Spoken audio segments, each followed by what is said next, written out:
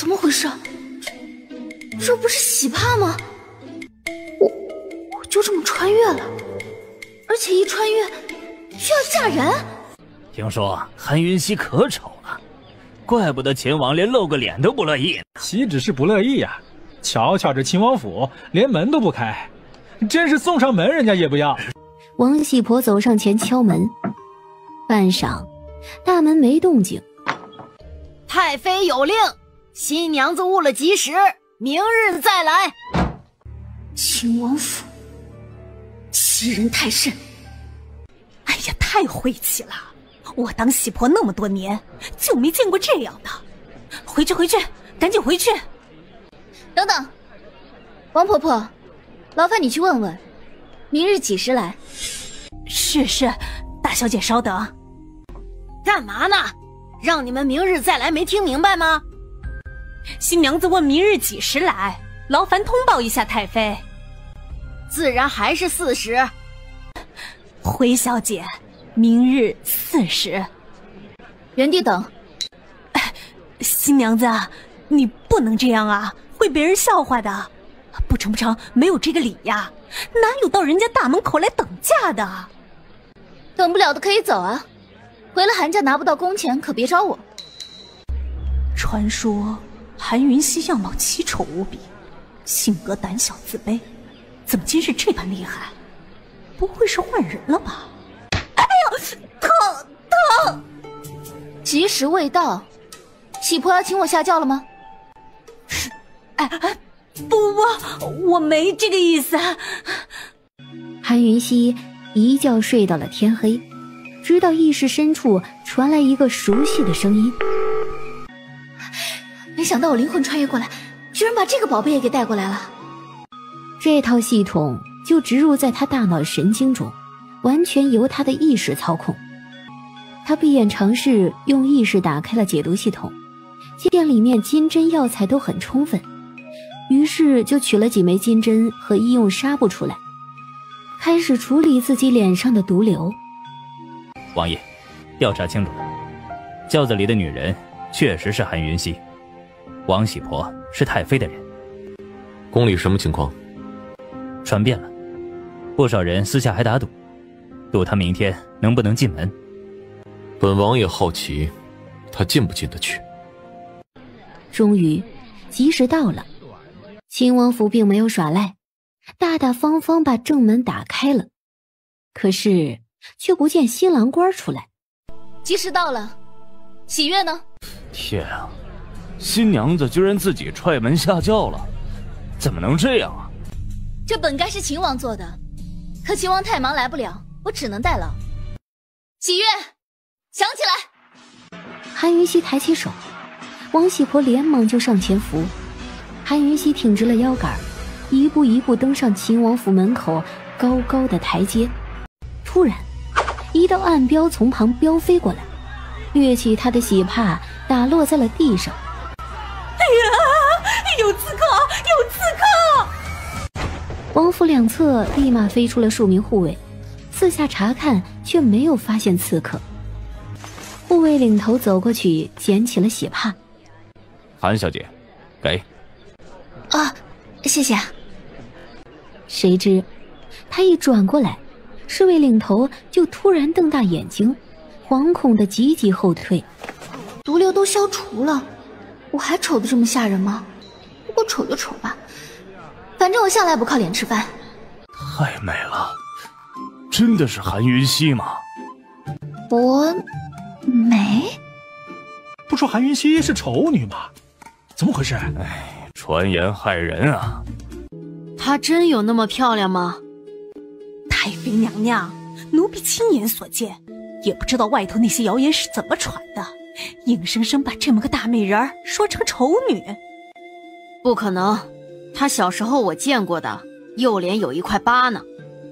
太妃娘娘，明日新娘子来请安，您就能看到了。奴婢哪敢蒙您呀？太妃娘娘，秦王不在府上，这新娘一个人怎么拜堂啊？还拜什么堂？直接送入喜房去。母妃，这是大喜呢，她长得美便好，要不今日让她进来，咱们秦王府的脸就被丢光了。慕容婉如是仪太妃收养的义女，自小伺候仪太妃，比亲女儿还贴心。太后把她大恩人的女儿强加给我儿子，这不是羞辱又是什么？长得再美有用？唉，太后要是把你赐给妃叶，我也不至于如此烦心。母妃，婉如只想一辈子伺候您。嗨，当本宫的媳妇也能一辈子伺候嘛。平素没事的话，多往秦王的书房里去，懂吗？都听母妃的。韩云熙坐在新房的床榻上，等了半天，见一个人都没来，他便大胆地掀起喜帕，起身来伸了个大懒腰。没想到那个害人的暗标，反而让我惊艳了一把。天哪，这长得也太倾国倾城了，这张脸也算对得起秦王了吧？那个家伙至今不露面，天晓得他长什么样子。今天晚上新郎官会回来吗？韩云熙从早等到晚，别说新郎官，就连个人影也没瞧见。夜深人静，他靠在床边，不知不觉地睡着了。突然一个撞击声传来，韩云熙猛地惊醒过来。什么人？外头昏暗寂静，无人回答。就在这时，脑海里传来了嘟嘟嘟的声音，提醒他附近有毒。怎么回事？想活命就别动。喂，你来行刺秦王的吗？秦王不在，我估计1年半载他也不会来。你放了我，我当什么都不知道，怎么样？男子没回答。你受伤了，赶紧走吧，我保证不喊人抓你。韩云熙小心翼翼地想推开男子的长剑，谁知刚刚碰到剑背呢，男子就扬起剑抵上他的脖子，毫不留情地滑下去。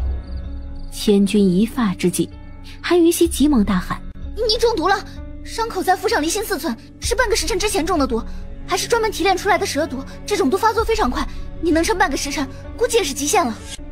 我可以帮你解毒，解不了，你再杀我也不迟。你别动啊，一动就会促进血液循环，加速毒液进入心脏的。昏暗中，黑衣人的眼底闪过一抹玩味，还真的乖乖的不动了。你把衣服脱了，不脱我怎么看伤口？你是男的，我是女的，吃亏的是我，不是你。当他的手正靠近时，却被男子直接拍开。我自己来。韩云熙见状，便取出2枚金针，刺入男子心口附近的穴道。男子立马就觉得胸闷的感觉减轻了些。稍等，我去拿灯来。天哪，这个男人！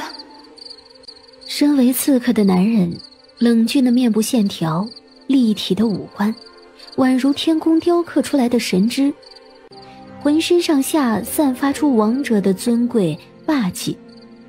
韩云熙看得吃愣，手一颤，一盏灯笼就摔落地上了。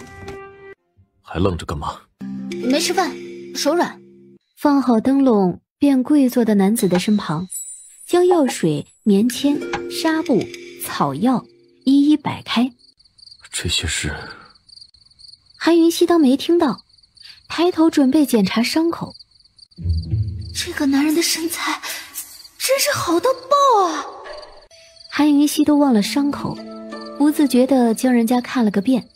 会疼，忍着。韩云熙，她明明是个丑女，为何会貌美倾城，惊艳众人？她明明胆小怯弱，哪来的胆识气魄，天威不乱？她明明是韩家最废的小姐，哪里来的这一手精湛针术？这里是秦王府，今夜又是洞房花烛夜，新郎官随时都可能进来。万一被撞见我和别的男人在一起，我肯定会没命的。每天换一次药，几天就没事了。你赶紧走吧。韩云熙，洞房花烛夜，你要本王去哪里？你就是龙飞夜？放肆！你真的是韩云溪？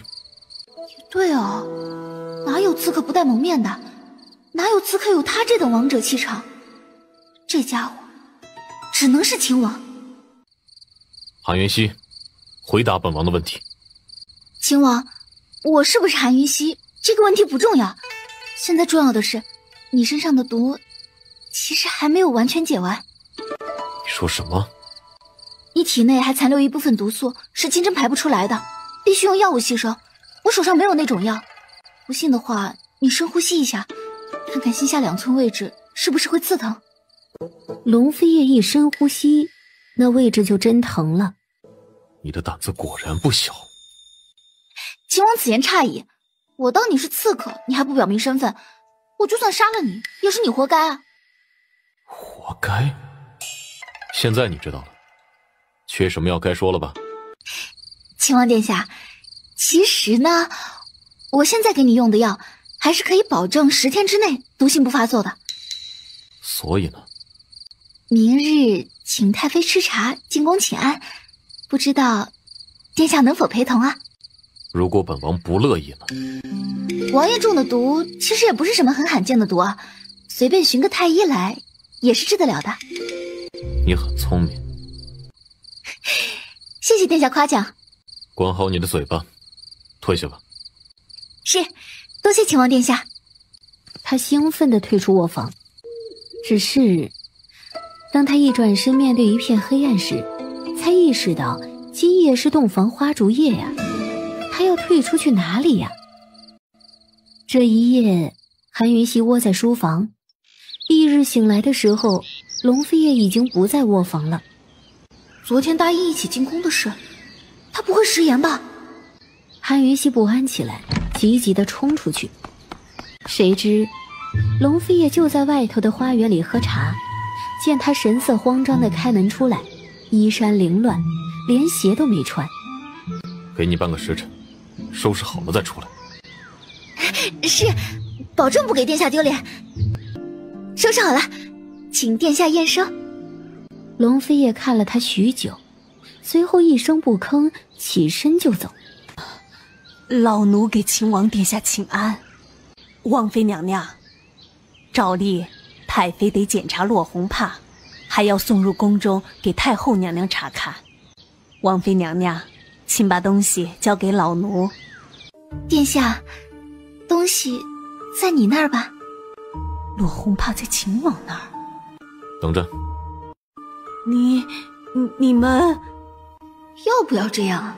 搞得我们像奸夫淫妇一样。龙飞夜，你我因皇命成婚，一切皆非我强求。你若反抗不了皇命，能不能不把所有的压力都放在我一个女人身上？终于龙飞夜回来了，可他的双手却空空如也。殿下，帕子呢？本王带过去便可。殿下要一起去太妃那儿。龙飞夜没有回答老嬷嬷，也没有理睬韩云溪，说完就走。落红帕，请母妃过目。只见那手帕被叠成厚厚的方块，最上面一面干干净净，纯白无瑕。韩云溪失落地低下头，准备接受姨太妃的质疑。姨太妃瞥了一眼，立马拉下脸，随后应付似的随便挑起了落红帕查看。谁知这一挑起，立马就看到雪白的丝帕上有一抹红色。天哪，龙飞夜，你够意思，够爷们儿，真的多谢了。母妃也看过了，来人，送入宫去。王妃娘娘敬太妃娘娘茶。臣妾韩氏云溪，给母妃请安。母妃千岁千岁千千岁。本宫也没什么好交代你的，你只要记住一点，不管你说什么做什么，都不能给本宫和殿下丢脸。是，臣妾谨记于心。平身吧。宛如你是小辈，给你嫂子敬杯茶。是。嫂子，喝茶。解毒系统的警示声突然急速响起，都快把韩云熙的脑袋炸掉了，也瞬间让韩云熙明白，这茶里有毒。好个慕容宛如娇嫩花，原来是一朵白莲花。这个时候让我喝下泻药，待会儿到了宫里去问安的时候，岂不当众狂长茅厕，丢脸丢到家？真是好一个见面大礼呀！很好，本医师会回你一个更大的礼的。茶到面前，韩云熙连忙伸手去接，大大方方的一口喝完，茶杯正要放回去呢，谁知一个不小心滑手，掉在地上碎了。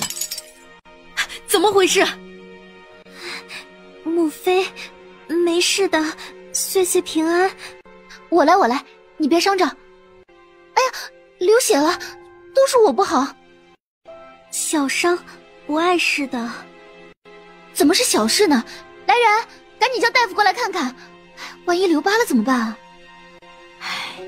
你呀，说过多少回了，这种事让下人做便好，抢什么抢？伤着了吧？母妃，不怪嫂子，是我自己不小心的。这种话，这哪里是白莲花，这简直是毒莲花。毛手毛脚的，一点修养都没有，罚你！臭死了，臭死了，赶紧出去！慕容宛如的脸瞬间飙红，就像猴屁股一样。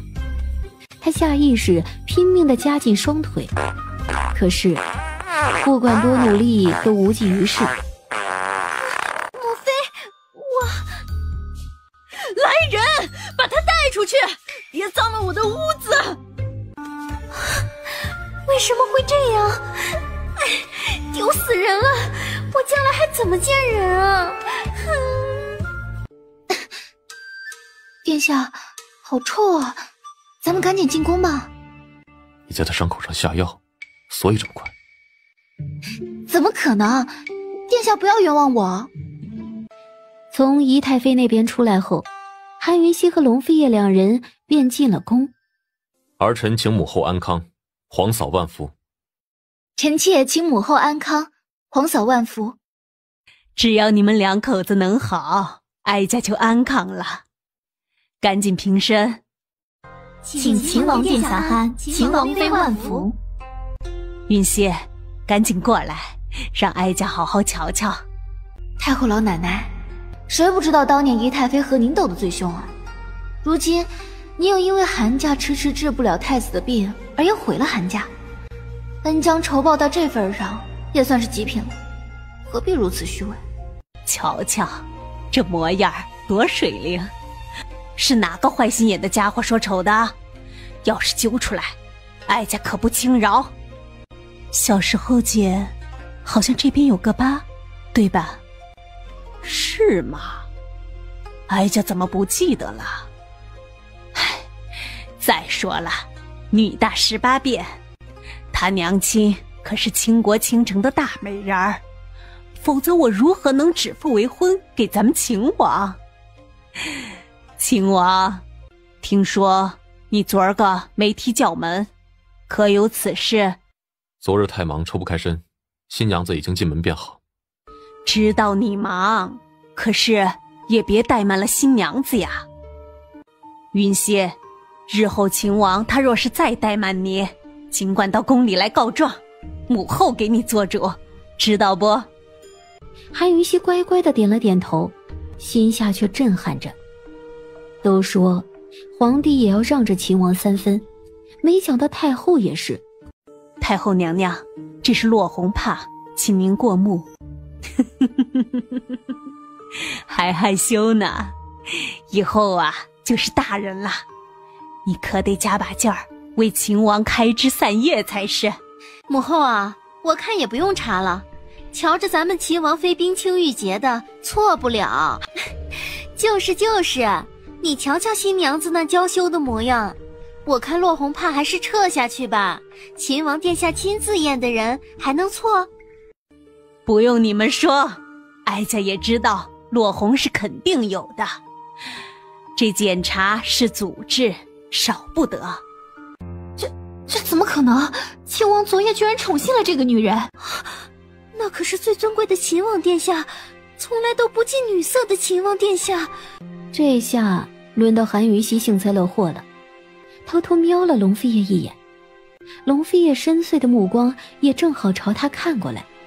韩云熙莫名的心头一怔，立马收回了视线，耳根子居然有点发烫。母后，儿臣还有急事，先行告退，改日再来看望。见他走，韩云熙想起身，可是太后却不声不响，骤然握紧他的手，那力道都快把他的骨头捏碎了。韩云熙，你还不走？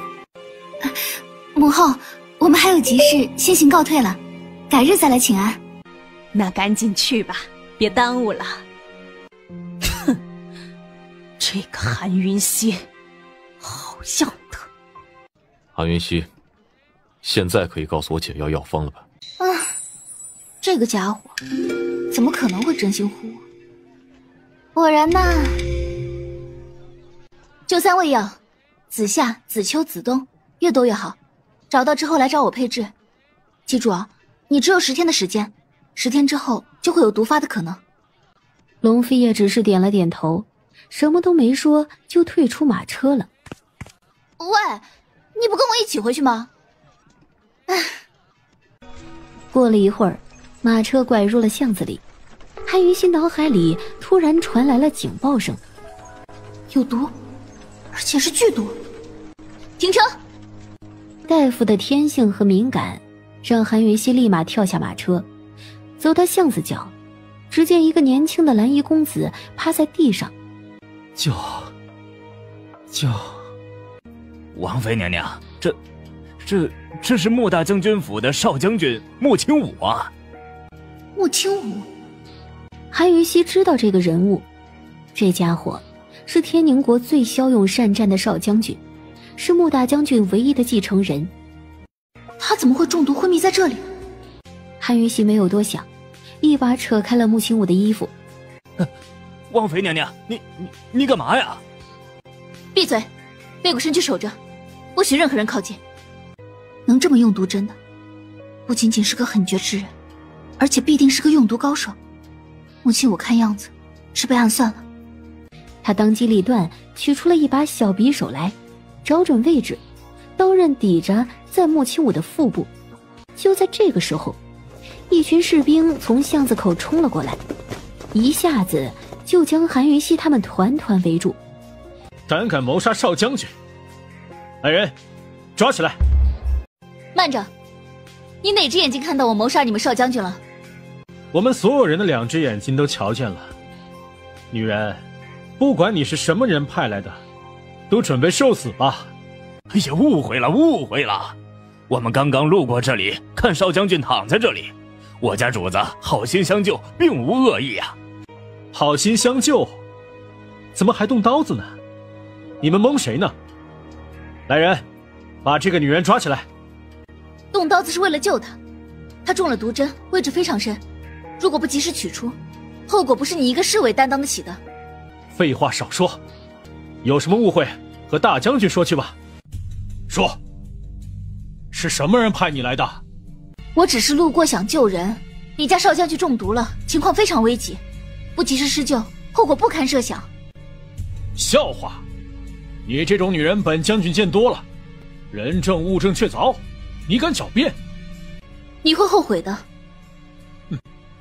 本将军让你先后悔。这个时候，李长风送顾太医出来了。顾太医，我儿子的情况怎么样？少将军无伤无痛，脉象也很正常，但至今高烧不退，昏迷不醒。我也纳闷着，还得观察2天。堂堂首席太医，连中毒的脉象都把不出来啊！再观察2天，我保证你可以直接帮穆清武收尸了。你敢诅咒我儿子？大将军，打不得呀！这位是秦王妃啊！你说什么？大将军，这位是秦王妃，今早刚刚随秦王殿下进宫请安，我们是在回来的路上遇到少将军的。王妃娘娘断断没有谋害少将军呀，请大将军明鉴。秦王妃又怎么样？蓄意谋杀少将军，一样是死罪。鞭子破空而来，却甩在了地上。虽然没有甩在韩云熙身上，却也吓得他不轻。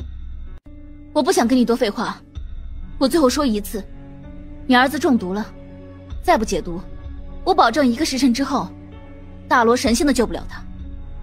哈哈哈哈哈！听听，你们都听听他说什么？韩家的废材也会看病了？来人呐，把这女人押下去，待少将军醒了，送大理寺处置。顾太医，你去检查少将军脐上2寸位置，玄灵穴和明幽穴临阵试毒，我到底有没有说谎，很快就会见分晓。什么玄灵穴和明幽穴？从来没听过。韩云熙，你说谎也打个底稿吧。此女正是那日打落韩云熙大红盖头的女子，大将军府的大小姐穆流月。爹爹，你还不赶紧把他送到大理寺去？他拿刀子要杀我哥，那是所有人都瞧见的事情，跟他废话什么呢？都是饭桶吗？还不把人押走？慢着，穆大将军，王妃娘娘说的有理，我马上去试试。顾太医，你不许去！谁不知道他是韩家的废材？他懂什么学，盗什么毒啊？笑话！大小姐，人命关天，如果真是中毒，时间就是性命，请你不要胡闹。顾北岳去得快，回来得更快。他面色苍白，凝重严肃，只拿着2根黑透了的银针给众人看。真中毒了？韩云熙，我哥哥身上的毒不会是你下的吧？你们再拖时间的话，我也不会解了。韩云熙，我就信你一回，赶紧跟我走。顾太医和穆将军留下，其他人都出去，不要干扰我。这都剖腹了，能行吗？嘘，不要干扰他。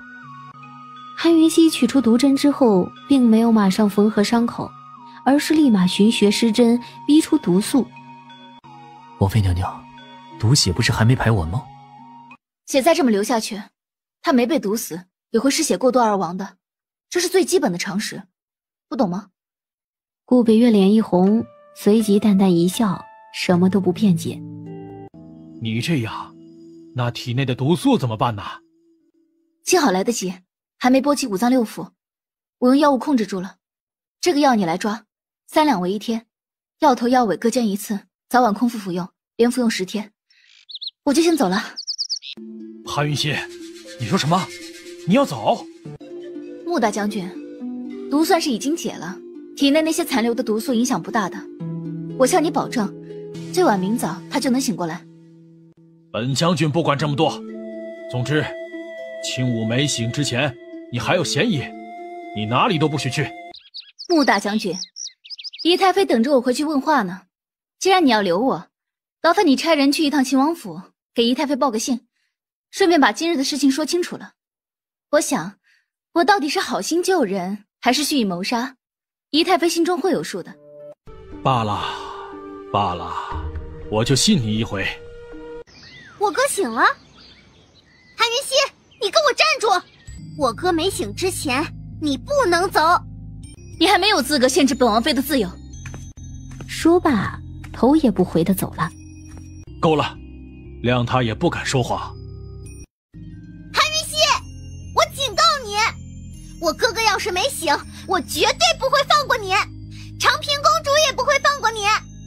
韩云熙刚回到门口，却被告知姨太妃去了西郊别院，准备住几天再回来。难道是嫌弃这屋子被慕容婉如一泻千里给弄脏了？母妃去别院休养了，得好些天才会回来。嫂子若是想母妃了，我随时都可以带你过去。还有，嫂子以后如果想吃什么，也可以跟我说，我会吩咐伙房做的。嫂子，我哥昨晚上真和你……真的假的？你有意见？嫂子，你说什么呢？你是不是误会我什么了？虽然你不是我哥哥心甘情愿娶的，但是总归是进门了。我哥那性子我最了解了，我这么问也是关心你。如果他冷落了你，你告诉我，我替你做主。我就开个玩笑，你这么紧张做什么？慕容姑娘，昨夜我们是真的，你放心吧。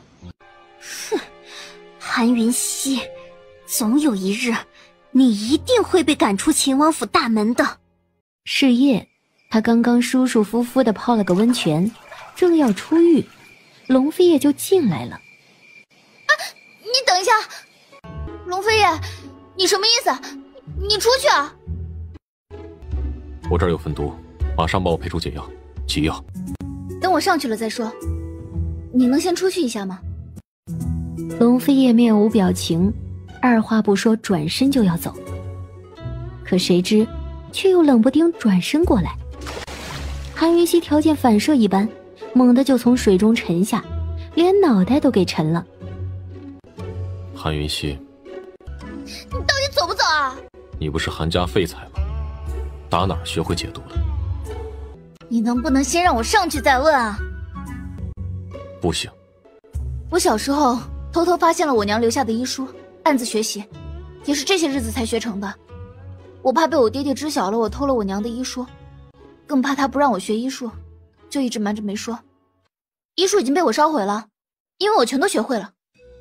龙飞叶没说话，冰冷的眸光似乎要将他看穿。盯了半晌，见韩云溪目光坦然，龙飞叶也没再问，转身出门去。刚出狱的韩云溪如出水芙蓉，清丽脱俗。龙飞叶看着他，迎面走过来，眸色深了几分。这些里有毒，你看看。韩云溪接过来嗅了嗅，没嗅出什么东西来。这毒我闻不出来，你去帮我找碗清水来。龙飞叶不懂毒，二话没说转身就走。韩云溪确定他真走了，这才取了金针，采集了些许白布上的血迹，放入解毒系统里化验。很快龙飞叶就回来了，亲自端来一碗清水。韩云溪装模作样的将白布放入水中，然后用金针采集了些许血水，闻了闻。这是花毒，迷迭香。配出解药，现在就要。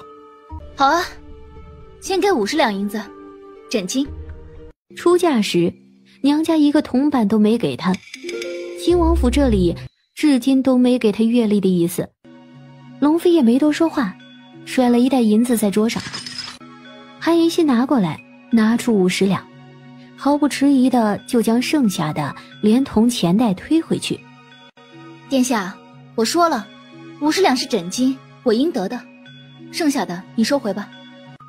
说罢，他就提笔写解药的药方，如同施针解毒时那样，小脸认真，眸光专注。殿下，你那3味药找到了吗？还没。韩云溪，出去。殿下，你打算怎样安置臣妾啊？去找管家安排。殿下，你住卧房，我住书房，咱们互不干涉，如何？本王不习惯，马上出去。韩云溪没办法，只能离开。他提着灯笼夜逛芙蓉院。芙蓉院院子不小，却只有一座寝宫，一座矮矮的小阁楼。确定没人之后，韩云溪大喜，把灯笼往墙上一挂，这地方从此以后就是他的了。韩云溪，你这个骗子！你说秦武今早能醒，可是他不仅没醒，而且还反复高烧。这件事你必须给本将军一个交代。哎，嫂子，你什么时候会医术的？我怎么不知道？穆大将军，我能保证他腹部的毒都已经解了，至于为何昏迷不醒、高烧不退，我没见到人，无法诊断。我跟你走一趟吧。哼，你当然要跟我走。韩云溪，我告诉你，秦武要是不醒，我拿你一命抵一命。穆大将军，虽然姨太妃和秦王都不在，但是这秦王府也不是你可以放肆的地方。够了，我说了要跟他走，捣什么乱？走啊，磨蹭什么？可是按照我的药方服药的。王妃娘娘，就连煎药都是下官亲自煎的，错不了。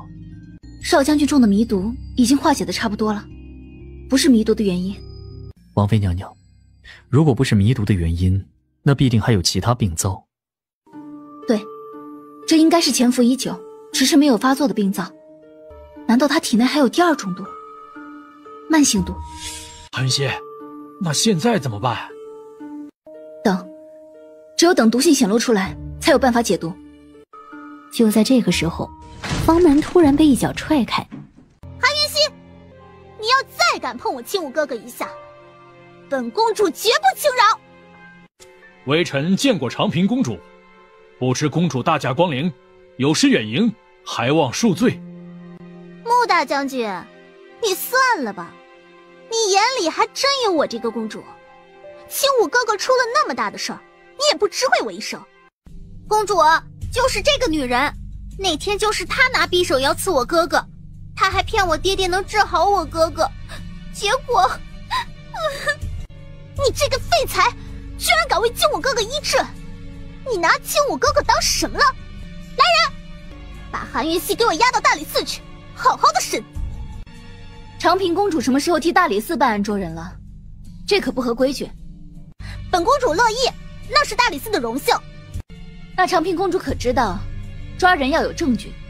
刘月和李长风就是人证，亲武哥哥也是人证，还有长平公主，我也能作证。少将军就要恢复了，你们先出去，有什么话等清武醒了再说吧。顾太医，本公主说话不许插嘴。那请问长平公主，你可有逮捕令？暂时没有。那暂时没有你来干什么？马上给我滚出去！韩云熙，你好大的胆子，你敢凶本公主？你敢这么跟本公主说话？我为什么不敢？韩云熙，你嚣张什么？你不就是个废物，不就是自己送上门的女人？你真以为自己飞上枝头变凤凰了？哼，废物永远是废物，麻雀永远都是麻雀。你真把自己当根葱，别人也未必拿你蘸酱吃。贱人！长平公主，你说我不会医术就是废物，那请问你会医术吗？我……所以长平公主，劳烦你说话放尊重点。还有，本王妃好歹也是你皇婶，对长辈大喊大叫，这是你该有的礼数吗？我最后说一次，请你出去，不要影响病人。哈哈，皇婶，韩云熙，你还真不害臊啊！我皇叔可没想要娶你啊，是你这个不要脸的女人自己送上门的。你敢跟本公主说什么皇婶？你比妓女还不如呢！韩云熙便猛地扬起一巴掌，狠狠地朝长平公主的脸上打去。哼，你这个贱人，你敢打本公主？本公主跟你拼了！母后都没打过我，你算什么东西？韩云熙，你犯贱！你这个妓女！够了！小小年纪，满口粗秽之语，你母后是怎么教导你？是怎么当你娘的？你这个女人打了我，居然还敢说我母后的不是？韩云熙，你狗胆包天！来人，抓住他！快！秦王妃你们也敢抓？你们问过秦王殿下没有？谁给你们这雄心豹子胆的？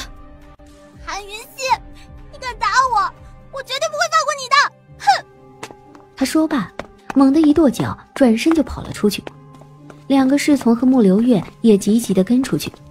谁知他们竟随手关上了房门，将韩云熙反锁在了屋内。韩云熙，你等着！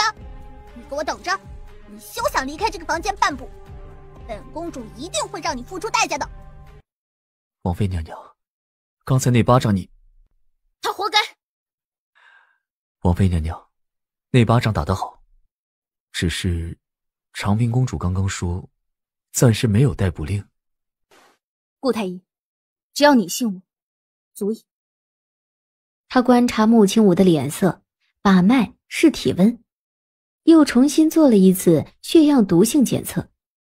秦王妃，这是太后亲批的逮捕令，有人举报你蓄意谋害少将军穆青武的性命，请你随下官走一趟吧。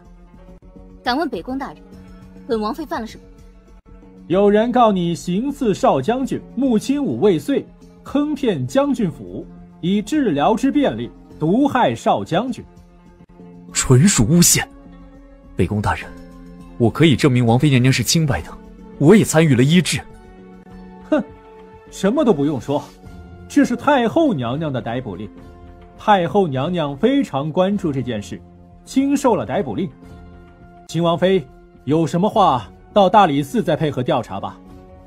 你们谁要作证的，也请到大理寺备案记录。北宫大人，顾太医，多说无益。你在宫里当差的，逮捕令是什么东西，你应该很清楚。大将军，顾太医，少将军什么情况你们都清楚。我的命和少将军的命是系在一起的，你们应该明白。北宫大人，我们走吧。韩云熙表情坦然，云淡风轻，也不需人压，转身就走。长平公主和穆留月本想打击他，可谁知道到头来自己却失落得不得了，一点复仇的喜悦感都没有。都还愣着做甚？走吧。穆大将军，瞧瞧你请的什么庸医，马上赶他走，我请了好几个蛇医来呢。慕容小姐，那姨太妃可有说去哪了吗？唉，这才新婚就出了这么大的事，母妃要是知道了一定会生气的。你说她又不懂医术，怎么就……慕容小姐，秦王妃是无辜的，在下可以作证，事关人命，还请慕容小姐赶紧带在下去见姨太妃吧。大理寺那种地方，进去了要出来就难了。母妃在静修，不喜欢外人打扰。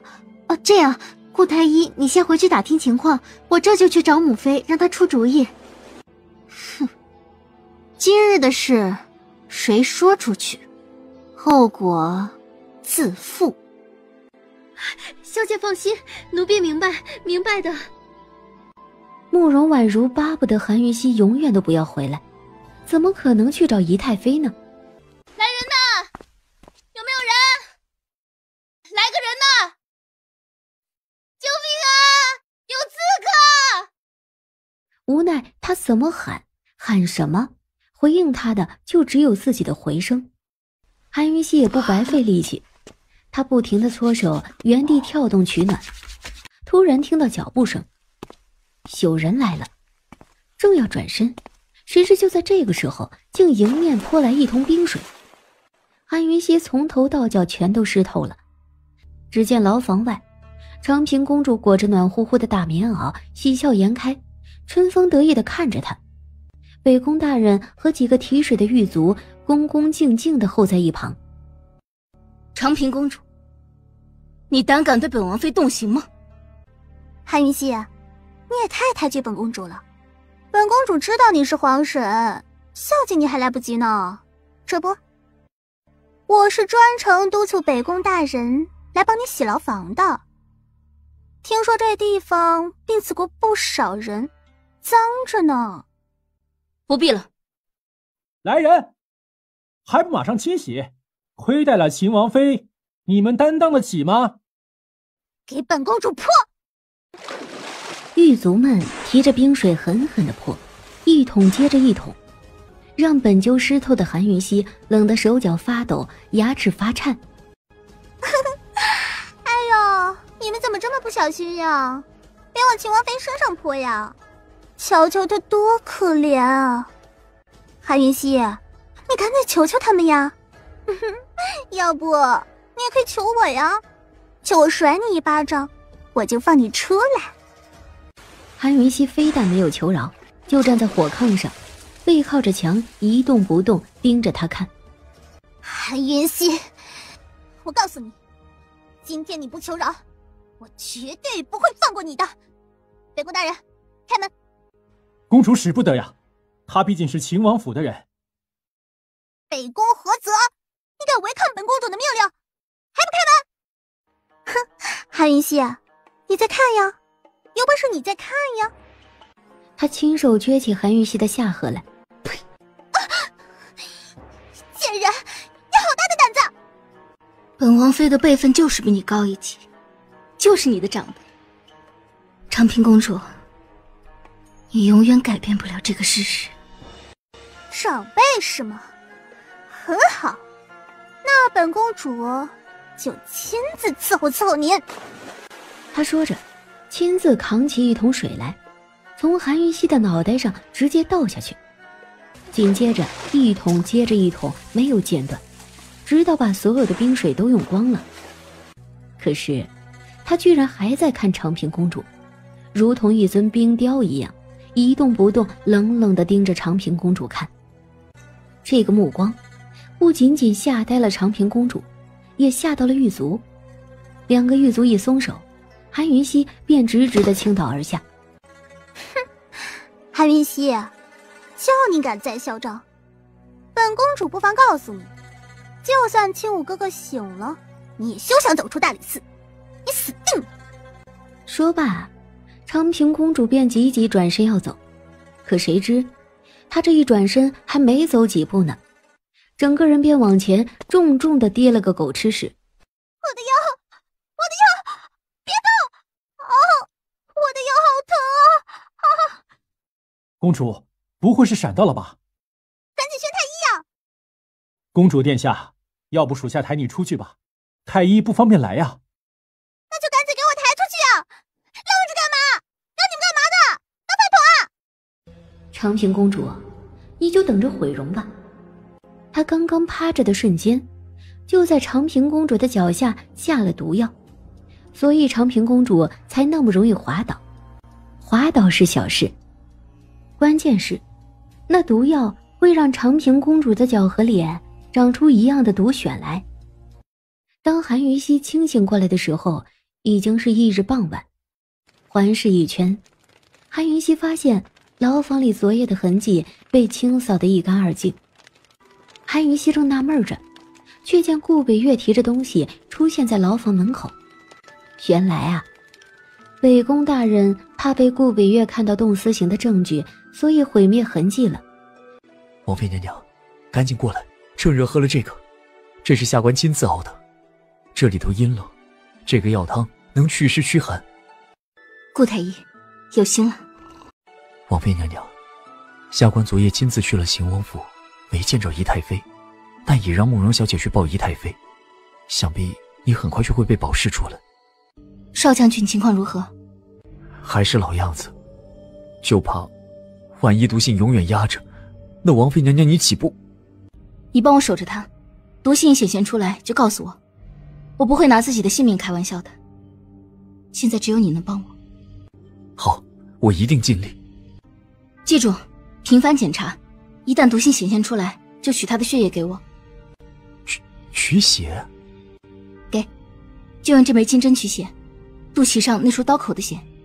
顾太医，就剩下2天了，我如果被无罪释放了，就告诉你为什么。我真的很好奇。好，一言为定。公主殿下，你这是？没事儿。哎，你怎么出来了？青武哥哥怎么样了？哎呀，少将军的病情确实很复杂，只能是等几天看情况再说了。韩翠儿，你怎么回事啊？你怎么这么没用？太子哥哥你医不好，青武哥哥你也医不好，你这个庸医，我要告诉皇奶奶去。长平公主息怒，连顾太医都瞧不出来。公主殿下，那在下回去找几位医学院理事探讨探讨，明日再来瞧瞧吧。好好好，那我们等你的好消息。太好了，刘月，走，我们去大理寺办大事。韩云熙呀，韩云熙，你害死你娘，又害得韩家在太后和秦王府之间难堪，这一回你也该为韩家做点什么了。公主，北宫大人，我还有一计，你们看看如何？也不知道穆流月低声说了些什么，只见长平公主和北宫大人都面露喜色，好，刘月，事成之后重重有赏。快，你要的东西来了。毒性爆发出来了。真被你说中了，高烧不断，唇舌发紫，我采了血样就马上过来了。穆大将军总算相信咱们了，亲自守着呢。韩云熙没有多问，转身将金针放入了解毒系统里检验。是万蛇毒。万蛇毒就是世上最毒的10种蛇毒提炼混合而成。这种毒的毒性潜伏得很深，但是一爆发出来，1个时辰里必定会没命的。给，这药只能暂缓毒性大爆发的速度，你先让他服药，然后去配解药，一定要在2个时辰里配置好解药让他服用，否则……岂料顾北岳才跑了几步，北宫大人便亲自带了几个狱卒围了上来。顾太医，3更半夜的，原来你在这里呀！难怪本宫到府上找不到你。不知北宫大人找在下有何贵干？谁知北宫大人一挥手，几个狱卒便上前擒拿住了顾北岳。北宫何泽，你什么意思？穆青武遇害诬枕一案，本官怀疑你和韩云熙勾结，现在将你押后候审。证据呢？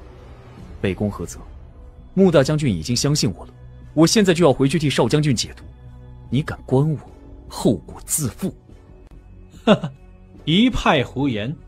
韩神医已经去请医学院理事会诊了，你就死了这条心吧。放开我！你们这样会害死邵将军的。一道黑影突然出现，落在他面前。你是什么人？韩云熙，有人出钱买你出去，废话少说，跟我走吧。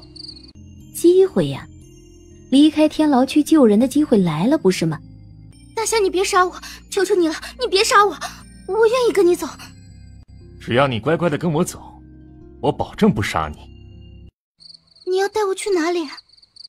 呵呵，秦王妃，雇我的人想杀你，对不住了，天都快亮了，小的送你上路吧。然而当他举起大刀时，手突然抽了筋，瞬间无力，大刀咣当一声掉了在地上。与此同时，他的另一手还有他的双脚筋骨全都猛地一抽，整个人原地瘫了下去。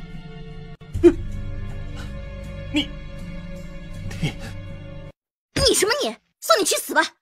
回去告诉北宫何泽，这笔账本王妃记下了。离开巷子，韩云熙就拼命地往穆大将军府跑。主子，那好像是王妃娘娘。龙飞叶一袭锦白便装，俊逸非凡，清冷尊贵。他俊眉微拢，二话没说就追了过去。韩云熙，你给我站住！不许让他进去！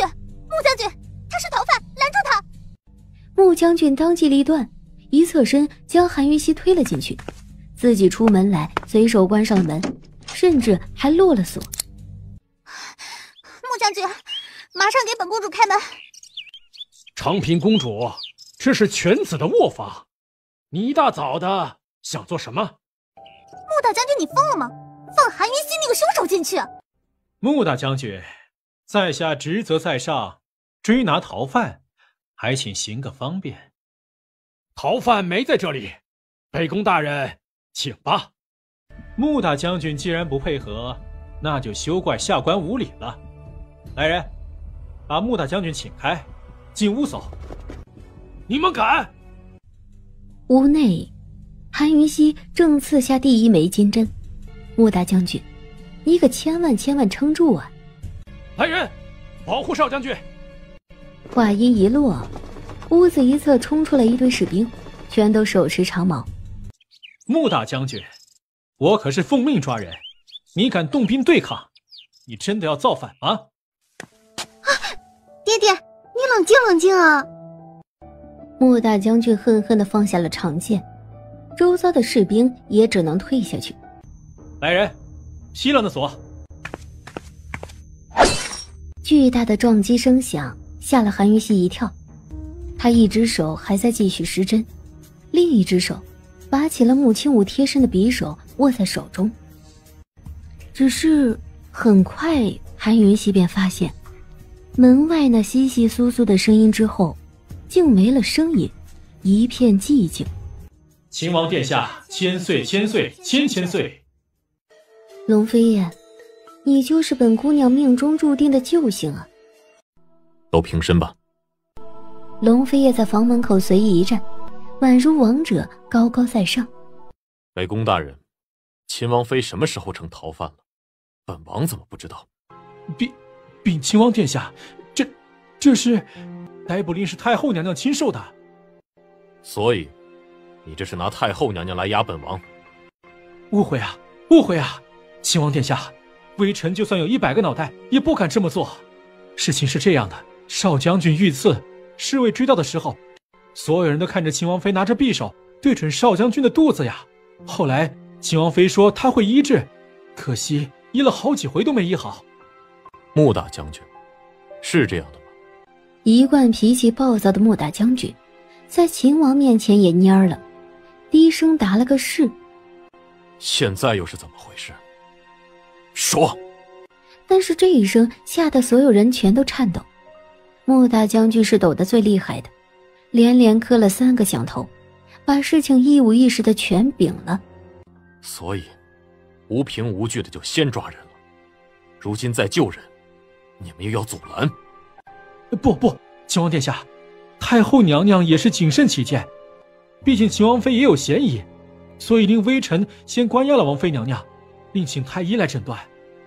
就是，秦皇叔，皇奶奶疼皇婶，可也得公事公办，不能落人口实。你还是先让我们进去瞧瞧吧，万一……长平公主话还未说完，见龙飞叶冰冷的视线飘过来，她便怯怯地闭嘴了。确实，该公事公办。秦王，要不让太医进去吧，以防……万一惊扰了他，影响了解毒效果，北宫大人你负责吗？这对少将军的性命负责，对秦王妃的罪名负责，北宫何泽吓得胆都裂了。龙飞也从门前让开，冷扫了众人一眼。还有谁要进去吗？既是没人，那就请北宫大人稍等了。属下不敢。如果秦王妃救不了穆青武，你就带回去公事公办。如果秦王妃救醒了穆青武，你没有足够的证据就关押本王的王妃，那也别怪本王公事公办。北宫何泽一个机灵，吓懵了。下人搬来了凳子，龙飞叶霸气地坐在房门口。他说等，就算等个3天3夜，也没人挪得动他。敲门声竟从龙飞叶的背后传来。龙飞叶并不急于打开门，而是意味深长地看了北宫何泽一眼。北宫何泽的心都快跳出心口了。龙飞叶一把推开了房门。此人不是别人，正是少将军穆青武。北宫何泽，你什么意思？秦王妃是本将的救命恩人，你凭什么说她是刺客？没有她，本将这条命早就没了。怎么，你也巴不得本将早点死吗？误会啊，少将军，下官是冤枉的，下官真不知道秦王妃能救活你呀。父亲，那天孩儿被刺客下毒，是秦王妃救了孩儿，孩儿见着他之后才不省人事的。爹爹，这不也是担心呐？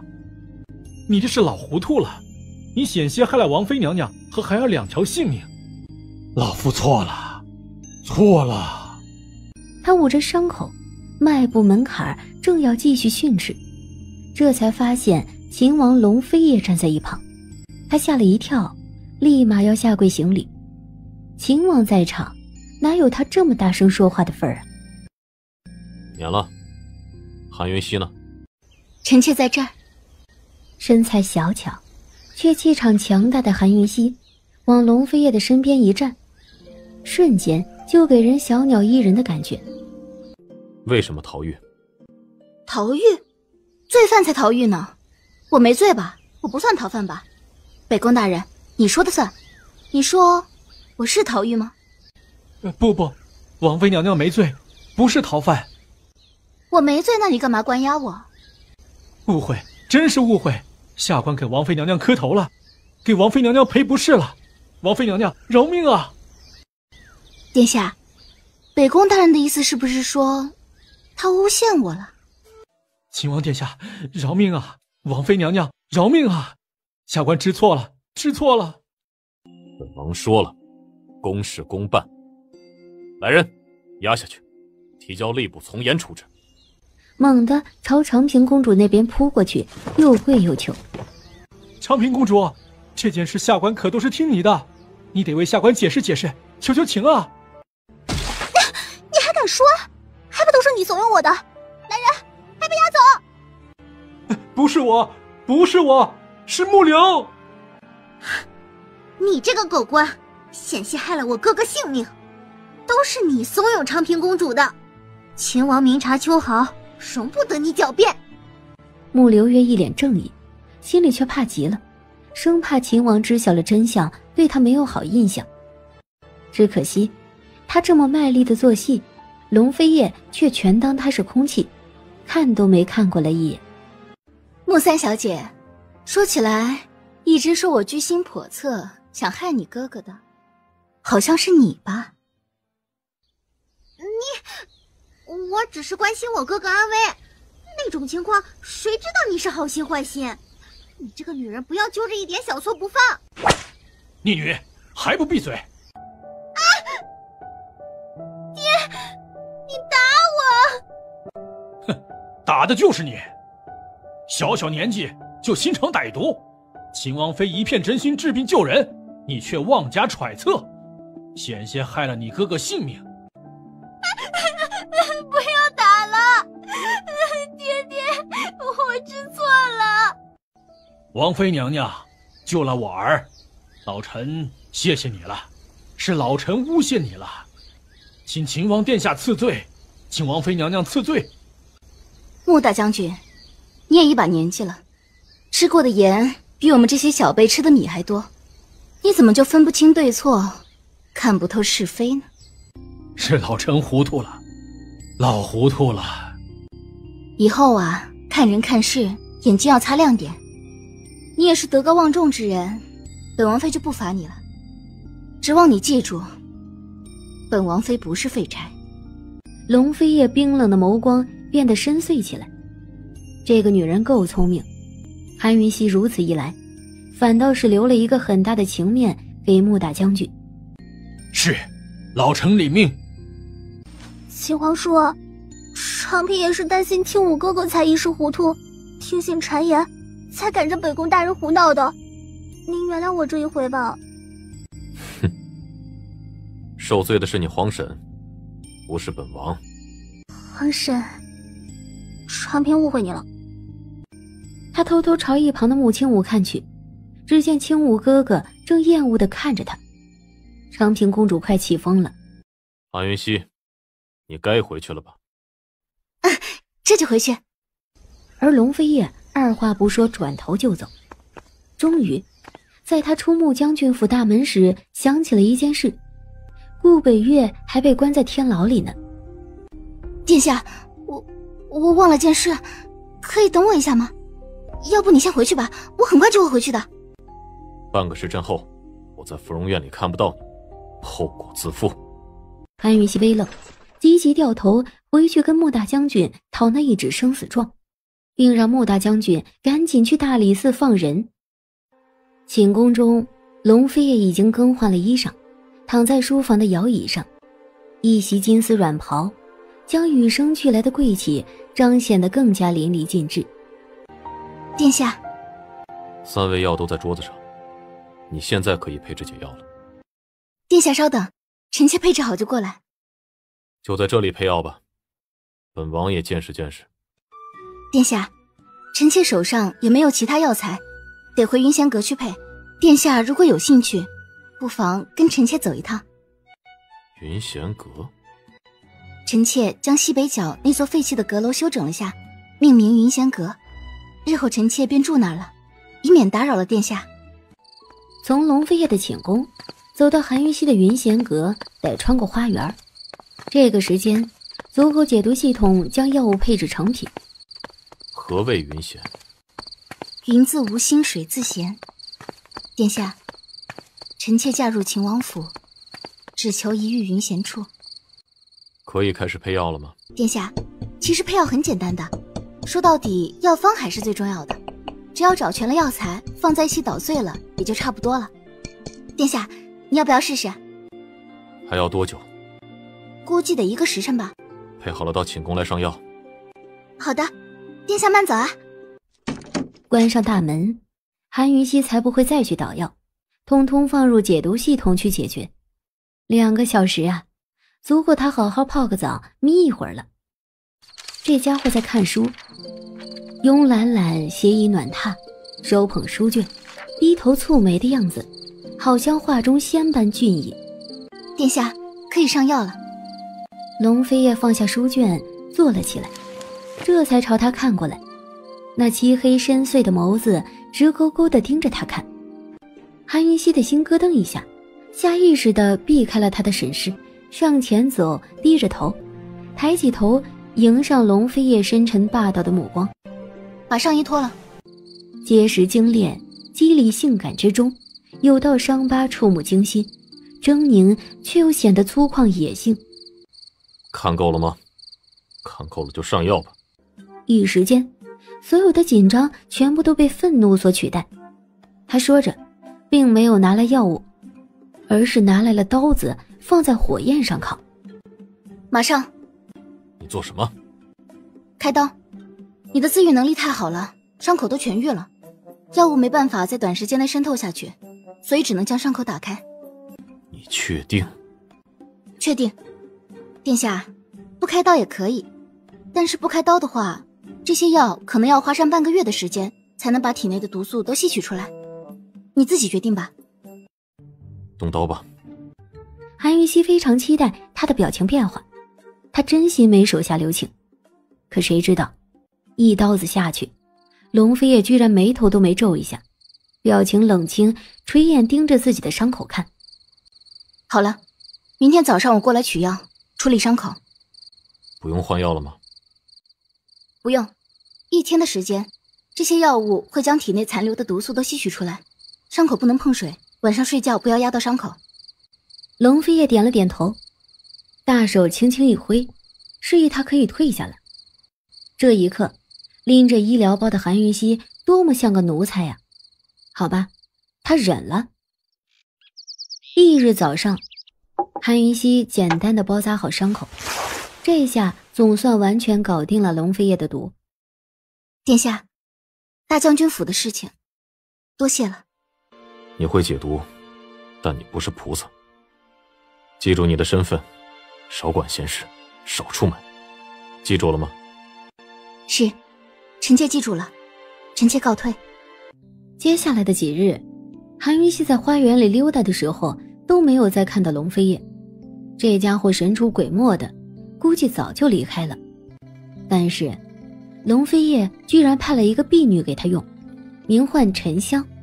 王妃娘娘，院门口来人了，说您有客人。微臣参见秦王妃，王妃娘娘吉祥。免礼，坐吧。王妃娘娘，今日微臣是特来答谢救命之恩的。赶紧平身吧，那日不是谢过了吗？那日是那日，今日微臣是正式来拜谢，微臣无以回报。他日如有需要微臣之处，请王妃娘娘一定开口。好吧，我记下了。顾太医，我看我也得好好拜谢拜谢你啊。那毒是我嗅出来的。王妃娘娘，使不得。嗅出来的，嫂子的鼻子真厉害。慕容姑娘客气了，赶紧平身。嫂子，你还怪我呢，对不对？我都求你了3回了，你好歹听我解释解释呀。难不成宛如姑娘有什么难言之隐，所以那晚上没去请姨太妃？那天晚上顾太医走后，我好着急，马上出门，可是还没出城门就晕了。我是回来了，可我让小六子快马加鞭去禀了，谁知道那个刁奴居然没去，躲在门口睡着了。嫂子，都是我不好。哦，所以你就没再派人去了？去了，我亲自去了，可是没找着母妃。你也没有差人告知顾太医一声了？嫂子，我这急的我都给忘了。慕容姑娘，就不用多解释了。我们和秦王妃还有话要说，请你行个方便吧。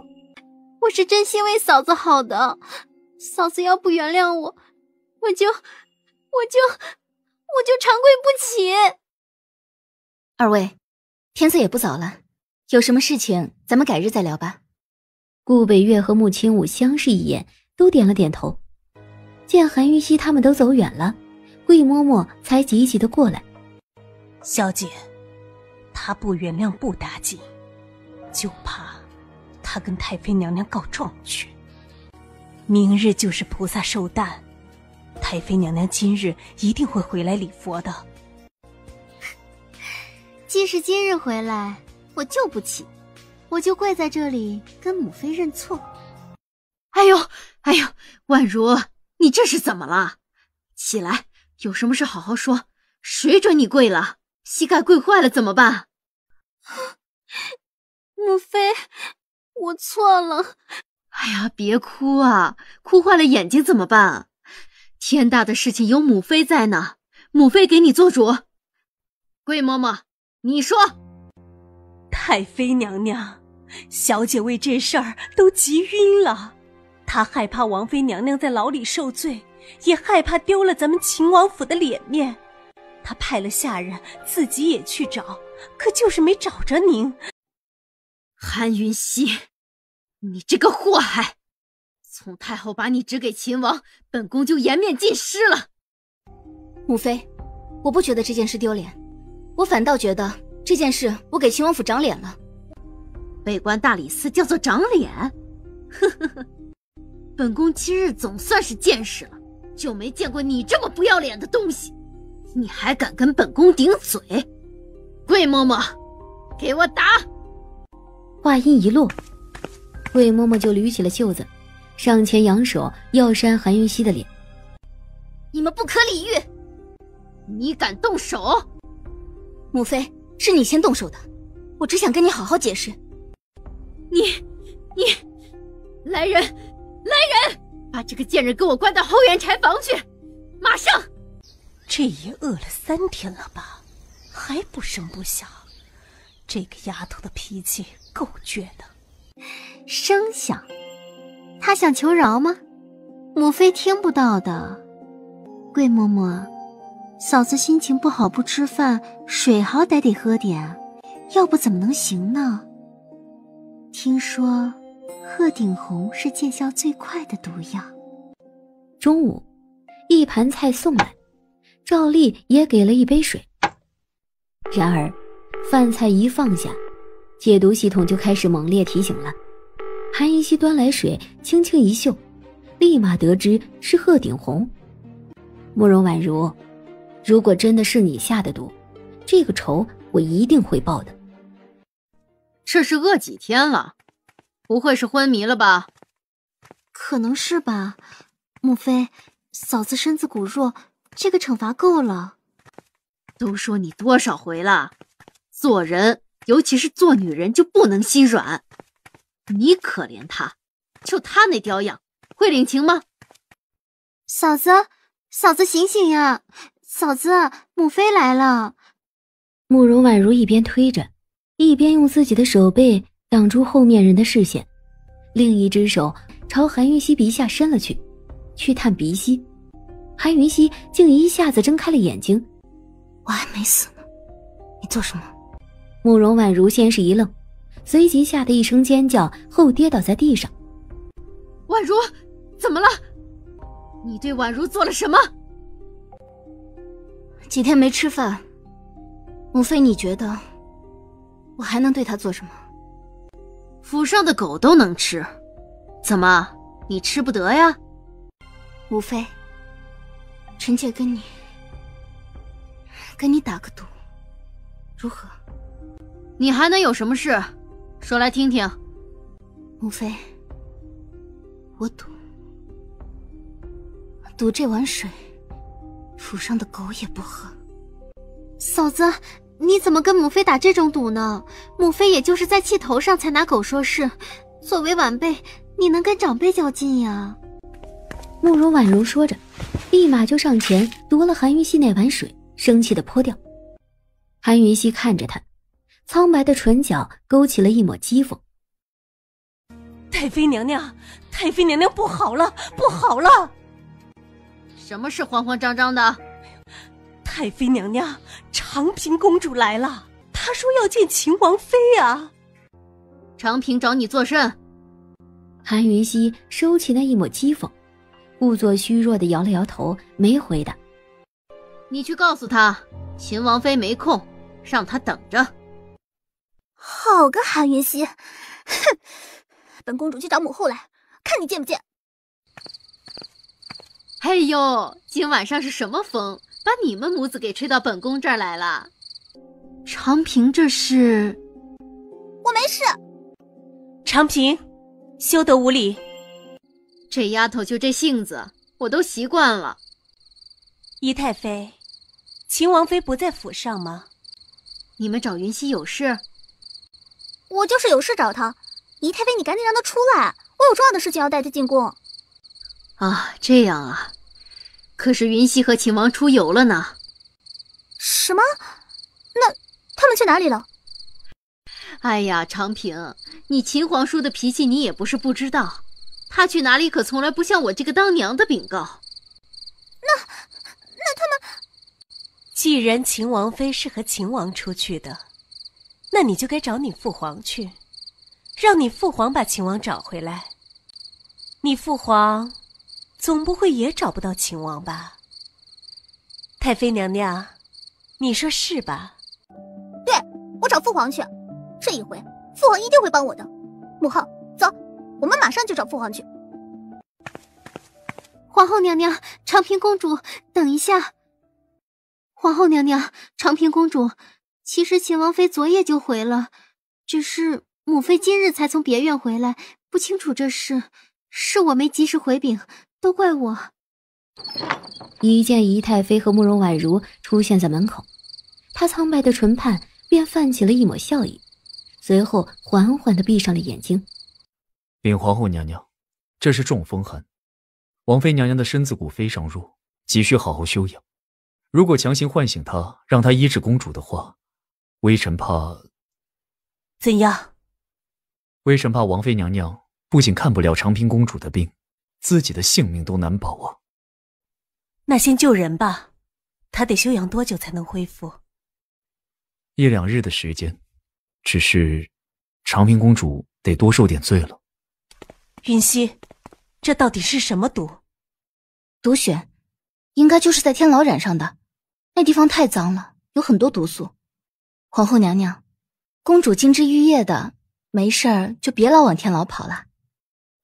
那多久能痊愈呢？解毒了就能好。我写个解药药方，赶紧让人抓药去吧。顾太医，这件事就交给你了，务必尽快把药都找齐了。皇后娘娘，石阶蝉蜕是价值连城的东西，至今就只出现了2只，一只在北厉国皇后手中，另一只在哪里？下官只知道在姨太妃手上，至于有没有用掉，属下就不得而知了。云溪，要不你跟你母妃说说。皇后娘娘，公主这边我还得守着，以防万一毒发传染了。皇后娘娘，事不宜迟，你还是找人替我走一趟吧。日落的时候，姨太妃居然和顾伟月一同进宫了。皇后，早知道是来治病的，我就不会让她来了。她会什么医术呢？前些日子还险些把牢房给坐穿了，能治什么呀？哎呦，我的太妃娘娘，你就别谦虚了。少将军那件事是误会了，长平都给赔过罪了，你就大人不计小人过吧。和太后一帮人斗了那么多年，很久很久都没这么解气过了。于是他很爽快地拿出了10节蝉蜕，也没交给皇后，而是亲手交给韩云熙。云熙，你可得谨慎点，长平公主就交给你了。母妃放心，臣妾明白的，臣妾这就去熬药来。王妃娘娘，微臣给你打下手。顾太医，你到长平公主那儿瞧瞧吧。下官遵命。顾北岳，谢了。嫂子，怎么样？皇后和公主没为难你吧？母妃都去了，他们怎么敢刁难我？母妃岂不没面子？韩云熙，你知道顾本宫的面子就好。以后每月初1到账房领例前，当王妃要有王妃的样子。瞧瞧你这一身穷酸相。仪太妃撇了撇嘴，有些不耐烦，不屑地从头打量韩云熙从头到脚，这才转身离开。妹妹，听说10节蝉蜕是你的嫁妆，不会是真的吧？慕容婉如气岔了，眼泪立马滚落下来，冷哼一声，转身就跑了。见状，韩云熙哈哈大笑起来。慕容婉如呀，慕容婉如，迟早有一天要将你彻底打回原形。刚到花园，就撞见那座大冰山龙飞叶。过来，本王等你很久了。长平公主的事解决了。殿下消息真灵通啊！早点休息，明儿一早跟我出去一趟。做什么？解毒。解什么毒？你去了就知道。我要出诊费。明早寅时，我来找你。龙飞叶一脸很鄙视，连回答都不乐意，只是点了点头就起身走。要么今晚上去，要么明天太阳出来后再去，这么早我去不了。为何？冷。我付双倍出诊金。10倍都不去。韩云熙，你有什么毒不会解的吗？这个不好说，天下的毒种类繁多，数不胜数，同一种类之下又有无数分支，即便是同一种毒，根据中毒的深浅、时间以及中毒者身体状况，解毒的办法都是不一样的，所以臣妾无法给你肯定的回答。如果不是人中毒呢？是动物中毒了吗？去了你就知道了。早点休息，寅时我会过来找你的。喂，怎么回事？到底是什么东西中毒了？你说清楚啊！你不说我真不去了。不管韩云熙怎么威胁，龙飞叶都始终没回头。强劲有力的敲门声让刚刚入睡的韩云熙惊醒。还去吗？去，当然去。300两，一个子儿也不能少。龙飞叶的眼中闪过一抹连自己都没有意识到的欣赏，当场就取出了钱袋丢给韩云熙，然而韩云熙却丢回来。戒了毒，解得了再说不迟。才到芙蓉院门口，龙飞叶就止步了。怎么了吗？进来。龙飞叶转身过来，张开一手臂，扬起他那宽大的披风。韩云熙看愣了，半晌都没明白过来这件事是什么意思。韩云熙都还未缓过神来呢，龙飞叶揽着他，足尖轻点，便往帝都西北方向飞掠了过去。可扑面而来的风又冷又凌厉，如刀割一样，很快就让韩云熙受不了了。他动了动，见龙飞叶没有反应，将脑袋埋在他身上。这一下总算是彻底温暖了。然而他那线条冷意的唇角也不知道何时泛起了一抹弧度，直到龙飞叶带着他落地，站在地上，他才清醒过来，从他怀中探出脑袋，发现自己身处在一个高高的悬崖上，此时正是清晨。你可以放手了。韩云熙脸一红，触电一样急急收回手臂，从他宽大的披风里挣脱开。来这里做什么？再等1刻钟。而眼前的悬崖下是一片深渊，清晨的雾气还没有散开，看不到下面。韩云熙已经很久没有看日出了，正看得出神呢，谁知道脑海里突然传来了嘟嘟嘟的提示声。附近有毒，到底怎么回事？你怎么知道的？这毒很奇怪，快告诉我怎么回事。这个深渊里常年弥漫着毒物，夜里全沉在谷底，日出时候会浮上来。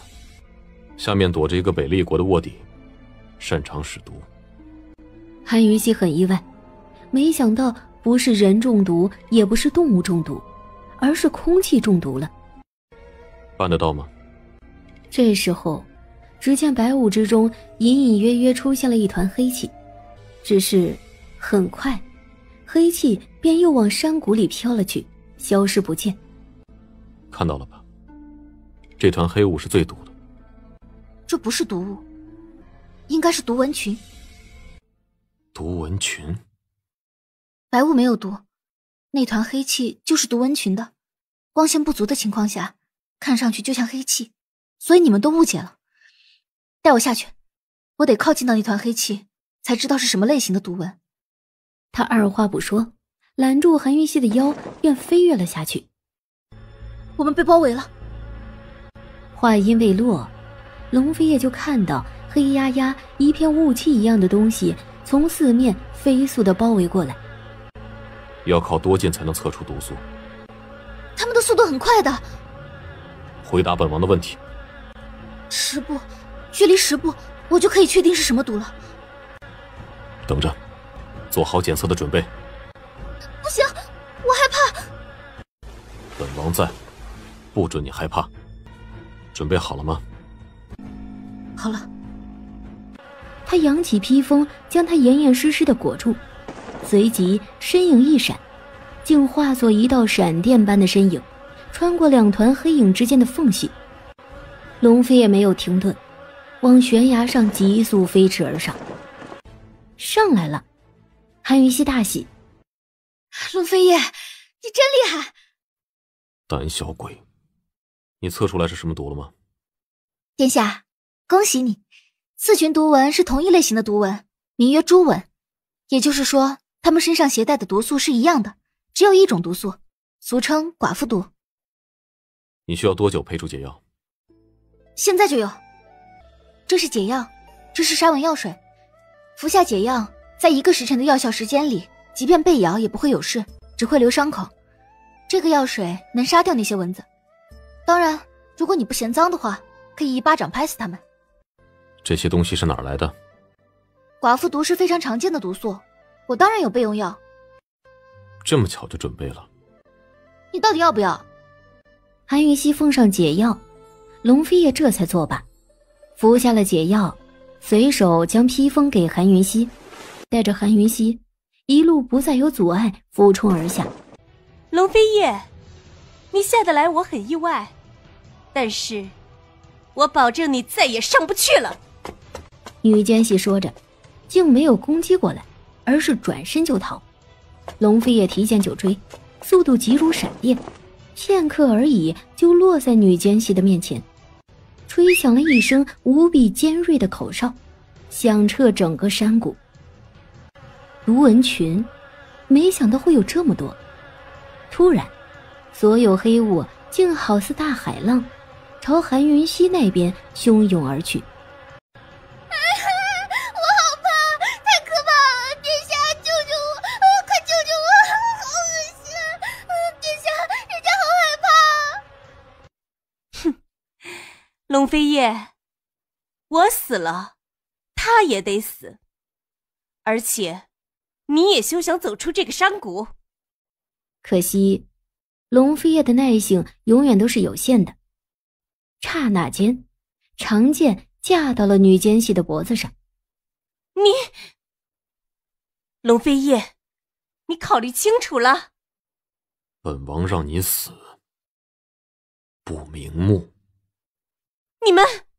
只见韩云熙掏出2瓶沙纹药水来，优雅的原地旋转一周，顺带也喷了一圈的药水。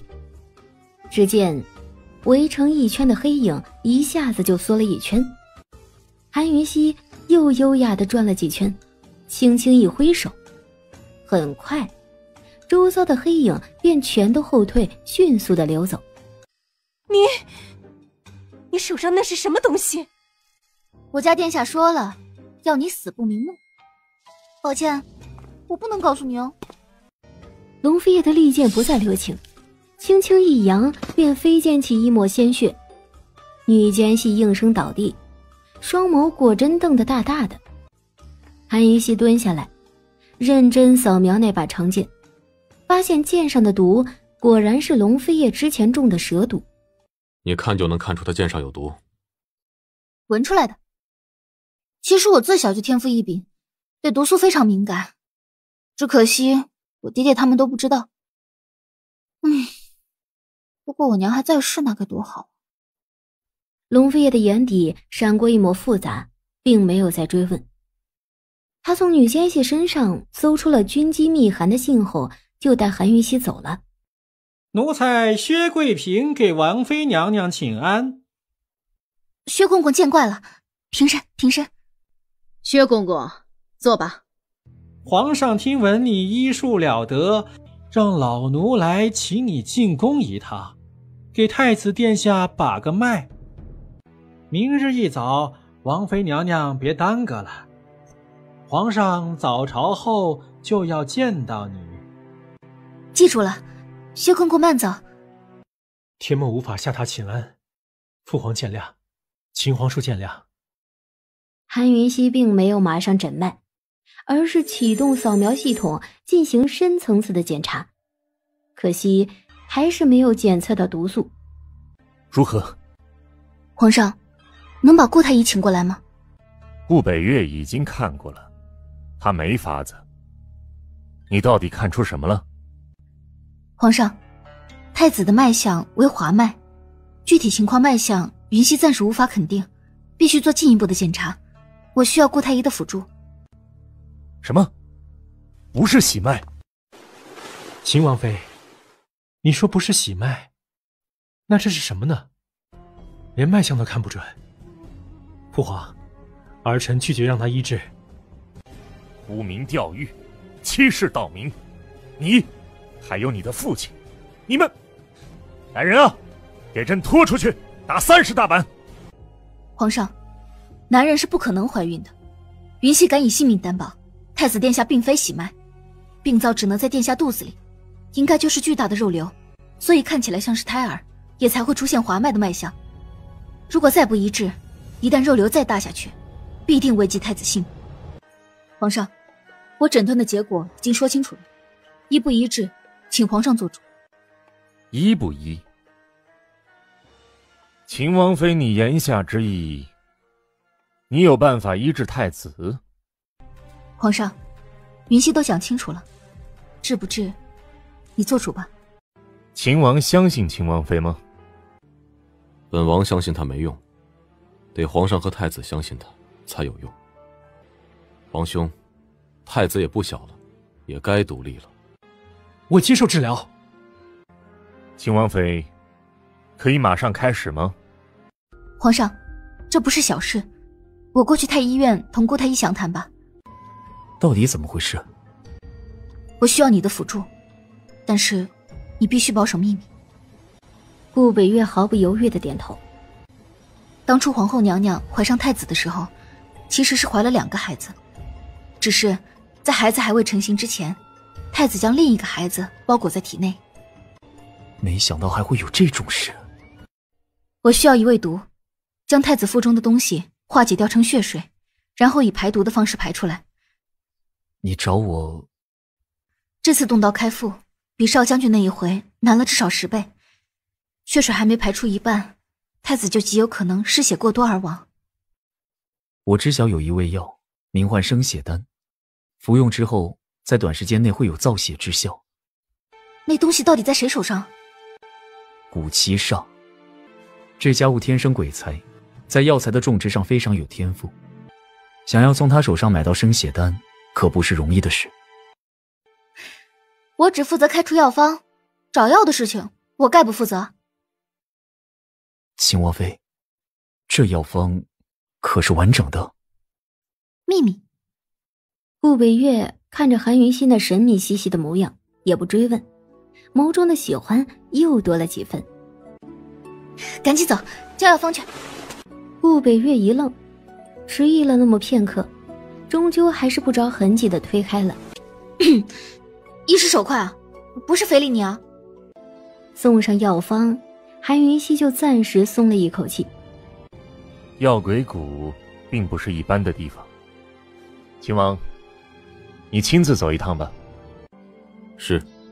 当下众人便都散去，韩云溪借口和顾北月配药，并没有和龙飞叶一起回。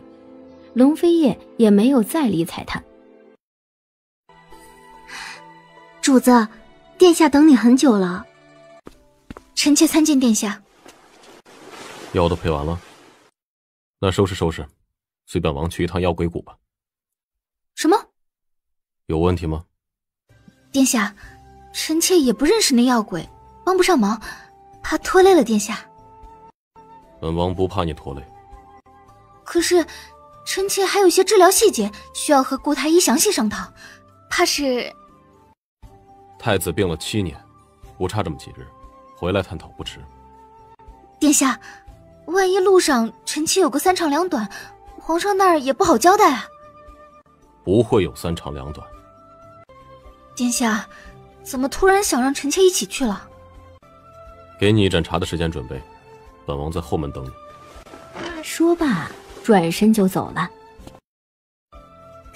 主子，我听他们说，殿下从来不带女人出门的，而且也从来不用女仆的，你是第一个哦。那个药鬼谷是什么地方呀？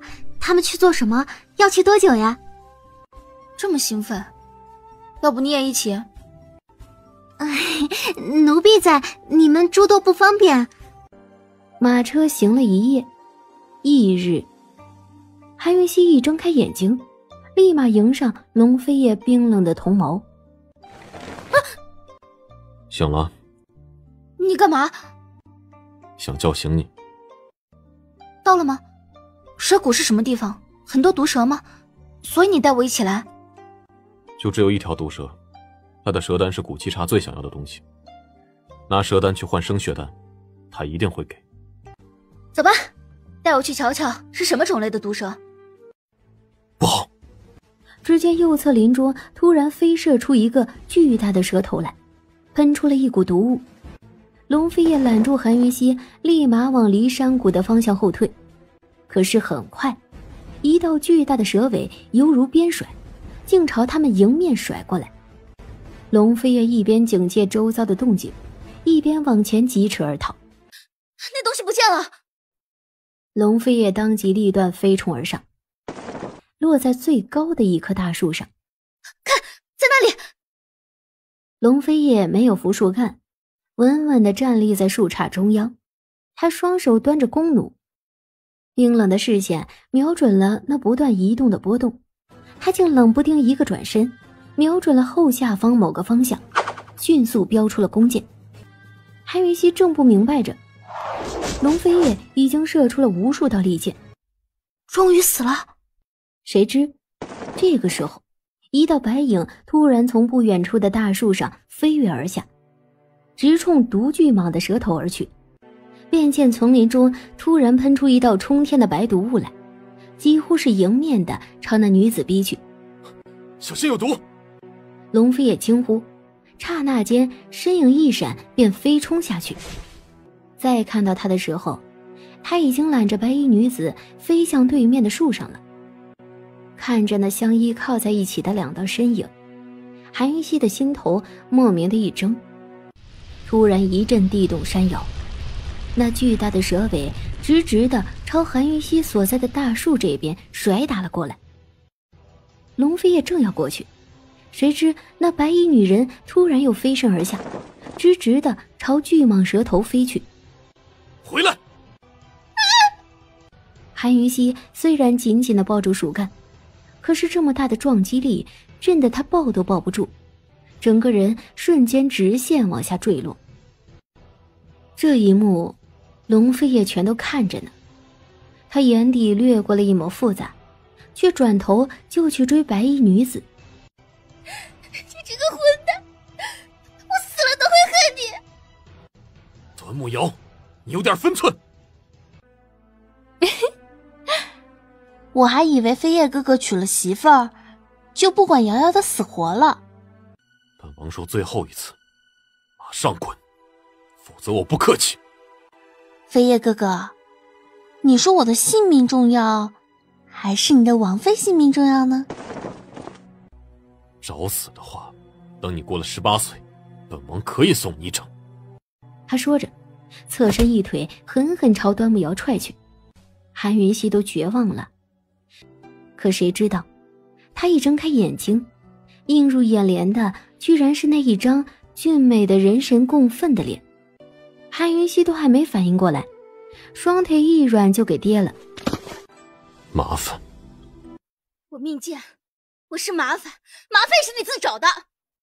怎么把本王妃带出来的，就怎么带回去，少一根汗毛，本王妃绝对移不了太子。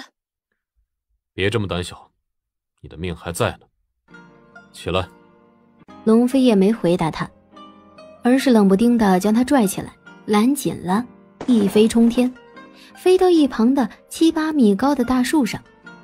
龙飞叶，我警告你，你再把我一个人放在树上，我绝对……鬼叫什么？我绝对不会放过你的。龙飞叶一愣，他唇畔竟微微勾起，泛起了一抹浅笑。龙飞叶双手端着弓弩，瞄准了正张大的蛇口，咻！一箭穿口而入，彻底解决了毒巨蟒，轻轻飞落下来，落在毒巨蟒的身旁。只见他动作干脆利索，3下5除2就取出了一颗弹丸大小的蛇丹。蛇丹也拿到了，我对你来说也没什么用了，我要回去。无奈到了山谷外，却发现马车和车夫都被毒死了，没人能保护他回去。要么自己走回去，要么跟本王走一趟。他说完，都不给韩云溪思考的余地，转身就又往山谷里去。喂，罗飞叶，你太过分了！你给我站住，罗飞叶！你再不站住，我马上就走了。秦王殿下第一次来就带了毒巨蟒丹，本大人该拿什么给你换呢？生血丹，骨气差，你换不换？哎，真不巧，有人拿了7星虫草来，想换的也是生血丹。2样东西都是本大人梦寐已久的，你们让本大人如何抉择呢？哈哈哈哈！秦王殿下，你懂什么叫做先来后到吗？本王不懂。龙飞叶，你卑鄙！龙飞叶非但没有停手，反倒一招比一招凶狠毒辣。停！妖鬼，你到底要跟谁换？哎呀呀！呵呵，本大人2样都想要呀，要不你们继续打一场吧。抢到的东西归本大人所有，如何？谁知就在这个时候，一个清脆的声音传来：“哥，你在里头吗？”瑶瑶，你师兄要跟咱们抢生血丹呢，要不你跟他打一场？师兄师妹切磋，本大人很喜欢。端木瑶气呼呼的，赌气一样看着龙飞叶，索性将7星虫草藏入胸口中去。师兄，难得有机会，咱们就好好较量一场。要抢就来吧。龙飞叶的脸都黑了一圈，眼底闪过一抹厌恶，双方僵持住了。妖鬼大人高高在上，坐在主位上，他将众人一一扫过，视线最后落在韩云溪的身上。秦王殿下，这抢女人的东西，还是女人来抢，比较合适吧？妖鬼大人，女人家动手动脚多粗鲁啊，再说了，我也不会武功，不如比试别的吧。很好，就这么决定了。本大人来出题，你们就比试，找药。七煞鸢尾，单白1米，鬼打墙。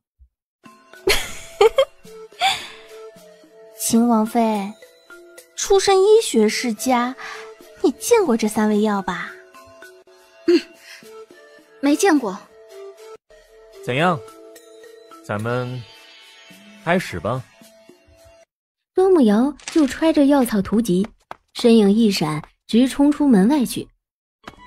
韩云溪甜甜一笑，加快速度，总算跑到院子里。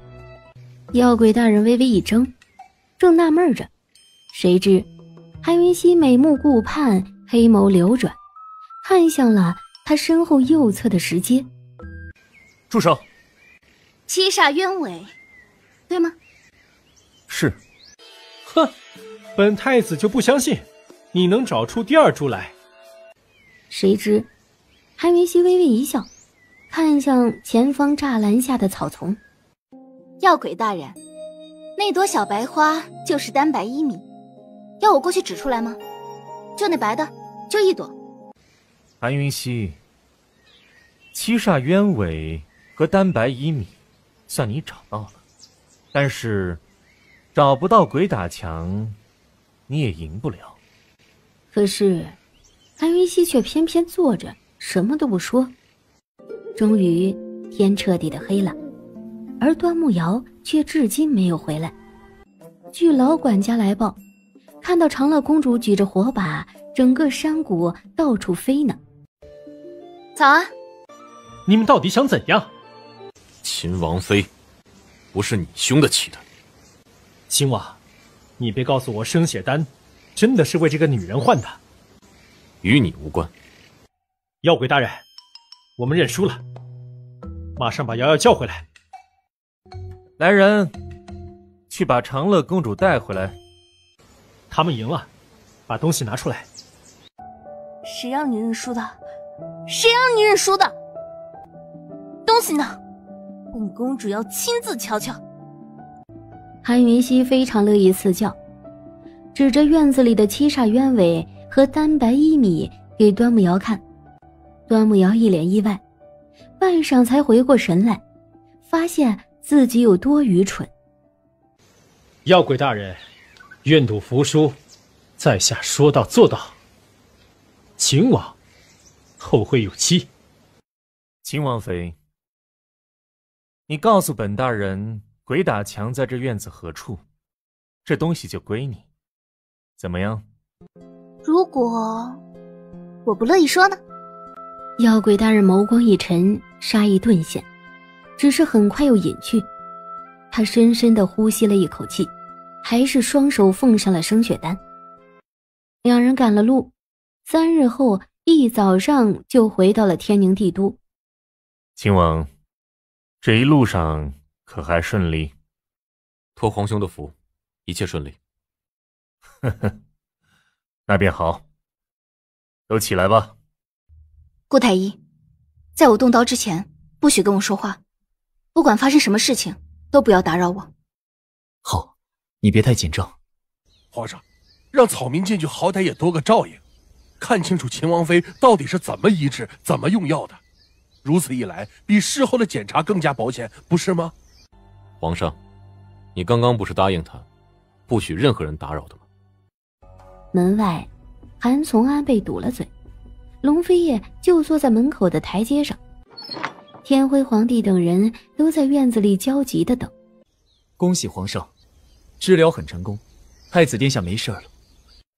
天辉皇帝也顾不上那么多，健步入屋。唯一冷静的就只有龙飞叶了吧。他瞥了还在门口的顾北岳一眼，转身就走了。韩云溪，太子这算是好了。禀皇上，如顾太医所说，太子腹中的毒瘤已经化解，并且全都排出，麻药一过，太子就会醒了。皇上，依草民看，太子殿下的病情这个时候下结论还太早。顾太医，你可检查过了？这些血确实有毒。皇上，您知道的，下官对毒不拿手，不如让韩神医瞧瞧。当然，保险起见，也可以请专业的毒医来验一验。来人，去找3个毒医过来，马上。很快，3名毒医就得出了结论。禀皇上，这些血确实有毒，而且毒性不小。好个韩神医，你自个儿瞧瞧。不会的，一定是韩云熙下毒害了孩子的，一定会有毒药要查的，是他藏起来了。韩从安，还敢污蔑太子，你当真是胆大包天了你！来人，还不将韩从安给朕押到天牢去！皇上，曹民错了，曹民知错了，皇上饶命啊！来人，带秦王妃下去休息吧。他在暖炕上倚躺着，谁知道一闭眼就真的睡着了。寂静的屋子里，龙飞叶的脚步声很轻，他天生寒彻的目光渐渐变得霸道，放肆地打量他每一处娇美。寂静中，龙飞叶放肆地伸手，指腹轻轻按压在他娇唇上。韩云熙，你到底是什么人？他不会是在做梦吧？要不，龙飞叶怎么可能会在他睡觉的时候这么调戏他？龙飞叶，你干嘛？韩云熙，你好大的胆子，竟敢对太子下毒！你说什么呢？我不明白你的意思。本王都看到了，你换掉了药壶里的毒药。殿下，说这种话要有证据。臣妾为太子治疗的时候，顾太医全程在场的，顾太医可以证明你说的话是假的。谁知这话一出，龙飞叶却陡然轻身而来，逼近他。顾北岳凭什么帮你？顾北岳知道太多了吧？殿下，顾太医奉命协助臣妾，自然要帮臣妾。你知道本王说什么？太子的病到底是怎么回事？你能不能好好说话呀？让开！韩云熙无奈之下，只能将胎中胎的情况如实以告了。这件事到此为止了，永远不要再告诉其他人。回到秦王府，已经是3更半夜了。主子，秦王殿下没回来。他确定屋内真的没人之后，便一头栽到温泉池中。他靠在池边，仰着头，任由温泉洗涤身体。很快，韩云熙就在迷迷糊糊中瞌睡过去。一道身影落在寝宫的右侧墙，龙飞叶正要走过去，却见小沉香坐在门口发呆，随即悄无声息地跃上屋顶。映入眼帘的竟是一幅活色生香的美人沐浴图。冰冷的眸光一滞，龙飞叶随即别开眼，只是片刻而已，他却又重新看下去。只见池边衣裳凌乱了一地，那个女人香肩锁骨玉颈，于烟雾中隐现之间。这个女人好大的胆子，竟跑到他这里来泡温泉。突然一阵风来，龙飞叶抬头看去，只见楚西风过来了。眼底闪过一抹不悦，他立马挥手意示楚西风远离。主子，你事情办得怎么样了？禀主子，北厉奸细首领极有可能就潜伏在帝都，是个擅长使毒的人。属下拷问了几个活口，口供是一致的，他们的毒药都来自同一个人。至于什么人，他们也不清楚。追查毒源，少将军那儿先别惊动。是。龙飞叶回到寝宫屋顶的时候，韩云熙已经出来了。刚出狱的他如清水芙蓉，清丽脱俗，粉扑扑的小脸上洋溢着满足的笑容，和小沉香一边说笑，一边回到云闲阁。笨蛋。什么时候才会有戒备之心？午后，韩云熙自己去了天牢。云熙，只要你救了爹，爹什么事都答应你。什么事情都答应是吗？那你告诉我，我娘是怎么死的？你答应我一件事，我便把事情一五一十全都告诉你。你休想！韩云熙，你先听我把事情说完再回答我，不迟。他说着，从袖中取出了一串钥匙。韩云熙微惊，他认得这钥匙，这是库房钥匙，是一家之主的象征。你什么意思？答应我，尽你所能扶持新家主，重振韩家，一切以韩家为重。你似乎很有自信，我会答应你。因为你娘的事情除了我之外，这个世界上就没有第二个人知道。好，我答应你。你现在可以告诉我真相了吗？韩云熙，我老了，这一次更是身败名裂，韩家医术却后继无人，唯有老七值得栽培，可惜他年纪小，担不起事儿啊。你千万护着他点儿。我明白，你可以说了。你母亲怀着1个月的身孕来找我，承诺可以帮我当上医学院理事候选人，不出10年就可以当上理事，条件是娶她为正室，给她名分，承认你是我的孩子，给你一个家。那她为何难产而亡？我娘亲是大夫，她难道还不清楚自己的身体状况吗？我娘临产之前没有交代过什么吗？没有，我问过很多次，她都说很好。一定有问题的。问题或许就出在你娘亲自己身上吧。那我脸上的毒疤又是怎么回事？你脸上的毒疤其实并非打出生就有的，是老夫下的毒。什么？哼，你娘死了，我留你何用啊？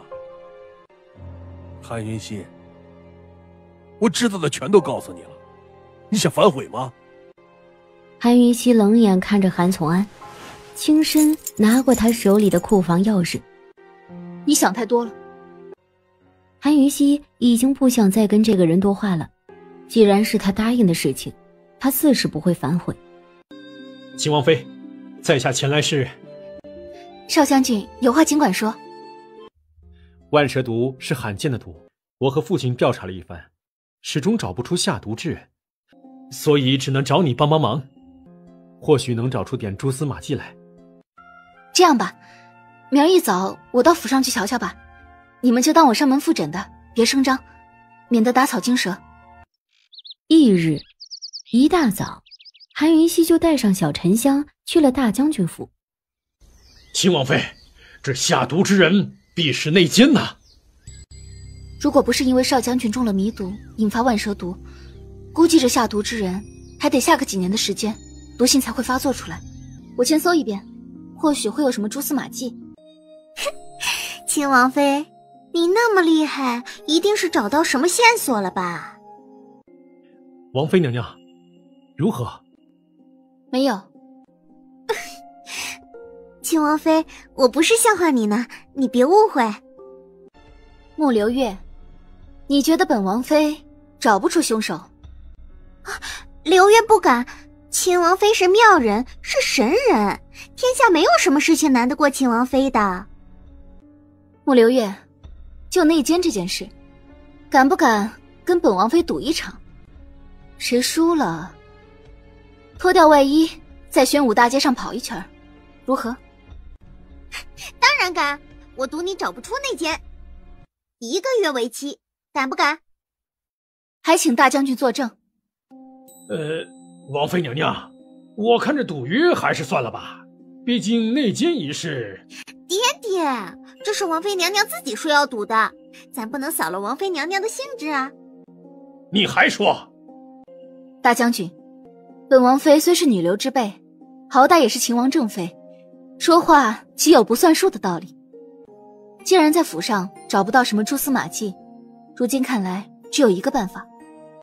王妃娘娘请讲。从源头找。就是毒药的来源。韩云熙一边等消息，一边翻看云空志，无奈对医学世家、独门之类的信息记录少之又少。主子，韩家就是天宁国最有名的医学世家之一，据说藏药不少。走，去韩家瞧瞧。秦王妃驾到！王妃娘娘，小的不知王妃娘娘大驾光临，王妃娘娘饶命啊，饶命！别声张，带我去库房。小厮连忙前面引路，谁知这个时候突然传来一阵啪啪啪的声响，夹杂在笑声里。韩玉琪，你给我住手！韩云熙，识相的就给本少爷滚边上去，否则本少爷连你都打。沉香，去报大理寺，就说韩家韩玉琪以下犯上，口出狂言，侮辱本王妃。是。本少爷今儿个心情好，就等你的人来。依儿，拦住他！赫连最香不过是个弱女子，不过一个小厮就拦住她，狠狠将她推倒在地了。韩玉琪，你还是不是人？你有什么都冲着我来，为难一个小孩子，你算什么男人？呵呵，冲着你？那好，你乖乖把库房钥匙交出来，本少爷立马就放你过去。我跟你说过多少次了，我没有钥匙。怎么说云逸也是你弟弟，看在老爷的份上，你就放了他吧。你说没有就没有嘛！来人，给本少爷搜身。库房钥匙就在本王妃身上，谁有种就搜本王妃。韩云熙，库房钥匙为什么会在你手里？马上把库房钥匙交出来，否则本少爷绝对不会放过那兔崽子。这个丧心病狂的东西，居然又抽打起韩云逸。韩玉琪，库房钥匙就在这里，别为难小孩子，你过来拿吧。你敢扎本少爷？韩云熙，你蚁毒，你应该听过的，立马把那孩子放了，否则就等着截肢吧。痒！放人！快，放人！他拾起地上的衣裳，从背后轻轻将他包裹住，随即一把抱入怀中。他才6岁，稚气未脱的小脸上写满的却全是倔强和不屈。逸儿，好样的。云逸，没事了，别咬牙，放松好吗？姐姐在呢，姐姐保护你，他们不敢怎么样的。以后姐姐都保护你。下官参见王妃娘娘，王妃娘娘吉祥，下官救驾来迟，还望王妃娘娘恕罪。欧阳大人，韩玉琪以下犯上，口出狂言威胁本王妃，你说该当何罪？以下犯上，杖责50，威胁王妃，死罪。欧阳大人，你还真把这金丫头当一回事吗？你怕她什么呀？她不过是个……住嘴！不知王妃娘娘大驾光临，有失远迎，还请王妃娘娘恕罪。王妃娘娘，这臭小子自小就是口无遮拦的，你也知道的，毕竟年纪还小，你就饶了他这一回吧。好，看在父亲的面上，死罪可免，活罪难逃。那欧阳大人觉得活罪该怎么定呢？那自是听王妃娘娘的。小沉香，你觉得呢？主子，死罪可免，那活罪就杖责100呗。我看这主意倒不错。王妃娘娘，杖责100会打死人的，依下官看，这活罪就从轻了吧？从轻发落，杖责50，还有谁为他求情的，一并打。来人，把大少爷给我拖出去，狠狠的打。小沉香，你留下照顾七少爷。是。主子放心，奴婢仔一定不会让人欺负七少爷的。多谢王妃娘娘，杏儿能得王妃娘娘照顾，是她三生修来的福分呀。七姨娘，照顾好伊儿吧，该强硬的时候必须强硬。以后小沉香就住这儿了，有什么事尽管跟她说。七姨娘激动的都不知道说什么好了，连连点头。韩云溪又交代了小沉香一些事情，这才出门。王妃娘娘，小的一直在这儿等您呢。带路吧。在小厮的引路下，韩云溪很快就抵达韩家库房。这药库像是一座小型图书馆，高耸的药架林立。很快，韩云溪就找到毒药一类，却只找到了那7味常见的蛇毒，却始终没看到他要找的另外3味。一路走出库房，韩云溪都低着头琢磨，如今就只能看看穆青武那边有没有查到什么线索。迟疑了片刻，就出门去穆大将军府。王妃娘娘，微臣正要去禀，没想到你就来了。少将军，或许从这3味蛇毒下手会更快一点。这3味蛇毒尽快找人调查。依我看，但凡能接近你之人都必须暗查，不论身份，包括至亲之人。至亲之人？对，少将军，我们忽略了很重要的一点，下毒之人可借他人之手，而被借用之人极有可能至今都还不自知。王妃娘娘的心思果然缜密，微臣明白了。微臣参见秦王殿下。韩云溪刚走。王妃娘娘刚走，这是她送过来的新线索，说是非常罕见之物，云空大陆能有此物者少之又少。府上的嫌疑人调查出结果了吗？禀殿下，至今无果。扩大嫌疑人的范围，继续追查，尤其是女人。秦王殿下放心，末将一定扩大调查范围，无论亲疏。龙飞也若有所思，很快便点了点头，收起了药单。这3味蛇毒，本王自会处理，剩下的事，务必加快速度。是。龙飞也起身离开，可是都走到了门口，却突然止步。本王听说，韩云溪和穆大小姐打了赌。禀殿下，确有此事的。小女不懂事，胆大妄为，末将一定会好好教训她的。本王倒是很期待结果。他说着，也没有多问什么，就大步离去。很快，身影便凭空消失在院子里。把事情都交代给穆青武，韩云溪这边可没有闲着。会不会是茶呢？谁知，就远远的看到一个熟悉的身影从长廊那边走过，是他，龙飞叶。韩云溪看着看着都不自觉走神了，突然化妆仙不见了，人呢？韩云溪，你找本王有事？殿下，我没找你啊。那你站在这里张望什么？有事？没事，我想殿下是误会了，我在这里张望是找别人，不是找殿下。如果殿下没其他事的话，臣妾先走了。慢着，本王还有事。不知殿下还有何事？进屋说。这家伙居然往云贤阁的方向去。真有事？韩云溪迟疑了，急急跟过去。龙飞也一进门就嗅到一股难闻的气息，不自觉蹙了蹙眉头。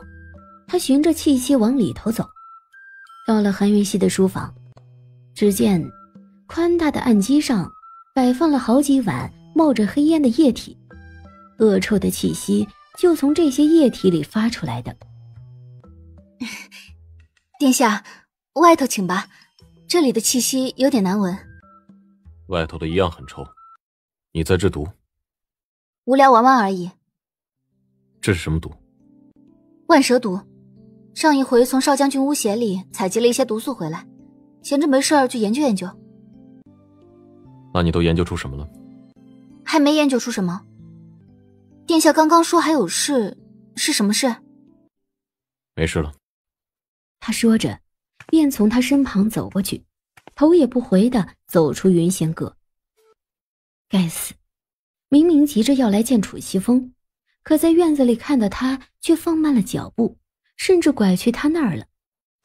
禀王妃，这是伙房那边的小厮送过来的。帮我拿到书房来。禀王妃娘娘，秦王殿下有令，不许任何人踏入云仙阁半步。什么？为什么？那天其实不仅楚西风，不少人看到殿下在寝宫屋顶坐着，谁都不知道殿下是怎么了。属下不知，还烦请王妃娘娘自己来取。韩云溪连连翻白眼，龙飞也这个小气鬼。韩云溪各取50多种茶叶中的一叶，又泡了50多杯茶水，一一放入解毒系统中后，他就去睡大觉了。直到翌日清晨，韩云溪才清醒过来。结果如何呢？韩云溪非常失望，难不成他又错了？也不知道过了多久，他冷不丁站起来，转身就走。他决定出去透透气，到韩家去看看韩云逸。小沉香，看我给你们带了什么好吃的。姐。韩云溪乐了，往屋内一找，就看到小艺儿躲在屏风后面，探出了一个小脑袋，远远地看着他。小笨蛋。艺儿，看谁跑得快。二姨娘是来找七姨娘的吧？我是专程过来瞧瞧七少爷的伤势，见这活蹦乱跳的，应该是没事了吧？那我也就不担心了。幸好救治的及时，要不谁知道会伤成什么样子呢？指不定10天半个月都下不了他。七少爷如果没事，那我就不进去了。王妃娘娘，你来得正好，我正想着哪日登门拜访呢。不如到民妇那边去喝杯茶。七姨娘，要不你一同过来吧。喂，小子，你知道我是谁吗？你再不回答，我会治你罪的。姐姐打算当你的监护人，保护你。你以后长大了，打算怎么谢谢我？等我长大了，我就保护你。你小子总算开金口了。行，姐姐我记住了。来，拉钩。民女韩若雪参见王妃娘娘。免礼。大少爷养病需要清静，我娘还没过来，要不去我娘这院子吧？也好，也好。王妃娘娘还请一步，我娘那儿可是有上好的春茶呢。走吧，寒冬喝春茶，就算再远，本王妃也得过去。众人入座，三姨娘亲自取来一罐春茶。我也是前几日才得到这茶，正想着给各位都送些过去尝尝鲜，正巧今日都来了。三姨娘，这春茶为何比秋茶味美呢？春茶叶肉肥厚，茶叶中含有的芳香物质还有各种其他物质特别多，所以比起夏茶、秋茶来说，滋味更加鲜活。这话一出，韩云溪就警觉了。芳香物质、其他物质，这些东西可都是在现代才会研究的那么精细的。王妃娘娘，老爷入狱后，这家里出了不少事，几房姨娘卷了不少银子跑了，如今就剩下我们3姐妹。韩家这家大业大的，连个做主的人都没有，族里人多少眼馋的呀。昨儿个那3堂叔还来问我了，说什么家里的少爷们如果扶不起来，就赶紧把库房钥匙交给他。他们这不是欺负我们韩家没人吗？既然几位堂叔那么关心库房钥匙，关心韩家后继之人，他们下一回来还请二姨娘转告他们一声，就说我爹不过是入狱，还没死。这家主的人选呢，他老人家自己心中有数，用不着某些吃饱没事做、心怀不轨的人瞎操心。你们是在商讨库房钥匙吗？本少爷好歹也是韩家长子，你们是不是应该尊重本少爷的意见？库房钥匙在本王妃手上，你嚷嚷什么呢？这话一出，韩雨琪更激动了，猛地要大步上前。哎呀！大少爷，地上有啥呢？你趴着干嘛？哼，笑什么笑？很好笑嘛。很好笑啊，笑得我肚子都疼。大少爷，你怎么这么不经打？才几下就伤得那么重了？你，秦王妃，现在就把库房钥匙交出来，那是韩家的东西。你既已经出嫁，就跟你没关系了。没带，父亲说了，库房钥匙暂时交给我保管，待有合适的家主人选，我再把钥匙交出去。这段时间，希望各房少爷小姐们都潜心学医，不要有过多的功利念想。王妃娘娘，我们自是相信你的，只是这事情毕竟是大事，依我看，这事情还是要让几位少爷小姐见见老爷比较妥当。好啊，那本王妃回去后立马就办这事，尽快安排老爷和你们见个面。谁知就在他站起来的时候，一阵西北风吹过，解毒系统突然警报，嘟嘟嘟，有毒。只见这院子的西北角是一间小木屋，并没有窗户，门从外头上了锁。韩云溪到了小木屋门前，正式启动解毒系统扫描，这一扫就不得了了。天哪，竟然是蛇毒！王妃娘娘，你这是做什么呢？我看这木屋造的精致，蛮喜欢的。这屋子是我的配药房，王妃娘娘既然喜欢，那不如进去瞧瞧。之前老爷见了我这屋子，也特喜欢。那就进去瞧瞧吧。王妃娘娘，怎么了？没事，你这的药材还蛮多的嘛。王妃娘娘说笑了，韩家药房里的那才叫多。王妃娘娘如果有兴致，我们几个陪你过去药房瞧瞧。3味蛇毒居然全都不见了，被其他药材取代。慎重地考虑片刻，他决定先什么都不说。我就不过去了，今儿个也累了，该回去了。王妃娘娘，你当真要安排我们见父亲？不会是蒙人的吧？10天吧，10天后我安排你们都去见父亲。叶儿，你好好看医书，别像某些人不学无术，成日就知道争权斗利。咱们将来是要当大夫的，当大夫首先得有人品，其次才能有医品，明白吗？明白。交代完毕之后，韩云溪的心情特好，他又回头看了小木屋一眼，才转身离开。夜深人静，大老远见寝宫灯还亮着，韩云溪立马就过来了，可是到了门口却又迟疑了。干什么？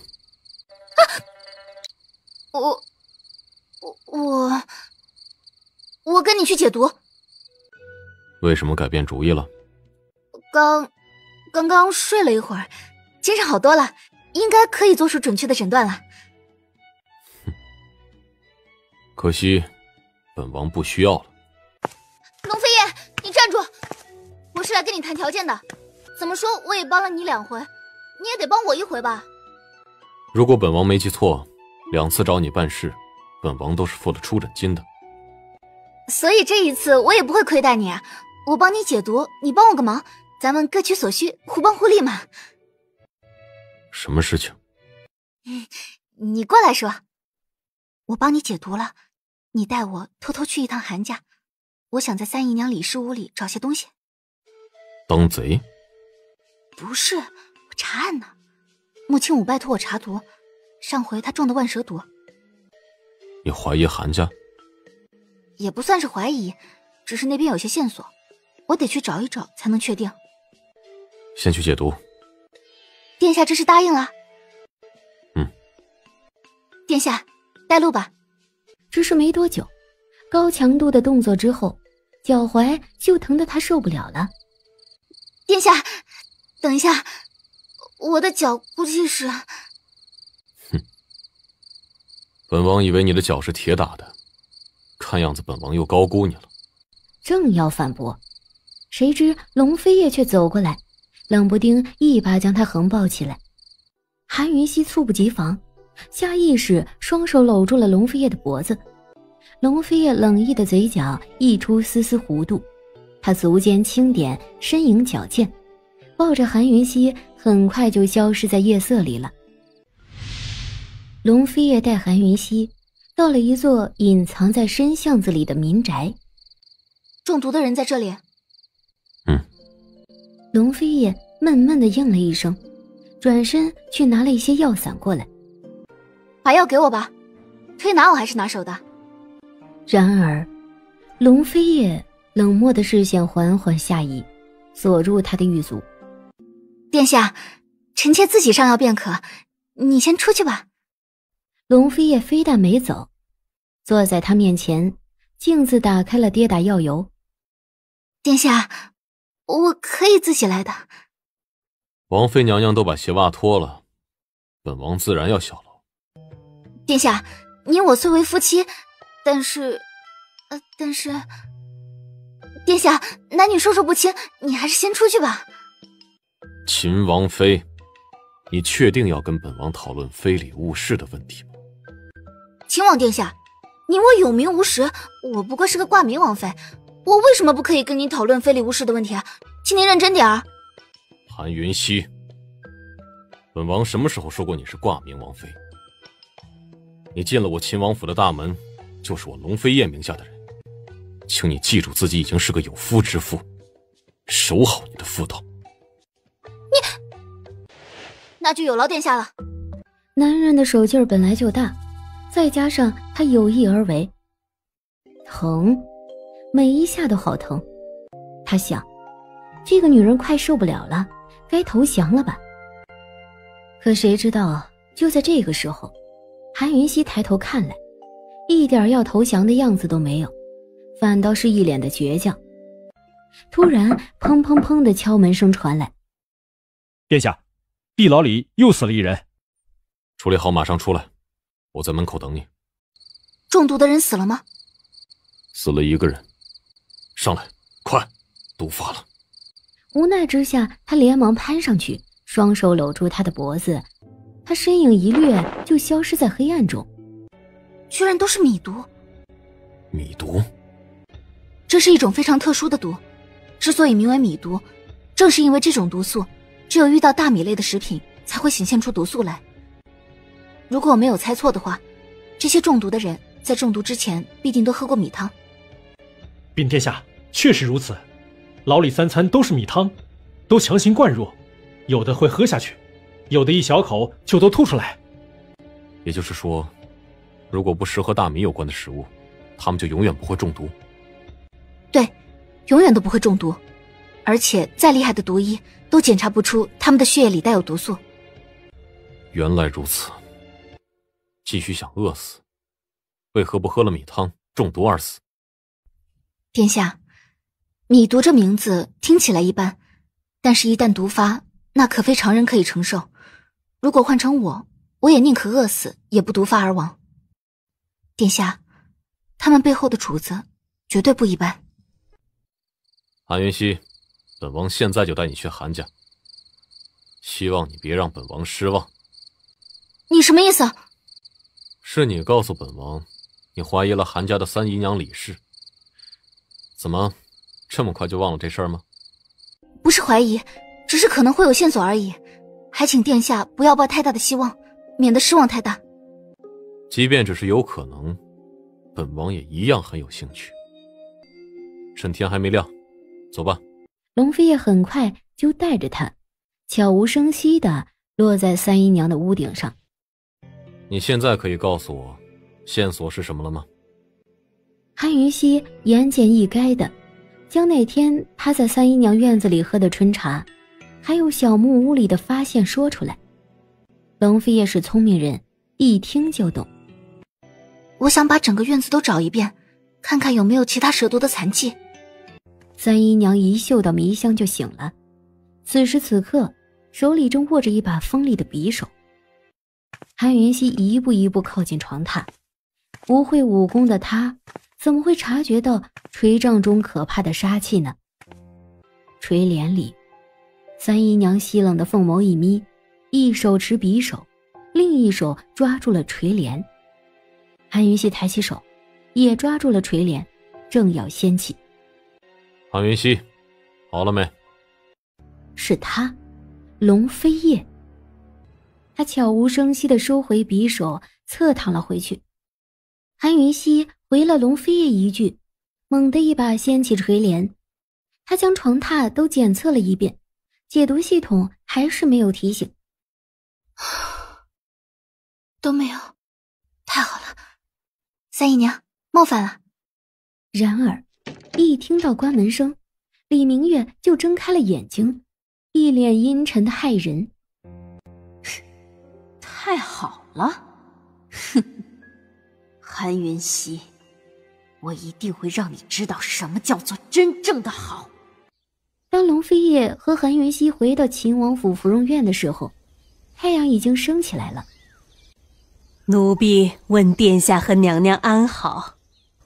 殿下和娘娘起得真早。这话一出，韩云溪含在嘴里的茶险些喷出来。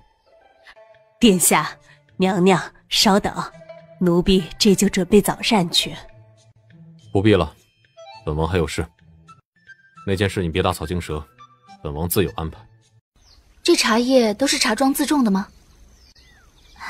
禀王妃娘娘，茶庄提供的茶叶都出自后面3座茶山，是茶庄烘焙出来的，但是客人也可以自己带茶过来。莫大小姐也经常自己带茶来吧？这话一出，茶女并没有马上回答，而是一脸为难。王妃娘娘问话，尽管回答。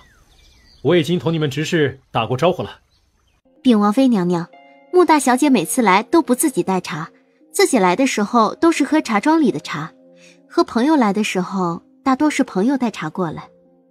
哪些人经常送茶的？韩家二小姐。你好好想想，还有其他人吗？相府和兵部尚书家的小姐也经常送茶给大小姐，只是没有韩二小姐那么频繁。近2-3年来，韩二小姐送的一定是最多的。少将军，这一趟还是有收获的，茶叶方面没进展，至少确定了嫌疑人。王妃娘娘，依下观看，你还是……走吧，我们买些茶去。听说这里的南山红不错，得亲自上山采摘。在茶女的引导下，穆青武和韩云溪上到了后山山腰。茶树虽不高，却也不矮，往里头一站就被遮了半个身子。见不少茶叶都有虫咬的痕迹，害虫不少啊，一定没喷药吧？农药？毒药？把农药换成毒药，换成万蛇毒呢？韩云溪心头大惊，一定就是这样的。王妃娘娘，小心！一道凌厉的破风声突然就从背后传来。来人，快叫侍卫，有刺客！王妃娘娘，来者不少，得罪了。穆青武就转身过来，一把将他拥入怀中，随即凌空而上，而几乎是同时，四面八方无数的利箭同时飞射过来。人都躲在茶树里。分头搜。王妃娘娘，得罪了。没事没事，多亏了你。可谁知道，就在这个时候，韩云溪耳边突然传来嘟嘟嘟的声音，不自觉地转头朝背后看去。韩云溪大声惊叫，也不知道哪里来的力气，狠狠地一把推开了穆青武。穆青武始料未及，直接被推倒在地上。几乎是同时，一道利剑从后面刺过来，就刺在穆青武刚刚站着的位置。持剑者竟是一个黑衣女杀手。她瞬间靠近，一把抓住了韩云熙的手。放开我！放开！原来这帮刺客的目标不是穆青武，而是她呀。女刺客的速度非常之快，不管是穆青武还是上官执事都追不上。搜山，上官执事，马上给我搜山！还有，派人到秦王府报信。两人面面相觑，却不见一道红影从一旁一掠而过，没入荒山中。你们到底是什么人？劫持我做什么？气焰不小啊！有本事把蒙面拿下来，让本王妃看看你长什么样。你还敢顶嘴？韩云熙挥手来挡，手里藏着毒针，一下子就扎到黑衣女子的手掌。你这个贱人！识相的就放了我，否则我保证半个时辰中你一定会毒发身亡的。区区小毒也敢拿出来丢人现眼？区区毒人有什么好嚣张的？你给我下的什么毒？说，否则本小姐毁了你的这张脸。你没有资格威胁我，拿开你的脚，否则我不会给你解药。我说到做到。韩云熙，这是黑寡妇和七步蛇2种毒素混合成的剧毒，名叫黑漆。我没有看错吧？厉害！给我解药。解药可以给你，但是请你怎么带我来的，怎么把我送回去，半个时辰应该是够的吧？哼，你休想！就算我死，也要拉你殉葬。你想死，我也不拦你。你家主子令你挟持我，必定有所求，怎么会让我死呢？你黑煞，外头整片山都被包围了，现在不是你可以胡闹的时候。我不管，我要解药。解药，给不给？不给。黑煞，你想清楚，是回去和主上低个头，还是死在这里？你只有半个时辰的时间。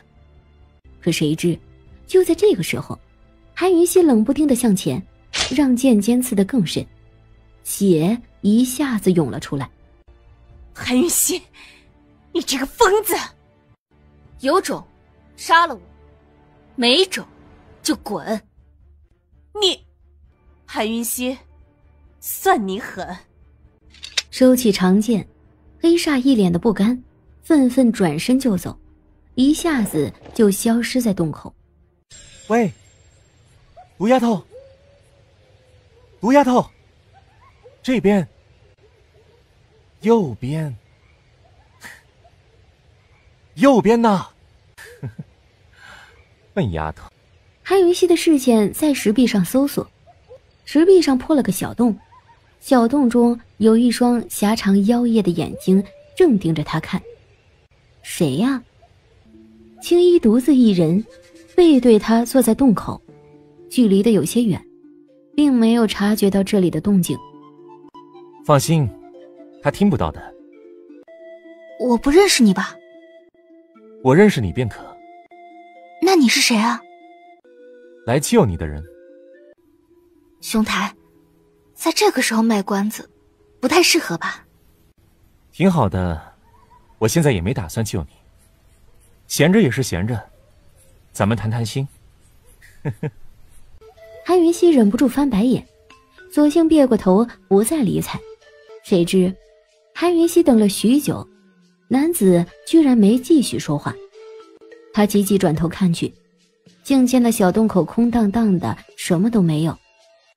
喂，你还在吗？我不叫魏，我叫顾七少。什么？顾七少？我不叫魏，我叫顾七少。喂，你为什么要救我？我不叫魏。如果你不介意的话，可以叫我小七。你为什么救我？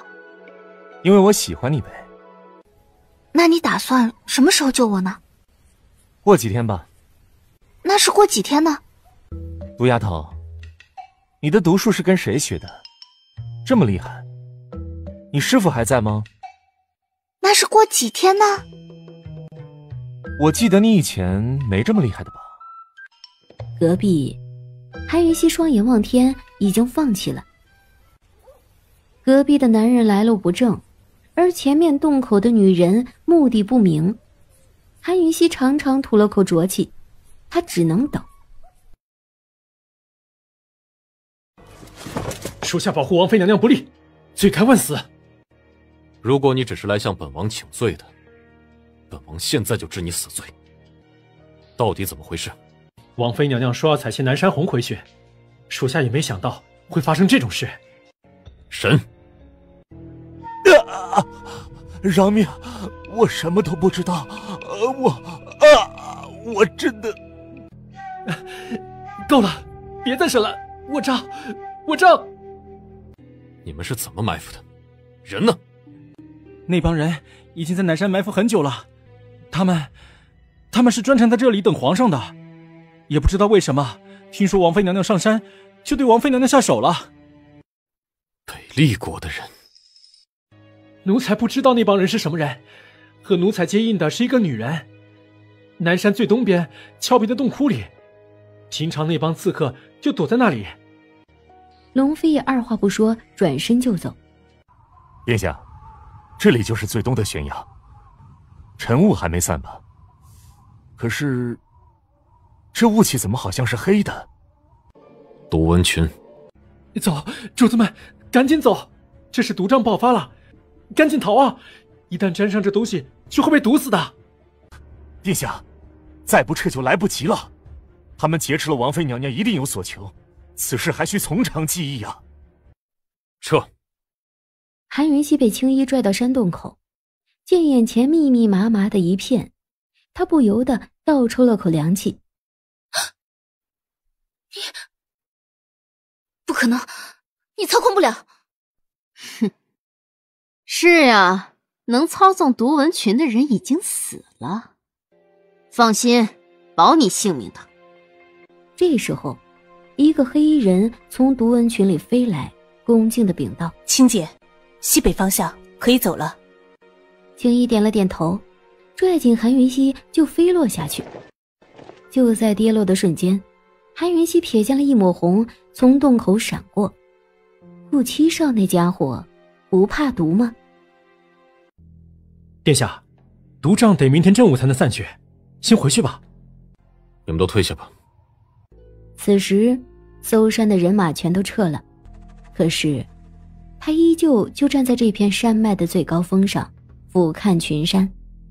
初升旭日的金芒照在龙飞叶冰冷如霜的脸上，龙飞叶稀冷的视线看着每一片山里，似乎在搜寻着什么。韩云熙看了一眼天色，唇畔泛起了一抹狡黠的弧度。时机到了，随即将一直紧握在手中的药粉放开，很快这药粉就沿风向往南边飘去。龙飞叶站在高高的山巅上，没多久他就注意到北边重新汇聚的一片黑影，冷意的唇角勾起一抹完美的弧度。很好，韩云熙，你果然没有让本王失望。龙飞叶二话不说，双手负于身后，足尖轻轻一点地，便飞落悬崖，朝北方的黑影而去。殿下，追！蚊香是你放的吧？是又怎么样？你跟龙飞叶之间的较量，各凭本事。劫持我一个弱女子威胁人，你也不害臊？韩云熙，你弄错了，本尊劫持你，并没有打算威胁龙飞叶，本尊只是想要你而已。放开！韩云熙，你是在对本尊下毒吗？是，而且你已经中毒了。好，很好。韩云熙，本尊对你越来越有兴趣了。放开我！你中的毒只有我能解，不想死的话就放开我。谁知就在这个时候，一道红影突然闪现，落在面具黑衣人的面前。毒丫头，想我了吧？兄台，这么欺负一个弱女子，不太好吧？与你何干？是没什么关系，可惜我看你不爽。找死！黑衣人一手扛着韩云熙，一手轻扬，随即就打出了数道暗标。有毒，是蛇粉。毒丫头别担心，哥哥我不怕。顾七少屏住呼吸，随即从腰上抽出一条血红色的长鞭，狠狠地挥甩过来。顾七少的鞭梢挑起，竟然继续直逼面具黑衣人的面具而来。始料未及的面具黑衣人猛地后退，却下意识地松开了手，放开了韩云熙。韩云熙立马往下掉。顾七少一贯带笑的桃花眼里闪过了一抹认真，一把挽住了韩云熙的腰肢。你最好护好他。游戏结束了。这是蜘蛛镖。放手，这是毒，牵扯了心脏。岂料就在这个时候，突然一大群毒蚊群从山林里涌出来，朝韩云熙和顾七少这边蜂拥过来。突然，顾七少肩膀一松，蜘蛛丝断了。毒蚊子正是这蛛丝的天敌啊，毒物本就是一物克一物的。顾七少带着韩云熙继续往前逃，而面具黑衣人和青衣等刺客紧随不放，一道道暗标又一次袭来。就在顾七少走神的一瞬间，面具黑衣人追了上来，一把拽住了韩云熙的手臂，眼看青衣的长剑逼近了，放手！就这样，顾七少后退，青衣的长剑从他眼前刺过，而韩云熙被面具黑衣人拉了过去。几乎是同时，只见一道利剑破空射向面具黑衣人的手臂。龙飞叶来了，他气质尊贵如神旨，面容冷静如魔尊，一手负于身后，一手持弓弩，瞄准着面具黑衣人。龙飞叶！此时面具黑衣人离韩云熙算是最近的，他凶恶的眸光一沉，瞬间又朝韩云熙逼去。又一声破空凌厉，龙飞叶随即也飞掠下来。见状，面具黑衣人眸光一冷，击出了暗标。有毒！此时此刻，韩云熙距离地面只有3米左右了，随时都可能摔得粉身碎骨。龙飞叶并没有理睬空气中的毒素，低飞而下。就在韩云熙即将坠地的时候，强劲有力的臂膀一把将他捞了起来，拉入怀中，随即身体一旋，双足落地，稳稳当当地站住。顾七少却突然朝青衣袭去。面具黑衣人见状，身影一掠，拉开了青衣，一把暗标丢向了顾七少。顾七少对着暗标还是有所忌惮的，接连好几个侧身闪躲。再要追的时候，面具黑衣人早就带着青衣没入一旁的山林里了。你放开我，我赶紧检查。见龙飞叶唇畔的血迹，韩云熙想也没多想，他踮起脚尖伸手过去。你做什么？采集血样分析，我才能确定你中的3种毒是哪些。轻轻地开了些许血迹，似乎还不够，他又轻轻地开了几下。而这一放手，龙飞叶只觉得似乎突然失去了什么似的，有种说不出来的失落感。他一贯有洁癖，可面对这个女人，他失去心理抵触之后，竟会觉得不满足、不够，想继续。龙飞叶，给解药。怎么了？后怕，万一解不了你的毒，就惨了。你怕什么？怕本王死？你如此舍命救我，怎么着我也得救你啊！你想太多了，本王只是相信你可以解毒罢了。臣妾知道殿下相信臣妾会解毒，所以才害怕解不了，让殿下白白牺牲了。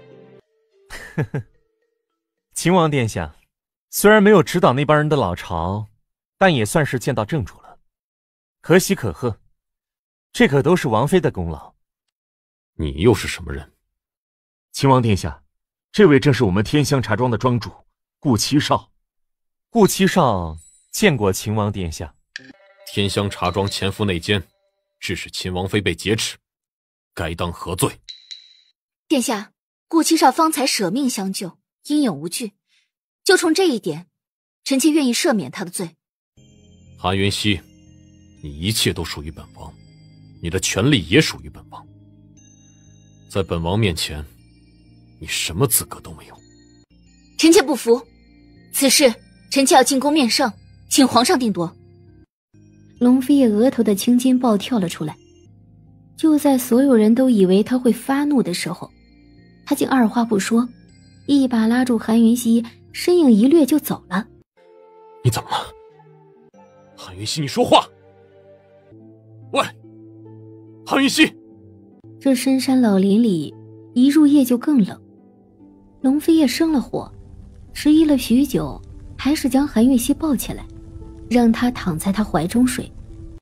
原本蜷缩着的韩云溪，一窝进温暖的怀抱，竟迷迷糊糊地睁开了眼睛。醒了？弱成这样，还想找死吗？不想。不想死就乖乖躺着。谁知韩云溪却突然喷出一口黑血。你中毒了？解药在哪里？解药呢？药都藏在我袖里，一片一颗。张口，怎么这么笨？起来，一颗一颗吞。韩云溪伸出小舌头来，轻轻地卷走一颗药丸。不经意间，那软糯的舌尖扫到龙飞叶的手心，龙飞叶禁不住身心一荡，只觉得一股酥麻感从手心一下子传遍了全身。韩云溪勉强吞了一颗药，又凑过来，软糯的小舌又一次卷过龙飞叶的手心。龙飞叶不自觉地绷紧了身体，终于他忍不住了，收回掌心，沉声道：我喂你，一颗一颗来，你自己吃下去。一颗一颗，这下总算是顺利的把6颗药丸都吃了下去。翌日清晨，当韩云溪醒来的时候，发现自己正靠在大树干上，他身上披着龙飞叶的披风，却不见龙飞叶。龙飞叶双手枕着后脑勺，斜躺在树干上。醒了？昨夜谢了。龙飞叶并没有理睬他的答谢，从树上优雅落地，冷冷道：回帝都。哎呀，殿下，王妃娘娘，你们可算是回来了，出事了，出大事了。什么事？好好说。韩家的徐夫人上门求见王妃娘娘，奴才说王妃娘娘不在府上，让她改日再来，可谁知道她就在门口闹腾了，说今日一定要见到王妃娘娘，怎么都不肯走。韩云溪立马惊叫了一声，二话不说就往前门冲去。母妃吉祥。民妇韩家徐氏参见姨太妃，参见秦王妃。徐氏，你聚众在秦王府门口闹事，你可知罪？姨太妃娘娘，民妇万万没有闹事的胆，民妇是冤枉的，有苦衷的，求姨太妃娘娘替韩家做主啊！民妇就想见一见我家老爷而已。徐夫人，本王妃这些日子来染了风寒，卧病不起，迟了你一日，你就这么不相信本王妃吗？母妃，人家都闹到大门口来了，我也原本就答应他，带他去见我父亲。太妃娘娘，民妇斗胆，请你一同走一趟。好，为了以示公正，本宫就随你们走一趟。罪民韩从安参见太妃娘娘，参见王妃娘娘。韩从安，你府上徐夫人为韩家库房钥匙一事，到秦王府门口大闹讨要。本宫现在问你，韩家库房钥匙究竟在何处？禀太妃娘娘，库房钥匙是罪民心甘情愿亲手交给韩家嫡女，也正是秦王妃的。罪臣之所以选择将钥匙暂时交由王妃娘娘保管，自有罪臣的考量。我看你是老糊涂了，有什么考量也都不关韩云熙的事，她都已经嫁出去了。逆子，老夫虽然身处囹圄，但还没死呢，还是韩家的家主，还有权利决定库房钥匙的归属，决定韩家家主的候选人。我不答应！他说着就抡起一拳头朝韩从安打去，一旁的戚姨娘猛地冲过去拦在了韩从安的身前。砰的一声巨响，韩玉琪的拳头正正打在戚姨娘的后脑勺上。来人，把韩玉琪跟本王妃绑了，快把戚姨娘推下去找大夫，快！太妃娘娘，饶命啊，饶命啊！徐氏，你还好意思求情？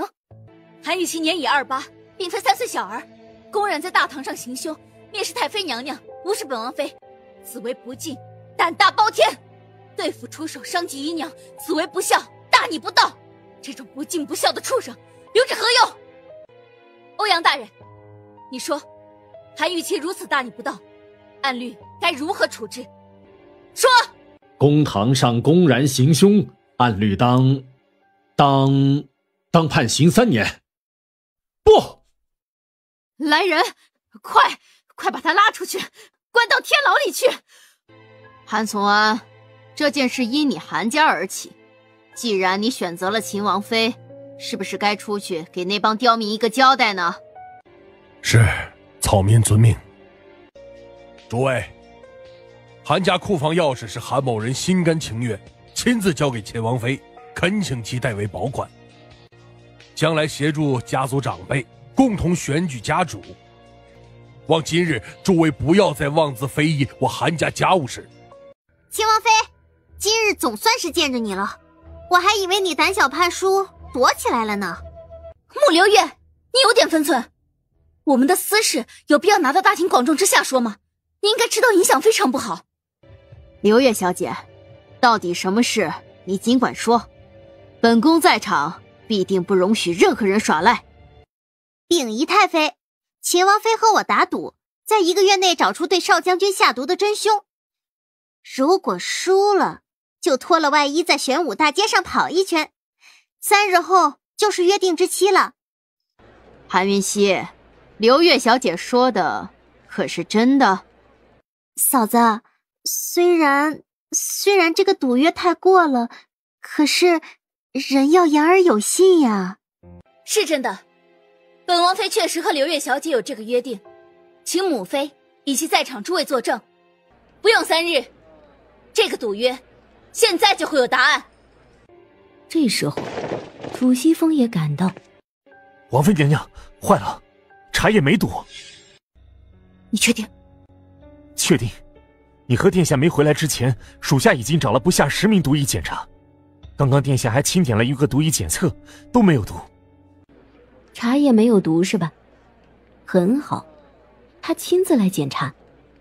他还没有检查呢，凭什么就说没有毒了？下毒真凶就在现场，本王妃有茶叶为证，真凶就是他们母女。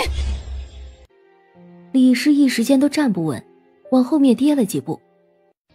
楚西风，去把碧绿带过来，把那罐茶叶拿来，本王妃要当场验毒。民女是天香茶庄的茶女碧绿，是流月小姐的专属茶女。这罐茶叶是1个月前韩家2小姐韩若雪带到茶园去，准备送给流月小姐的。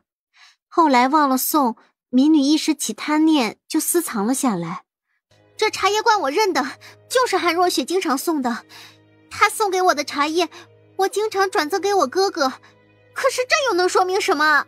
你凭什么说茶叶有毒？太妃娘娘，民妇是冤枉的。秦王妃含血喷人，没有真凭实据就认定民妇是凶手，民妇太冤了。韩云熙，你刚不是说要现场试毒吗？李氏不服，想必在场不少人也都不服，你就试给大伙瞧瞧吧。这么说，李氏承认这茶叶是他包装加工的了？是。很好。来人，拿个大碗来，把这茶叶泡开了。去抓一条金鱼来，要活的。本王妃现在就验毒给大家看。所有的人都目不转睛地看着鱼儿，时而游动，时而静止，一切都很正常。王妃娘娘，你要验到什么时候才结束呢？估计得验到天亮吧。韩云熙，你该公布验毒结果了。王妃娘娘，有情况，快看！金鱼死了，而且还变黑了，这就是中毒了呀！谁来验一验，这是什么毒？我来。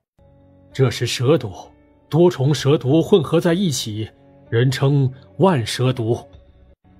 想必大家都看清楚了吧？这茶有毒，就是少将军中的万蛇毒。贱人，你居然敢这么做！亏我那么相信你，你这个贱人，我要杀了你！都让开，否则我现在就杀了他！全部退下！退后！退后！统统给本宫后退！岂料就在这个时候，一道剑芒如闪电般突然凌空出现，势如破竹般往李氏和仪太妃之间劈斩而下。所有人都没有预料到，就连李氏也始料未及，出于自卫的本能，下意识的就缩回了双手。龙飞叶凭空出现，长腿狠狠地朝他踹过来，一下子就将他踹飞了出去。儿臣来迟，让母妃受惊了。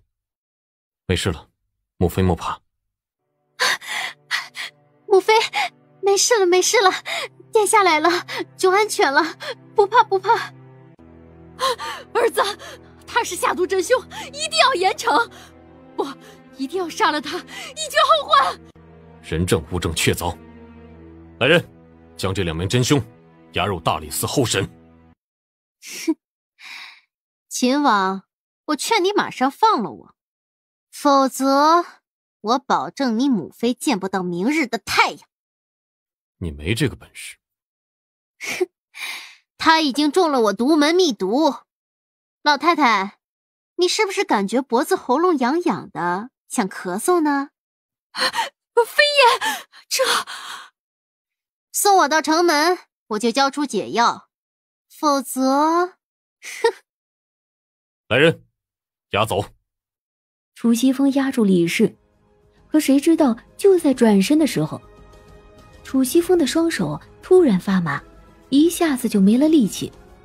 而这瞬间，李氏掏出一把匕首，直直的就冲一旁离他最近的韩云熙刺去。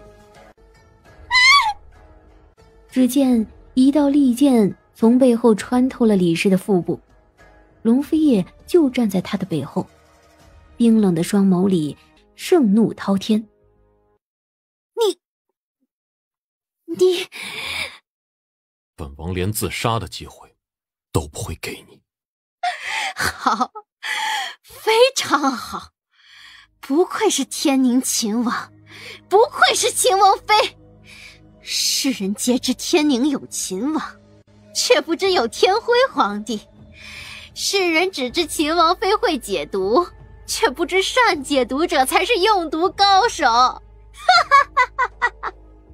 他笑着笑着便倾倒在地，断了最后一口气。这个刁妇，胡说八道，竟然敢挑拨秦王和皇上，这么死了，真是便宜他了。殿下，咱们赶紧送母妃回去。母妃，你身上还有毒呢，得找大夫瞧瞧。韩云熙，你还不走？殿下，臣妾还有赌约没处理呢，暂时走不了。殿下，回去吧，母妃的身体要紧。然而，龙飞叶却似乎没有听到他说的话，低声吩咐楚西风把仪太妃送回去，自己转身走了过去。打什么赌？龙飞叶终于正眼朝慕流月看去，赌臣妾能不能在1个月里揪出下毒真凶，距离1月之期还有3日，臣妾赢了。殿下，如果输的人就要脱了外衣，在玄武大街上跑一圈。哥，王妃娘娘，殿下，刘月年纪还小，不懂事，此事事关女儿家的名节，关系到她一辈子，还望网开一面，饶了她这一回。赌约便是赌约，岂能当儿戏？王妃娘娘，少将军，难不成你们将军府的人就这样言而无信吗？秦王殿下，刘月还是黄花大姑娘，万万不可啊！微臣求殿下三思。脱了外衣跑街，这是谁提出来的？殿下，是王妃娘娘提出来的，不是我。那愿赌服输，还有什么好说的？我不要！刘月小姐，当着秦王殿下的面，当着这么多人的面，你可别耍赖啊！还有3日，你好好考虑考虑吧。你还不回去？你不回去吗？谁知龙飞叶驻足看了他一眼，一声不吭，身影一闪就不见了。母妃，母妃，母妃，这都什么时候了，你的毒怎么还没有解？婉如也真是的，接连派了2个人去找我，都神神秘秘的，让我怎么问都不知道说你出事。幸好赵嬷嬷告诉我了，怪了。怎么回事？没救了吗？母妃，你这是毒入心肺了，来不及了。云溪，你一定要救我，一定要救我！母妃不想死呀！母妃，我试试用金针压住毒素发作，让毒瘾马上去找药来，我一定会尽全力的。至于来不来得及，快点！让母妃赶紧躺下，我马上施针。其实，只要他一施针，就可以压住毒素的发作，至少可以争取到3天的时间。只是，他怎么能不借这个机会好好的玩慕容婉如一把呢？太妃娘娘，这是按照王妃娘娘的药方熬出来的。韩云溪接过药来，一口一口喂他喝下去。啊，云溪，喝了药是不是没事了？母妃真是吉人自有天相，毒素已经退得差不多了，只是还有些残留，需要针灸排解。明日开始，臣妾每日过来为母妃针灸，连续3日便可痊愈。甚好甚好，这次多亏了你。这是臣妾该做的，臣妾告退。母妃，我找不到。婉如，日后不管遇到什么大事，你直说便是，否则后果都不是你我能担当得起的。韩云溪淡淡说罢，从慕容婉如的身旁走过，径自出门去。母妃，你，本宫的性命险些毁在你手上，这么大的事情，你还敢跟你嫂子怄气？谁给你这么大的胆子了？女儿错了，女儿大错特错，请母妃重罚。你马上出去，给本宫去闭门思过，没有本宫的命令，不许出门。韩云溪在门口听到这里，险些扑哧笑出来，幸好他及时忍住了。他心满意足，心情大好，这才真正离去。你这怎么进来的？我还以为你天不怕地不怕呢，原来这么胆小呀！你来做什么？毒丫头，这就是你对救命恩人的态度吗？救命恩人在哪儿呢？呢？这儿呢？我不认识你。你……顾七少立马翻身下来，坐在韩云溪的身旁。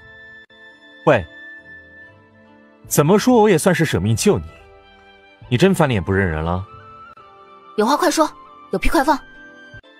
哎，没良心的丫头啊！得了吧你如果早出手，用得着舍命相救吗？你到底找我做什么？有事。那说呗。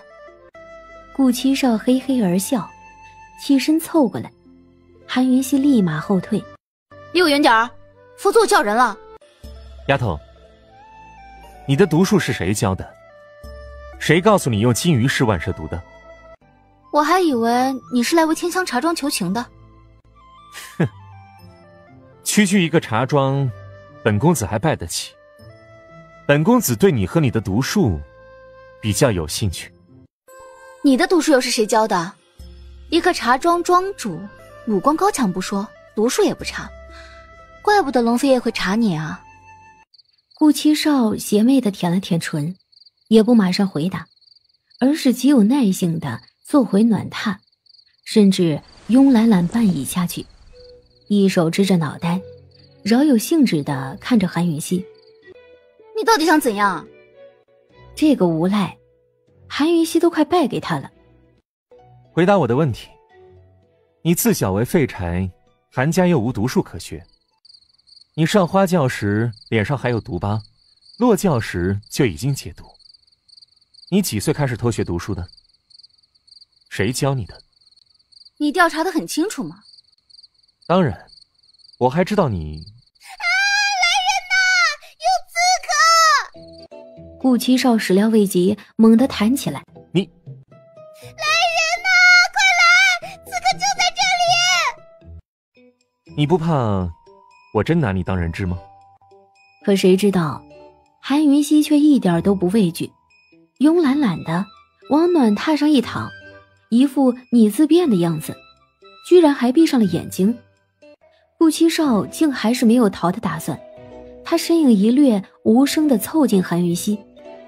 韩云溪只觉得一阵风迎面扑来，下意识睁开眼睛，吻轻轻落在他额头上，就碰了一下，痒痒的，酥酥的。看什么？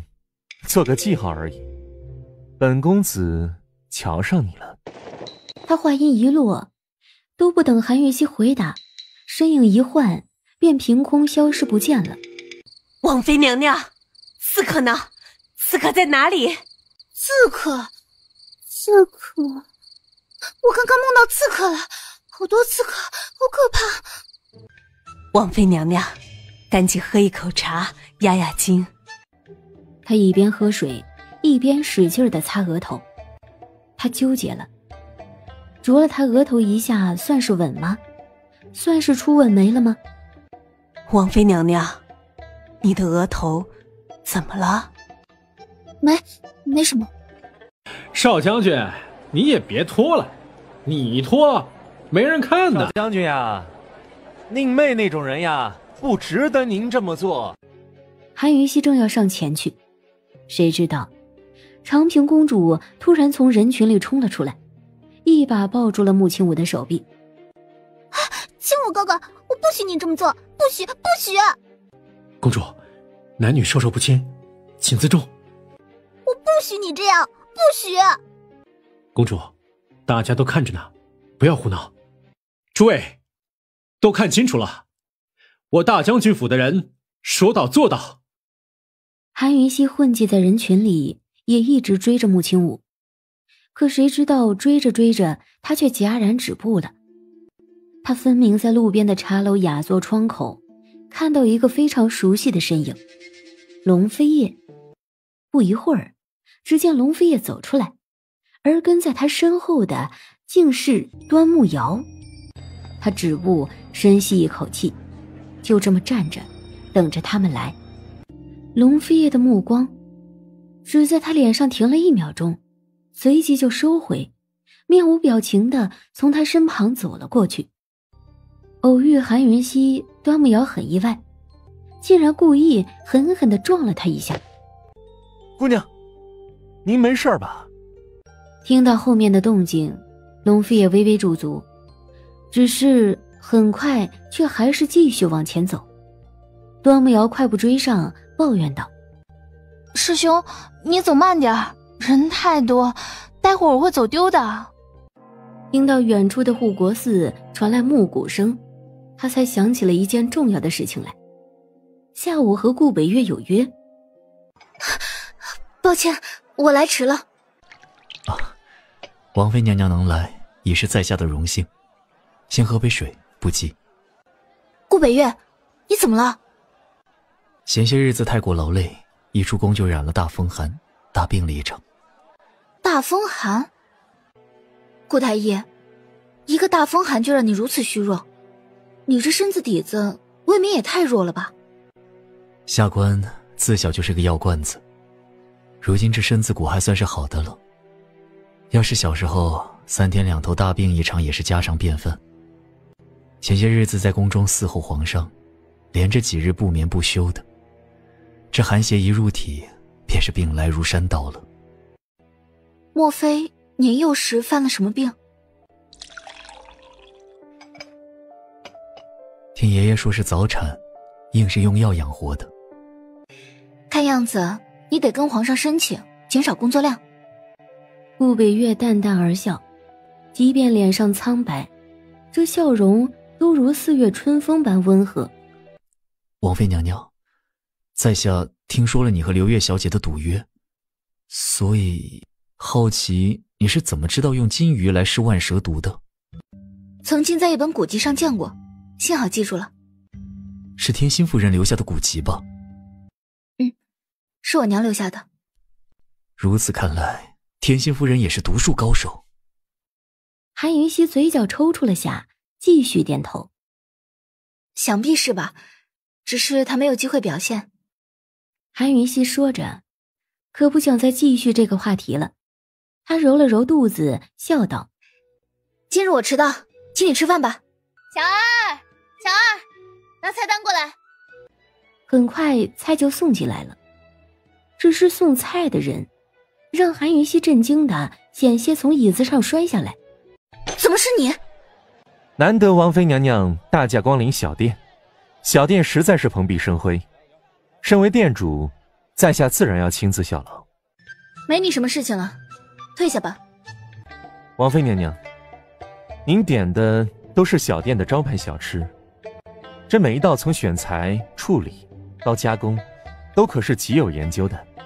您慢慢尝，在下一一说给你听。他说着，竟自作主张的夹了一块桂花糕放到韩云溪的碟子里。韩云溪瞥了一眼，慢条斯理的端起碟子倒掉。你信不信你再不出去，本王妃让你关门大吉？当然相信，在下的东西，王妃娘娘如果喜欢，便都是你的。韩云溪皮笑肉不笑，冷不丁就扬手朝顾七少的脸上撒出毒粉。然而顾七少却故意大口吸气，对他下的毒很不以为然。好了好了，毒丫头，你就请我吃个饭，当报答我的救命之恩呗。你的救命之恩有这么好报答吗？吃个饭，咱们一了百了。如果你想以身相许，也是可以的。话音一落，韩云溪就扬起了一巴掌。放肆！顾七少擒住韩云溪的手，瞎眸微眯，傲慢地朝顾北月瞥了一眼。这位公子，请你马上放开王妃娘娘的手。顾太医，我们走。可出雅座还没走多远，竟撞见龙飞叶和端木瑶迎面走过来。哎呀，我这儿今日吹的是什么风？连琴……顾七少，不是说一起吃饭吗？进去呗。顾太医，一起吧，找了你几次麻烦，一直没机会谢你呢。王妃娘娘，这样不妥吧？殿下他……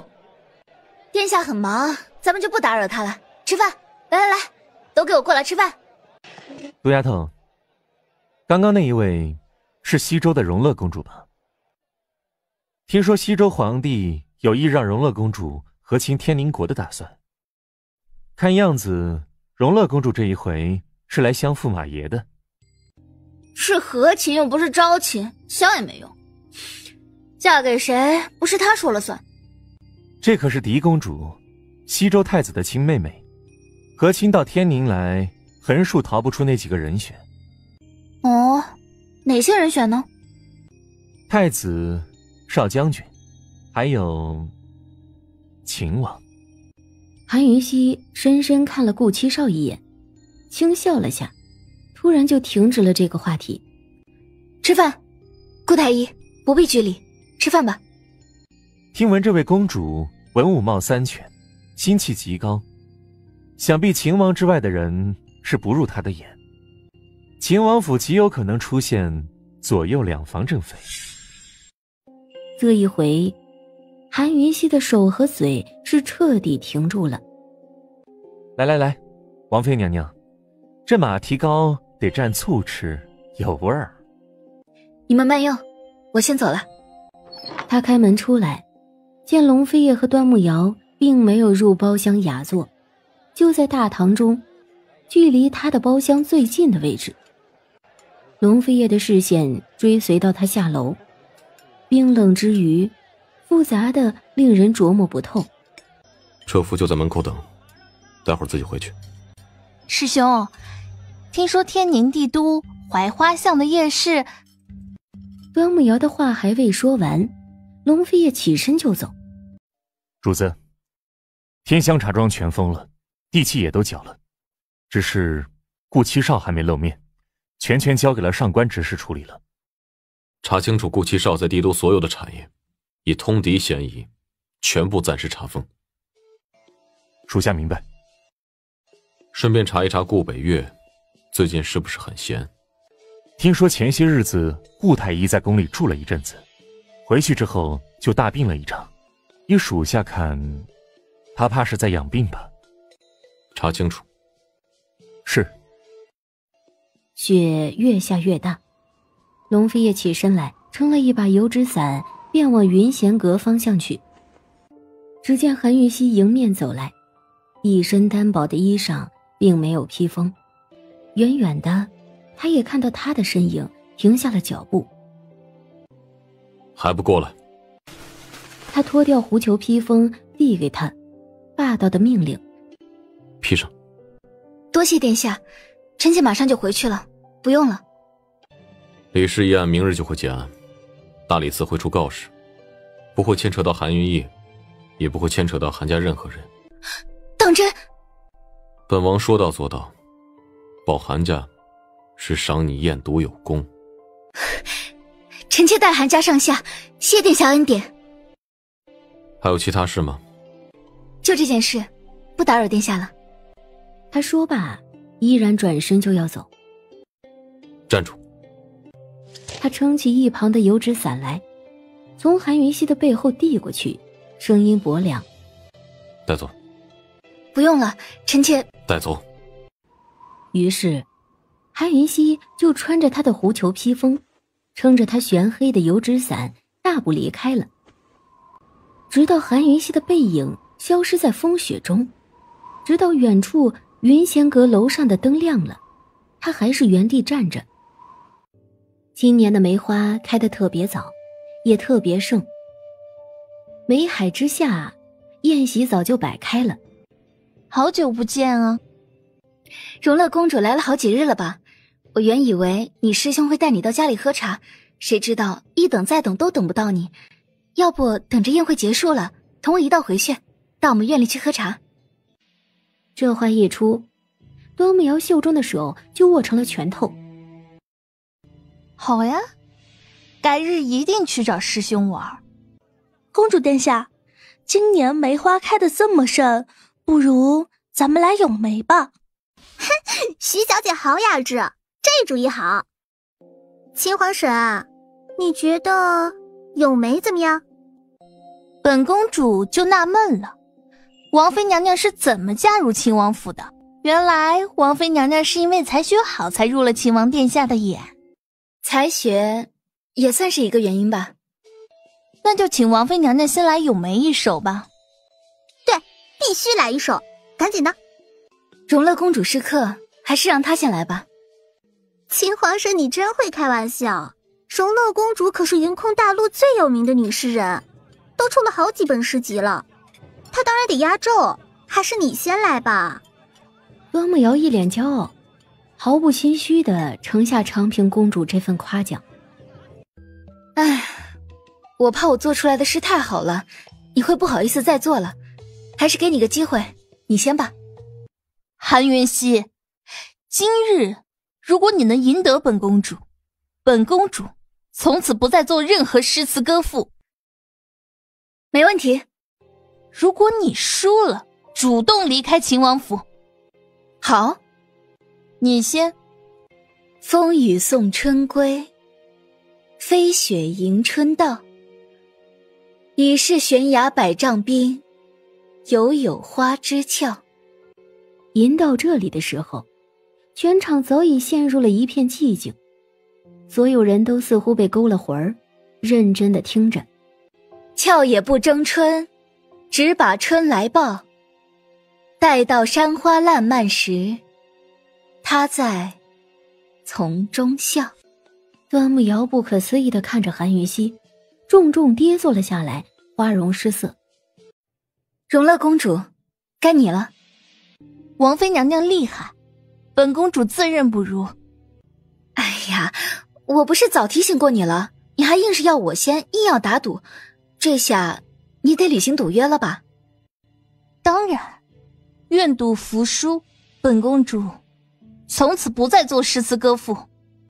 长平，咱们还斗别的吗？作画、琴艺，还是来下盘棋呢？年年都是那些玩意儿，多没意思。今年母后不在，咱们来斗酒，就斗这梅花酒。长平公主，这要怎么个斗法呢？往年的话，你们新人都要先赢一场的，我看今年就斗酒吧，敢不敢？新人指的便是今年第一次参加宴会的人，也就是韩云熙、南北公子三人了。长平，把话说清楚了，你让本王妃和男人斗酒，什么意思？就是你们3位新人斗出一位擂主出来。王妃娘娘，你不会是不敢了吧？不敢也没事儿，胜个输你就退出呗。嫂子，大家的兴致都那么高，你可别扫兴啊。王妃娘娘，既然大家如此盛情，你就别辜负了呀。王妃娘娘，能同您斗酒，小生三生有幸，您可别让小生失望心伤呀。当然可以斗一斗，只是怎么个斗法？输了怎么样？赢了又怎么样？好歹得说清楚吧。你们3个新人斗，赢的就是擂主，守擂台接受其他人的挑战。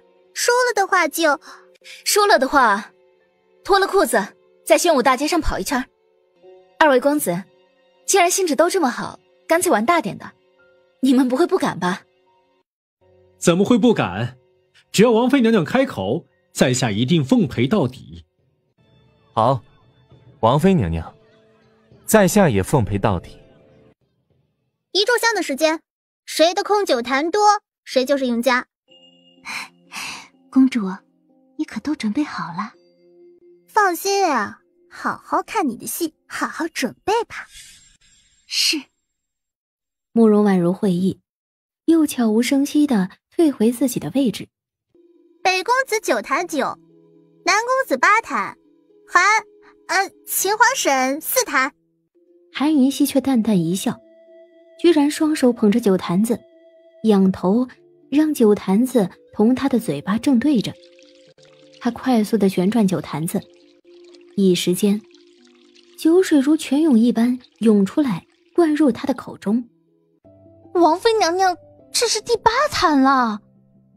南北公子都着急了，齐齐仰头就继续喝，才灌一口，勉强吞下去，立马就反胃呕了出来。而南公子这一呕，就立马受不住，趴在一旁狂吐不止，身体都瘫了。南公子输了。见韩云熙端起了第10坛酒，北公子动作略有笨拙的跟着端起了酒坛，可谁知道北公子才喝了1-2口，整坛酒就被他摔碎了。他仰着头吐了一口长气，随即低头看来，这一低头立马就吐了。北公子也输了，而与此同时，香也烧到了尽头。时间到，韩云熙赢了。公主，就知道我皇婶不会输，不会给秦皇叔丢脸的。这场斗酒，秦皇婶赢了。嫂子，我扶你下去休息吧，你喝太多了。不用了，让宫女送我过去便可。韩云熙勉强让自己看上去清醒一些。这个时候让慕容婉如带他走，他可不放心。良辰美景，你们俩送王妃娘娘去厢房休息，小心伺候着。李公公，把南北公子带下去醒酒。堂堂大男人居然输给女人，真是丢死人了。是，老奴遵命。小娘子，大爷我来了。韩云熙脑海里突然传来急促的提醒声，有毒。长孙彻突然就扑了过来，韩云熙惊叫一声，本能的闪开。小娘子别躲呀，大爷保证会让你很舒服了。韩云熙吓坏了，他根本没有力气可以挣脱。他想也没有多想，从解毒系统里拿出了一把金针当武器，朝长孙彻大腿内侧刺下。长孙彻闷哼了一声，疼得滚落在一旁。臭娘们儿，滚开！哈哈哈，小娘子，大爷我看你往哪里跑。就在千钧一发之际，他相中了长孙彻腹部的穴位，立马就刺入2针。刹那间，长孙彻下压的身体戛然而止。韩云熙大口喘息着，立马利用这个时间从解毒系统里取出了一针兴奋剂。一针下去，他立马恢复了体力。不幸中的万幸，窗户并没有被封死。他搬来椅子垫脚，急急地越窗而逃。顺手将窗户关上后，他靠在墙上大口大口地呼吸。然而就在这个时候，2个熟悉的声音却从一旁传了过来。进去多久了？有一会儿了吧，婉如小姐，是时候把人叫过来吧。再等等，哼，生米煮成熟饭才有意思。呵呵，婉如小姐，奴才下的药可是足量的，这一会儿一定正在煮呢。成，那你去叫人吧，我就在这儿等着。好嘞，你出了这么个好主意，事成之后，长平公主一定会重赏你的。韩云熙沿着墙壁悄无声息地走过来，只见慕容婉如就躲在一旁的小树下。婉如，你怎么在这里？你……韩云熙毫无预兆的就冲他脸上狠狠地撒去一把毒粉。慕容婉如下意识低头揉着眼睛，人便瘫了下去，昏迷不醒。秦皇婶，你醒了吗？秦皇婶，我是长平呀，你醒了吗？哎呀，这怎么没锁门呀？长孙彻就穿着一条亵裤，压在一个昏迷的女子身上，正要解开她的衣裳，而那女子不是别人，正是慕容婉如。怎么了？怎么回事？大胆长孙彻，还不住手！阴贼！韩云熙见一旁一盆水，立马端过来，往长孙彻和慕容婉如的身上泼去。这冷水一泼，长孙彻才停下动作，而与此同时，昏迷的慕容婉如也一下子醒了过来。慕容婉如狠狠地推长孙彻，疯了一样大哭大叫：“来人，还不赶紧把人拉开！放开我！小娘子等着我呢！你们放开我！大爷，我要好好爽一爽！”慕容婉如听得这污秽之言，羞辱的整张脸都扭曲了，濒临发疯。李公公，堵上那畜生的嘴，压下去解酒。慕容婉如，你够了，到底怎么回事？秦王府的脸都被你丢光了。哭什么哭？你说话呀，丢脸的东西！母妃，我本要去看嫂子的，谁知道门没锁，我就进去了。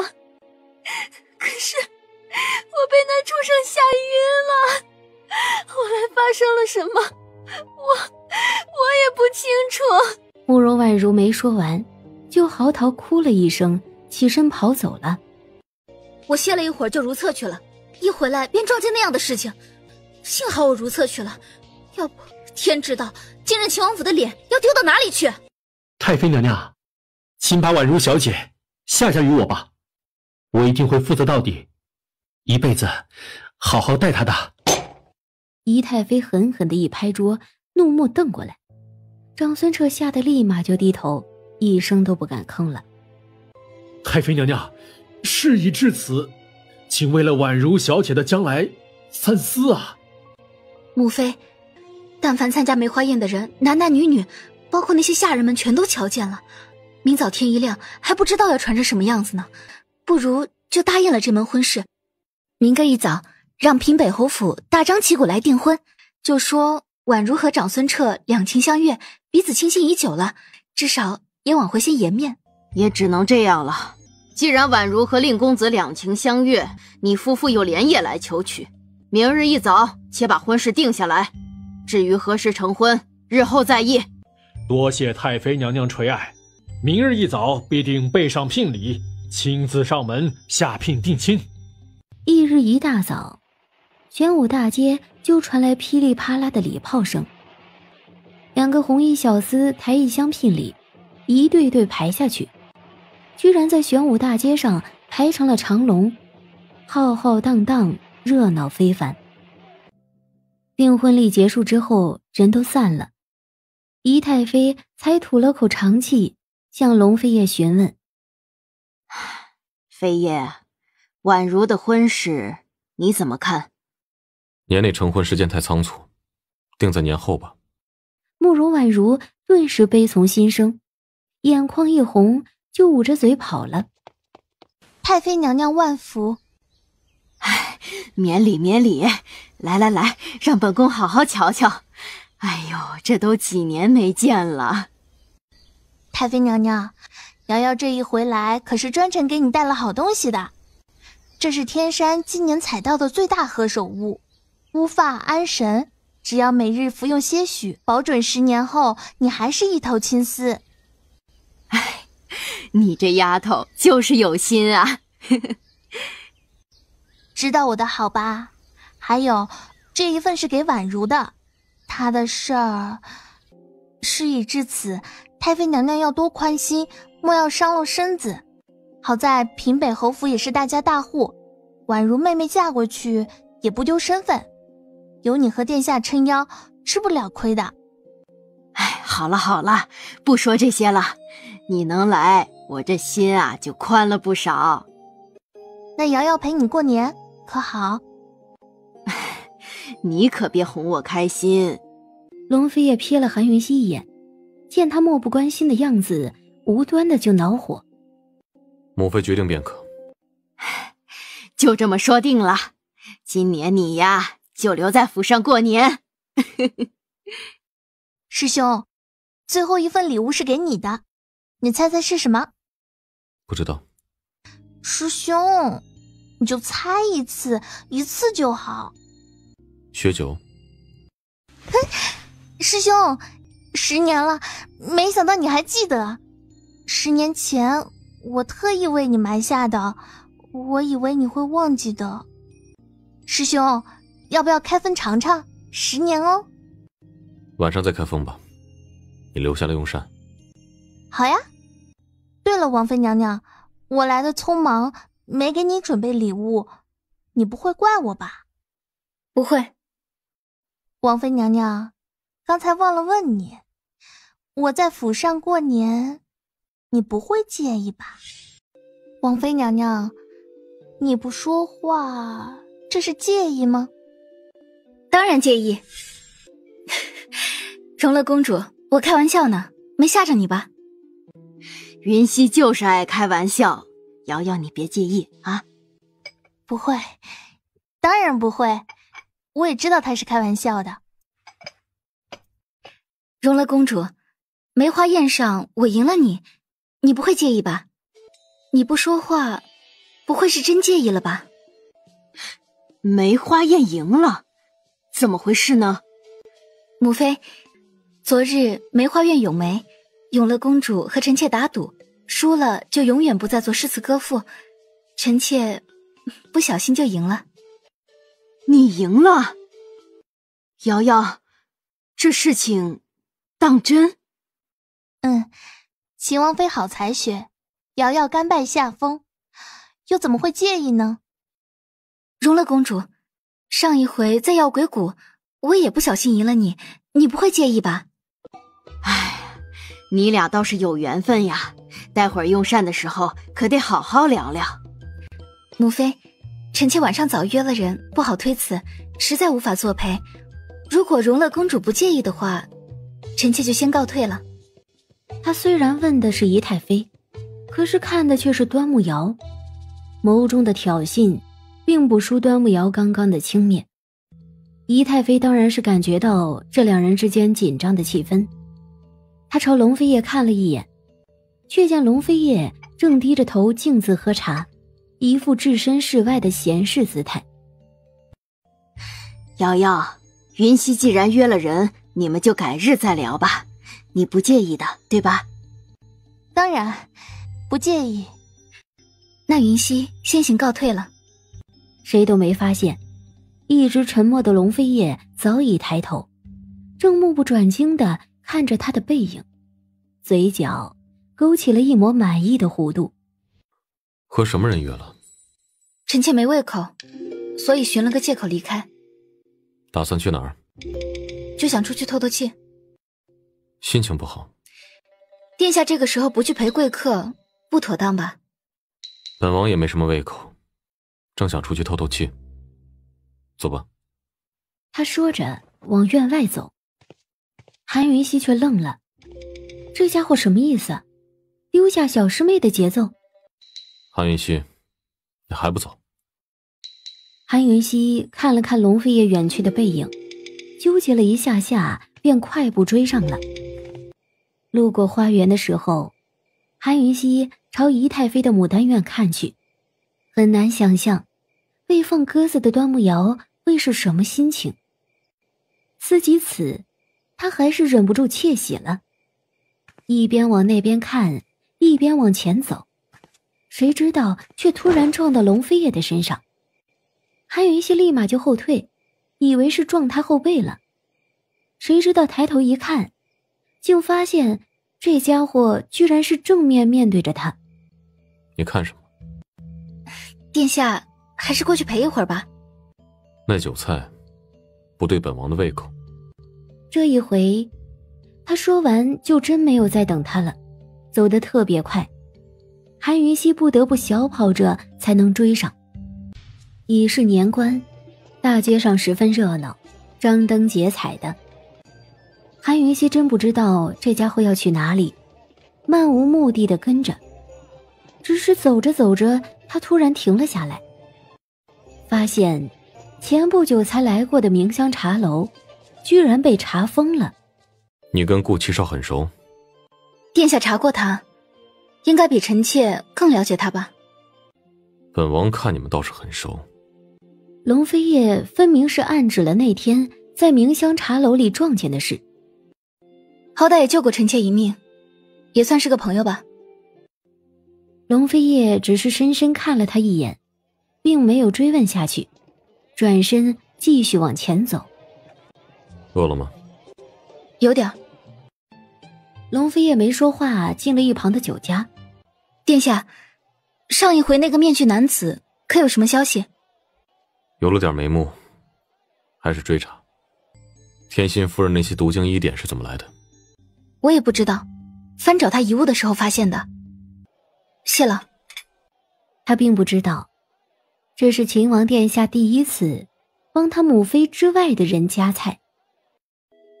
饭后，龙飞爷也没说要去哪里，兜了一圈，大街小巷的热闹都散去了，他们才回到秦王府。刚要进门，就看到姨太妃亲自送端木瑶走出来。师兄，你去哪儿了？人家还在等你开那坛血酒呢。留给母后喝吧。师兄，年后和亲的事情，你什么打算？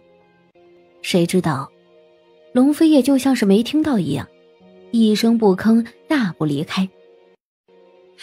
飞叶，你给我站住！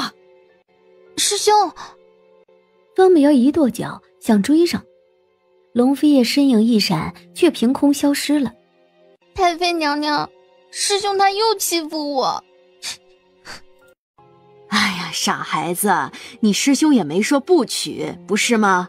那坛血酒，本宫先帮你保管着，等到除夕夜带到宫里去开封。临走之前，端木瑶特意靠近韩云熙，低声挑衅：王妃娘娘，年后还请你多多指教。八字还没一撇，别开心得太早。咱们走着瞧。即便让父皇施压也好，年后她一定要嫁入秦王府。除夕夜，宫中张灯结彩，一片热闹。这个长平够能磨蹭的，随着他去吧，哀家还等着他的惊喜呢。荣乐公主，千万别客气。来人，还不快给荣乐公主倒上酒。太后娘娘才是客气了，瑶瑶自己来便可。云溪，可有消息了吗？消息？韩云溪抬头看来，一脸茫然。母后，看这样子是没有了。瞧瞧她那反应，怕是还不懂你在问什么吧？都嫁人了，还像个丫头。妹妹，你家这丫头是装不懂还是真不懂呀？你就没教教？哎呀，成婚才半年多，秦王成日忙，好几日都没见人影，哪能那么快有消息啊？这就是真的还没消息了。韩云熙脸虽有些红，却也坦然：还没。秦王，这就是你的不对了，再忙也不能冷落了云溪啊。太后教训的是，儿臣会好好继续努力的。在场不少女人全都脸红了，韩云熙的脸更不知道红成了什么样子。继续好好努力，这话真是令人充满了无限遐想啊。秦王，你府上就一位王妃，你都能冷落了，等过了年若是进了新人，可不能再这样了。一位王妃本王都无暇顾及，新人就免了吧。龙飞叶！突然，端木瑶怒吼了一声，猛地站起来，转身就跑。而就在他转身之际，撞翻了桌上的汤碗，洒落韩云熙一身。哎，瑶瑶，哎呀，瑶瑶，你等等！秦王，跟朕过来。龙飞叶面不改色，优雅起身，跟在天辉皇帝背后走了。许嬷嬷，你去帮我取套新衣裳过来吧。王妃娘娘稍等，老奴马上过来。不急，我乏了，也打算歇会儿。却突然听到隔壁房间传来一阵噼里啪啦的巨响，门一推开，就发现屋内一大堵摆饰架子全倒了，而长平公主正摔倒在碎片之中。长平！韩云熙无暇多想，立马启动扫描系统。这是一具尸体。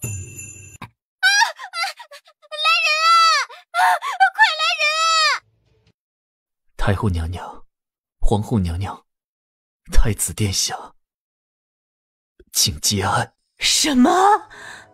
不会的，不会的！胡说八道，胡说！你赶紧救他，救他呀！你要是救不活他，本宫要你心脏！顾北岳，好端端的，人怎么会死？禀殿下，如果下官没有诊断错误的话，长平公主应该是中毒身亡。至于中了什么毒，请恕下官无能。你说，到底发生了什么？你和公主关在这里做什么？公主殿下说要给太后准备一份礼物，因为没有雕刻完成，所以躲在这里雕刻。她刚刚让奴婢出去拿东西，奴婢一回来就看到公主躺在地上，王妃娘娘就在一旁。韩云溪，你是不是跟长平吵架了，还动手了？你说呀！我没有，我刚刚在隔壁，我是听到架子倒的声音才过来的。我一进门就看到长平倒在地上了，我一发现他中毒身亡，双红就过来了。来人，马上将他押到天牢去！凶手一定就是他，没什么好说的。当初你韩家李氏说的没错，最厉害的解毒者，也是最可怕的下毒者。来人，马上把这个凶手押到天牢去！没有哀家的命令，谁都不准探视。我要见秦王。秦王来了也没用，毒杀公主，谁都保不了你。我最后说一次，长平不是我杀的。就是你杀的，是你下的毒。来人，把他吊起来，本宫今日非要让这个贱人招供不可。放开！你们放开！皇后，你屈打成招有何意义？你找不出杀害长平的真凶，长平就算入土了，也不会安心的。韩云溪，是不是你杀了长平公主的？韩云溪一直在发抖，他没有看皇后，盯着热滚滚的热油看，迟迟没有出声。很好，你不招是吧？韩云溪，本宫最后给你一次机会，你招还是不招？不招！不是我做的，你冤枉我，你私刑逼供，是你让长平死得不明不白，死不瞑目，你一辈子都不会安心的。哼，韩云溪，你好样的！本宫先让你尝一尝小腿被炸熟的滋味。然而就在这千钧一发之际，突然一道身影如利剑般飞掠进来，他冷漠的脸一如既往波澜不惊，可是那双深邃的眼却敛着滔天之怒意。龙飞叶，你一定是我的守护神。龙飞叶，无天，我终于等到你了。秦王，没有太后的懿旨，谁准你进来的？皇后，又是谁准你动私刑逼供，屈打成招的？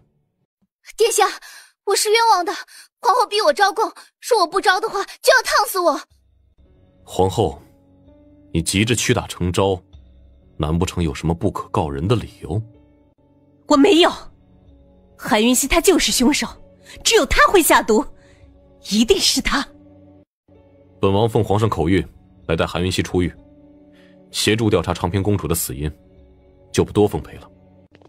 秦王，你给本宫站住！龙飞叶怎么可能会那么听话，继续往前走。来人，秦王这是劫囚，拦住他们，听到没有？然而大理寺的侍卫，包括皇后带来的侍卫，都无人敢拦。秦王这哪里是劫囚啊，人家是一步一步走出去的，尊贵优雅。1天的时间，秦王殿下，你凭什么相信我能在1天里找出真相？本王不是相信你，只是如果迟早都是死，还不如死得干脆点，免得本王麻烦。后悔的话，你可以回去。本王妃既然出来了，就没有回去的打算。走吧，马上带我去验尸。韩云溪，这回本王是下了重本。你可千万别让本王失望。开棺吧。你休想！你这个杀人凶手，我绝对不允许你打扰长平。皇后，你在心虚什么？难不成你害怕韩云熙查到什么证据吗？你这话是什么意思？皇后丧女悲痛，你非但不体谅，反倒出言无礼。你夫妻二人未免欺人太甚了。本王以先皇特权令换得此次机会，皇后如此阻拦，如此藐视先皇特权令，又是什么意思？这话一出，顿时所有下人全都跪了下去。臣妾不敢，臣妾万万不敢。来人，开棺。韩云熙，还愣着做什么？此时所有人的注意力都落在韩云熙身上，他偷偷瞄了龙飞叶一眼，不动声色，继续做进一步的检查。带我去西厢宫吧。双红，除夕夜那晚，长平公主请你出去拿东西的时候，你从这屋子里带了什么东西出去了？那天长平公主就让奴婢带走了一尊木雕佛像，那是皇后娘娘的东西，奴婢放在前面的屋子里，还没归还回去呢。这话一出，皇后像是被瞬间抽走了三魂七魄，整个人都虚脱了。东西放哪儿了？马上带我过去看看。哎，我明明就放在这里的。啊，对了，奴婢想起来了，那天晚上奴婢告诉过西厢宫的小月，她也知道东西在这儿的。禀各位主子，宫女小月前2天染了恶疾，已经没了。尸体呢？尸体当天就火化了。那东西呢？秦嬷嬷，西厢宫是你监管的吧？皇后娘娘的木雕佛像哪儿去了？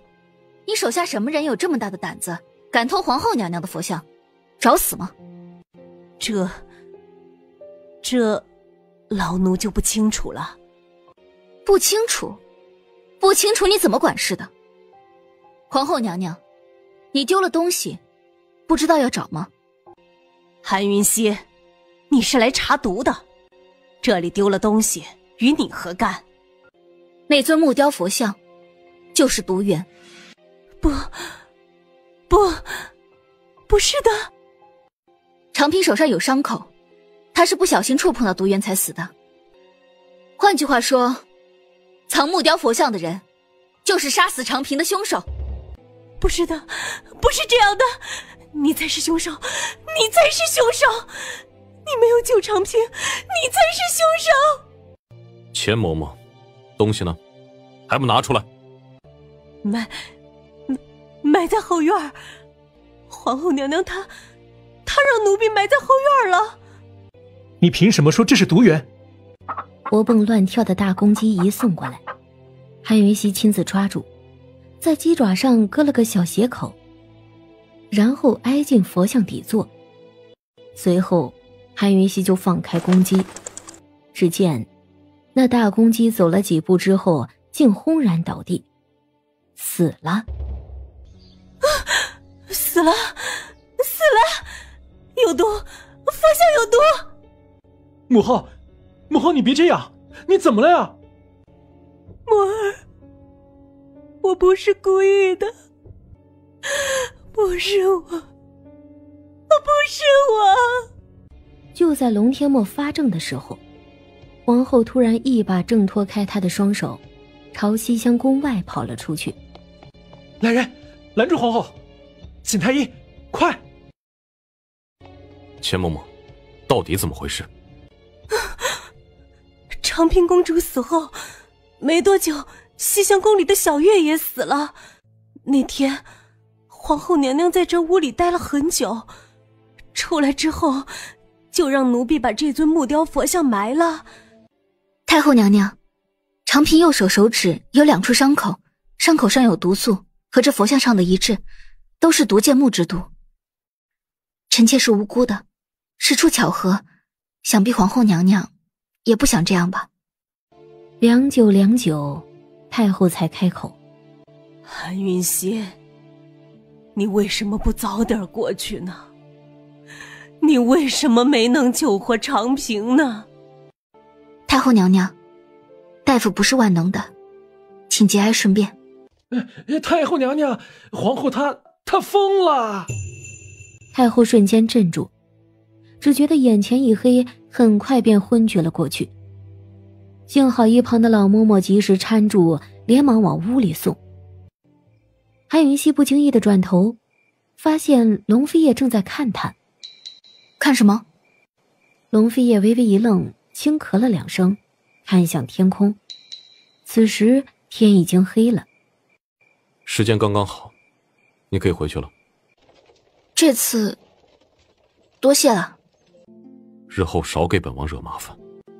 麻烦自己找上门的好不好？你说什么？特权令不用我还吧？然而龙飞叶冷漠的表情微微一僵，并没有回答，而是转头看向了窗外。飞叶，就为了他，你居然用了特权令！本王的东西，本王乐意。你，龙飞叶，你这份乐意，我韩云熙记下了。皇兄，臣弟办不到。龙飞叶，你这是要抗旨吗？臣弟已经抗旨了。狠狠扫落一桌子的奏折。天辉皇帝眯眼看着龙飞叶，散发出摄人的杀气。秦王抗旨不遵，马上将他押到毁司宫禁足，没有朕的允许，任何人都不准探视。韩云熙，你知道秦王抗的什么旨吗？就是和亲的事情。仪太妃说着起身，一步一步朝韩云熙走来，冷冷地问道：这下你满意了吗？我没有，他要娶谁不娶谁和我有什么关系？他也不曾问过我一句。韩云熙，你到底用了什么法子蛊惑飞叶的？母妃，你说什么呢？我没有。你没有？你没有他为什么会把特权令用在你身上？你是生是死，与他何干？你知不知道，特权令是他第2条命？韩云熙，都是因为你，因为你！韩云熙，你这个扫把星！飞叶要是有什么3长2短，我绝对不会放过你的。王妃娘娘，王妃娘娘，赵嬷嬷，是不是有消息了？王妃娘娘，仪太妃她写信要去求荣乐公主帮忙。母妃，殿下绝对不会答应这件事的。被逼娶就罢了，还要求着人家松口不嫁，这算什么事啊？韩云熙，不求荣乐公主，你有其他办法吗？韩云熙很想回答他，可是他张了张嘴，却什么都答不出来。皇上，不好了，不好了！太后宫里有个宫女发病死了。什么？马上去把顾北岳叫过来。顾北岳，太医院至今连什么病都不知道，朕还能指望你们做什么啊？你这个首席太医是不是不想当了？皇上，或许微臣和太医院真的无法胜任此事。微臣斗胆向你推荐一个人，秦王府王妃娘娘。韩云熙，他懂什么？他是毒医，什么时候变成神医了？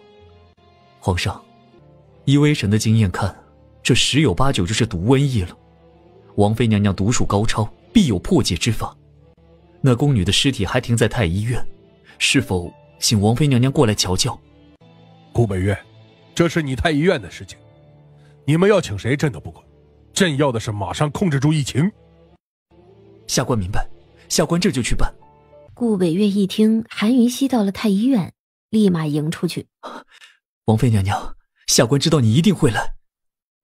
你就这么肯定？一靠近尸体，解毒系统就立马发出了警报。韩云熙戛然止步，是毒鼠疫。王妃娘娘，你定能解毒鼠疫之毒吧？且不说郊外，帝都里就有上百号人等着救命了。毒鼠疫当然是可以解的，只是这药方嘛，我得和秦王殿下商量商量才能肯定。王妃娘娘，难不成殿下才知道毒鼠疫的解药药方？秘密。顾太医，把我的话带给皇上，他会懂的。王妃娘娘，请吧。殿下，你在里面吗？殿下！他喊着，猛地一把推门进去，却发现屋内空无一人。陆飞爷，你在哪里啊？你在不在啊？韩云溪，谁准你直呼本王名讳的？只见龙飞叶高高在上的坐在屋顶上，尊贵霸气。龙飞爷，你没事啊？吓死我了！你害怕什么？我怕你万一有个三长两短的，我得殉葬啊！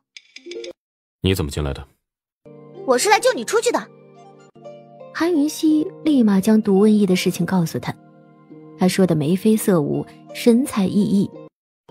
你为什么要救本王？因为你拿特赦令救我，我现在也救你一次，咱们俩就一清二楚了。谁要跟你一清二楚了？韩云溪，本王的特赦令不是那么好还的，你还欠本王。韩云溪撇了撇嘴，懒得跟他算那么清楚。你是抗旨不娶荣乐公主才被软禁的吗？是。为什么？这件事情跟你有关吗？没关系，我就随便问问。解药的药方在我手上，我这就去找皇上，他不放人也得放人。我等你。韩云溪大喜，急急就离开。谁知道一出门就看到天辉皇帝独自一人站在门口。皇上这是在等秦王的药方吗？药方呢？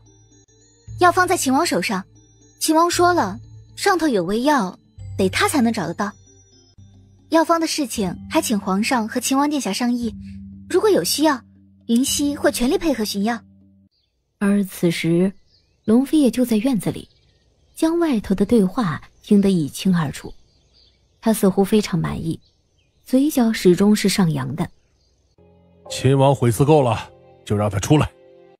说罢，便头也不回地拂袖而去。母妃，我回来了，我把秦王殿下也带回来了。飞叶，你……仪太妃看着他，许久才淡淡道：“很晚了，和殿下去休息吧。”然而，两人都到院子门口了，仪太妃却喊了一句：“飞叶，你若不喜欢荣乐公主，母妃也不为难你。”韩云溪，把皇帝惹恼了，你知道后果吗？是你先把他惹恼的吧？哼，明日就去太医院吧，瘟疫不容耽搁。他说完就走，却留下韩云溪愣在原地，心跳加速。这家伙居然笑了。翌日一大早，天辉皇帝就派了薛公公来下命令，要求龙飞叶和韩云溪必须在3日之后把解毒鼠疫的药交上去。龙飞叶原本以为韩云溪这话是故意说的，没想到竟然是真的。他确实缺了一味药，叫做紫艾草，非常罕见。据记载，30年才发芽，30年长叶，个头还特小，就巴掌那么大。但是只要1颗，就可以配制出无数份解药。你就那么肯定本王找得到？在3日之内？不管怎么说，殿下得先出来，不是吗？殿下，事不宜迟，依臣妾看，咱们还是再去一趟药鬼谷吧。龙飞叶想到的也是药鬼谷，他点了点头，正准备出发。殿下，把顾太医带上吧。为何？药方上还有几味名贵的药，需要精挑细选。太医院的库存不够，药鬼谷倒是种了不少。顾太医熟悉药材，他亲自去挑选会比较好。他点了点头，吩咐下人备马。走吧。殿下请先。龙飞叶踹了马肚，骏马便如同利箭般疾驰出去。坐好，这么快的马速，你要找死吗？莫名其妙挣扎什么？韩云熙被凶得瞬间精神了，坐好低头。你做什么？没你乱动什么？不小心的。韩云熙暗自庆幸，幸好这家伙没发现他刚刚在偷窥，否则真是丢死人了。哟，毒丫头，这么巧呀？你怎么在这里啊？来和药鬼大人做点买卖。呵呵，没想到我们这么有缘分，在这里都能碰到。药鬼大人不在，你白来了。我是来卖药的，老管家在就行。不知这位公子带来了什么药材来？六叶草、金葵，还有一样，紫艾草。公子，药鬼大人不在，老奴可以全权做主。屋内请，屋内详谈。说罢，他就一把拉住顾七少的手，将他往门里拉去。然而韩云熙却也立马伸手，他正要抓住顾七少的时候，龙飞也迅速打落他的手，亲自抓住了顾七少的手腕，冷不丁就将他拽了出来。喂，秦王殿下，会疼的。对，先放手，有话好好说嘛。秦王殿下，请不要干扰药鬼谷的买卖，放开这位公子。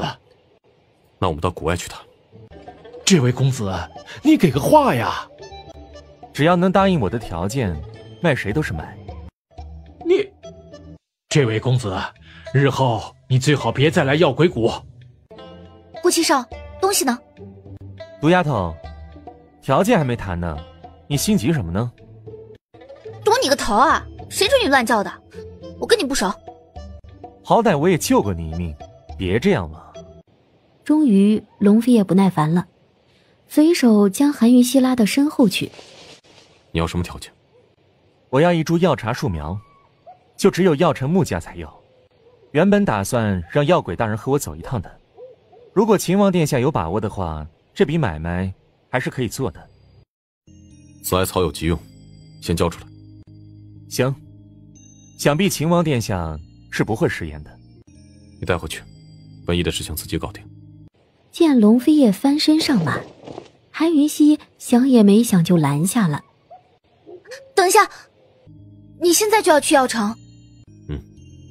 殿下，药方我已经告诉顾太医了，瘟疫的事情交给顾太医大可放心，带我去药城见识见识吧，说不定臣妾能带回些药材来，日后用得着的。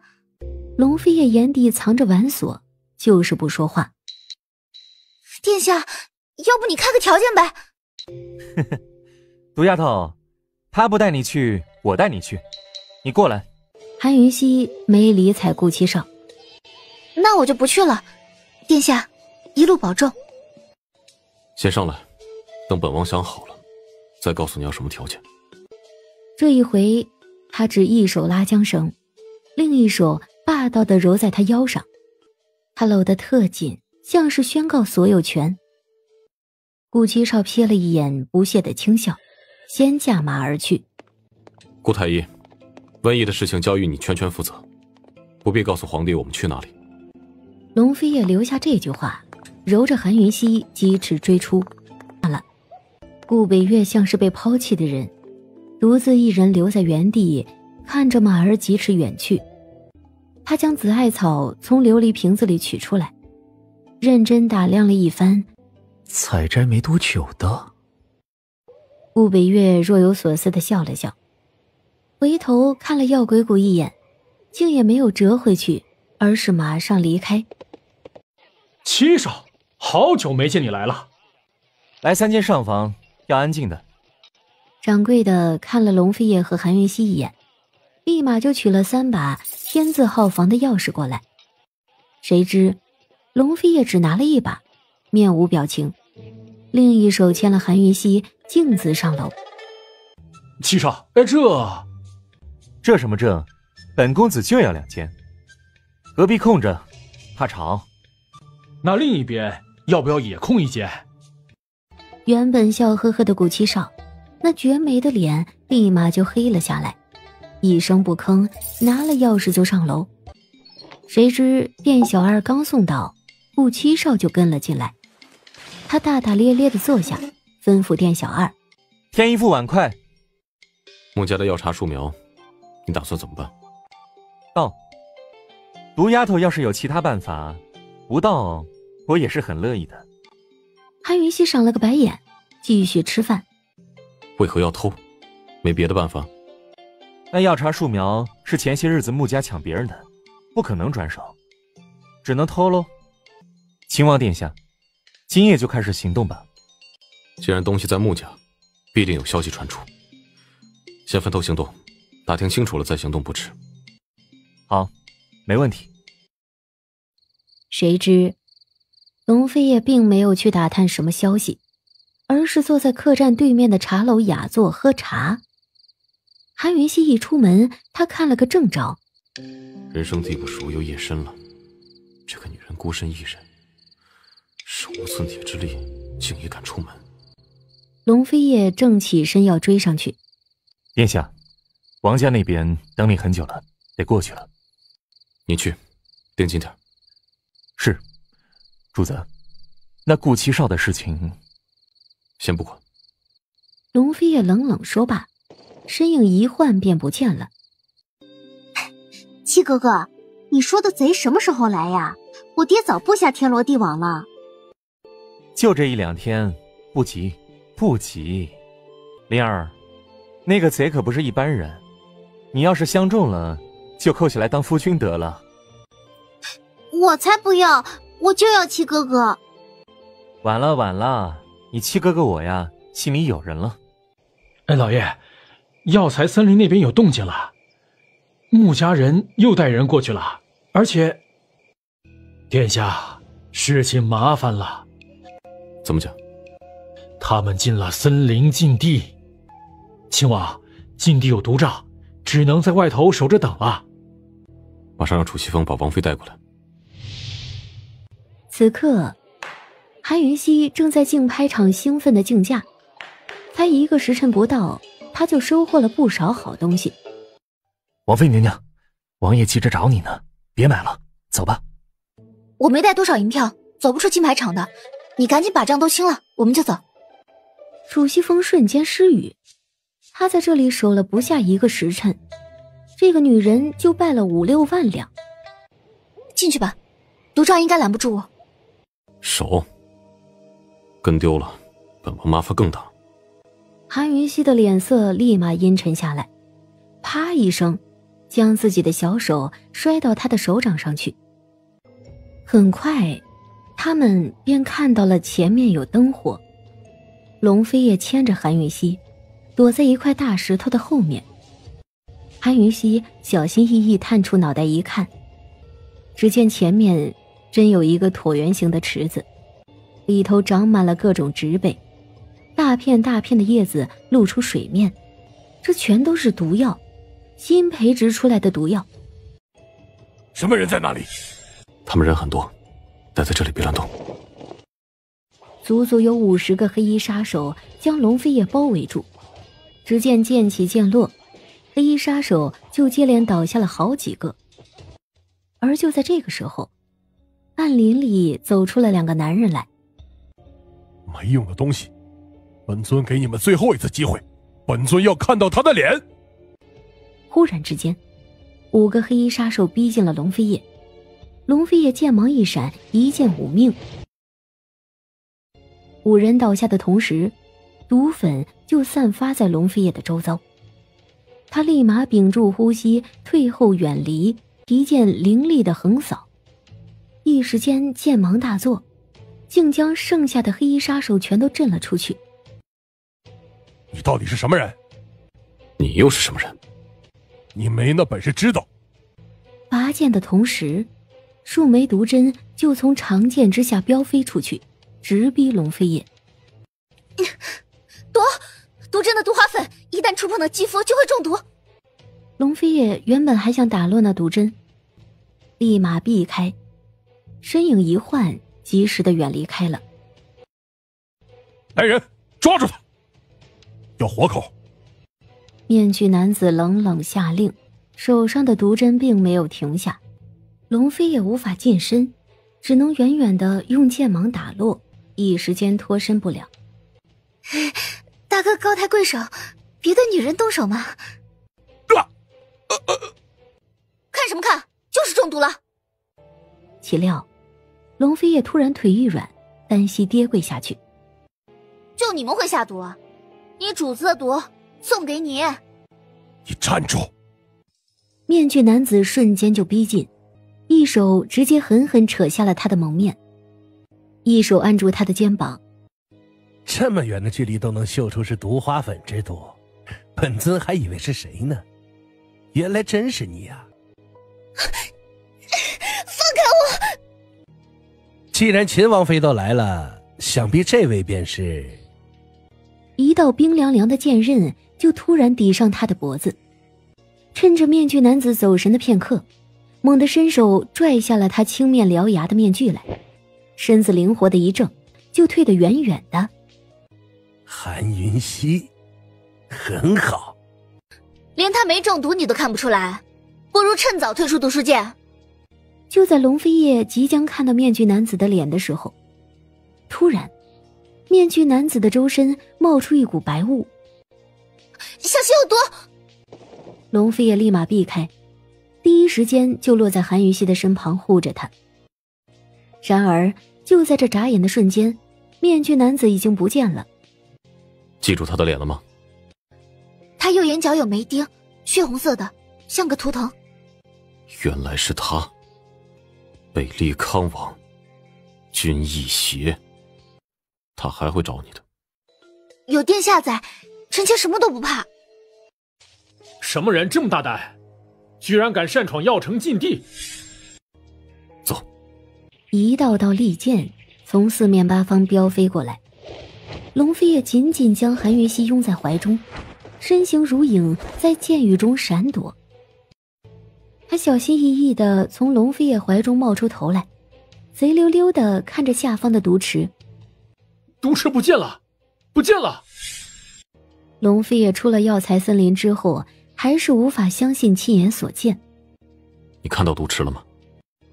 可谁知这个时候，才发现韩云溪居然昏厥在他的怀中。韩云溪，你终于醒了。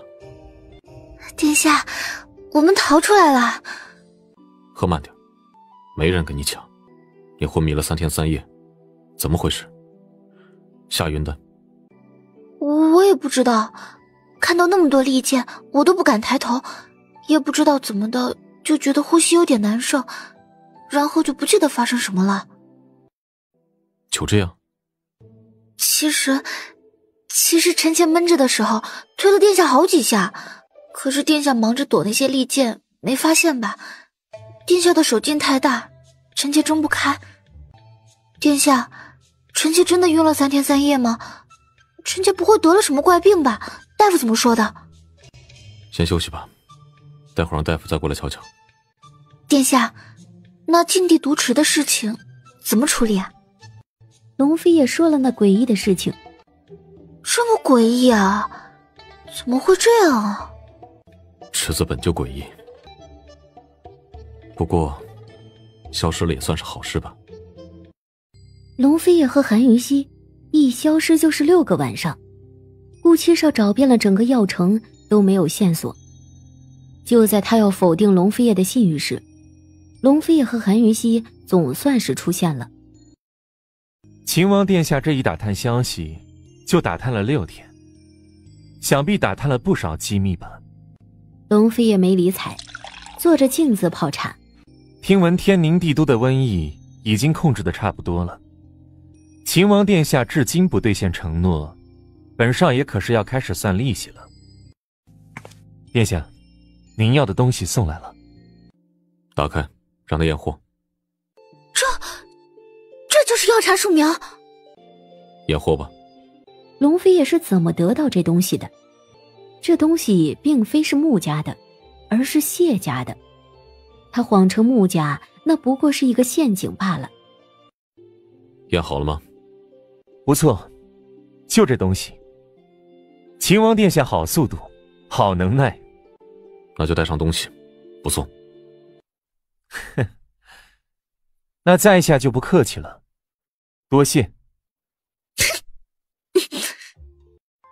龙飞叶，这一回算你狠。楚奇峰，备车回帝都。晚上再回去可以吗？我还有些药材没有买。带你去个地方，走吧。这是入门凭证，这里所有的交易都要用这张卡，拿好了。日落之后，龙飞叶如约在药材会所门口和韩云溪会面。韩云溪果然是个败家女，血拼了一大堆药材，装了一马车。韩云溪要把金卡还给他的时候，他只淡淡道：你先留着吧，日后本王需要药材，找你便是。没问题，多谢殿下。至于顾七少，早就被谢家的人围攻，根本无暇顾及他们。呀，谣言是真的，韩云溪真的得宠啊！天哪，这算是秦王殿下正式公开承认这位王妃娘娘了吗？七哥哥，那个男人是谁？好像很可怕的样子。就是要去你家的贼。七哥哥，他到底是什么人呀？我看着不简单。天宁秦王。你说什么？他就是天宁秦王？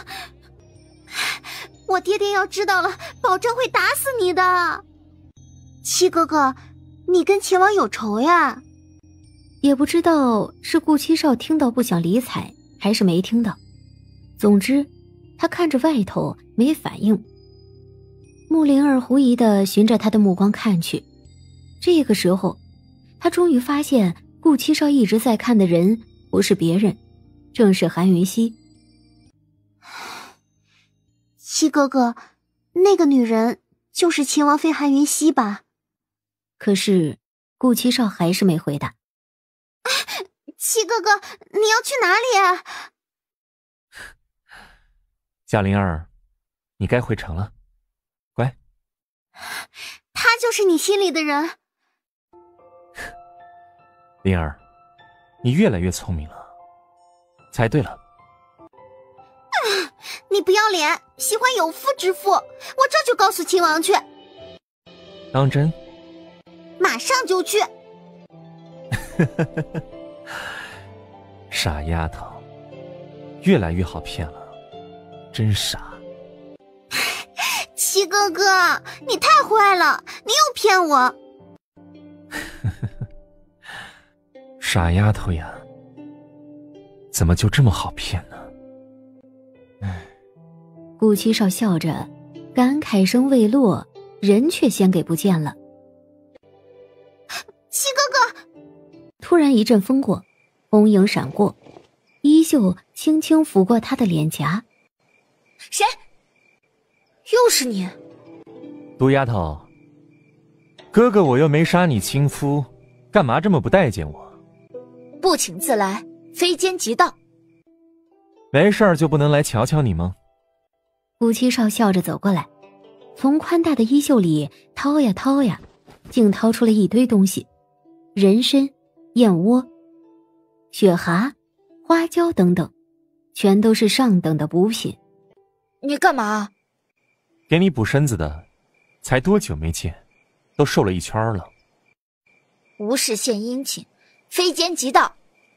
顾七少只当没听到，瞥了桌上的金针暗器一眼。唐门暗器。韩云溪这才想起桌上的东西，正要收，顾七少却按住他的手，拦下了。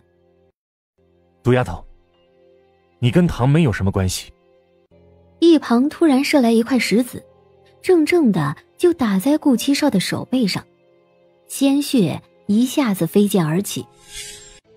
只见龙飞叶不知道什么时候过来的，一袭黑衣劲装，浑身上下散发出可怕的杀气。顾七少狭长的双眸眯成了一条直线，非但没有抬头，反倒不顾手背上的伤，一把抓住了韩云溪的手，劫持他。于是他想也没想，随手抓起桌上一枚金针，狠狠地就往顾七少的手背上刺去。只见顾七少脸色一白，立马就放开手。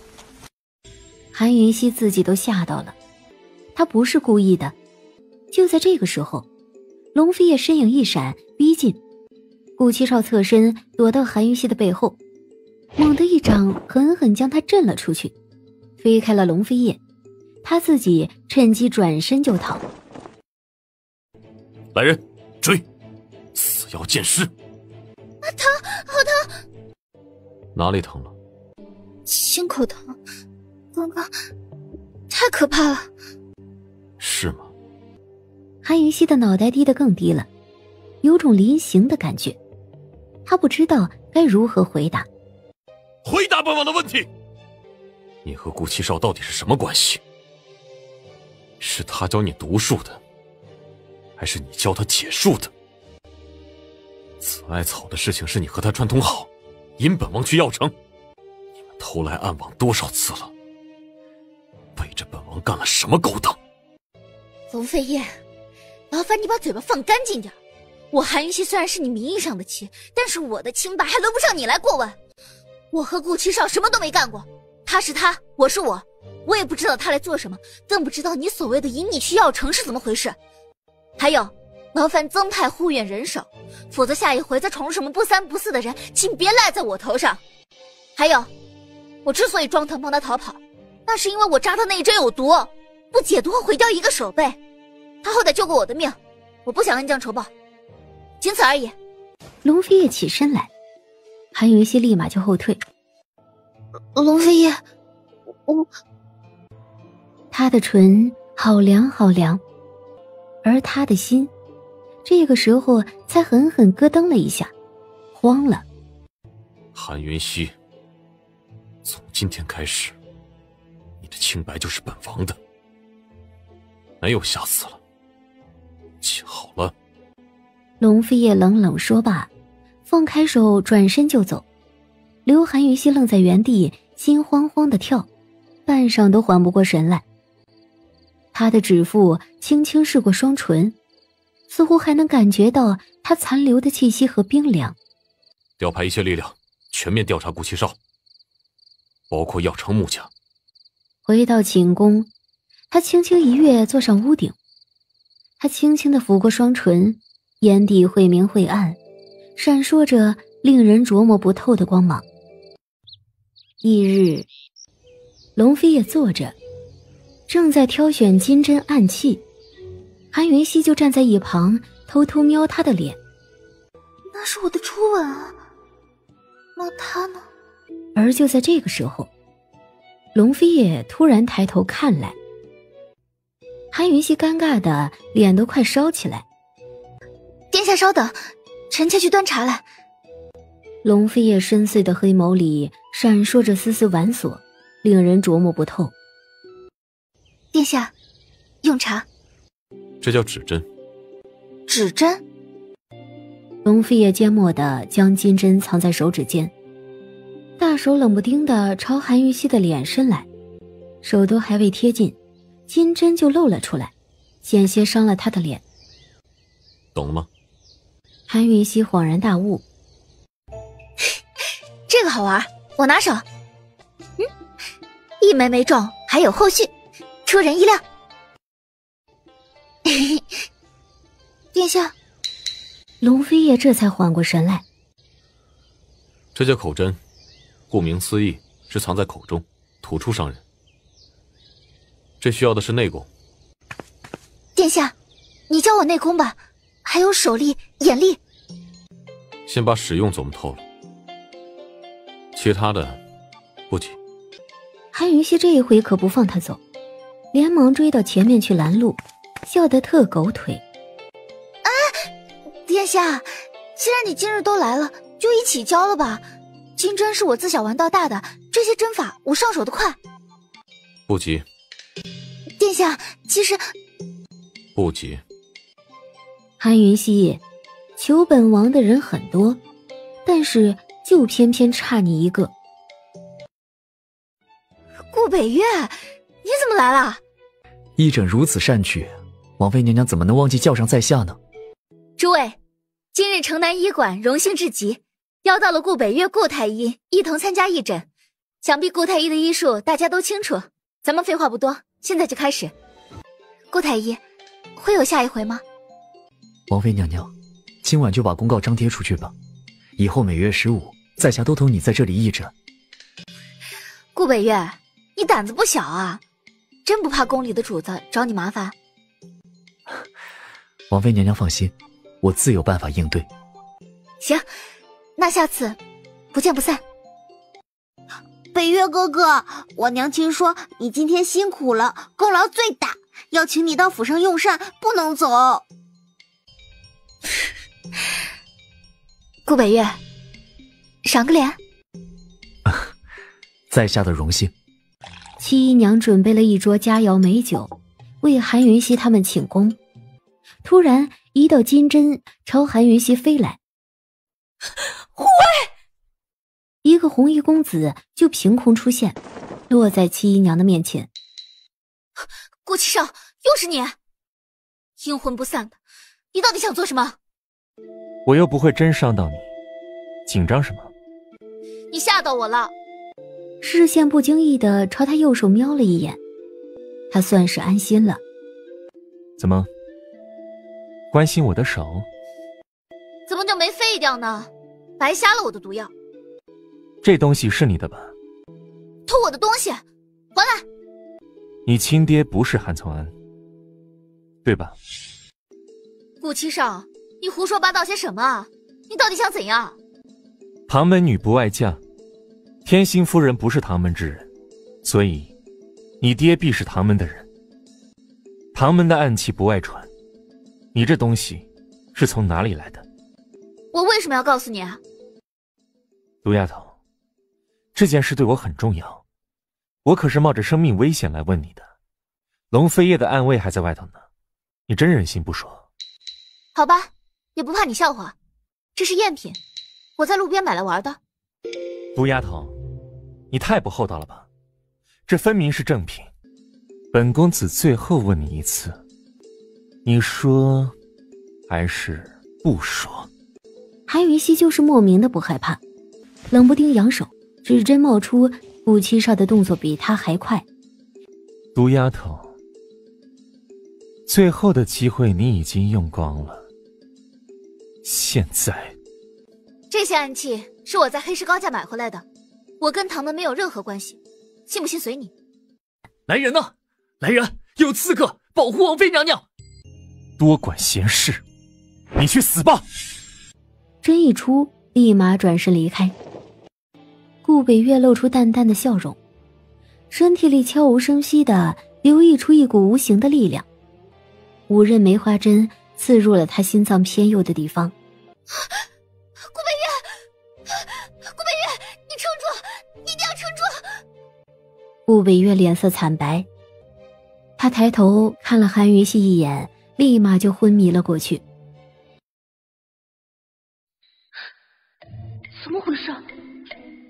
这不是喜帕吗？我就这么穿越了，而且一穿越就要吓人。听说韩云熙可丑了，怪不得秦王连露个脸都不乐意呢。岂止是不乐意呀，瞧瞧这秦王府连门都不开，真是送上门人家也不要。王喜婆走上前敲门，半晌，大门没动静。太妃有令，新娘子误了吉时，明日再来。秦王府欺人太甚！哎呀，太晦气了！我当喜婆那么多年，就没见过这样的。回去，赶紧回去！等等，王婆婆，劳烦你去问问，明日几时来？是，大小姐稍等。干嘛呢？让你们明日再来，没听明白吗？新娘子问明日几时来，劳烦通报一下太妃。自然还是4时。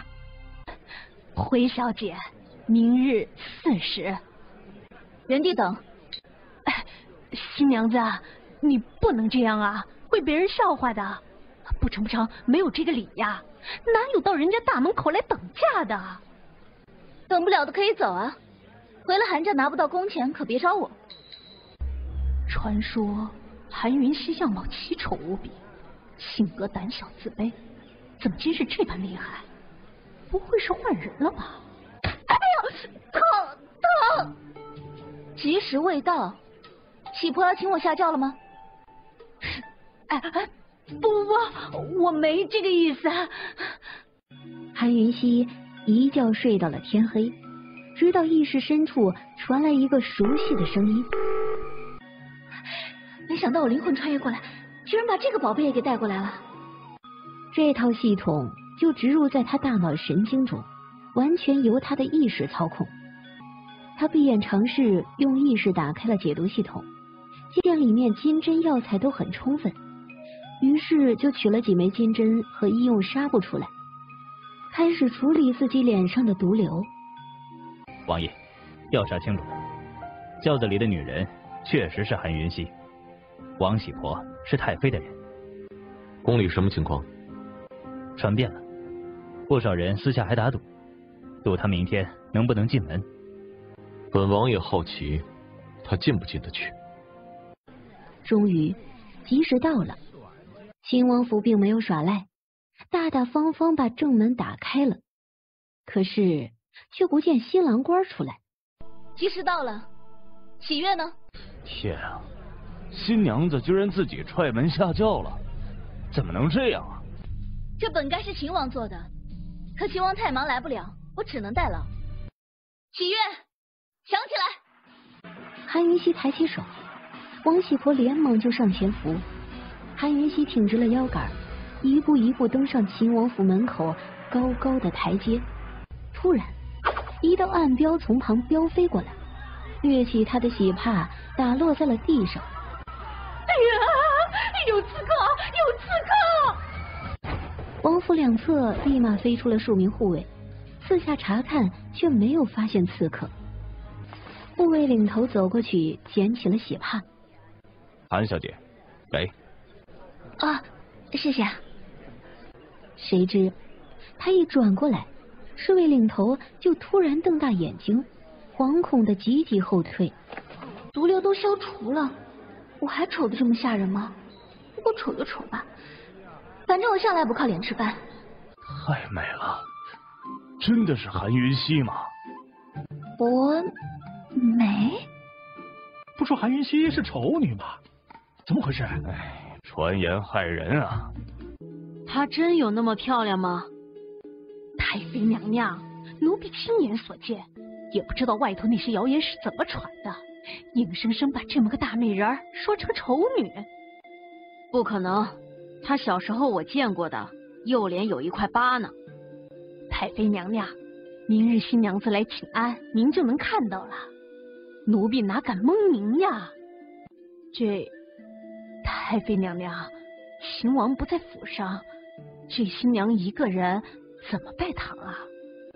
还拜什么堂？直接送入喜房去。母妃，这是大喜呢，她长得美便好，要不今日让她进来，咱们秦王府的脸就被丢光了。慕容婉如是仪太妃收养的义女，自小伺候仪太妃，比亲女儿还贴心。太后把她大恩人的女儿强加给我儿子，这不是羞辱又是什么？长得再美有用？唉，太后要是把你赐给飞燕，我也不至于如此烦心。母妃，婉如只想一辈子伺候您。嗨，当本宫的媳妇也能一辈子伺候嘛。平素没事的话，多往秦王的书房里去，懂吗？都听母妃的。韩云溪坐在新房的床榻上，等了半天，见一个人都没来，他便大胆的掀起喜帕，起身来伸了个大懒腰。没想到那个害人的暗标，反而让我惊艳了一把。天哪，这长得也太倾国倾城了，这张脸也算对得起秦王了吧？那个家伙至今不露面，天晓得他长什么样子。今天晚上新郎官会回来吗？韩云溪从早等到晚，别说新郎官，就连个人影也没瞧见。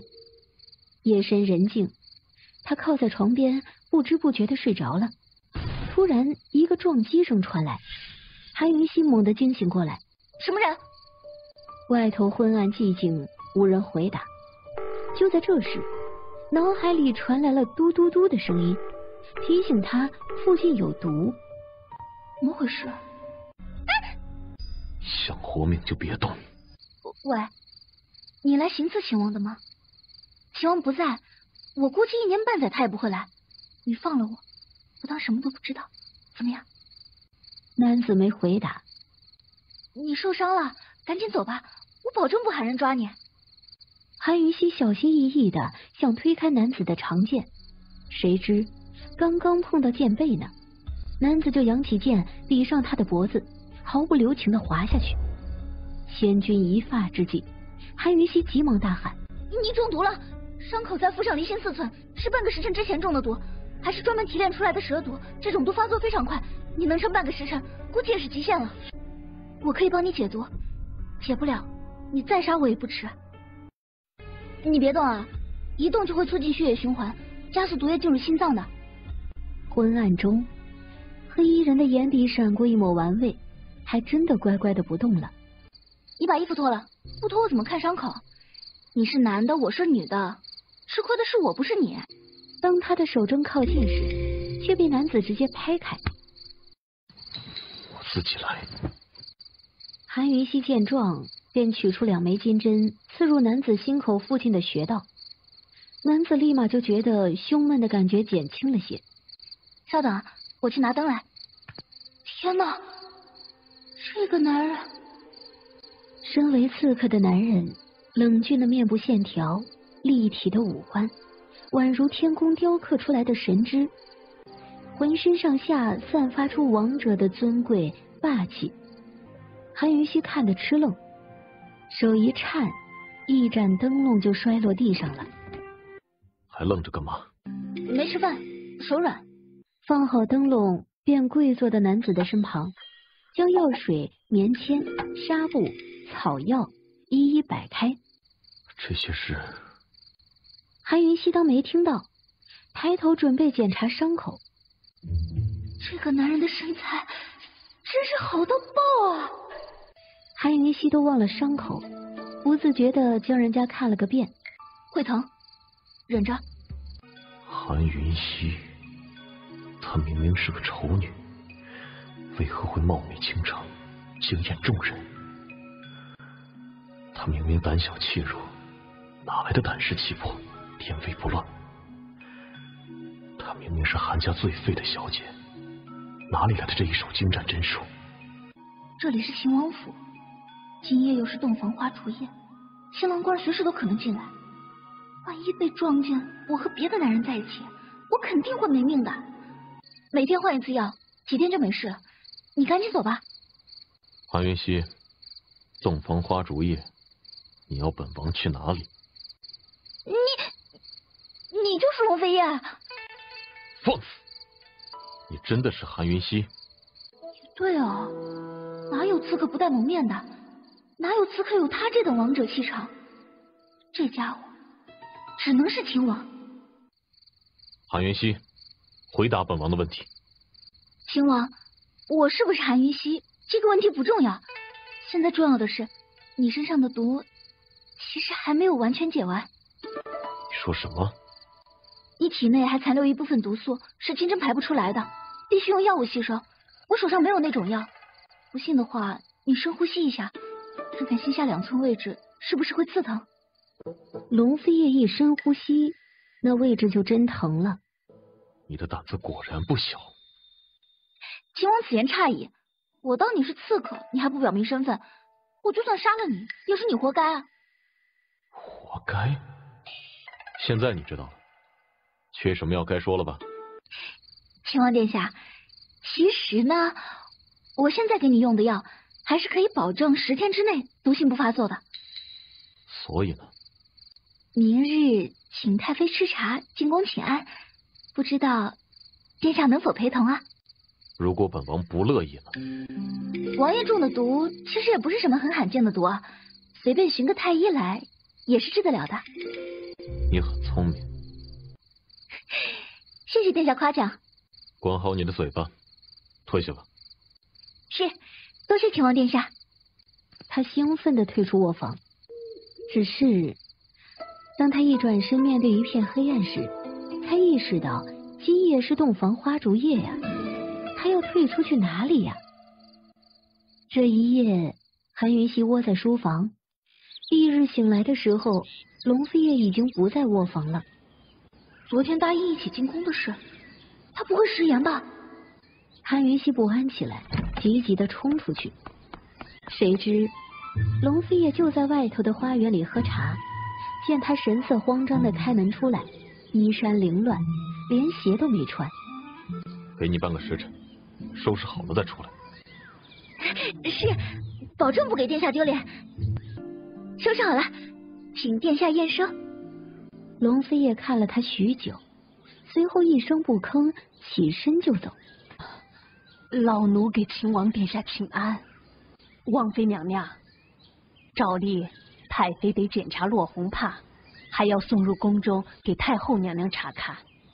王妃娘娘，请把东西交给老奴。殿下，东西在你那儿吧？落红帕在秦王那儿。等着。你们要不要这样？搞得我们像奸夫淫妇一样。龙飞叶，你我因皇命成婚，一切皆非我强求。你若反抗不了皇命，能不能不把所有的压力都放在我一个女人身上？终于，龙飞叶回来了，可他的双手却空空如也。殿下，帕子呢？本王带过去便可。殿下要一起去太妃那儿。龙飞叶没有回答老嬷嬷，也没有理睬韩云溪，说完就走。落红帕，请母妃过目。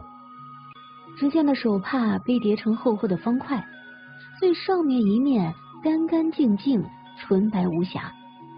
韩云溪失落地低下头，准备接受姨太妃的质疑。姨太妃瞥了一眼，立马拉下脸，随后应付似的随便挑起了落红帕查看。谁知这一挑起，立马就看到雪白的丝帕上有一抹红色。啊！天哪！龙飞叶，你够意思，够爷们，真的多谢了。母妃也看过了，来人，送入宫去。王妃娘娘敬太妃娘娘茶。臣妾韩氏云溪，给母妃请安。母妃千岁千岁千千岁。本宫也没什么好交代你的，你只要记住一点，不管你说什么做什么，都不能给本宫和殿下丢脸。是，臣妾谨记于心。平身吧。宛如，你是小辈，给你嫂子敬杯茶。是啊。嫂子，喝茶。解读系统的警示声突然急速响起，都快把韩云溪的脑袋炸掉了，也瞬间让韩云溪明白，这茶里有毒。好个慕容宛如娇嫩花，原来是一朵白莲花。这个时候让我喝下泻药，待会儿到了宫里去问安的时候，岂不当众狂长茅厕，丢脸丢到家？真是好一个见面大礼呀！很好，本医师会回你一个更大的礼。茶到面前，韩云溪连忙伸手去接，大大方方的一口喝完，茶杯正要放回去呢，谁知一个不小心滑手，掉在地上碎了。怎么回事？母妃，没事的，岁岁平安。我来，你别伤着。哎呀，流血了，都是我不好。小伤，不碍事的。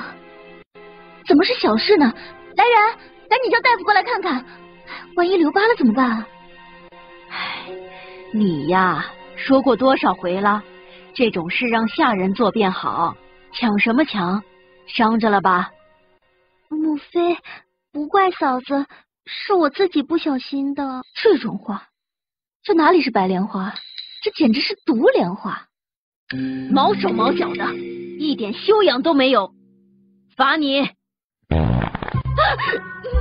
臭死了，臭死了！赶紧出去！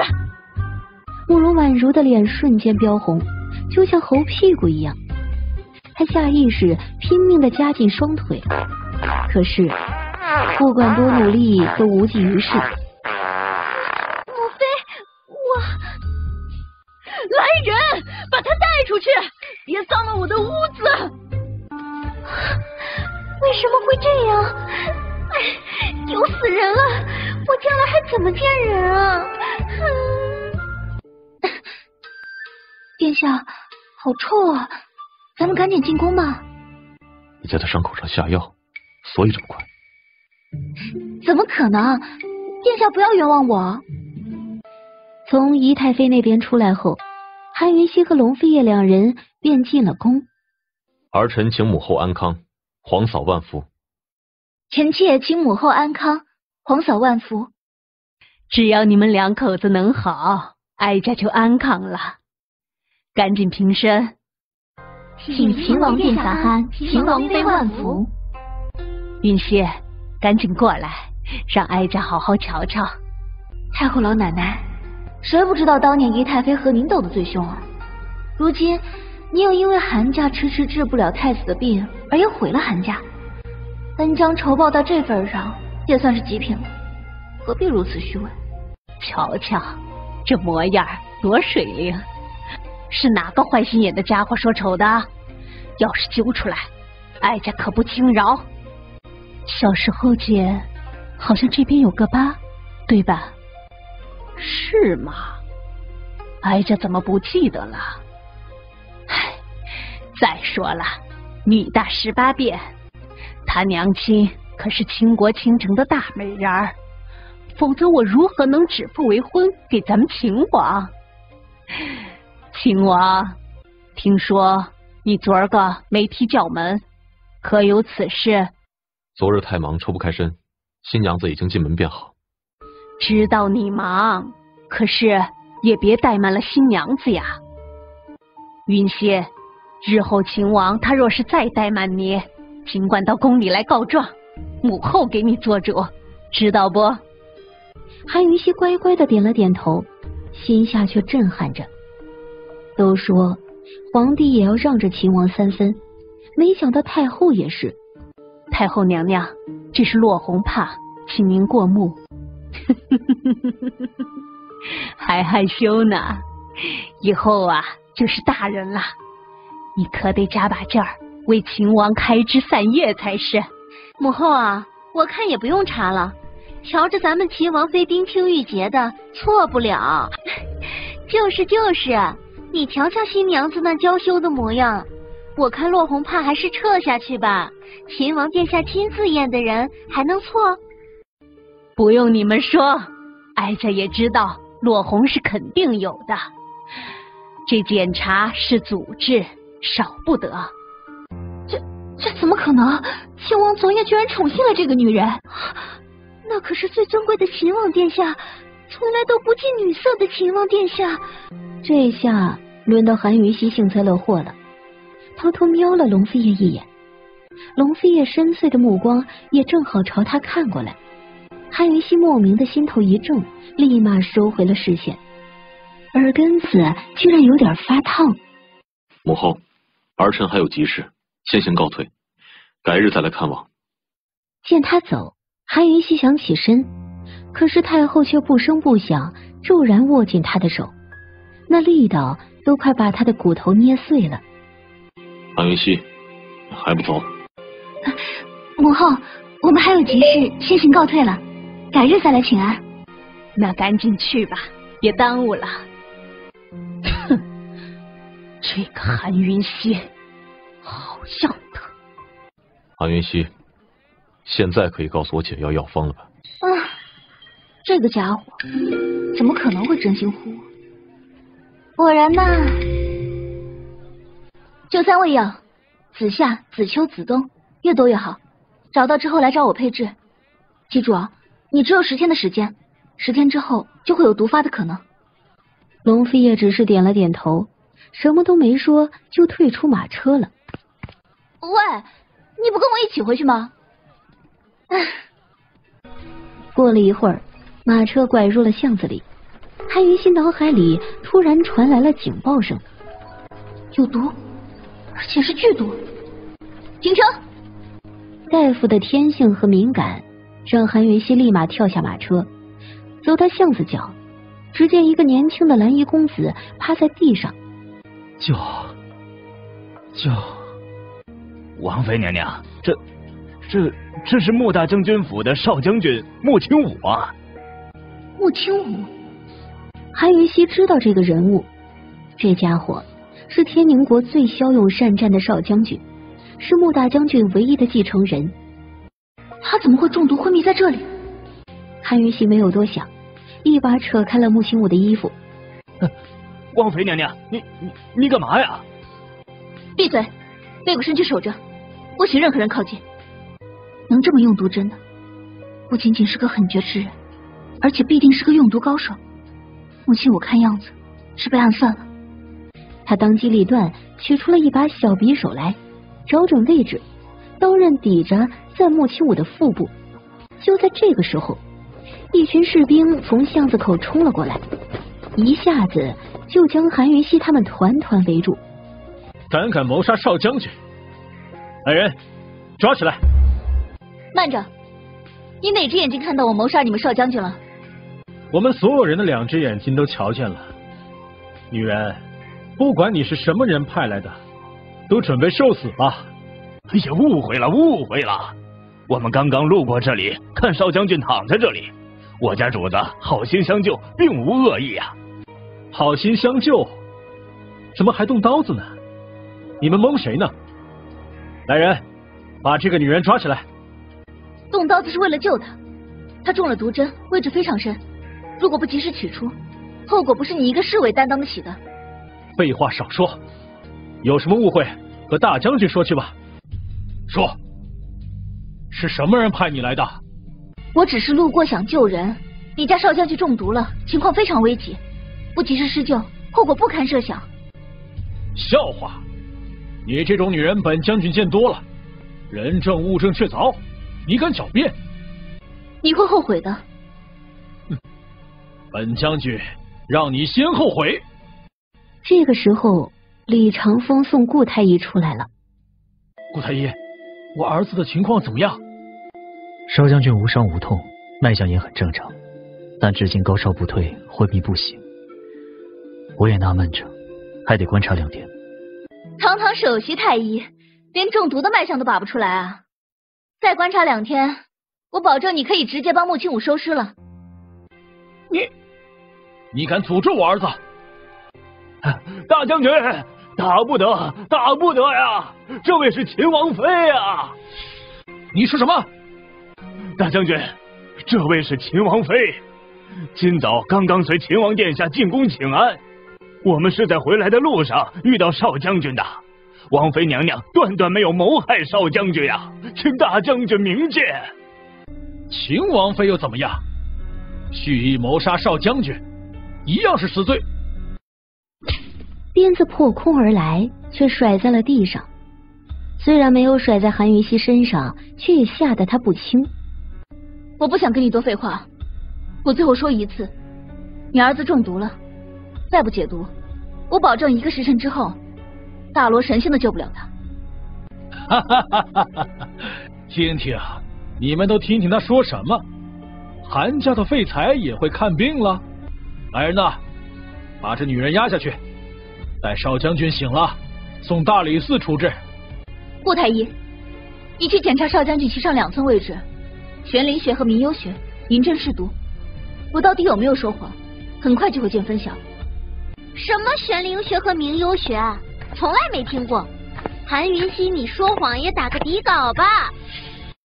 此女正是那日打落韩云熙大红盖头的女子，大将军府的大小姐穆流月。爹爹，你还不赶紧把他送到大理寺去？他拿刀子要杀我哥，那是所有人都瞧见的事情，跟他废话什么呢？都是饭桶吗？还不把人押走？慢着，穆大将军，王妃娘娘说的有理，我马上去试试。穆太医，你不许去！谁不知道他是韩家的废材？他懂什么学，道什么毒啊？笑话！大小姐，人命关天，如果真是中毒，时间就是性命，请你不要胡闹。顾北岳去得快，回来得更快。他面色苍白，凝重严肃，只拿着2根黑透了的银针给众人看。真中毒了！韩云溪，我哥哥身上的毒不会是你下的吧？你们再拖时间的话，我也不会解了。韩云溪，我就信你一回，赶紧跟我走。顾太医和穆将军留下，其他人都出去，不要干扰我。这都剖腹了，能行吗？嘘，不要干扰他。韩云溪取出毒针之后，并没有马上缝合伤口，而是立马循穴施针，逼出毒素。王妃娘娘，毒血不是还没排完吗？血再这么流下去，他没被毒死，也会失血过多而亡的，这是最基本的常识，不懂吗？顾北岳脸一红，随即淡淡一笑，什么都不辩解。你这样，那体内的毒素怎么办呢？幸好来得及，还没波及5脏6腑，我用药物控制住了。这个药你来抓，3两为1天，药头药尾各针1次，早晚空腹服用，连服用10天。我就先走了。韩云溪，你说什么？你要走？穆大将军，毒算是已经解了，体内那些残留的毒素影响不大的。我向你保证，最晚明早他就能醒过来。本将军不管这么多，总之，轻舞没醒之前，你还有嫌疑，你哪里都不许去。穆大将军，姨太妃等着我回去问话呢。既然你要留我，劳烦你差人去一趟秦王府，给姨太妃报个信，顺便把今日的事情说清楚了。我想，我到底是好心救人，还是蓄意谋杀，姨太妃心中会有数的。罢了，罢了，我就信你一回。我哥醒了，韩云溪，你给我站住！我哥没醒之前，你不能走。你还没有资格限制本王妃的自由。说罢，头也不回的走了。够了，谅他也不敢说话。韩云溪，我警告你，我哥哥要是没醒，我绝对不会放过你，长平公主也不会放过你。韩云溪刚回到门口，却被告知姨太妃去了西郊别院，准备住几天再回来。难道是嫌弃这屋子被慕容婉如一泻千里给弄脏了？母妃去别院休养了，得好些天才会回来。嫂子若是想母妃了，我随时都可以带你过去。还有，嫂子以后如果想吃什么，也可以跟我说，我会吩咐伙房做的。嫂子，我哥昨晚上真和你……真的假的？你有意见？嫂子，你说什么呢？你是不是误会我什么了？虽然你不是我哥哥心甘情愿娶的，但是总归是进门了。我哥那性子我最了解了，我这么问也是关心你。如果他冷落了你，你告诉我，我替你做主。我就开个玩笑，你这么紧张做什么？慕容姑娘，昨夜我们是真的，你放心吧。哼，韩云溪，总有一日你一定会被赶出秦王府大门的。是夜，他刚刚舒舒服服的泡了个温泉，正要出浴，龙飞叶就进来了。你等一下，龙飞叶，你什么意思？你出去啊！我这儿有份毒，马上帮我配出解药，急药。等我上去了再说。你能先出去一下吗？龙飞叶面无表情，二话不说转身就要走，可谁知却又冷不丁转身过来。韩云溪条件反射一般，猛地就从水中沉下，连脑袋都给沉了。韩云溪，你到底走不走啊？你不是韩家废材吗？打哪儿学会解毒的？你能不能先让我上去再问啊？不行。我小时候偷偷发现了我娘留下的医书，暗自学习，也是这些日子才学成的。我怕被我爹爹知晓了我偷了我娘的医术，更怕他不让我学医术，就一直瞒着没说。医术已经被我烧毁了，因为我全都学会了。龙飞也没说话，冰冷的眸光似乎要将他看穿。盯了半晌，见韩云熙目光坦然，龙飞也没再问，转身出门去。刚出狱的韩云熙如出水芙蓉，清丽脱俗。龙飞也看着他，迎面走过来，眸色深了几分。这血里有毒，你看看。韩云熙接过来嗅了嗅，没嗅出什么东西来。这毒我闻不出来，你去帮我找碗清水来。龙飞也不懂毒，二话没说，转身就走。韩云熙确定他真走了，这才取了金针，采集了些许白布上的血迹，放入解毒系统里化验。很快龙飞也就回来了，亲自端来一碗清水。韩云熙装模作样的将白布放入水中，然后用金针采集了些许血水，闻了闻。这是花毒，迷迭香，配出解药，现在就要。好啊，先给50两银子，诊金。出嫁时娘家一个铜板都没给他，秦王府这里至今都没给他月例的意思。龙飞也没多说话，甩了一袋银子在桌上。韩云熙拿过来，拿出50两，毫不迟疑的就将剩下的连同钱袋推回去。殿下，我说了，50两是诊金，我应得的，剩下的你收回吧。说罢，他就提笔写解药的药方，如同施针解毒时那样，小脸认真，眸光专注。殿下，你那3味药找到了吗？还没。韩云熙，出去。殿下，你打算怎样安置臣妾啊？去找管家安排。殿下，你住卧房，我住书房，咱们互不干涉，如何？本王不习惯，马上出去。韩云熙没办法，只能离开。他提着灯笼夜逛芙蓉院。芙蓉院院子不小，却只有一座寝宫，一座矮矮的小阁楼。确定没人之后，韩云熙大喜，把灯笼往墙上一挂，这地方从此以后就是他的了。韩云熙，你这个骗子！你说秦武今早能醒，可是他不仅没醒，而且还反复高烧。这件事你必须给本将军一个交代。嫂子，你什么时候会医术的？我怎么不知道啊？穆大将军，我能保证他腹部的毒都已经解了。至于为何昏迷不醒、高烧不退，我没见到人，无法诊断。我跟你走一趟吧。哼，你当然要跟我走。韩云熙，我告诉你，秦武要是不醒，我拿你一命抵一命。穆大将军，虽然仪太妃和秦王都不在，但是这秦王府也不是你可以放肆的地方。够了，我说了要跟他走，捣什么乱？走啊，磨蹭什么？可是按照我的药方服药的。王妃娘娘，就连煎药都是下官亲自煎的，错不了。少将军中的迷毒已经化解的差不多了，不是迷毒的原因。王妃娘娘，如果不是迷毒的原因，那必定还有其他病灶。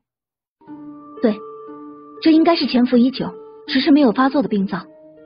难道他体内还有第二种毒，慢性毒？韩云熙，那现在怎么办？只有等毒性显露出来，才有办法解毒。就在这个时候，房门突然被一脚踹开。韩云熙，你要再敢碰我亲武哥哥一下，本公主绝不轻饶。微臣见过长平公主，不知公主大驾光临，有失远迎，还望恕罪。穆大将军，你算了吧，你眼里还真有我这个公主。亲武哥哥出了那么大的事儿，你也不知会我一声。公主就是这个女人，那天就是她拿匕首要刺我哥哥，她还骗我爹爹能治好我哥哥，结果你这个废材居然敢为亲武哥哥医治，你拿亲武哥哥当什么了？来人，把韩云熙给我押到大理寺去，好好的审。长平公主什么时候替大理寺办案捉人了？这可不合规矩。本公主乐意，那是大理寺的荣幸。那长平公主可知道，抓人要有证据。刘月和李长风就是人证，青武哥哥也是人证，还有长平公主，我也能作证。邵将军就要恢复了，你们先出去，有什么话等青武醒了再说吧。顾太医，本公主说话不许插嘴。那请问长平公主，你可有逮捕令？暂时没有。那暂时没有你了干什么？马上给我滚出去！韩云熙，你好大的胆子！你敢凶本公主？你敢这么跟本公主说话？我为什么不敢？韩云熙，你嚣张什么？你不就是个废物？不就是自己送上门的女人？你真以为自己飞上枝头变凤凰了？哼，废物永远是废物，麻雀永远都是麻雀。你真把自己当根葱，别人也未必拿你蘸酱吃。贱人！长平公主，你说我不会医术就是废物，那请问你会医术吗？我。所以长平公主，劳烦你说话放尊重点。还有，本王妃好歹也是你皇婶，对长辈大喊大叫，这是你该有的礼数吗？我最后说一次，请你出去，不要影响病人。哈哈，皇婶，韩云熙，你还真不害臊啊！我皇叔可没想要娶你啊，是你这个不要脸的女人自己送上门的。你敢跟本公主说什么皇婶？你比妓女还不如呢！韩云熙便猛地扬起一巴掌，狠狠地朝长平公主的脸上打去。哼，你这个贱人，你敢打本公主？本公主跟你拼了！母后都没打过我，你算什么东西？韩云熙，你犯贱！你这个妓女！够了！小小年纪，满口粗秽之语，你母后是怎么教导你？是怎么当你娘的？你这个女人打了我，居然还敢说我母后的不是？韩云熙，你狗胆包天！来人，来人，抓住他！快！秦王妃你们也敢抓？你们问过秦王殿下没有？谁给你们这雄心豹子胆的？韩云熙，你敢打我，我绝对不会放过你的！哼！他说罢，猛地一跺脚，转身就跑了出去。两个侍从和穆流月也急急地跟出去。谁知他们竟随手关上了房门，将韩云熙反锁在了屋内。韩云熙，你等着，你给我等着，你休想离开这个房间半步，本公主一定会让你付出代价的。王妃娘娘，刚才那巴掌你……他活该。王妃娘娘，那巴掌打得好，只是长平公主刚刚说暂时没有逮捕令。顾太医，只要你信我，足以。他观察穆青武的脸色，把脉试体温，又重新做了一次血样毒性检测。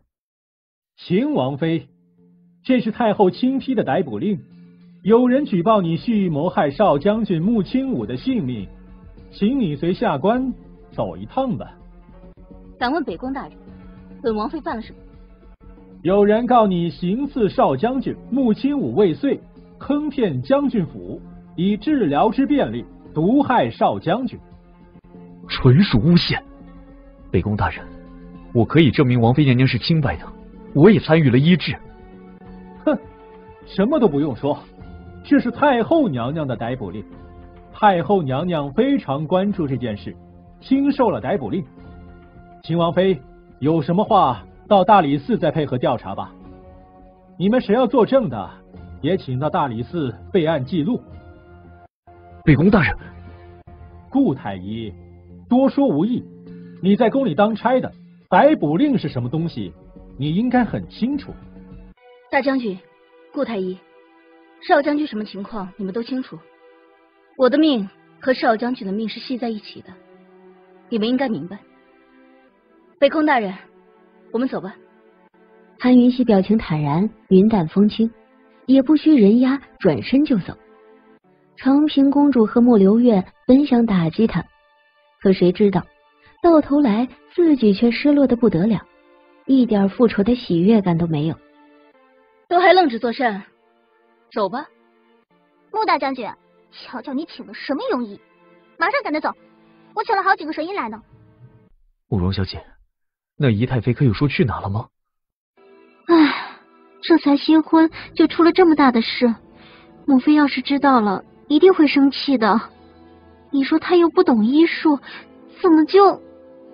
慕容小姐，秦王妃是无辜的，在下可以作证，事关人命，还请慕容小姐赶紧带在下去见姨太妃吧。大理寺那种地方，进去了要出来就难了。母妃在进修，不喜欢外人打扰。这样，顾太医，你先回去打听情况，我这就去找母妃，让她出主意。哼，今日的事，谁说出去，后果自负。小姐放心，奴婢明白的。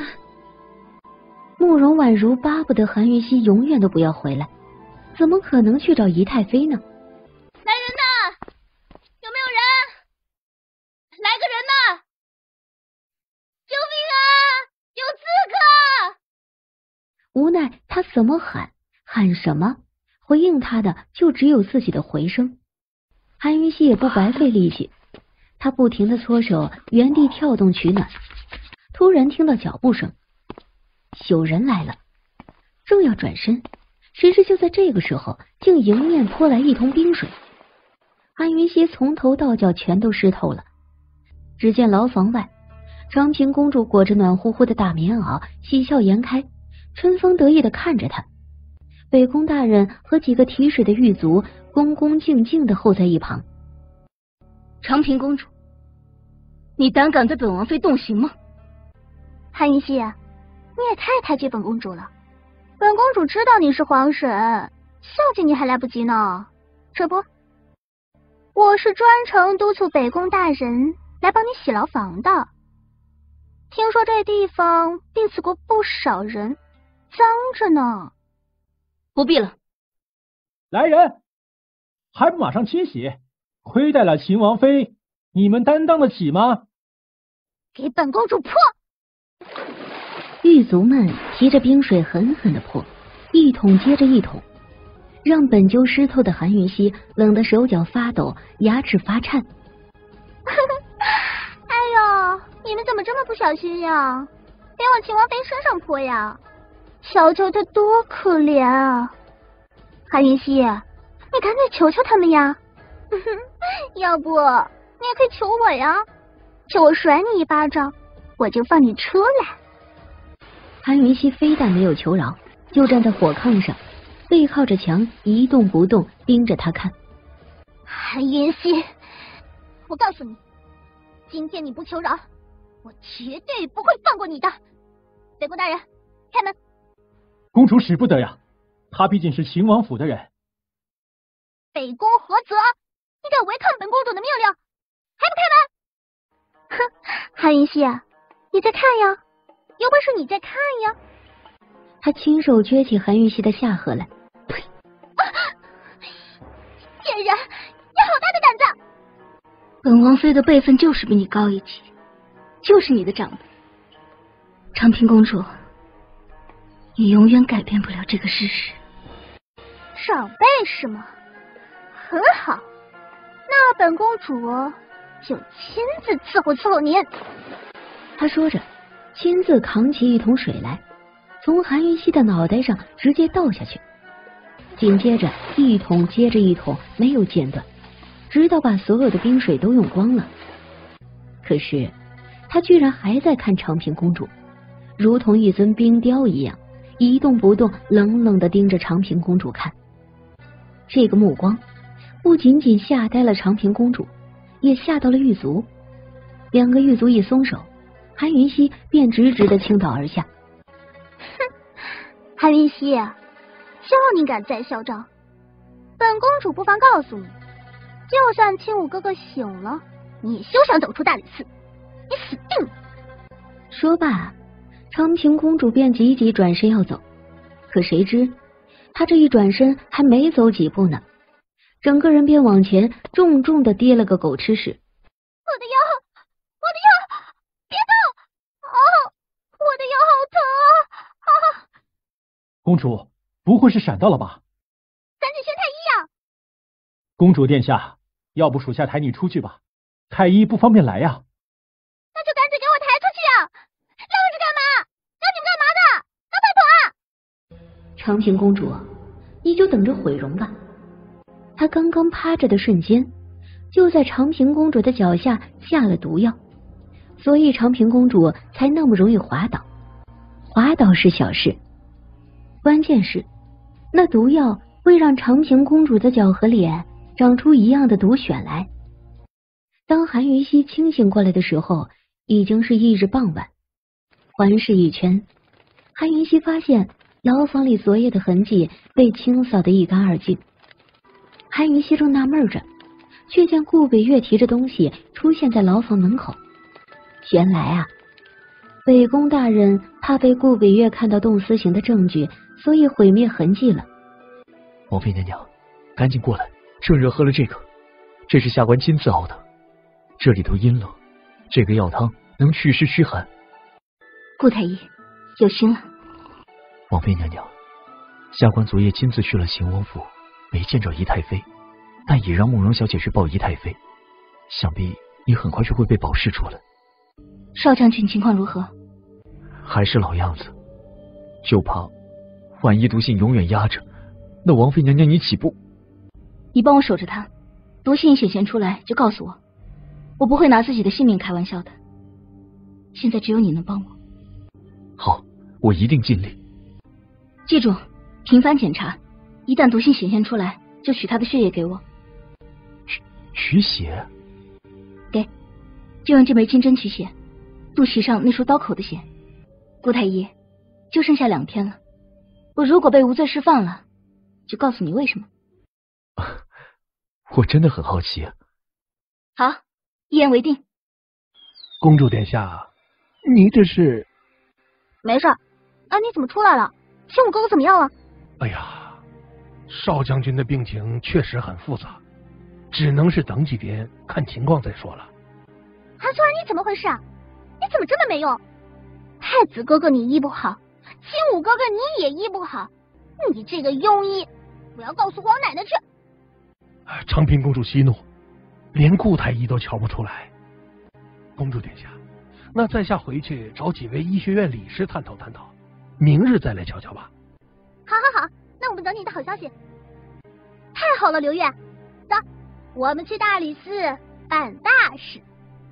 韩云熙呀，韩云熙，你害死你娘，又害得韩家在太后和秦王府之间难堪，这一回你也该为韩家做点什么了。穆大将军总算相信咱们了，亲自守着呢。韩云熙没有多问，转身将金针放入了解毒系统里检验，是万蛇毒。万蛇毒就是世上最毒的10种蛇毒提炼混合而成。这种毒的毒性潜伏得很深，但是一爆发出来，1个时辰里必定会没命的。给，这药只能暂缓毒性大爆发的速度，你先让他服药，然后去配解药，一定要在2个时辰里配置好解药让他服用，否则……岂料顾北月才跑了几步，北宫大人便亲自带了几个狱卒围了上来。顾太医，3更半夜的，原来你在这里啊！难怪本宫到府上找不到你。不知北宫大人找在下有何贵干？谁知北宫大人一挥手，几个狱卒便上前擒拿住了顾北月。北宫何泽，你什么意思？穆秦武遇害诬枕一案，本官怀疑你和韩云熙勾结，现在将你押后候审。证据呢？北宫何泽，穆大将军已经相信我了，我现在就要回去替邵将军解毒，你敢关我，后果自负。哈哈，一派胡言！韩神医已经去请医学院理事会诊了，你就死了这条心吧。放开我！你们这样会害死邵将军的。一道黑影突然出现，落在他面前。你是什么人？韩云熙，有人出钱买你出去，废话少说，跟我走吧。机会呀，离开天牢去救人的机会来了，不是吗？大山，你别杀我，求求你了，你别杀我，我愿意跟你走。只要你乖乖的跟我走，我保证不杀你。你要带我去哪里？呵呵，秦王妃，护我的人想杀你，对不住了，天都快亮了，小的送你上路吧。然而，当他举起大刀时，手突然抽了筋，瞬间无力，大刀咣当一声掉落在地上。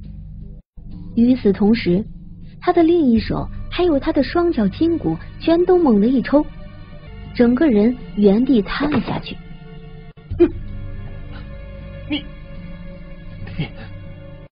你什么你？送你去死吧！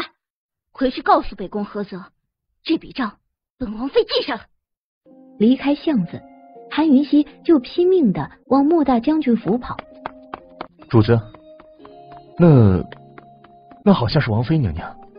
龙飞叶一袭锦白便装，俊逸非凡，清冷尊贵。他俊眉微拢，二话没说就追了过去。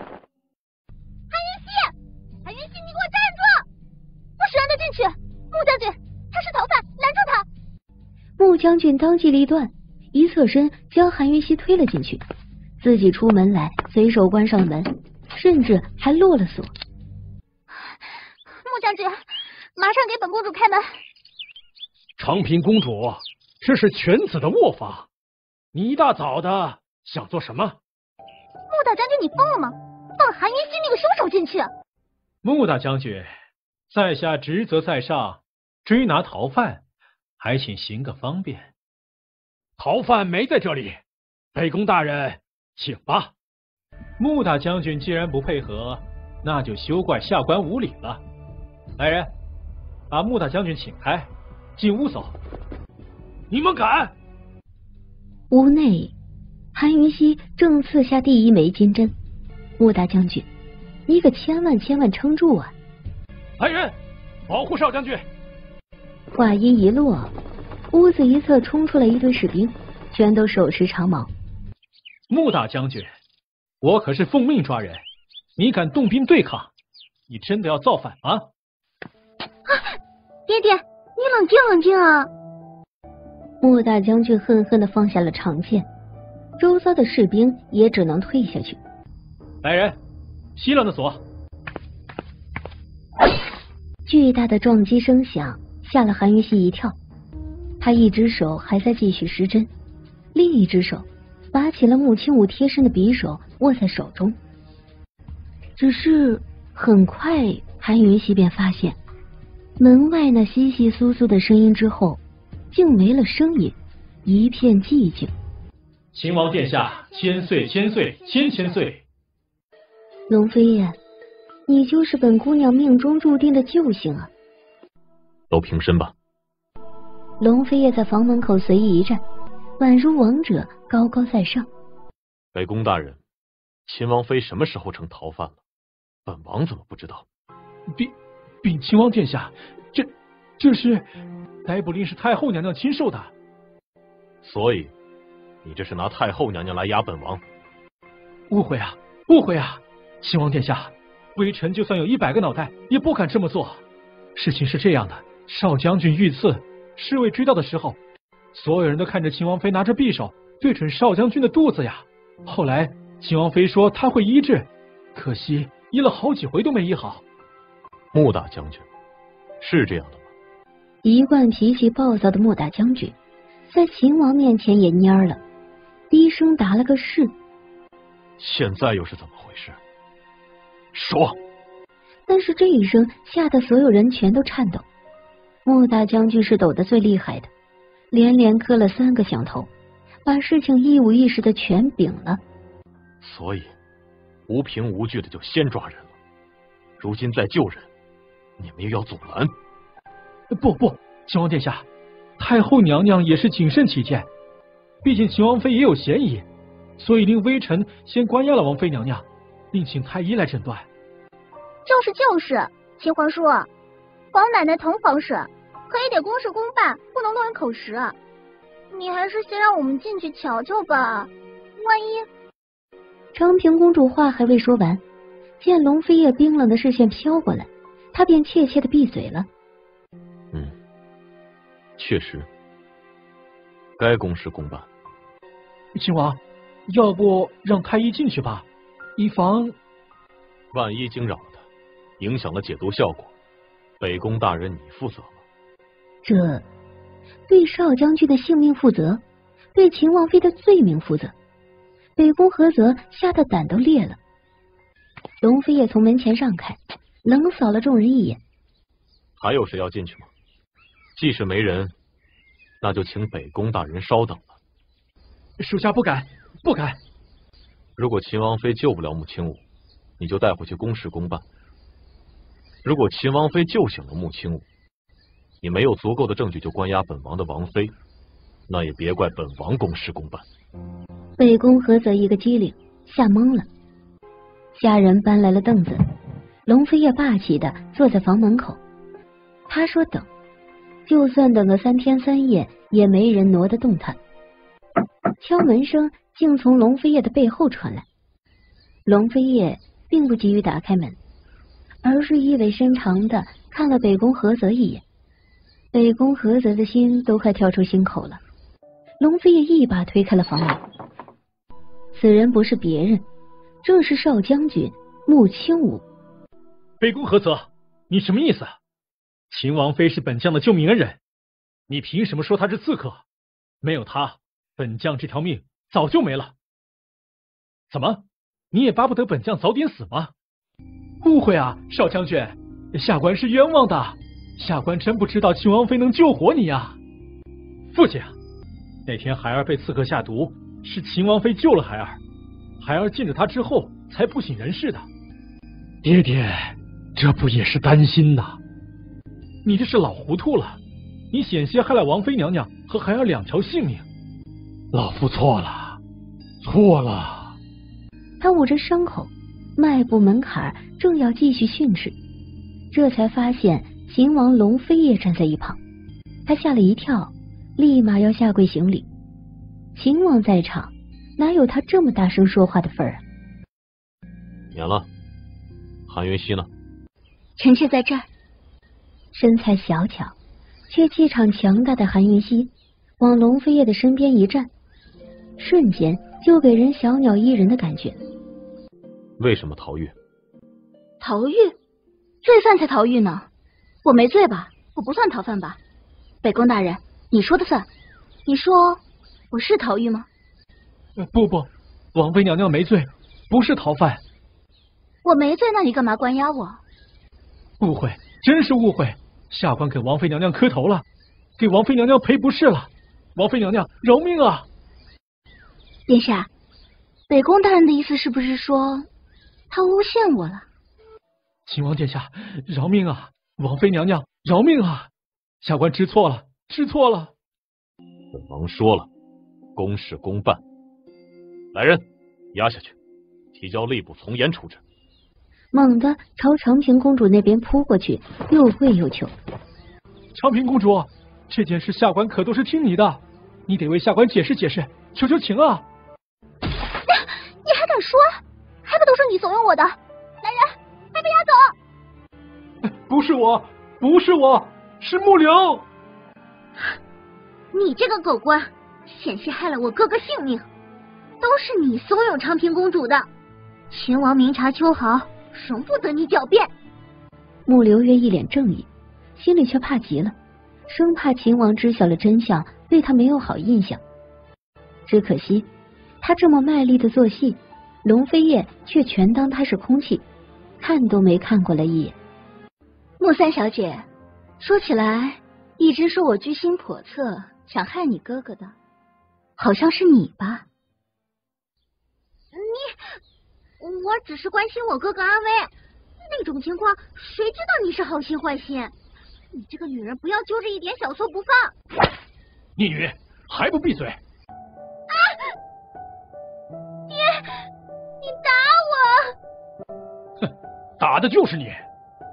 小小年纪就心肠歹毒，秦王妃一片真心治病救人，你却妄加揣测，险些害了你哥哥性命。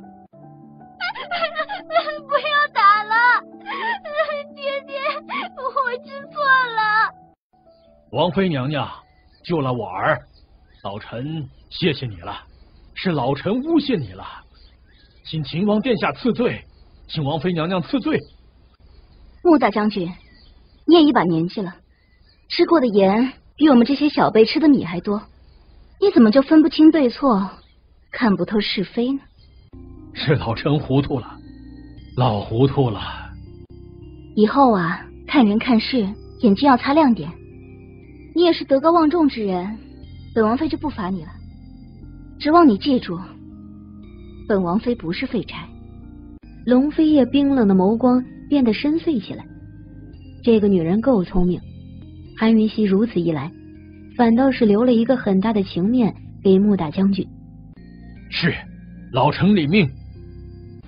秦皇叔，长平也是担心青武哥哥才一时糊涂，听信谗言，才赶着北宫大人胡闹的。您原谅我这一回吧。哼，受罪的是你皇婶，不是本王。皇婶，长平误会你了。他偷偷朝一旁的穆青武看去，只见青武哥哥正厌恶地看着他。长平公主快气疯了。韩云熙，你该回去了吧？这就回去。而龙飞叶二话不说，转头就走。终于，在他出穆将军府大门时，想起了一件事：顾北岳还被关在天牢里呢。殿下，我忘了件事，可以等我一下吗？要不你先回去吧，我很快就会回去的。半个时辰后，我在芙蓉院里看不到你，后果自负。韩云熙微愣，急急掉头回去跟穆大将军讨那一纸生死状，并让穆大将军赶紧去大理寺放人。寝宫中，龙飞也已经更换了衣裳，躺在书房的摇椅上，一袭金丝软袍将与生俱来的贵气彰显得更加淋漓尽致。殿下，3味药都在桌子上，你现在可以配置解药了。殿下稍等，臣妾配置好就过来。就在这里配药吧，本王也见识见识。殿下，臣妾手上也没有其他药材，得回云仙阁去配。殿下如果有兴趣，不妨跟臣妾走一趟。云仙阁？臣妾将西北角那座废弃的阁楼修整了下，命名云仙阁。日后臣妾便住那儿了，以免打扰了殿下。从龙飞叶的寝宫走到韩云熙的云仙阁，得穿过花园。这个时间足够解毒系统将药物配置成品。何谓云仙？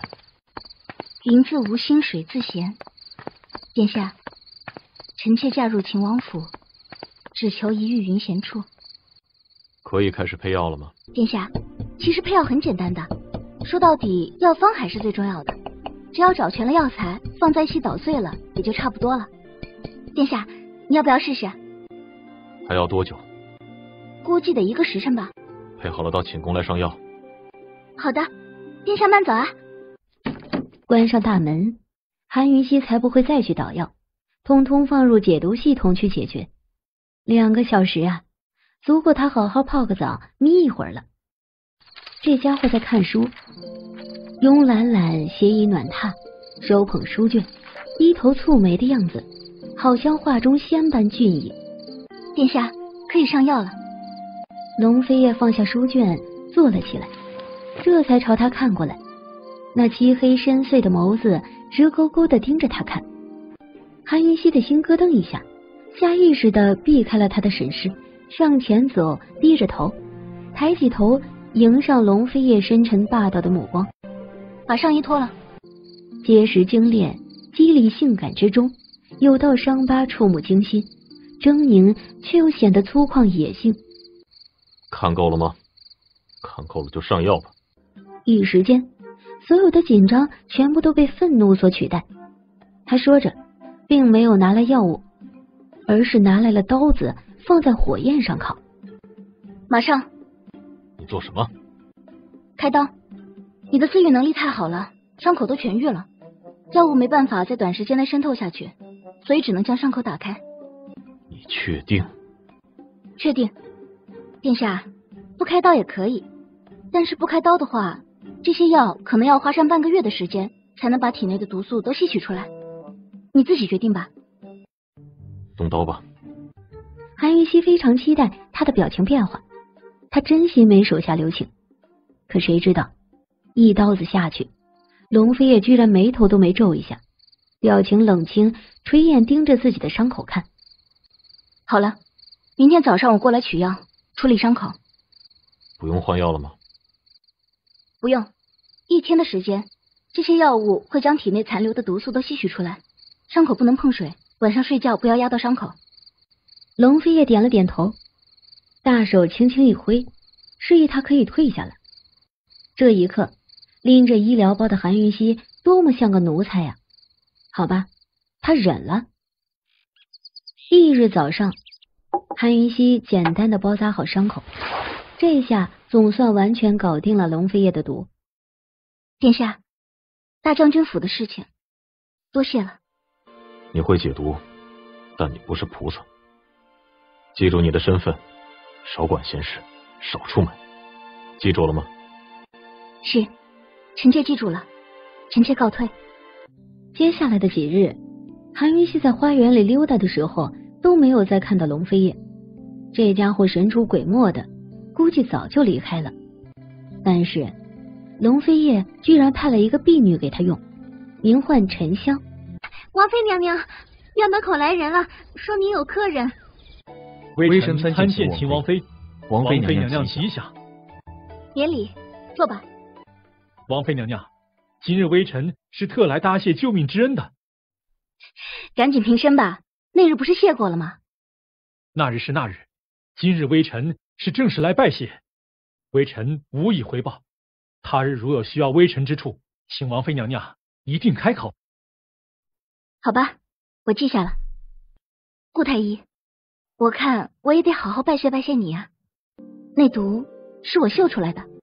王妃娘娘，使不得。嗅出来的，嫂子的鼻子真厉害。慕容姑娘客气了，赶紧平身。嫂子，你还怪我呢，对不对？我都求你了3回了，你好歹听我解释解释呀。难不成宛如姑娘有什么难言之隐，所以那晚上没去请姨太妃？那天晚上顾太医走后，我好着急，马上出门，可是还没出城门就晕了。我是回来了，可我让小六子快马加鞭去禀了，谁知道那个刁奴居然没去，躲在门口睡着了。嫂子，都是我不好。哦，所以你就没再派人去了？去了，我亲自去了，可是没找着母妃。你也没有差人告知顾太医一声了？嫂子，我这急的我都给忘了。慕容姑娘，就不用多解释了。我们和秦王妃还有话要说，请你行个方便吧。我是真心为嫂子好的，嫂子要不原谅我，我就长跪不起。二位，天色也不早了，有什么事情咱们改日再聊吧。顾北岳和穆青武相视一眼，都点了点头。见韩云熙他们都走远了，桂嬷嬷才急急的过来。小姐，他不原谅不打紧，就怕他跟太妃娘娘告状去。明日就是菩萨寿诞，太妃娘娘今日一定会回来礼佛的。既是今日回来，我救不起，我就跪在这里跟母妃认错。哎呦，婉如，你这是怎么了？起来，有什么事好好说。谁准你跪了？膝盖跪坏了怎么办？母妃，我错了。哎呀，别哭啊，哭坏了眼睛怎么办？天大的事情有母妃在呢，母妃给你做主。桂嬷嬷，你说。太妃娘娘，小姐为这事儿都急晕了。她害怕王妃娘娘在牢里受罪，也害怕丢了咱们秦王府的脸面。她派了下人，自己也去找，可就是没找着您。来人，把这个贱人给我关到后园柴房去，马上！这也饿了3天了吧，还不声不响。这个丫头的脾气够倔的。声响，他想求饶吗？母妃听不到的。桂嬷嬷，嫂子心情不好不吃饭，水好歹得喝点，要不怎么能行呢？听说鹤顶红是见效最快的毒药。中午，一盘菜送来，赵丽也给了一杯水。然而，饭菜一放下，解毒系统就开始猛烈提醒了。韩云熙端来水，轻轻一嗅，立马得知是鹤顶红。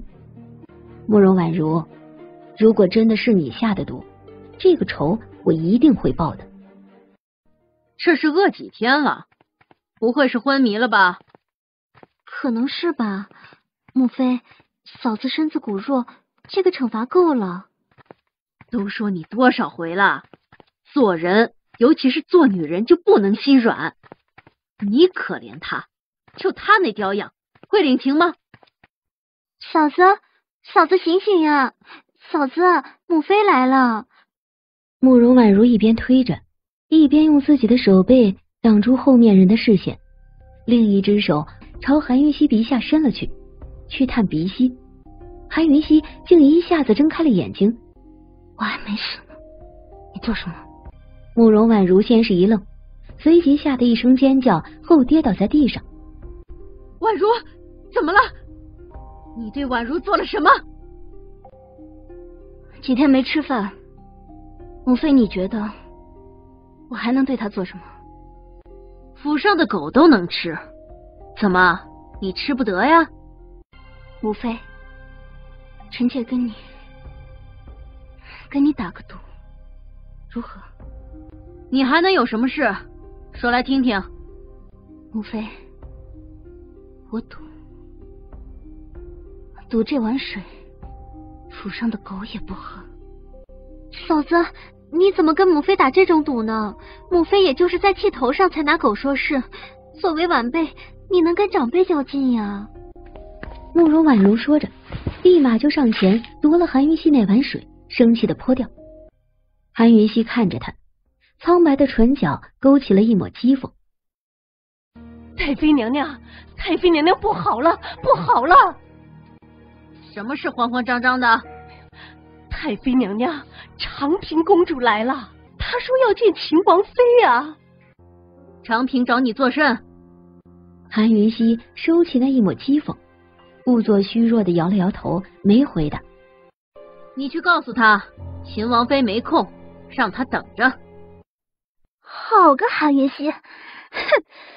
本公主去找母后来，看你见不见。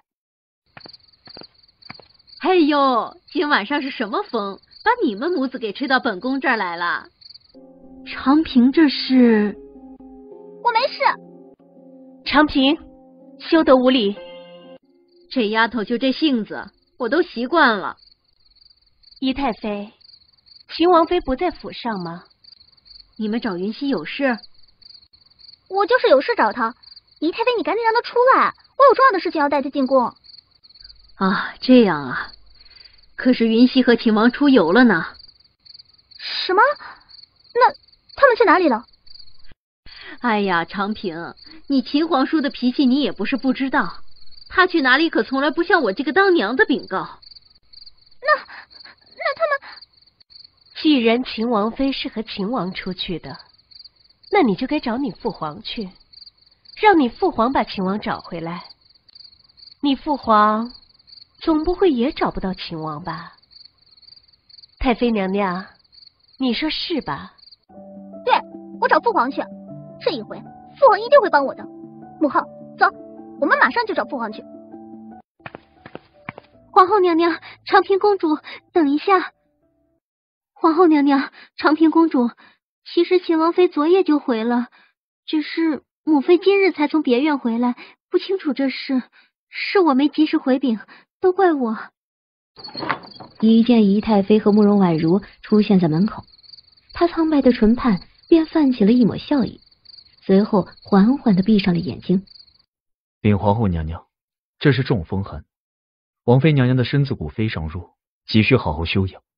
如果强行唤醒她，让她医治公主的话，微臣怕……怎样？微臣怕王妃娘娘不仅看不了长平公主的病，自己的性命都难保啊。那先救人吧，她得休养多久才能恢复？1、2日的时间，只是长平公主得多受点罪了。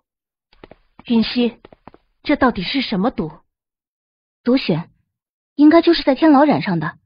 那地方太脏了，有很多毒素。皇后娘娘，公主金枝玉叶的，没事儿就别老往天牢跑了。那多久能痊愈呢？解毒了就能好。我写个解药药方，赶紧让人抓药去吧。顾太医，这件事就交给你了，务必尽快把药都找齐了。皇后娘娘，石阶蝉蜕是价值连城的东西，至今就只出现了2只，一只在北厉国皇后手中，另一只在哪里？下官只知道在仪太妃手上，至于有没有用掉，属下就不得而知了。云溪，要不你跟你母妃说说？皇后娘娘，公主这边我还得守着，以防万一毒发传染了。皇后娘娘，事不宜迟，你还是找人替我走一趟吧。日落的时候，仪太妃居然和顾伟月一同进宫了。皇后，早知道是来治病的，我就不会让他来了。他会什么医术呢？前些日子还险些把牢房给坐穿了，能治什么呀？还有，我的太妃娘娘，你就别谦虚了。少将军那件事是误会了，长平都给赔过罪了，你就大人不治小人过吧。和太后一帮人斗了那么多年，很久很久都没这么解气过了。于是他很爽快的拿出了石阶蝉蜕，也没交给皇后，而是亲手交给韩云溪。云溪，你可得谨慎点，长平公主就交给你了。母妃放心，臣妾明白的，臣妾这就去熬药来。王妃娘娘，微臣给你打下手。顾太医，你到长平公主那瞧瞧吧。下官遵命。顾北月，谢了。嫂子，怎么样？皇后和公主没为难你吧？母妃都去了，他们怎么敢刁难我？母妃岂不没面子？韩云溪，你知道顾本宫的面子就好。以后每月初1到账房领例钱，当王妃要有王妃的样子。瞧瞧你这一身穷酸相。仪太妃撇了撇嘴，有些不耐烦，不屑的从头打量韩云溪从头到脚，这才转身离开。妹妹，听说石阶蝉蜕是你的嫁妆，不会是真的吧？你……慕容婉如气岔了，眼泪立马滚落下来，冷哼一声，转身就跑了。见状，韩云溪哈哈大笑起来。慕容婉如呀，慕容婉如，迟早有一天要将你彻底打回原形。刚到花园，就撞见那座大冰山龙飞叶。过来，本王等你很久了。长平公主的事解决了。殿下消息真灵通啊！早点休息，明儿一早跟我出去一趟。做什么？解毒。解什么毒？你去了就知道。我要出诊费。明早寅时，我来找你。龙飞叶一脸很鄙视，连回答都不乐意，只是点了点头就起身走。要么今晚上去，要么明天太阳出来后再去，这么早我去不了。为何？冷。我付双倍出诊金。10倍都不去。韩云溪，你有什么毒不会解的吗？这个不好说，天下的毒种类繁多，数不胜数，同一种类之下又有无数分支。即便是同一种毒，根据中毒的深浅、时间以及中毒者身体状况，解毒的办法都是不一样的，所以臣妾无法给你肯定的回答。如果不是人中毒呢？是动物中毒了吗？去了你就知道了。早点休息，寅时我会过来找你的。喂，怎么回事？到底是什么东西中毒了？你说清楚啊！你不说我真不去了。不管韩云溪怎么威胁，龙飞叶都始终没回头。强劲有力的敲门声让刚刚入睡的韩云熙惊醒。还去吗？去，当然去，300两，一个子儿也不能少。龙飞叶的眼中闪过一抹连自己都没有意识到的欣赏，当场就取出了钱袋丢给韩云熙。然而韩云熙却丢回来。见了毒，解得了再说不迟。才到芙蓉院门口，龙飞叶就止步了。怎么了吗？进来。龙飞叶转身过来，张开一手臂，扬起他那宽大的披风。韩云熙看愣了，半晌都没明白过来这件事是什么意思。韩云熙都还未缓过神来呢，龙飞叶揽着他，足尖轻点，便往帝都西北方向飞掠了过去。可扑面而来的风又冷又凌厉，如刀割一样，很快就让韩云熙受不了了。他动了动，见龙飞叶没有反应，将脑袋埋在他身上。这一下总算是彻底温暖了。然而他那线条冷意的唇角也不知道何时泛起了一抹弧度，直到龙飞叶带着他落地，站在地上，他才清醒过来。从他怀中探出脑袋，发现自己身处在一个高高的悬崖上，此时正是清晨。你可以放手了。韩云熙脸一红，触电一样急急收回手臂，从他宽大的披风里挣脱开。来这里做什么？再等1刻钟。而眼前的悬崖下是一片深渊，清晨的雾气还没有散开，看不到下面。韩云熙已经很久没有看日出了，正看得出神呢，谁知道脑海里突然传来了嘟嘟嘟的提示声。附近有毒，到底怎么回事？你怎么知道的？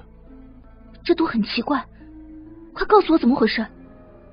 这个深渊里常年弥漫着毒雾，夜里全沉在谷底，日出时候会浮上来。下面躲着一个北厉国的卧底，擅长使毒。韩云熙很意外，没想到不是人中毒，也不是动物中毒，而是空气中毒了。办得到吗？这时候只见白雾之中隐隐约约出现了一团黑气，只是很快黑气便又往山谷里飘了去，消失不见。看到了吧，这团黑雾是最毒的。这不是毒雾，应该是毒蚊群。毒蚊群？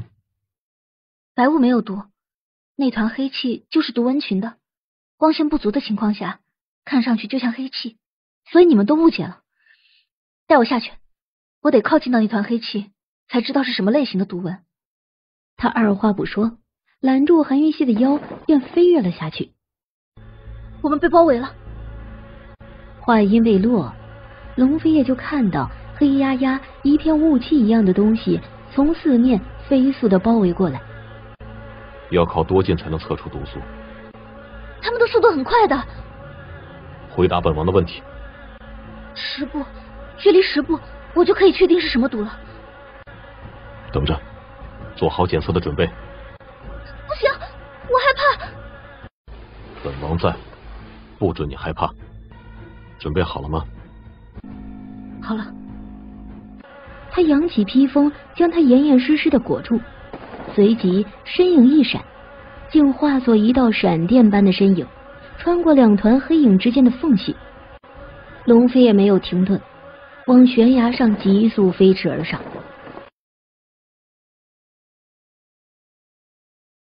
上来了，韩云熙大喜。龙飞叶，你真厉害！胆小鬼，你测出来是什么毒了吗？殿下，恭喜你，4群毒蚊是同一类型的毒蚊，名曰蛛蚊，也就是说，它们身上携带的毒素是一样的，只有一种毒素，俗称寡妇毒。你需要多久配出解药？现在就有。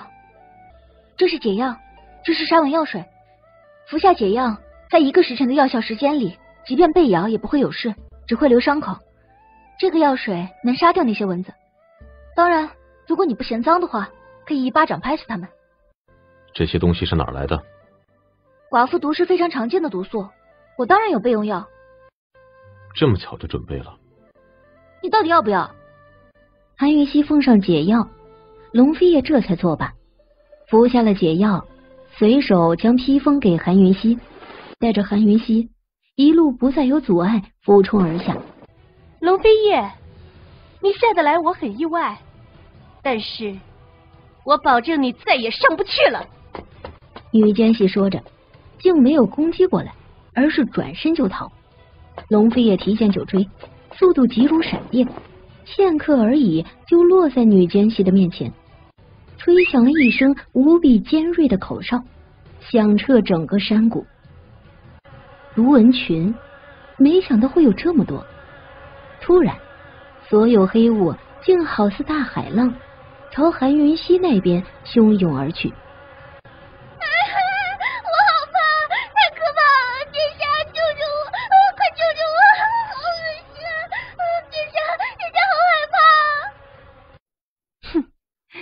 龙飞叶，我死了，他也得死，而且你也休想走出这个山谷。可惜龙飞叶的耐性永远都是有限的，刹那间长剑架到了女奸细的脖子上。你，龙飞叶，你考虑清楚了？本王让你死不瞑目。你们！只见韩云熙掏出2瓶沙纹药水来，优雅的原地旋转一周，顺带也喷了1圈的药水。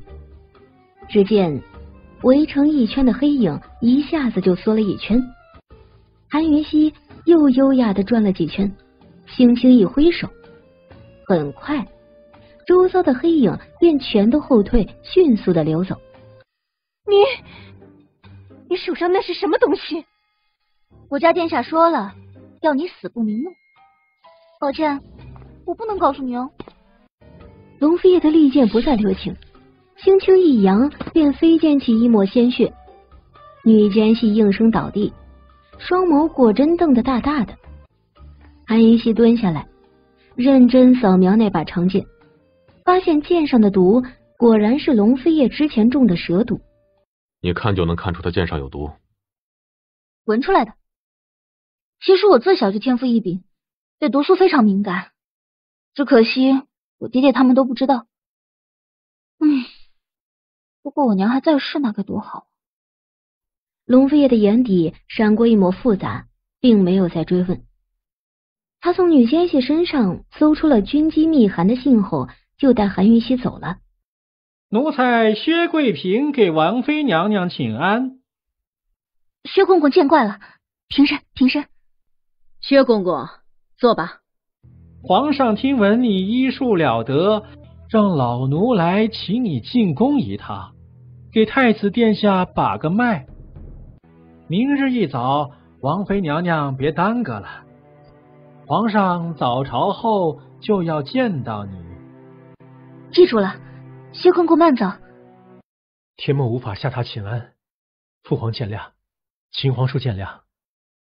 韩云熙并没有马上诊脉，而是启动扫描系统进行深层次的检查，可惜还是没有检测到毒素。如何？皇上，能把顾太医请过来吗？顾北岳已经看过了，他没法子。你到底看出什么了？皇上，太子的脉象为滑脉，具体情况脉象云溪暂时无法肯定，必须做进一步的检查。我需要顾太医的辅助。什么？不是喜脉？秦王妃，你说不是喜脉，那这是什么呢？连脉象都看不准。父皇，儿臣拒绝让他医治。沽名钓誉，欺世盗名，你还有你的父亲，你们来人啊，给朕拖出去打30大板。皇上，男人是不可能怀孕的，云溪敢以性命担保，太子殿下并非喜脉，病灶只能在殿下肚子里，应该就是巨大的肉瘤，所以看起来像是胎儿，也才会出现滑脉的脉象。如果再不医治，一旦肉瘤再大下去，必定危及太子性命。皇上，我诊断的结果已经说清楚了，一不医治，请皇上做主。依不依？秦王妃，你言下之意，你有办法医治太子？皇上，云溪都讲清楚了，治不治，你做主吧。秦王相信秦王妃吗？本王相信他没用，得皇上和太子相信他才有用。王兄，太子也不小了，也该独立了。我接受治疗。秦王妃，可以马上开始吗？皇上，这不是小事，我过去太医院同顾太医详谈吧。到底怎么回事？我需要你的辅助，但是你必须保守秘密。顾北岳毫不犹豫的点头。当初皇后娘娘怀上太子的时候，其实是怀了2个孩子，只是在孩子还未成型之前，太子将另一个孩子包裹在体内。没想到还会有这种事。我需要一味毒，将太子腹中的东西化解掉成血水，然后以排毒的方式排出来。你找我？这次动刀开腹比少将军那一回难了至少10倍，血水还没排出一半，太子就极有可能失血过多而亡。我知晓有一味药，名唤生血丹，服用之后在短时间内会有造血之效。那东西到底在谁手上？古七上，这家伙天生鬼才，在药材的种植上非常有天赋，想要从他手上买到生血丹可不是容易的事。我只负责开出药方，找药的事情我概不负责。秦王妃，这药方可是完整的？秘密。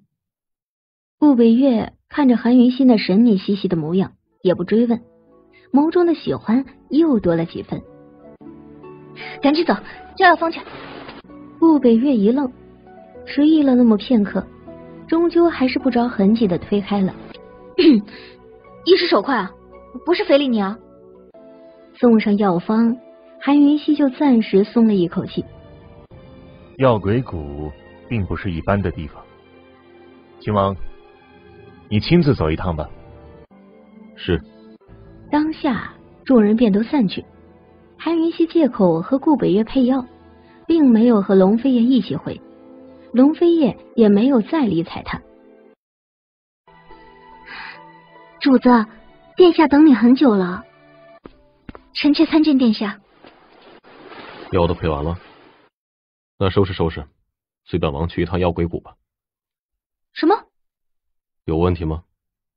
殿下，臣妾也不认识那药鬼，帮不上忙，怕拖累了殿下。本王不怕你拖累。可是臣妾还有一些治疗细节需要和顾太医详细商讨，怕是……太子病了7年，不差这么几日，回来探讨不迟。殿下，万一路上臣妾有个3长2短，皇上那儿也不好交代啊。不会有3长2短。殿下，怎么突然想让臣妾一起去了？给你一盏茶的时间准备，本王在后门等你。说罢，转身就走了。主子，我听他们说，殿下从来不带女人出门的，而且也从来不用女仆的，你是第一个哦。那个药鬼谷是什么地方呀？他们去做什么？要去多久呀？这么兴奋，要不你也一起？哎，奴婢在，你们诸多不方便。马车行了一夜，翌日，韩云熙一睁开眼睛，立马迎上龙飞叶冰冷的瞳眸。醒了？你干嘛？想叫醒你。到了吗？蛇谷是什么地方？很多毒蛇吗？所以你带我一起来？就只有一条毒蛇，它的蛇丹是古七茶最想要的东西，拿蛇丹去换生血丹，他一定会给。走吧，带我去瞧瞧是什么种类的毒蛇。报！只见右侧林中突然飞射出一个巨大的蛇头来，喷出了一股毒雾。龙飞叶揽住韩云熙，立马往离山谷的方向后退。可是很快，一道巨大的蛇尾犹如鞭甩，竟朝他们迎面甩过来。龙飞叶一边警戒周遭的动静，一边往前疾驰而逃。那东西不见了！龙飞叶当机立断飞冲而上，落在最高的一棵大树上。看，在那里！龙飞叶没有扶树干，稳稳地站立在树杈中央。他双手端着弓弩，冰冷的视线瞄准了那不断移动的波动。他竟冷不丁一个转身，瞄准了后下方某个方向，迅速飙出了弓箭。韩云熙正不明白着，龙飞叶已经射出了无数道利箭，终于死了。谁知这个时候，一道白影突然从不远处的大树上飞跃而下，直冲毒巨蟒的舌头而去。便见丛林中突然喷出一道冲天的白毒雾来，几乎是迎面的朝那女子逼去。小心有毒！龙飞也惊呼，刹那间身影一闪，便飞冲下去。再看到他的时候，他已经揽着白衣女子飞向对面的树上了。看着那相依靠在一起的两道身影，韩云熙的心头莫名的一怔。突然一阵地动山摇，那巨大的蛇尾直直的朝韩云熙所在的大树这边甩打了过来。龙飞叶正要过去，谁知那白衣女人突然又飞身而下，直直的朝巨蟒蛇头飞去。回来！韩云熙虽然紧紧的抱住树干，可是这么大的撞击力震得他抱都抱不住，整个人瞬间直线往下坠落。这一幕龙飞叶全都看着呢，他眼底掠过了一抹复杂，却转头就去追白衣女子。你这个混蛋，我死了都会恨你！段慕瑶，你有点分寸。我还以为飞叶哥哥娶了媳妇儿，就不管瑶瑶的死活了。本王说最后一次，马上滚，否则我不客气。飞叶哥哥，你说我的性命重要，还是你的王妃性命重要呢？找死的话，等你过了18岁，本王可以送你一程。他说着，侧身一腿狠狠朝端木瑶踹去。韩云熙都绝望了，可谁知道，他一睁开眼睛，映入眼帘的居然是那一张俊美的人神共愤的脸。韩云熙都还没反应过来，双腿一软就给跌了。麻烦！我命贱，我是麻烦，麻烦也是你自己找的。怎么把本王妃带出来的，就怎么带回去。少一根汗毛，本王妃绝对移不了太子。别这么胆小，你的命还在呢。起来。龙飞也没回答他，而是冷不丁的将他拽起来，揽紧了，一飞冲天，飞到一旁的7、8米高的大树上。龙飞叶，我警告你，你再把我一个人放在树上，我绝对……鬼叫什么？我绝对不会放过你的！龙飞叶一愣，他唇畔竟微微勾起，泛起了一抹浅笑。龙飞叶双手端着弓弩，瞄准了正张大的蛇口，咻！一箭穿口而入，彻底解决了毒巨蟒，轻轻飞落下来，落在毒巨蟒的身旁。只见他动作干脆利索，3下5除2就取出了一颗弹丸大小的蛇丹。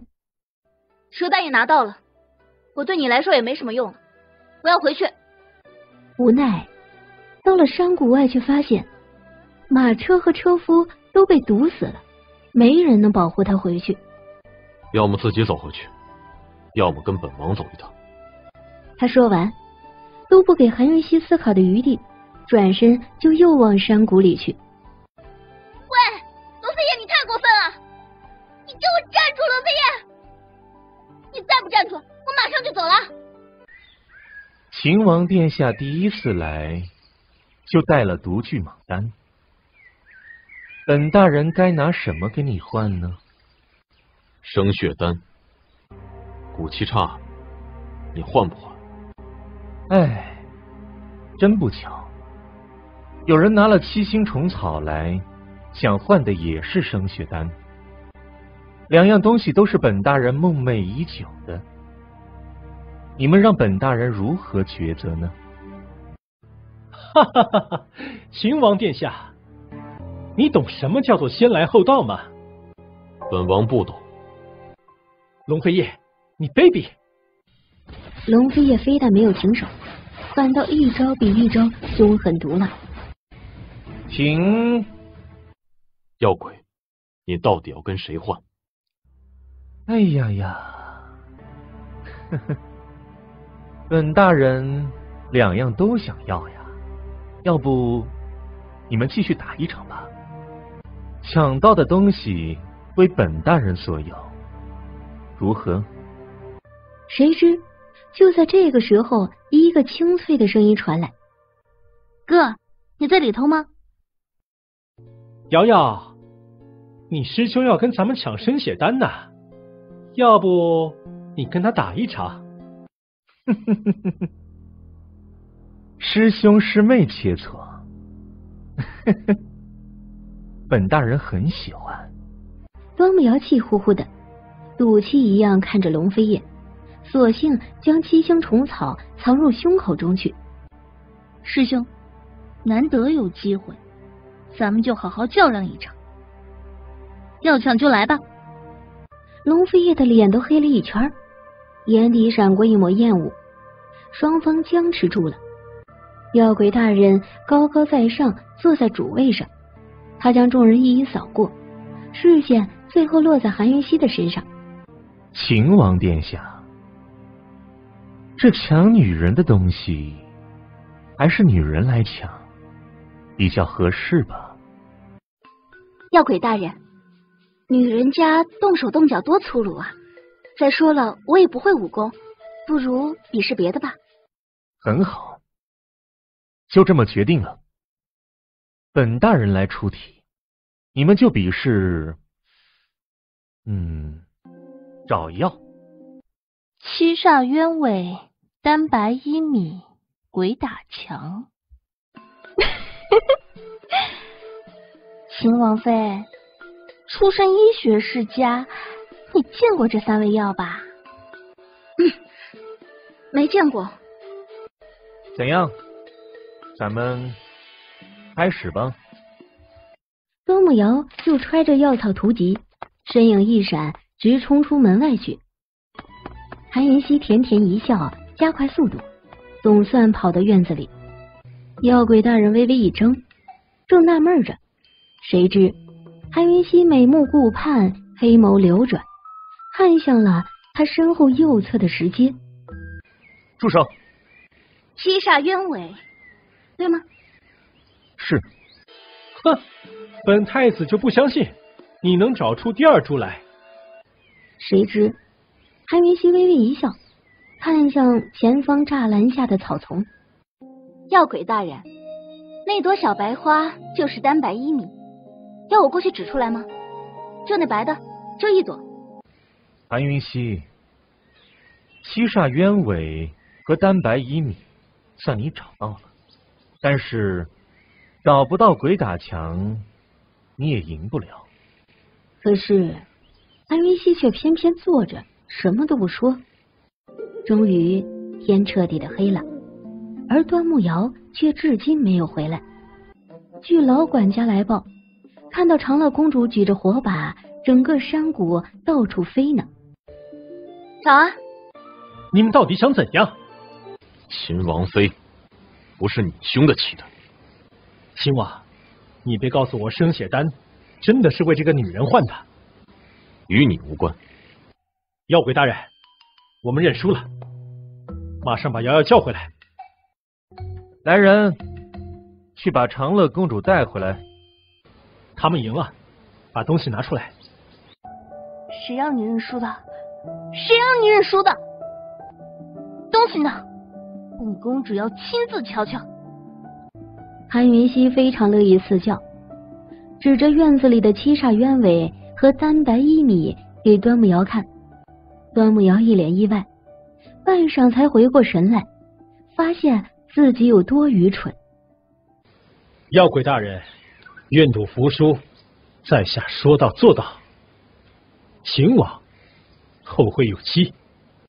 秦王妃，你告诉本大人，鬼打墙在这院子何处，这东西就归你，怎么样？如果我不乐意说呢？妖鬼大人眸光一沉，杀意顿现，只是很快又隐去。他深深地呼吸了一口气，还是双手奉上了生血丹。两人赶了路，3日后一早上就回到了天宁帝都。秦王，这一路上可还顺利？托皇兄的福，一切顺利。呵呵，那便好。都起来吧。顾太医，在我动刀之前，不许跟我说话，不管发生什么事情，都不要打扰我。好，你别太紧张。皇上，让草民进去，好歹也多个照应，看清楚秦王妃到底是怎么医治、怎么用药的。如此一来，比事后的检查更加保险，不是吗？皇上，你刚刚不是答应他，不许任何人打扰的吗？门外，韩从安被堵了嘴，龙飞叶就坐在门口的台阶上。天辉皇帝等人都在院子里焦急的等。恭喜皇上，治疗很成功，太子殿下没事了。天辉皇帝也顾不上那么多，健步入屋。唯一冷静的就只有龙飞叶了吧。他瞥了还在门口的顾北岳一眼，转身就走了。韩云溪，太子这算是好了。禀皇上，如顾太医所说，太子腹中的毒瘤已经化解，并且全都排出，麻药一过，太子就会醒了。皇上，依草民看，太子殿下的病情这个时候下结论还太早。顾太医，你可检查过了？这些血确实有毒。皇上，您知道的，下官对毒不拿手，不如让韩神医瞧瞧。当然，保险起见，也可以请专业的毒医来验一验。来人，去找3个毒医过来，马上。很快，3名毒医就得出了结论。禀皇上，这些血确实有毒，而且毒性不小。好个韩神医，你自个儿瞧瞧。不会的，一定是韩云溪下毒害了孩子的，一定会有毒药要查的，是他藏起来了。韩从安，还敢污蔑太子，你当真是胆大包天了你！来人，还不将韩从安给朕押到天牢去！皇上，草民错了，草民知错了，皇上饶命啊！来人，带秦王妃下去休息吧。他在暖炕上一躺着，谁知道一闭眼就真的睡着了。寂静的屋子里，龙飞叶的脚步声很轻，他天生寒彻的目光渐渐变得霸道，放肆的打量他每一处娇美。寂静中，龙飞叶放肆的伸手，指腹轻轻按压在他娇唇上。韩云溪，你到底是什么人？他不会是在做梦吧？要不，龙飞叶怎么可能会在他睡觉的时候这么调戏他？龙飞叶，你干嘛？韩云溪，你好大的胆子，竟敢对太子下毒！你说什么呢？我不明白你的意思。本王都看到了，你换掉了药壶里的毒药。殿下，说这种话要有证据。臣妾为太子治疗的时候，顾太医全程在场的，顾太医可以证明你说的话是假的。谁知这话一出，龙飞叶却陡然轻身而来，逼近他。顾北岳凭什么帮你？顾北岳知道太多了吧？殿下，顾太医奉命协助臣妾，自然要帮臣妾。你知道本王说什么？太子的病到底是怎么回事？你能不能好好说话呀？让开！韩云溪无奈之下，只能将胎中胎的情况如实以告了。这件事到此为止了，永远不要再告诉其他人。回到秦王府，已经是3更半夜了。主子，秦王殿下没回来。他确定屋内真的没人之后，便一头栽到温泉池中。他靠在池边，仰着头，任由温泉洗涤身体。很快，韩云溪就在迷迷糊糊中瞌睡过去。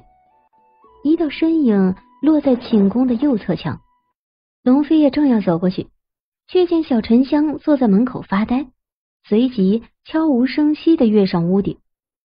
映入眼帘的竟是一幅活色生香的美人沐浴图。冰冷的眸光一滞，龙飞也随即别开眼，只是片刻而已，他却又重新看下去。只见池边衣裳凌乱了一地，那个女人香肩锁骨玉颈，于烟雾中隐现之间。这个女人好大的胆子，竟跑到他这里来泡温泉。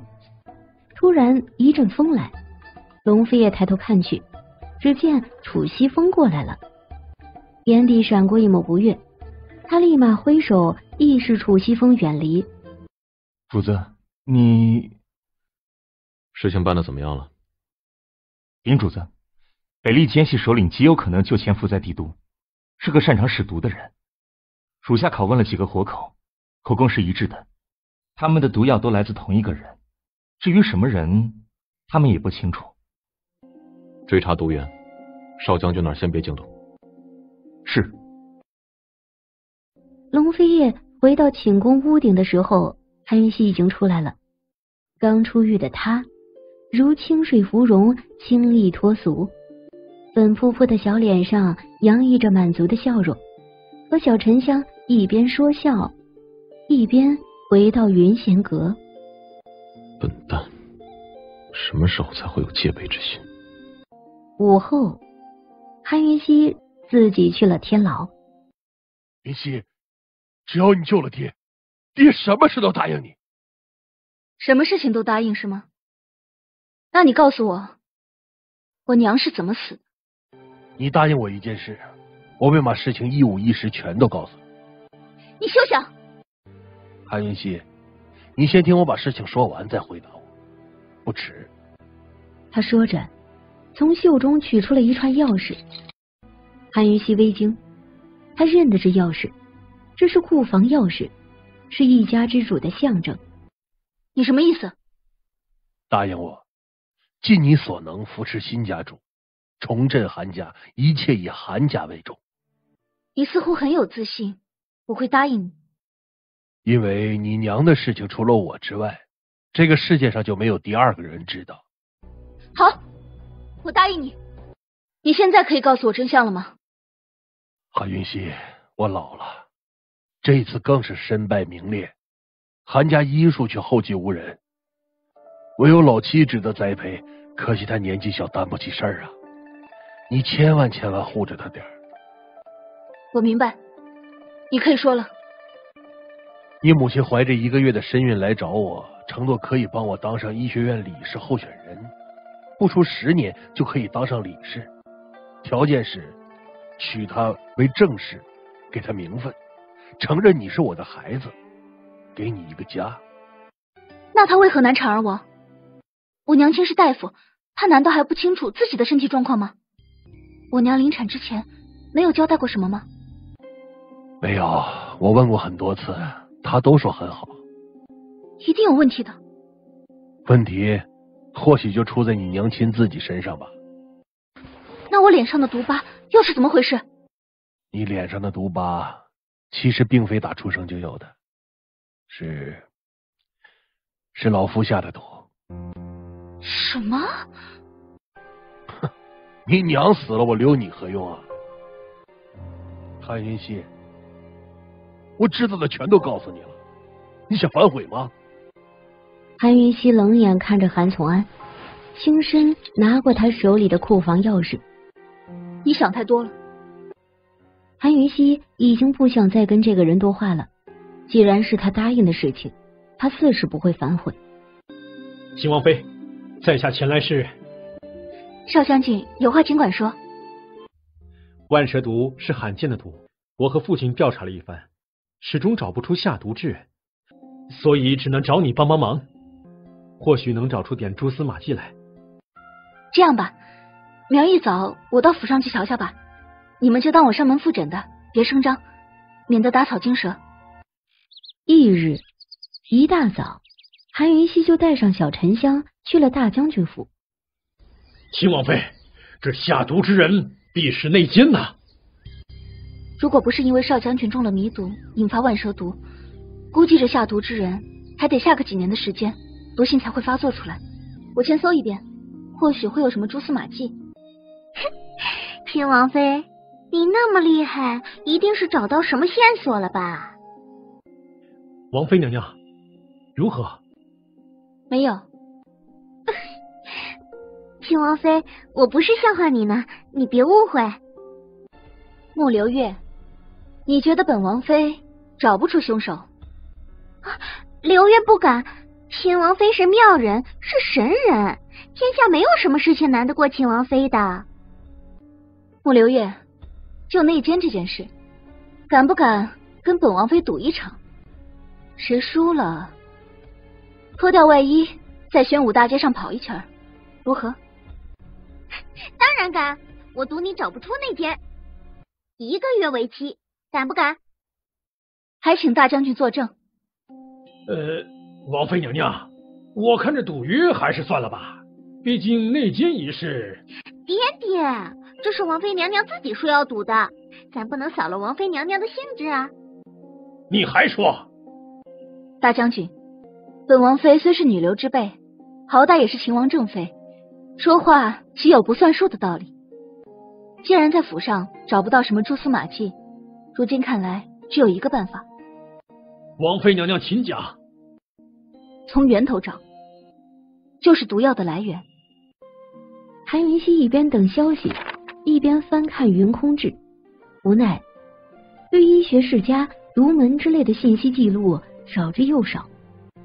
主子，韩家就是天宁国最有名的医学世家之一，据说藏药不少。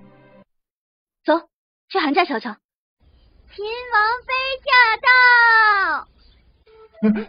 王妃娘娘，小的不知王妃娘娘大驾光临，王妃娘娘饶命啊，饶命！别声张，带我去库房。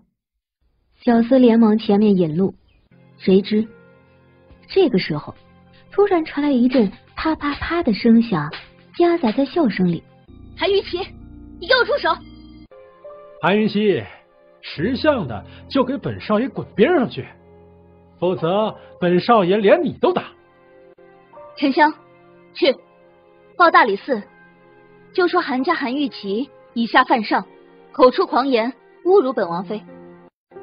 是。本少爷今儿个心情好，就等你的人来。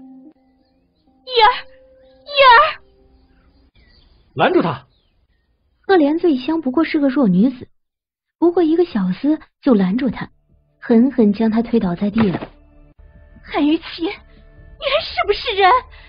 你有什么都冲着我来，为难一个小孩子，你算什么男人？呵呵，冲着你？那好，你乖乖把库房钥匙交出来，本少爷立马就放你过去。我跟你说过多少次了，我没有钥匙。怎么说云逸也是你弟弟，看在老爷的份上，你就放了他吧。你说没有就没有嘛！来人，给本少爷搜身。库房钥匙就在本王妃身上，谁有种就搜本王妃。韩云溪，库房钥匙为什么会在你手里？马上把库房钥匙交出来，否则本少爷绝对不会放过那兔崽子。这个丧心病狂的东西，居然又抽打起韩云逸。不要！韩玉琪，库房钥匙就在这里，别为难小孩子，你过来拿吧。你敢扎本少爷？韩云溪，你蚁毒，你应该听过的，立马把那孩子放了，否则就等着截肢吧。痒！放人！快放人！他拾起地上的衣裳，从背后轻轻将他包裹住，随即一把抱入怀中。他才6岁，稚气未脱的小脸上写满的却全是倔强和不屈。依儿，好样的。云逸，没事了，别咬牙，放松好吗？姐姐在呢，姐姐保护你，他们不敢怎么样的。以后姐姐都保护你。下官参见王妃娘娘，王妃娘娘吉祥，下官救驾来迟，还望王妃娘娘恕罪。欧阳大人，韩玉琪以下犯上，口出狂言威胁本王妃，你说该当何罪？以下犯上，杖责50，威胁王妃，死罪。欧阳大人，你还真把这金丫头当一回事吗？你怕她什么呀？她不过是个……住嘴！不知王妃娘娘大驾光临，有失远迎，还请王妃娘娘恕罪。王妃娘娘，这臭小子自小就是口无遮拦的，你也知道的。毕竟年纪还小，你就饶了他这一回吧。好，看在父亲的面上，死罪可免，活罪难逃。那欧阳大人觉得活罪该怎么定呢？那自是听王妃娘娘的。小沉香，你觉得呢？主子，死罪可免，那活罪就杖责100呗。我看这主意倒不错。王妃娘娘，杖责100会打死人的，依下官看，这活罪就从轻了吧？从轻发落，杖责50，还有谁为他求情的？一并打。来人，把大少爷给我拖出去，狠狠的打。小沉香，你留下照顾七少爷。是，主子放心，奴婢仔一定不会让人欺负七少爷的。多谢王妃娘娘，希儿能得王妃娘娘照顾，是她3生修来的福分呀。七姨娘，照顾好依儿吧，该强硬的时候必须强硬。以后小沉香就住这儿了，有什么事尽管跟她说。七姨娘激动的都不知道说什么好了，连连点头。韩云溪又交代了小沉香一些事情，这才出门。王妃娘娘，小的一直在这儿等您呢。带路吧。在小厮的引路下，韩云溪很快就抵达韩家库房。这药库像是一座小型图书馆，高耸的药架林立。很快，韩云溪就找到毒药一类，却只找到了那7味常见的蛇毒，却始终没看到他要找的另外3味。一路走出库房，韩云溪都低着头琢磨，如今就只能看看穆清武那边有没有查到什么线索。迟疑了片刻，就出门去穆大将军府。王妃娘娘，微臣正要去禀，没想到你就来了。少将军，或许从这3味蛇毒下手会更快一点。这3味蛇毒尽快找人调查。依我看，但凡能接近你之人都必须暗查，不论身份，包括至亲之人。至亲之人？对，少将军，我们忽略了很重要的一点，下毒之人可借他人之手，而被借用之人极有可能至今都还不自知。王妃娘娘的心思果然缜密，微臣明白了。微臣参见秦王殿下。韩云溪刚走。王妃娘娘刚走，这是她送过来的新线索，说是非常罕见之物，云空大陆能有此物者少之又少。府上的嫌疑人调查出结果了吗？禀殿下，至今无果。扩大嫌疑人的范围，继续追查，尤其是女人。秦王殿下放心，末将一定扩大调查范围，无论亲疏。龙飞也若有所思，很快便点了点头，收起了药单。这3味蛇毒，本王自会处理，剩下的事务必加快速度。是。龙飞也起身离开，可是都走到了门口，却突然止步。本王听说韩云溪和穆大小姐打了赌。禀殿下，确有此事的。小女不懂事，胆大妄为，末将一定会好好教训他的。本王倒是很期待结果。他说着，也没有多问什么，就大步离去。很快，身影便凭空消失在院子里。把事情都交代给穆青武，韩云溪这边可没有闲着。会不会是茶呢？谁知，就远远的看到一个熟悉的身影从长廊那边走过，是他，龙飞燕。韩云溪看着看着都不自觉走神了，突然华中仙不见了，人呢？韩云溪，你找本王有事？殿下，我没找你啊。那你站在这里张望什么？有事？没事，我想殿下是误会了，我在这里张望是找别人，不是找殿下。如果殿下没其他事的话，臣妾先走了。慢着，本王还有事。不知殿下还有何事？进屋说。这家伙居然往云贤阁的方向去。真有事？韩云溪迟疑了，急急跟过去。龙飞燕一进门就嗅到一股难闻的气息，不自觉蹙了蹙眉头。他循着气息往里头走，到了韩云溪的书房，只见宽大的案几上摆放了好几碗冒着黑烟的液体，恶臭的气息就从这些液体里发出来的。殿下，外头请吧，这里的气息有点难闻。外头的一样很臭，你在这毒？无聊玩玩而已。这是什么毒？万蛇毒。上一回从少将军屋匣里采集了一些毒素回来，闲着没事儿就研究研究。那你都研究出什么了？还没研究出什么。殿下刚刚说还有事，是什么事？没事了。他说着便从他身旁走过去，头也不回的走出云仙阁。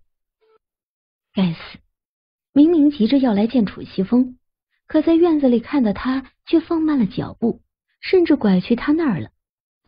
禀王妃，这是伙房那边的小厮送过来的。帮我拿到书房来。禀王妃娘娘，秦王殿下有令，不许任何人踏入云贤阁半步。什么？为什么？那天其实不仅楚西风，不少人看到殿下在寝宫屋顶坐着，谁都不知道殿下是怎么了。属下不知，还烦请王妃娘娘自己来取。韩云溪连连翻白眼，龙飞叶这个小气鬼。韩云溪各取50多种茶叶中的一叶，又泡了50多杯茶水，一一放入解毒系统中后，他就去睡大觉了。直到翌日清晨，韩云溪才清醒过来。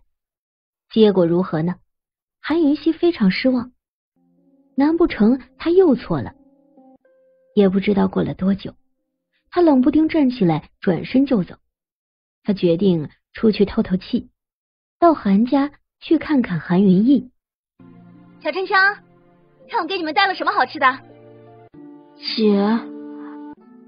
韩云溪乐了，往屋内一找，就看到小艺儿躲在屏风后面，探出了一个小脑袋，远远的看着他。小笨蛋。艺儿，看谁跑得快。二姨娘是来找七姨娘的吧？我是专程过来瞧瞧七少爷的伤势，见这活蹦乱跳的，应该是没事了吧？那我也就不担心了。幸好救治的及时，要不谁知道会伤成什么样子呢？指不定10天半个月都下不了他。七少爷如果没事，那我就不进去了。王妃娘娘，你来的正好，我正想着哪日登门拜访呢。不如到民妇那边去喝杯茶。七姨娘，要不你一同过来吧。喂，小子，你知道我是谁吗？你再不回答，我会治你罪的。姐姐打算当你的监护人，保护你。你以后长大了，打算怎么谢谢我？等我长大了，我就保护你。你小子总算开金口了，行，姐姐我记住了。来，拉钩。民女韩若雪参见王妃娘娘。免礼。大少爷养病需要清静，我娘还没过来，要不去我娘这院子吧？也好，也好。王妃娘娘还请一步，我娘那儿可是有上好的春茶呢。走吧，寒冬喝春茶，就算再远，本王妃也得过去。众人入座，三姨娘亲自取来一罐春茶。我也是前几日才得到这茶，正想着给各位都送些过去尝尝鲜，正巧今日都来了。三姨娘，这春茶为何比秋茶味美呢？春茶叶肉肥厚，茶叶中含有的芳香物质还有各种其他物质特别多，所以比起夏茶、秋茶来说，滋味更加鲜活。这话一出，韩云熙就警觉了。芳香物质、其他物质，这些东西可都是在现代才会研究的那么精细的。王妃娘娘，老爷入狱后，这家里出了不少事，喜房姨娘捐了不少银子跑了，如今就剩下我们三姐妹。韩家这家大业大的，连个做主的人都没有，族里人多少眼馋的呀。昨儿个那三堂叔还来问我了，说什么家里的少爷们如果扶不起来，就赶紧把库房钥匙交给他。他们这不是欺负我们韩家没人吗？既然几位堂叔那么关心库房钥匙，关心韩家后继之人，他们下一回来还请二姨娘转告他们一声，就说我爹不过是入狱，还没死。这家主的人选呢，他老人家自己心中有数，用不着某些吃饱没事做、心怀不轨的人瞎操心。你们是在商讨库房钥匙吗？本少爷好歹也是韩家长子，你们是不是应该尊重尊重本少爷的意见？库房钥匙在本王妃手上，你嚷嚷什么呢？这话一出，韩雨琪更激动了，猛地要大步上前。哎呀！大少爷，地上有啥呢？你趴着干嘛？哼，笑什么笑？很好笑嘛。很好笑啊，笑得我肚子都疼。大少爷，你怎么这么不经打？才几下就伤得那么重了？你，秦王妃，现在就把库房钥匙交出来，那是韩家的东西。你既已经出嫁，就跟你没关系了。没带，父亲说了，库房钥匙暂时交给我保管，待有合适的家主人选，我再把钥匙交出去。这段时间，希望各房少爷小姐们都潜心学医，不要有过多的功利念想。王妃娘娘，我们自是相信你的，只是这事情毕竟是大事，依我看，这事情还是要让几位少爷小姐见见老爷比较妥当。好啊，那本王妃回去后立马就办这事，尽快安排老爷和你们见个面。谁知就在他站起来的时候，一阵西北风吹过，解毒系统突然警报，嘟嘟嘟，有毒。只见这院子的西北角是一间小木屋，并没有窗户，门从外头上了锁。韩云熙到了小木屋门前，正式启动解毒系统扫描。这一扫就不得了了，天哪，竟然是蛇毒！王妃娘娘，你这是做什么呢？我看这木屋造的精致，蛮喜欢的。这屋子是我的配药房，王妃娘娘既然喜欢，那不如进去瞧瞧。之前老爷见了我这屋子，也特喜欢。那就进去瞧瞧吧。王妃娘娘，怎么了？没事，你这的药材还蛮多的嘛。王妃娘娘说笑了，韩家药房里的那才叫多。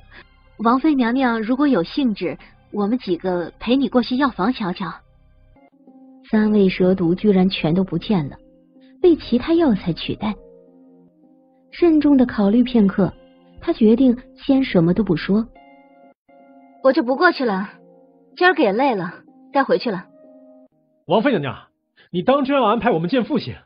不会是蒙人的吧？10天吧，10天后我安排你们都去见父亲。叶儿，你好好看医书，别像某些人不学无术，成日就知道争权斗利。咱们将来是要当大夫的，当大夫首先得有人品，其次才能有医品，明白吗？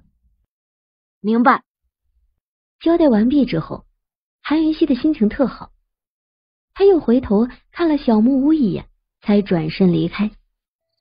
夜深人静，大老远见寝宫灯还亮着，韩云熙立马就过来了，可是到了门口却又迟疑了。干什么？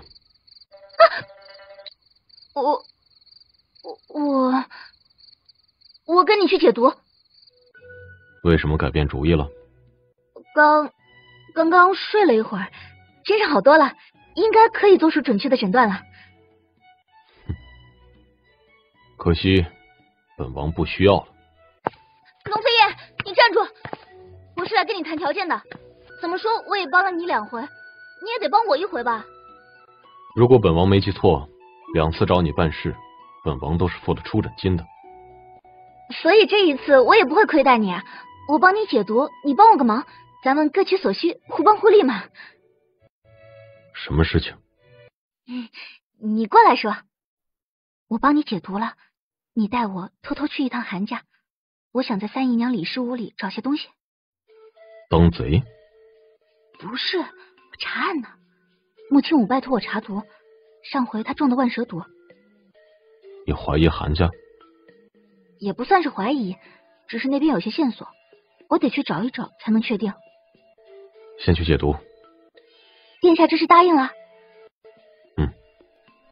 殿下，带路吧。只是没多久，高强度的动作之后，脚踝就疼得他受不了了。殿下，等一下，我的脚估计是……本王以为你的脚是铁打的，看样子本王又高估你了。正要反驳，谁知龙飞叶却走过来，冷不丁一把将他横抱起来。韩云熙猝不及防，下意识双手搂住了龙飞叶的脖子。龙飞叶冷意的嘴角溢出丝丝弧度，他足尖轻点，身影矫健，抱着韩云熙很快就消失在夜色里了。龙飞叶带韩云熙到了一座隐藏在深巷子里的民宅。中毒的人在这里。龙飞叶闷闷的应了一声，转身去拿了一些药散过来。把药给我吧，可以拿我还是拿手的？然而龙飞叶冷漠的视线缓缓下移，锁住他的玉足。殿下，臣妾自己上药便可，你先出去吧。龙飞叶非但没走，坐在他面前，径自打开了跌打药油。殿下，我可以自己来的。王妃娘娘都把鞋袜脱了，本王自然要效劳。殿下，你我虽为夫妻，但是，殿下，男女授受不亲，你还是先出去吧。秦王妃，你确定要跟本王讨论非礼勿视的问题吗？秦王殿下，你我有名无实，我不过是个挂名王妃，我为什么不可以跟您讨论非礼勿视的问题啊？请您认真点儿。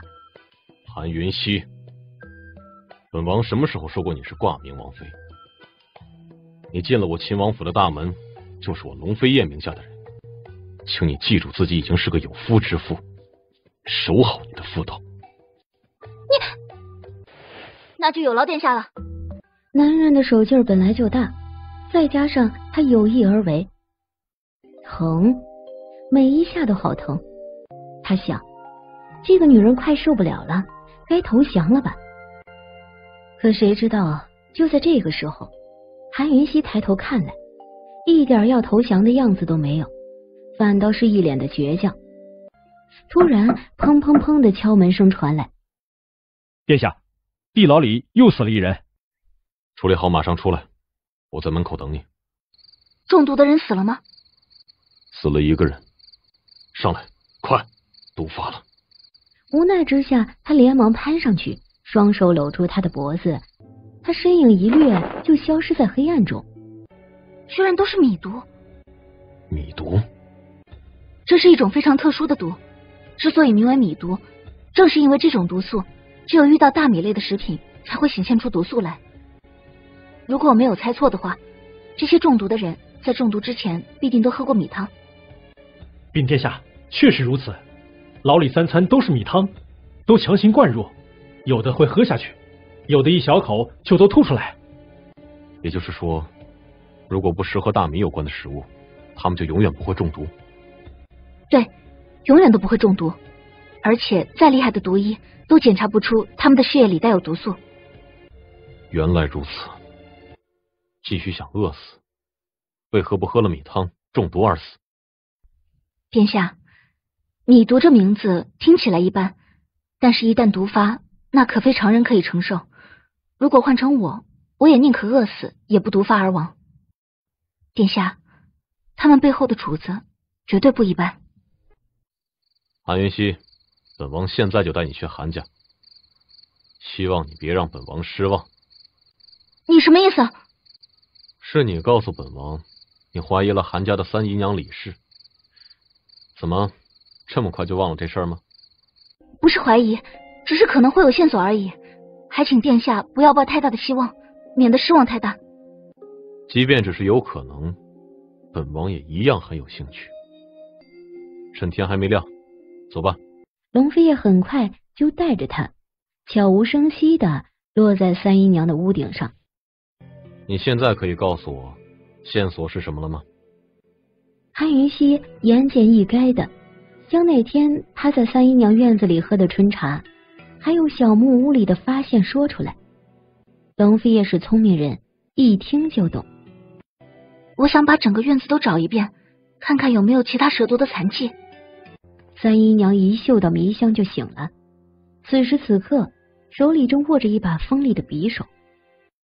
韩云熙一步一步靠近床榻，不会武功的他怎么会察觉到锤杖中可怕的杀气呢？垂帘里，3姨娘细冷的凤眸一眯，一手持匕首，另一手抓住了垂帘。韩云熙抬起手，也抓住了垂帘，正要掀起。韩云熙，好了没？是他，龙飞叶。他悄无声息地收回匕首，侧躺了回去。韩云熙回了龙飞叶一句，猛地一把掀起垂帘。他将床榻都检测了一遍，解毒系统还是没有提醒。都没有，太好了。3姨娘，冒犯了。然而一听到关门声，李明月就睁开了眼睛，一脸阴沉的骇人。太好了，哼！韩云熙，我一定会让你知道什么叫做真正的好。当龙飞叶和韩云熙回到秦王府芙蓉院的时候，太阳已经升起来了。奴婢问殿下和娘娘安好。殿下和娘娘起得真早。这话一出，韩云熙含在嘴里的茶险些喷出来。殿下，娘娘，稍等，奴婢这就准备早膳去。不必了，本王还有事。那件事你别打草惊蛇，本王自有安排。这茶叶都是茶庄自种的吗？禀王妃娘娘，茶庄提供的茶叶都出自后面3座茶山，是茶庄烘焙出来的，但是客人也可以自己带茶过来。莫大小姐也经常自己带茶来吧？这话一出，茶女并没有马上回答，而是一脸为难。王妃娘娘问话，尽管回答。我已经同你们执事打过招呼了。禀王妃娘娘，穆大小姐每次来都不自己带茶，自己来的时候都是喝茶庄里的茶，和朋友来的时候大多是朋友带茶过来。哪些人经常送茶的？韩家2小姐。你好好想想，还有其他人吗？相府和兵部尚书家的小姐也经常送茶给大小姐，只是没有韩二小姐那么频繁。近2-3年来，韩二小姐送的一定是最多的。少将军，这一趟还是有收获的。茶叶方面没进展，至少确定了嫌疑人。王妃娘娘，以下观看，你还是走吧，我们买些茶去。听说这里的南山红不错，得亲自上山采摘。在茶女的引导下，穆青武和韩云溪上到了后山山腰。茶树虽不高，却也不矮，往里头一站就被遮了半个身子。见不少茶叶都有虫咬的痕迹，害虫不少啊，一定没喷药吧？农药？毒药？把农药换成毒药，换成万蛇毒呢？韩云溪心头大惊，一定就是这样的。王妃娘娘，小心！一道凌厉的破风声突然就从背后传来。来人，快叫侍卫，有刺客！王妃娘娘，来者不少，得罪了。穆青武就转身过来，一把将他拥入怀中，随即凌空而上，而几乎是同时，四面八方无数的利箭同时飞射过来。人都躲在茶树里。分头搜。王妃娘娘，得罪了。没事没事，多亏了你。可谁知道，就在这个时候，韩云溪耳边突然传来嘟嘟嘟的声音，不自觉地转头朝背后看去。韩云溪大声惊叫，也不知道哪里来的力气，狠狠地一把推开了穆青武。穆青武始料未及，直接被推倒在地上。几乎是同时，一道利剑从后面刺过来，就刺在穆青武刚刚站着的位置。持剑者竟是一个黑衣女杀手。他瞬间靠近，一把抓住了韩云溪的手。放开我！放开！原来这帮刺客的目标不是穆青武，而是他呀。女刺客的速度非常之快，不管是穆青武还是上官执事都追不上。搜山，上官执事，马上给我搜山！还有，派人到秦王府报信。两人面面相觑，却不见一道红影从一旁一掠而过，没入荒山中。你们到底是什么人？指使我做什么？气焰不小啊！有本事把蒙面拿下来，让本王妃看看你长什么样！你还敢顶嘴？韩云溪挥手来挡，手里藏着毒针，一下子就扎到黑衣女子的手掌。你这个贱人！识相的就放了我，否则我保证半个时辰中你一定会毒发身亡的。区区小毒也敢拿出来丢人现眼？区区毒人有什么好嚣张的？你给我下的什么毒？说，否则本小姐毁了你的这张脸。你没有资格威胁我，拿开你的脚，否则我不会给你解药。我说到做到。韩云溪，这是黑寡妇和七步蛇2种毒素混合成的剧毒，名叫黑漆。我没有看错吧？厉害！给我解药。解药可以给你，但是请你怎么带我来的，怎么把我送回去？半个时辰应该是够的吧？哼，你休想！就算我死，也要拉你殉葬。你想死，我也不拦你。你家主子令你挟持我，必定有所求，怎么会让我死呢？你黑煞，外头整片山都被包围了，现在不是你可以胡闹的时候。我不管，我要解药。解药，给不给？不给。黑煞，你想清楚，是回去和主上低个头，还是死在这里？你只有半个时辰的时间。可谁知，就在这个时候，韩云溪冷不丁的向前，让剑尖刺得更深，血一下子涌了出来。韩云溪，你这个疯子！有种杀了我，没种就滚！你，韩云溪，算你狠！收起长剑，黑煞一脸的不甘，愤愤转身就走，一下子就消失在洞口。喂，毒丫头，毒丫头，这边，右边，右边呐！笨丫头。韩云溪的视线在石壁上搜索，石壁上破了个小洞，小洞中有一双狭长妖艳的眼睛正盯着他看。谁呀？青衣独自一人，背对他坐在洞口，距离的有些远，并没有察觉到这里的动静。放心，他听不到的。我不认识你吧？我认识你便可。那你是谁啊？来救你的人。兄台，在这个时候卖关子，不太适合吧？挺好的，我现在也没打算救你，闲着也是闲着，咱们谈谈心。韩云溪忍不住翻白眼，索性别过头不再理睬。谁知韩云溪等了许久，男子居然没继续说话。他急急转头看去，镜间的小洞口空荡荡的，什么都没有。喂，你还在吗？我不叫魏，我叫顾七少。什么？顾七少？我不叫魏，我叫顾七少。喂，你为什么要救我？我不叫魏，如果你不介意的话，可以叫我小七。你为什么救我？因为我喜欢你呗。那你打算什么时候救我呢？过几天吧。那是过几天呢？毒丫头，你的毒术是跟谁学的？这么厉害，你师傅还在吗？那是过几天呢？我记得你以前没这么厉害的吧？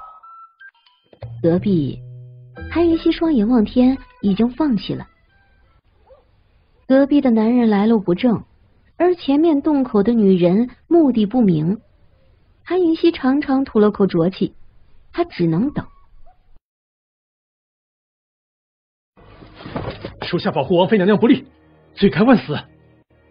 如果你只是来向本王请罪的，本王现在就治你死罪。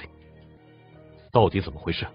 王妃娘娘说要采些南山红回去，属下也没想到会发生这种事。神，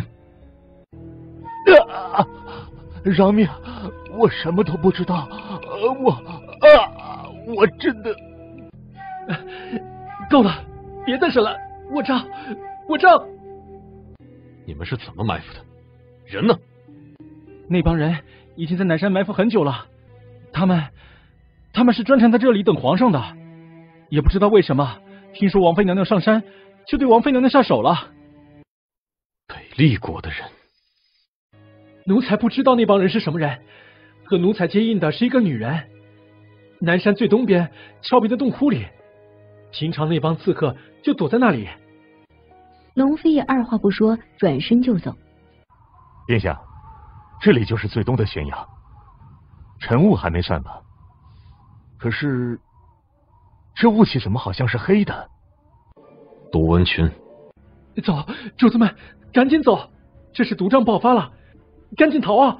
一旦沾上这东西，就会被毒死的。殿下，再不撤就来不及了。他们劫持了王妃娘娘，一定有所求，此事还需从长计议啊！撤！韩云溪被青衣拽到山洞口，见眼前密密麻麻的一片，他不由得倒抽了口凉气。不可能，你操控不了。哼，是啊，能操纵毒蚊群的人已经死了。放心，保你性命的。这时候，一个黑衣人从毒蚊群里飞来，恭敬的禀道：“青姐，西北方向可以走了。”青衣点了点头，拽紧韩云溪就飞落下去。就在跌落的瞬间，韩云溪瞥见了一抹红从洞口闪过。顾七少那家伙不怕毒吗？殿下，毒瘴得明天正午才能散去，先回去吧。你们都退下吧。此时，搜山的人马全都撤了，可是他依旧就站在这片山脉的最高峰上，俯瞰群山。初升旭日的金芒照在龙飞叶冰冷如霜的脸上，龙飞叶稀冷的视线看着每一片山里，似乎在搜寻着什么。韩云溪看了一眼天色，唇畔泛起了一抹狡黠的弧度。时机到了，随即将一直紧握在手中的药粉放开，很快这药粉就沿风向往南边飘去。龙飞叶站在高高的山巅上，没多久他就注意到北边重新汇聚的一片黑影，冷意的唇角勾起一抹完美的弧度。很好，韩云溪，你果然没有让本王失望。龙飞叶二话不说，双手负于身后，竹尖轻轻一点地，便飞落悬崖，朝北方的黑影而去。殿下，追！蚊香是你放的吧？是又怎么样？你跟龙飞叶之间的较量，各凭本事。劫持我一个弱女子威胁人，你也不害臊？韩云溪，你弄错了。本尊劫持你，并没有打算威胁龙飞叶，本尊只是想要你而已。放开！韩云溪，你是在对本尊下毒吗？是，而且你已经中毒了。好，很好。韩云溪，本尊对你越来越有兴趣了。放开我！你中的毒只有我能解，不想死的话就放开我。谁知就在这个时候，一道红影突然闪现，落在面具黑衣人的面前。毒丫头，想我了吧？兄台，这么欺负一个弱女子，不太好吧？与你何干？是没什么关系，可惜我看你不爽。找死！黑衣人一手扛着韩云溪，一手轻扬，随即就打出了数道暗标。有毒，是蛇粉。毒丫头别担心，哥哥我不怕。顾七少屏住呼吸，随即从腰上抽出一条血红色的长鞭，狠狠地挥甩过来。顾七少的鞭梢挑起，竟然继续直逼面具黑衣人的面具而来。始料未及的面具黑衣人猛地后退，却下意识地松开了手，放开了韩云溪。韩云溪立马往下掉。顾七少一贯带笑的桃花眼里闪过了一抹认真，一把挽住了韩云溪的腰肢。你最好护好他，游戏结束了。这是蜘蛛镖。放手，这是毒，牵扯了心脏。岂料就在这个时候，突然一大群毒蚊群从山林里涌出来，朝韩云溪和顾七少这边蜂拥过来。突然，顾七少肩膀一松，蜘蛛丝断了。毒蚊子正是这蛛丝的天敌啊，毒物本就是一物克一物的。顾七少带着韩云溪继续往前逃，而面具黑衣人和青衣等刺客紧随不放。一道道暗标又一次袭来。就在顾七少走神的一瞬间，面具黑衣人追了上来，一把拽住了韩云溪的手臂。眼看青衣的长剑逼近了，放手！就这样，顾七少后退，青衣的长剑从他眼前刺过，而韩云溪被面具黑衣人拉了过去。几乎是同时，只见一道利剑破空射向面具黑衣人的手臂。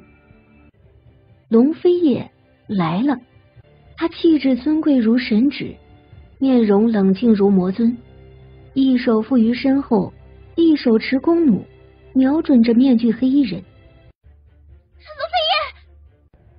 此时，面具黑衣人离韩玉溪算是最近的，他凶恶的眸光一沉，瞬间又朝韩玉溪逼去。又一声破空凌厉，龙飞叶随即也飞掠下来。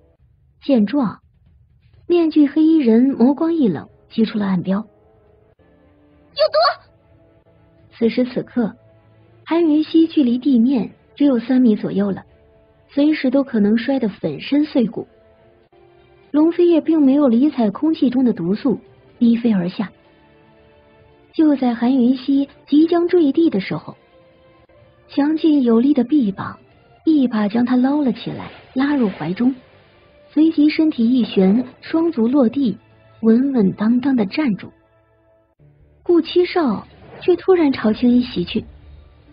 面具黑衣人见状，身影一掠，拉开了青衣，一把暗标丢向了顾七少。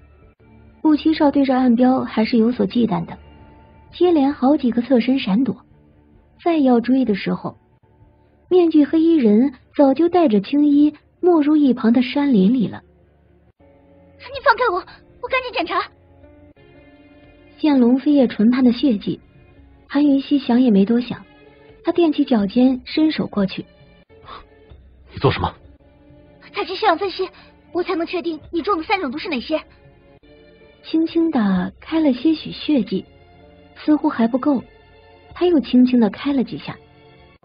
而这一放手，龙飞叶只觉得似乎突然失去了什么似的，有种说不出来的失落感。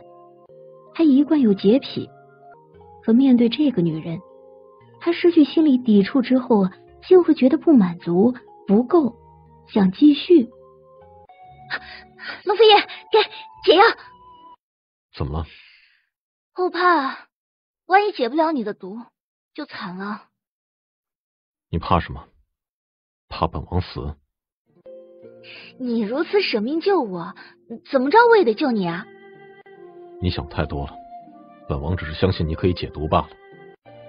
臣妾知道殿下相信臣妾会解毒，所以才害怕解不了，让殿下白白牺牲了。呵呵，秦王殿下，虽然没有指导那帮人的老巢，但也算是见到正主了，可喜可贺。这可都是王妃的功劳。你又是什么人？秦王殿下，这位正是我们天香茶庄的庄主顾七少。顾七少见过秦王殿下。天香茶庄潜伏内奸，致使秦王妃被劫持，该当何罪？殿下，顾七少方才舍命相救，英勇无惧，就冲这一点，臣妾愿意赦免他的罪。韩云熙，你一切都属于本王，你的权利也属于本王，在本王面前，你什么资格都没有。臣妾不服，此事臣妾要进宫面圣，请皇上定夺。龙飞叶额头的青筋暴跳了出来，就在所有人都以为他会发怒的时候，他竟二话不说，一把拉住韩云熙，身影一掠就走了。你怎么了？韩云熙，你说话！喂，韩云熙！这深山老林里，一入夜就更冷。龙飞叶生了火，迟疑了许久，还是将韩云熙抱起来，让他躺在他怀中睡。原本蜷缩着的韩云熙，一窝进温暖的怀抱，竟迷迷糊糊地睁开了眼睛。醒了？弱成这样，还想找死吗？不想。不想死就乖乖躺着。谁知韩云熙却突然喷出一口黑血。你中毒了？解药在哪里？解药呢？药都藏在我袖里，一瓶一颗。张口，怎么这么笨？起来，一颗一颗吞。韩云熙伸出小舌头来，轻轻地卷走一颗药丸。不经意间，那软糯的舌尖扫到龙飞叶的手心，龙飞叶禁不住身心一荡，只觉得一股酥麻感从手心一下子传遍了全身。韩云熙勉强吞了一颗药，又凑过来，软糯的小舌又一次卷过龙飞叶的手心。龙飞叶不自觉地绷紧了身体，终于他忍不住了，收回掌心，沉声道：我喂你，一颗一颗来，你自己吃下去。一颗一颗，这下总算是顺利的把6颗药丸都吃了下去。翌日清晨，当韩云熙醒来的时候，发现自己正靠在大树干上。他身上披着龙飞叶的披风，却不见龙飞叶。龙飞叶双手枕着后脑勺，斜躺在树干上。醒了。昨夜谢了。龙飞叶并没有理睬他的答谢，从树上优雅落地，冷冷道：回帝都。哎呀，殿下，王妃娘娘，你们可算是回来了，出事了，出大事了。什么事？好好说。韩家的徐氏徐夫人上门求见王妃娘娘，奴才说王妃娘娘不在府上，让她改日再来。可谁知道她就在门口闹腾了，说今日一定要见到王妃娘娘，怎么都不肯走。韩云熙立马惊叫了一声，二话不说就往前门冲去。母妃吉祥。民妇韩家徐氏参见姨太妃，参见秦王妃。徐氏，你聚众在秦王府门口闹事，你可知罪？姨太妃娘娘，民妇万万没有闹事的胆，民妇是冤枉的，有苦衷的，求姨太妃娘娘替韩家做主啊！民妇就想见一见我家老爷而已。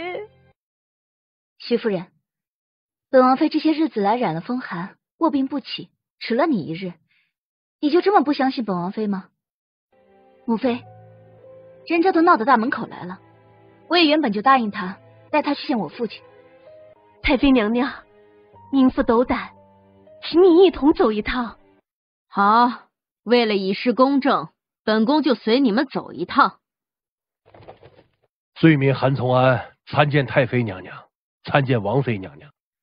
韩从安，你府上徐夫人为韩家库房钥匙一事，到秦王府门口大闹讨要。本宫现在问你，韩家库房钥匙究竟在何处？禀太妃娘娘，库房钥匙是罪民心甘情愿亲手交给韩家嫡女，也正是秦王妃的。罪臣之所以选择将钥匙暂时交由王妃娘娘保管，自有罪臣的考量。我看你是老糊涂了，有什么考量也都不关韩云熙的事，她都已经嫁出去了。逆子，老夫虽然身处囹圄，但还没死呢，还是韩家的家主，还有权利决定库房钥匙的归属，决定韩家家主的候选人。我不答应。他说着就抡起一拳头朝韩从安打去，一旁的戚姨娘猛地冲过去拦在了韩从安的身前。砰的一声巨响，韩玉琪的拳头正正打在戚姨娘的后脑勺上。来人，把韩玉琪跟本王妃绑了，快把戚姨娘推下去找大夫，快！太妃娘娘，饶命啊，饶命啊！徐氏，你还好意思求情？韩玉琪年已28，顶才3岁小儿，公然在大堂上行凶，蔑视太妃娘娘，无视本王妃，此为不敬，胆大包天；对付出手伤及姨娘，此为不孝，大逆不道。这种不敬不孝的畜生，留着何用？欧阳大人，你说韩玉琪如此大逆不道，按律该如何处置？说。公堂上公然行凶，按律当判刑3年。不，来人，快把他拉出去，关到天牢里去！韩从安，这件事因你韩家而起，既然你选择了秦王妃，是不是该出去给那帮刁民一个交代呢？是，草民遵命。诸位，韩家库房钥匙是韩某人心甘情愿亲自交给秦王妃，恳请其代为保管，将来协助家族长辈共同选举家主。望今日诸位不要再妄自非议我韩家家务事。秦王妃，今日总算是见着你了，我还以为你胆小怕输躲起来了呢。穆流月，你有点分寸，我们的私事有必要拿到大庭广众之下说吗？你应该知道影响非常不好。刘月小姐，到底什么事？你尽管说，本宫在场，必定不容许任何人耍赖。禀仪太妃，秦王妃和我打赌，在1个月内找出对少将军下毒的真凶。如果输了，就脱了外衣在玄武大街上跑一圈，3日后就是约定之期了。韩云溪，刘月小姐说的可是真的？嫂子，虽然这个赌约太过了，可是人要言而有信呀。是真的，本王妃确实和刘月小姐有这个约定，请母妃以及在场诸位作证。不用3日，这个赌约现在就会有答案。这时候，楚西风也赶到。王妃娘娘，坏了，茶叶没毒。你确定？确定。你和殿下没回来之前，属下已经找了不下10名毒医检查。刚刚殿下还钦点了1个毒医检测，都没有毒。茶叶没有毒是吧？很好，他亲自来检查。他还没有检查呢，凭什么就说没有毒了？下毒真凶就在现场，本王妃有茶叶为证，真凶就是他们母女。李氏一时间都站不稳，往后面跌了几步。楚西风，去把碧绿带过来，把那罐茶叶拿来，本王妃要当场验毒。民女是天香茶庄的茶女碧绿，是刘月小姐的专属茶女。这罐茶叶是1个月前韩家2小姐韩若雪带到茶园去，准备送给刘月小姐的。后来忘了送，民女一时起贪念，就私藏了下来。这茶叶罐我认得，就是韩若雪经常送的。她送给我的茶叶，我经常转赠给我哥哥。可是这又能说明什么？你凭什么说茶叶有毒？太妃娘娘，民妇是冤枉的。秦王妃含血喷人，没有真凭实据就认定民妇是凶手，民妇太冤了。韩云溪，你刚不是说要现场试毒吗？李氏不服，想必在场不少人也都不服。你就试给大伙瞧瞧吧。这么说，李氏承认这茶叶是他包装加工的了？是。很好。来人，拿个大碗来，把这茶叶泡开了。去抓一条金鱼来，要活的。本王妃现在就验毒给大家看。所有的人都目不转睛地看着，鱼儿时而游动，时而静止，一切都很正常。王妃娘娘，你要验到什么时候才结束呢？估计得验到天亮吧。韩云溪，你该公布验毒结果了。王妃娘娘，有情况，快看！金鱼死了，而且还变黑了，这就是中毒了呀！谁来验一验？这是什么毒？我来。这是蛇毒，多重蛇毒混合在一起，人称万蛇毒。想必大家都看清楚了吧？这茶有毒，就是少将军中的万蛇毒。贱人！你居然敢这么做！亏我那么相信你！你这个贱人！我要杀了你！都让开，否则我现在就杀了他！全部退下！退后！退后！统统给本宫后退！岂料就在这个时候，一道剑芒如闪电般突然凌空出现，势如破竹般往李氏和仪太妃之间劈斩而下。所有人都没有预料到，就连李氏也始料未及，出于自卫的本能，下意识的就缩回了双手。龙飞也凭空出现，长腿狠狠的朝他踹过来，一下子就将他踹飞了出去。儿臣来迟，让母妃受惊了。没事了，母妃莫怕。母妃，没事了，没事了，殿下来了，就安全了，不怕不怕。儿子，他是下毒真凶，一定要严惩，不，一定要杀了他，以绝后患。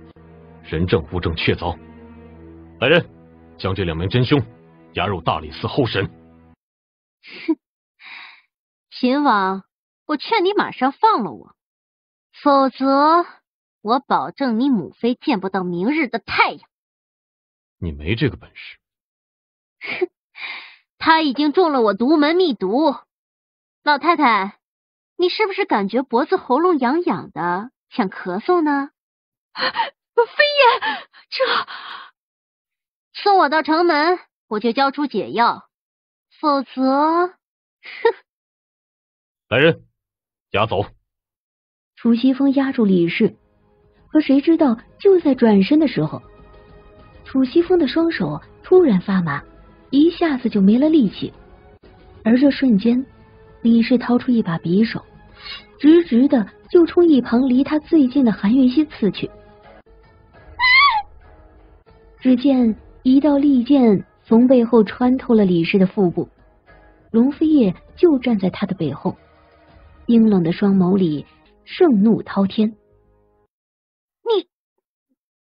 你，本王连自杀的机会都不会给你。好，非常好，不愧是天宁秦王，不愧是秦王妃。世人皆知天宁有秦王，却不知有天辉皇帝。世人只知秦王妃会解毒，却不知善解毒者才是用毒高手。哈哈哈哈哈！他笑着笑着便倾倒在地，断了最后一口气。这个刁妇胡说八道，竟然敢挑拨秦王和皇上，这么死了真是便宜他了。殿下，咱们赶紧送母妃回去。母妃，你身上还有毒呢，得找大夫瞧瞧。韩云熙，你还不走？殿下，臣妾还有赌约没处理呢，暂时走不了。殿下，回去吧，母妃的身体要紧。然而，龙飞叶却似乎没有听到他说的话，低声吩咐楚西风把仪太妃送回去，自己转身走了过去。打什么赌？龙飞叶终于正眼朝穆流月看去，赌臣妾能不能在1个月里揪出下毒真凶，距离1月之期还有3日，臣妾赢了。殿下，如果输的人就要脱了外衣，在玄武大街上跑一圈。哦，王妃娘娘，陛下，刘月年纪还小，不懂事，此事事关女儿家的名节，关系到她一辈子，还望网开一面，饶了她这一回。赌约便是赌约，岂能当儿戏？王妃娘娘，少将军，难不成你们将军府的人就这样言而无信吗？秦王殿下，刘月还是黄花大姑娘，万万不可啊！微臣求殿下三思。脱了外衣跑街，这是谁提出来的？殿下，是王妃娘娘提出来的，不是我。那愿赌服输，还有什么好说的？我不要！刘月小姐，当着秦王殿下的面，当着这么多人的面，你可别耍赖啊！还有3日，你好好考虑考虑吧。你还不回去？你不回去吗？谁知龙飞叶驻足看了他一眼，一声不吭，身影一闪就不见了。母妃，母妃，母妃，这都什么时候了，你的毒怎么还没有解？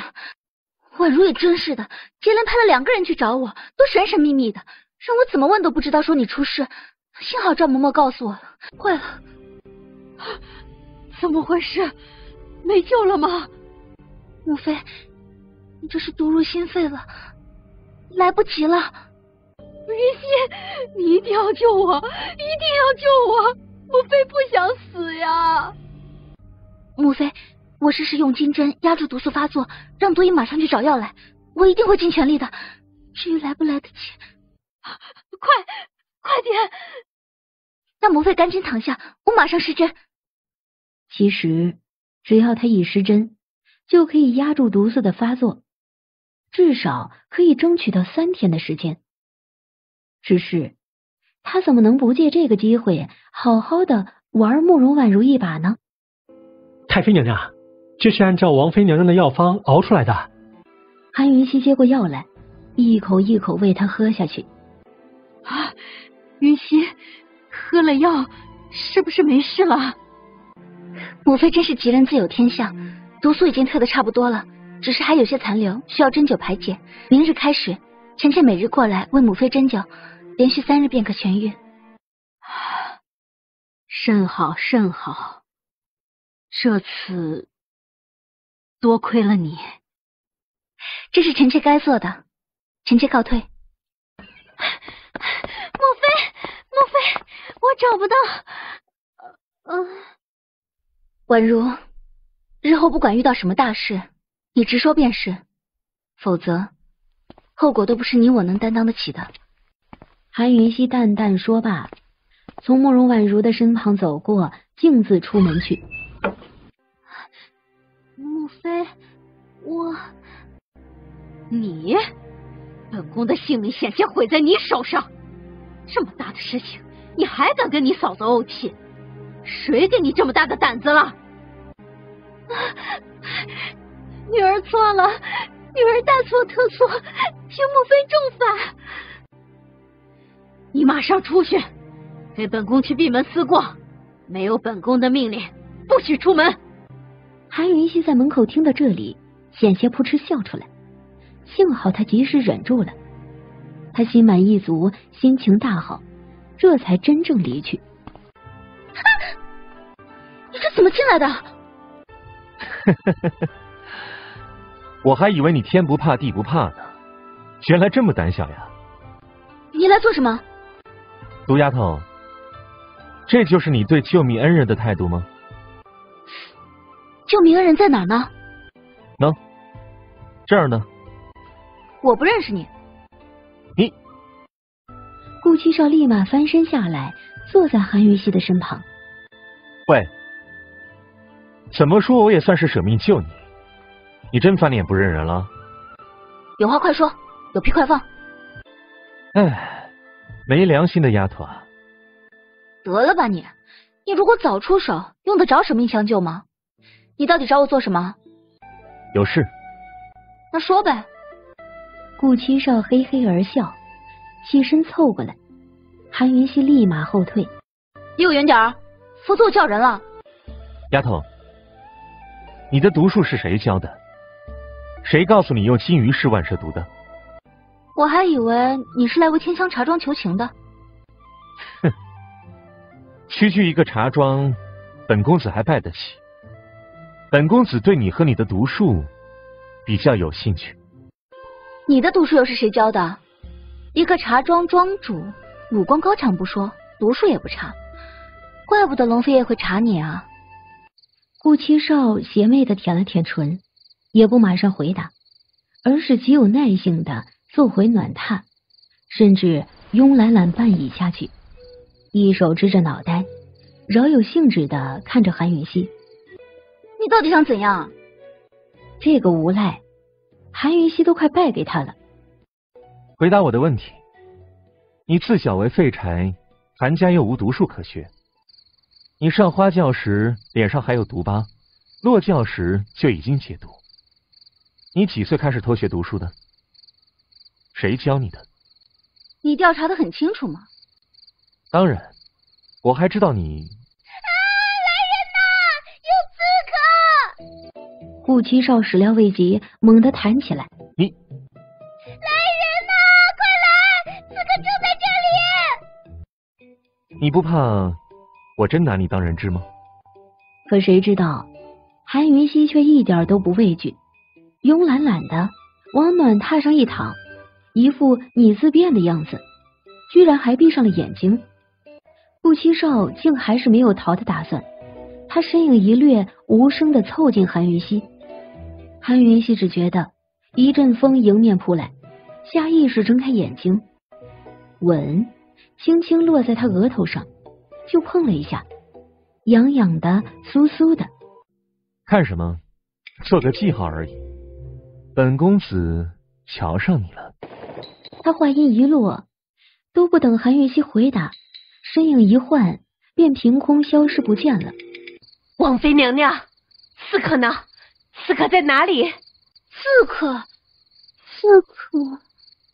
刚刚梦到刺客了，好多刺客，好可怕。王妃娘娘，赶紧喝一口茶压压惊。他一边喝水，一边使劲的擦额头。他纠结了，啄了他额头一下，算是吻吗？算是初吻没了吗？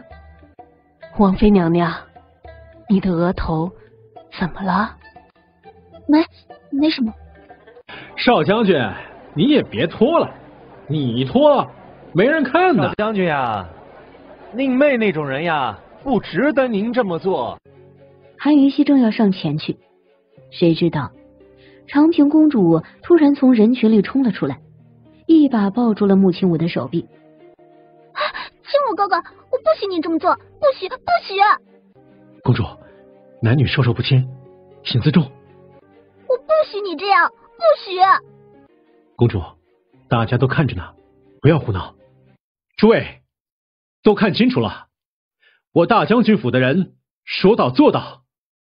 韩云熙混迹在人群里，也一直追着穆青武，可谁知道追着追着，他却戛然止步了。他分明在路边的茶楼雅座窗口看到一个非常熟悉的身影，龙飞叶。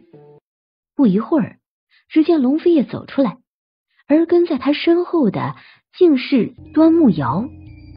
他止步，深吸一口气，就这么站着，等着他们来。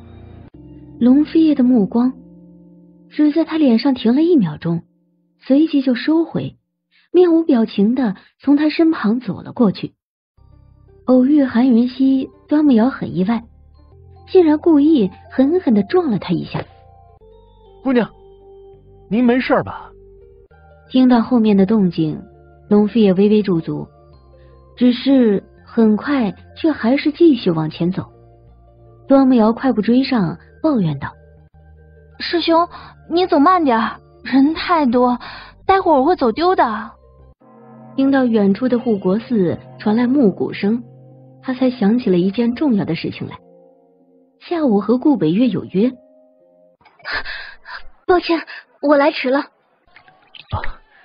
王妃娘娘能来已是在下的荣幸，先喝杯水，不急。顾北月，你怎么了？前些日子太过劳累，一出宫就染了大风寒，大病了一场。大风寒？顾太医，一个大风寒就让你如此虚弱，你这身子底子未免也太弱了吧？下官自小就是个药罐子，如今这身子骨还算是好的了。要是小时候3天2头大病一场也是家常便饭。前些日子在宫中伺候皇上，连着几日不眠不休的，这寒邪一入体，便是病来如山倒了。莫非年幼时犯了什么病？听爷爷说是早产，硬是用药养活的。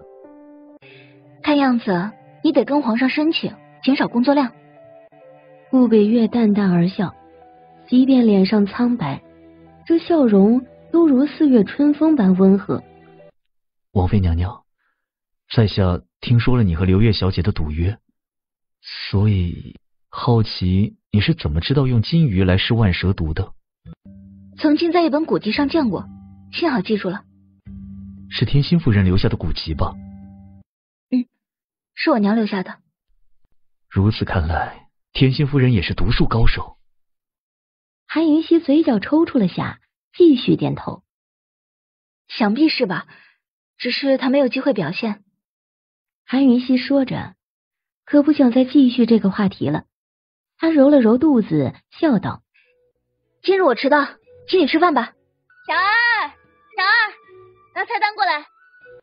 很快菜就送进来了，只是送菜的人让韩云熙震惊的险些从椅子上摔下来。怎么是你？难得王妃娘娘大驾光临小店，小店实在是蓬荜生辉。身为店主，在下自然要亲自效劳。没你什么事情了，退下吧。王妃娘娘，您点的都是小店的招牌小吃，这每一道从选材、处理到加工，都可是极有研究的。您慢慢尝，在下一一说给你听。他说着，竟自作主张的夹了一块桂花糕放到韩云熙的碟子里。韩云熙瞥了一眼，慢条斯理的端起碟子倒掉。你信不信你再不出去，本王妃让你关门大吉？当然相信，在下的东西，王妃娘娘如果喜欢，便都是你的。韩云熙皮笑肉不笑，冷不丁就扬手朝顾七少的脸上撒出毒粉。然而顾七少却故意大口吸气，对他下的毒很不以为然。好了好了，毒丫头，你就请我吃个饭，当报答我的救命之恩呗。你的救命之恩有这么好报答吗？吃个饭，咱们一了百了。如果你想以身相许，也是可以的。话音一落，韩云熙就扬起了一巴掌。放肆！顾七少擒住韩云熙的手，瞎眸微眯，傲慢的朝顾北月瞥了一眼。这位公子，请你马上放开王妃娘娘的手。顾太医，我们走。可楚雅座还没走多远，竟撞见龙飞叶和端木瑶迎面走过来。哎呀，我这儿今日吹的是什么风？连秦……顾七少，不是说一起吃饭吗？进去呗。顾太医，一起吧，找了你几次麻烦，一直没机会谢你呢。王妃娘娘，这样不妥吧？殿下他……殿下很忙，咱们就不打扰他了。吃饭，来来来，都给我过来吃饭。毒丫头，刚刚那一位是西周的荣乐公主吧？听说西周皇帝有意让荣乐公主和亲天宁国的打算，看样子荣乐公主这一回是来相驸马爷的。是和亲又不是招亲，想也没用。嫁给谁不是他说了算。这可是嫡公主，西周太子的亲妹妹，和亲到天宁来，横竖逃不出那几个人选。哦，哪些人选呢？太子、少将军，还有秦王。韩云熙深深看了顾七少一眼，轻笑了下，突然就停止了这个话题。吃饭，顾太医不必拘礼，吃饭吧。听闻这位公主文武貌三全，心气极高，想必秦王之外的人是不入她的眼。秦王府极有可能出现左右两房正妃。这一回，韩云熙的手和嘴是彻底停住了。来来来，王妃娘娘，这马蹄糕得蘸醋吃，有味儿。你们慢用，我先走了。他开门出来，见龙飞叶和端木瑶并没有入包厢雅座，就在大堂中，距离他的包厢最近的位置。龙飞叶的视线追随到他下楼，冰冷之余，复杂的令人琢磨不透。车夫就在门口等，待会儿自己回去。师兄，听说天宁帝都槐花巷的夜市……端木瑶的话还未说完，龙飞叶起身就走。主子，天香茶庄全封了，地契也都缴了，只是顾七少还没露面，全交给了上官执事处理了。查清楚顾七少在帝都所有的产业，以通敌嫌疑，全部暂时查封。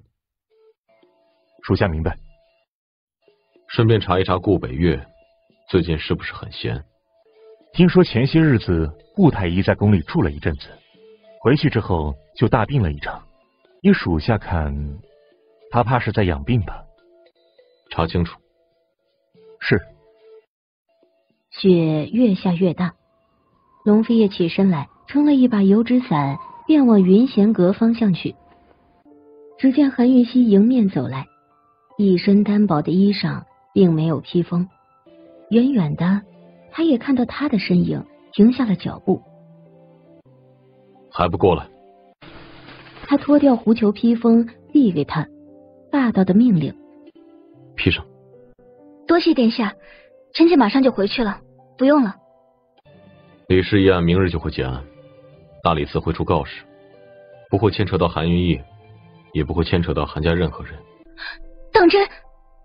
本王说到做到，保韩家是赏你验毒有功。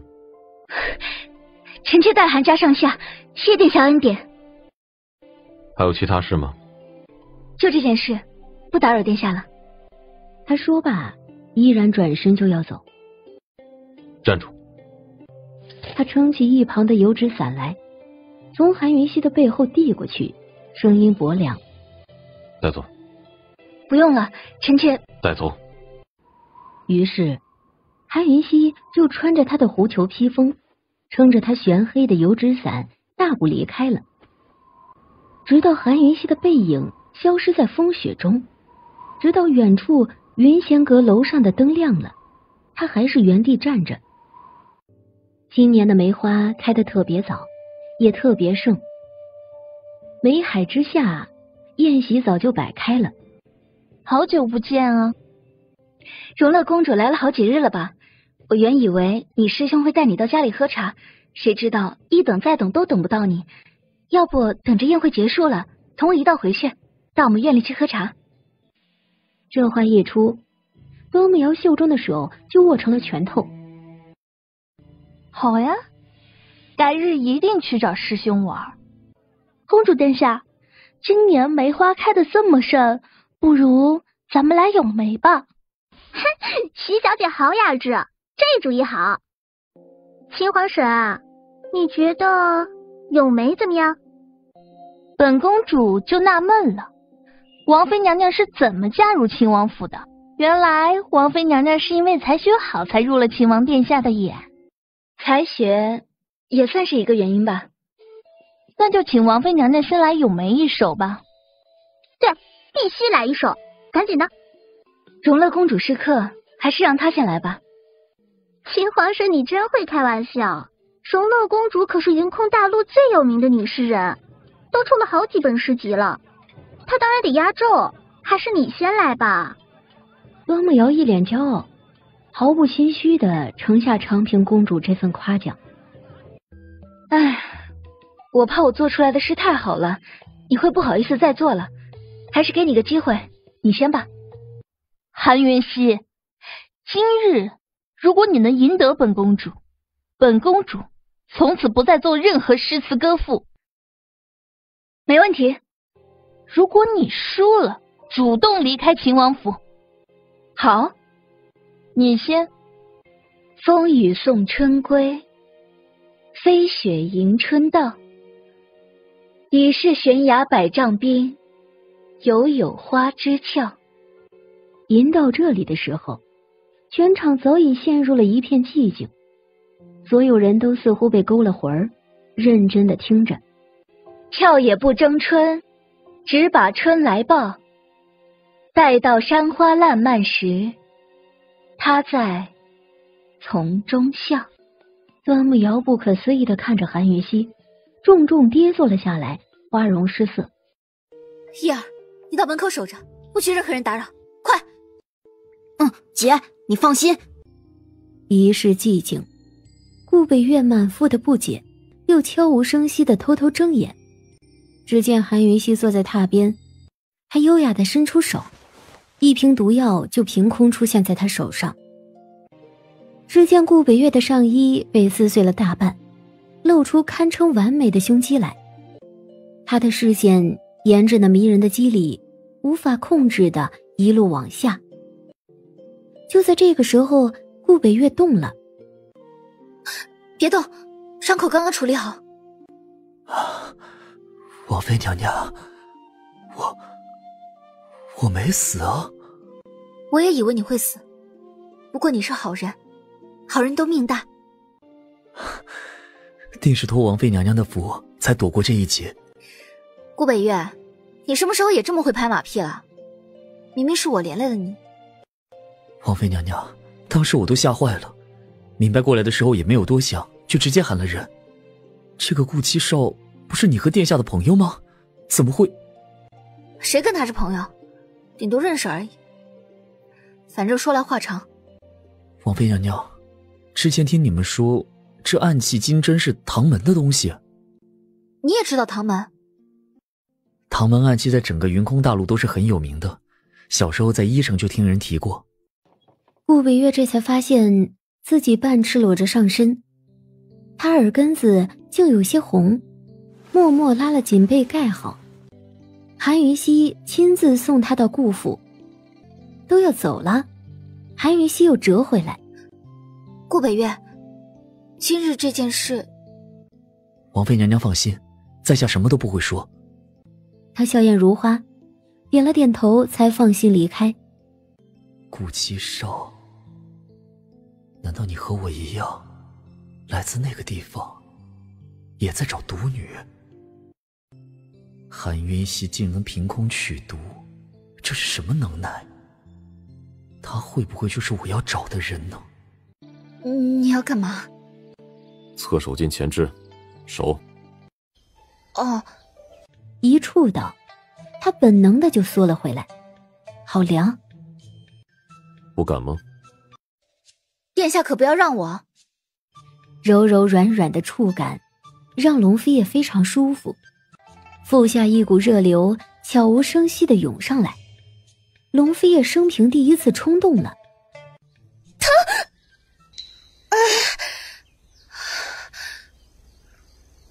我真的有些疼啊，你别握那么紧，我掰掰看吧。不必了，你这手再练也是白练，练不出多大的力气。不是都还没事吗？龙飞也站起来，韩云熙连忙跟着起身追问道：那还有内功呢？能教我内功吧？能教我内功总行了吧？一样的道理，不教了。韩云熙目瞪口呆，愣在原地，并没有发现龙飞叶走得有多匆忙。龙飞叶在失踪10天之后，令楚西风给韩云熙送来了一样东西。王妃娘娘，这大大小小13枚玉石，每一枚宝石可以一次藏入3枚金针，39枚金针足够你用很久了。我能试试吗？这是殿下送您的，到您手上自然就是您的东西，尽管试。那好，你站远点，我试试力量和速度。楚西风险些栽倒，表情都僵了。他一个后空翻，陡然凌空飞起，岂料他飞起的同时，3枚高飞过来的金针早就等着他了。王妃娘娘的眼力不输于习武之人。殿下人呢？属下也不清楚，过几日春猎，他应该会回来的。春猎的日子到了，有刺客，保护好主子们。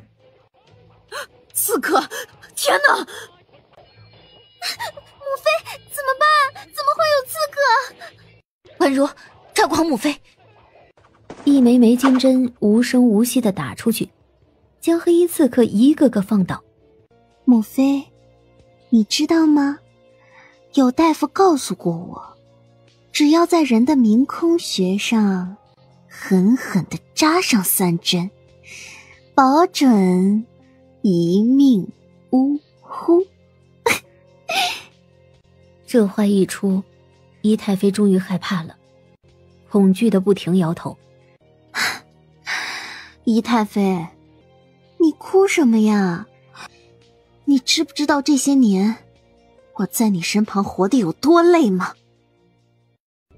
自小到大，我得费尽心思揣测你的心意，得小心翼翼伺候着你。7年前你第一次跟我说要把我嫁给秦王的，结果呢，你把我嫁给了长孙彻那个孬种。虽然我不是你亲生的，可是我伺候你这么多年，就比不上一个韩云熙吗？你说啊！仪太妃的眼泪越流越汹涌。怎么，我说错了吗？反正你也快没命了，我不妨都告诉你，徐夫人来大门口闹也是我教唆的。还有梅花宴的事情，其实是我和长平公主安排好的。该被长孙彻侵犯的是韩云熙，不该是我的，不该是我的，不该是我。婉如，你让我太失望了，太失望了。此时，韩云熙已经解决了所有黑衣刺客，正要上马车来。母妃，你别怪我无情，是你不义在先的。你放心，这金针是韩云溪的，我不会有事的。住手！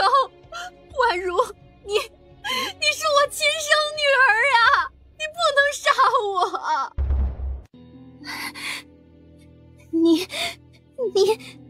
你说什么？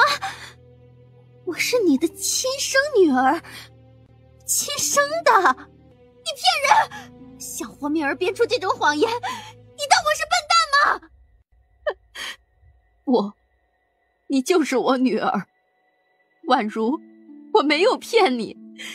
当年接生的嬷嬷是婉如，你本该是公主的，是母妃对不起你呀，婉如。殿下，王妃娘娘干嘛呢？谁知，就这话音一落，数枚暗器突然从对面草丛里飞射出来，直逼韩云溪而去。终于来了。龙飞也冷声凌空跃起，挥剑扫落了数枚暗器，直逼草丛而去。北利康王俊义邪从另一侧飞掠而出，就伸手朝他抓来。他想都没有多想，本能的掀起车帘就往里头躲。马车像是被狠狠踹了一脚，慕容婉如和仪太妃叠罗汉一样压在他身上。透过小小的车窗，只见上头龙飞叶和君逸邪双双踩在马车上，两人正近身不，他双眸一眯，毫不犹豫地启动机关。压在最上面的慕容婉如突然翻身下来，直接挡了要飞射出去的金针。仪太妃早就吓昏了，她缩着脑袋猫着腰，悄无声息地爬出了车窗，确定没有人发现她，她才开始匍匐前进。眯上一眼瞄准，一枚枚毒针毫无预兆地没入体内，龙飞叶的剑芒毫不留情地横扫而来，君逸邪直接被震出去，没入了一棵大树，很快就掉落下来，转身跑了。龙飞叶的唇畔泛起了一抹讥笑，提剑亲自要追。你别追，放手！我有非常重要的事情跟你商量，现在就必须说。你知不知道慕容婉如是仪太妃的亲生女儿，你是抱养的？这个女人，她怎么知道这个秘密的？他们在马车里，慕容婉如要杀仪太妃陷害我，仪太妃亲口说出来的，我也是不小心听的。我刚刚误伤了慕容婉如，是麻醉毒，拖这么久，如果不及时解毒的话，她就一辈子也醒不来了。这件事你自己决定吧。而就在这个时候，侍卫和仆人已经都过去了，正要把人救出来。见状，龙飞也什么都没说，走了过去。上车。上车？他决定救人了吗？龙飞叶，你冷静点好不好？我知道你很难接受这个事实，可是你先冷静。话还未说完，龙飞叶突然拉住缰绳，戛然而停。时间过了吗？过了，没有人救得了他，他这辈子都不会再醒来，只会慢慢老死。殿下可以放100个心。那你呢？臣妾一定守口如瓶，绝对不告诉任何人。殿下送臣妾暗器，有意栽培臣妾，臣妾一定不会让殿下失望的。臣妾愿意为殿下赴汤蹈火，在所不辞。本王凭什么相信你？因为臣妾和殿下是夫妻，是同一条船上的人。韩家已经落败，臣妾所有的倚仗全都是殿下。殿下的安危荣辱就是臣妾的安危荣辱。殿下活，臣妾便活；殿下死，臣妾亦死。臣妾没有理由背叛殿下。你死了，一样背叛不了本王。龙飞叶，你真的想杀我吗？你和我之间真的就只是交易？回答本王的问题。再者，我敢保证殿下杀了我的话，自己也必定命不久矣。韩云溪，你多的是下毒的机会，为什么不下手？臣妾说了，臣妾和殿下是同一条船上的人。不，殿下是臣妾的船，水那么大，臣妾总不能自断生路吧。龙飞也饶有兴致地琢磨着这句话，虽然没有说明态度，但是最后还是收起了长剑。回去再说。来人，太妃娘娘和少夫人在途中遇刺，不幸身亡，发布告，准备后事。龙飞叶，等等，还有人知道这个秘密，先进府再议。太妃娘娘提这件事的时候，慕容婉如不相信。太妃娘娘说了，当年还有一个接生的嬷嬷知晓这件事，到底是什么人，至今情况如何？太妃娘娘没来得及说下去。她什么时候会醒？没什么重伤，只是受了惊吓，待会儿应该就能醒。等。殿下，宜太妃今日的权势全都倚仗你所得，想必她永远都不会出卖你的。这些年来，你明知她不是你生母，却还是把她留着，如今何必动此杀手呢？你觉得慕容婉如死了，她还能冷静？慕容婉如只是昏迷不醒，不是死。退一万步说，就算慕容婉如死了，她也必须冷静，因为她已经冷静了10多年了。你很了解宜太妃，也很聪明。如果殿下相信臣妾，就继续装作什么都不知道，一切都交给臣妾，臣妾保证会给殿下一个满意的交代。韩云溪，你倒是个知情义的人。好，本王等你的交代。韩云溪，你不好奇本王的出身吗？不该知道的事情，臣妾什么都不想知道。韩云溪，顾七少误会了，本王的母妃才是出自唐门。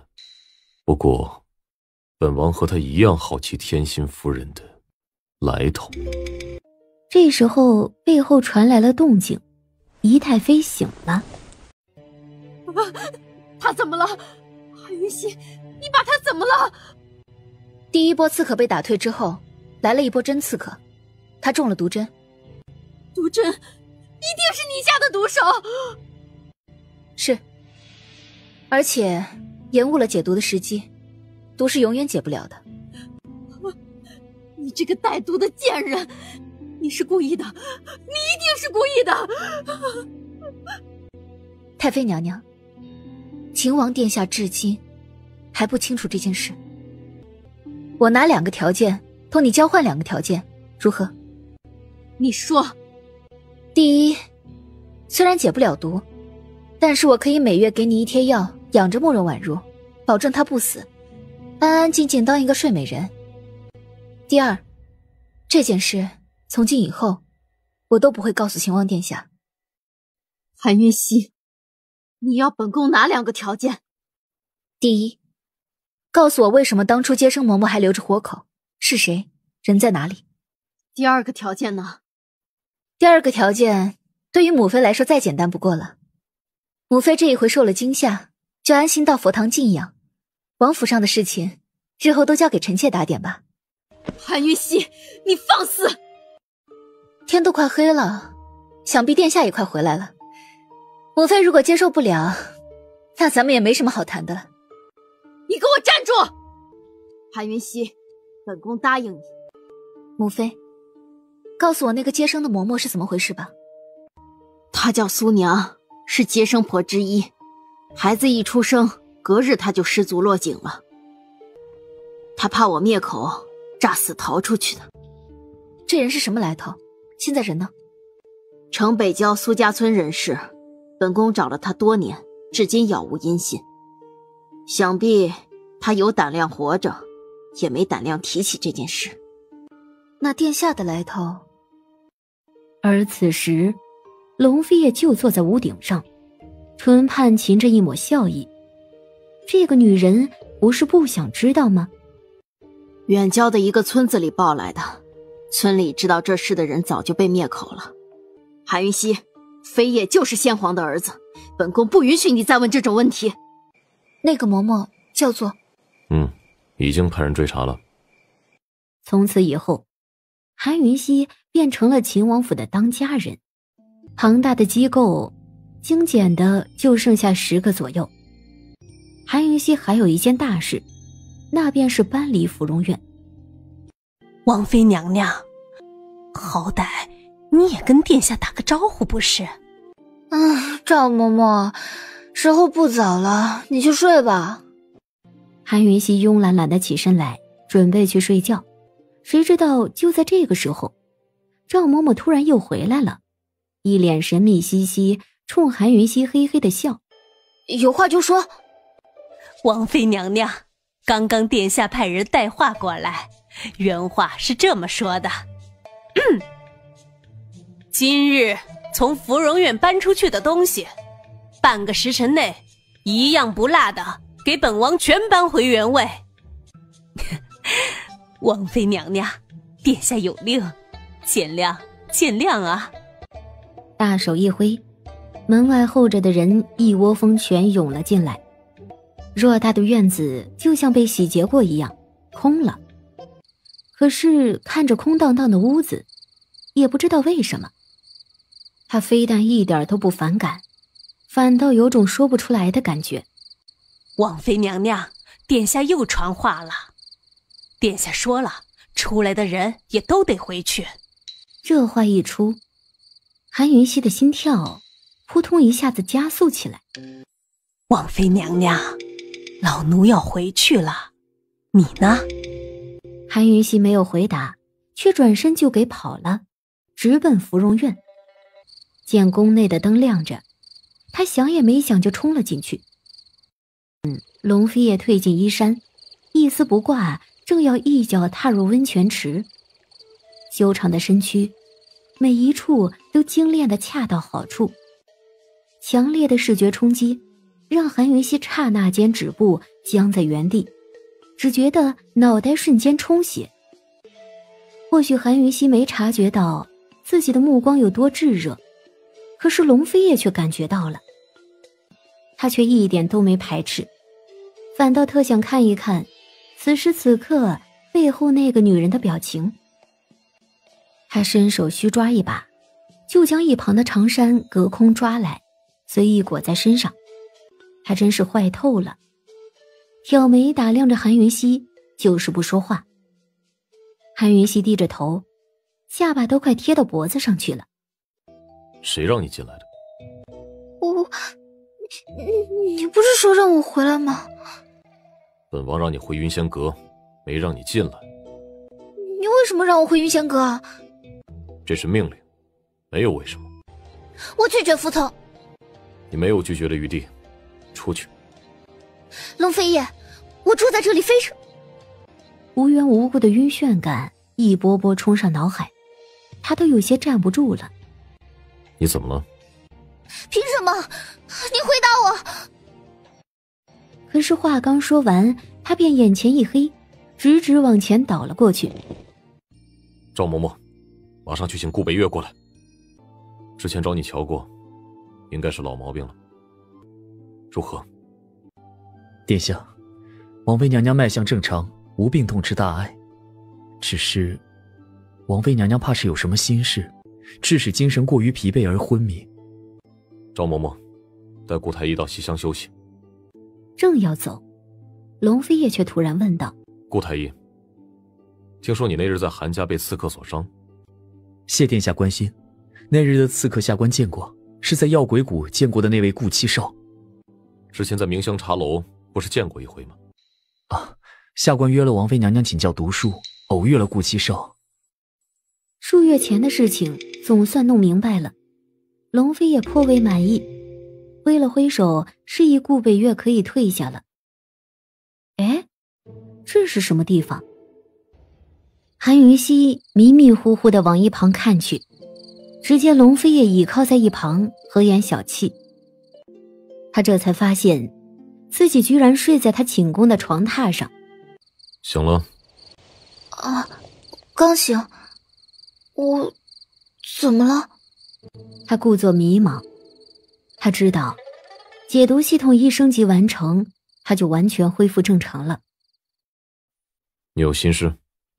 没有，我可能是这段时间太疲惫了吧，身子有些虚。韩云溪，你有事瞒着本王？臣妾确实有心事，臣妾心堵得慌，怎么都想不明白，也气不过。龙飞叶冷眸中掠过一抹认真，没出声，等他说下去。臣妾就是不明白，殿下凭什么让臣妾搬回来住？偌大的秦王府就就没有臣妾偏居一隅之地吗？你为什么要臣妾搬回来？这一刻，龙飞叶的目光也变得炙热起来，就差那么一点点，他就放纵自己一把了。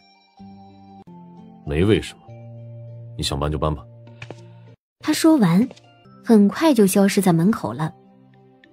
哦，王妃娘娘，这是刚刚熬的，顾太医吩咐要趁热喝掉。你都没瞧见，殿下有多担心你，一直守在你身边呢。这药不要熬了，我没事了。吩咐下去，马上把云贤阁的东西都搬回水仙居，以后那儿就叫云贤院。马上去办，我还等着补眠呢。韩云熙冷声命令，说完就走，身形优雅，步伐洒脱。最郁闷的莫过于赵嬷嬷和夏管家那一群人了，一天里搬了3趟，最后一趟啊，还是在天快亮的时候。真搞不懂，这2个主子到底是闹的哪一番呢？姨太妃，哀家在皇上那儿替婉如求了个封号，敕封婉如为宁朔长公主。皇帝说了，圣旨要下到他乡下本家去，也算让他光宗耀祖。你可得准备准备，把人都找齐了。婉如如今已经是平北侯府的人了，圣旨下回本家去，不妥吧？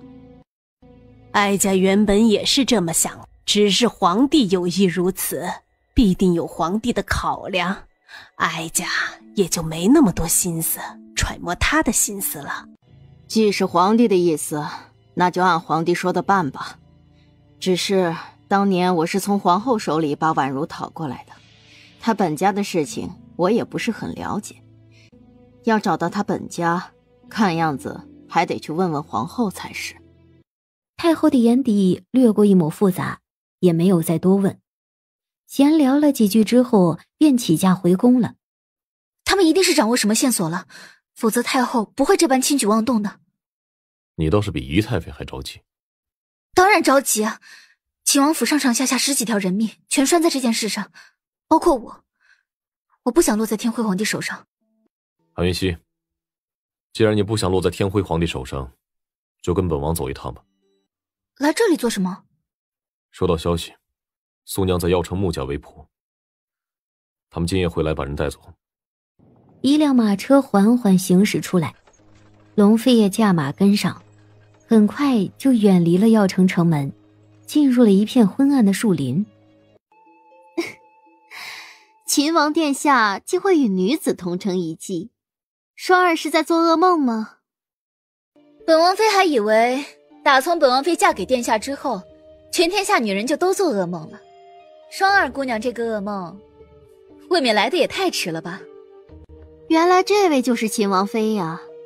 双儿听闻过大婚那日，小女子女儿成冷霜霜。我不认识你。我是冷家四小姐，未来冷家家主的角逐者，和秦王殿下相识已久，秦王妃非同道中人，不认识我也是正常的。既然你把家门报得那么清楚了，本王妃也就当认识你这号人物了。秦王殿下不好奇双儿为何会在宫教中吗？本王没兴趣。他冷冷说罢，调转了马头就要走。然而这时候，冷霜霜带来的几名高手立马分散开，将他们包围住。秦王，有人在女儿城以天价寻10个高手要买你首级，双儿全给担下了。你是不是要好好感谢双儿呢？自作多情。秦王殿下，这会让双儿为难的，女儿城的信誉不能毁。冷艳尤物放低姿态撒娇起来，天下多少男人抵得住？可惜龙飞也连看都没看冷霜霜一眼，揽韩云熙驾马就走。冷霜霜一个眼色，10个高手刹那间如离弦利箭飙飞出去。龙飞叶眼底闪过一抹杀意，揽着韩云熙凌空而上，而几乎是同时，马儿的四肢全被砍断，发出了一阵哀嚎。龙飞叶落了下来，10个高手将他们包围住。秦王，既然天宁皇族容不下你，何不跟双儿回女儿城？冷氏不会亏待你的。哼，砍了本王的马，本王也容不下你们。秦王殿下，赐教了。冷双双话音一落，10大高手齐齐出手，一时间刀光剑影，杀气四起。而冷双双第一剑就冲韩云熙而来，龙飞叶冷不丁的就将韩云熙推了出去，让他摔在一旁的地上。冷双双冷冷的看着韩云熙，一步步走来。你想干什么？你说呢？亲王都把我推开了，你拿我威胁不了他的。亲王妃，原来你还有点自知之明呀。虽然你威胁不了他，可是如果毁了你这张脸，是不是他日后都不会再带你出门了呢？韩云熙吓得双手捂住了脸，数枚金针毫无预兆的从手腕上飙飞出来。韩云熙，没想到你这么卑鄙！你们以时敌一，不仅卑鄙，还无耻！把解药交出来，否则我让你生不如死！你装的是媚毒，你再不停手，生不如死的人就会是你啊！异样的酥麻感其实早已经传遍了全身，正在撩拨着冷双双每一根神经。毕竟是个女子，因为韩云熙一句话，她意志力崩溃了大半，立马觉得腹下涌起了一股燥热。可恶！你这个下作的女人，把解药拿出来，否则我立马毁了你的脸！信不信你很快就会比我更下作了？而且除了我的解药，再多的男人都救不了你啊！韩云熙，你这个不要脸的贱人！冷四小姐，你别激动啊，一激动毒性发作的更快。你把解药给我，我马上让他们撤。马上让他们撤，我还有第2个条件呢。杀了本王的马，要么自己留下1条命了，要么本王取你们10条。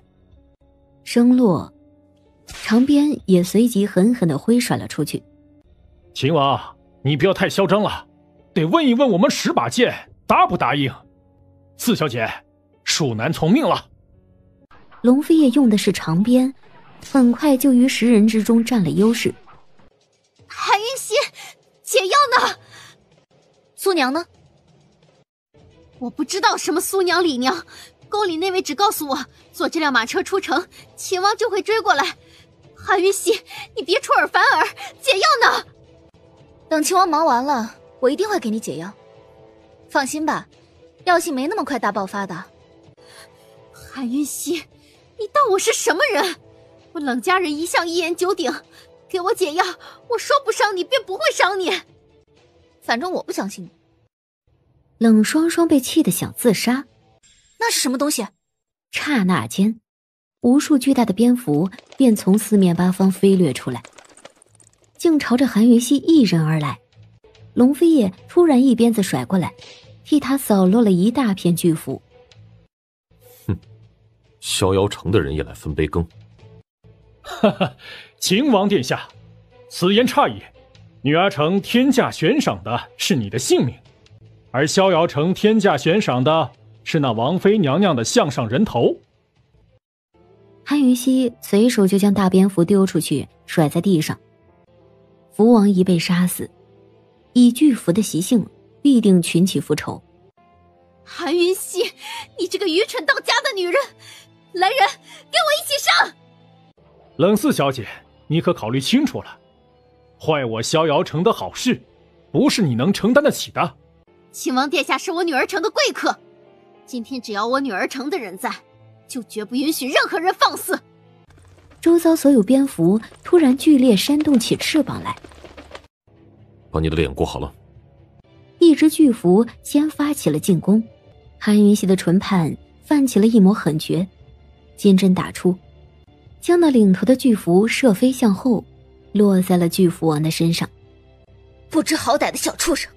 哈哈，没想到秦王妃是这么有意思的女人呐，杀了会不会太可惜了呢？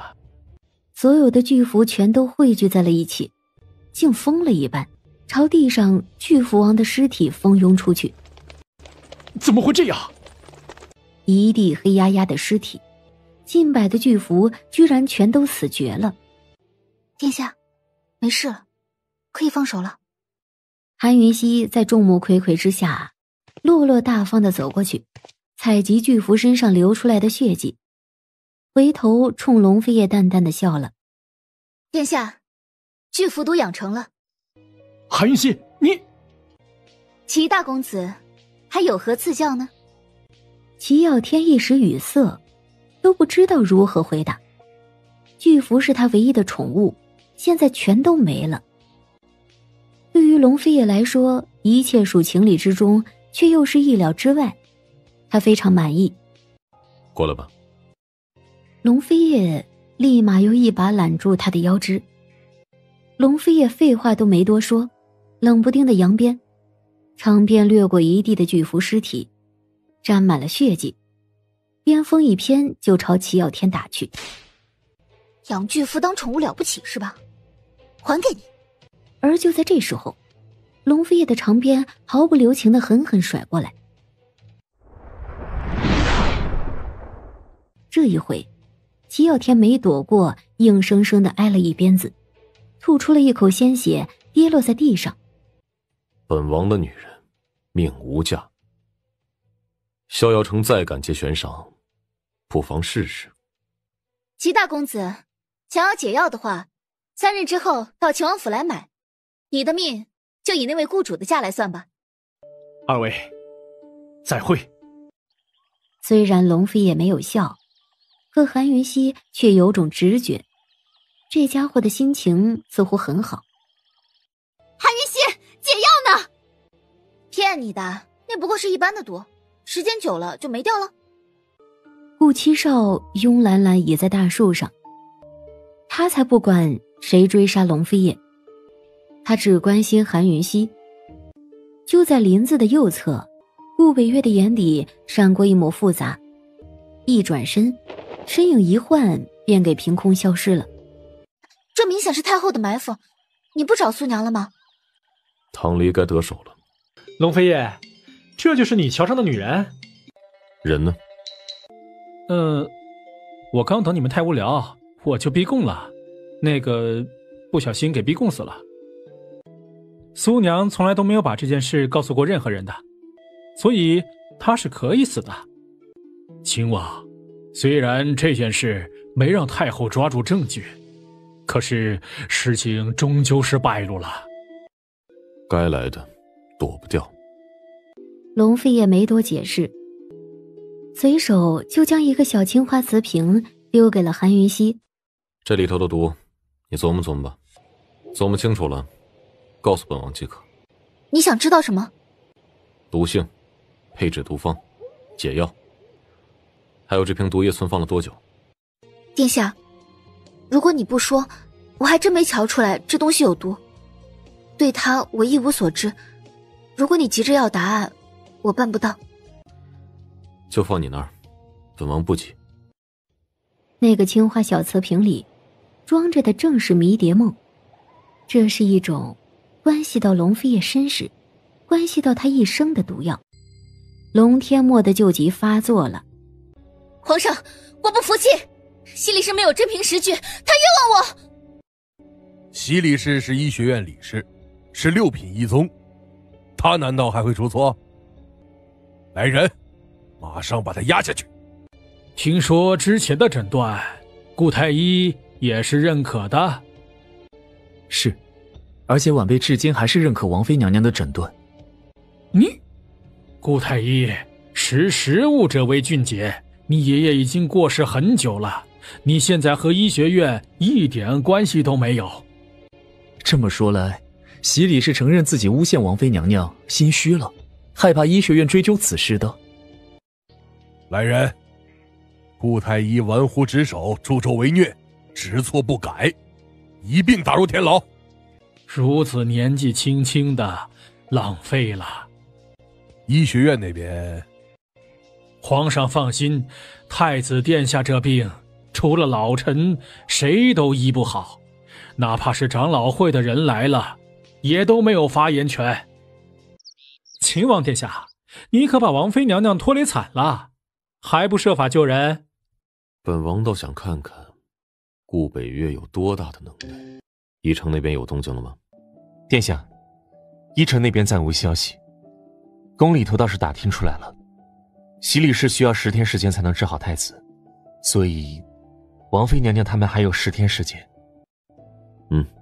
继续关注宜城那边。如何？有人比咱们快一步。落穗山已经请示了长老会，今夜就会到天灵帝都。龙飞夜？不是秦王，秦王一点动静都没有，是顾七少。他倒聪明，知道要找落穗山。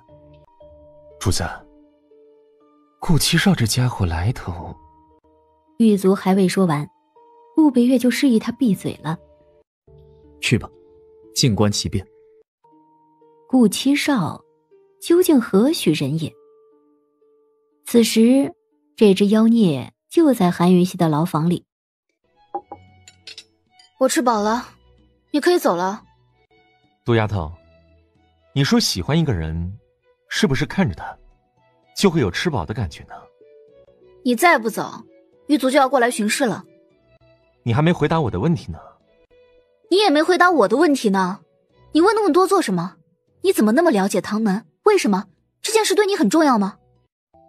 嘿嘿，杜丫头，你以后跟着我，我就都告诉你，怎么样？跟你？当我的女人？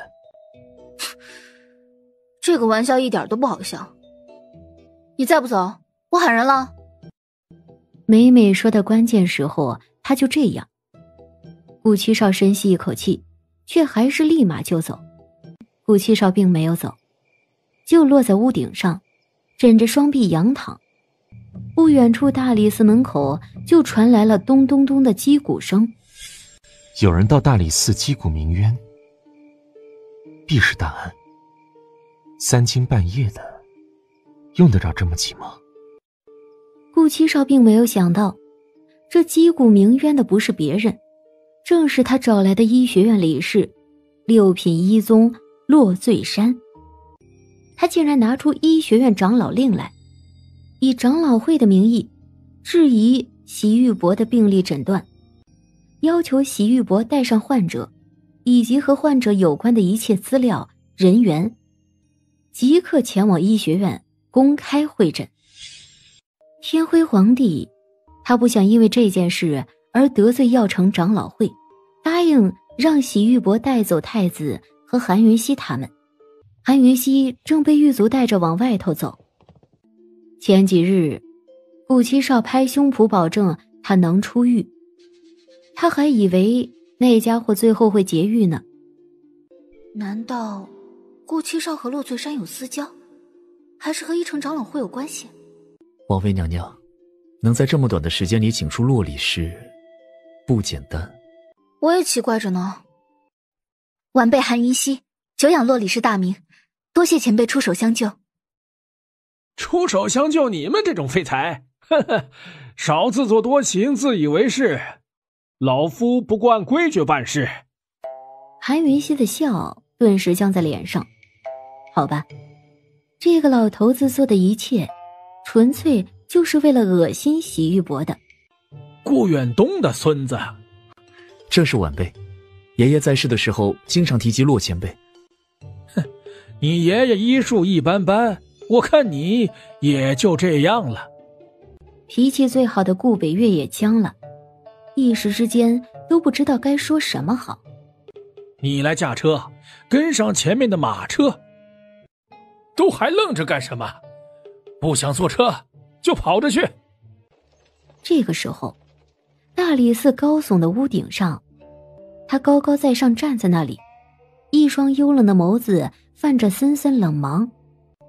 殿下，王公查到了，确实是姓顾的，但是顾七少，不是顾北岳。顾七少？龙飞也颇为意外，一直都知道顾七少有不小的来头，却没想到会跟一城牵扯上。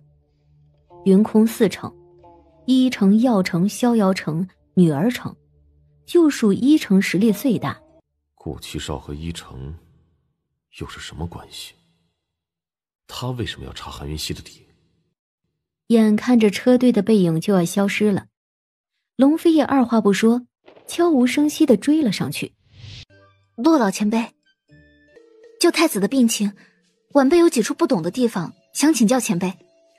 在会诊之前，老夫不会跟任何人谈论病情，包括你们俩。骆老前辈，晚辈什么都不问，就只想确定一件事：晚辈之前的诊断是对是错？老夫可以给你一个明确的答复，但是你要先回答老夫一个问题。前辈请讲。韩云熙，顾七少和你是什么关系？顾七少和你又是什么关系？谁知就在这个时候，马车突然猛地一顿，随即马扬前蹄，精鸣冲天。小心，有刺客！看龙天墨所在的马车越走越远，荣亲王岂会甘心，驾马追去。兄弟们，给我上，抓活口！为首之人以迅雷不及掩耳之势掳了洛醉山，一个红衣男子凭空出现，立马追上洛醉山他们。此时顾七少已经搞定了那个黑衣刺客。洛醉山认真地检查黑衣刺客的尸体，他非常肯定这个黑衣刺客是北利人。不都是人，有什么区别吗？骨骼不一样。喂，你觉得那毒丫头怎么样？哼，不怎么样。不怎么样是怎样？小子，你是瞧上那丫头的毒术了，还是瞧上那丫头的人了？当然是毒术。当真？信不信随你，不信拉倒。臭小子，你为了区一个会使毒的丫头，拿老夫的理事头衔向长老会申请长老令，你当这很好玩吗？你到底看中那丫头什么了？相中她的毒术，也顺便相中她的人。小子，她不会就是你一直要找的人吧？只见祁玉伯和顾北岳都负伤，摔在一旁，而韩云熙不见了。韩云熙人呢？你们一走，又来一批刺客，这3批人应该是一伙的，他们的目的就是擒王妃。王妃娘娘寡不敌众，老子被耍了。韩云熙这臭丫头是得罪什么人了？带走她的那个黑衣人绝对是顶级高手。顶级高手？对，还会毒术。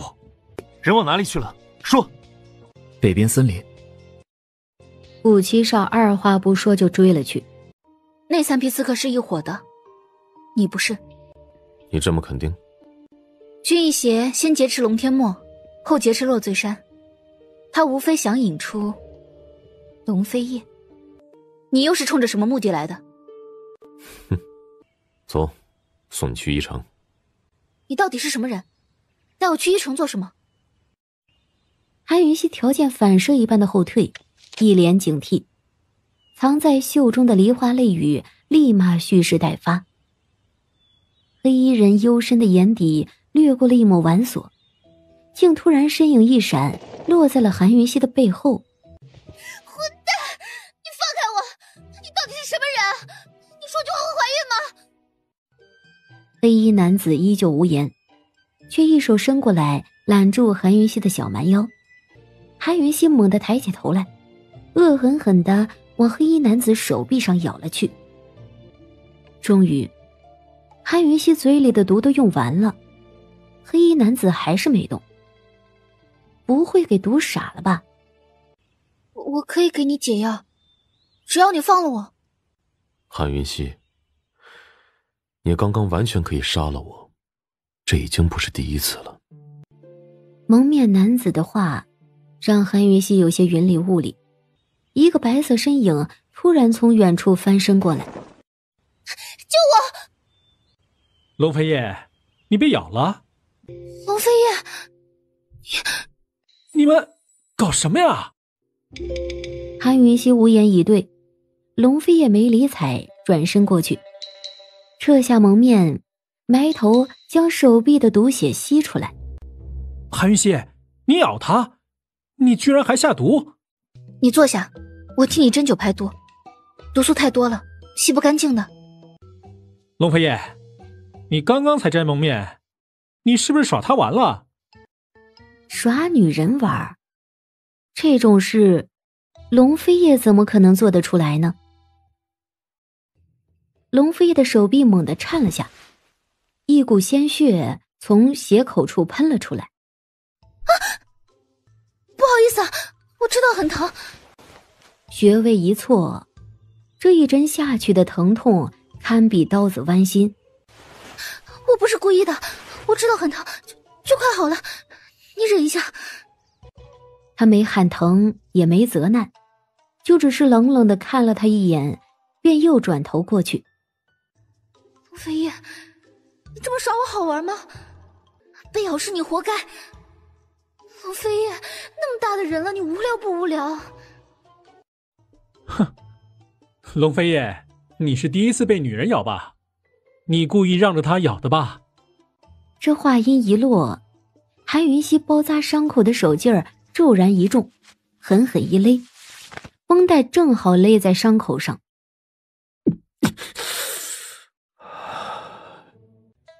他眯眼逼视唐离，冷冷质问：龙天墨人呢？被君逸邪带走了，他的毒术太厉害了，我斗不过他。他找龙天墨去了，本王倒是小看了他。这家伙来头神秘，我在北厉查了很久，都没查到他的底。这时候，一个黑衣护卫火急火燎地赶到。殿下，君逸邪派人传话说，找死吗？还不快说！那3批刺客是一伙的，你不是？你这么肯定？君逸邪先劫持龙天墨，后劫持落醉山，他无非想引出龙飞叶。你又是冲着什么目的来的？哼，走，送你去一城。你到底是什么人？带我去一城做什么？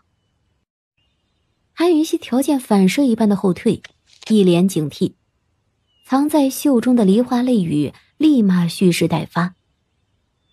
黑衣人幽深的眼底掠过了一抹猥琐，竟突然身影一闪，落在了韩云溪的背后。混蛋！你放开我！你到底是什么人？你说句话会怀孕吗？黑衣男子依旧无言，却一手伸过来揽住韩云溪的小蛮腰。韩云溪猛地抬起头来，恶狠狠地往黑衣男子手臂上咬了去。终于，韩云溪嘴里的毒都用完了，黑衣男子还是没动。不会给毒傻了吧？我可以给你解药，只要你放了我。韩云溪，你刚刚完全可以杀了我，这已经不是第一次了。蒙面男子的话让韩云溪有些云里雾里，一个白色身影突然从远处翻身过来。救我！龙飞叶，你被咬了？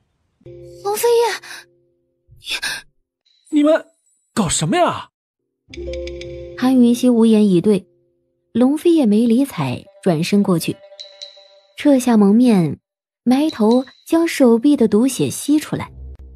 韩云溪，你咬他，你居然还下毒！你坐下，我替你针灸排毒，毒素太多了，吸不干净的。龙飞叶，你刚刚才摘蒙面，你是不是耍他玩了？耍女人玩？这种事，龙飞叶怎么可能做得出来呢？君逸邪派人传话说要殿下以王妃娘娘换太子殿下。何时何地？3日后午时在悬空寺换人，预期怎样？灭口。去换吧，到时候换了人你们就走，我自己有办法对付他的。韩云溪，你当本王这趟是白来的吗？去是一定要去的，到时候你们俩联手对付君逸邪，其他的交给我就行了。不去。什么？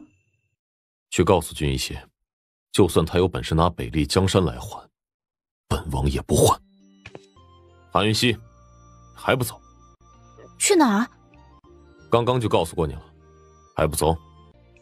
他连忙跟上，走在他身旁，龙飞叶就揽住他，带他踩空而飞，往1城的方向去。3日后，君逸邪在悬空寺等了个空。君逸邪那边一点消息都没有吗？龙天墨1日没消息，你便可以多休息1日，急什么？我还是不休息了，去医学院吧，我得见一见顾北岳。今晚有事，不去。什么事啊？然而龙飞也并没有回答他，而是传了晚膳，满桌佳肴，竟还配上了美酒。还有人要过来吗？唐离？没。今晚还有什么事？会耽搁很久吗？13。如果不是着急的事情，我先去医学院一趟。我走了。韩云溪，你对医学院了解多少？不多。你想说什么？听说过医学院毒宗吗？怎么会有毒宗？医学院曾经有2大宗派，医宗和毒宗，借以救人行善为宗旨，后来毒宗被灭，成了医学院的禁忌，知晓的人渐少。为什么被灭？善用解毒之人，必是善用毒之人。毒宗怎么被灭的？也不知道龙飞也是真不知道，还是假不知道。总之他摇了头。殿下，迷蝶梦的事再急，也得等我和顾北岳洗刷了罪名。我得先去医学院一趟，失陪了。3更半夜，有什么事这么急？殿下，这件事当然着急啊。臣妾得和顾太医商议太子的病情，以防病变的可能。万一病变了，会诊出了麻烦，到时候臣妾戴罪之身，怎么跟你去毒草库呢？走了。医学院不是你随便进得去的。臣妾报上姓名就进得去了，殿下就不用等臣妾回来了。本王说了，今晚有事，不许走。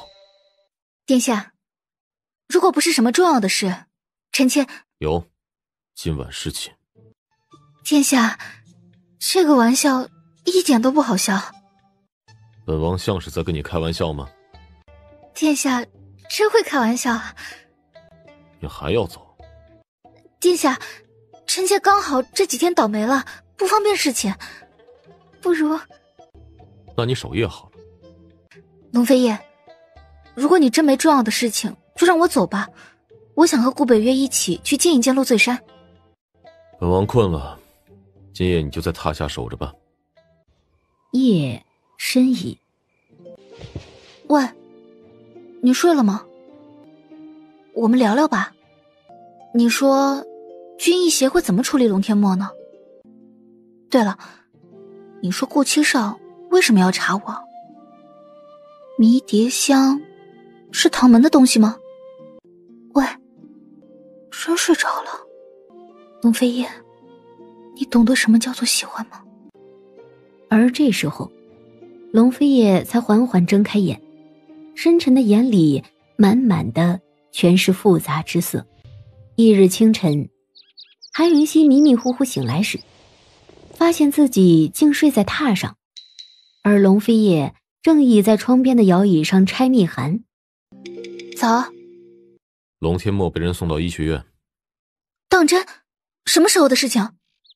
昨儿半夜，我亲自走了趟，确定是他。啊？昨晚你不是睡着了吗？谁告诉你我睡着的？韩云溪原本冰凉凉的脸，刹那间烧红起来。他急急地避开了龙飞叶的目光。我去医学院。龙天墨的肚子不见了。什么？极有可能是君逸邪动了手脚，你自己小心点，我一直都会在医场。他说完，倒是比韩云熙先走。墨儿，墨儿，别再碰他，上吗啡汤，大剂量，快点！三长老，错了，万万不可！吗啡汤也不能让他安静下来，更不能止痛，他这是中毒了，非常烈性的毒。呵呵，老夫都还未出诊断，王妃娘娘就确诊天宁太子是中毒了。秦王妃，请解毒吧。三长老，那晚辈就不客气了。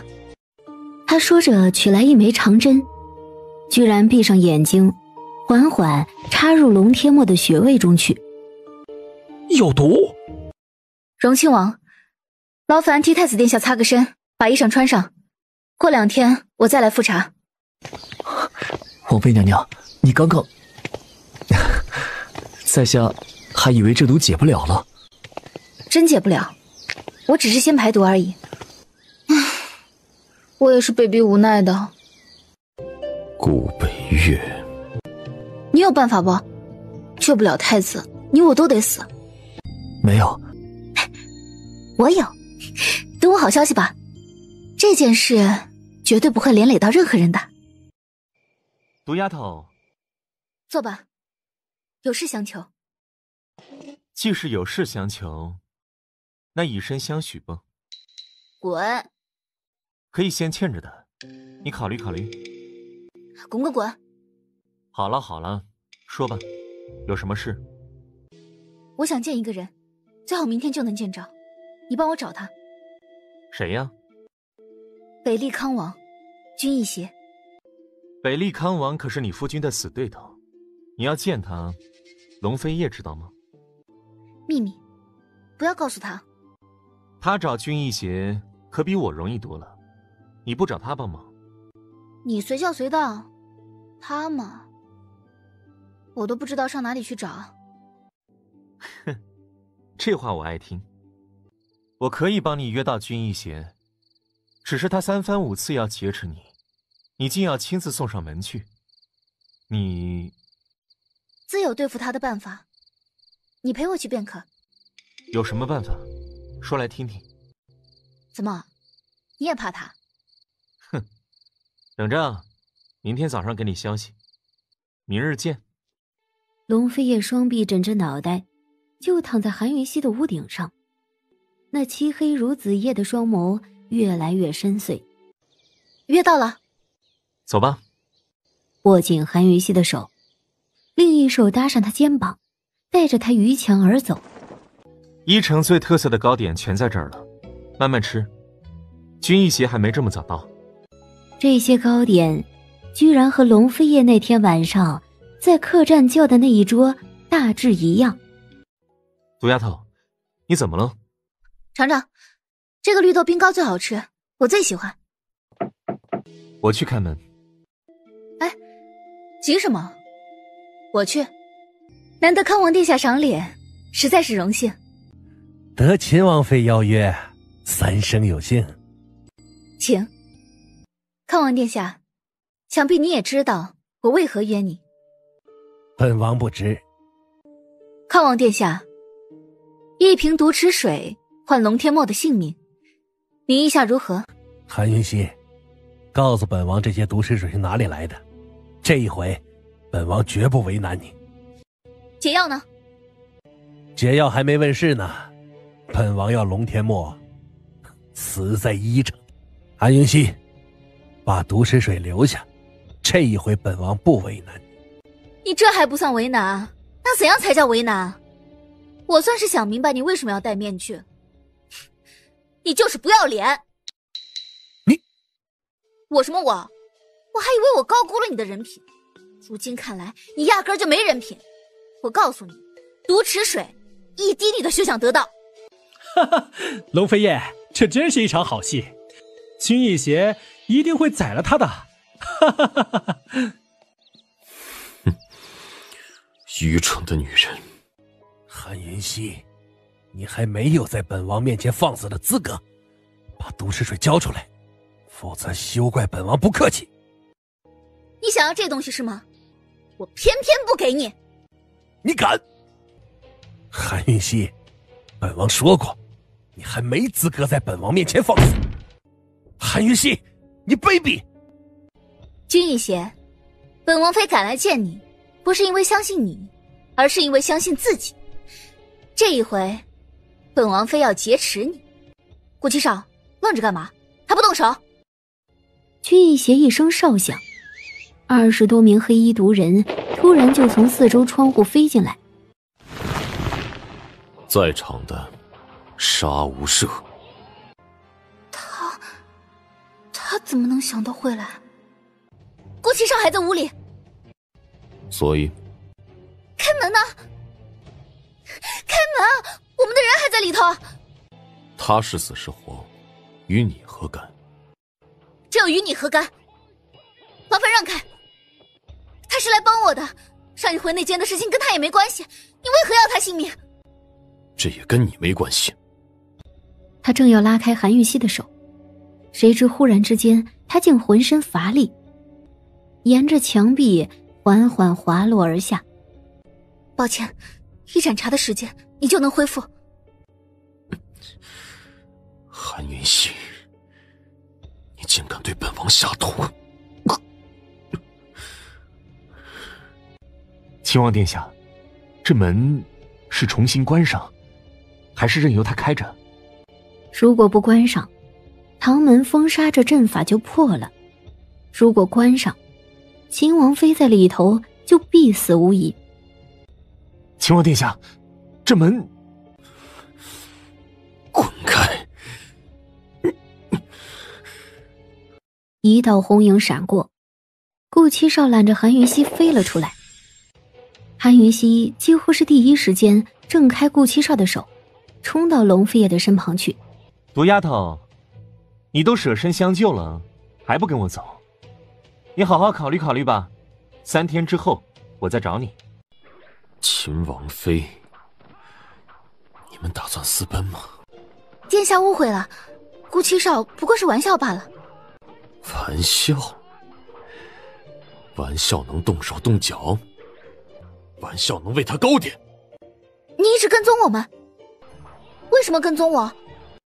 韩云溪，你为了顾七少居然对本王下毒，你好本事啊！我跟顾七少真没什么，我就是找他帮忙而已。你跟他有没有什么跟本王无关？龙飞叶，你介意什么呢？韩云溪，挂了秦王妃的名字，就劳烦你守好妇道，否则后果自负。殿下真误会了，我和顾七少没什么，找他帮了个忙而已。殿下也知道，没有解药的话，太子会死，臣妾也难活命。殿下如果觉得臣妾这个挂名的王妃不称职的话，大可休了臣妾。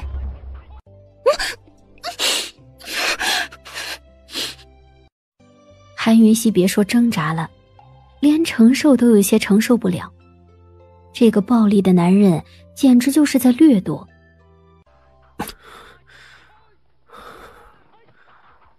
韩云溪，你既是主动走进门的，这辈子即便是死，你也只能死在秦王府。以后休妻这种可笑的话不必说。你刚刚……君逸邪呢？被一个白衣女子救走了。那女子剑术十分了得，很像是天山剑宗的风格。准备，今夜入毒宗，先下手为强。据药城王宫的了解，底下地形复杂，如同迷宫，藏有百毒机关，你别大意。龙飞叶，现在去把韩云溪找来还来得及，放着那样的女人不用，你未免太暴殄天物了吧？她不会武功，累赘。走。哎呀，秦王妃，你总算回来了，大事不好了！到底出什么事了？顾七少偷了院长的地图，去毒宗禁地的天坑盗毒兽去了。天坑？毒兽？当洛翠山言简意赅的解释之后，韩云熙瞬间就明白了。该死的家伙，也不带上我！走，带我去天坑。毒兽之血是龙天墨唯一的希望，也是他和顾北月最后的希望。他要定了。你是什么人？竟敢擅闯我毒宗禁地？云溪姑娘，得罪了。白衣男子话语一落，立马就出现在韩云熙的背后，一把揽住了他的肩膀。男子足尖一点地，又是一瞬间而已，便揽着韩云熙后退到天坑中心的上空。劳烦云溪姑娘为在下开条路，如有冒犯之处，还望谅解。怎么谅解啊？抓到毒兽分我一半。好。那我怎么相信你？云溪姑娘不相信，也得相信。七哥哥，你手里的地图哪来的？你是不是被骗了？顾七少拿出地图来，连看都没有多看一眼，随手便丢掉了。现在我们该怎么办啊？有人，龙飞叶，秦王，灵儿，有废热散不？你要做什么？顾七少一接过去，便悄无声息的将药伞往脚边的缝隙里撒。有机关。躲在不远处的顾七少唇畔泛起了一抹阴险的冷笑。毒丫头，小心！就在龙飞叶飞到蛇窟顶端的时候，顾七少突然一脚横空踹，两个人一起撞到机关，摔落到眼镜王蛇的蛇窟中。韩云熙呢？就在这儿。韩云熙，你在哪儿？人呢？人还在医学院呢。顾七少，你敢蒙骗本王？本公子的荣幸。龙飞叶，快走，这些蛇被下药了。龙飞叶，本公子让你也尝尝杀无赦的味道。剑芒一圈一圈，毒蛇不断被震开，鲜血飞溅。七哥哥，给解药，赶紧吃了。嘘。顾七少猛地将手里的毒蛇朝龙飞叶那边甩去，蛇头一抬起，喷出了一道毒液。银丝手套可抵御百毒，龙飞叶安全无恙。这是唐门毒派的东西，韩云熙的暗器是你给的。既然被你发现了，那就对不起了。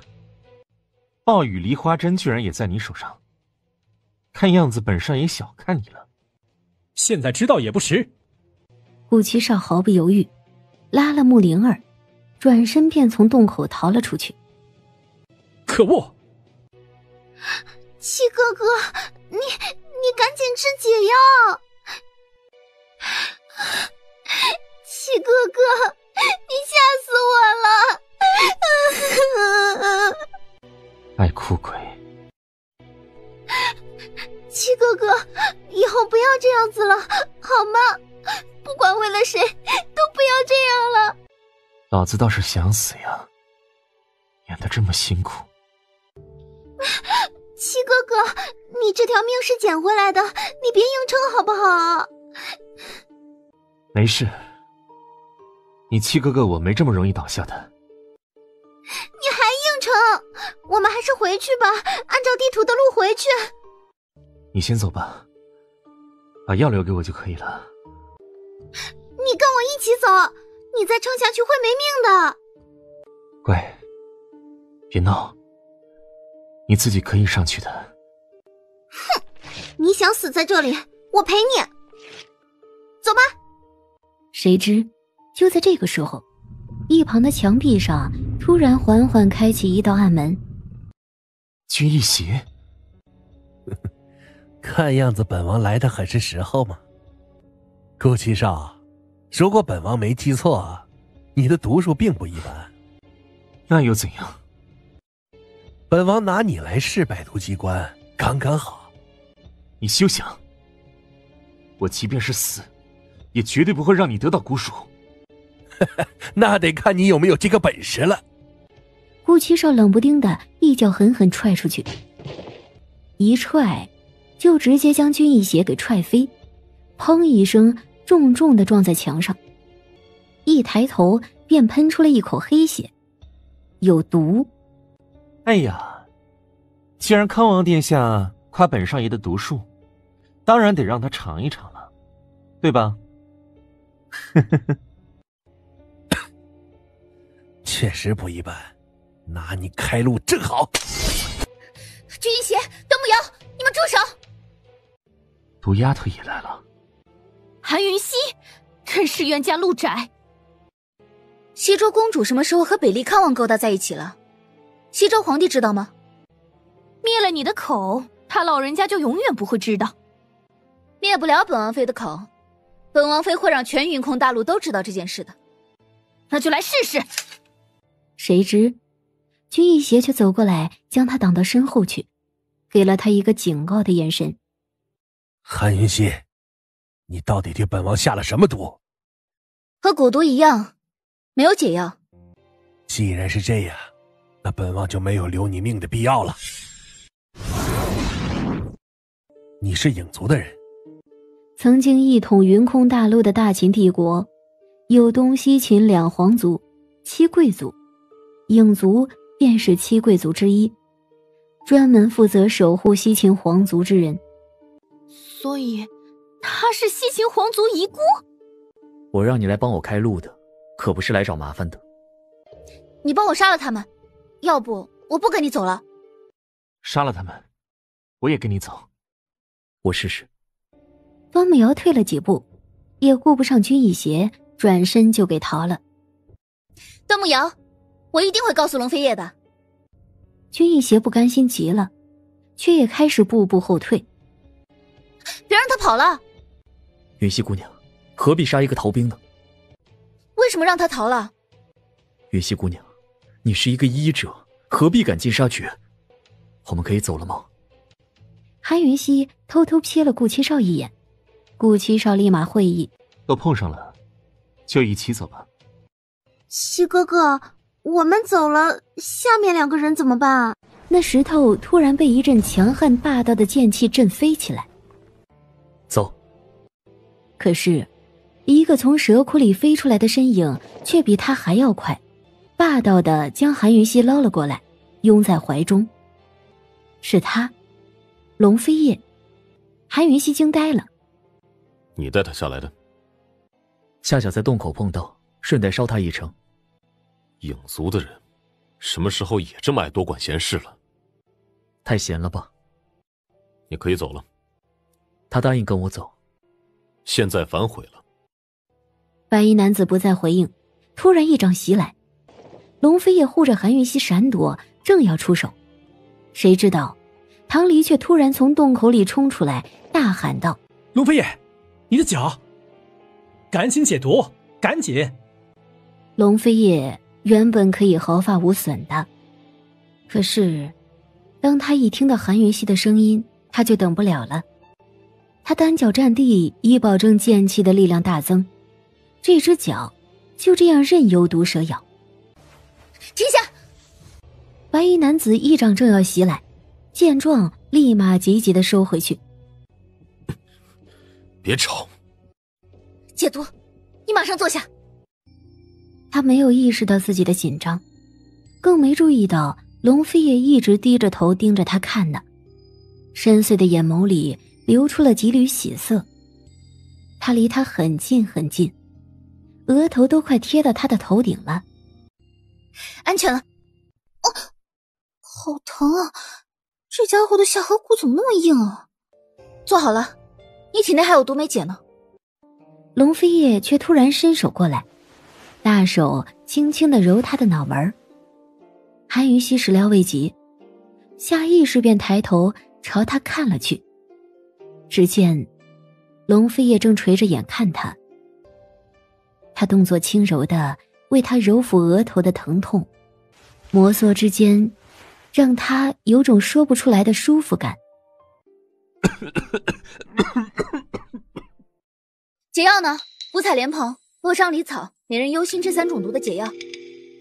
顾七少冲韩云溪笑了笑，居然什么都没说，转身就要走。站住！顾七少忽略了韩云溪，看着唐离轻轻而笑，妖娆邪冷。唐少主，暴雨梨花针可不是你能造出的东西，别太浪费。不用暴雨梨花针，本少主一样可以收拾你。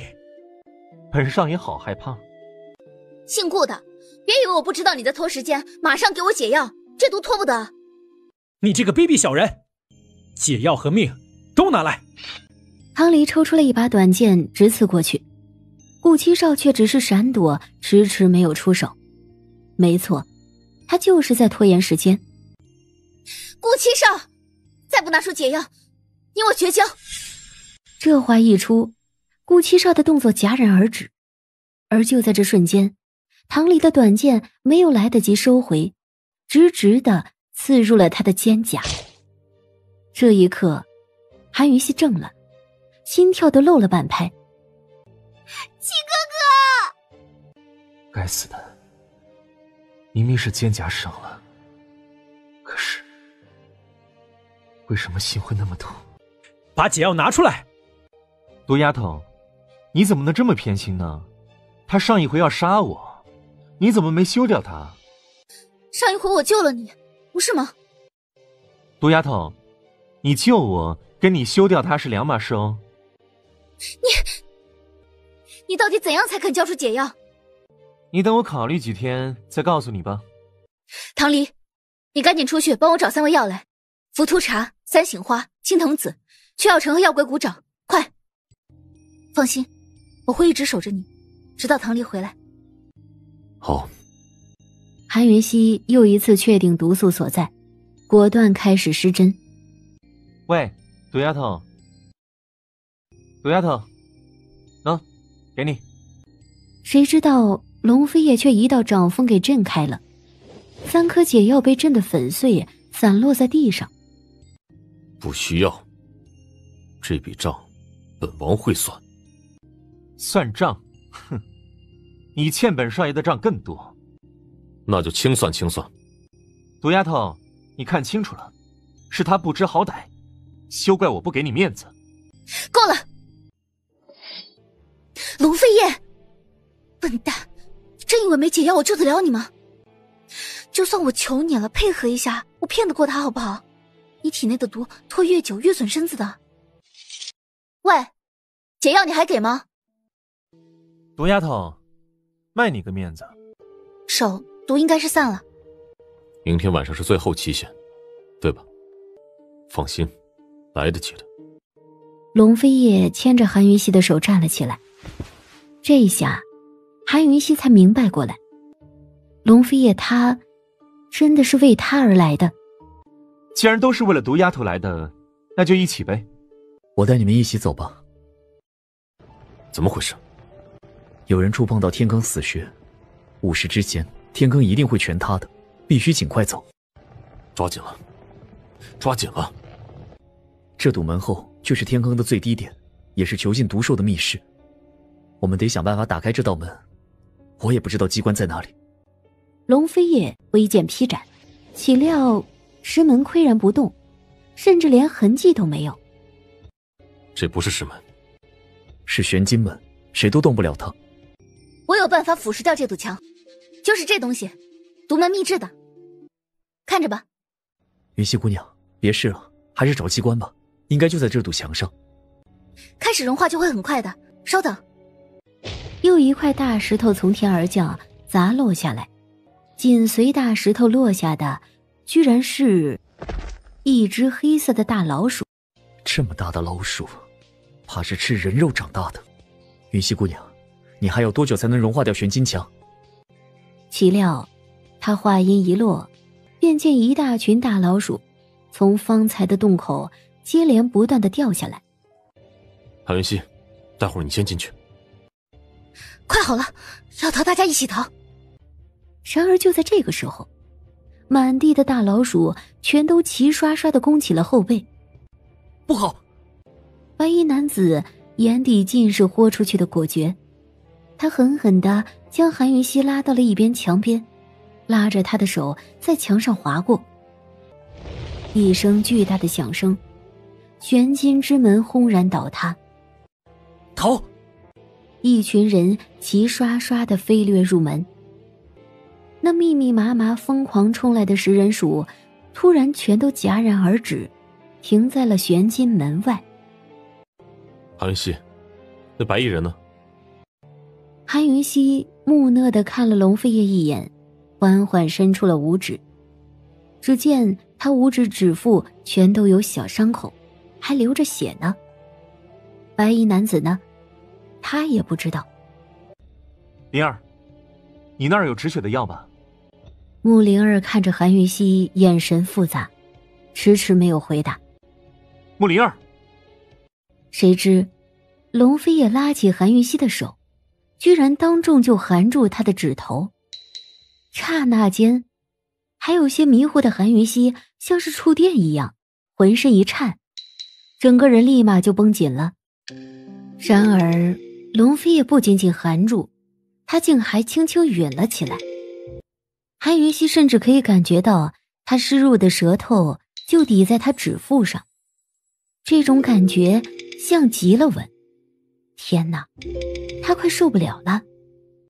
好一会儿，龙飞也才放开韩云熙的手指，只是很快又含住另一手指，还是那样温柔的吸吮。天知道韩云熙是怎么承受的。龙飞也将他5根手指头一一吸吮止血之后，他整个人都快瘫了。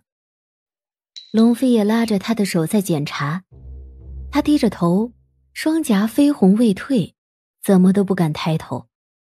这一幕看得顾七少特别刺眼。食人鼠散了，他大声提醒，将空气里暧昧的气氛全部打碎。可惜龙飞也并不理睬。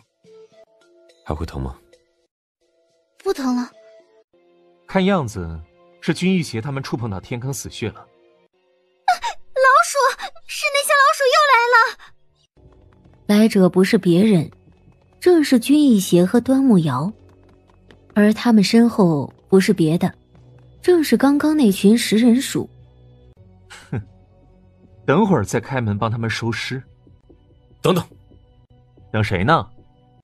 龙飞叶，毒丫头，你找死啊！让开！只见门外，龙飞叶已经揽着端木瑶飞过来。不用你假惺惺，我讨厌你！一切都发生得太快，本该是龙飞叶和韩云熙一起回来，将君逸邪和端木瑶关在门外的，可谁知道会变成现在这个样子。放开他，否则本王不会饶过你的。君逸邪，要算账进来再说。本王进去可以，你们都出来，否则本王不乐意进去。一命换数命，这等赔本的买卖，本王不会做。韩云熙那深深的眸光终于再也明亮不了，一下子就暗淡了。龙飞叶，你确定？就在龙飞叶要出鞭的时候，石门顶端突然轰隆一声，滚落下了一块巨大的石头。天哪，居然有2窝食人鼠！背后另一群食人鼠也追到了，居然直接从君逸邪和韩云熙的身旁穿过去，和另一窝食人鼠一起堵在了密室门口。君逸邪，你放开他！好啊，君逸邪！龙飞叶，希望我们还可以再见。君逸邪，本王会让你后悔的。韩云熙，本王不会杀你，但是本王要你生不如死。君逸邪，你有点分寸。分寸？君逸邪冷冷一笑，猛地一用力，竟就这样硬生生撕碎了韩云熙的外衣。君逸邪，你无耻，你不是男人！本王王是不是男人，你很快就会知道的。滚开！就在这个时候，一道白影凭空出现。君一血，除非我死，否则你休想碰他一根汗毛。难不成天心夫人是西仙皇族之人？在帮我找到毒兽之前，他必须活着。你果然也是冲毒兽来的。让开，看在影族的份上，本王不为难你。我说过，除非我死。就在这个时候，君一邪突然感觉到肩膀一阵疼痛，他转头看去，竟见一只巴掌大的白色小松鼠，不知何时落在他肩上的2个大门牙正轻轻地啃着他的肩。滚开！白松鼠突然凶巴巴地吱了一声，周遭四面八方的草丛里便涌出了一群食人鼠，全朝君一邪这边包围过来。该死！君一邪转身就逃。先别说话，放心，我一定会救你的。放心，我没大碍的。他一边替他把脉，一边又伸手接他的血色蒙面。然而白衣男子却拉住了他的手。别看，好不好？你一定不丑吧？怕什么？很丑，千万别看。啊！你别睡啊！千万别睡！他先护住白衣男子的心脉，然后帮他护住元气，整整折腾了1个时辰才搞定。鼠，这小东西不会就是毒兽古鼠吧？你就是古鼠？小东西，不介意放点血给我用用吧？小东西，过来，出来混都要还的。就一小瓶血，不会要你的命的，换不换？不要乱动哦，否则你会残掉的。小松鼠不明白他说什么，看他那么严肃，再回头看自己的腿一眼，立马眼睛翻白，昏了过去。天色渐亮，此时韩云溪已经倒在草丛里不省人事了。云溪，好想带你走，只可惜我只有守护你的资格。白衣男子将韩云溪送回医学院他的房间里，便头也不回地离开了。太子殿下，你身上的毒都清了，放心吧。回了天宁，切记多休息。韩云溪，又是你？叫皇婶儿，没大没小。怎么，你这是代表外头所有人进来盯梢本王妃？是又怎么样？如今太子爷痊愈了，就劳烦姚公主出去告诉大家一声呗。姚公主，请吧。姚公主，情况如何？韩云溪，他把人治好了。哎，听不到可不算啊。韩云溪把人治好了。秦王妃，做得漂亮。姚公主刚刚不还说人家解不了这毒？哈哈，姚公主，你说什么？再说一次，我们没听到呢。看众人只偷偷往龙飞叶那儿望了一眼，居然看到龙飞叶也在笑。没想到第一次看他笑，竟是如此笑话他。端木瑶都不想活了，他捂着嘴，转身就从一侧跑走。你没事吧？很好，没事。秦王妃，太子的救急到底是怎么回事？三长老，太子的大肚子是毒瘤，当初我解了毒，将毒瘤化作血水，天辉皇帝是亲眼所见的。救急复发是洗玉帛中了蛊，太子在路上被人劫持之后，有人帮他解了蛊，却对他下了毒。王妃娘娘，你也懂蛊术？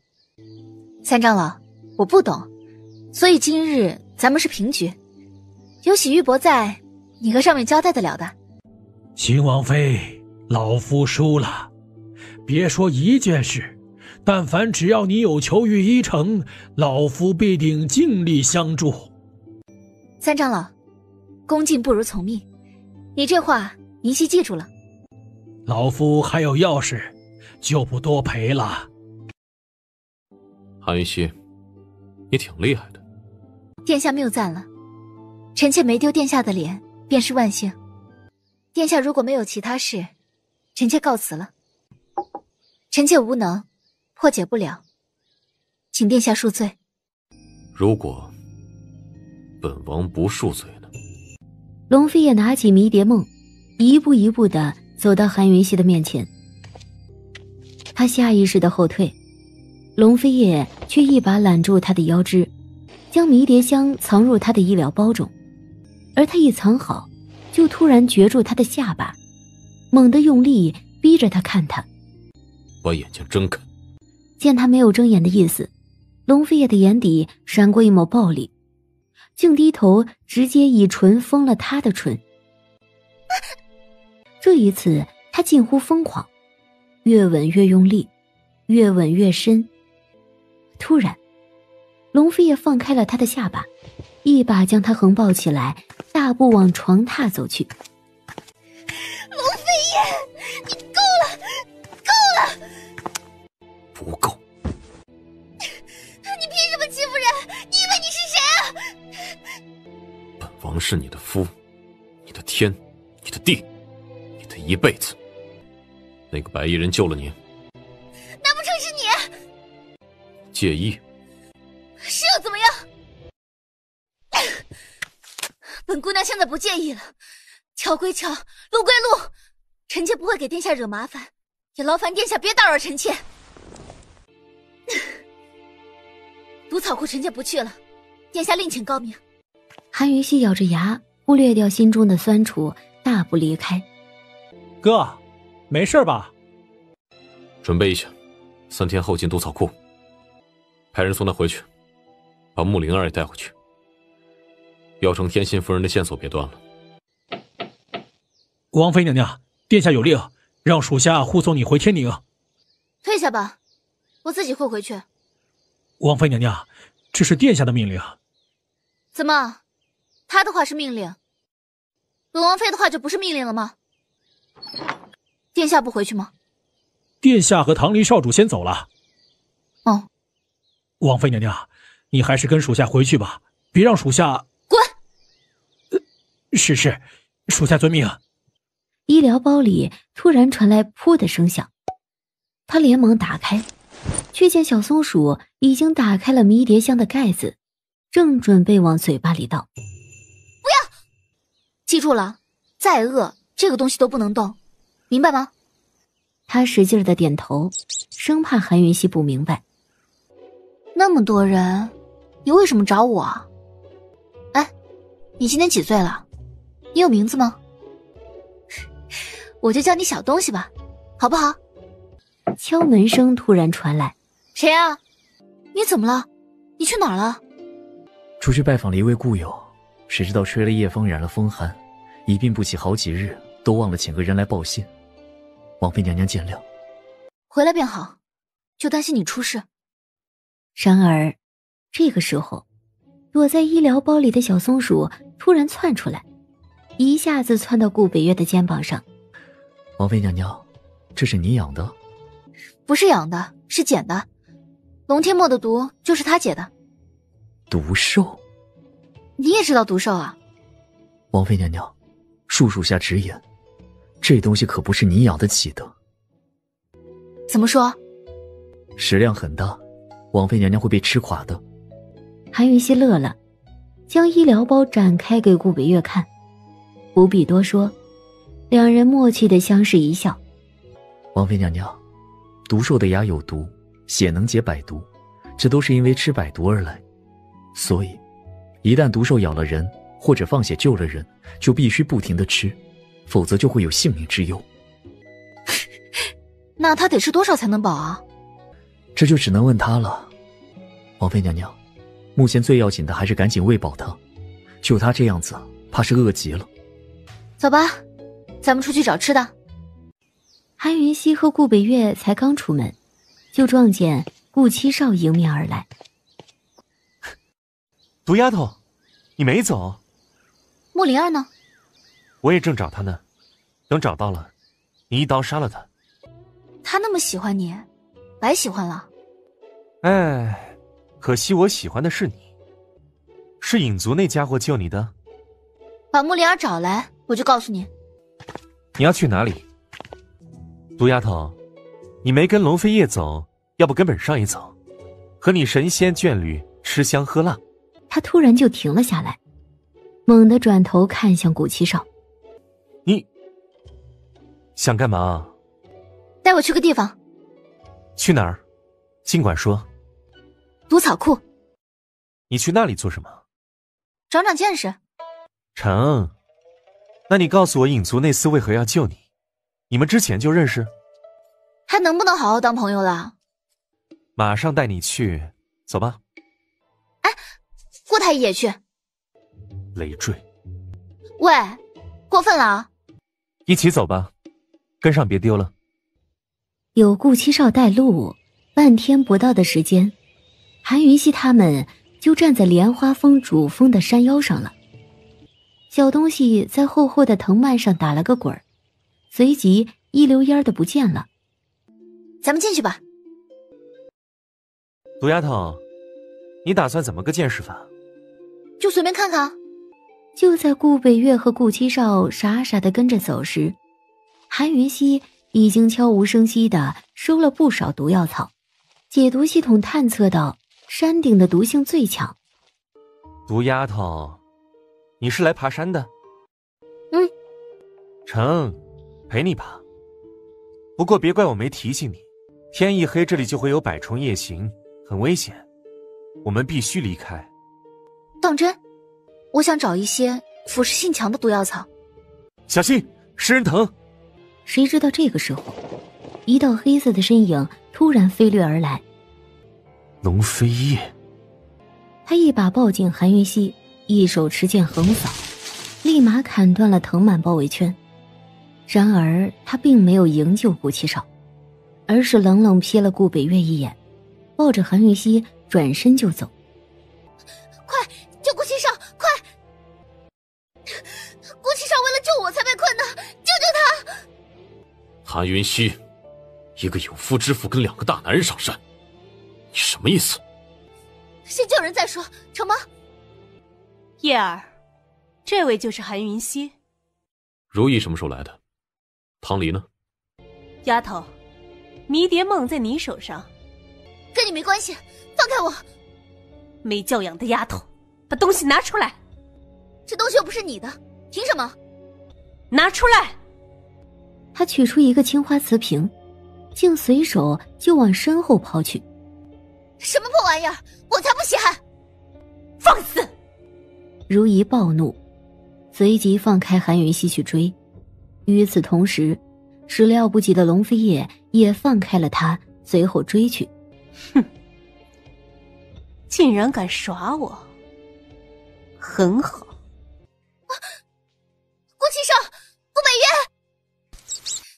小东西，顾北月和顾七少呢？小东西这才抬头看来，谁知却突然猛烈地挣脱开韩云溪的手，一下子钻入医疗包里去。怎么了？韩云溪，顾北月和顾七少呢？韩云溪没回答他，从袖中掏出真正的迷迭梦递过去。还给你。就在这个时候，一道凌厉的暗针突然从侧面势如破竹。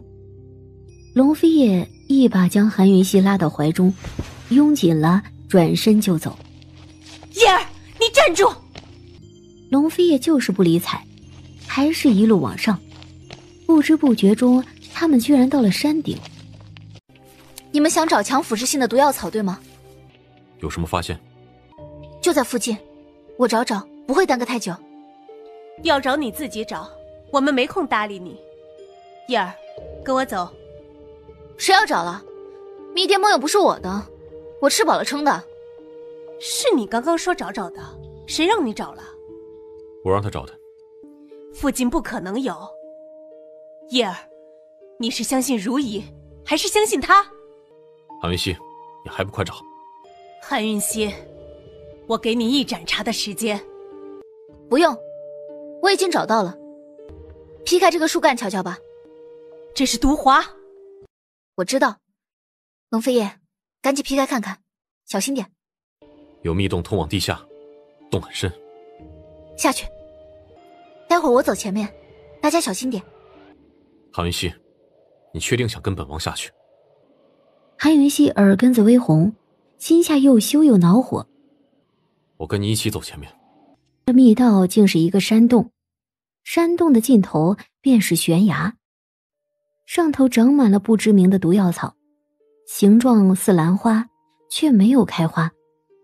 这些药草有毒，是腐蚀性非常强的毒，应该是几种毒草杂交培植出来的新品种，毒分布在根茎处，散发出的气息没毒。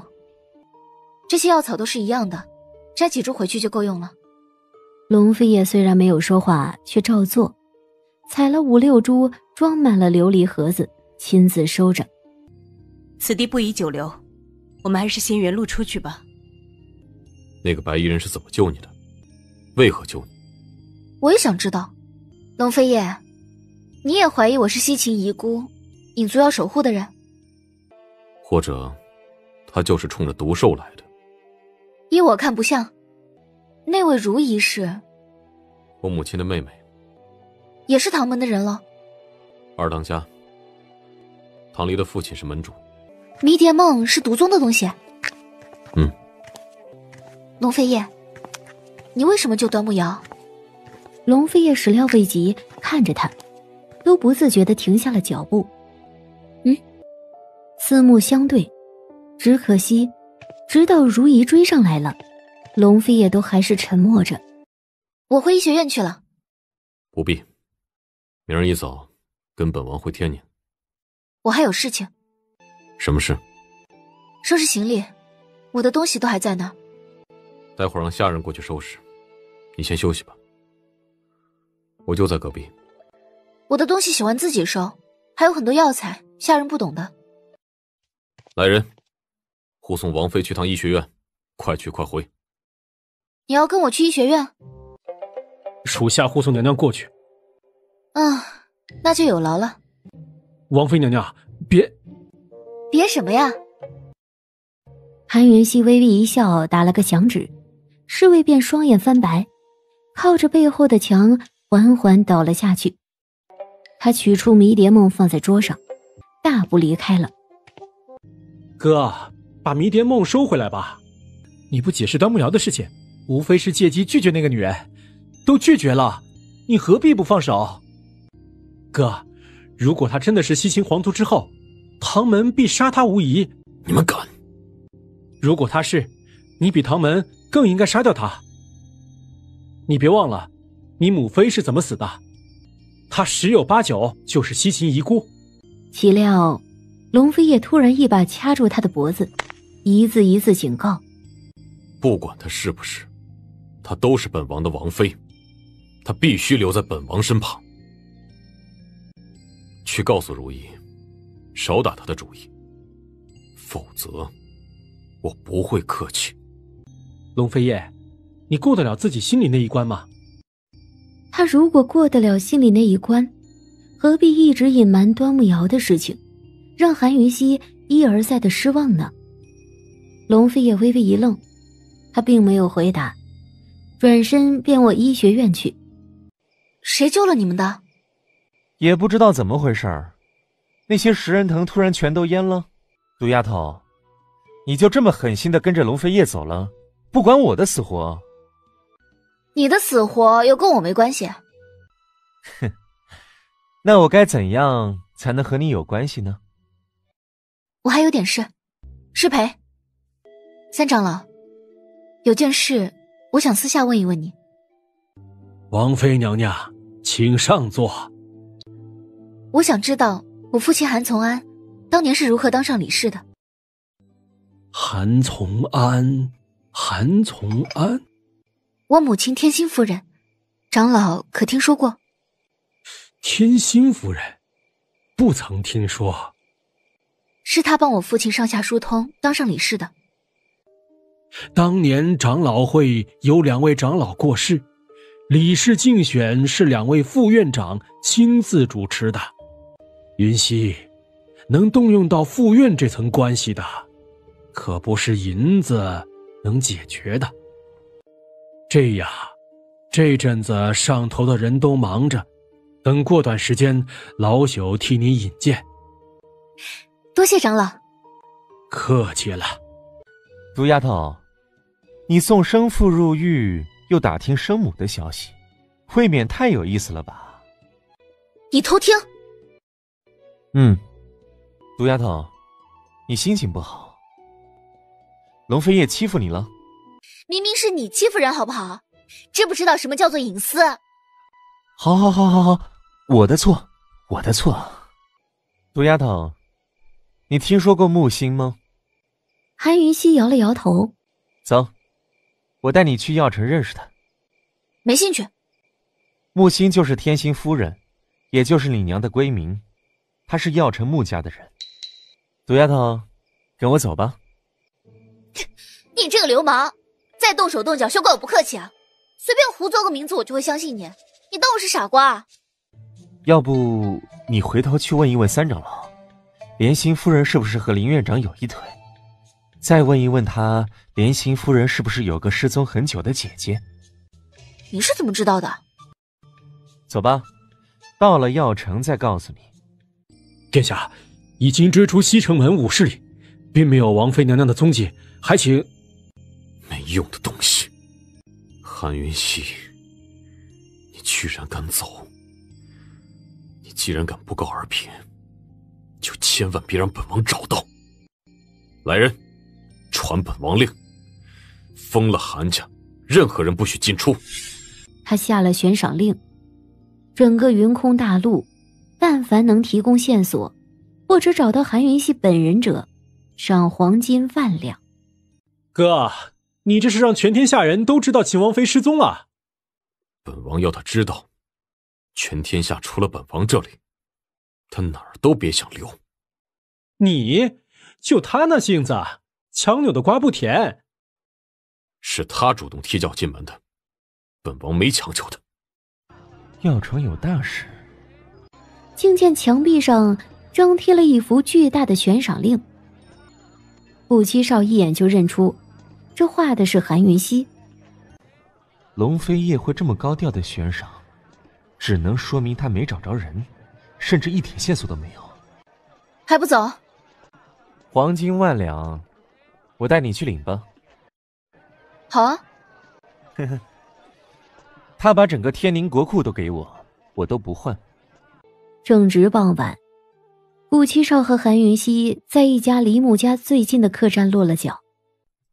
单凭这个图案，你怎么确定木星就是我娘的？我无意中发现他医疗包上有个星字，和木星遗物上的星字图案一模一样，由此想到了天心夫人。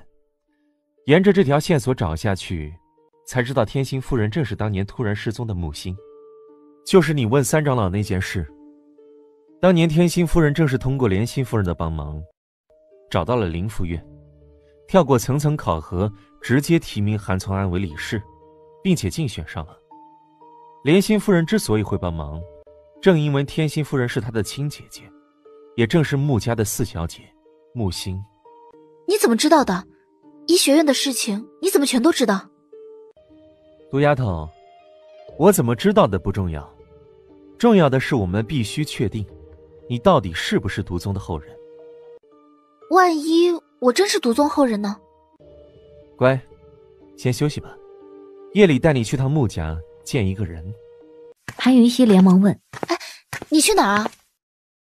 哼，毒丫头，放心吧，除非我死，否则我不会丢下你的。他打开医疗包，想把小东西捞出来说说话的，可谁知道小东西居然没在医疗包里。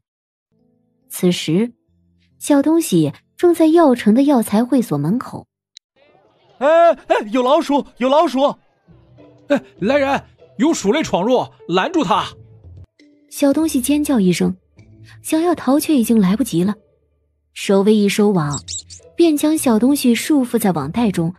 哎呀，太可爱了，这哪里来的呀？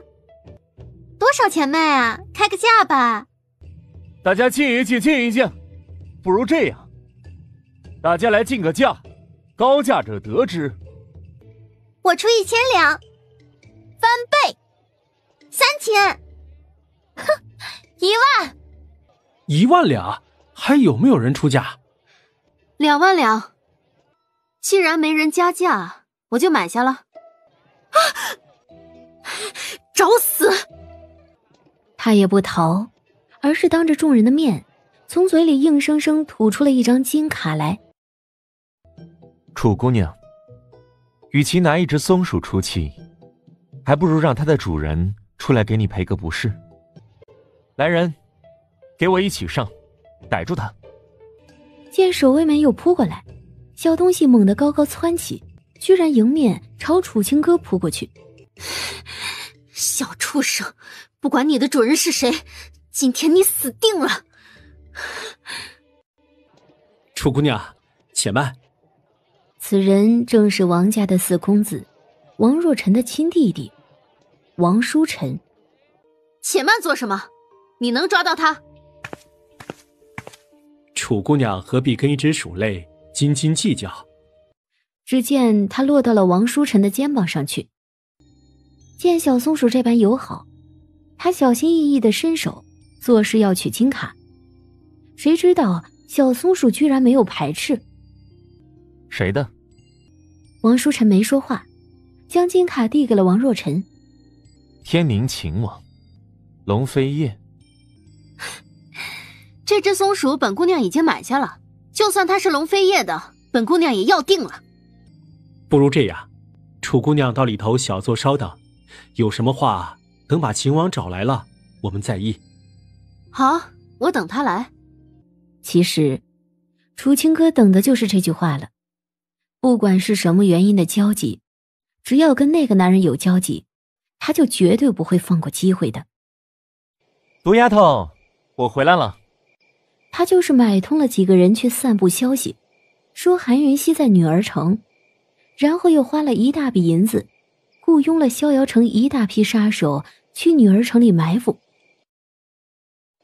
毒丫头，走，咱们去穆家。你来过很多次了。穆灵儿带我来过很多次了，如果不是她说，我还真不知道穆家后院还藏着这么个地方。小树林黑得伸手不见五指，而除了小树林却别有洞天，竟是一个不小的湖泊，一座竹舍就建造在湖水上。这就是木心的住处，里头有他生前留下的东西。然而就在这时候，只见背后不知何时站着一个老婆婆，个头矮矮的，绷着一张严肃的脸。她是个聋哑人，听不到，也说不出来。她启动解毒系统，认真扫描了一遍，只发现这婆婆中了毒，但是无法确定是什么毒。她守在这里很多年了。穆灵儿说她懂事开始，这位婆婆就一直守在这里，她也不知道她是谁。你要带我见的就是她。顾七少正要解释，哑婆婆却突然伸出手来，直指韩云熙，猛摇木摇骨，似在质问韩云熙是谁。顾七少笑着指了指韩云熙的医疗包。你干嘛？许久，哑婆婆才擦掉眼泪，抬起头朝韩云熙看来。她张着嘴，似乎想跟韩云熙说话，可惜她竟连声音都发不出来。她是被人毒哑的。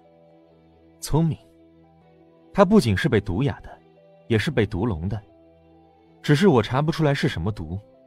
如果你能治好她，或许她会告诉你木心的一切。婆婆，我带你走，我帮你解毒。韩云熙甚至使劲强拉哑婆婆走，可是哑婆婆就是不走。最后韩云熙拉着哑婆婆在一旁坐下，启动了解毒系统。就在韩云熙躲在穆家解毒的时候，龙飞叶已经以惊人的速度赶到了王家药材会所了。殿下，西周楚家的楚清歌在客房那边候着。龙飞叶不仅没有回答，而且连看都没看他一眼。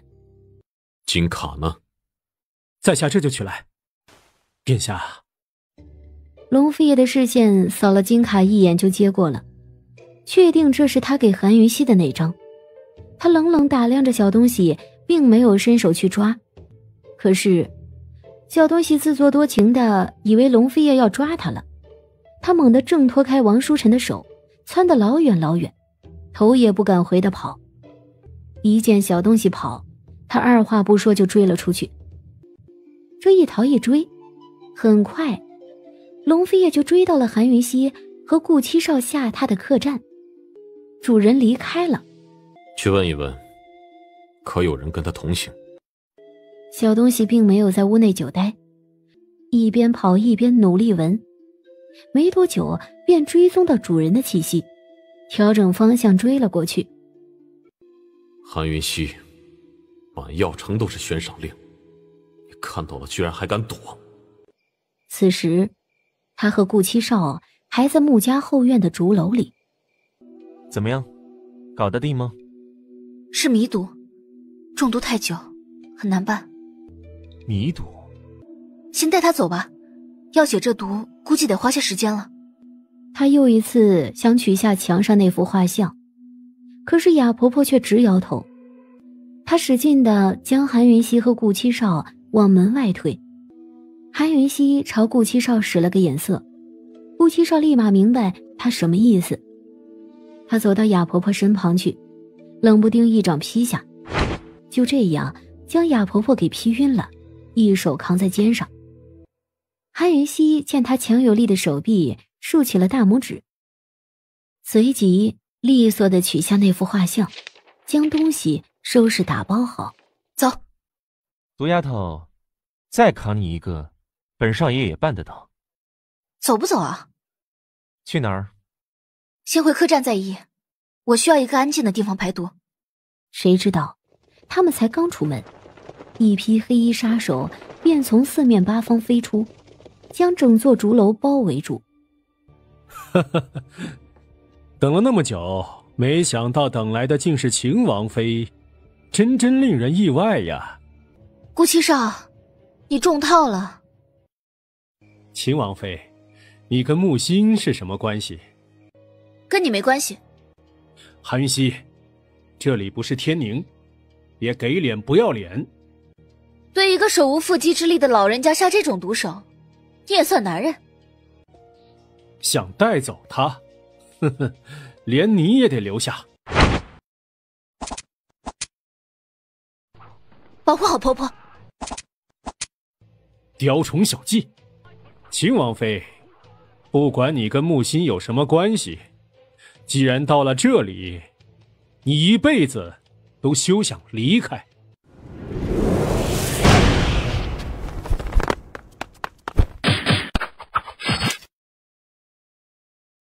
走。谁知周遭又涌出了一批黑衣杀手，包围住他们。秦王妃，我说过，今日你必须留下。穆英东，你有什么能耐留下本王的女人？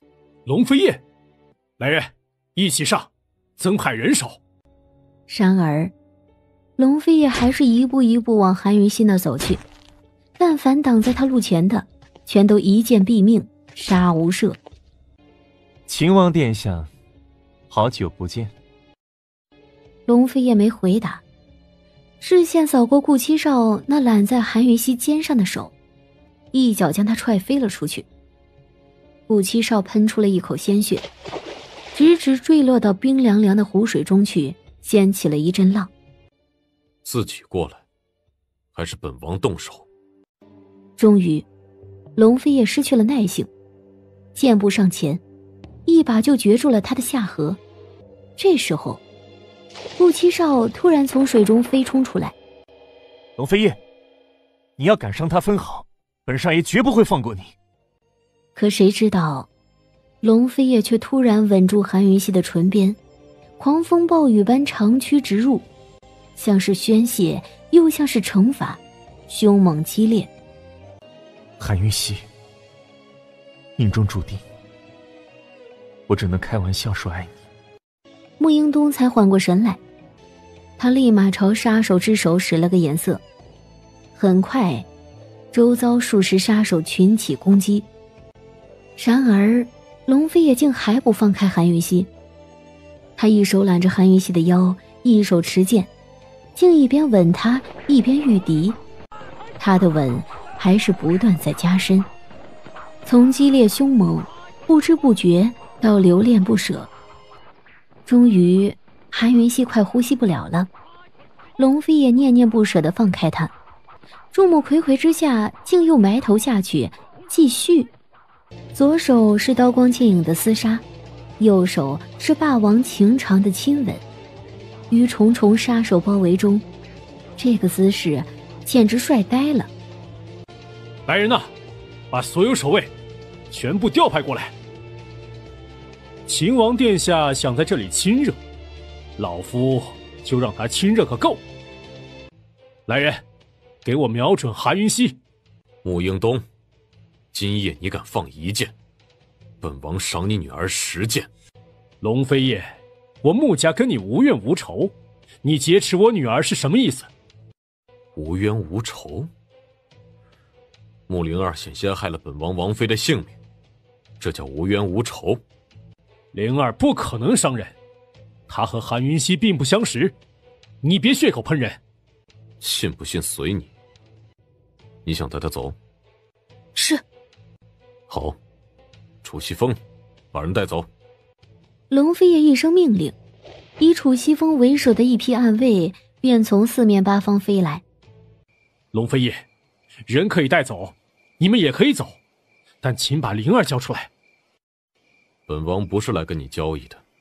龙飞叶，你到底怎样才能放了灵儿？你要敢动灵儿一根汗毛，我穆家一定不会善罢甘休的。只可惜龙飞叶头都没回，谁都没有注意到林子里一道红影追着龙飞叶他们消失的方向去。古七少带你离开药城的。放手！迷迭梦已经还给你了，我很早就说清楚了，你我桥归桥，路归路，互不相干，我什么都不欠你。龙飞叶紧紧地揽住他的腰，迟迟都没有回应他，整个人变得特别缄默。放手！龙飞叶，我讨厌你，你当我是什么了？想欺负就欺负了吗？啊！龙飞叶还是沉默。韩云溪怒极，冷不丁的出针，3枚金针就抵在龙飞叶的脖子上。放手，否则后果自负。龙飞叶，我是疯了才会忍受得了你这种不言不语。你的吻真是廉价。韩云溪，我答应过天山剑宗宗主，也就是我师父，在端木瑶18岁之前保护他。上一回杀毒巨蟒，还有天坑那一次，我只保他不死而已，没有别的意思。在天坑里，我没料到你被推出来。你这是在跟我解释吗？龙飞叶似乎有些不自在，逃似的避开他的视线。喂，是不是啊？哎，是不是啊？他霸道地将他的脑袋拢入怀中，嘴角轻轻扬起，如释重负般的开心。龙飞叶就这样抱着韩云溪走在寂静的夜色中，突然几个急拐弯，几个闪身便甩掉了身后一直跟着他们的古七少。龙飞叶将韩云溪放在榻上。累吗？韩云溪摇了摇头。那个哑婆婆是怎么回事？顾七少带你找到那里去的？我原本就一直在追查我娘的来历，我是在她遗物里找到线索的，我让她带我去。我也查到药城，没想到会是穆家人，更没想到你真的是毒宗后人。龙飞叶，你一直都在查我和我的毒术，为了什么？你是不是打从一开始就怀疑我和一城毒宗有关系了？得迷迭梦者得毒宗，你把这东西收好。你要是再敢丢下……他没往下说，可炙热的气息扑在韩云熙的脸上，让他不寒而栗。龙飞叶亲自将迷迭梦塞到韩云熙的袖里去，正要起身，却突然看到韩云熙的袖子鼓起了一个包。龙飞叶的大手陡然一握，哎，你会梦坏他的。我新养的宠物松鼠。毒兽啊，不许伤害它，它的血已经不能解百毒了。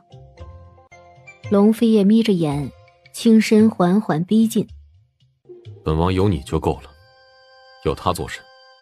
龙飞叶大手突然一拽，随手丢了出去。小东西一声惨叫，飞出窗去，消失在夜色中。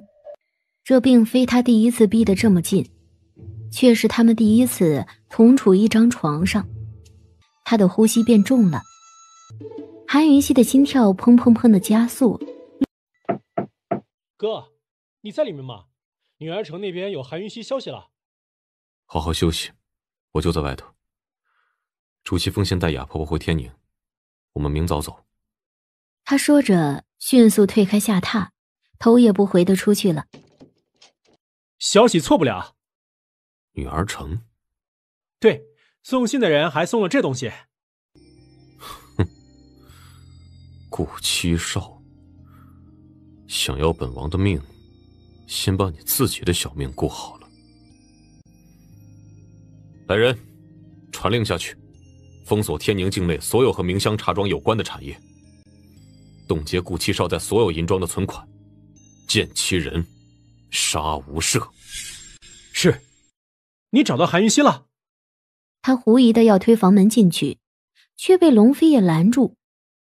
不要打扰他，永远不要。龙飞叶没多解释，飞窜到屋顶下，双手枕着后脑勺躺下。唐离急急跟上，认真的追问：永远是什么意思啊？你打算把这个女人永远留在身旁了？哥，她十有八九就是西秦皇族遗孤。韩云熙是毒宗后人，他的母亲是穆家之女，父亲是毒宗余党，他和西秦皇族没有任何关系。就算他是毒宗后人，也改变不了他是西秦皇族遗孤的事实。隐族绝对不会守护错人的。哥，就算他真的是毒宗之后，我怀疑毒宗和西秦皇族有牵连，否则隐族那个家伙怎么那么熟悉毒宗天坑？我说他不是，他就不是，永远不是。哎，你……唐离气结，他算是听明白了。龙飞叶这是想永远隐瞒韩云熙西秦皇族的身份，不管他是或者不是，他都打算永远将这件事情压下去，把他留在身边。哥，不就是一个女人，你何必如此较真？可是本王就是较真了。唉，也罢也罢，留她在身边或许反倒是最安全的。唐离，设法把那个白衣人引出来，杀了他。我懂。这一夜，龙飞叶独自一人在屋顶坐了一宿。星辰暗淡，月落日出，明明就一宿，却好似斗转星移，一夜孤独了多年。清晨听到外头的敲门声，韩云熙才迷迷糊糊的醒来，竟一下子撞上龙飞叶那张俊得人神共愤的脸。龙飞叶有些尴尬的立马退开，只当什么都没发生。韩云熙紧张的摸了摸嘴角，确定自己没有流口水，这才放心。殿下，王家四公子有事求见。楼下等，收拾下准备回去，我在楼下等你。殿下，楚姑娘还在会所等着，要不你过去一趟？让她等着，还不过来？韩云熙心里打着鼓走过去，果然，龙飞也立马将金卡递给他，质问道：“你不要了？什么时候丢了？我都不知道。”龙飞叶的眼底掠过一抹无奈，这个女人真是笨透了，养了一只会吞金卡的毒兽都不知道。当然他并不会说破，说破了日后他要再消失，他上哪里去找人呢？龙飞叶面无表情，将金卡塞到韩云熙的袖中去。说好了，再丢了要你双倍赔，以后少让他往你身上蹭。见韩云熙收好，龙飞叶的眼底掠过一抹满意，这才牵着他出门。龙飞叶带着韩云熙回天宁，到了大街上，立马就引来路人注视。龙飞叶，悬赏厉还遍布天下呢，你又这么秀恩爱，真的好吗？龙飞叶目视前方，面无表情。他是高高在上的王者，压根儿就没把周遭的人放在眼中。楚清歌听到这个消息已经是第3天了，他生怕错过龙飞叶，执着地在会所里守了3天3夜。你为什么不早说？楚姑娘，在下只是传了秦王殿下的原话而已。楚清歌一时无话反驳，又羞又恼，也顾不上找药材会所索赔了，咬唇就冲了出去。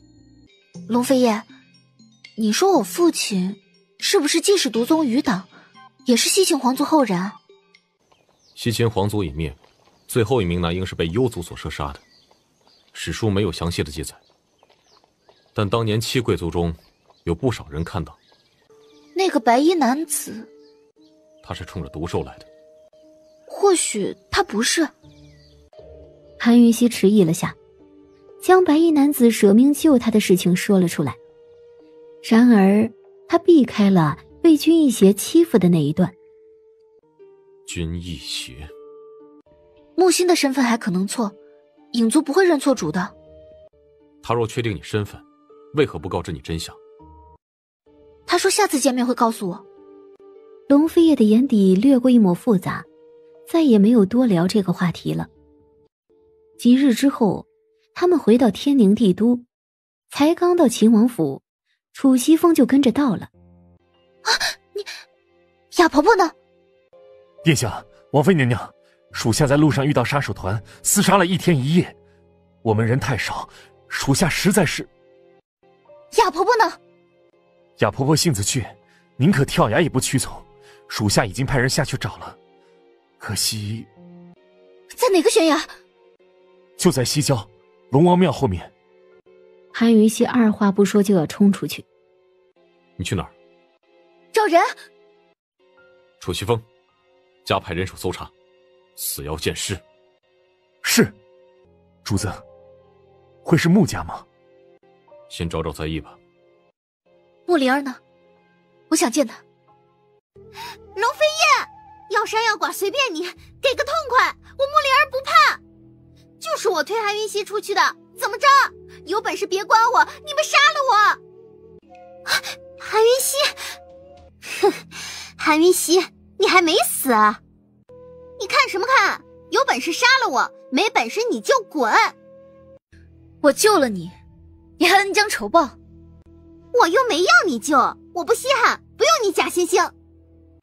来人呐，大刑伺候。王妃娘娘要上什么刑？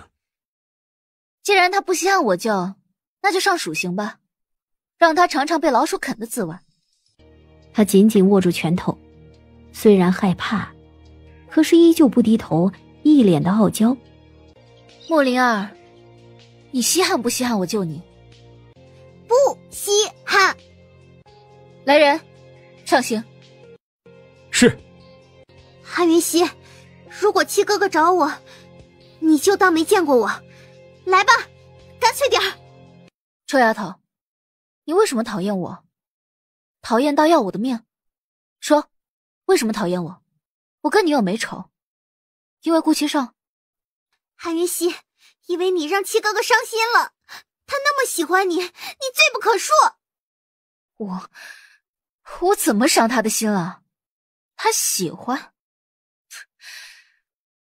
他呀，你和龙飞叶在一起的时候，都没看到他眼里的失落，你注意过他吗？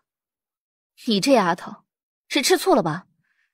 年纪小小的，吃了醋都能杀人，你爹妈是怎么教育你的？不是这样的，我不是故意的，我当时是太生气了。韩云溪，如果你不喜欢七哥哥，你就别招惹他了。七哥哥很不容易的，我不想看到他受伤。他怎么不容易了？他自小就是孤儿，吃百家饭长大的，无依无靠，受人欺负，好不容易才熬到现在。我不许任何人再伤害他。不说他了，我们来聊一聊雅婆婆吧。哎，你怎么知道雅婆婆的？怎么回事？我想找出木心，所以顾七少带我去见雅婆婆。你找木心做什么？木心是你姑姑吧？你见过她？你找木心做什么？雅婆婆在我手上，我劝你还是乖乖回答我吧。韩云溪取出了一个手摇鼓，在穆灵儿眼前晃了下。穆灵儿立马相信。韩云溪，你不要太过分，他只是个无辜的老人家，他已经够惨的了。所以你还是赶紧回答我吧。木心是我四姑姑，我从来没见过她，我还没出生她就离开穆家了。她的医学天赋很好，当年医学院给了穆家一个名额，可以跟着副院长学医，她就和我三姑姑去了。所有人都会以为她会留在医城，结果她失踪了，我三姑姑留下。从那之后就再也没有她的消息。你三姑姑是莲心夫人？正是，听说她的天赋还不如四姑姑的一半。她和毒宗余党有染又是怎么回事？在医城的时候，有人看到她进入毒宗禁地好多次，还有一次见到她在天坑附近私会一个男子，谣言就出来了，是真是假我也不知道。雅婆婆是什么人？我不知道，可能是我姑姑的仆人吧。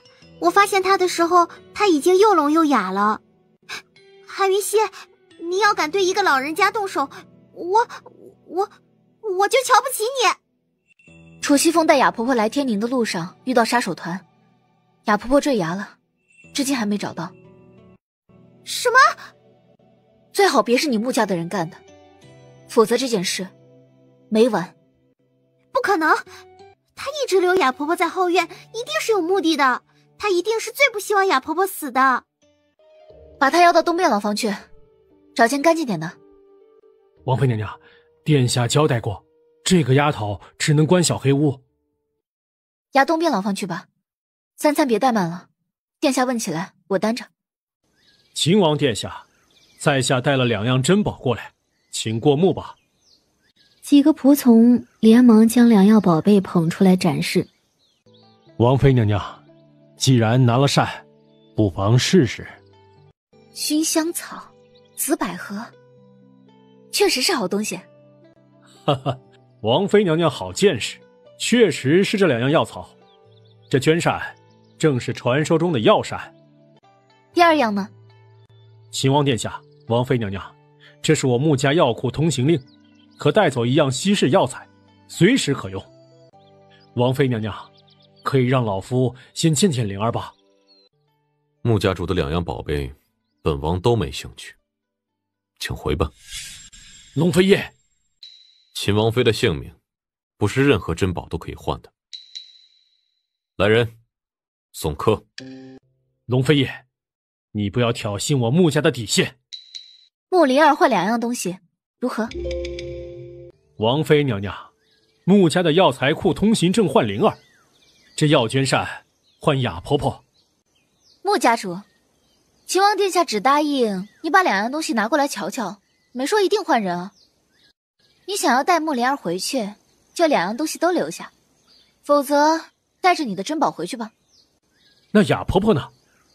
听穆英通这么一说，韩云溪更加肯定，雇佣杀手团的不是穆英东了。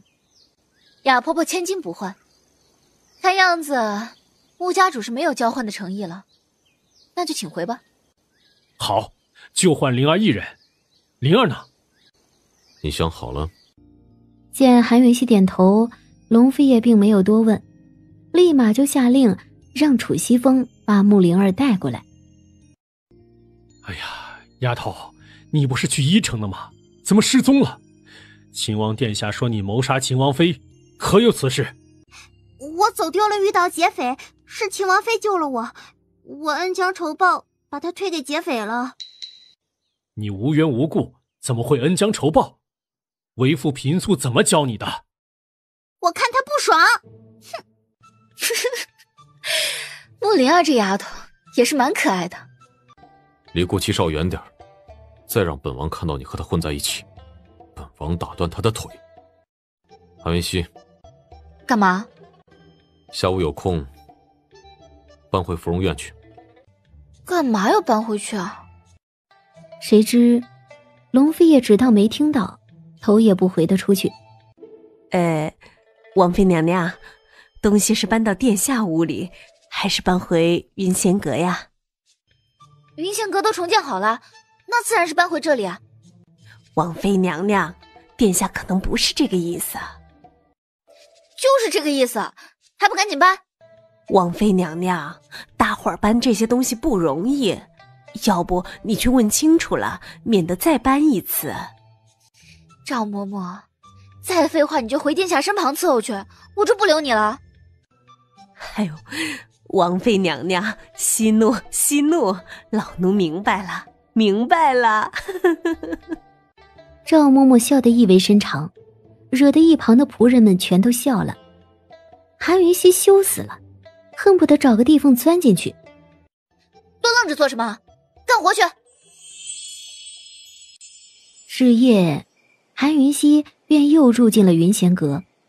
他站在阁楼窗口，像以前一样看着龙飞夜的寝宫，看着整个秦王府，突然有种恍若隔世的感觉。他坐在配药桌前琢磨，小东西就趴在一旁陪着他，偶尔会爬过来嗅一嗅迷迭梦。认识吗？之前闻过吗？他立马抱住主人的手指，撒娇地蹭了蹭。韩云熙无奈望天，心想还是别寄希望在小东西身上了。王妃娘娘，殿下不在，你先进宫便是，皇上等着呢。薛公公，那我们先走吧。然而当他们到大门口时，却看到龙飞夜就站在马车旁，负手而立。还不过来！薛公公，皇兄什么时候给你这么大的特权？见了本王可以不行礼。老奴拜见秦王殿下，殿下万福。龙飞夜没让他平身，天晓得他要在秦王府大门口跪多久。云溪啊，你这一回是又救了太子一命，这是太皇太后留给哀家的，陪着哀家好些年了，今日哀家就把它传给你。不，太贵重了，臣妾实在……太后不容韩云熙拒绝，强硬地将玉镯带到他手上去。这时天辉皇帝的赏赐也端了上来，正是一道圣旨，封韩云熙为太医院右院守，原院守顾北岳为左院守。云溪，皇后到西山休养也有一段时日了，太医院几个大夫都束手无策，你过去瞧瞧吧。皇上，臣妾会解毒，但不会医病，恐怕爱莫能助。会医病的全都医不好，或许你这个不会医病的去瞧了就好了。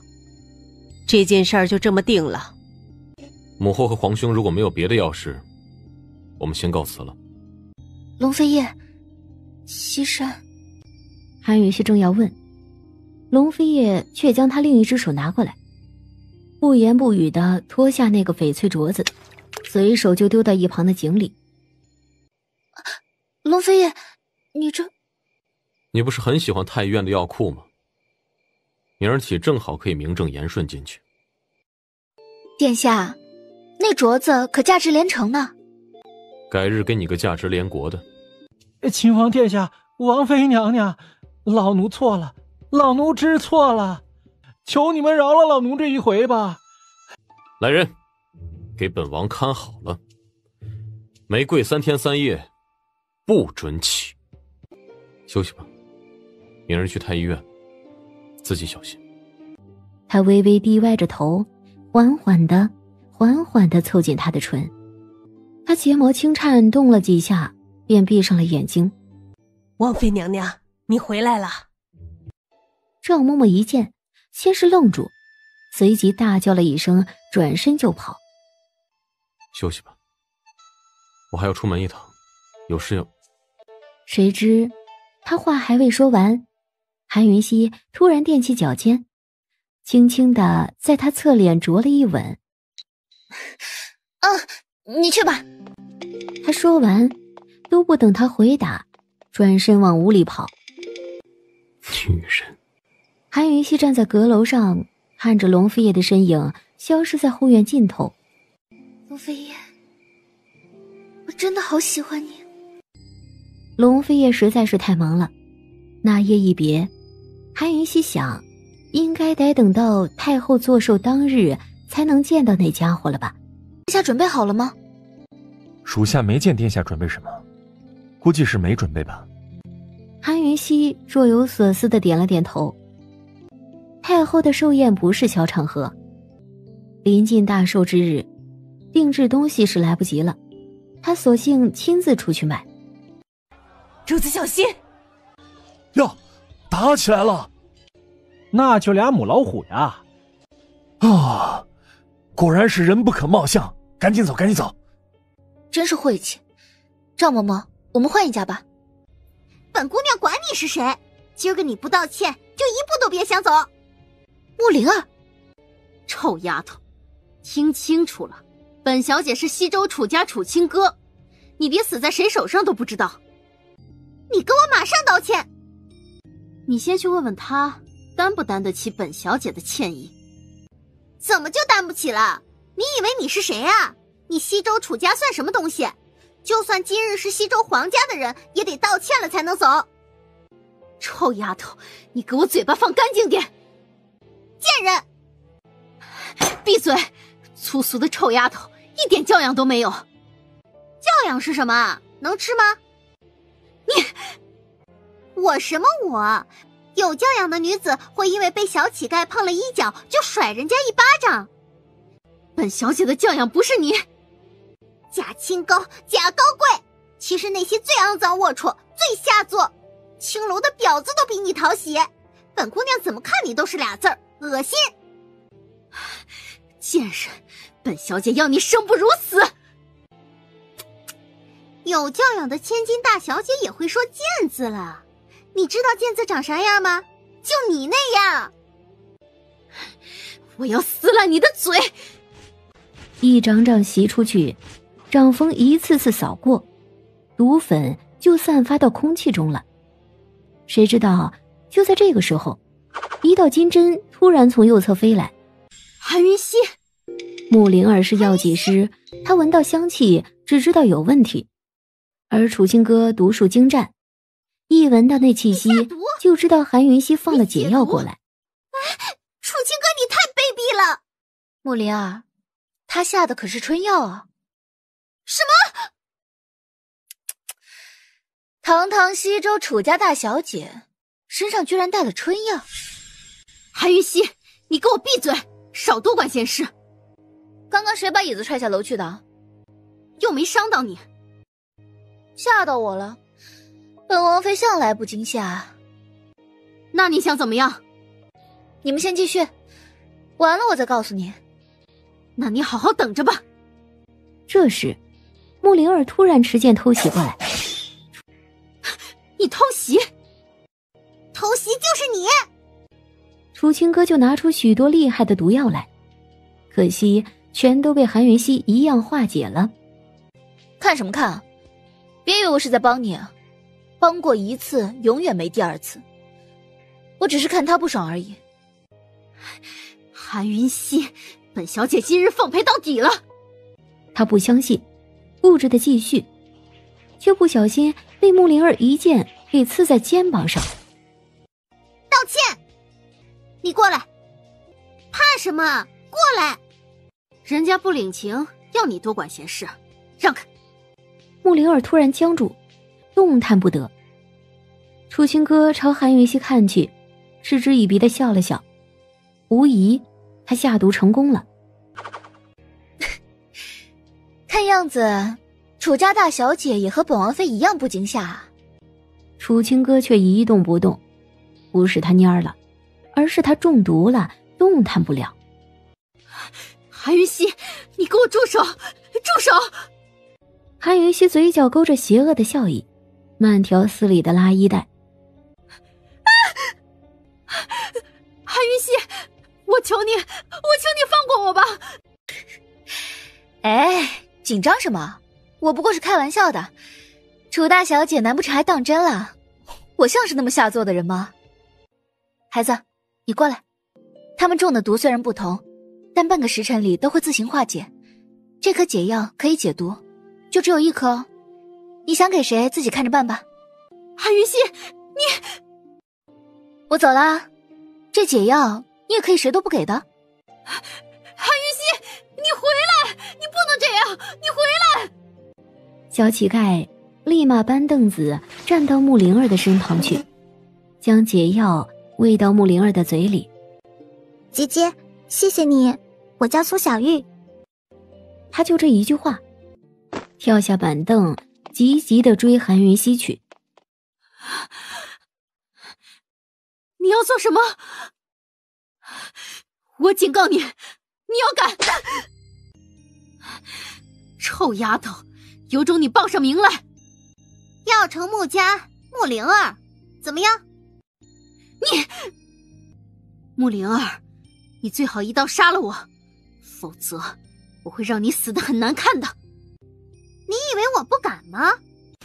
哼，敢对本姑娘下春药，本姑娘让你知道什么叫做活腻了！救命啊！救命！谁知穆灵儿竟然还没有收手的打算，她居然拉住了楚清歌底衣的衣带。谁知就在这个时候，突然一道身影一掠而过，一瞬间就将楚清歌给掳走。哼，算你命大！孩子，你到底怎样才肯走呢？你跟着我做什么？说吧，你想做什么？大姐姐，我想当你的奴才，你收下我吧。王妃姐姐，我不知道我爹爹是谁，娘亲是谁，我一直都是一个人。大姐姐，你收我当奴才，供我吃和住就可以了，我很勤快的。走吧，跟我回去。一到大门口，苏小玉就原地站着，一脸呆愣。走吧。你是王妃娘娘？怎么，不敢当我奴才了？我敢。王妃娘娘，您从哪里捡回来的乞丐？韩云溪说了酒楼的事情，楚西风听得嘴角都抽了，他没多说什么，他必定要私下去调查苏小玉的来头。殿下呢？什么时候回来？属下不知。太后大寿之日，他将一大包交给赵嬷嬷，淡淡吩咐了句：我在门口等，把他收拾好了再出来。王妃娘娘，咱们得抓紧时间了，慢不得。衣服就只有一套，其他配饰却有好多套，各种款式都有，全都是名贵之物，看得韩云溪和赵嬷嬷都有些傻眼。王妃娘娘，老奴也算是看着殿下长大的，他可从来没给哪个女人挑过东西啊。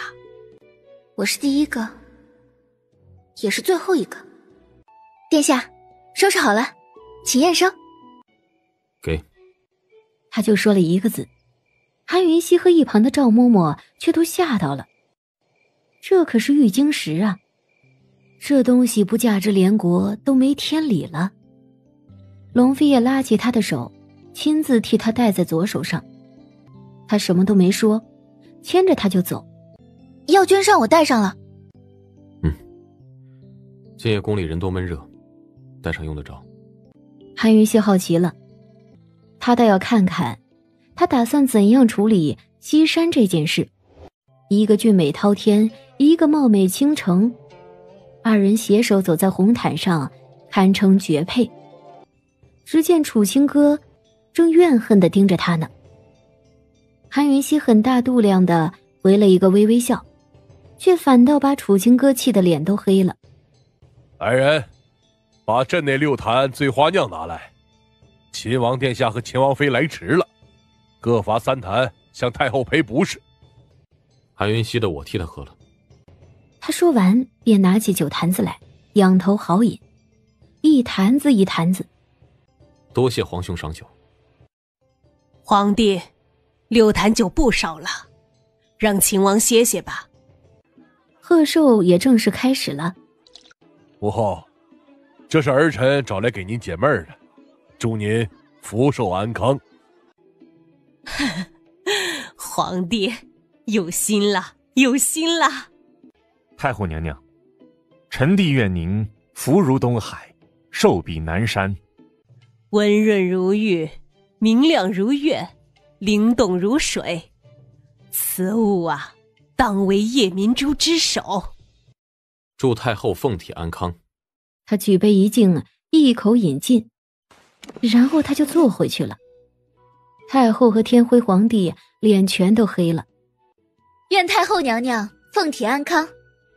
他说完也像龙飞叶那样大大方方地坐了回去。太后眼底掠过一抹抹阴鸷，她有种被耍了的羞辱感。末将给太后娘娘贺寿，愿太后娘娘凤体安康。百里将军免礼。只有道贺没有贺礼，所以百里元龙是追随秦王敬酒道贺的。天辉皇帝气得胸口剧烈起伏，他一一数过了，足足有27位权贵直接挑衅，这是他的耻辱，同时也是龙飞叶可怕的筹码。秦王妃才学冠绝天宁，清歌邀秦王妃弹奏一曲，见识见识秦王妃的琴艺，也算是为太后娘娘大寿献曲助兴。甚好，甚好。太后娘娘，让楚姑娘先来一曲吧。太后娘娘，清歌献丑了。今日他要让龙飞叶知道，他比韩云熙好了不止1倍。奈何独独龙飞叶一人斟酒自饮，自成一个世界，全然不理会殿中这一道美人风景。王妃娘娘，该你了。楚姑娘果然厉害啊，刚刚我都听入迷了，弹得真好。王妃娘娘谬夸了，王妃娘娘一定弹得比清歌好。怎么会？你和舞姬配合的那么好，这种事本王妃可办不到。云溪，赶紧过来弹一曲。太后娘娘真会开玩笑，云溪又不是奴才，怎么能为舞姬伴奏？这成何体统？太后娘娘，秦王妃这是要食言了吗？云溪，哀家让你……天哪，这是药卷扇！他苦苦寻找了几10年的药卷扇。太后娘娘，秦王妃这么欺负人，你可得给我做主。还有楚姑娘，大家都瞧着呢，我到底怎么欺负你了？我答应你什么了呀？楚姑娘，赶紧平身。秦王妃确实也没答应过要弹奏一曲，不过是玩笑而已。楚姑娘就别当真了。太后娘娘英明啊，本王妃看楚姑娘琴艺确实了得，不如再奏一曲，为大家助助酒兴。臭丫头！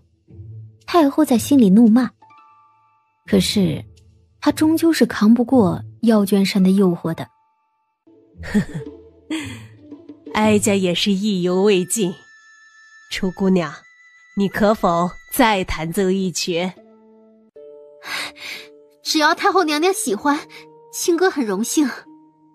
楚姑娘是打算继续为舞姬伴奏，还是独奏一曲呢？独奏。突然吭一声一响，琴弦断了。龙飞也就看了他几眼而已，他偏头朝韩云熙靠近，亲密地贴着韩云熙的耳朵，也不知道跟他说了什么。他输了，输得好彻底。韩云溪，你会琴艺吗？寿宴上没听够吗？随便问问。想听的话，我就随便谈谈吧。如果本王认真听，你是不是也会认真弹？会。龙飞也牵着他，并没有往云仙阁去，而是去了寝宫。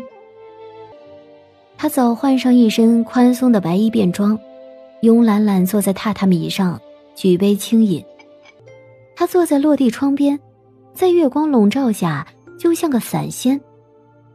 韩云溪，你要看到什么时候？韩云溪先是一愣，随即急急地收回视线，都不知道怎么回答他了。这把琴叫什么名字啊？君语。他一边喃喃着君语二字，一边抚动琴弦，弹奏起了一曲梁祝，琴音婉转，悠悠扬扬。龙飞叶一手支着脑袋，静静地听着。他一直看着韩云溪，看他秀丽的眉目，看他高挺的鼻，看他娇红的唇，看他垂眼专注的表情。当最后一个琴音悠远而止，韩云溪才抬起头来。这首曲子叫什么？梁祝，不是我写的，是一首名曲。梁祝，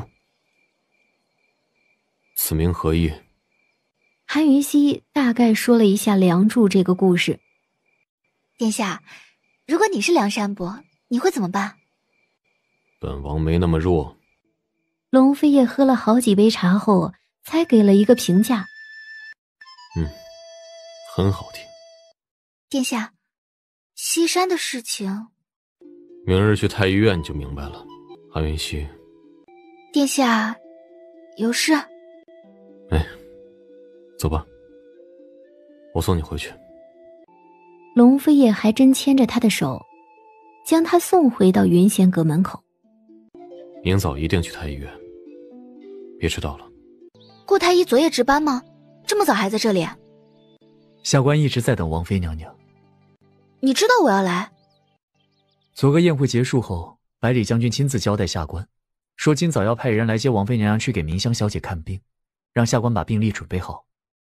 明香小姐得的是什么病？很严重吗？几天前染的病，换了几个太医，至今都没瞧好。昨个下官亲自去瞧了，依下官看，极有可能是中毒了。明香见过王妃娘娘，王妃娘娘万福。王妃娘娘，屋内请。做戏而已，你怎么服了那么多毒药啊？王妃娘娘真聪明，怪不得殿下那么喜欢你。我不聪明，殿下也喜欢我。他坐下来，聚精会神地继续检查百里明香身上的毒。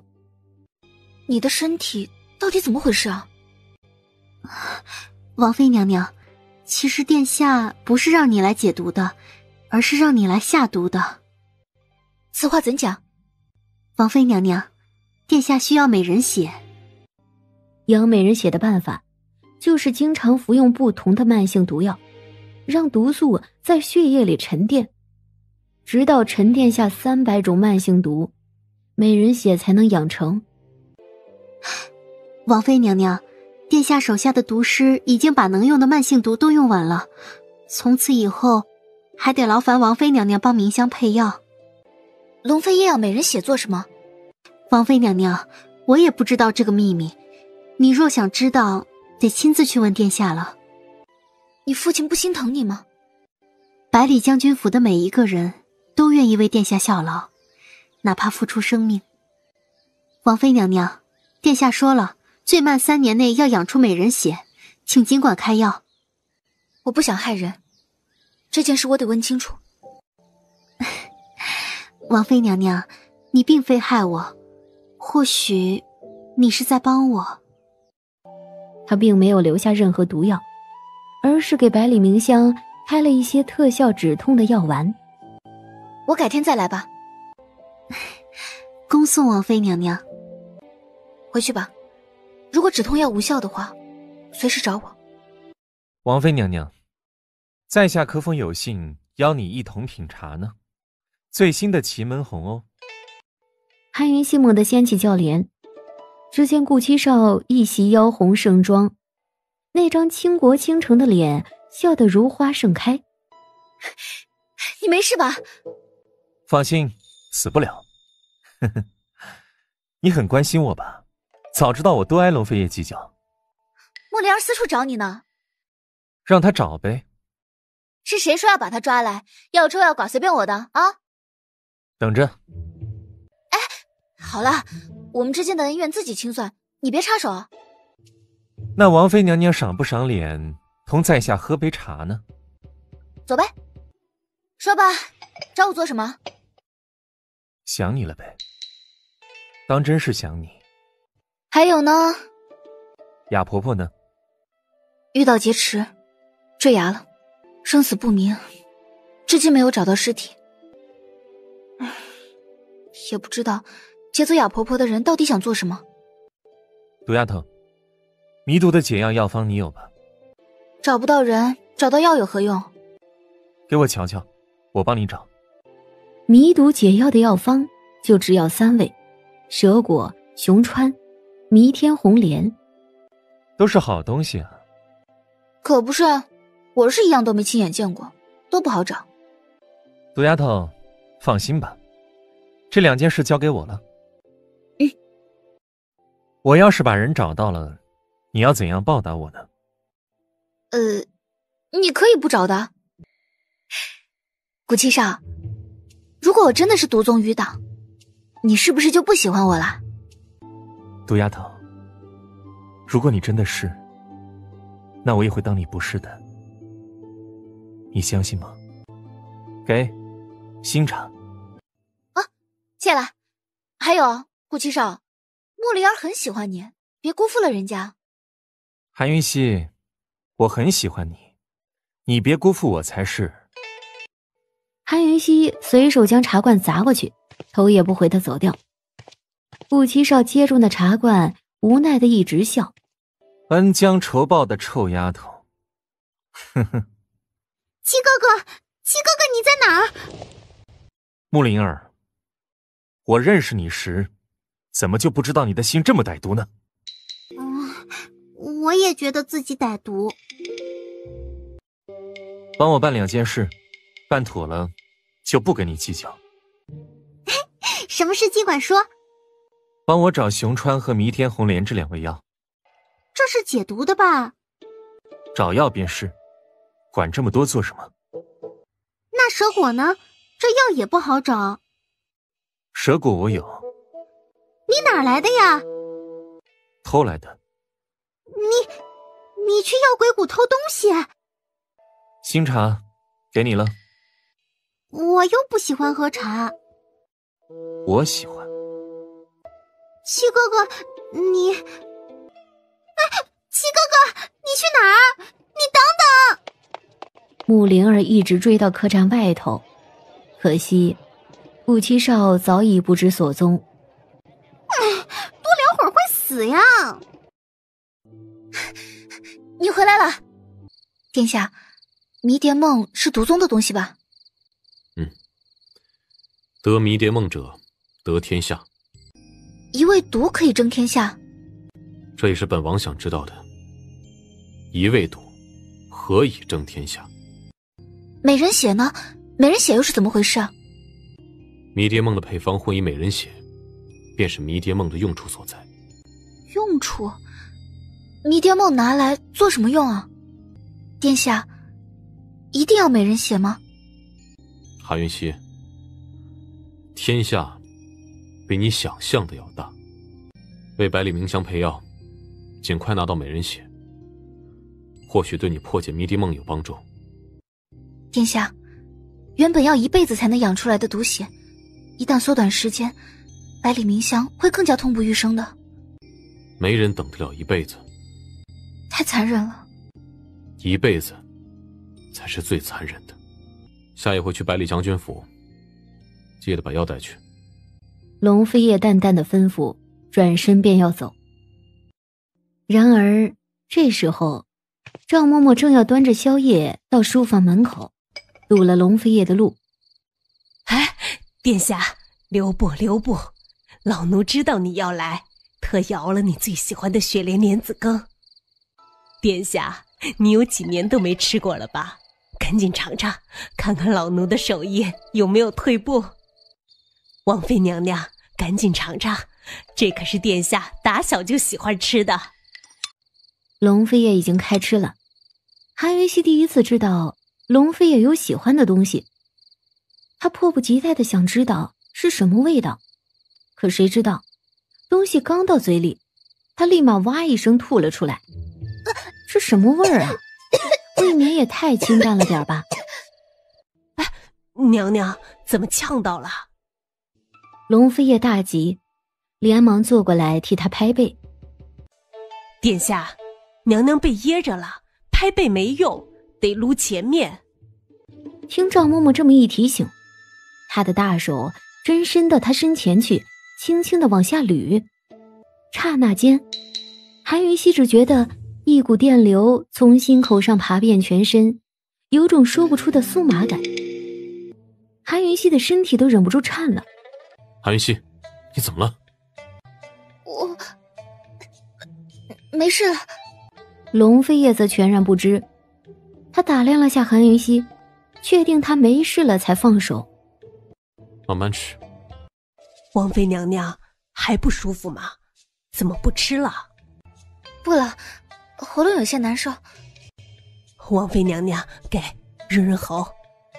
殿下，还有1个时辰天就亮了，你和娘娘到楼上歇歇，老奴给你们准备早膳。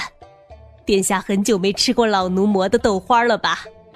龙飞叶倒像个没事的人一样，径自倒了一杯茶漱口，才起身。殿下，你真的很久没吃过老奴做的早膳了。本王还有要事在身，歇1个时辰就走。王妃娘娘，快替殿下拿被单来。而当韩云熙拿了锦被回来，只见龙飞叶慵懒懒倚在贵妃榻上，一手支着脑袋，双眸微闭。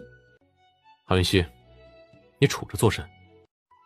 韩云熙在一旁站了许久，最后在一旁坐了下来，都不知道自己什么时候睡着了。当他醒来的时候，发现自己躺在贵妃榻上，龙飞叶早就不知所踪了。他顾不上穿鞋，赤着脚就往外跑。哎呀，王妃娘娘，你这……殿下要是见了，定要不高兴了。他人呢？王妃娘娘不留他，老奴的一碗豆花哪里能留得住啊？王妃娘娘，殿下天一亮就走了，说是去幽阁有要事儿，得几天才会回来。殿下可是头一回跟老奴不是跟王妃娘娘交代行踪呢。幽阁在哪儿？什么要事？殿下没说。王妃娘娘，老奴知道的一定全告诉你，老奴巴不得你多知道殿下点事儿呢。王妃娘娘，你和殿下之间如果有100步，只要你走1步，殿下一定会走完剩下的99步的。赵嬷嬷，我可以走99步吗？王妃娘娘，老奴是认真的，没跟你开玩笑呢。本王妃也没开玩笑啊，说真的呢。99步有多远？王妃娘娘，你醒了呀？你要沐浴吗？奴婢伺候你沐浴。啊？为什么要沐浴啊？王妃娘娘，你们有钱人不是起床都要泡个澡保养皮肤的吗？你听谁说的呀？之前一起乞讨的那些姐姐们说的，他们还说你们有钱人泡澡要在浴桶里撒满花瓣，还要用很贵很贵的精油按摩。我喜欢傍晚泡澡。那傍晚小玉儿伺候王妃娘娘。到了傍晚，韩云熙还真就心痒痒起来，想泡澡了。王妃娘娘，老奴就在帘后候着。小丫头，发什么愣呢？我想伺候王妃娘娘。不必了，赵嬷嬷在就可以了。可是苏小玉却原地站着，不走。奴才不是这么当的，以后有的你伺候，快出去吧。走了走了，别耽搁了。小玉儿，你去给楚西风传个话，让他告诉殿下，王妃娘娘在寝宫里泡澡泡累了，今夜想在这边睡。赵嬷嬷，你说谎，王妃娘娘明明才刚刚……我伺候王妃娘娘这么久，难道还不了解她吗？你去不去？可是我不认识楚西风是谁啊，怎么找他呀？守着，别到处乱跑，知道吗？邵嬷嬷，你快去快回。见状，赵嬷嬷非常放心，乐呵呵地走了。透过缝隙，她看到一片旖旎之色，她整个浸泡在水中，水及胸前，随着水波的荡漾，好看的锁骨若隐若现。啊，尤物。她想，幸好是她来了，要是换成主子来了，会不会喷鼻血呢？苏小玉盯着韩云熙看，似乎想在他身上发现什么。只可惜，韩云熙并没有多少动作，很快就靠在池边睡着了。赵嬷嬷失望而归，她没有找着楚西风。你没乱跑吧？没有。赵嬷嬷，王妃娘娘怎么泡那么久呀？正说话间，垂帘后一传来水声，韩云熙起了。苏小玉的眼里一片阴影，该死的赵嬷嬷来的真不是时候，这么好的机会白白浪费了。殿下，查到蛇果的下落了。哪里？在药鬼谷，药鬼谷七煞手里。药鬼谷，药鬼谷，一立一坐，两人对峙。实招，本王输了条件任由你开，本王赢了，蛇果交出来。不想玩。谷七煞，本王都来了，你什么意思？秦王殿下，我老了，打不动喽。那你想怎么样？也不想怎么样，只要你让老子踹一脚，蛇果就归你。如果本王不乐意呢？那就滚啊！龙飞叶眼底的冷意骤然化作杀气，他抽剑而起，二话不说，冲古七煞直劈而去。古七煞立马高高的冲天而上。龙飞叶，你敢！耍本王是要付出代价的。他随即冲天而上，逼近古七煞。古七煞又避开。龙飞叶，你再上前一步，本大人保证一定毁掉蛇果。秦王殿下，你身为剑宗宗主的关门弟子，找我这么个只会三脚猫功夫的老人家单挑，会不会太不要脸了呢？是吗？那本王就先瞧一瞧，老人家你到底有多老。他双手举剑，双眸一眯，长剑陡然劈斩而下。古七煞正被击中。老人家需要搀你吗？谁知古七煞突然转身，撒了一把黑粉过来。龙飞也自是有防备的，他后退开来。不需要。突然双眸一花，视线全模糊了。楚西风，追！秦王殿下，一天之内不解毒的话，老人家我保证，你一定会瞎的。他会毒术，主子，咱们必须马上回去找王妃娘娘。主仆两人不再耽搁，上马疾驰向天宁帝都。古七煞一路偷偷跟到山谷口。龙飞叶，除非你把韩云熙带来，否则蛇果你一定带不走。时间紧迫，龙飞叶于窗而入。谁？我。只见韩云熙长长的直发披散在肩上，一沟深深的春光若隐若现。龙飞也目光变得炙热起来，喉咙微紧，一贯引以为豪的克制力第一次有了瓦解的倾向。龙飞叶，你的眼睛中毒了。黑色粉末，我避开了，但还是没逃过。是鬼眼黑粉，赶紧躺下，我马上施针。龙飞叶躺在榻上，缓缓闭上眼睛。没事了。龙飞叶正沉浸于韩云熙手法极好的按摩中，这时候腰边突然传来一阵窸窸窣窣的动静，他像是压着什么东西了。你床上有东西，什么东西都往榻上放，不嫌脏。龙飞叶就随手将他朝窗户方向甩了出去。听不到韩云熙回答，他下意识要睁眼。哎，别，你得闭眼到天亮，待会儿还会流些毒素出来的。还有多久天亮？还有2个时辰吧。殿下，我替你擦把脸吧。殿下，你睡着了。殿下，龙飞叶，100步，不管你会走几步，反正我会一直往前走，直到站在你面前为止。你说什么？啊，没啊，没什么。你不困吗？哎，不困，你睡吧。躺会儿，我跟你说说话。给百里明香用药了吗？用了，如果不出意外，今年里就可以养出美人血来。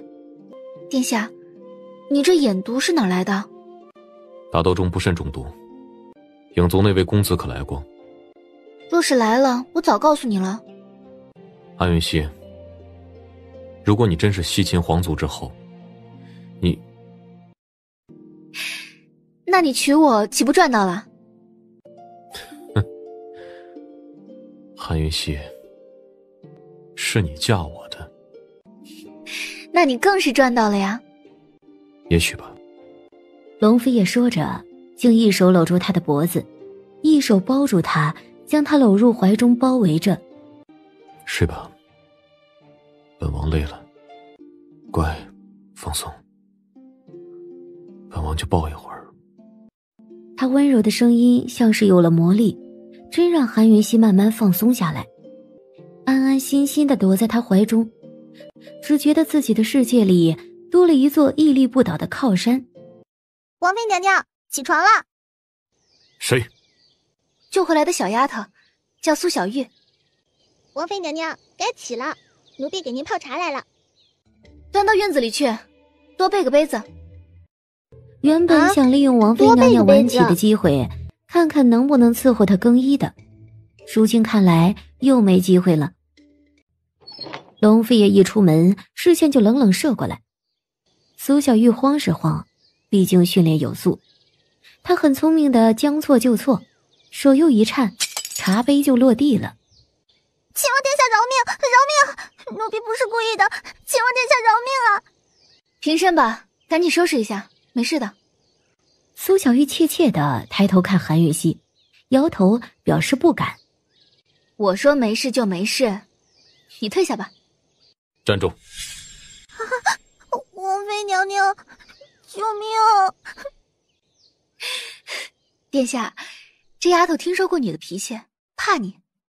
怎么，本王脾气不好吗？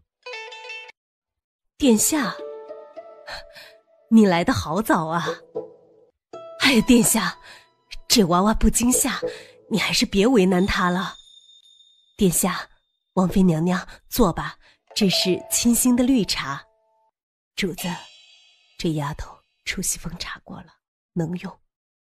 让她过来伺候。给她点时间适应吧，臣妾来伺候你。以后别让她这么早吵醒你。臣妾遵命。原来他是在为这件事不高兴啊。这日他正又要去百里将军府，太医院却来人了，说是宫里出了人命，是中毒而亡，要他过去瞧瞧。云溪，你总算来了。大家都等你呢。云溪给太后娘娘请安，给皇上请安。谁知太后居然亲自搀扶起来。云溪，人证物证都在，萧贵妃是下毒的幕后真凶，可是楚姑娘却说不是，说这毒药有问题。哀家也不是不相信楚姑娘，只是找你来，哀家才安心。母后，既然是楚姑娘发现蹊跷的，朕看这案子还是让楚姑娘来调查吧。朕也想见识见识楚姑娘的毒术。王妃娘娘，不如这样，我们各自调查各自的，看看谁先水落石出。我们以3日为限，如何？随你。为了方便查案，韩云溪和楚清歌都在宫里住了下来。龙飞也知晓这件事后，立马让赵嬷嬷进宫伺候，交代了必须寸步不离。天辉皇帝临近正午才离开，离开没多久，就令人给楚清歌送来一顿丰盛的午餐。至于韩云溪，他和赵嬷嬷待等轿子过来接去住处用膳。哎呦，你们怎么还在这里啊？赵嬷嬷，咱们走过去吧，反正也是闲着。韩云溪，你们要是饿了，我让他们先别收拾了，你们去吃吧。楚姑娘，这座寝宫里刚刚死了主子，你堂而皇之在他侧厅里大吃大喝，就不怕他晚上找你讨食啊？老奴才，你胡说八道些什么呢？那是皇上赏的，你的意思是皇上做的不对咯？楚姑娘，你在这里这么皇上长皇上短的，允妃娘娘听了会不高兴的。允妃娘娘生平素爱吃醋，你不知道吗？怎么，皇上偏袒我，你们嫉妒呀？楚姑娘说的什么话呀？这后宫里的都知道皇帝向来公正不移，怎么会偏袒你？若说偏袒，我家秦王殿下倒是经常会。是吗？那怎么不见秦王殿下来送饭呢？秦王妃，听说秦王殿下极宠爱你，如今看来，传说也不过就是传说而已啊。秦王殿下驾到！都什么时候了，还在这里？韩云溪，陪本王出宫用膳。他说完，拉起韩云溪的手就走。秦王殿下，王妃娘娘要查案呢，这几天都得在宫里。谁规定不能出宫的？楚姑娘可以找皇上带你出宫玩啊。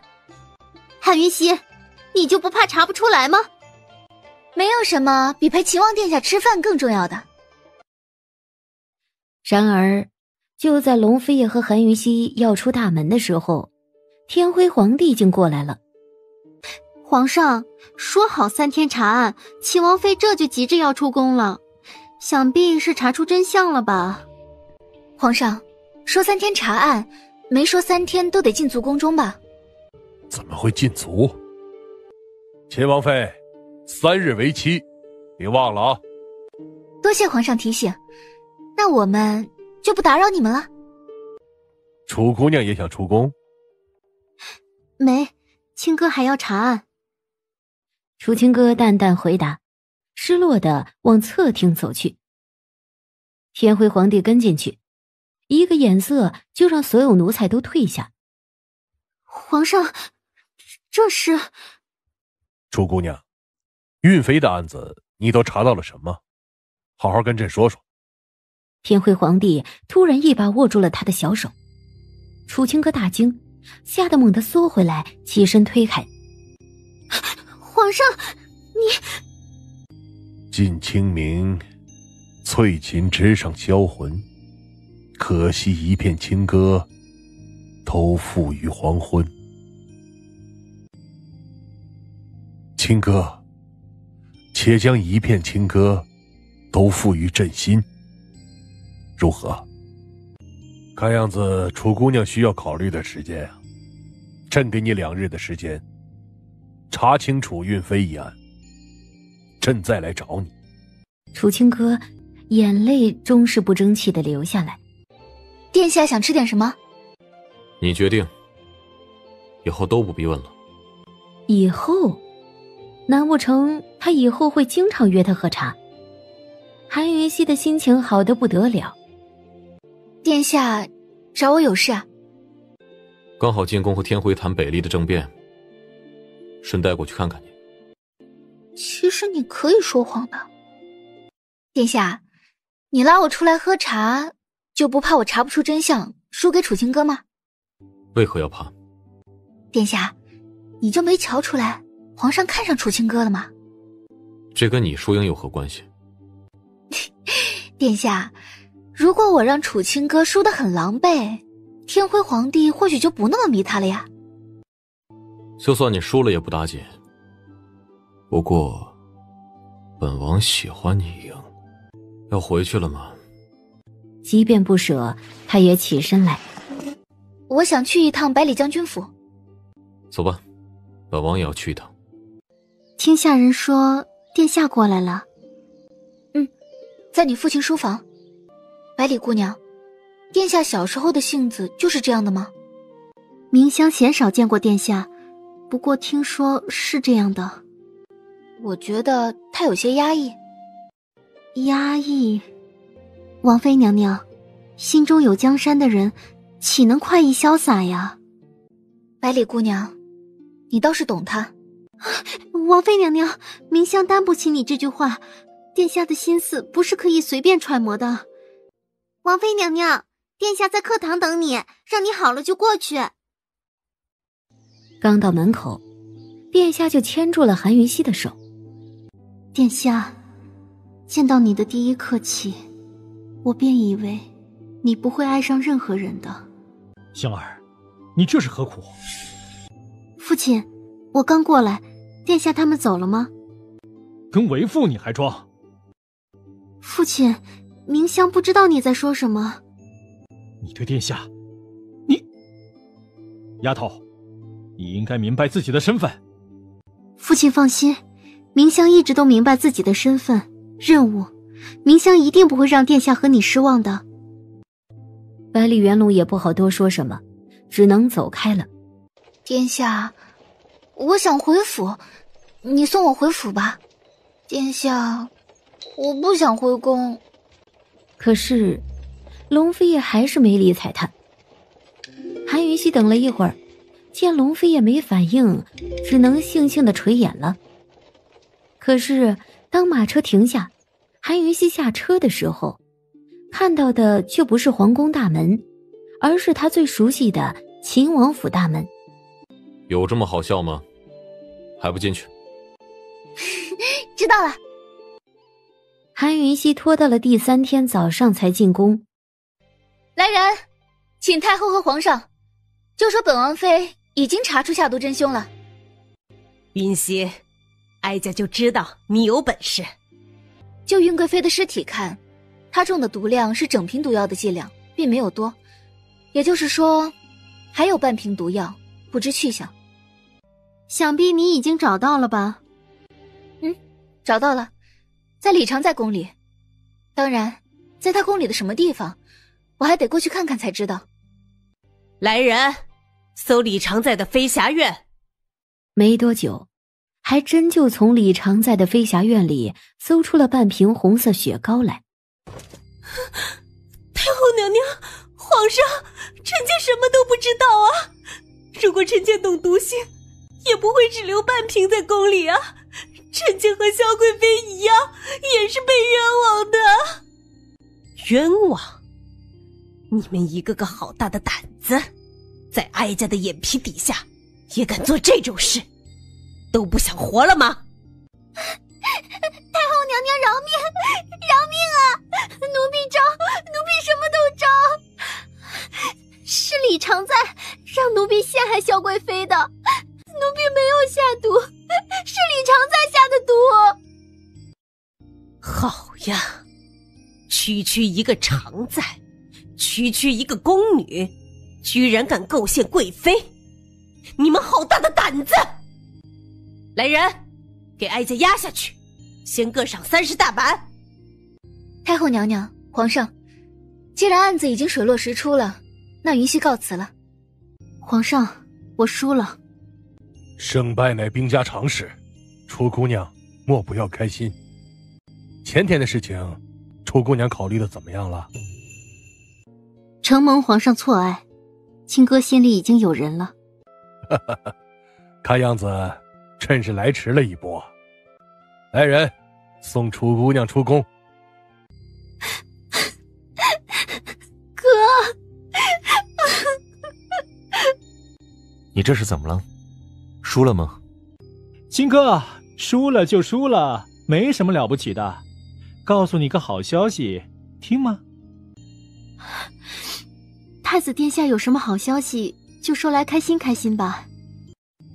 天隐，还是你说吧。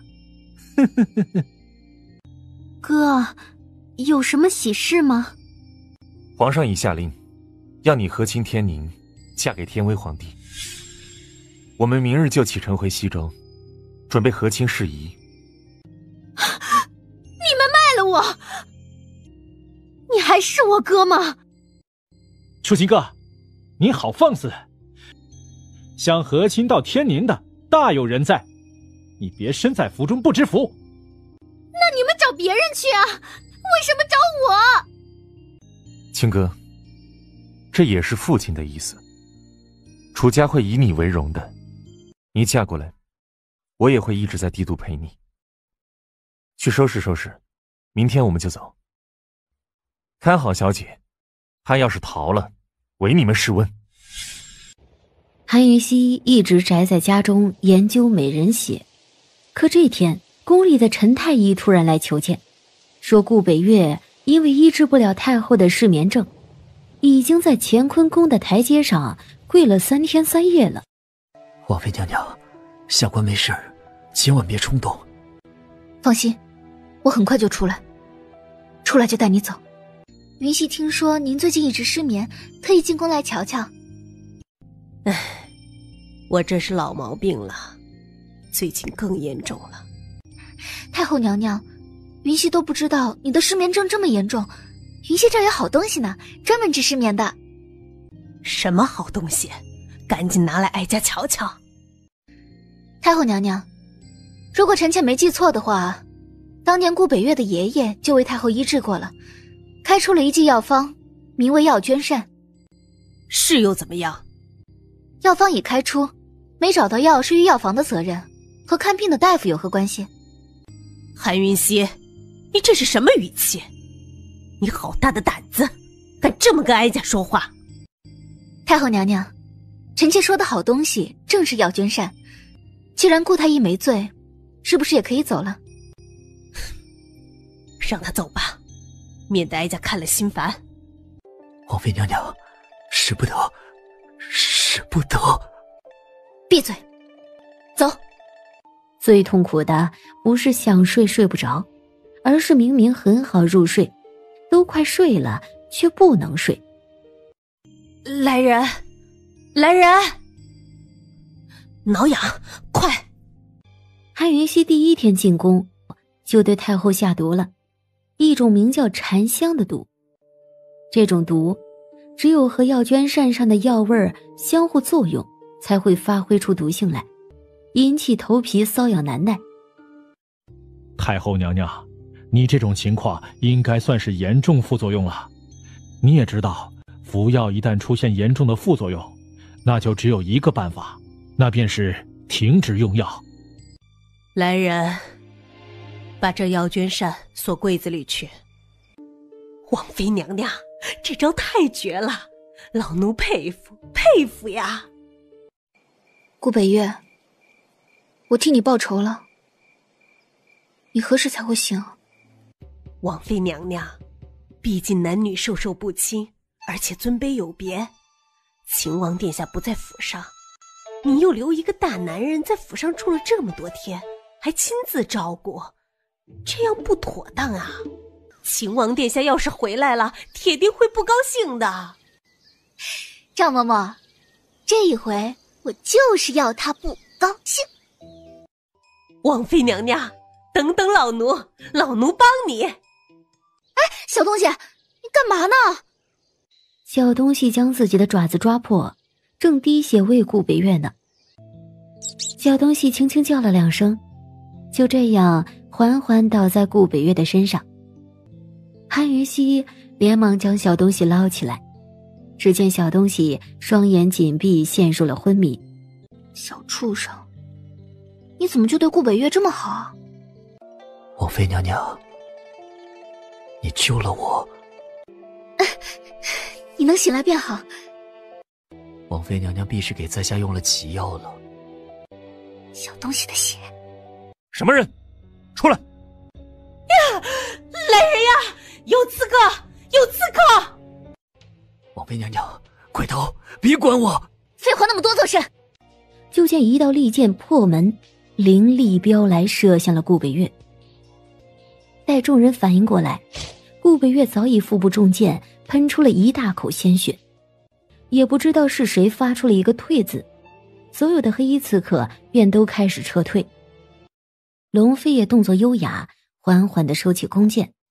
他不允许天宁帝都里埋伏着这样一个来历不明、深藏不露的家伙，更不允许韩云熙的身旁有这么一个人的存在。你们都出去，赵嬷嬷把窗户都关上，门也带上。要知道，顾北月的伤在丹田处，那可是肚脐下3寸的地方。哎，不好！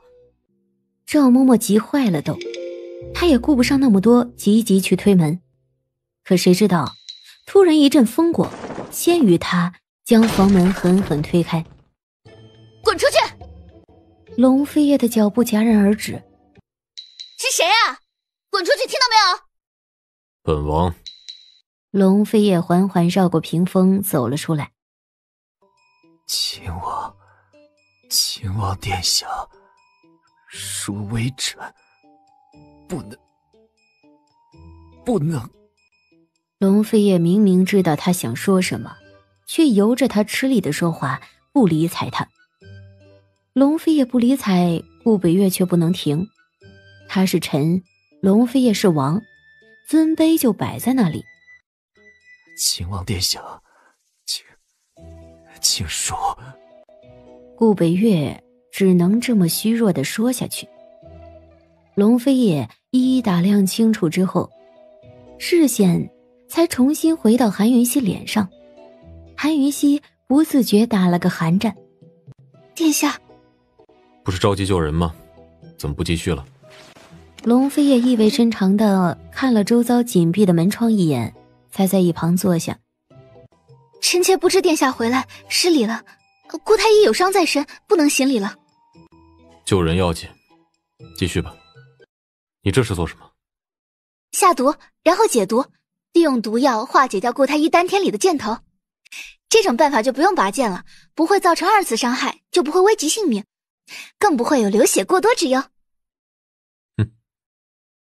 果然是好办法。他费尽心思想出来试探顾北月的好法子，就是顾北月那么好的医术都无能为力，居然被韩云熙这样给破解了。一旁，顾北月嘴角忍不住泛起一抹笑意。那这毒该怎么下？喝下去就可以了。如何解毒？服用解毒药，随后行针，让毒水流出来便可。如何行针？就是在韩云熙说着说着，突然意识到不对劲了，他的视线下意识地往顾北月腹下飘去。龙飞叶袖中的拳头陡然握紧，等着韩云熙继续往下说。在什么？在腹下3寸丹田周遭寻穴施针，只有几个穴位而已，都是普通的穴位。等顾太医服下解药之后，皇太医就可以进来施针了。那现在呢？本王也滚出去。殿下，因为臣妾需要配置毒药，得计算分量，被打扰了就容易出错，所以臣妾不知殿下回来，实在失礼。既是如此，本王就先出去了。龙飞叶出门后，那脸色说有多难看就有多难看，别说门外的人了，就是龙飞叶自己都没想到韩云溪会真让他出来。这个女人好极了。王妃娘娘，让你辛苦了。顾北月笑了笑，也不多说，准备好金针，韩云溪没再耽搁，立马喊皇太医进来。进来的却不止皇太医一人，而是所有人，就独独龙飞也没进去。殿下，治好了。皇太医在行针，问题不大。随本王过来。殿下，皇太医还在行针，臣妾暂时还不能离开。龙飞也没有回头，冷冷丢下一句话：那你不用过来了。王妃娘娘，殿下真不高兴了。然而韩云溪却郁闷着，根本没听到赵嬷嬷在说什么。王妃娘娘，你说的那个办法真的可以不用拔剑吗？什么情况了？一切顺利，流黑血了。那便好，一切都顺利，只要黑血流干净，伤口处理一下就好了。既然已经找到他了，为何不带他走？秦王必是怀疑你了。不，他必定是知道什么，想知道更多。那你还不走？七贵族的动静越来越大了，他留在秦王府才是最安全的。皇太医，还没好吗？好了好了，王妃娘娘进来吧，一切都很顺利。顺利便好，2个时辰之后，劳烦皇太医再换一次药了。他说完，急急转身就走，朝龙飞叶消失的方向跑去。老夫以为他早就走了。我也以为。顾北月欲言又止，缓缓闭上了眼睛。殿下，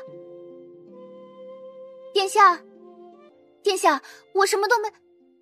韩云溪正要解释，谁知道赵嬷嬷突然从一旁草丛里冒出来，冲他招手。韩云溪狐疑了，怎么了？殿下不高兴了，不高兴了。王妃娘娘，殿下不高兴了。韩云溪一愣，随即就瞪大了眼睛，终于恍然大悟了。对呀，他不是早就想让这家伙不高兴的吗？王妃娘娘，老奴就说了，殿下心里是有你的。瞧瞧，醋坛子都翻了。王妃娘娘，让秦王殿下更不高兴些。韩云溪眼睛都笑成2道弯月了，他回到大门口去，又敲了敲门。殿下，你不在吗？没什么重要的事的话，我就回去了。顾太医的伤势还不是很稳定呢。这一回韩云溪没有再等，转身就走。可是他刚刚走上长廊，就看到龙飞叶背对着他站在前面。殿下，让臣妾过来，有何要事？不是说不必过来了吗？那想必也不是什么要紧的事了。龙飞叶只轻轻应了一声，竟然从另一侧转身背对他走开。殿下，如果真没什么重要的事，臣妾就去客房那边了。顾太医的伤势严重，臣妾已经替他请了病假，打算留他到痊愈。韩云溪，府上留不留人，不是你说的算。殿下不是说了，府上的一切事务全权由臣妾负责吗？从现在开始，不必了。哦。韩云溪竟没再多说什么，当着龙飞叶的面转身就走。殿下，王妃娘娘收拾了包袱要出门，说是要去顾府住2天。什么？他人呢？此时韩云溪已经收拾好包袱，正要走出云仙阁大门，突然一阵强劲的风迎面扑来。去哪儿？顾府。顾太医的伤势还没痊愈，我去照顾几日。你说什么？顾太医的伤势还没好，我去照顾几日。堂堂秦王妃去照顾一个太医，韩云溪，你可有把本王放在眼中？回答本王的问题。顾太医真的伤得很重，我担心。韩云溪，你看上顾北约了？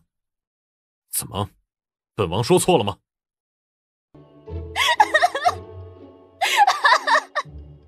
你笑什么？殿下，你吃醋了，对不对？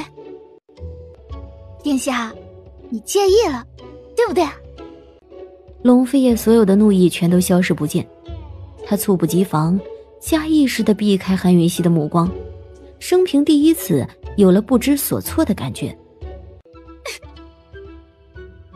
殿下，你还没有回答臣妾的问题呢。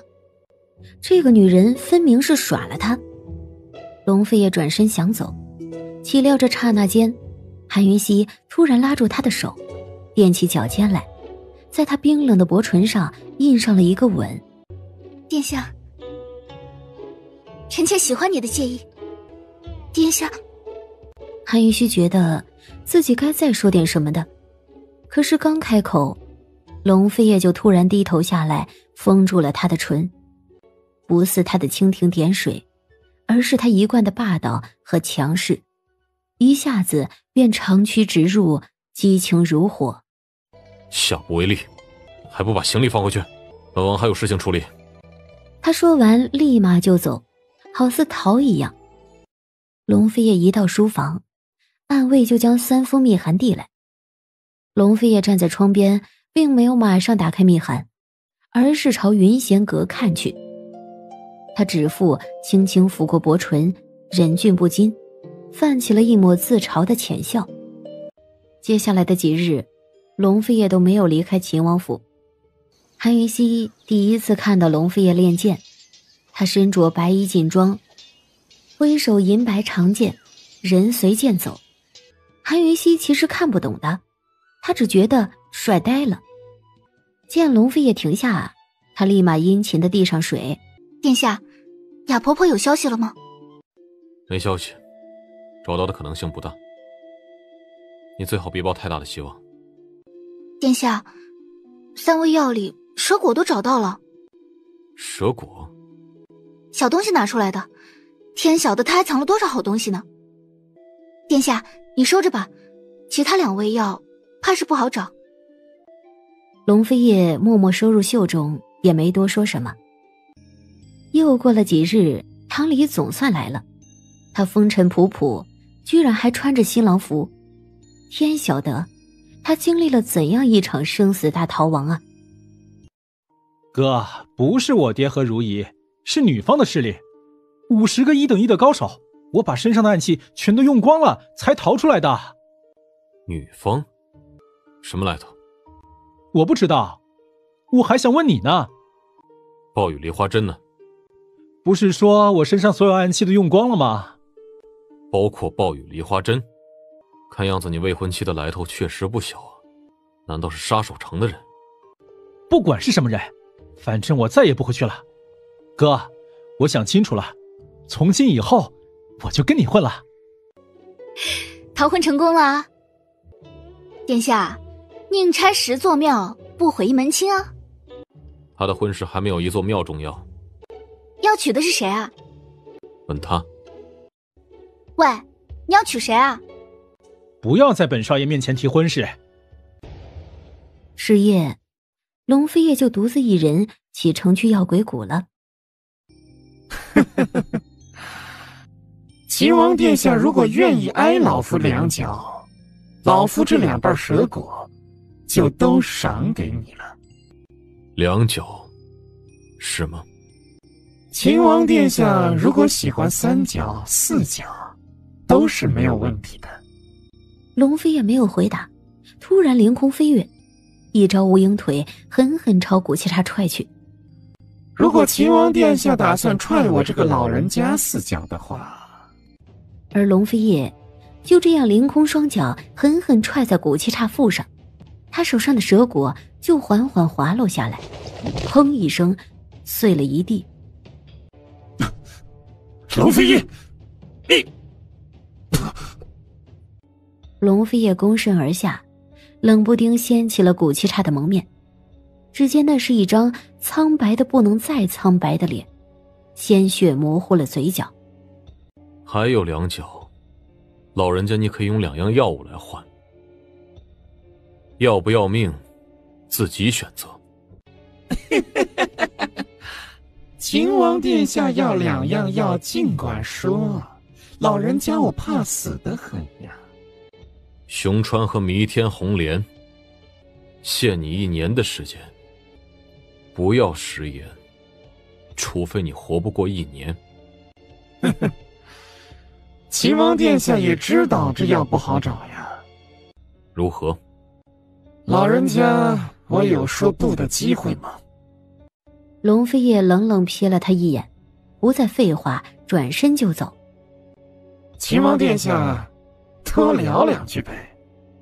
喂，蛇果你不要了吗？龙飞叶，哪个该死的给他蛇果了？古七叉烦躁着转身进门，随手丢了个人皮面具出来。他古七叉多的是人皮面具，想看他的真实相貌，门儿都没有。主子，有人闯入密室劫人，来者是何人？黑衣蒙面，看不清楚。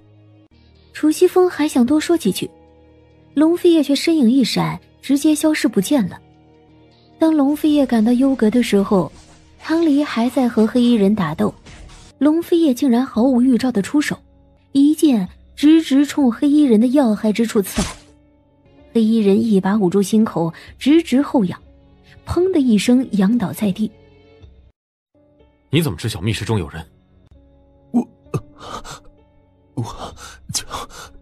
救我！不想死就马上回答本王的问题。好，我说，是我家主。龙飞叶俯身贴近，想听清楚。黑衣人突然抽出了一把匕首，狠狠捅入龙飞叶的心口。殿下！黑衣人抽出了匕首，一掌狠狠震开龙飞叶，凌空而起，直接就逃。龙飞叶重重的跌跪下去，单膝狠狠撞在地上，随后整个人便趴了下去，陷入了昏迷。大夫，快找大夫！止血，快，必须马上止血。金疮药呢？我去将王妃娘娘找来。不可，这件事绝对不能让韩云熙知道。我们不说密室那件事，就说被刺客伤的，要不然殿下万一……韩云熙来了也没用，他是毒医，不是神医。唐少主，赶紧把王妃娘娘找来。老朽记得王妃娘娘解毒的时候用过一味止血药，极其有效。快！你不早说！他将龙飞叶交给楚西风，急急就走。韩云熙，跟我走，快点！啊，你干嘛？殿下被刺了，就在心口上，命在旦夕。到底怎么回事？谁伤他的？问那么多做甚？先赶去救人。唐离，赶紧去把顾北月找来，告诉他匕首刺在心上，极深。韩云熙，你找顾北月干嘛？你赶紧止血啊！你不是有特效药吗？把顾北月带到这里来，最迟2刻时一定要到，否则他要是死了，我第一个毒死你。龙飞叶，不是说好了一起去灾区的吗？明天就要走了。龙飞叶，可知道我心中有多期盼？龙飞叶，你对我说话不可以不算数的。王妃娘娘留下，其他人都出去，准备热水在门口候着。位置和你之前伤的一样，但很深，我还不敢检查。王妃娘娘，我马上检查伤口，再决定要用什么药。时间太紧了，找生血丹是不可能的，所以……我懂。在下一定会尽力的。王妃娘娘也千万冷静，随时准备止血。随着一圈圈绷带的解开，伤口上的鲜血就不停地往外冒。这冒出来的不仅仅是血，还是龙飞叶的命啊！让我先止血。王妃娘娘，请冷静。需要止血的时候叫我。王妃娘娘，止血，快！他当机立断施针止血，颤抖着手，用了这辈子最快的速度帮龙飞叶施针。当血完全止住的时候，韩云溪整个后背都被冷汗湿透了。热水，快！我来。秦王，没事了吧？顾北月，你说话呀！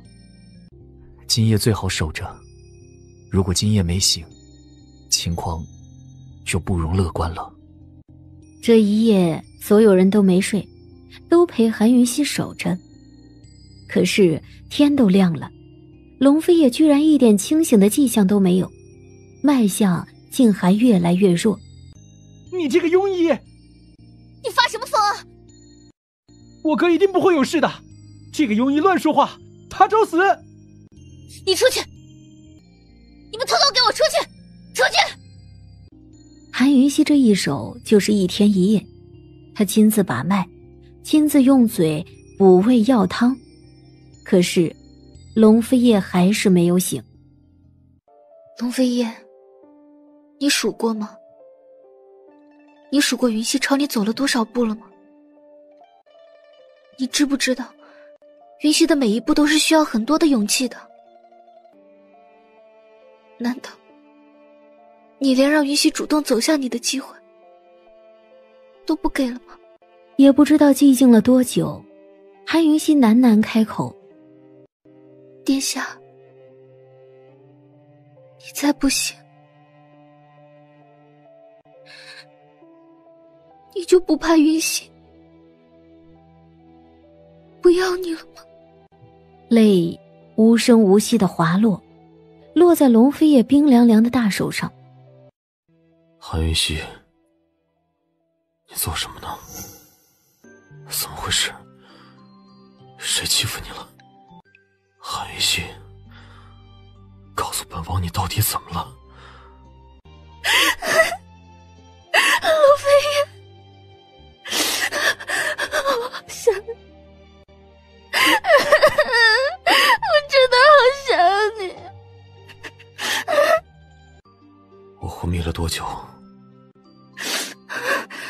？3天了，我以为我害怕。你现在可以放开我了吗？他默默地要退开。龙飞叶见这可怜兮兮的样子，终究是忍不住，一把将他捞过来，压在胸膛上。他挣扎要起，龙飞叶立马疼得倒抽了口凉气。不想本王疼死就别乱动。龙飞叶，你放手，快一点！放心，本王死不了。你还很危险。你救的本王的不是我，是顾太医。顾太医帮你上药，我帮你止血的。幸好来得及时，否则后果不堪设想。殿下，是谁伤的你啊？怎么伤得这么重？本王也想知道他是什么人。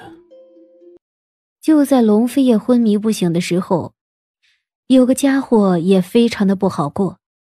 此人不是别人，正是那天晚上的黑衣刺客顾七少。他都不知道自己流了多少血，他的伤口实在是疼啊。殿下，你再不放开我，估计你得在榻上多躺1个月了。殿下，让顾太医进来复诊吧。秦王殿下吉人自有天相，已无性命之忧。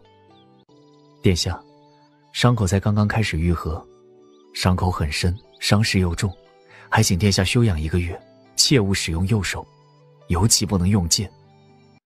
本王如此重伤，命悬一线，顾太医还能救得回来？顾太医不愧是太医院院首。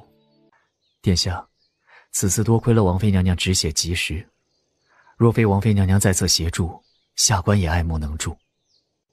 来人，赏顾太医黄金100两。谢秦王殿下。秦王殿下，这1个月是伤口愈合的关键期，切勿用力过度，若能避免，最好是不要用力。殿下，恕下官多言，还请殿下进房事1个月。本王会的。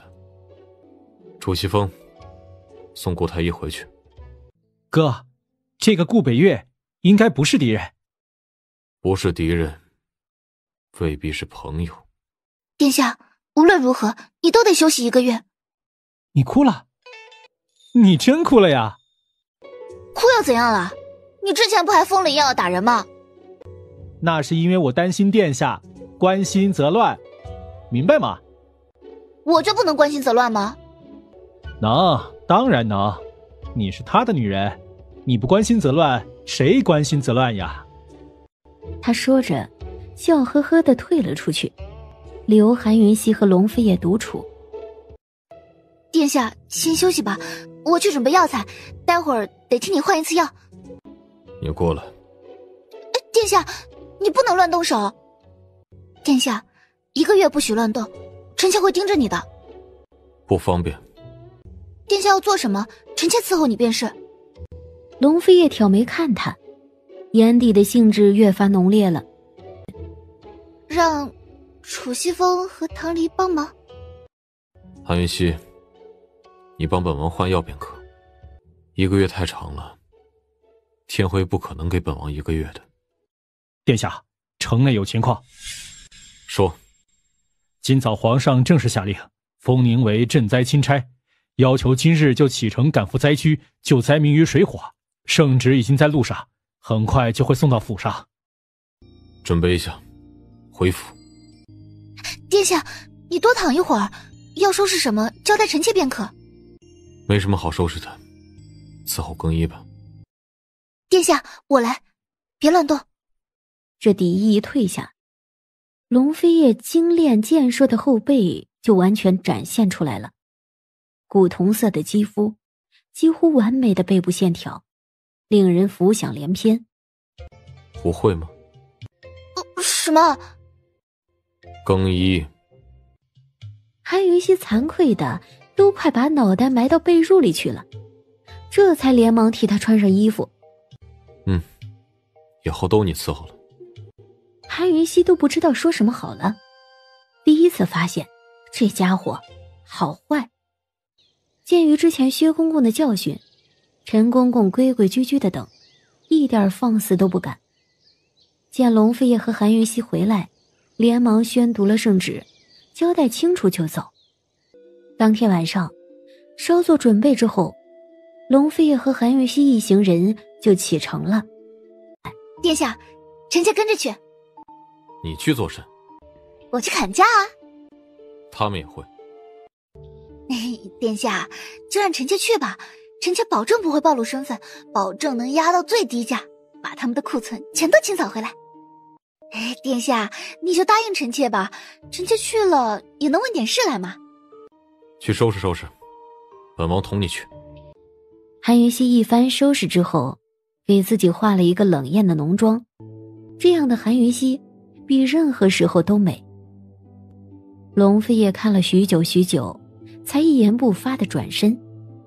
他还是黑衣蒙面，充当韩云溪的侍从。他们该去林家买粮了。疾步走着走着，韩云溪嘴角勾起了一抹狡黠的笑意，冷不丁后退。我故意的。他正要转身，谁知道龙飞叶却突然一把圈住他的腰肢不放。本王也是故意的。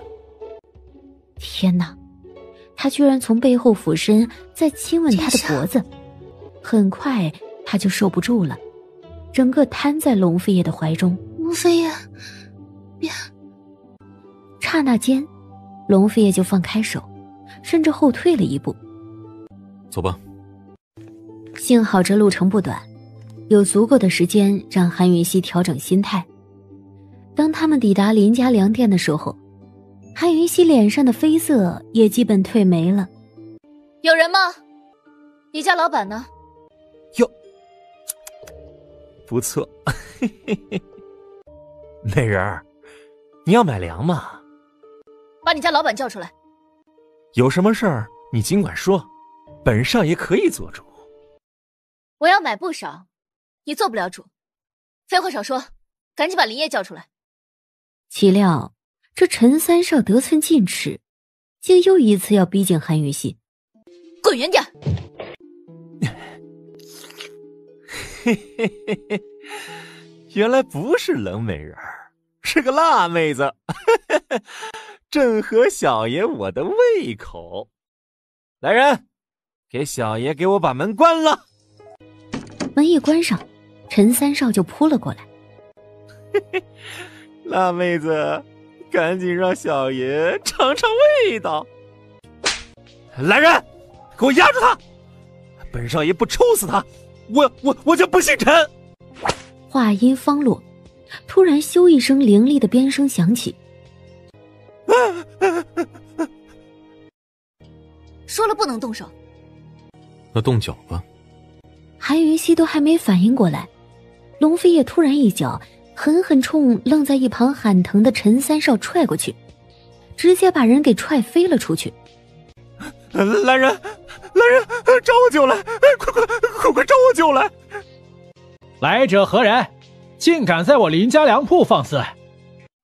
买粮人。不卖！舅舅，这个女人打我，那个男的还抽我，你一定要替我宰了他们！抽那个男人！来人，给我拿鞭子来！本少爷我要抽死他！林爷瞪了他一眼，他才悻悻地低头。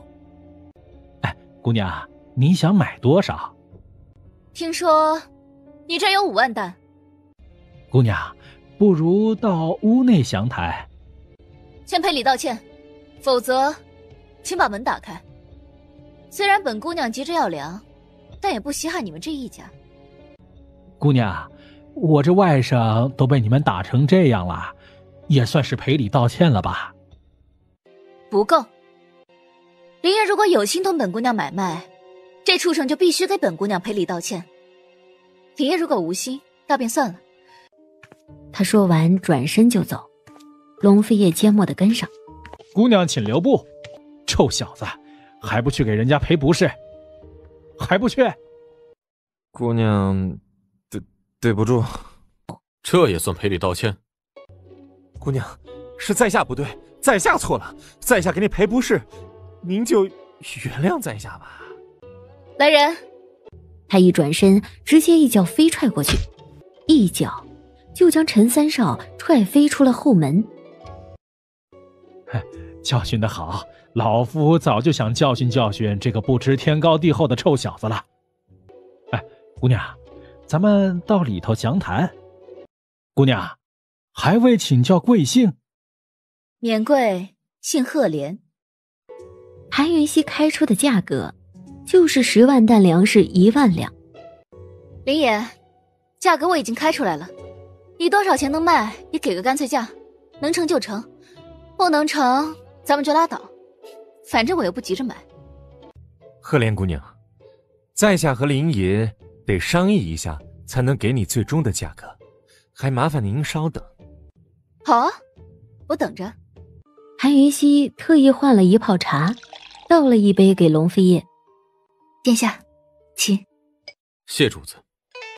韩云熙险些笑出来，3声有幸，能不能形容他此时的心情呢？见林爷和钱师傅回来，韩云熙一副等得不耐烦的样子。林爷，现在可以报个价了吧？赫连姑娘，您出的价格实在太低了，要不您加些，我们再降些，如何？我加多少没意义，关键是得你们愿意降多少。我刚刚就说了，这笔买卖我可做可不做。赫连姑娘，6万已经是底价了。5万，不卖拉倒。林爷和钱师傅都有种无能为力的感觉，真想知道这个女子到底是何方神圣，居然这么精，一开口就探到他们的底价。赫连姑娘，希望下一次还能合作。一定。殿下，给赏吧。你要什么，本王都给你。啊，殿下，说什么呢？你要什么，本王都给你。殿下，你就不怕臣妾要你的全部吗？当真都想要？想好了再回答。好，臣妾好好考虑考虑。等明日户部送钱来了，就启程去灾区。翌日，户部的银子还没送到，一个坏消息却先到了。全国上下都在谣传，秦王殿下无力挽救灾区的饥荒，没拿银子买到粮食，反倒一路吃喝玩乐，纵容秦王妃各种奢侈开销。殿下，臣妾红颜祸水，误国误民了。龙飞叶冷冷瞥了他一眼而已，不屑发表看法。殿下，据臣妾了解，3大灾区里，宁南郡的灾情最严重，而那的民风最凶悍。你了解？臣妾不知道殿下要先去哪个区，所以做了一些调查。楚西风，明天开始隐瞒本王的一切行踪，秘密去宁南郡，150万担粮送宁南郡，剩下的平分给其他2个区，全部秘密押送。属下明白，属下这就去办。殿下，该换药了。龙飞也脱去衣裳，韩云溪就坐在他身旁，小心翼翼地用药水清洗之后，再重新上药包扎。全愈合了吗？得多久才能痊愈？韩云溪不仅仅没看他，甚至连回答都没有。他没有再多问，而是盯着韩云溪打量，就像是检查一件心头宝一样，一处一处的检查。他们就这样在路上走了半个多月。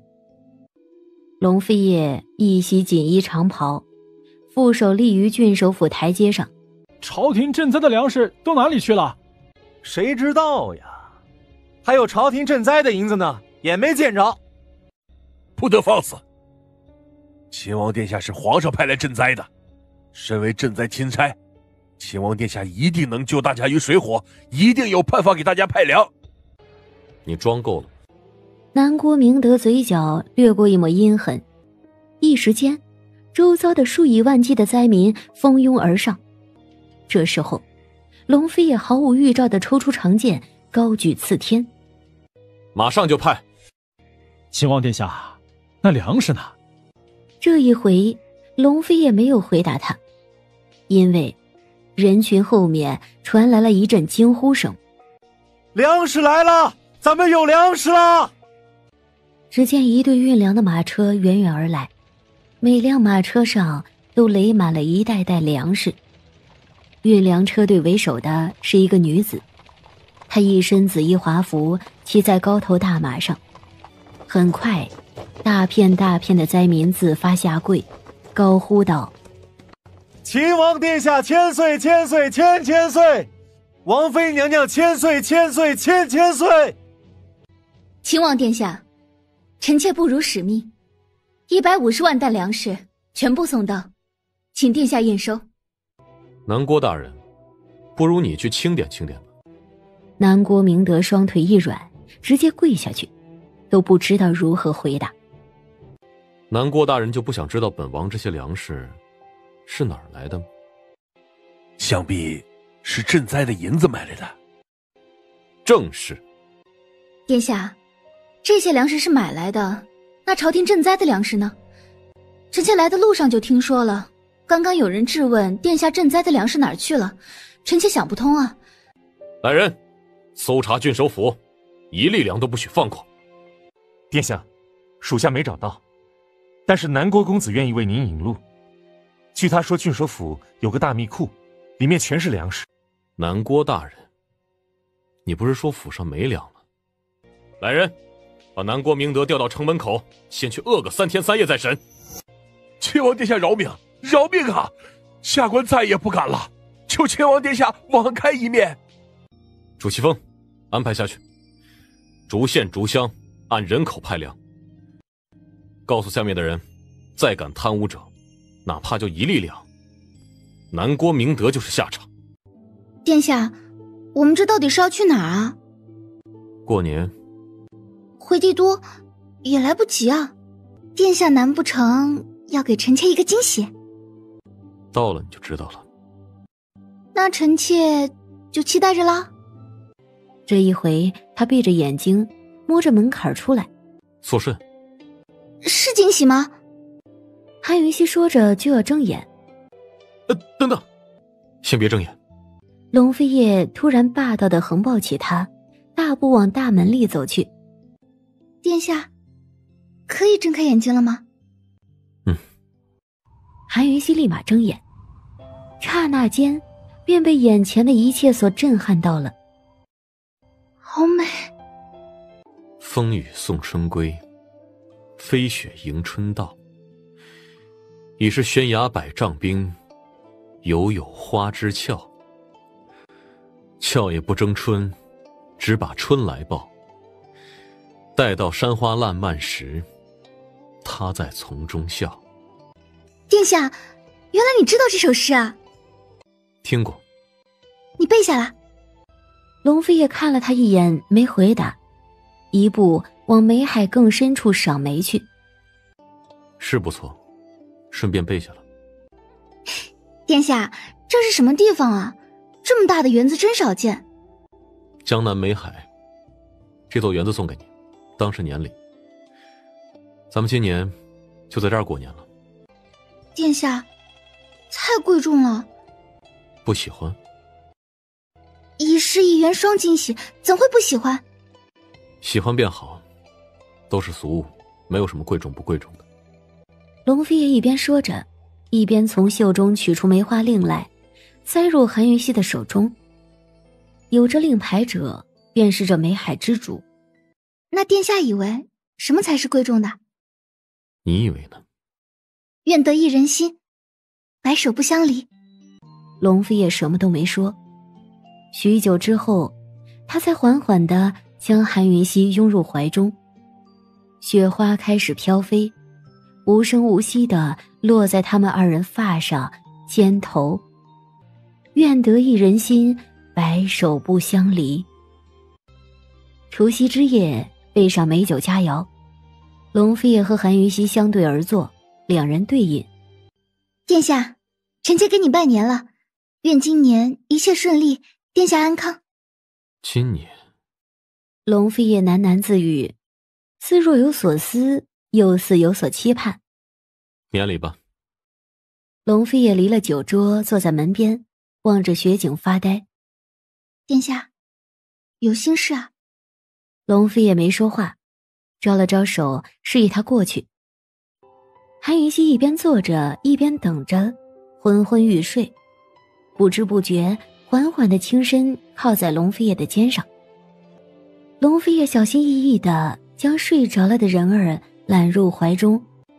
又一年了，愿得一人心，白首不相离。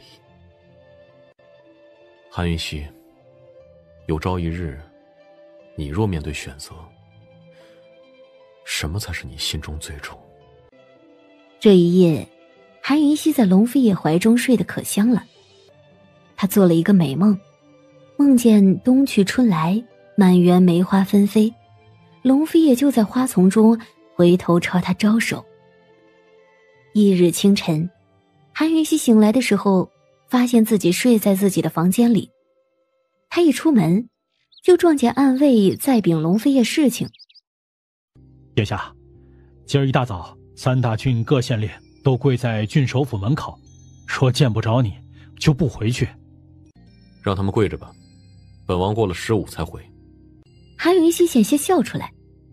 那些县令要是听到这俩字儿，估计半天都跪不住，争先恐后的跑回去。殿下，咱要去找粮吗？去准备准备，下午出门。殿下，我们要出海捕鱼，时间来得及吗？参见殿下，参见王妃娘娘。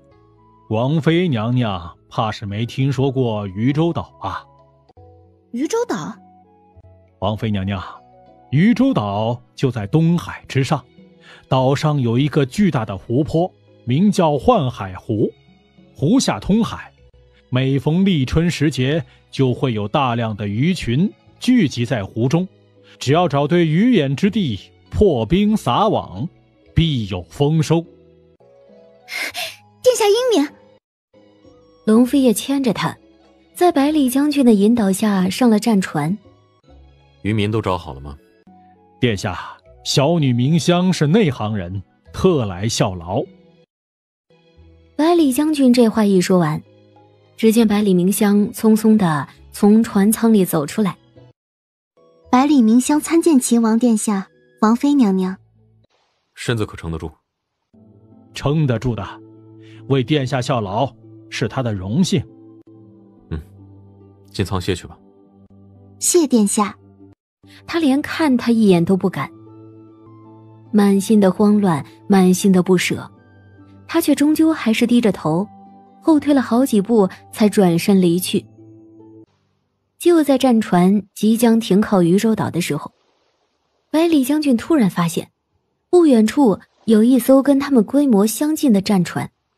殿下，是北厉皇族的战船。北厉皇族。只见龙飞叶的长剑吭一声颤抖，便直逼君一邪而去了。秦王，好久不见，不聊几句？你没资格跟本王聊。长剑当空劈斩而去，剑气如虹，直逼君一邪。君一邪当即避闪。怎么，许久不见，北厉康王成缩头乌龟了？秦王殿下，几年不见，风采依旧啊。欧阳宁诺，在下贱民，承蒙秦王殿下记住，实在是三生有幸。云空商会何时变成北厉皇族的走狗了？秦王殿下，在下不过是同康王合作一笔买卖而已，还请殿下卖云空商会一个薄面。殿下和康王有何私人恩怨，还请事后再另行解决。怎么，云空商会也盯上了我天宁饥荒的买卖了？秦王殿下，买卖自由，若是有粮可买，想必天辉皇帝和您都会乐意为灾民花银子的。渔州岛上的捕捞亦是自由，能者得之。秦王殿下不会想以武力霸占吧？传出去可会辱没了殿下的英名。好，欧阳宁诺，本王卖你这个面子。多谢秦王殿下，我等先行一步了，告辞。冷，还好。龙飞也没说话，随手将他拢在怀中。这幻海湖有多冷啊？全湖从下半年开始冰封，冰厚3尺，水洒在湖面上立马就结冰，所以捕捞上来的鱼可以就地冰封，保鲜半年是没问题的。这么方便，怪不得你会想来这里找粮了。受得住吗？没事。韩云溪连心都是温暖的。一切看似寂静，一场激烈的较量却已经开始了。此时百里明香整个人都趴在冰面上，他的耳朵紧贴着冰面，似乎在听什么。殿下，我找到了，我找到钟鱼眼了。好，凿逼，撒网。来人，快！我找到了，哈哈哈哈！我终于找到了，这么多年了，我总算找到他了。那老东西不会找到大鱼眼了吧？王妃娘娘，你有所不知，大鱼眼只存在于传说中，到底有没有还没人见识过呢。或许真是有大鱼眼。殿下，鱼眼里的鱼群正在撤退，撤网已经来不及了。是大鱼眼，他们真的找到大鱼眼了。传说是真的，大鱼眼一出，整个幻海湖的鱼都会被捕尽。百里明香，找大鱼眼。是，明香遵命。百里明香自己也着急了，没了之前的从容淡定，双手在冰面上不断的摸索，最后都乱了节奏。百里将军，赶紧把他拉起来，伤了身子骨，得不偿失。父亲，再给我点时间，我熬得住的。殿下让你起了，你的身体不能勉强，你知道，待小姐烤火取暖，看好她。龙飞叶，你们的晚膳，本王包下了。龙飞叶袖中的拳头我的哥哥坐享。若非宇宙岛上禁武，他岂能容君一邪如此挑衅？殿下，派人凿冰，臣妾有办法。凿冰？随便找个地方开凿，凿个圆形大窟窿。王妃娘娘，这是？当然是撒网捕鱼啊！这么多鱼，我就不信抓不到。来人，照王妃说的做，马上凿冰。渔工们一起上，用专业的开凿斧砰砰砰狂砸。殿下，冰面已经凿好了。韩云溪在窟窿边蹲下，从医疗包里取出一个小瓷瓶来。见状，君逸邪立马箭步过来。韩云溪，你要下毒？秦王妃，渔州岛可不是一般的地方，容不得你胡来。本王妃不过是想喂鱼而已，你们急什么？怎么，渔州岛有不准喂鱼的规定了？喂鱼？本王看你就是投毒。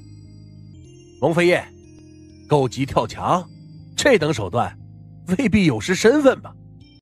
龙飞叶冷眸睥睨，废话不多说，从韩云溪手里拿来瓷瓶，直接打开，将药水倒下去。龙飞叶，你狗鸡不会跳墙，只会跳海。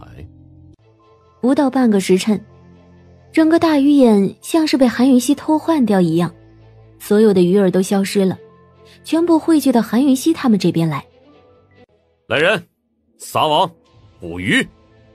说着，也不顾在场所有人都看着，他一把将韩云溪拉起来，狠狠地攫住她的唇，霸道入侵，热情激吻。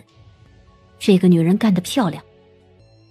一旁，君逸邪却看得险些吐血，他的眼底闪过了丝丝恨意。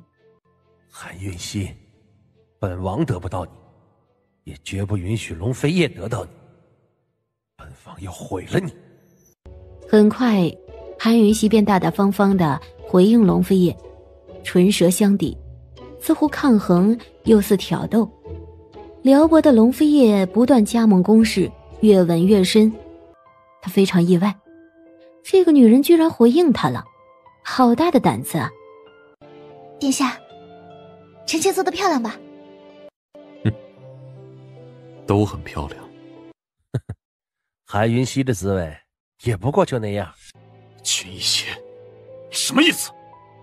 什么意思？你的正妃娘娘应该是最清楚的。君逸邪，你嘴巴给我放干净点！王妃娘娘激动什么呀？当初之事。龙飞叶的拳头，我的哥哥作响。君逸邪，你到底什么意思？就字面上的意思，秦王妃的滋味也就那样。不是他说的那样。秦王妃，本王说的是哪样啊？君逸邪，你敌不过本王妃的毒，逼迫本王妃交出解药未遂，竟意图对本王妃不轨以威胁。本王妃幸得有人相救，才可保全清白。你今日敌不过秦王，旧事重提，简直是不要脸。保全清白，秦王妃，你确定？君逸邪，你给我闭嘴！怎么，秦王妃怕本王说了什么不该说的吗？韩云溪朝龙飞叶看了去，竟见龙飞叶也正朝他看来，眸光寒彻的骇人。看样子这件事秦王是不知晓啊。韩云溪心一狠，他当众脱掉厚厚的狐裘，狠狠地捋起袖子，将玉臂高举，一颗手工纱血红似火，清晰可见。君逸邪，本王妃的清白在这里，瞧清楚了，不轨未遂有恶意侮辱，你是何用心？这样对付一个女子，你算什么男人？所有人都看着韩云溪手臂那一抹红。盛传秦王妃得秦王圣宠，执掌秦王府，可谁曾想过，这个女人竟至今还是清清白白、干干净净的女儿身。君逸邪，你中的毒就只有一瓶解药，我早就丢了。但是还有一个解毒的办法，你想知道吗？什么？自废手臂吧。哼！贱人！你找死！殿下，这是陷阱。百里将军的双手紧紧夹住剑刃，鲜血很快就弥弥而下。余州道禁武，殿下一旦动武，他们所有努力都将白费。滚开！殿下，王妃娘娘是清白的，君逸邪故意的，您千万别中计。本王最后说一次，滚开！王妃娘娘，你劝劝殿下，你和殿下这几个月的努力不可白费了。殿下三思。只是龙飞叶看都没看他一眼。韩云熙的嘴角泛起了一抹自嘲，也像百里将军那样伸手要去握住剑刃阻拦。这下龙飞叶立马就将长剑从百里将军手里抽出，避开了韩云熙的手。百里将军，传令下去，把水师全调过来包围渝州岛，敢带军逸邪离开者，杀无赦。末将遵命。军逸邪见势头不好，当机立断转身往海滩去，飞跃到他的战船上去。可谁知道龙飞叶并没有追上楼船，而是凌空在海面上拔剑而出，一声巨响，高大的楼船竟被劈出了一个大窟窿。欧阳宁诺，这就是龙飞叶卖给你商会的面子。康王殿下，那是你的船，跟本公子没多大关系吧？欧阳宁诺。这时龙飞叶的第二剑已经劈下，正劈在翘起的船头上，一剑下去，船头尽毁，船亦是彻底毁了。军逸邪只有一条路，回到禁武的渝州岛上。他凌空而立，背后是一圈浩荡的战舰，成批的弓箭手万箭待发。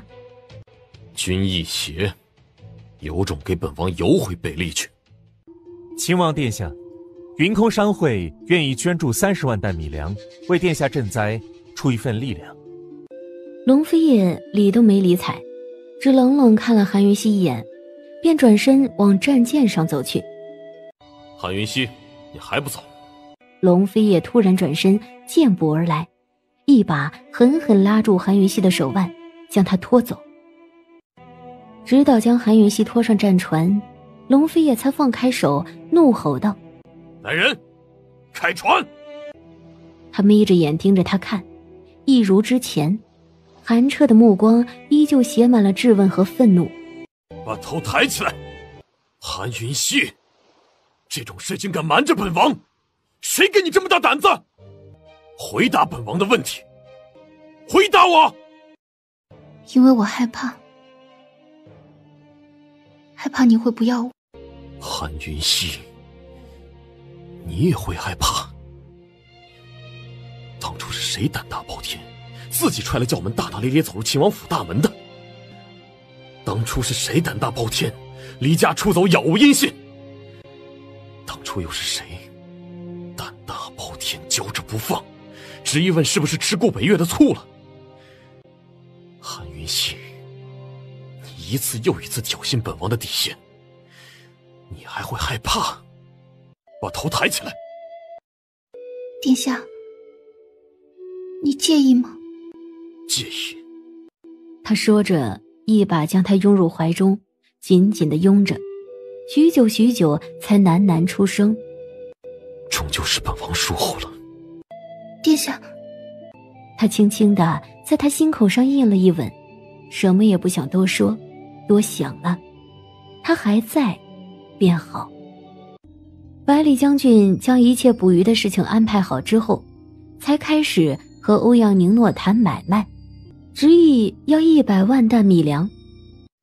百里将军，你也知道天宁是米粮的唯一产区，去年整个天宁的收成都不好，即便是他们高价收粮，也没收到多少呀。有多少给多少，剩下的可以按2月份的市价折现。签约按手印之后，百里将军才将欧阳宁诺送到百里明香的船上，同百里明香一同回去。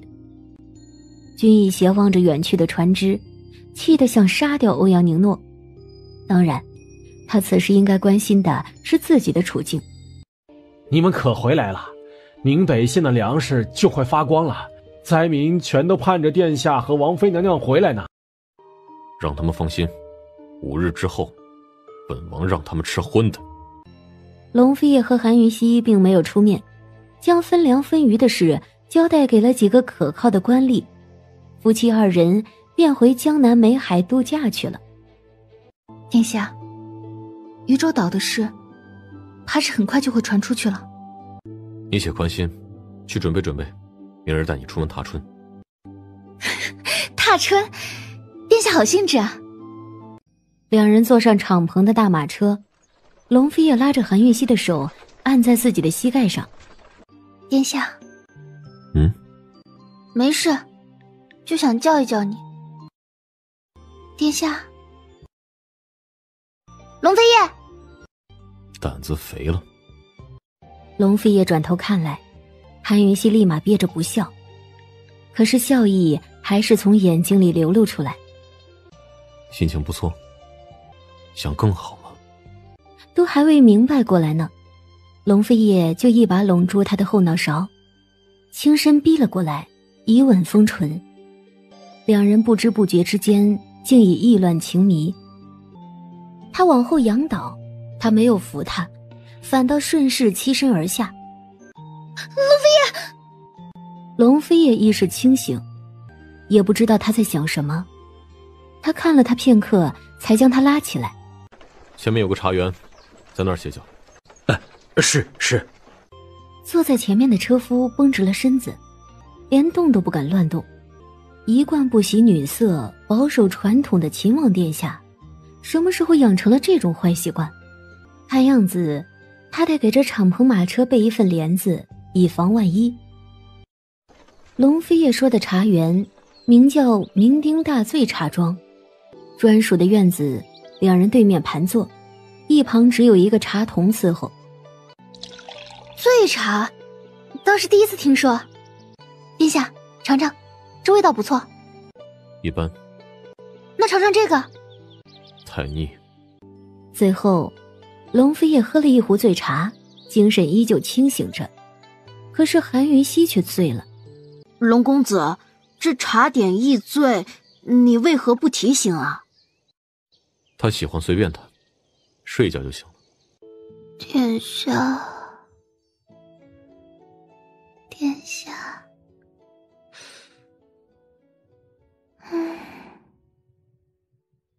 云溪好羞啊你啊！韩云溪，你遇到本王是对是错？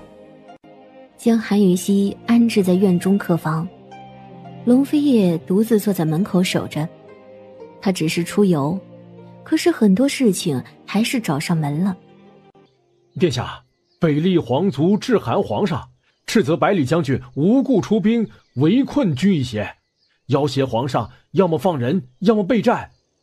皇上急召百里将军回帝都。殿下，百里将军等你消息呢。将在外，军令有所不受。殿下，这什么时候学会废话了？属下遵命。韩云熙醒来的时候，他们已经回到江南梅园了。殿下，田惠可以加给你兵变叛乱之罪，而且一旦开战，你便会是罪人。跟本王打个赌，如何？赌什么？赌北利不敢开战，远不敢。殿下，赌注呢？殿下，如果我赢了，你带我去天山剑宗见识见识。如果你输了呢？条件随殿下开呗。你这么肯定自己会赢？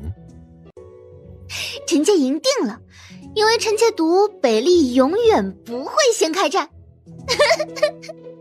哎，殿下，说好了的，不许耍赖啊！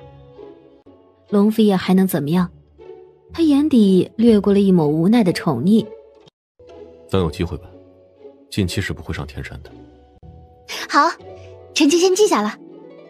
殿下，你怎么就那么肯定北利不会先开战啊？你有妙计？不告诉你。秦王殿下和王妃娘娘终于启程回帝都了，还未到秦王府，天辉皇帝就派人来召龙飞叶进宫议事。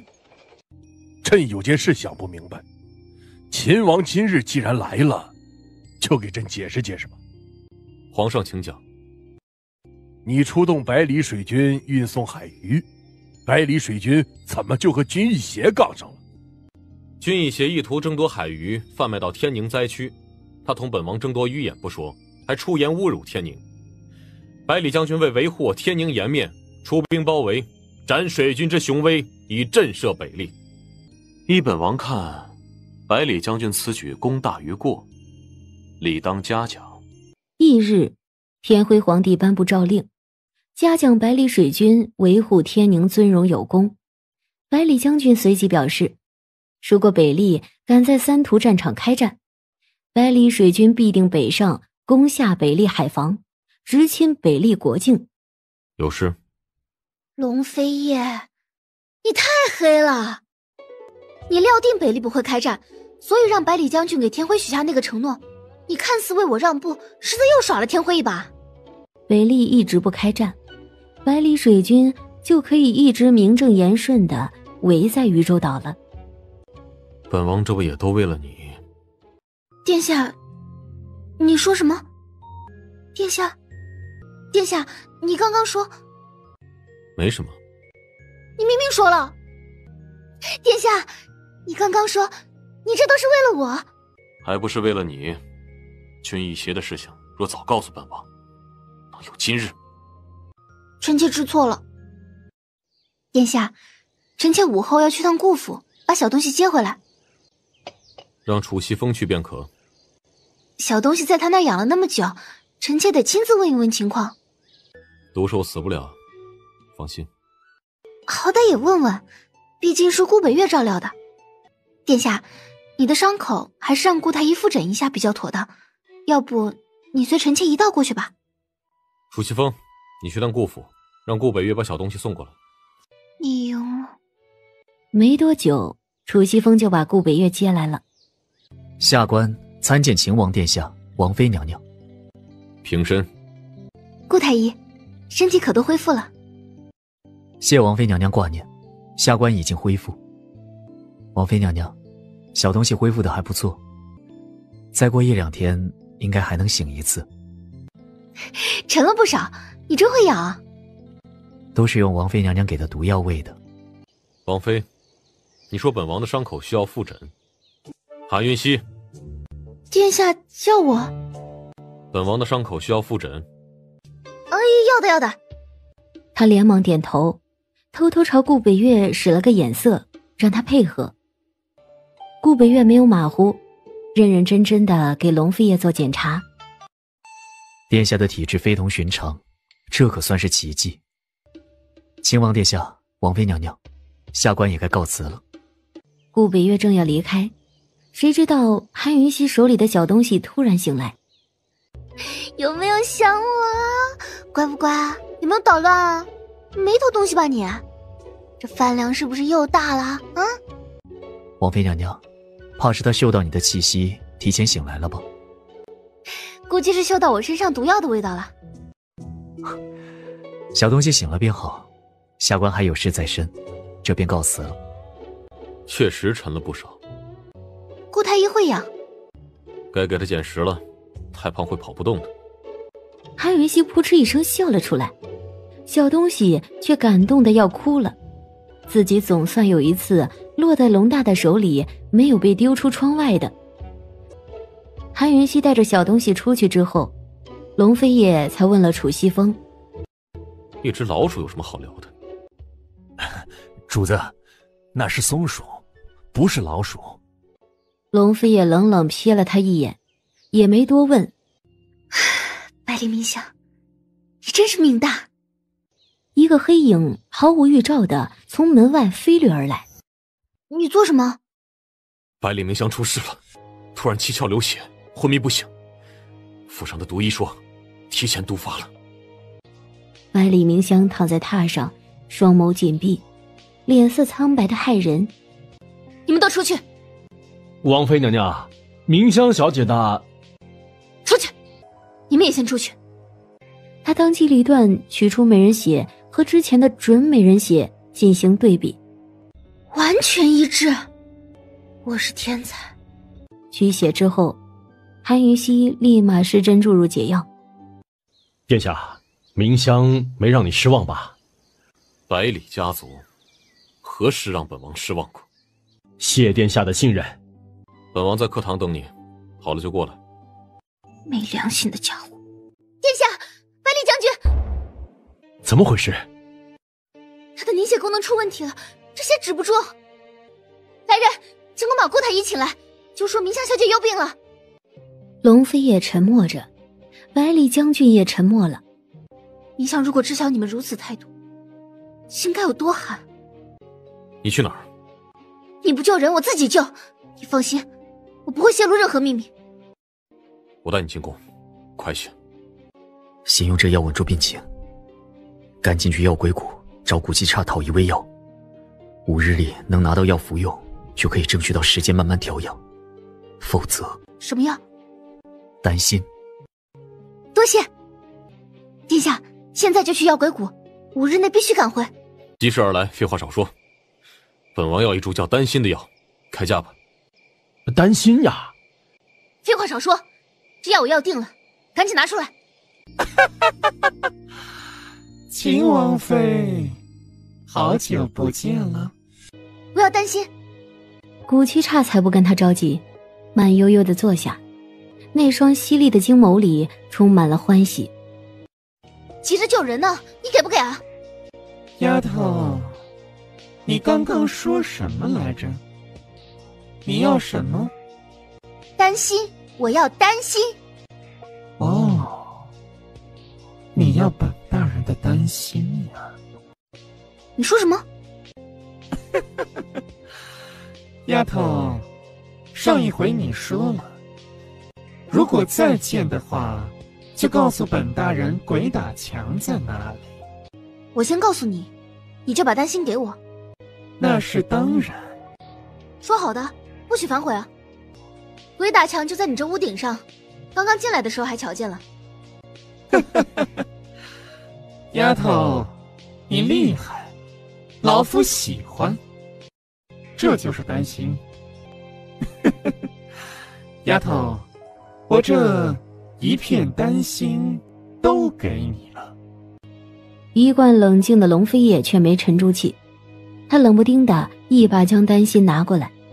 救别人用的，他不需要。王妃娘娘，本大人的丹心你可收好了。秦王殿下，后会有期。这话音一落，龙飞叶立马握剑了，韩云熙却拦下了。赶时间，下次找他算账。韩云熙和龙飞叶回到百里将军府的时候，正好是第5天晚上。他一进房间，亲自一口一口喂着百里明香喝下去。喂了药之后，他才松了一口气，坐在一旁启动解毒系统检测百里明香的血液。然而他坐着坐着却突然昏迷了过去，缓缓地倒在百里明香的身上。来人啊！怎么回事？只见百里明香已经坐起来了，看着昏迷在他腿上的韩云熙，一脸惊恐不知所措。龙飞叶一把将韩云熙抱起来护在怀中。百里元龙，找大夫。殿下宽心，王妃娘娘只是过于疲惫睡过去了，睡够了自然会醒，休息一阵子就不会有大碍的。龙飞叶薄唇紧抿，他抱着韩云熙就要走。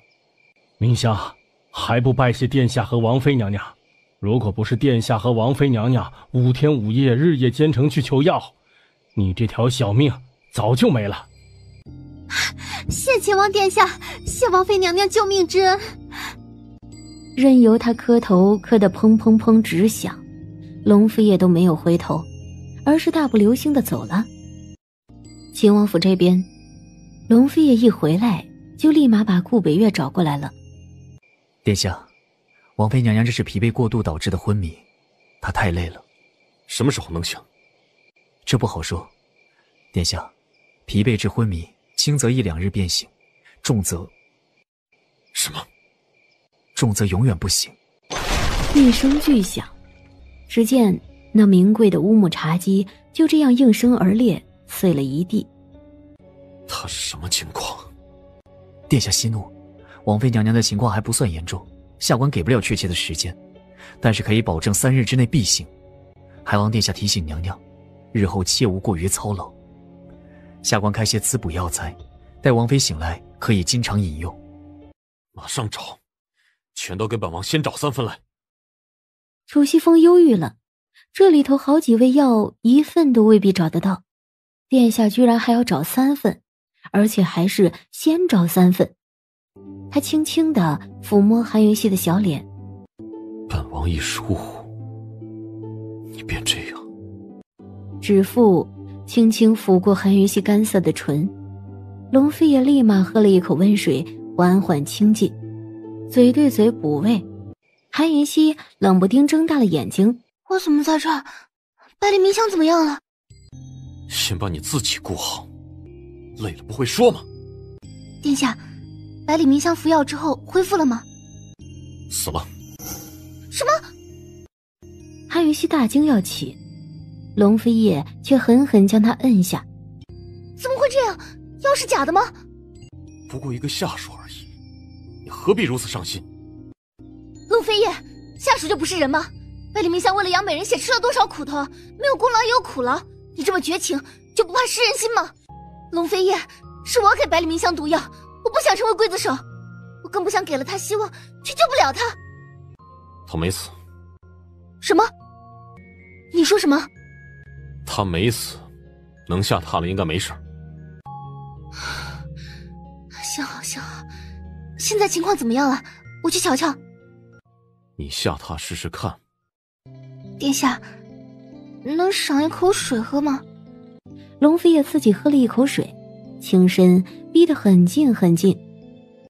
韩云熙死死地坚守不动，可是龙飞叶可没那么善良，居然伸手捏住了韩云熙的鼻子，没2下他就呼吸难受，坚持不住了，只能张开嘴。龙飞叶喂完了一口，又喝了一口。殿下，赏一口就够了。龙飞也没理睬他，又逼近，韩云熙半推半就的也就配合他了。就这样一口一口亲喂，很快就喂完了一杯水。还渴吗？不了。饿了吗？不饿。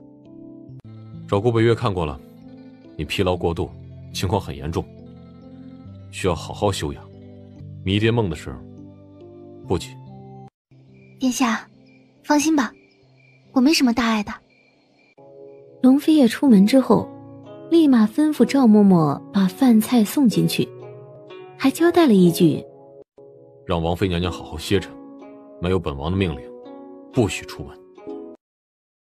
还喝？你当我坐月子吗？王妃娘娘，你先委屈委屈，殿下已经派人去找顾太医开的方子了，这些汤先给你补补气。韩云熙懒得废话，挥了挥手示意他退下。然而这时候龙飞叶却过来了，他急急地把参汤端过来，一口气没停喝个精光。他感情是被龙飞叶调戏怕了。殿下有事？好些了吗？基本没事了，明天就可以把美人血倒入迷迭梦里试试。不急，好好养着。第3天，韩云熙想出门去一趟百里将军府看看百里明香，谁知道龙飞也不让他出门。我已经没事了，你这是软禁我。你至少要休养1个月。你找顾北岳来瞧瞧，我真的没事了，闷在家里反倒会闷出病来的。是顾北岳说要你在家休养1个月的。殿下有客求见，是百里军府的明香小姐，想求见王妃娘娘。王妃需要休息，不见。是。站着。殿下，明香小姐过来了，也省得臣妾走一趟。她那个病很特殊，臣妾还是得亲自瞧瞧为妙。韩云熙给赵嬷嬷使了个眼色，赵嬷嬷便连忙去请人。殿下，王妃娘娘，明香特来谢恩。因为明香的病让殿下和王妃娘娘受累了。起身吧，过来坐，我瞧瞧脉象。病是痊愈了，倒是这身子骨需要好好调养。王妃娘娘，明香的命是你给的，愿意侍奉王妃娘娘一辈子。行了行了，有话起来再说。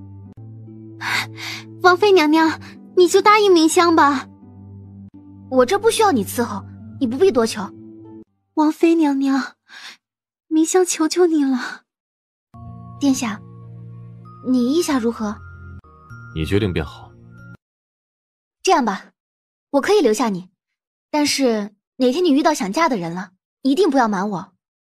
你就留下来帮我打打下手，抓药配药，还有照看院子里这些毒药草，别的就不必做了。百里明香激动的都不知道说什么是好，他又要下跪了。韩云熙连忙拦住：别，你先回去把身子养好了，1个月之后再来吧。殿下，太后宣臣妾进宫，恕不多陪。本王也要进宫一趟，一起吧。还不走？待会儿一道回去。韩云熙溜出去玩的心就这样彻底死掉了。楚贵妃驾到！楚贵妃赶紧平身，到哀家这儿来，哀家好好瞧瞧。怪不得皇上喜欢你，这后宫里就找不到第二个比你长得好的。太后赏赐之后，雪贵妃等人纷纷把礼物拿了出来，楚清歌也都一一回礼。楚贵妃，你给秦皇婶准备什么礼物了？赶紧拿出来，大家瞧瞧。哎呀，我原以为在宫里是见不到王妃娘娘的，也就没准备了。王妃娘娘，你不会介意吧？没关系，本王妃原本也没打算收你的礼，免了吧。这事儿也怪哀家，邀了秦王妃也没早告诉楚贵妃，见面礼是宫里的老规矩了，礼不可废也。秦王妃既然来了，这礼便免不了。哀家给你们做主了，既然没有准备，你二人便各自取身上的配饰为礼，互赠对方，聊表心意。韩云熙全身上下就只有一件配饰，那便是挽发的白玉簪子。脱簪散髻，相当于是脱衣服了，非闺阁寝室内不可为也。这事一旦被传出去，必定被天下人耻笑。太后懿旨，臣妾奉守。秦王妃，这是江南名将颜如玉大师亲手打造的紫玉手镯，也是我最喜欢的镯子，我将它赠予你，望你不计前嫌，多多指教。很美，多谢楚贵妃。秦皇婶啊，你打算赠楚贵妃什么？赶紧拿出来，大家开开眼界。韩云熙很清楚自己没有退路，他果断转身朝苏小玉看去。比起丝裙角绣角，跟苏小玉借发簪用比较不丢脸吧。秦王殿下驾到！只见那个挺拔傲岸的身影就出现在了大堂门口，背着阳光，完美的身躯像是镀上了一层金芒，尊贵而神秘，恍若神奇。臣妾给殿下请安，殿下千岁千岁千千岁。秦王殿下万福。免礼。秦王有何要事？这时候来找哀家啦？确实是很重要的事。秦王妃近来身子不好，本王带她回去休息。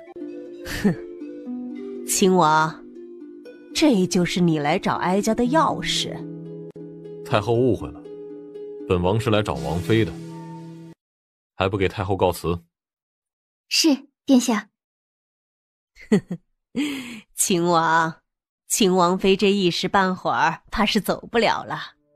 秦王妃为何走不了？太后这才将韩允熙和楚清歌互赠首饰的事说出来。龙飞叶往韩允熙发上看了一眼，立马明白了一切。他懒得同李太后多废话，毫不犹豫的当众就在自己袖口边撕下一条长长的锦白布条。怎么绑？满屋子的女人都躁动了，龙飞叶却旁若无人。他拿着布条在韩云熙发髻上比划了许久。怎么绑？殿下，这样就可以了。龙飞叶这握剑的大手费了好大的劲儿，总算帮韩云熙把马尾辫扎好了。楚贵妃，这白玉簪送给你。唉，秦王府穷，本王妃也没什么贵重的饰品，还请楚贵妃不要嫌弃这白玉簪。所谓礼轻情意重嘛。龙飞叶的嘴角抽了抽，没有理睬他。谁曾想到，韩云熙这女人手上居然戴了一个玉晶石手镯，一贯傲冷不屑一切的楚清歌第一次承认自己被打击到了。太后娘娘，云熙可以走了吗？既然身子不好，就回去好好养着吧。在众目睽睽之下，龙飞叶牵着韩云熙的手往外走，满堂寂静，众目追随。回府的马车上，韩云熙正贼兮兮地看着龙飞叶那残破的衣袖。看什么？谢殿下搭救。殿下要晚来一步，臣妾真得丢脸了。殿下能来找臣妾，臣妾真的好开心。韩云熙又瞥了那残破的衣袖一眼，便慵懒懒地靠在窗边，往窗外的热闹看去了。正看着入神，龙飞叶轻轻地扯下那紧白的发带，他那3000秀发就这样随着发带落下而全都散落下来。殿下，龙飞叶的目光越发放肆，他也不怕，挽起长发用手固定住。龙飞叶立马霸道地拨开他的手，柔顺的秀发便又散落下来。很美。韩云熙后知后觉，红霞爬满了脸颊。他挽起了长发，他总算递上发带，没再调戏。这家伙是原本就很坏，还是变坏了？回到秦王府的当天晚上，韩云熙通过赵嬷嬷辗转弄到了龙飞叶那件袖口残破的外套。王妃娘娘，偷殿下的东西不太好吧？你哪只眼睛看到我偷了？赵嬷嬷欲哭无泪。当然没人看到王妃娘娘偷了，因为这东西是楚西风和她一起偷的呀。哼，王妃娘娘，这是殿下送您的。娘娘，这东西可沉了，属下也不知是什么。见了里头的东西，主仆3人全都傻了眼。这居然是一大箱配饰。王妃娘娘，殿下这不是慷慨，而是压根不懂送女人东西。虽然他并不喜欢也不习惯戴配饰，但是看到眼前满满的心意，他还是很开心的。奴婢参见王妃娘娘。别的我也不多说了，还是那句话，哪天想走便走，我不强留你。婢女记着的。你到底是什么人？这么折磨我，你要做什么？木心夫人是你主子吧？雅婆婆更加震惊了，她居然听到了。年轻人，你好本事，竟解得了我这毒。木心夫人是你的主子吧？先告诉老身，你是什么人？龙飞叶取出一幅画像来。想必你也知道画像上的丫头是木心之女，她叫韩云熙。韩云熙？那丫头叫做韩云熙？你又是什么人？本王是韩云熙的丈夫，天宁秦王。那你瞒着他囚禁我，又是为何？有些事他永远都不知道，会幸福吧。如果我没有猜错，木心夫人身上流着的是西秦皇族的血。你到底是怎么猜到的？因为影族找来了，影族之人一直没有行动，也拒绝承认。或许还未确定云溪的身份吧。秦王，你呢？你娶云溪又为了什么？你怀疑本王？你是天宁亲王，你若有心，云溪的身份正是你夺位最好的台阶。区区天宁皇位，还不至于要本王踩着一个女人的背去争夺。本王宁可她不是皇族遗孤，宁可她只是韩家嫡女。我凭什么相信你？因为本王是。这个理由足以让你相信了吧？你居然，你东秦皇族，你想利用他光复东秦？本王还不至于踩一个女人上位，还不至于利用一个女人复国。那你囚禁老身在此是何意？他隐瞒云溪又是为了什么？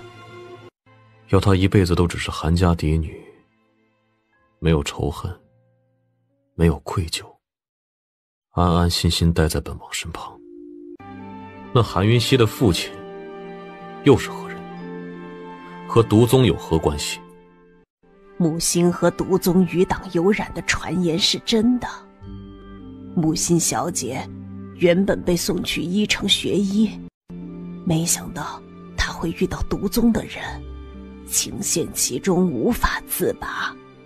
她怀了身孕，却撞见毒宗那畜生背着她同其他女子有染。本王原想杀了她，可是她丢了。满世界找回来之后，就特别怕把她再丢掉。秦王，历史永远不会改变，承载着恨意的历史更加永远不会改变。秦王，你的心大，容得下云溪，可是你的族人呢？东秦皇族的效忠者呢？他们永远不会知道。婆婆，本王同云溪说了，你已坠崖身亡。明日我派人送你出去，往西边去，永远都不要回来。婆婆，后会无期。秦王殿下，如果有朝一日东秦复国，可否看在云溪的面上手下留情？本王没想复国，本王要的天下很大，本王要创建新的皇族。雅婆婆心服口服，她竟心生欣喜，为云溪能遇到这样的男人而感到幸运。云溪，婆婆愿你永不识仇恨滋味，愿你对秦王永无芥蒂，愿有朝一日你登帝国后位，荣耀你自己。雅婆婆闭上眼睛，踢开脚下的凳子，悬梁自尽。啊，舒服，用力多涂点，别怕我疼。此时龙飞也已经到楼下了。真舒服，再来。龙飞也陡然眯眼，一脚狠狠地踹开了房门。殿下，百里明香更意外，吓得手一颤，整根棉签直接给捅破了薄薄的结痂层。王妃娘娘，对不住，明香不是故意的。龙飞也非常意外，他健步上前认真一看，这才看见韩云溪背后的惨状。怎么回事？苏小玉的事，殿下还不知晓。苏小玉？苏小玉是……你给本王闭嘴，趴好。龙飞叶认真检查他的伤口，一看就知是烫伤。该死，这么重要的事情，唐离居然没有报给他。就这样？是啊。磨了几天都没见好，哪个庸医开的？禀殿下，这药是王妃娘娘自己开的。你没别的药了吗？这药是最好的，天热伤口好得慢，没办法。龙飞也没再问，绷着冷肃的俊脸，他手里的动作却温柔如水。他没有用棉签，而是用指腹沾了药膏，轻轻地涂抹在韩云熙的伤口上，只留下刚刚被百里明香捅破的结痂处。伤了王妃娘娘，奴婢该死。明香，你这是做甚？起来！别乱动，退下。会疼，不要忍，疼就叫出来。百里明香想，有这样的话，伤得再重都不会痛吧？殿下，怎么了？趴好，会很疼。药膏涂上伤口，韩云熙立马倒抽了口凉气，整个人都蜷缩起来。别乱动，我帮你吹吹。疼一会儿就好了，没事的。殿下，别。然而，龙飞叶的注意力却全都在他的伤上。好些了吗？药涂好了，要包扎起来吗？殿下，臣妾这伤处理起来很复杂，还是让明香过来吧，她懂。不必了，本王学一学。很复杂的。怎么个复杂法？殿下，我自己包扎吧。本王会。殿下，纱布勒太紧会弄疼伤口，太松了又包不住，还是我自己来吧，好拿捏力道。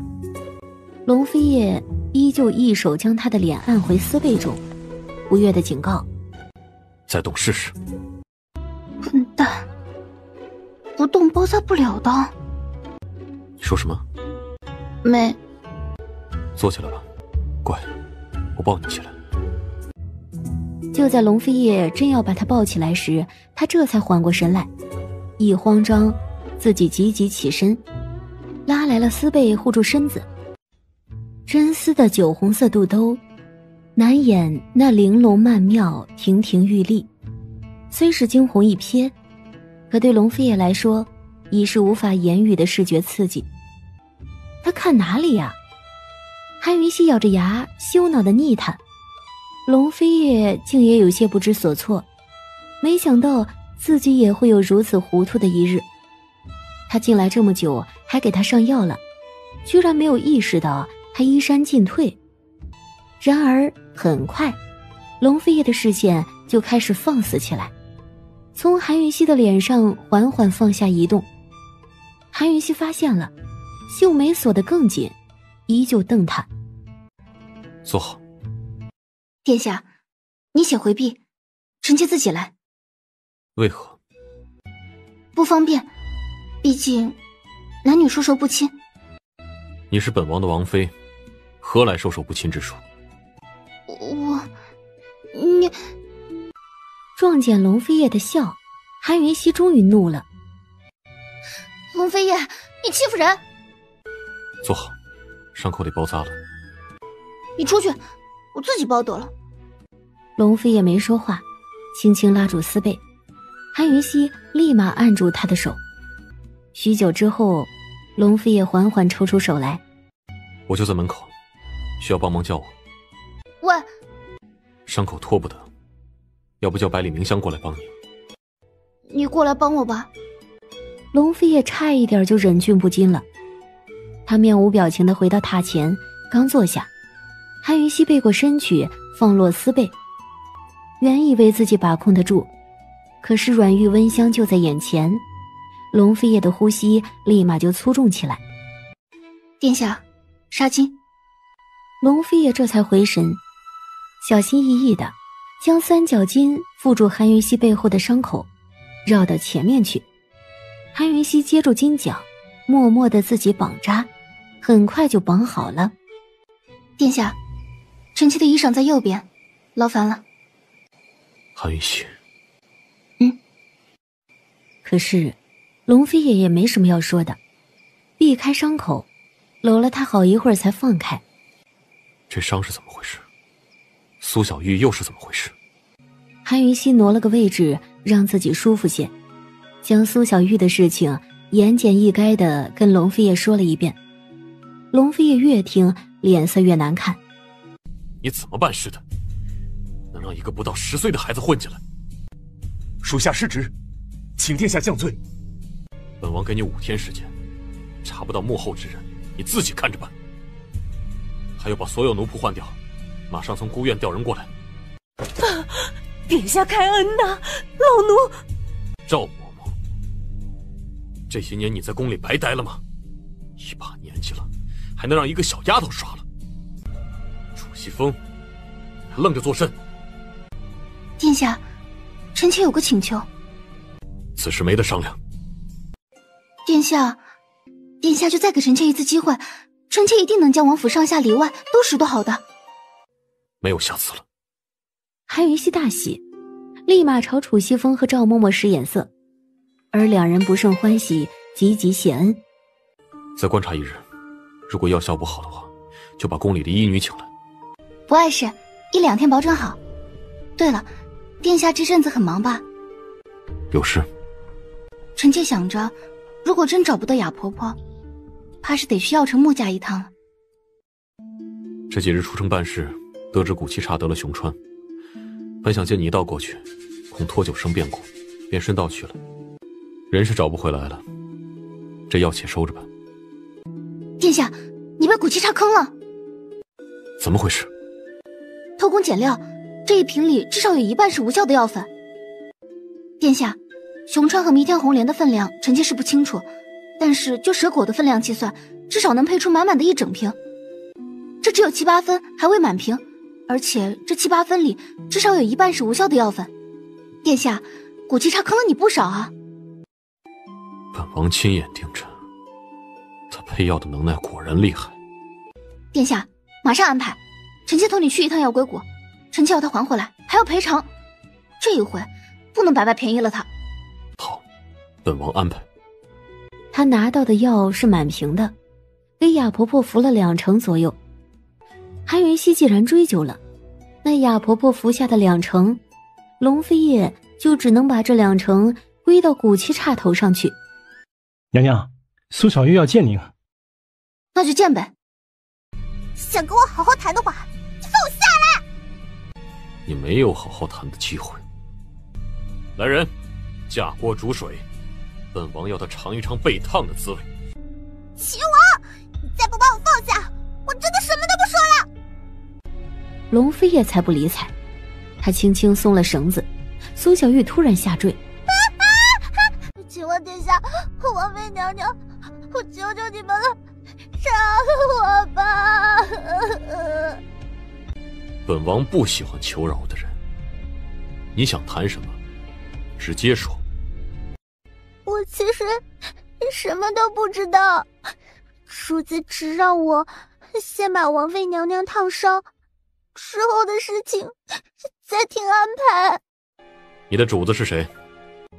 我不知道，我自小由一个老嬷嬷养大，2年前开始接受训练，学习武功，然后就被送到这里来。我从来没有见过什么主子。我知道的就这么多，赶紧放我下来吧，好烫好烫。你当本王那么好骗吗？再不说实话，本王绝对不会给你第2次机会。殿下，依臣妾看，他就只知道这么多了。这话音一落，苏小玉的叫声便戛然而止。只见她四肢无力地垂着，双眸紧闭。处理掉。殿下，这丫头诚然可恶，可她终究也是受命于人，如今被烫成这样，也算是对她的惩罚了。她还有气在，臣妾且救下再议吧。你决定。这丫头情况如何？观察1日，如果心脾存活，基本就没问题了。至于王妃娘娘担心的脑内问题，且等她醒来再观察吧。啊，王妃娘娘，她动了。你们是谁啊？这是什么地方呀？臭丫头，你失忆了。你谁啊？干嘛叫我臭丫头？我怎么臭了？小玉儿不得无礼，她是王妃娘娘，你的救命恩人呀，你忘了吗？救命恩人？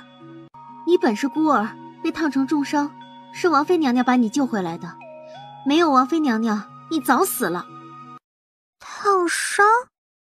谁烫的？你是不小心烫伤的，幸好抢救及时。那我一辈子跟着你，谁敢欺负你，我就烫死谁。当真？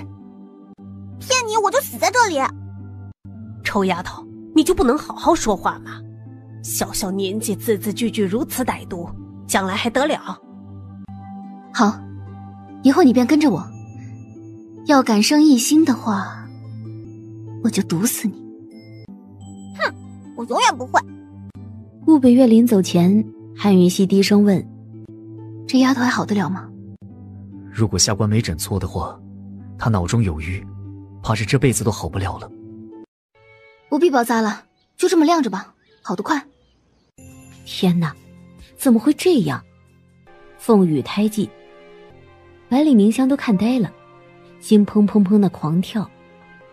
如果他没有记错的话，这凤羽便是西秦皇族特有的胎记。去拿本毒经过来吧。百里明香把毒经送过来的时候，韩云熙已经睡着了。王妃娘娘的伤快好了，再不借机弄清楚秦王殿下的态度，日后怕是再无机会了。他依然起身下楼找了赵嬷嬷。嬷嬷，我有急事找殿下。怎么了？王妃娘娘背后的伤有点麻烦，她又睡着了，我不敢擅自做主，想问一问殿下。很快龙妃也就过来了，知道韩云熙睡着，他的脚步都放轻了。怎么回事？娘娘背后的伤口有个地方伤得蛮重的，奴婢怕留疤，不敢随便用药，又见娘娘睡得正香，不忍扰醒来，所以只能询问殿下了。红帐软榻中，冰肌雪肤，若隐若现。他这一看就看了许久。殿下，龙飞叶这才缓过神来。哪个地方？他当着龙飞叶的面，故作随意地将丝被拉下。龙飞叶第一次看到了韩云熙腰椎下那一抹浅红。他并不知晓这凤羽的含义，只是好奇，伸手轻抚过。既然殿下不知晓，那么他便绝不会出卖王妃娘娘。伤口在哪里？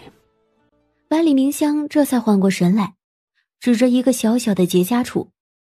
这边伤得不浅，如果继续用王妃娘娘给的药，会促进愈合，但恐怕将来脱痂了，伤疤也会难消除。然后呢？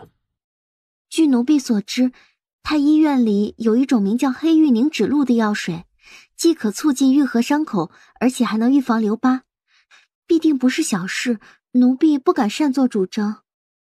安排人去取药，你先退下吧。是。明香，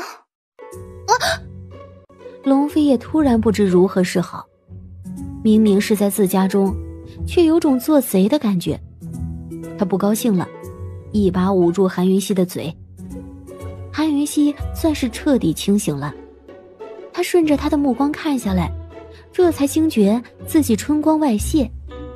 他急了，伸手捂了龙飞叶的眼睛。他开始挣扎，终究还是龙飞叶让步，先放开他的嘴。闭上眼睛。龙飞叶直接回头不看他，也顺势挣脱了他的手。你可以转过来了。谁知道他竟没转身。女人，你背后的胎记很好看，还有，本王还是喜欢酒红色。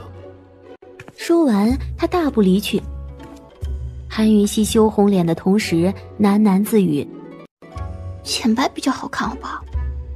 确定龙飞叶真走了，他很快就下榻取来手拿镜，照着大镜子看自己的后背。他折腾了好一会儿，才在腰椎上看到那一抹浅红，像是翅膀一样，确实挺好看的。事后百里明香被韩云熙训了一顿，王妃娘娘，你和殿下本就是夫妻，这又有何关系？王妃娘娘，殿下宠你，你可别苦了殿下。韩云熙哭笑不得，她和龙飞叶这个丈夫之间，其实三言两语能说得清楚的。她睨了百里明香一眼，仍是没说话。百里明香笑了笑，也不作声了。殿下，你带了多少安慰啊？几个？不够吧？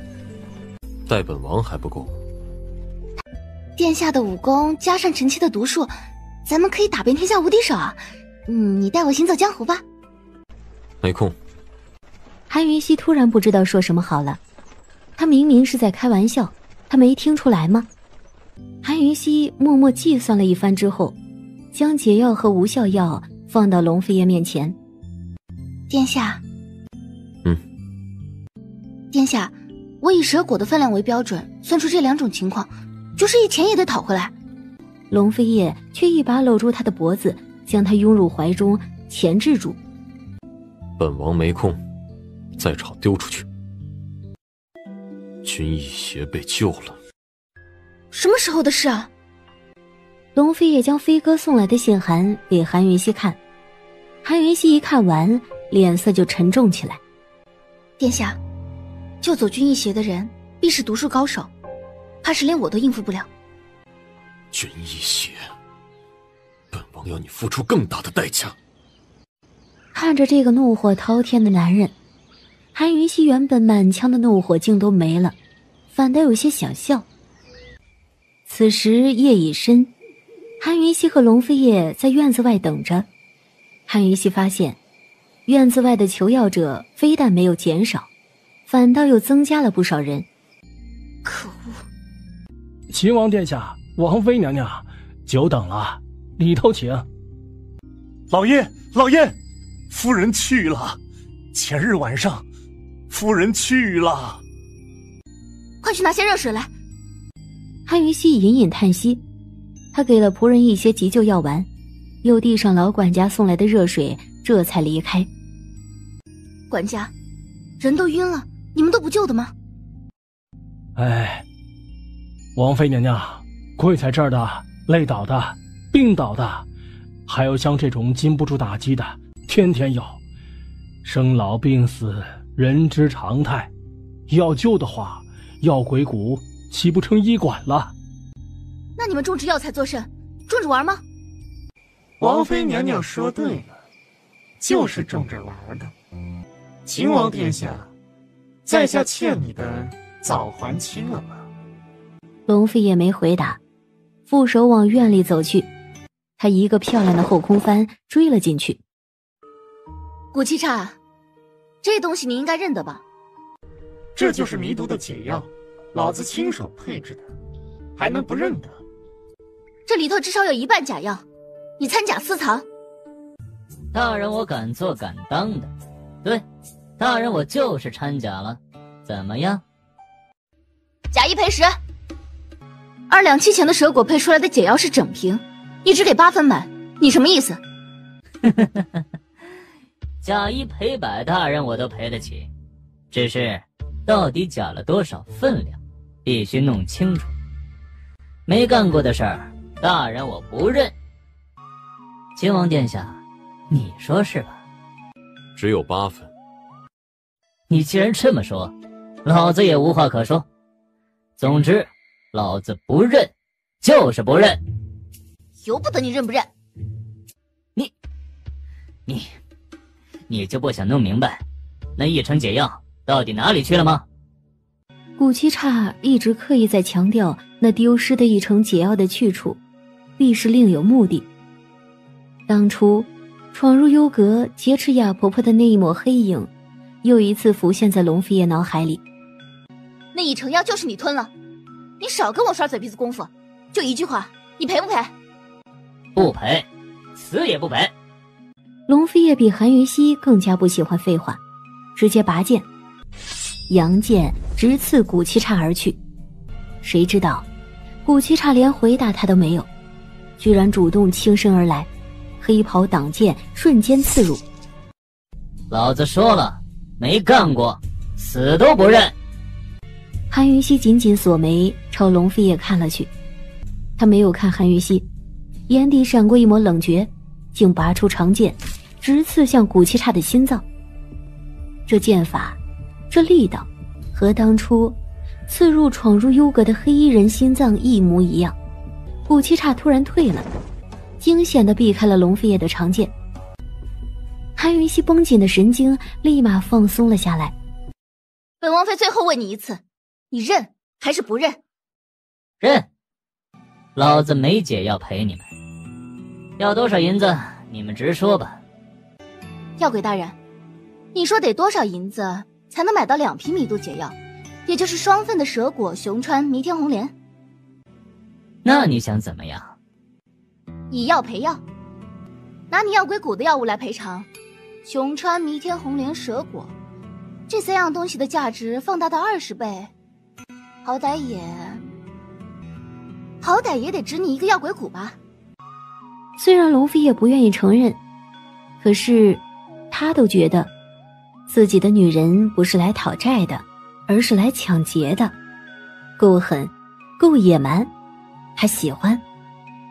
你说什么？本王妃要你整个药鬼谷，否则这件事没完。不可能，老子许你个有求必应，总可以了吧？不可以。外头那帮人，老子也有求必应，可以了吗？韩云溪还是摇头。谁来老子都有求必应，可以了吧？没有整个药鬼谷，好歹也得半个药鬼谷。你负责种药，本王妃负责卖药，如何？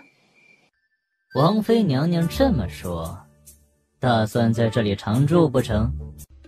古七叉，这条件已经是本王妃的底线了，你考虑考虑吧。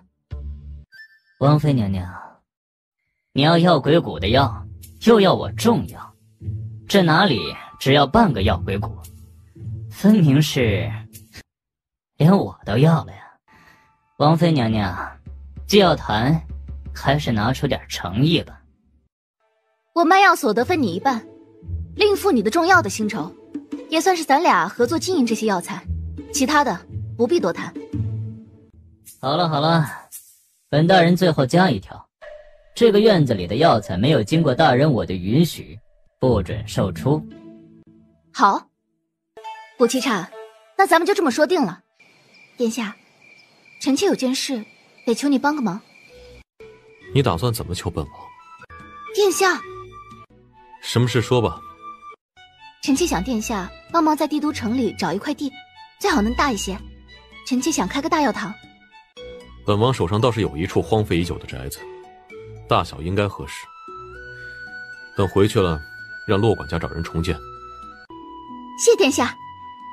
古七叉，这药堂就叫做药鬼堂，如何？你又打老子什么主意了？日后药鬼谷的药只能通过药鬼堂出售，这里只种药不售药。哼，你想把老子困在这里不成？药鬼堂随时欢迎你啊！你老人家要来站柜台卖药，也没人拦你啊。古七叉就等韩云溪这句话呢。他看着他不说话，却在心里柔柔地说了句：韩云溪，你个聪明的傻丫头。韩云溪和龙飞叶离开之后，古七叉就对老管家说：记住了，以后管韩云溪叫女主子。主子，这样不妥当吧？怎么不妥当了？这有调戏秦王妃之嫌呐！哼，他要了半个药鬼谷，不是药鬼谷的女主子又是什么？是，属下记住了。韩云溪，你就不怀疑本王吗？臣妾怀疑殿下，殿下会认吗？龙飞叶将韩云溪捞过来，让他靠在自己怀中，抱得有些紧。韩云溪，你这个聪明的傻丫头，既然骗了你，无论如何，本王都会骗你一辈子的，打死不认。殿下，你若敢骗我，骗一次我当100次，永远都不再信你。秦王妃这是在警告本王吗？是。龙飞也没说话，埋头下去，重重的在他脖子上印上一吻。本王记住了。殿下，臣妾打算把药鬼堂开成连锁药店。连锁？就是开分店的意思。等把帝都这第1家开起来之后，就开始在大的郡县开分店，甚至开到西周和北利去。至少，咱们能在医药界占一席之地。没想到，韩云熙会考虑那么多，那么远。有妻如此，夫复何求？王妃娘娘，奴婢找到了一些东西，可能是小玉儿的。韩云熙琢磨了很久，也没有琢磨出用法来，连忙送去给龙飞叶。他竟发现龙飞叶趴在书桌上睡着了。看到这场景，他心疼了。谁知才刚刚靠近，龙飞叶就醒了，不由分说的一把掐住了他的脖子。疼吗？韩云熙咳了好一会儿才缓过来。不疼。殿下，有些事可以的话，让臣妾替你分忧吧。怎么突然来了？有事？百里明香在云县阁后门树洞里找到的，极有可能是苏小玉的。龙飞也牵着韩云熙到院子里来，只见这小小的东西居然直冲而上，在半空中爆炸，发出一道刺眼的白光。这是西周皇族特有的七彩暗号，不同颜色代表不同的意思，只有皇族暗卫才看得懂什么意思。龙飞也说着，竟将一颗颗信号弹用掉，接连在空中爆发了好几道光芒。此时距离秦王府不远处的屋顶上，一道颀长的白影立在月光下。幽族终于来了。这么晚了还未休息，看样子我来也不算是打扰。还不出来？我找了你不下10次，为何不见？秦王府那个苏小玉是你的人吗？哼，多年未见，也不露个面。你不会愚蠢到在这个节骨眼上挑衅秦王府吧？去年我给你的密函里就提过这件事了，你没看？他派苏小玉进入秦王府，纯粹就是为了确定韩云熙背后有没有凤羽胎记。怎么可能是他？那苏小玉看到那胎记了吗？楚天隐的脸色更难看了，迟迟没回答。所以你找错人了。唯一的线索没了，还丢了一个丫头。白衣公子这才暗暗松了口气。他并不清楚苏小玉为何会给出错误的情报，但是这个结果是值得庆幸的。楚大公子，我今夜来只是给你提个醒，七彩信号弹已经落到秦王手上，你好自为之。韩云熙，好歹咱也算是合作伙伴，这就是你的待客之道。有事啊？老子打算在帝都待着，亲自跟进药鬼谷逐项事宜。然后呢？老子想来想去，还是住在王府上比较方便。主席峰，安排客房。殿下，真要留他住啊？免得你趁热往外跑。一大早，韩云熙刚起呢，郑嬷嬷便过来禀：王妃娘娘，殿下说约了药鬼大人在花园里喝茶，让你也一起过去。当真？主子，殿下必定有所图谋，不安好心。放肆！殿下也是你能非议的。走吧，跟我去瞧瞧殿下到底怎么不安好心了。主子，你很喜欢秦王殿下对吧？废话。有喜欢到没他你就会死吗？小小年纪成日就死啊死啊的问，你一点都不可爱。可爱又不能当饭吃。丫头，早呀。早。一大早活见鬼了。谁知这话音一落，他的喉咙突然发紧，苏小玉掐着脖子发不出声来，吓得抓住韩云溪的手求救。韩云溪把解药交给苏小玉，将人护在身后去。药鬼大人不仅仅药剂之术超绝，毒术也厉害，真是出人意料。药毒本一家嘛。药鬼大人不会是因为偷学毒术被驱逐出医城的吧？无可奉告。顾七叉，那你中毒药干嘛？会毒术又不是什么见不得人的事情，说出来，咱们切磋切磋。这一幕从龙飞叶那个角度看，简直就像小两口在打情骂俏。他端起准备好的南山红，毫无预兆地甩了出去。谁呀？一大早的火气那么大。秦王殿下，你确定是邀老子来喝茶的？就是喝茶，怎么不敢喝？他说着又打出了一个茶杯，古七茶立马接住。味道如何？再来一杯呗。天香茶庄特有的南山红，之前在你药鬼谷也喝过。怎么，你不熟悉这茶吗？殿下，有客求见。不见。然而楚西风却为难了，犹豫了片刻，连忙上前低声耳语，也不知道说了什么。只见龙飞叶脸色微变，到亭子里等，我马上回来。伺候好，药鬼大人。韩云溪满心好奇，偷偷地追了上去。殿下，姚公主来了，怎么不奉茶？师兄，我还没说完呢。去准备些茶点来。他将龙飞叶拉过去，亲密地贴着他的耳朵低声，看似耳语，其实什么都没说，就是呼了他一耳朵气。去吧。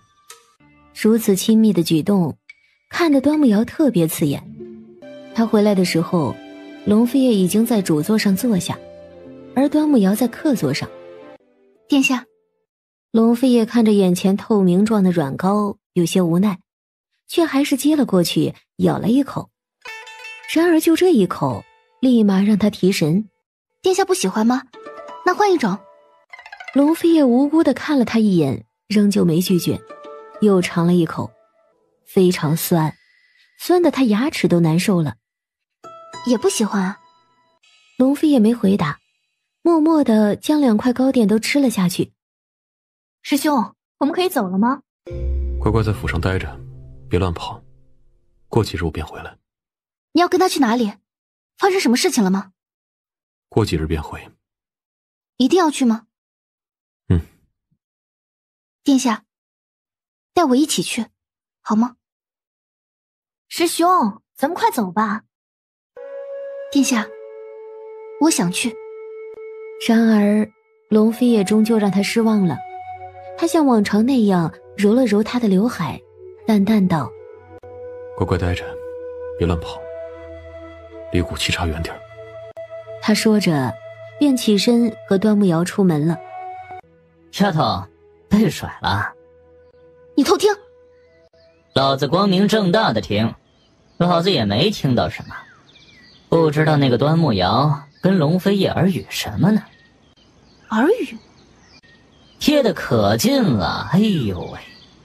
他的小脸都沉了，起身就走。丫头，咱们到药鬼堂去瞧瞧呗。今天仓库要开工了。离我远点。韩云溪翻身上马，扬长而去。古七茶自是紧追不放，而楚西风带了一大片的暗卫也暗中追上。王妃娘娘大驾光临，有失远迎，下官罪过。免礼。你还不走？走？去哪儿？顾太医这不欢迎你。哟，王妃娘娘，秦王殿下甩了你，你找他去，别把气往我身上撒嘛。你胡说八道些什么？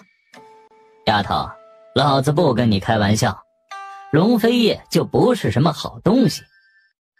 你就是好东西了。你没见过他跟那小师妹？殿下师妹有急事而已，你再胡说八道，小心我毒烂你的嘴。王妃娘娘好度量。王妃娘娘，门口风大，屋内请吧。妖鬼大人，王妃娘娘这是怎么了？关你屁事儿！王妃娘娘，下官备了茶点，请移步厅内。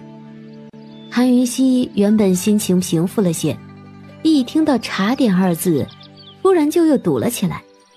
不喝茶，喝水便可。王妃娘娘，可带图纸来了。图纸呢？他掏出图纸来，展开在桌上。顾北月和顾七叉又讨论了几个地方，韩云溪都提不起劲儿，似乎走神了。前几日在宫里听到了一个冷笑话，非常好笑，说给二位乐乐，如何？顾七叉随口道：什么笑话？从前有只熊，他说好冷啊，好冷啊，好冷啊，好冷啊。然后呢？然后没有了。就这样？就这样，好笑吧？这个一点都不冷，我知道更冷的。是吗？下官洗耳恭听。从前一只北极熊，孤单地待在冰上发呆，实在无聊就开始拔自己的毛玩，一根、两根、三根，最后拔得一根都不剩。然后呢？然后他就大叫：好冷啊！很冷吧？顾北月保持着发愣的样子，眼底却掠过一抹欣慰的笑意。冷死了，冷死了，冷死老子了呀！老子也说一个。从前啊，有个太监，下面你们猜怎么了？不会也没有了吧？韩云溪，你是天才。从前有个太监，下面没有了。你不要脸！可谁知道，正欢笑的时候，顾北月的脸色突然变了，随即顾七叉狠狠地将韩云溪拽入怀中，几乎是同时，数道利箭从四面八方射入庭中，有刺客。顾北月，保护顾北月！你那头毒兽护着他，他死不了。顾七叉，带我走，快！他毫不犹豫地带着韩云溪逃出了亭子。顾七叉，你把我交出去！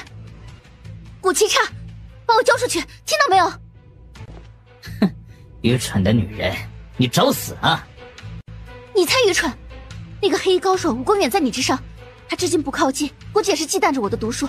你把我交出去，我一定能牵制住他，擒贼擒王，懂不懂？万一他们直接杀了你呢？我看这帮人并不是为杀我而来，像是劫持。像？你拿自己的命在赌吗？赌，就赌一把。老子不许你赌！顾七叉，你才找死！再这么下去，你就只有死路一条。老子死不了！顾七叉，你死了谁救我？你死了我也得死。韩云溪，你记住了，老子死不了，死不了！很快，他们就到了胡同的尽头，居然是一条颇为热闹的烟花巷。丫头，我们有救了！突然，一道利箭势如破竹，力量完全不同之前任何一道弩箭，直直射入他的后背。顾七叉，毒丫头，不怕！杀人了！杀人了！顾七叉并没有逃远，而是出人意料地闯入了一家大青楼。黑衣高手凌空而上，接连10多个房间踹开，要么是空的，要么就是踏上云雨正欢。人呢？黑衣人正要走，却瞥见走廊尽头的房间房门紧闭。谁啊？只见床榻上一个相貌绝美的男子正赤裸着半身，骑在一个女子的身上。你找死吗？抱歉，冒犯了。他缓缓退出去，然而一听到楼下传来的官兵声音，他便急速退出去逃了。毒丫头，不用谢我，感动就以身相许吧。顾七少，你给我马上下来！嘿呀，哥哥我真心不想啊。你找死啊！赶快下来，我帮你处理伤口。他万万没想到，顾七叉居然就是顾七少。你下来。毒丫头，让我抱一会儿，好吗？韩云熙怒了，正要推开，谁知道顾七少居然抱住他，紧紧地抱着，埋头在他赤裸而温暖的肩窝里，靠在他耳畔柔声道：毒丫头，七哥哥我真的喜欢你，想死在你怀里。顾七少，你不开玩笑会死啊！你别以为你受重伤，我就不敢拿你怎么样。他说罢，果断狠狠地推开顾七少。顾七少无力地翻了个身，趴在榻上。韩云熙看了他后背一眼，心突然就抽痛起来。用体无完肤来形容，一点都不为过。毒丫头，放心，我死不了的。趴着，不要说话了。就在这个时候，门外就传来一阵脚步声，像是官兵到了。顾七少的眼中掠过一抹不悦，冷不丁抓来被子，将韩云熙和自己完全的盖住。你干嘛？嘘，你打算让人来捉奸在床吗？搜过的官兵闯进来，根本就没看到被盖得严严实实的韩云熙的脸，只撞见顾七少赤裸着臂膀，一脸欲仙欲死，非常享受。寂静的屋内，龙飞也负手而立，浑身上下散发出森然的冷意。外头不断传来尖锐的鸟鸣声，就说明王府上出事了。飞爷有要事在身，今日不便相陪，请苍师叔行个方便。师兄，我错了，我一高兴把师叔说成了师傅，你别生气了。师叔难得下山一次，想邀你喝杯茶，你这么急着。端木瑶的话还未说完，龙飞也陡然扬剑，凌厉的剑气好似一道疾风，硬生生打在端木瑶的脸上。师兄，你打我，你干脆一剑杀了我算了，免得我回去让师傅看了心疼。苍师叔，看在师傅的面子上，劳烦让个道。飞叶，师叔远道而来，你这么不给面子，一杯茶都不喝就急着走，师叔真的很生气。你说怎么办？那师叔想怎么办呢？你也许久没回剑宗了，你师父甚是想念。不如这样，我替你师父考察考察你的内功，你接师叔3掌，如何？外头的鸣叫声越来越急促了，他必须尽快离开。好。苍秋子饶有兴致地笑了起来，狠狠击了一掌。龙飞叶的身体轻轻一震，却原地不动。突然砰一声，苍秋子的第2掌重重击在龙飞叶的背后。龙飞叶终究忍不住喷出一口鲜血来，但是他还是岿然不动，表情冷硬。苍秋子的眼底闪过丝丝诧异，没想到龙飞叶的内功竟会如此深厚。他绕到龙飞叶身前来，相准了龙飞叶的心口。师叔不要！可是双掌已经击下，龙飞叶被击飞了出去，狠狠撞在墙上后才跌落下来。他一落地就吐了好几口鲜血，整个人都暗淡了一圈。师兄，你怎么样？滚开！他一手按住心口，一手按剑撑地，依然站了起来。苍师叔，后会有期。房门突然被打开，他只见一室气氛暧昧，一地衣衫凌乱，一榻火色生香。他一拳头狠狠地砸在门上。韩云熙，还不出来！穿好衣服鞋子之后，他连一直随身携带的医疗包都忘了，急急要出门。可是顾七少却一把将他拉住。毒丫头，你肩上有伤呢，剑都还没拔出来。哎，死不了！放开他！龙飞叶，你再敢凶他试试，老子不放！龙飞叶不废话，持剑刺去。顾七少立马将韩云熙推到一旁去，拔来长剑要战。龙飞叶，你能不能听我们解释解释？不能！韩云熙大急，见龙飞叶的长剑又挥过来，他直接以身去挡。龙飞叶，你杀他便先杀了我再说，我们只是……韩云熙，本王高估你了。韩云熙心头顿紧，可是看到他嘴角的讽刺，他鼻子酸酸的，突然就沉默了。龙飞叶，你知不知道是顾七少拼了命才保下我的？你为什么不问一问我们是怎么逃过那批弩箭手的？见韩云熙那绝望的样子，顾七少心疼得无法言语，他豁出去了，从背后一把圈住韩云熙的腰。罗丫头，我带你走。痴人说梦！龙飞也冷哼，剑刃绕过韩云熙，直刺顾七少的眉心。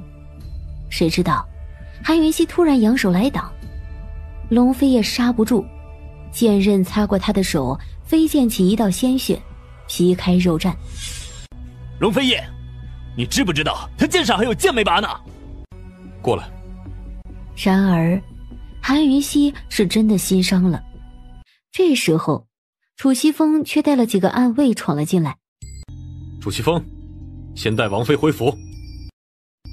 楚西风还未动，韩云熙就径自往外走。顾七少急了，这傻丫头，难不成真要回去？他连忙跟上。殿下，疗伤要紧。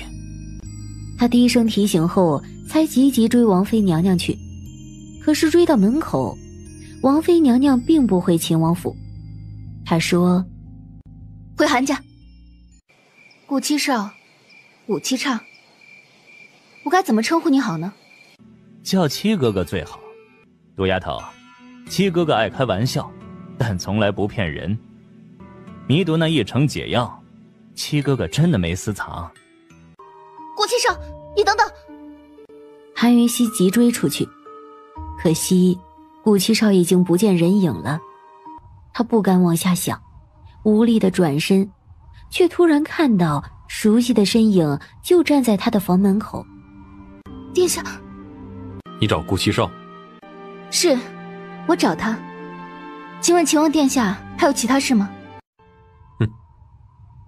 怎么这么舍不得他走吗？看来本王来的不是时候。是。韩云熙，秦王殿下如果没别的事情，请自便吧，我还急着去找七哥哥呢。七哥哥，殿下稍等，我有一句话想问一问殿下。说。他说他给的解药确实是满瓶的，所以你相信他了？我只是问一问殿下而已。你相信他，怀疑本王了？顾七少带我去找雅婆婆，所以他如果是顾七畅，就绝对不会私藏。你觉得雅婆婆在本王手上？殿下当我没问便是。说完，他便无力转身走了。他好乱。大半夜的，巨大的爆炸声震撼了整个帝都。他正要让七姨娘收拾收拾，逃离是非之地，谁知道百里将军府的骄兵突然就出现了，带他们从水路逃出城。骄兵说秦王殿下要见他，这一走便是1个月，一路往南。直到这一日，马车缓缓在一处宅邸门前停下来。当他看到那个熟悉的大门时，顿时怔住了。王妃娘娘，请吧。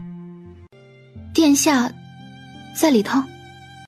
王妃娘娘恕罪，属下并不清楚，属下也是昨日才接到命令，送您到这儿来。韩云熙默默地接过令牌，踏入了江南美海。一进去，他便疾步往温泉小筑去。他不在。见与不见有何区别？还是不见我了吧，否则许了1个月，再忙也都应该来了。只是把我丢在这美海做什么？人都要不到，要这些俗物做什么？韩家人在哪里？殿下已经安排了住所，就在宁南郡里，请王妃娘娘放心。备车，我要去宁南。只是车刚备好，天却突然乌云密布，雷霆阵阵，倾盆暴雨将至。韩云熙只能等雨停了。他坐在门槛上，看着雨幕渐密，不自觉地又发起呆来。突然，一道白影从韩云熙背后飞窜过去，一回头，他就在身后。你站住！找我，有什么事？龙飞也没有回答，站了片刻便要走。韩云熙看着他一步一步走掉，气得追入雨中，追到他面前去，将梅园的令牌丢给他。把医疗包还给我。龙飞也没接，陶瓷制的令牌就这样应声而碎。龙飞也低头看去，韩云熙亦是低头，看着支离破碎的令牌，手心莫名就疼了起来。龙飞叶终是开口：好，本王去取。什么时候拿来？我要离开这里。不知道。说完，龙飞叶就真走了，消失在雨帘之中。韩云熙傻愣愣地站在雨中，只觉得全世界都在下雨。雨后，龙飞叶不见了，而韩云熙大病了一场，严重的风寒高烧。仆从把药煎好了送到他嘴里，他直接甩掉，一早上摔碎了3大碗。他终究是出现了。把药喝了。龙飞叶，你到底想怎样？把药喝了。回答我的问题。话刚说完，他就剧烈咳嗽起来，咳得心肝肺脏全在疼。先喝药，我再回答你。如果我不呢？龙飞叶不语，突然喝了一大口药，然后攫住他的下巴，狠狠地封住他的嘴，将药渡过去。韩云熙拼命挣扎拍打，他都不放。嘴里的药喂完了，又喝了一大口，继续。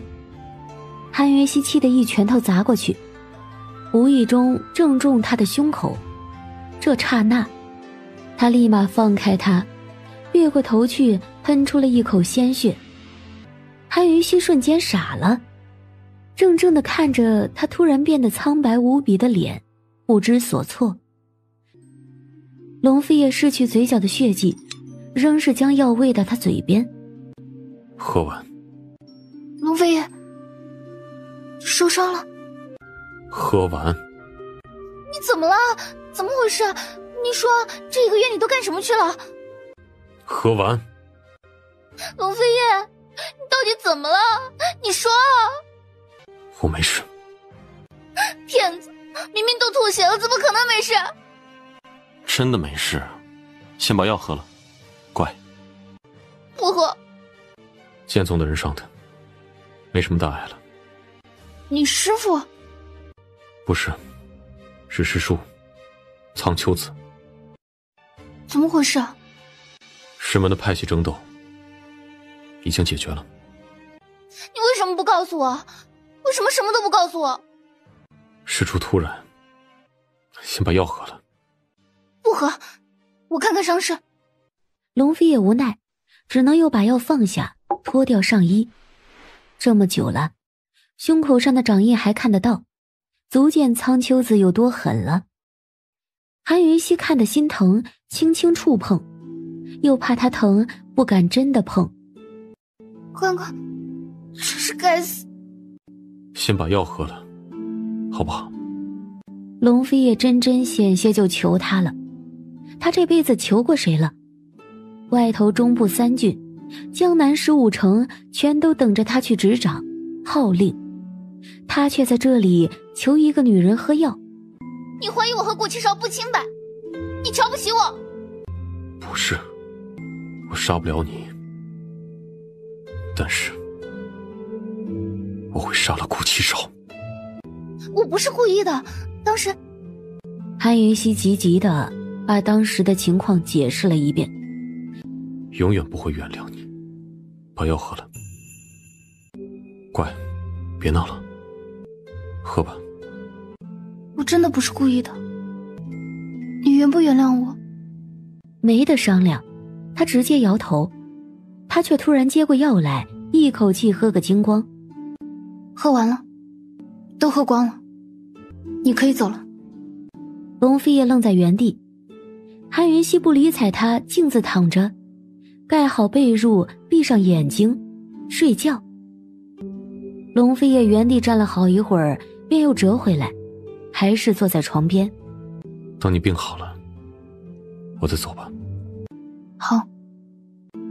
入夜，烧还是没全退下来，他轻轻摸了摸他的额头，好像还挺烫。大致退下来了，睡一觉，明天就好了，放心。我看看你肩上的伤，痊愈了，有一点点疤。本王看看。对不起，我不是故意的。没关系，我原谅你。你不疗伤吗？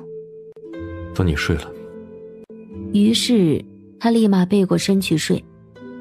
他盘坐在一旁短榻上疗伤了一整夜。韩云熙背着龙飞叶睁眼到天明。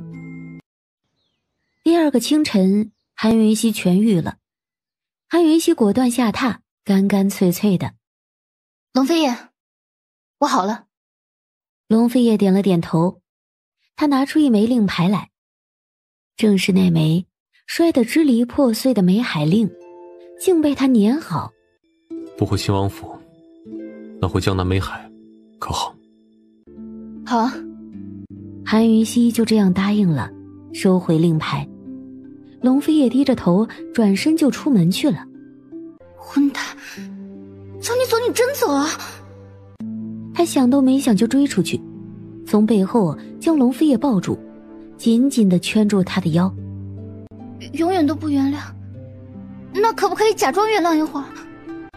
本王只是想去拿医疗包，既然要假装的话，就假装一辈子吧。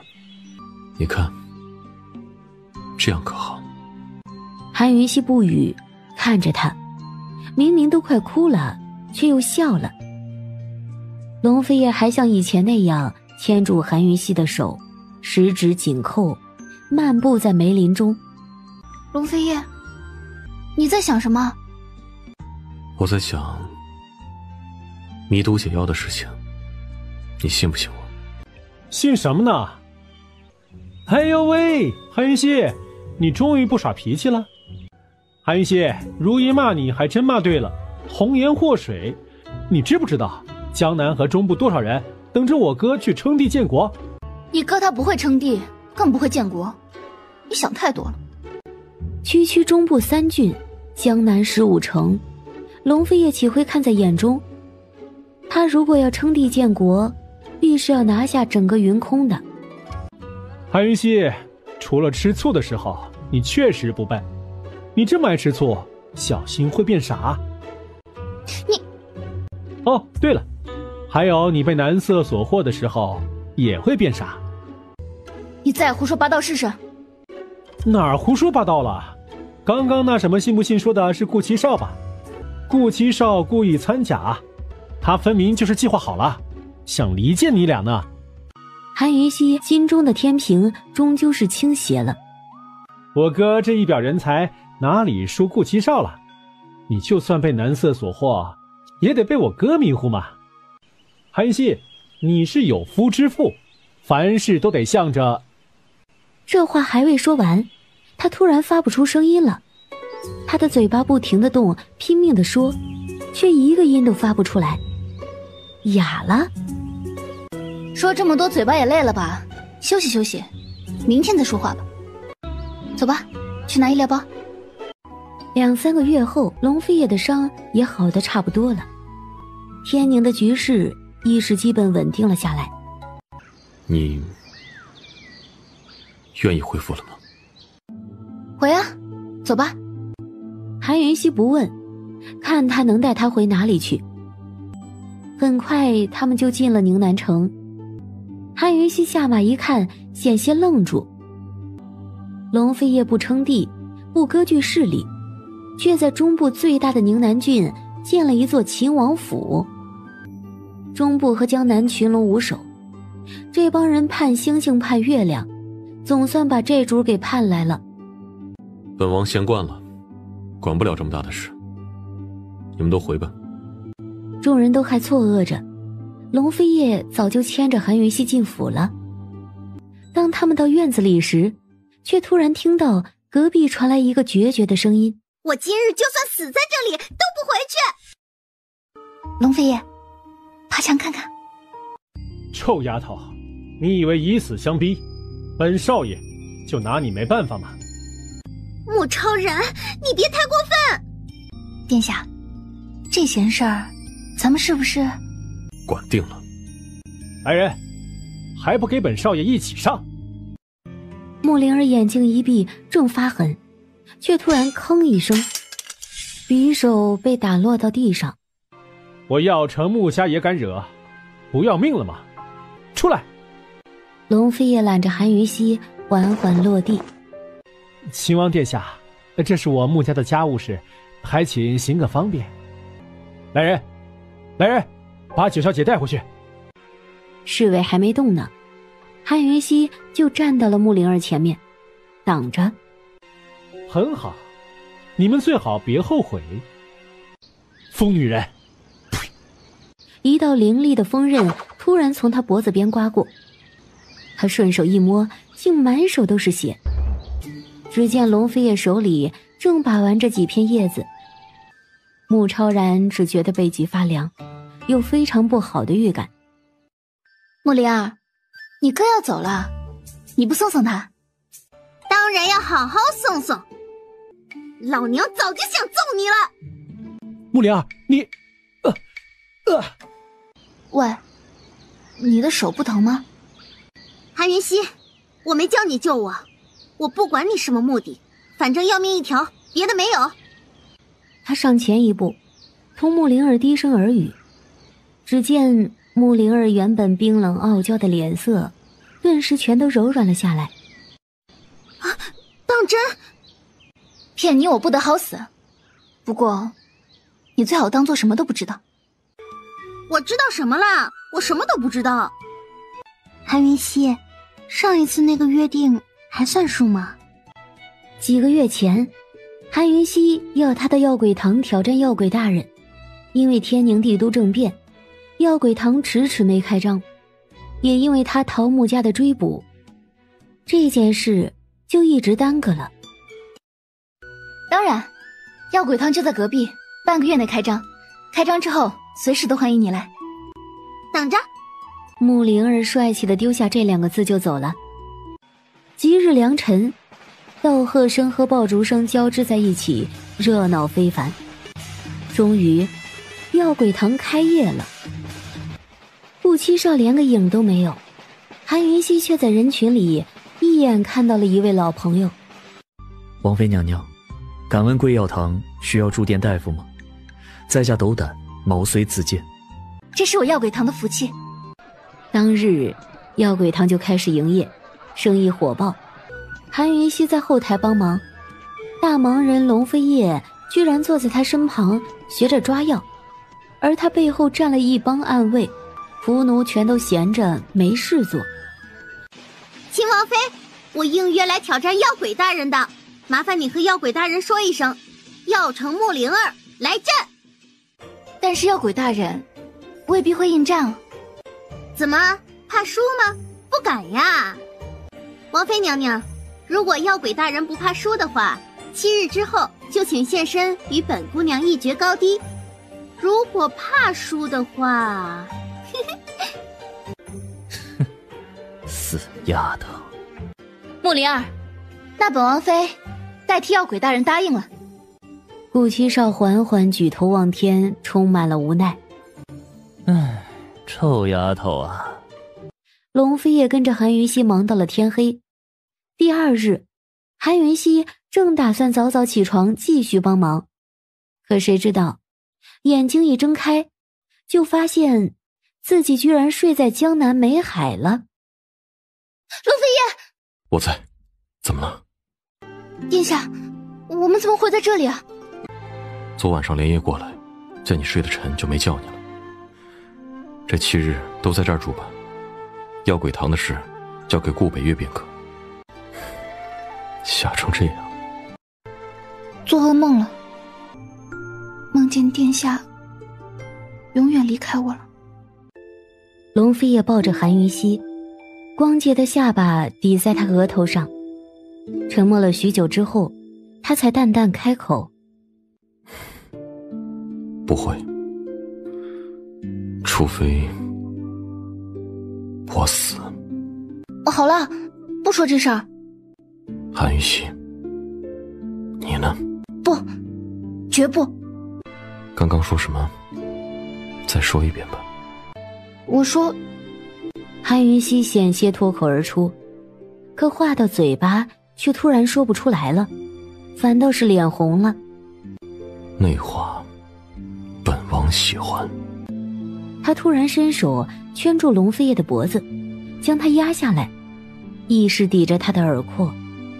你那话，本王妃记住了。他趁势就轻身逼下去。龙飞叶原以为韩云溪会松手了，可是他居然一直圈住他的脖子没放。韩云溪扬起脑袋，忍不住哈哈大笑。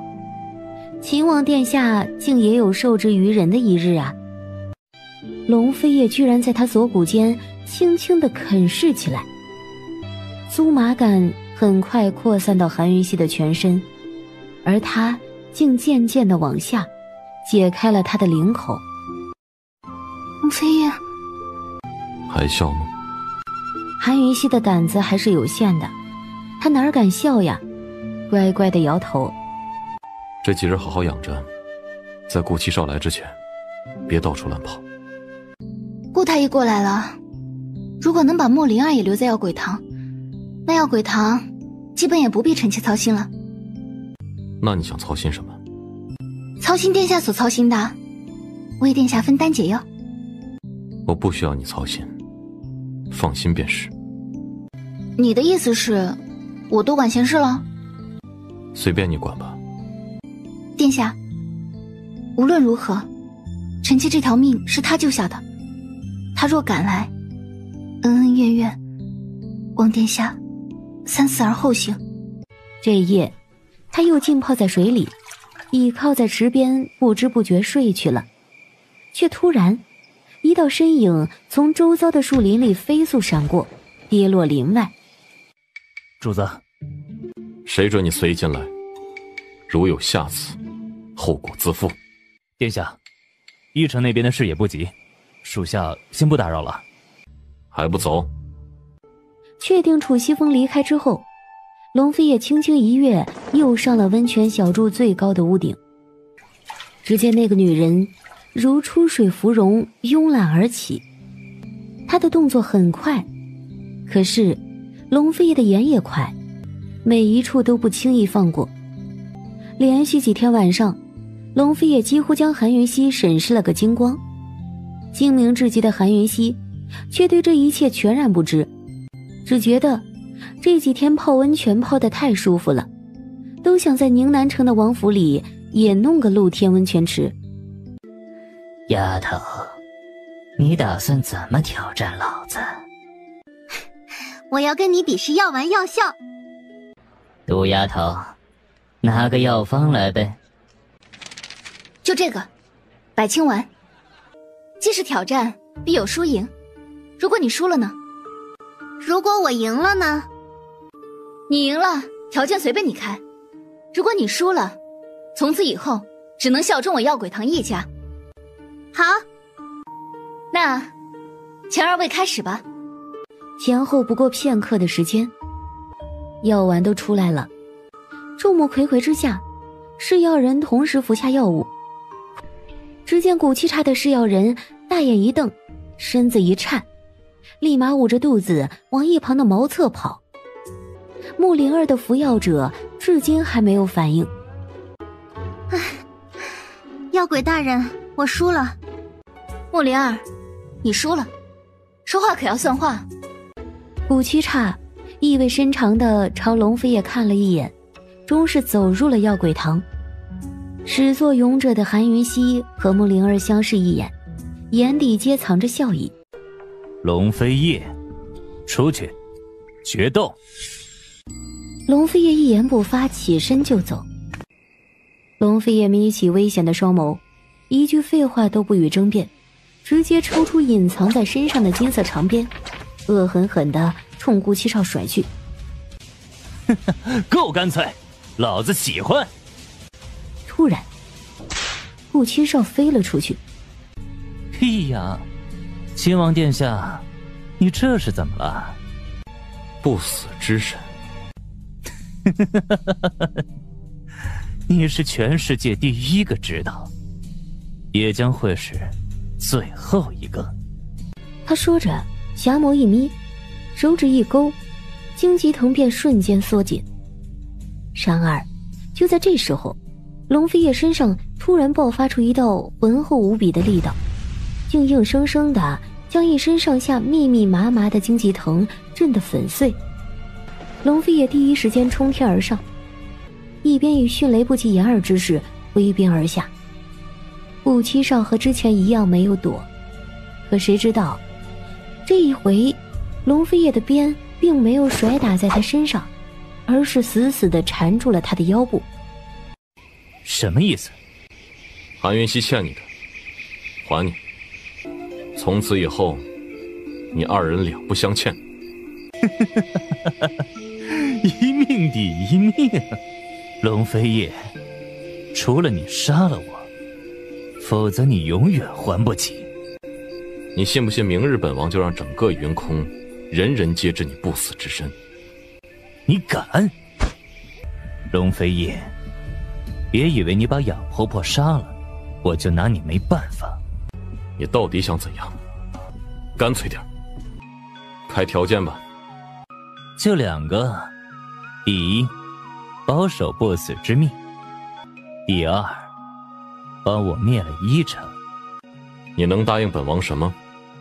雅婆婆一事守口如瓶，解药的事儿，本少爷认了。你不过是仗着韩云熙喜欢你，离他远点。凭什么？韩云熙是本王的妻子，你凭什么质问本王？本王守你不死之密，你忘了雅婆婆，就这么说定了。龙飞叶，你怕什么？怕那丫头哪天真的跟我走了？哼，本少爷告诉你，终有一日，她会跟我走的。顾七少，他不会，永远不会。殿下，没邀请你，怎么办？本王护送你去。臣妾担当不起。没事，本王乐意。翌日，在龙护卫的护送下，秦王妃启程去药城了。哎，王妃娘娘，打尖还是住店？来间安静干净的上房，四菜一汤送到房里来。韩云熙饿得慌，正要吃饭，龙飞叶却亲自盛了一小碗热腾腾的汤。先喝。龙飞叶，你蛮贴心的嘛。喝汤。韩云熙忍着不笑，可是根本忍不住，才喝一口，立马就给呛着了，呛得他剧烈咳嗽起来。好些了吗？好些了吗？韩云熙回答不了，使劲的咳嗽，使劲的挥手，脸因为充血全红了。找大夫。他抱着韩云熙就要出门，韩云熙都快败给这个家伙了。他果断地拉住龙飞叶的手，按住自己的胸膛。韩云熙借他的手劲儿，身体前倾。他这一前倾，龙飞叶的手感就更明显了。幸好，没一会儿他就将那口汤水咳了出来，大大吐了口气，呼吸正常了。都咳出来了吗？确定他真的没事，龙飞叶暗暗吐了口浊气。视线却不自觉地往刚刚韩云熙身上瞟，脑海里不自觉地浮现出江南美海温泉池边的那一幕，他的呼吸都重了起来。龙飞叶，我教你个急救方式吧。韩云熙表情认真，又拉着龙飞叶的大手按在自己胸口上，身子倾斜。你另一手的掌根放在我两肩胛骨之间，对，就是这里，然后用力拍击，如果拍了5、6下还不能缓解，就换另一种方法。赵嬷嬷之前教本王的办法是错的。韩云熙，你还教过别人吗？没有。龙飞叶也没有再多问，轻轻摩挲着他耳廓，大手越发的不安分。云熙，他柔声轻唤，将他搂得更紧。他意乱情迷的声音刺激了他所有的感官，心底最后的矜持终是全部崩盘，由着他耳鬓厮磨一路而下。龙飞燕，100步，我们一起走完了，是吗？他横腰将韩云熙抱起，大步往榻上走去。可是就在这个时候，有人敲门了。龙飞叶和韩云熙都没注意到，专注于彼此。可是门外那人却拼命地敲，似乎很着急。终于，这声音将龙飞叶的理智从意乱情迷中拉了回来。他猛地放开韩云熙，动作之大让韩云熙瞬间清醒。不想听。韩云熙羞死了，一拳头砸在他肩上，推开他，娇嗔：坏！早点休息，我得去趟王家，没那么快回来。龙飞叶，还没吃饭呢，吃了再走啊。好，陪你吃完再走。你笑什么？没笑什么，吃饭。龙飞叶让店小二换了一桌热腾腾的过来，又亲自替韩云熙盛了一碗汤。慢点喝，别再呛着了。哦。乖乖待着，楚西风和唐离都在附近，放心。都出客栈了，却又回头看了片刻。他喃喃道：云溪，待拿下药城，我便带你上天山。而韩云熙一觉醒来的时候，发现龙飞叶就在身旁。还想睡？你什么时候回来的？不多睡会儿？顾七少看样子是不会来了。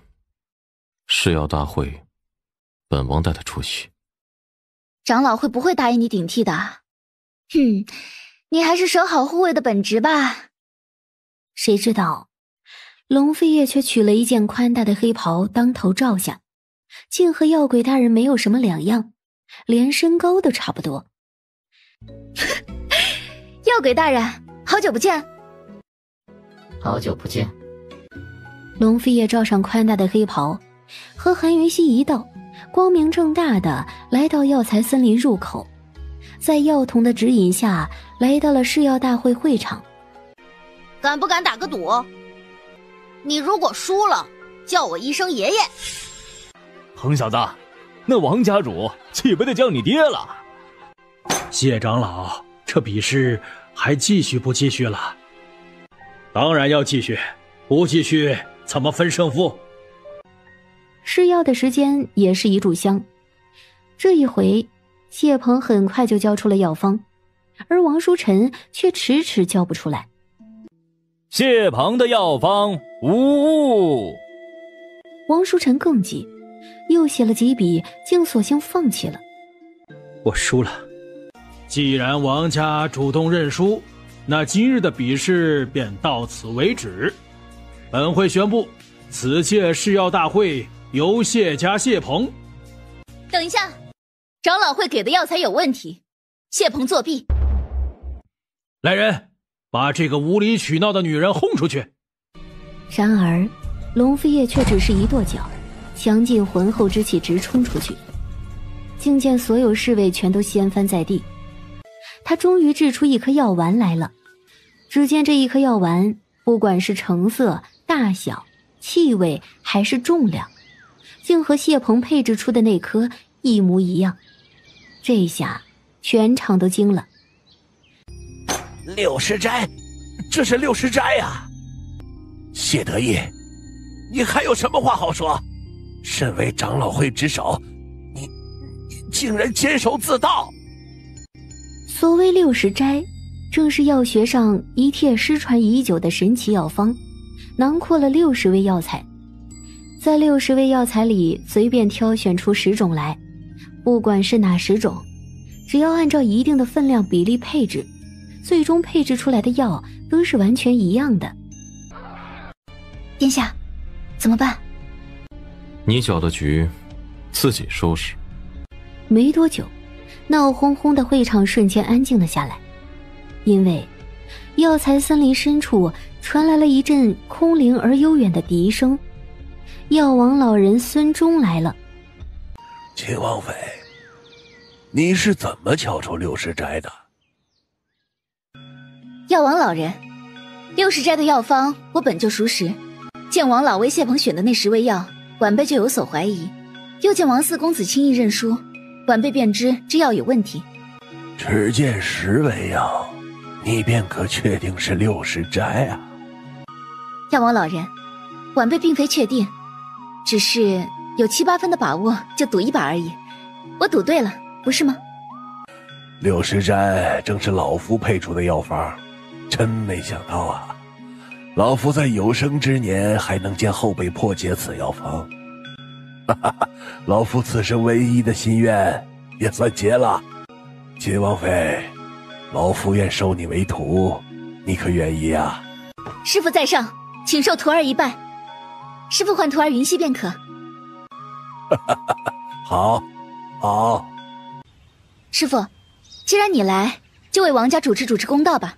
老前辈，在下从未见过60斋，即便知晓，也不敢拿着60斋作弊，监守自盗。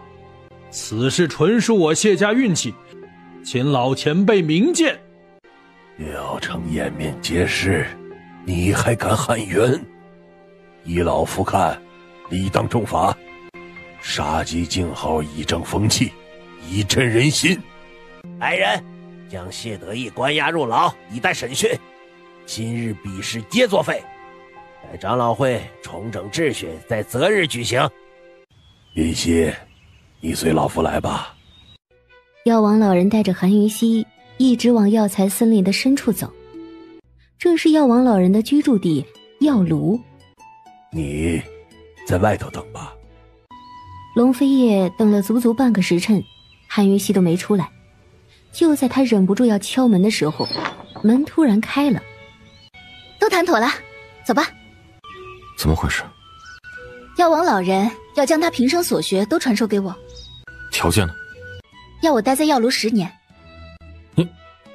我答应了，回宁南收拾东西，把药鬼堂的事情交代好了就过来。龙飞叶，有顾北岳和顾七少在，药鬼堂我也可以放心了。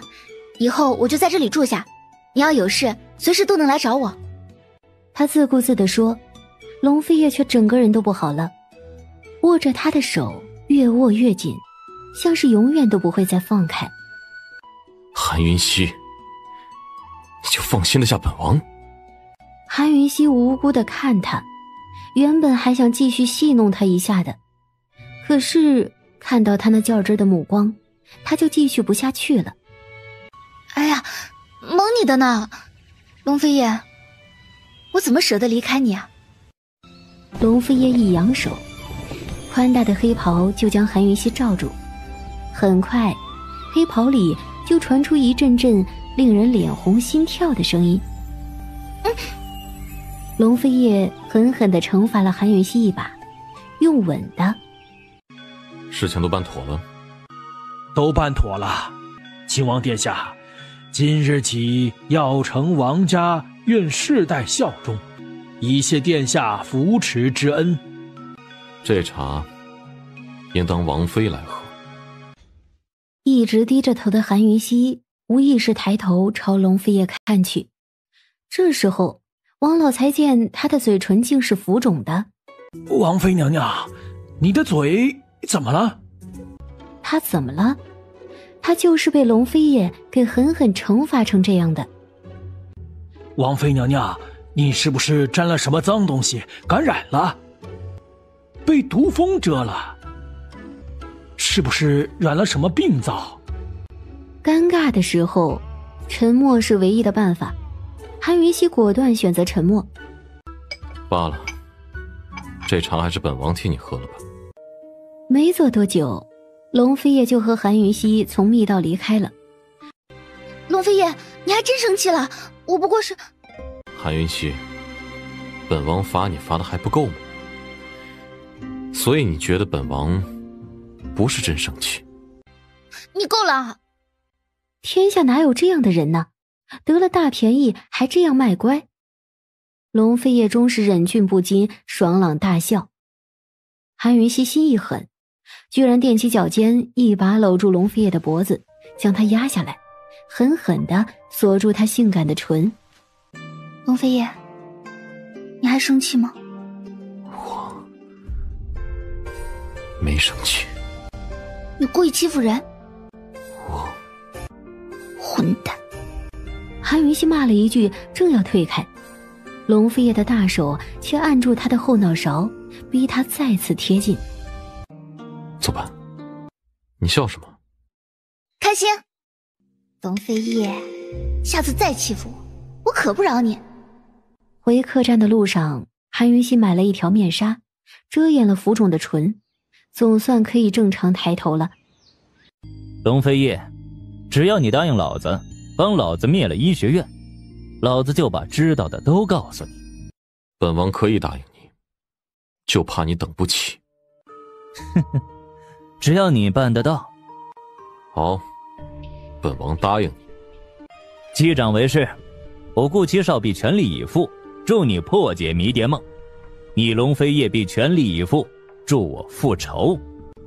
如有违者，必与韩云熙结仇，永无和好之日。就这么说定了。毒丫头，迷迭梦已经在你手上了吧？韩云熙不敢自作主张的回答，龙飞叶却很大方的承认。是，而且美人血已养成。美人血？龙飞叶，你知道的也不少啊。破解迷迭梦需要9样东西：万毒之金、万毒之木、万毒之水、万毒之火、万毒之土，还有人血、尸血、兽血以及什么？第9样是什么？我也不知道。要找出前8样并不容易，慢慢查吧。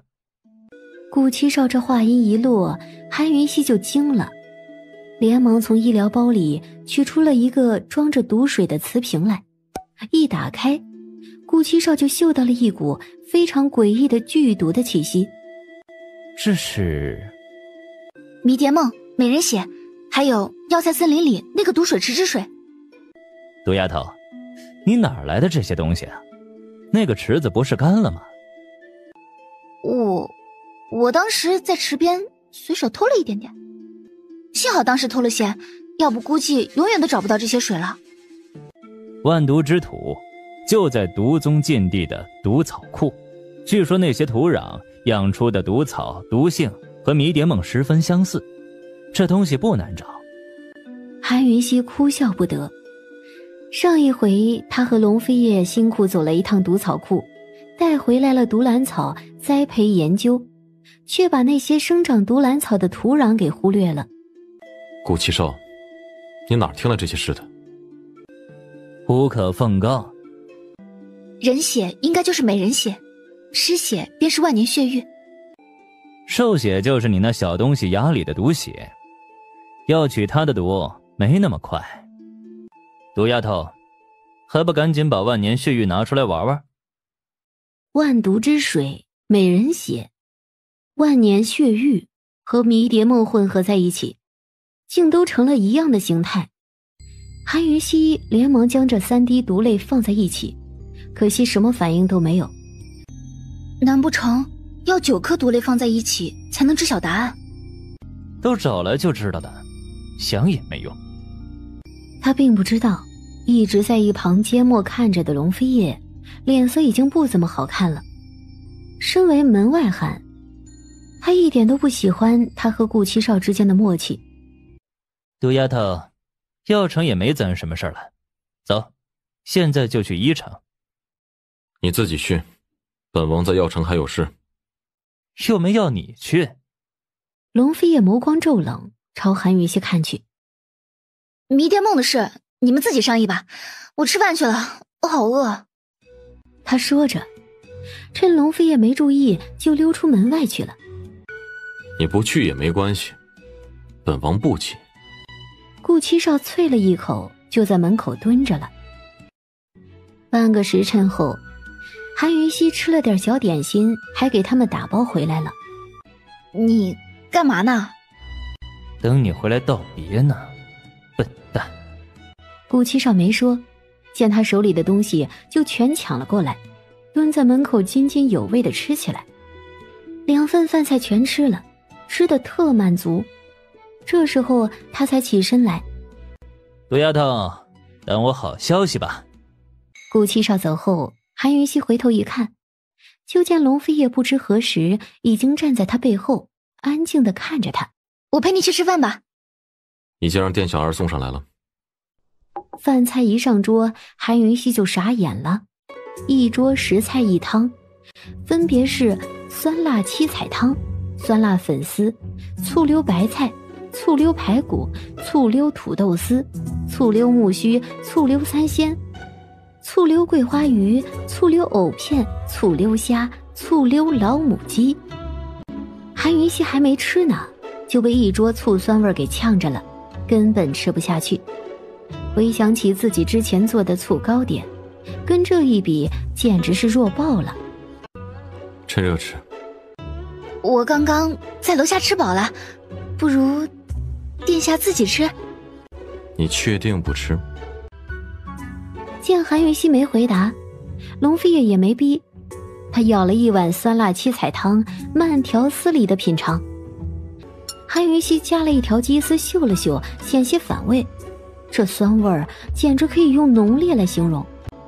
秦王殿下，臣妾知错了。还不吐出来，蠢女人！漱口。哦。直到韩云熙把嘴巴漱干净了，他才盛来一碗汤，喝下去。韩云熙只能照做，才刚喝了一小口，他便猛地朝龙飞叶看去，眸光瞬间亮了。天哪，怎么这么好喝啊！愣着做甚？还不快喝！龙飞叶，我好爱你啊！龙飞叶手里的碗摔在了桌上，汤洒了满桌，他连忙起身来，非常不自在地轻咳了2声，才不那么尴尬。谁知道桌上那碗突然滚落到了地上，又砰的一声打破了一世的寂静。龙飞叶，我很爱你。本王早就知道了。楚西风和唐离在外头守着，闻到一世酸味儿。几个月了？不太可能吧？那干嘛吃那么酸？难不成是那天晚上？哪天？也可能不止那天。他们在梅海住了好些天呢。幸好你当时取了毒水。韩云熙窃笑，正要回答，谁知竟眼前一黑，昏迷了过去。楚毒空间的完全开启，耗费了韩云熙不少精力。待他醒来的时候，已经过了好久了。龙飞叶，你长胡子了。王妃娘娘终于醒了，大喜大喜！我怎么了？昏迷了半个月，和前2回一样，查不出明确的病灶。依在下看，王妃娘娘一切安好，突然昏迷数日，怕是劳心过度，心力交瘁所致，还请王妃娘娘宽心。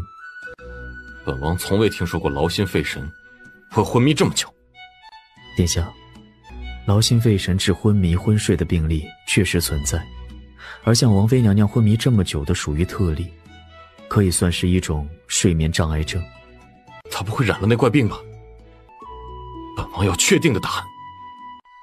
应该不会吧？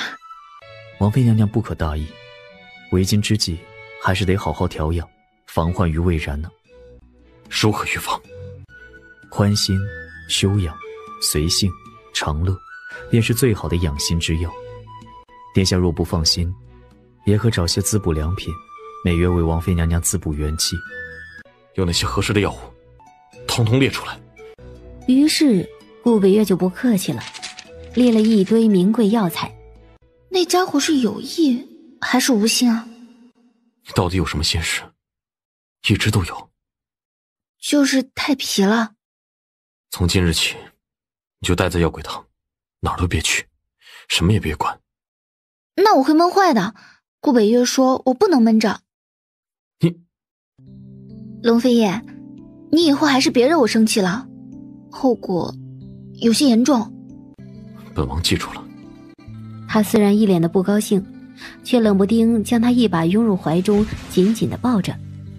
龙飞叶，原来你也是会害怕的。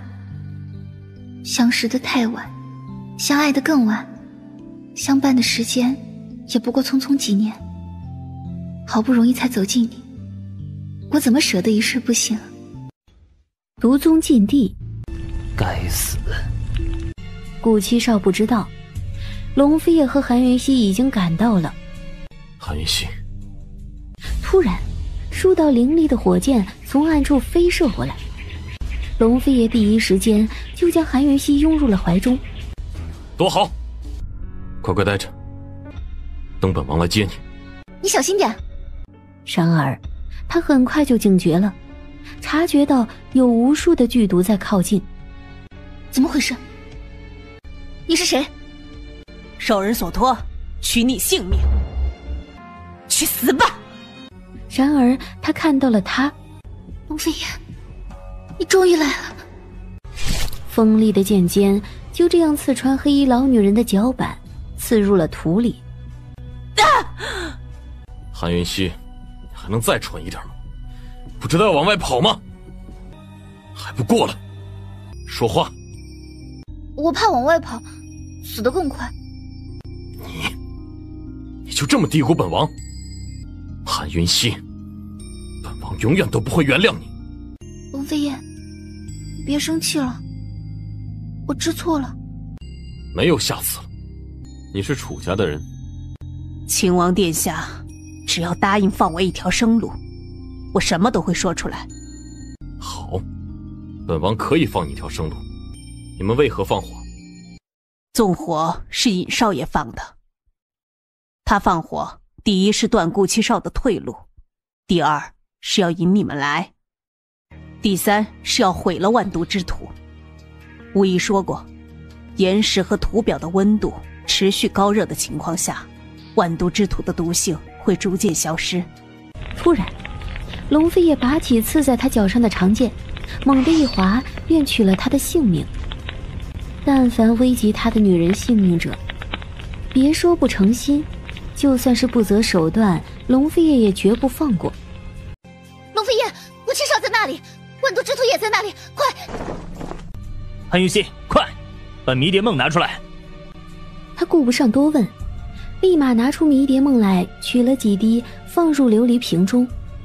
万毒之土竟凝聚成了一滴小小的泪状物。毒丫头，成了！你的功劳居然含在嘴里，亏你想得到。你刚刚想跳崖不成？你们要是再不来，老子真会跳下去的。不跳就保不住这东西了。快看，火灭了！顾七少毫不犹豫地跃起，朝密道那边飞去。他朝龙飞叶大喊，龙飞叶这才抱着韩云熙飞过去。龙飞叶，去死吧！龙飞叶冷不丁扬起一剑，竟一剑干干脆脆地断了所有的利剑。而与此同时，龙飞叶飞身上前，一脚狠狠踹去，正正踹在楚天乙的胸口上。唐离，把巫医送到军纪营里去。龙飞叶，有种冲本少来，侮辱一个妇人算什么？除了万毒之土，你还找到了什么？什么都没找到，但是还知道三样的下落。你放了巫仪，我便告诉你。说。还有万毒之水、万毒之木、毒兽血这3样。万毒之水是药城药材森林里的毒水池，如今已经下落不明。万毒之木在西周千佛窟的千年银杏树上，至于是哪一块我也不清楚。毒兽血就是毒宗毒兽的牙血，有小道消息说毒兽丢了，真假难辨。说是3样，实际上对他们有用的就只有1样。在银杏树上，此话何解？不清楚。西周千佛窟的银杏树不是轻易见得到的。秦王，我知道的全说了，现在可以放巫医回去了吧？堂堂大老爷们儿，你可别言而无信。回去告诉幽族族长，他儿子在本王手上。几日之后，龙飞叶他们终于抵达西周皇都白城。康城皇帝派出太子端木白叶出城迎接。青娃，这时间过得真快，想当初瑶瑶认识你的时候还是个小丫头呢，那时候她可成天屁颠屁颠追着你后头跑呢。唉，当初还以为秦王妃的位置你是留给瑶瑶的呢，青梅竹马终究敌不过赐婚2字。韩云熙气到了，想开口收拾端木白叶，谁知道龙飞叶却拦下他。秦王，你上一回来白城应该是7、8年前了吧，送瑶瑶回来那次。其实当时我父皇就相中你了，怎么也没想到区区韩家之女会成为正妃。可惜瑶瑶被君逸邪内司蒙骗了，落得有家不能回的下场。要不今日接你的一定会是他，说不定秦王此行还可重结姻亲之好。只见龙飞叶翘着2郎腿，如主人般大大方方地坐着，霸气自成。他一手按着韩云熙的手，一手举杯，正慢条斯理地喝茶。秦王，本太子没说错吧？可是龙飞叶就是不理睬。龙飞叶，你什么意思？到了我西周来，你还端什么架子？林大人，劳烦告知康城皇帝一声，本王端着架子回去了。孽子，孽子！朕要废了他，废了他！来人，备车，朕要微服出宫。高兴了吧？等康城皇帝来了，让他给你道歉。这让一国之主来跟一个女人道歉，这种事似乎不太可能啊。龙飞叶，你7、8年前就来过白城一回了。下天山回天宁，西周是必经之路。当时和端木瑶一道下山，顺带过来拜见康城皇帝，并非专程送他回来。所以那个时候康城皇帝就相中你了，想你当他女婿。那你当时怎么就不答应啊？端木瑶背后的势力可是我韩家世世代代都赶不上的。你怎么知道本王当时没答应？你是毒宗嫡女，本王娶你也不算亏。端木瑶和你在天山待了多久啊？怎么就青梅竹马了？那年师父公开收徒，各国皇室为拉拢天山势力，将皇族中的皇子公主都送往天山参加比试。100来个孩童，师父就选了我和他。拜入师门后，在天山待了半年后，就各自回国，只各自定期上天山学剑，碰头的机会并不多，也就1、2次巧合碰上。所以那1、2次巧合撞上，你们就一起修行了？他成日屁颠屁颠追着你后面跑啊？龙飞叶，你说我怎么不能早点遇到你呢？我也想啊，如果早一点遇到这个女人，是不是过去这20多年就不会那么孤独了？我还没问完呢。你师父很喜欢端木瑶吧？非常。那干嘛只让你保护他到18岁？我干脆保护一辈子算了。待来年我们上天山，或许你可以问一问他。你师父知道他喜欢你吗？你就记住本王不喜欢他，管别人做甚？所以你师父是知道的了。本王只喜欢你。你师父知道他喜欢你，是不是？他咬牙拒绝，谁知道龙飞也非常坏，大手不安分地附上他身前。他意外之际，龙飞叶轻而易举地跳入，攻城略地。很快，龙飞叶的唇和手就欺负得他无法思考，整个人软软地瘫在他的怀中。秦王殿下，我家主子想请你移步陶然居喝杯茶，不知道可否赏脸？龙飞叶心中有数，放开了韩云溪，随手掠去嘴角边的残迹。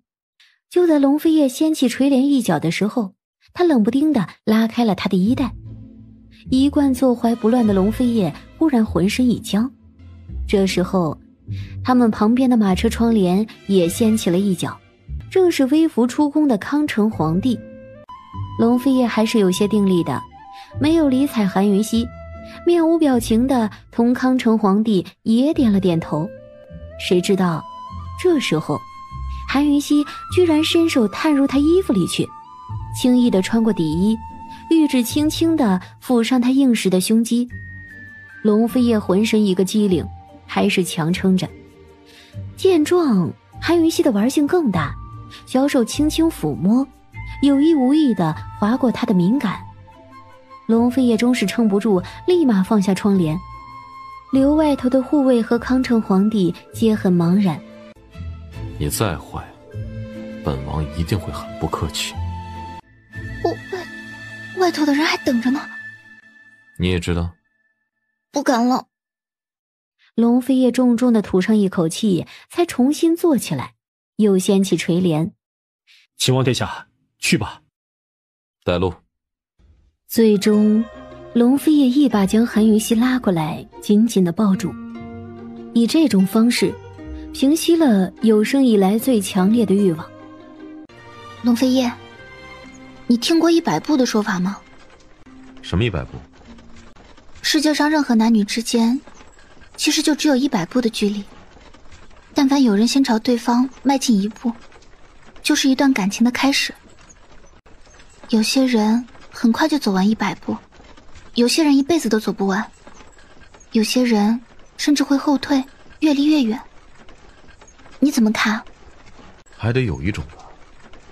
还有些人会走过头，最后擦身而过。太努力了，才会走过头吧。瞎想什么呢？只要他瞧上了，别说100步，1000步一样走得完。秦王妃，鸿胪寺里的事朕都听说了，确是太子失礼。不如这样，改明儿让太子好好陪你和秦王游览，当是谢罪。康城皇帝，你未免也太偏袒你儿子了吧？陪着我们游览，这是哪门子的惩罚啊？分明是奖赏，没你们这样欺负人的。云溪，不得无礼。殿下，臣妾说错了吗？陪游览也算惩罚啊。总之，臣妾今日就走，臣妾再也不到西周来了。来人，传朕口谕，禁足太子3个月，罚俸1年。没有朕的允许，谁都不许擅入东宫。父皇，儿臣知错了，知错了。父皇，您饶了儿臣这一回吧。父皇，父皇。康城皇帝英明，像这等给你丢脸的儿子，就该重罚，杀鸡儆猴。康城皇帝可笑不出来，更待不住，先聊了几句，便称有急奏处理，需要离开。离开前传了楚将军过来招待。殿下，臣妾如此无理取闹，很丢您面子吧？越来越聪明，还不是跟你学的。秦王，明日同皇上的会晤安排在早朝后，届时楚某会来接您入宫。先前有人告诉本王，幽族的秘术为御剑术，无功之剑，威力无穷。本王当时还不相信，没想到这么快就能领教到。秦王，你既给幽族留了薄面，不如咱们干脆些，今夜约在陶然居，一切和幽族族长详谈，如何？楚将军，不早了，请回吧。夜深人静，一个族长，一个家主，三更半夜的翻墙来找龙飞叶。亲王，咱们打开天窗说亮话吧。如何才能帮幽族守住这个秘密？劳烦开个条件。本王要一样东西。何物？万毒之木。亲王，你也知道千佛窟不是那么好进的，千年银杏更不容易接近，不如换。本王大可直接跟康城皇帝讨，本就没跟你楚家谈的意思。看在幽族长深夜造访的份上，才给这机会。若幽族办不到，也不勉强。亲王，此事我幽族答应下了。3个月后菩萨诞辰，后宫娘娘都会到千佛谷礼拜，只有那个时候才有机会。3月为期，逾期，休怪本王不客气。多谢。有刺客！来人呀！有刺客！都不许乱动，否则我杀了皇后。幽族长真是出人意料。亲王，楚家已经没办法在西周待下去了，劫持皇后是最好的选择。你要万毒之木，赶紧去取吧。好。高大的侍卫一把揽住身旁的宫女，转身就朝银杏坛飞去。而就在这个时候，弓箭手会意，当即一字裂开，裂成了2行。秦王小心！楚云逸也亲自过来，一箭一箭全都瞄准了龙飞叶。不过虚发了2箭，第3箭就正中龙飞叶的腹部，他要扶住大树都来不及。突然重重闷哼一声后，便仰倒而下，四脚朝天不动了。一声凌厉，楚云逸的利剑飞出，只见顾北月就挡在韩云熙的面前，右肩上中了一道利剑。幸好还来得及。只是笑着笑着，他的膝盖就撑不住跪了下去。来人，把他拿下。原以为可以慢慢来收拾这个不会武功的女人，谁知道他一箭刚射出，贾韩云熙躲开了，随即飞跃到树上，朝空中发出了一记信号弹。这个时候楚云逸终是恍然大悟，中计了。来人，赶紧把东西找出来，准备撤。在确定这个女人是会武功的情况下，楚云逸可就不那么大意了，5箭之内便杀了贾韩云熙。他特意上前扯下贾韩云熙的围巾，果然见着相貌不一样。他又上前扯下贾龙飞叶的络腮胡子，发现根本就不是龙飞叶。龙飞叶，找到没有？族长，看这情形，没几天的时间是找不出来的。废物，把这棵树给我连根拔起，带回去。哼，幽族长好霸气啊！龙飞叶，你骗老夫，你的信用何在？信用？龙飞叶的信用早就被狗吃了，你不知道吗？找死！只见一条金色长鞭犹如一条金龙腾空而来，凌厉地甩落了半数的利剑。只见龙飞叶将韩云熙放在了银杏树下。龙飞叶，你终于来了，去死吧！龙飞叶将长鞭拉回来，一个回弹，鞭梢竟准确无误地束缚住了长剑。利剑冲出，竟以排山倒海之势朝楚云逸射去。始料未及的他根本来不及闪躲，利剑便狠狠射入了他的右臂。撤！顾七少，掩护我，快！没一会儿，整棵银杏树就给没了，凭空消失不见了。顾七少，带我下去。你到底要做什么？韩云熙还未回答，龙飞叶就过来了，没有多问，抱着韩云熙直接跳了下去。韩云熙取了迷迭梦，往目标小洞里滴入，很快土壤就又消失了，下陷成了一个大深洞。可是即便如此，他还是没有看到毒类，估计和树根一样，埋得很深了。最后，韩云熙总共用掉了10滴迷迭梦，把洞坑挖了足足20多米深，才找到他要的东西。就是他了。包好了，咱们上去。东西到手了没？到了，撤。怎么会这样？顾大夫什么时候落到他们手上了？他不是一直在药鬼堂分店里吗？你觉得顾北岳抵得上一个楚家？有些人的价值是不可衡量的。龙飞叶，顾北岳并不欠我们什么，我们也不能亏欠他。宁城劫持他，无非是冲着他是药鬼堂的人和咱们交接好。好，不亏欠。药鬼堂的人，谁都别想动。韩云熙离开之后，唐离就立马凑了过来。哥，不用猜了，清佛窟里那个家伙一定就是顾北岳了。龙飞叶沉思着没回应。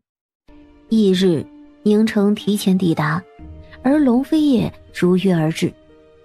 秦王，难得见面，喝一杯再走不迟。没兴趣。难不成你怕醉？我忘了秦王只喝茶的。来人，上茶来。宁城喜酒，酒量无底，龙飞叶是知道的。他折回来，大大方方的在宁城对面坐下。来人，上菜。本王今日和秦王无醉不归。你把衣服脱了。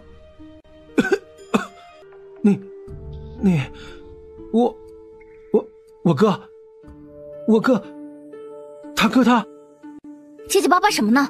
把衣服脱了铺地上，让顾大夫坐。这么冷的天，他受不了。唐离松了一口气，正想翻白眼，只是见顾北岳苍白的脸，他还是心软了，利索的将狐裘外袍脱下铺在地上。韩云熙在这边行针，龙飞叶在亭里已经和宁城喝起来了，两人简直就是在斗酒，一口一杯，速度极快。当他施好所有金针之后，他认真朝亭中看去，悄无声息地抬手。嫂子，你想干什么？韩云熙没有理睬唐离，启动梨花泪雨，一枚金针瞬间就打了出去，暗针逼近，瞬间就没入龙飞叶的后背。龙飞叶只要稍稍运功，便可将其逼出，但是他没有。他慢条斯理的倒酒，10杯，如何？宁城虽然满腹狐疑，却还是一口答应。他提前服用了解酒药，就等着龙飞叶的酒劲儿发上来，醉个一塌糊涂。10杯，看样子秦王殿下海量啊。龙飞叶很干脆，也不等宁城回答，一杯杯拿起来往嘴里倒入。就在宁城百思不得其解的时候，龙飞叶又在面前的酒杯中倒满了新的一轮酒，还是10杯。我们必须马上回去，顾北岳被楚家的剑伤得很重，拖不得。男人喝酒，女人家一边去。今日到此为止，改日再斗。秦王，输不起。继续斗下去，你确定本王会输？确定。话音一落，韩云熙忽然端起桌上的酒往宁城的脸上泼了去。韩云熙，你敢？宁城，这杯酒是给你洗脸的，提醒你不要这么不要脸，别以为你用7号酒糟作弊就没人看得出来。还有，别以为你提前服了解酒药别人就不知道，下流无耻这几个词你知道怎么写吗？我什么我说错了吗？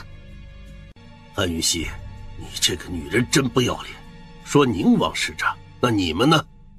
你当我们都没看到你刚刚那枚暗针吗？我这不过是帮秦王解酒罢了，若非宁城先使诈，我何须解酒？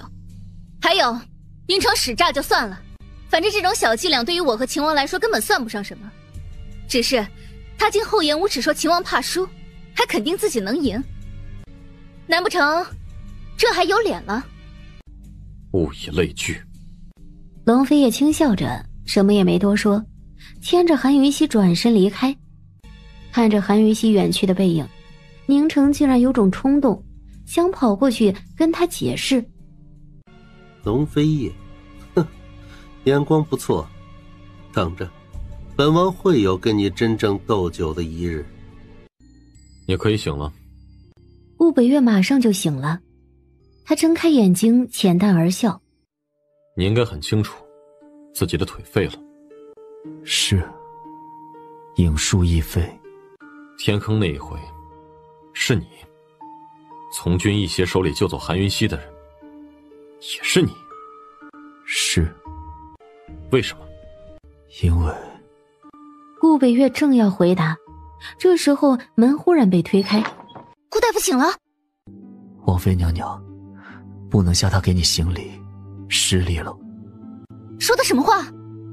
你腿上的伤还有救对吧？你需要什么药，我马上派人去找。这是龙筋散，我都调配好了，是正常涂抹还是需要特殊的处理？热敷还是配以针灸？多谢王妃娘娘关心，在下自己上药便可。你肩上还有伤呢，怎么上药？万一扯动伤口，就你这身子骨，得多少天才能愈合啊？不许乱动！他清秀的眉头紧紧锁着。忽然，一只大手伸来，抚开韩云溪蹙着的眉头。歇着，我来。这伤势很深，比这还深的我都处理过，我来。伤口很深，和你之前遇到的不一样，你处理不了，让徐东林赶紧去找个大夫过来接手。我这些天疲着，集中不了精力。忽然，龙飞也二话不说，冷不丁将韩云溪拉开，占了他的位置。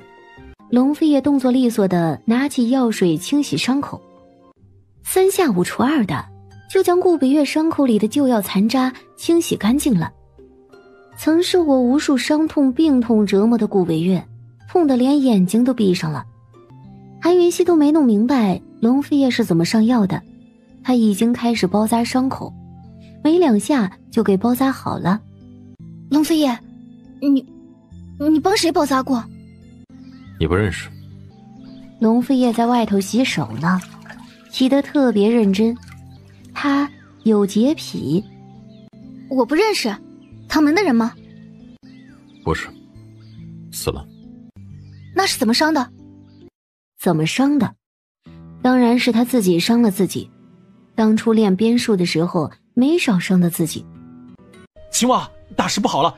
我父亲过来了，如意也过来了，还不逃？此时，唐离踩着轻功飞跑，没多久，竟看到一辆马车远远而来。救兵！唐离惊呼，几个翻身飞过去，落在马车前面拦路。你是什么人？你想干什么？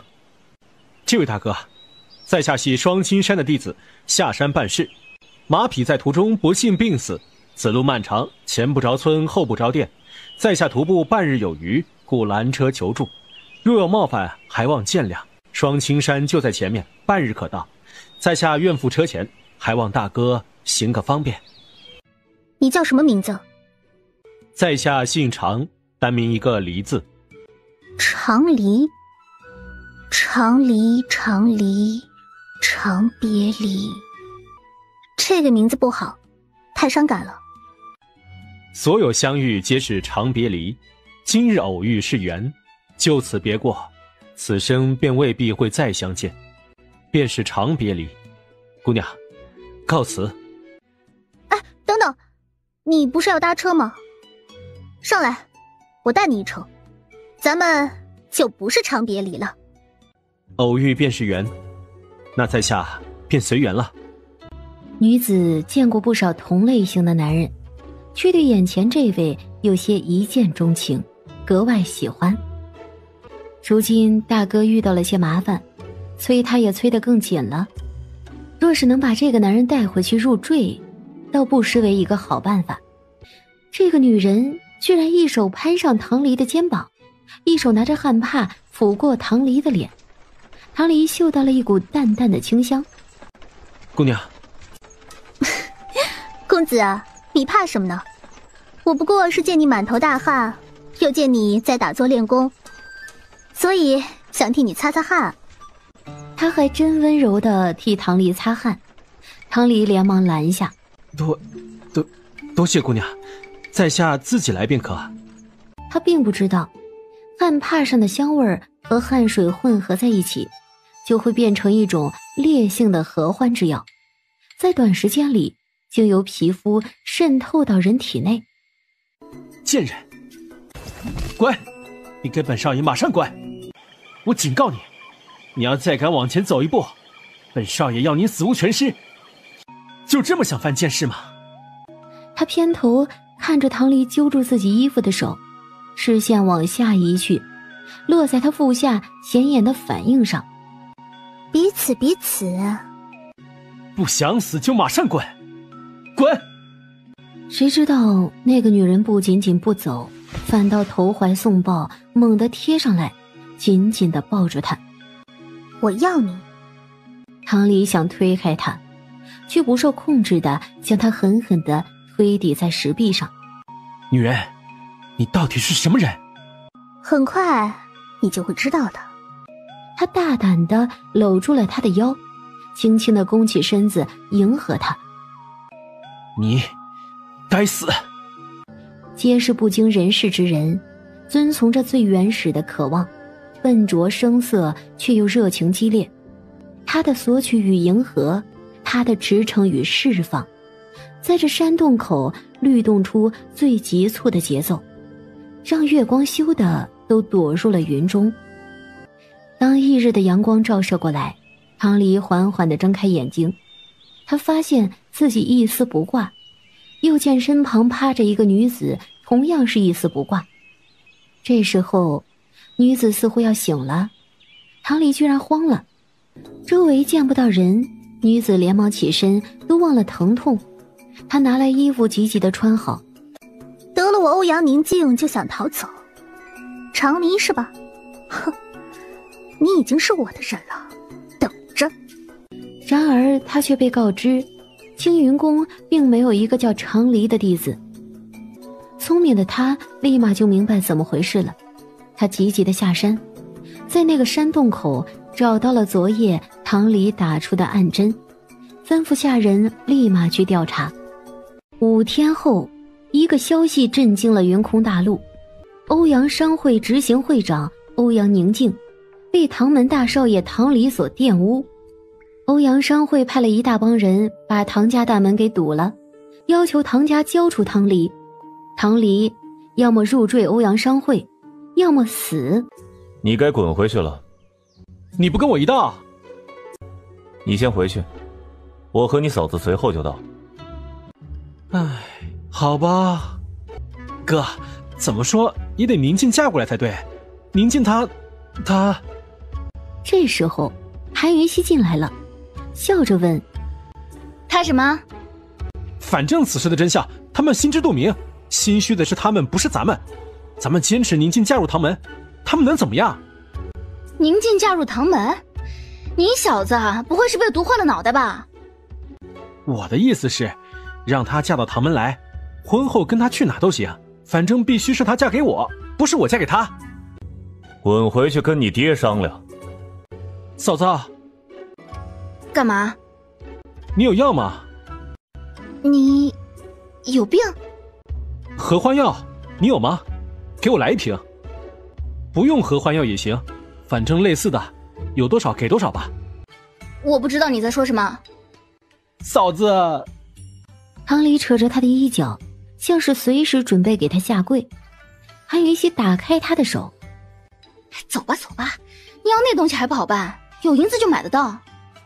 外头的铁钉没你的厉害，嫂子你帮帮忙，帮我配一份出来，没解药的。我不会。唐离不死心，还想求，龙飞叶便一脚狠狠地踹过来，直接将他踹到了门外去。龙飞叶瞥了韩云熙一眼，什么也没说，坐过去继续泡茶。你喝吗？喝。龙飞叶，我们什么时候启程啊？明日吧，这里离唐门不远。成，那我去瞧瞧顾大夫，顺便收拾收拾东西。韩云熙，你说合欢药似毒非毒，似药非药，到底什么意思？合欢之药有3类，一类是药物，一类是毒物，还有一类介于药和毒之间，所以称之为似药非药，似毒非毒。这3类有何区别？药性和分量有区别，主要是在药性强弱的区别。药者便是治病之用，毒者便是害人之用，介于药和毒之间，可治病，亦可害人。那何种有助性之效？韩云溪一大口茶水全喷了出来，重重喷在龙飞叶的脸上。龙飞叶竟也不嫌弃，拿来锦帕慢条斯理地擦拭着。噎着没？没。殿下，这3类药皆可助性，区别也不是非常大，一般情况是没必要区别的。哦，有必要区别的是什么情况？这个我就不清楚了。那你还清楚什么？殿下问这么多，作甚？有用。何用？你说呢？韩云溪的脸又红了一圈，忽然不知道如何回答。我走了。龙飞叶拉着他的手，将他拉到怀里去抱着，问得特别认真。韩云溪，谁教你这些的？回答我。书里看来的。当真？难道还能假？哼，不许假。也不知道怎么的，他的心忽然就安静了下来，任由他抱着，任由他的大手轻轻抚拍着他的后背。端木瑶满18了，那他的安危就跟你没有任何关系了吧？龙飞燕，从此以后，本王只对你负责。他说着，俯身下来，重重地在韩云溪唇上印了一吻。再盖个章吧。你不相信本王？再盖个章就相信。若不相信，白纸黑字写再多也没用。龙飞燕，你确定不盖章了？那我找别人负责去了。笔墨伺候。韩云溪终于忍不住扑哧笑出来，笑得格外开心。笑什么？谁知他竟踮起脚尖，双手搂住他的脖子。你笑什么？蠢死。本王怎么蠢了？他忽然拨开他的手，垫高脚尖，重重地在他唇上印了一吻。盖章，要敢骗我，让你后悔一辈子。不够。龙飞叶，好久没有吻你了，云溪甚是想念。龙飞叶紧紧圈住韩云溪的腰，让他整个人都贴近自己，真是恨不得狠狠要了这个女人。可是最终先放手的还是他。殿下，剑宗老人的信。剑宗老人在信中说，端木瑶受了内伤，需要内功强的人辅佐疗伤，让龙飞叶马上找到端木瑶，务必帮他疗伤，好好照料他。你怎么跟你师父交代？先回去再说。信呢？龙飞叶乖乖的把剑宗老人的信函交给他。韩云溪整理了一下，叫来楚西风。寻无此人，退回，再送过来不许接。楚西风在外头一听，险些笑出来。还愣着做甚？是，属下马上去办。中午已过，车到了县城。殿下，要安排午膳吗？想吃什么？随便。找个干净的地方。殿下，安排好了，2楼右手边第1间，店小二已经在那儿候着了。龙飞叶，什么事？你就不打算跟我解释解释吗？你上车。龙飞叶上车后，早就收敛起嘴角的笑意。解释什么？解释什么？所以你压根就觉得没有解释的必要？凭什么？韩云溪气得整个人都不好了。这下龙飞叶是真不懂。什么？凭什么？你师父凭什么要你去伺候他？他是你谁啊？他不是满18岁了吗？你师父不会不知道他满18岁了吧？凭什么这么使唤你？你欠他的吗？你是他爹、他哥，还是他丈夫？龙飞叶知道他生气，却没想到火气这么大，而且还是生师傅的气。他玩味地打量着韩云溪，发现这个女人生气的样子比认真的时候还好看。回答我！哼，韩云溪，我还以为你会就这么算了。谁跟你算了？你想太多了。回答我，你师父什么意思啊？他不知道本王有你了，过些日子上山，我带你去见他。所以他想撮合你和端木瑶，以前就这么使唤过你？我待在天山的时间不多，18岁之前，每年都会去一趟。每次上山得了师父的指导，便闭关练功，出关之后便立刻下山。你们不是一同上山，一同下山过？你不还送他回西周皇城去过？龙飞也没回答，看着他无奈而笑。笑什么？先去点菜，来一盘醋溜白菜。龙飞叶，我没跟你开玩笑。那你师父之前是不是经常命令你去照顾他？你去了？过去的事……行了，过去就过去了。我饿了，吃饭吧。龙飞叶，我怕再怎么努力都抹不掉你的过去，做不了你的唯一。你说怎么办？韩云溪，你记住了，本王这辈子只有你一个女人，只伺候你一个，无论过去还是将来，都只有你，没有第二个。说着，非常霸道地捧起他的脸来，狠狠地在他唇上印了一吻。几日后，他们抵达瑶水别院的时候，却惊见端木瑶独自一人坐在别院大门口的台阶上。必是有人透露，回头让楚西风查一查。难道有内奸？去北郊。韩云溪，你在车里吗？老伯，你家王妃娘娘在车里吧？灵儿小姐，殿下和王妃娘娘都不在车里，他们外出还未回来。高伯，你这是要去接我师兄吗？端木姑娘，你怎么在这儿？我找我师兄有急事，你要去接他，我跟你一块儿吧。端木瑶说着便要上马车，高伯连忙拦下。不是，殿下和王妃娘娘外出了，不在瑶水。老夫赶着去看兽医呢，这4匹马都病了。兽医在哪儿呢？在这城南。我刚好也要去城南，顺路送我一程吧。端木瑶却忽然跃上车，一把掀起了车帘。这瞬间他惊呆了，天哪，韩云溪和龙飞叶就在马车里，他们两个居然在接吻，他们俩贴得那么紧密。端木瑶亲眼目睹了这一幕，他真切听到了自己的心摔在地上支离破碎的声音。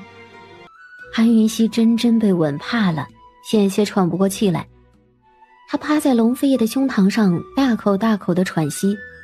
端木瑶站在一旁，眼泪都已经掉下来，正要开口，谁知道龙飞叶忽然一个转身，将韩云溪压在了身下。他一手撑在榻上，一手沿着他的腰挽锁而下。不，师兄，你怎么？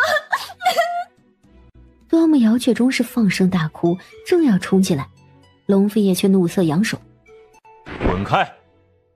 他这一扬手，竟直接让端木瑶摔下了马车，跌在一旁。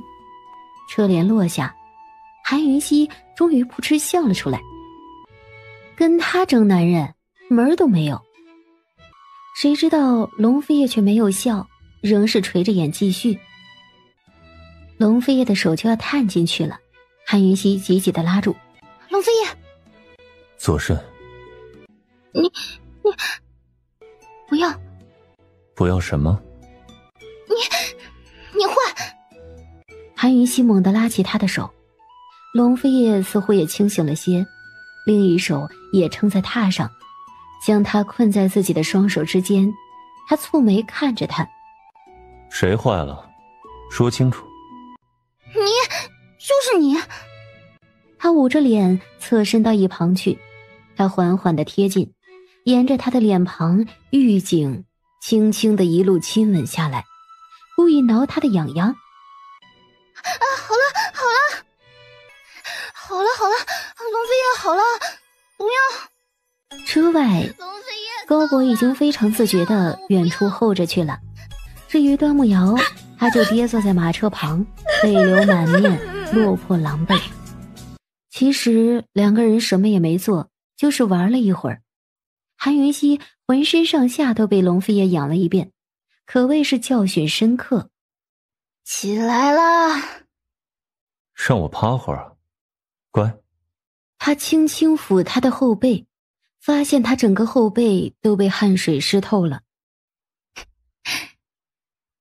这就流汗了？哼，你到底有多坏？什么话啊？你又想哪儿去了？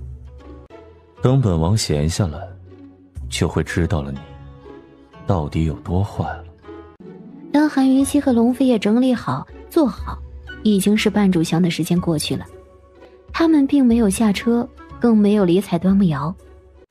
高博，还不走？高博连忙过来驾车。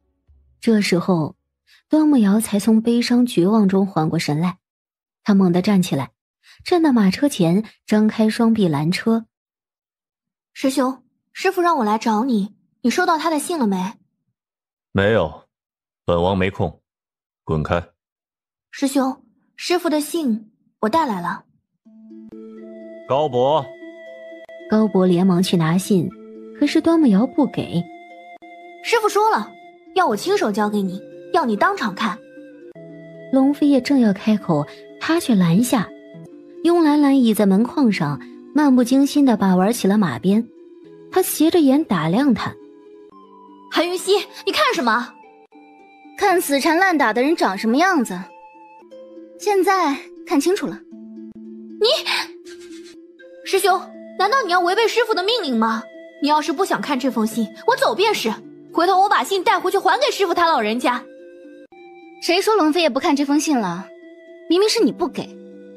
端木姑娘，这大白天的说谎，你也不怕被雷劈啊？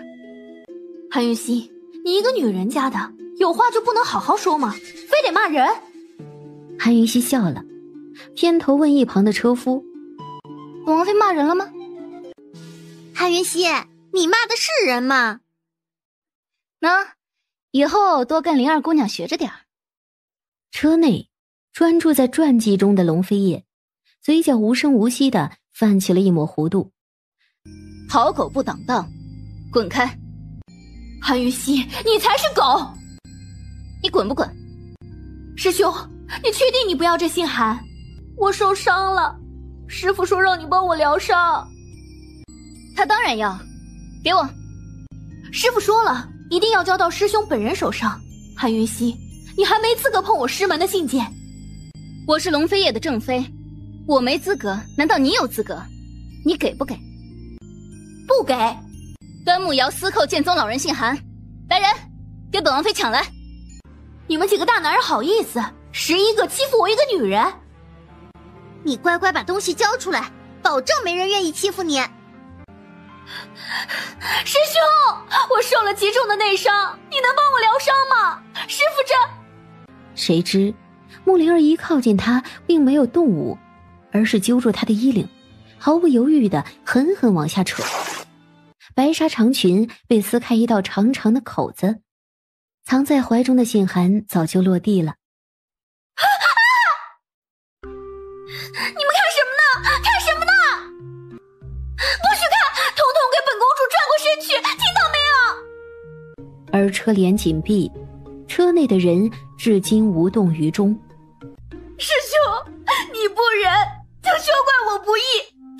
韩云熙，今日之仇，我端木瑶来日必当加倍奉还。怎么办？无用之物，还不丢了？你有办法了？丢了，回头我给师父写封信，就说我的内伤未愈，爱莫能助。剑宗老前辈会信你吗？会的，此事到此为止。欧阳宁静，你出来不？宁静已经不在窗边，他背靠着门，嘴角泛起了一抹冷笑。欧阳宁静，你还不出来？本少主警告你。警告？当本小姐是吃素的吗？本少主警告你，你要是不出来，本少主就堵门口不走了。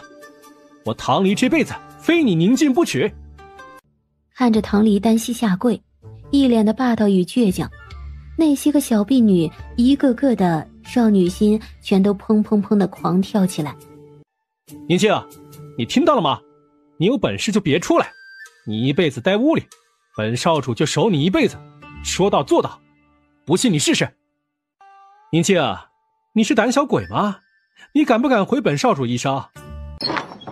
这是唐离第一次见到宁静着女儿装，第一次发现宁静是这么美的一个女人。唐离愣在那儿看得痴迷，双姨被宁静吓得不轻，哪有新娘子没罩红盖头就跑出来的呀？唐少主，恭喜你，请稍等。小姐，不能这么露面，不吉祥，也会落人闲话的。我不出气，他真以为我怕他了。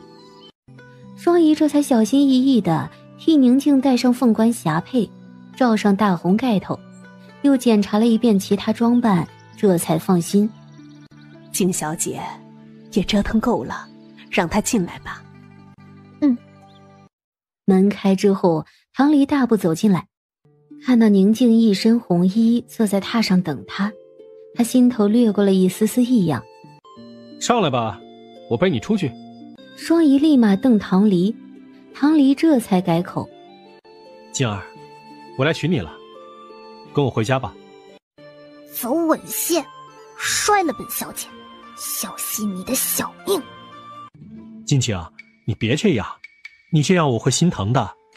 我知道咱们之前很不愉快，可是我唐离既娶了你，就一定会好好疼惜你。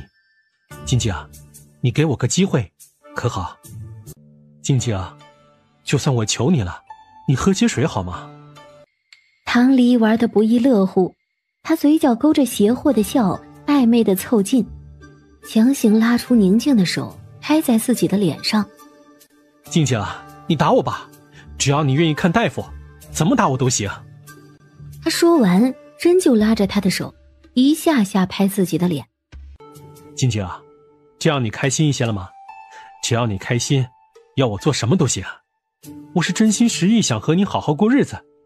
那天晚上虽然……唐离说着，故作无奈地笑了笑，才继续道：静静，给我一个机会，爱上我，可好？终于，宁静缓缓地抬起头来，泪流满面。唐离吓了一大跳。唐离，大夫怎么还不来？谁知道宁静忽然又哇一声喷出了一口黑血，随即便昏迷了过去。喂，宁静，你怎么了？你别吓我！喂，你醒醒！该死！嫂子，宁静中毒了，快去救人，快点！知道中什么毒吗？不知道，嫂子，你赶紧救救她，我求你了！过去看看，快！龙飞叶却拦下，正要提醒。放心，我不会进去的。虽然宁静就带了一个仆人双姨来，但是他们也要小心，避免被撞破身份。赶紧找大夫进去看看，把脉象告诉我。还有，尽快采集他吐的血给我，我就在院外等。很快，唐离就把黑血采集给了韩云溪。韩云溪一眼就看出那血里的毒是鬼闹液，想必是宁静耍的手段，想避开洞房花烛夜。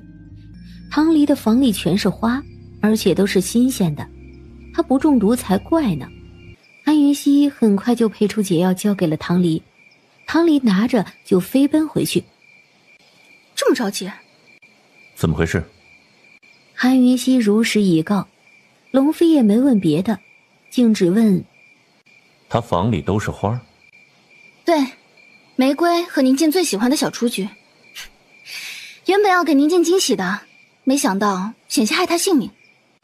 这就是你说的先抑后扬。哄女孩子嘛，先让她失望一下，然后给惊喜，再铁石心肠，多少都会感动的。龙飞叶若有所思地点了点头。那你呢？龙飞叶，这么近看你的眼，可否看到你心里去？你的心到底藏了多少秘密？那你呢？你喜欢什么？什么喜欢什么？你喜欢什么花？你要送我吗？龙飞叶送过花儿给他吗？江南梅海那满院子的梅花算不算？如果算的话，这家伙就真是前无古人后无来者了。见韩云熙笑，龙飞叶似有些不悦，他立马结束了花的话题。哼，你喜欢什么？我喜欢，我喜欢龙飞叶。我喜欢什么，你都会送给我吗？那你听好了，说吧。我喜欢，我喜欢龙飞叶，你能把它送给我吗？说话算数，不能食言哦。本王不早就是你的了？什么时候把本王丢了，现在又要回去了？他从他怀中起身站直了，认真地看着他，他要看清楚眼前的人，真怕这会是一场梦。龙飞叶，你再说一次可好？什么时候把本王丢了，现在……不，前面一句再说一遍。哼，傻瓜。韩云熙，本王早就是你的了。龙飞叶，不必哄，不必什么先抑后扬，只需你的铁汉柔情，云溪的铁石心肠就会瞬间融化。再说一次。韩云熙，本王早就是你的了，是你一个人的。韩云熙，你只能要本王一个。话音一落，他便吮住了他的耳垂，沿着他的玉颈一路亲吻而下。龙飞叶，你坏！他似乎非常喜欢他的锁骨，吻一直流连在那附近，又霸道又贪心。龙飞叶，你够了，够了！除了本王，你还喜欢什么？不告诉你。嫂子，宁静他已经……他看了看韩云熙，又看了看龙飞叶，一脸的不可思议。怎么了？宁静还没好？毒解了，他还昏迷着。唐离喃喃地说着，视线不自觉地又往韩云熙的锁骨中瞥去。然而龙飞叶一瞪他，他立马移开眼，转身要走。脉象如何？大夫说脉象正常。嫂子，宁静什么时候会醒啊？鬼闹液的毒性一旦大幅度增加，对身体损失很严重，尤其是呼吸道。他的脉象怎么会正常？我让那大夫把了5次脉，都是正常的。5次？韩云熙狐疑地看着唐离。有必要吗？你这么急啊？我不也是怀疑脉象没把准吗？嫂子，那贱人才刚刚嫁过来，万一有个3长2短，云空商会那边咱也不好交代。他的脉象正常的话，那说明身体底子好，扛得住。没事了便可，你还不回去？嫂子，这么说他中这毒不影响怀孩子了？你什么意思啊？他身体底子好是好，可你也不能，你就这么心急吗？我的意思是以后当然不会影响啊，他休息1、2天应该就痊愈了。多谢嫂子。唐离故作不经意地摸了摸自己的领口，又意味深长地看了韩云熙一眼，这才离开。韩云熙终于注意到异常了，他摸了摸自己的脖子，问龙飞叶道：我这怎么了吗？没怎么，去休息吧，明儿个咱们也要走了。他回到房中，在镜台前坐下的时候，立马就发现自己的锁骨中间有一抹显眼的红，这分明是龙飞叶留下的痕迹，吻痕。怪不得唐离会那么奇怪。他轻轻地抚摸那一抹红，也不知道想什么呢，忽然就笑了。5月是上天山最好的季节，他们走得很急。谁知道暗卫送来了一个坏消息。龙飞叶丢给他一封信，韩云熙非常震惊。勒索信？3日正午后，带玄寒宝剑到迷途空湖赎人，只许1人独来，逾期不见，后果自负。好大的口气，到底是谁啊？本王不带玄寒宝剑，就带你去，敢不敢跟我去？准了。这些交给你了。他翻看了一会儿便懂了，这些账本不是别的，正是龙飞叶在云空所有产业的账目明细。等等，龙飞叶，你这是把所有产业都交给我的意思？管账有账房先生，这些日后都交给你打理。龙飞叶，你想跑路吗？跑路的话一定会带上你，逃命就不带。龙飞叶，你到底想干什么？你把药鬼堂打理得这么好，本王这些产业也都指望着你了。我说的不仅仅是这件事。天山此行，你是不是有什么计划？此行凶险，若到中秋之日，我还无法下山，你可否先下山，替我接管中南都督府，应对西部之变？因为端木瑶？与他无关，苍丘子才是最大的麻烦。其实苍丘子只能排在第2，最大的麻烦是他自己，他的封印。此行天山，如果能顺利破解封印，拿下苍丘子就不在话下。我不要下山，中南都督府的事务你交给百里元龙，我跟你一起上山，便要随你一道下山。你不走，我也不走。你又不会武功，留在天山会碍本王的手脚。碍手碍脚也赖定你了，反正你有本事带我上山，就得有本事跟我一起下山，要不你别带我上山。好，那你别去了。龙飞叶，好，我不去了，我就在宁南等你回来。你要敢不回来，我就让中南都督府散了，让楚西风他们也散了，把你所有产业都贱价卖给云空商会，然后就跟顾西少浪迹天涯去。还有，我会去唐门把……韩云熙，我父母已逝，我想带你上山，让师父见见你。中秋之后，3国的粮草和药食基本会告罄，到时候中南都督府这里得有人主持大局。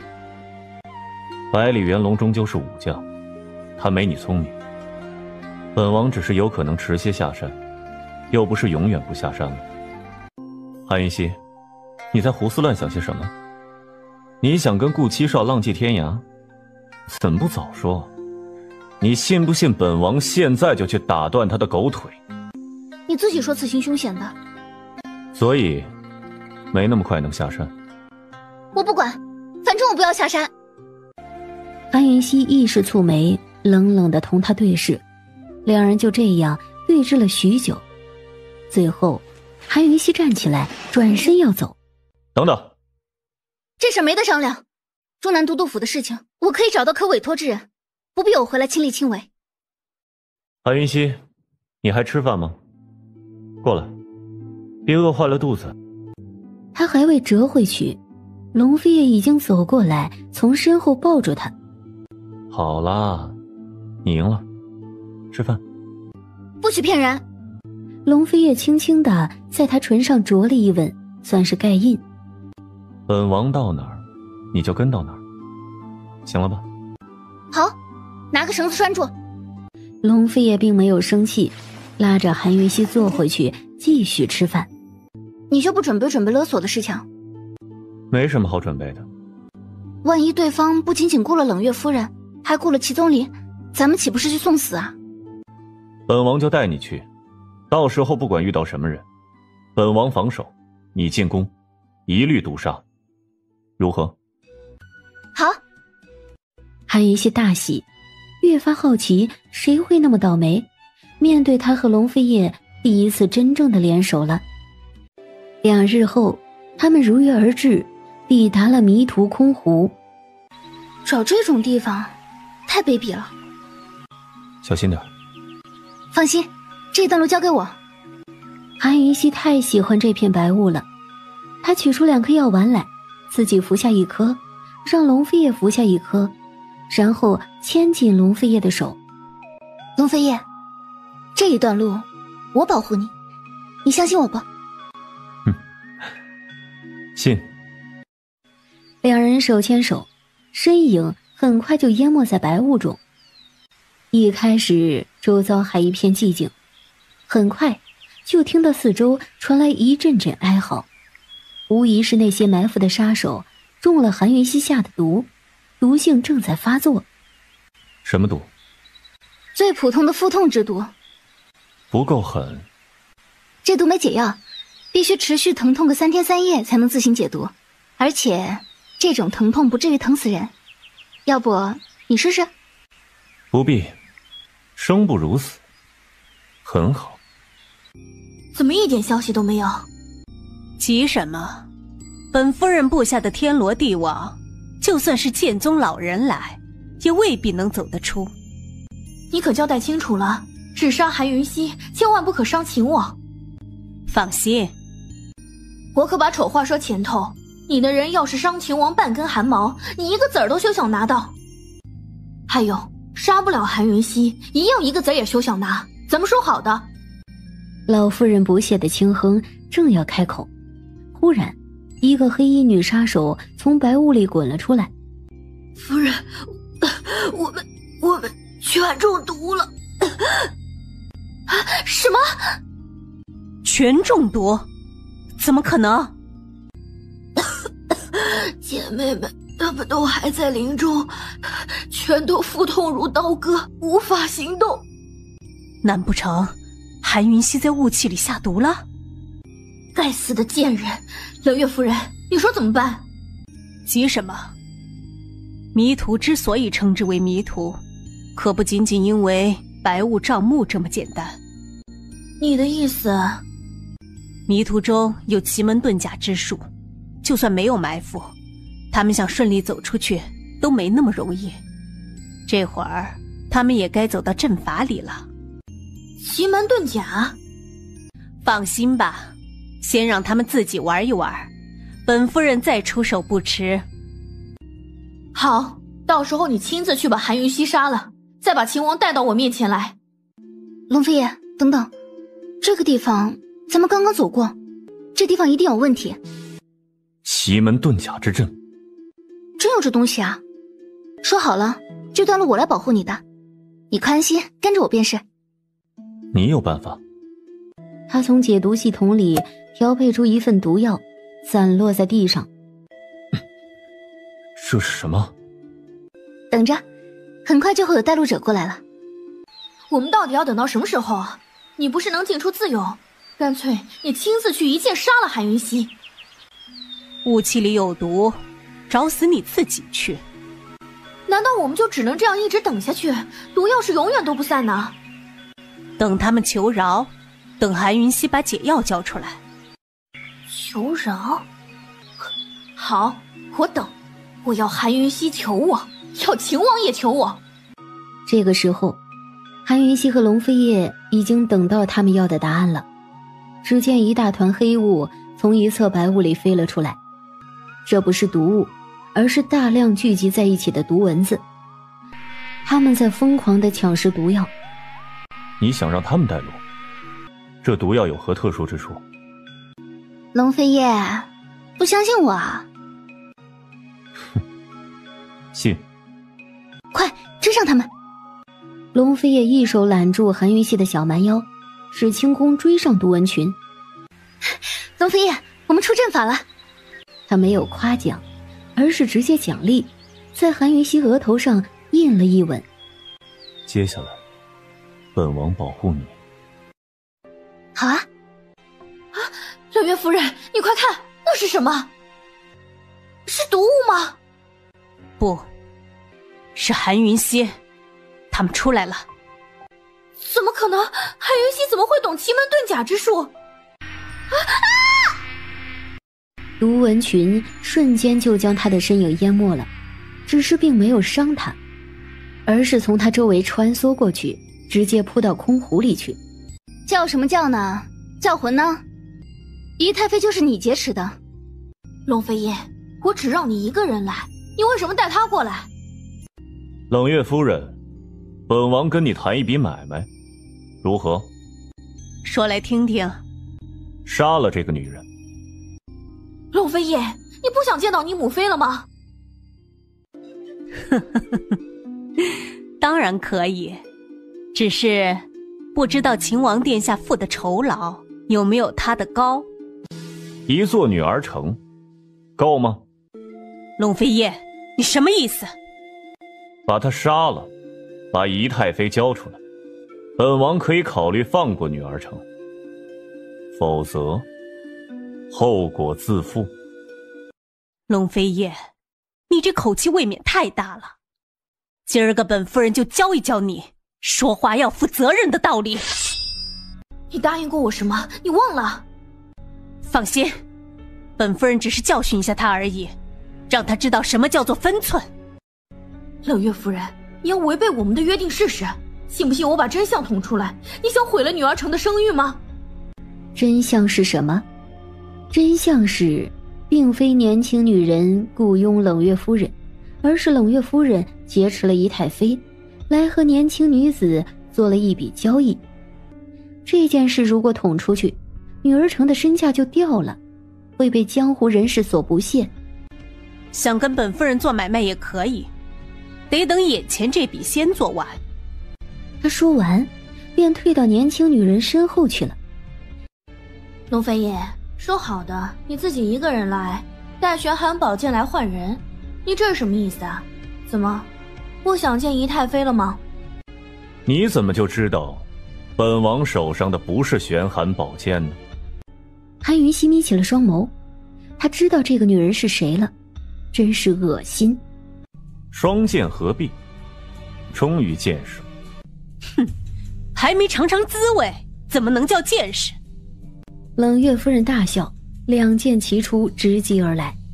冷月夫人一追到他面前，另一把剑居然也凌空一位，追到了龙飞叶的背后。韩云熙，用毒吧。还早，我有办法破他的双臂剑。他说着，从医疗包里取出了一块巴掌大的磁石。韩云熙这巴掌大的磁石一拿出来，悬空在他们背后的长剑忽然急速朝他们飞过来。韩云熙，怎么回事？应该是磁极反了吧。韩云熙将手中磁石翻了一下，刹那间背后的长剑就停了下来，随即便往地上落去。而冷月夫人手中的剑像是失去平衡，一直咣当当震个不停。龙飞叶，冷月夫人这把宝剑算是废了。哼，回去了，本王好好赏你。接下来龙飞叶的鞭就没有停过，一鞭鞭甩出，势如破竹，气势如虹，压制的冷月夫人毫无反击的余地，掉头就往迷途里逃去。不！年轻女子不相信自己看到的一切，她转身便要逃，只可惜龙飞叶护着韩云熙，很快就拦住她的去路。韩云熙直接启动了梨花泪雨，打落了他的蒙面。他不是别人，正是端木瑶。人呢？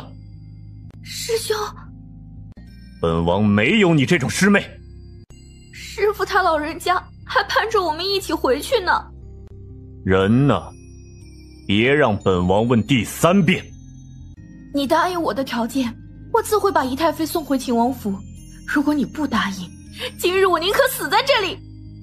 玄寒宝剑，苍丘子要的吗？你可以不交出玄寒宝剑，只要你替我疗伤。本王妃拒绝。韩云熙，你有什么资格替我师兄做决定？你以为你是谁啊？不帮师妹疗伤视为不义，不救母妃视为不孝。韩云熙，你想陷我师兄于不义不孝吗？龙飞叶是我的男人，他的一切都是我的，这就是我的资格。韩云熙，你不要脸！端木瑶随时扬起一巴掌，韩云熙早握住端木瑶的手腕。韩云熙，我跟你拼了！怎么没力气了？你对我下毒？端木瑶，我可能不对你下毒吗？你还真把自己当根葱。你不过是走了狗屎运，天赋和剑宗老人的爱人相似，才得到剑宗老人的疼爱。你真以为自己有多与众不同啊？真以为人人都不如你，都得让着你捧着你啊？端木瑶，我告诉你，在我丈夫面前，你永远都不会有特例。你死了这颗心吧。龙飞叶，你不想见到你母妃了吗？端木瑶，除了浑身无力，你就不觉得自己的脸很痒吗？韩玉溪，你对我下了什么毒？一夜暮年，只需要1夜的时间，确切说也就6个时辰左右，你的脸会渐渐衰老，最后变成暮年时的样子。现在你的脸已经开始干燥了，干燥之后就会生出老人斑和皱纹来，直到你的脸彻底变老，你的力气也就恢复了。我不要，韩云熙，解药呢？本公主命令你马上给我解药，马上！仪太妃呢？你给解药，只要我的脸好了，我保证你们马上就可以见到仪太妃。在先教人还是先给药这个问题上，本王妃可以慢慢的跟你探讨。只是，本王妃得好心提醒你一点，一夜暮年这种毒属于不可逆之毒。什么意思？不可逆的意思就是解药只能抑制你的脸继续变老，并无法让你恢复到原貌。玉溪，你这个贱人，我要杀了你！好啊，等你恢复力气了，咱们再决斗一场，我等着。来人！很快，隐藏在一旁密林中的2个侍女便将仪太妃抬了出来。仪太妃晕迷不醒着，龙飞也检查了一遍，确定仪太妃只是昏迷，并没有什么大碍。韩玉溪，解药呢？解药啊？哎呦，我带了没有啊？韩玉溪，你不能这样。那你说我该怎样呢？你想言而无信吗？把解药给我，马上！端木瑶，你平静一点嘛，咱们有话好好说。你越激动，毒素就发作的越快，再这么下去，指不定不用1夜的时间，你就提前老了。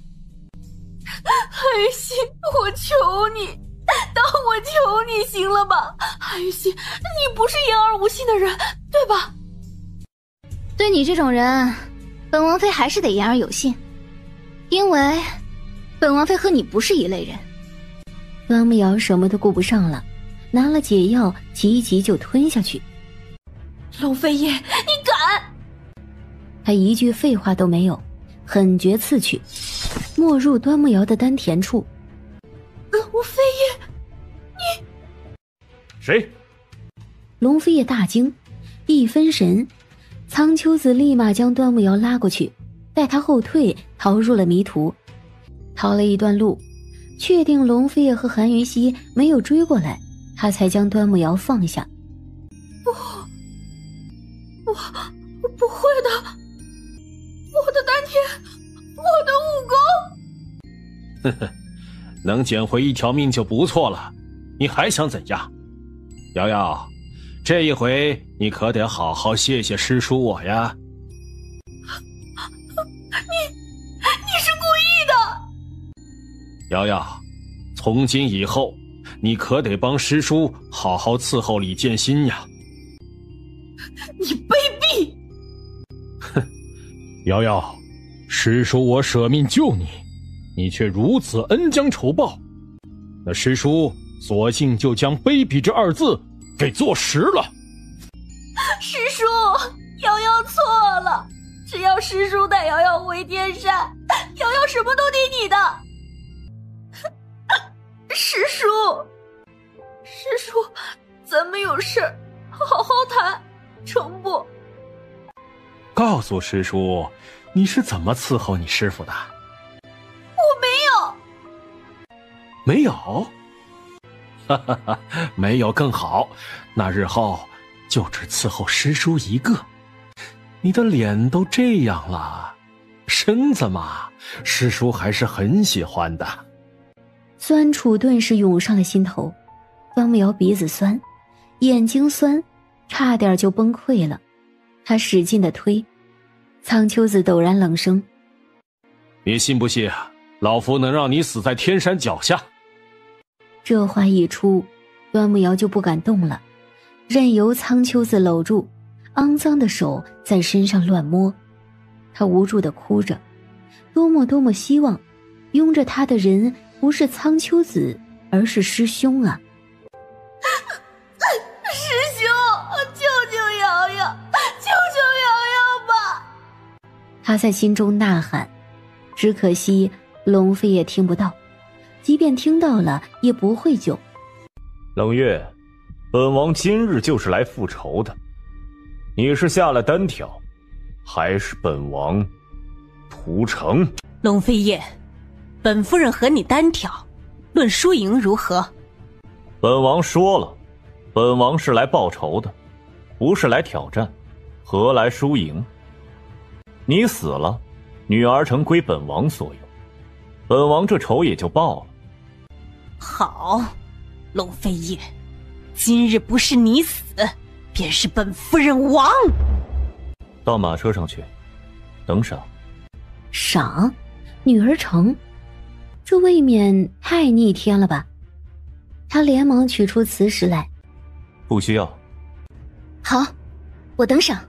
嘿，青王，这可不是逞个人威风的场子。就是，冷月这个老妖女，残害了多少武林同胞？今日我等联手，一定能杀掉她。谁敢乱动，休怪本王的剑不认人。龙飞叶和冷月夫人同时持剑往前袭击对方，铿一声巨响，两剑相抵。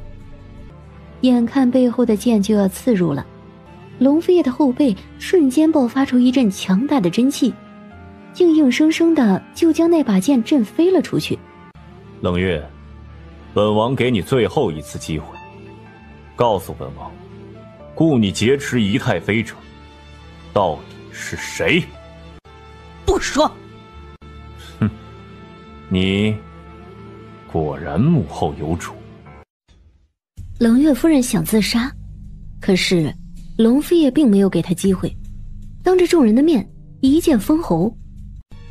城里的人听好了，想与本王剑下者留，不服者。我有话跟你说，龙飞燕，只愿来世不要再遇到你。他说罢，则是一剑稳劲，摊下地，香消玉殒。龙飞燕啊，龙飞燕，你可知道，这个世界上有很多女人，很爱你。韩云溪在马车上，看着龙飞叶颀长而傲岸的背影，都有些不可思议。这么冷的男人，竟是她丈夫。你们呢？女儿城将嫁，愿为秦王殿下效劳。走吧，带你看看本王的赏赐。在众目睽睽之下，韩云溪坐在马车上，龙飞叶亲自牵着马，带他走向女儿城，走向他赐予他的城。这宅子如何？别人家的旧宅，不喜欢。好，来人，拆了重建。影卫还未回答，周遭的人便争先恐后地表示愿意效劳。免了，盖房子的事情让各位来，未免太大材小用。从今日起，女儿城停止一切对外的杀人买卖，本王妃将以雇佣兵的方式改组女儿城。本王妃养你们，教你们读书，你们只为本王妃效劳。没兴趣者现在就可以离开，有兴趣的留下。他们相互交换眼神，皆惊喜意外，竟无一人离开。看样子要多留几日了。雇佣兵的事我早就计划好了，待会儿跟徐东林详细交代，让他安排下去。咱们明日就走，不耽搁，上天山要紧。韩云溪，你跟本王百般般配。秦王殿下，您这是在夸臣妾呢，还是自夸呀？韩云溪，本王没开玩笑。既是百般般配，那便得千般恩爱。龙飞叶，你可得好好爱我。龙飞叶不语，搂住他的腰肢，一下子就将他拉近，一吻封唇。翌日，马车从女儿城的西门缓缓地驶出，他们正式踏上了天山之路。叶师兄，你终于回来了，心儿好想你呀。龙飞叶压根不记得这个叫做心儿的女子是什么人，也没有打算理睬。叶师兄啊，不会武功的人是不可以上天山的哦。学武多累多粗鲁啊！好端端的一个女孩子，干什么不好，非得学武啊？把自己搞得不男不女的，嫁都嫁不出去。我才不会学武呢！反正龙飞叶，你得永远守在我身旁，爱我、疼我、保护我。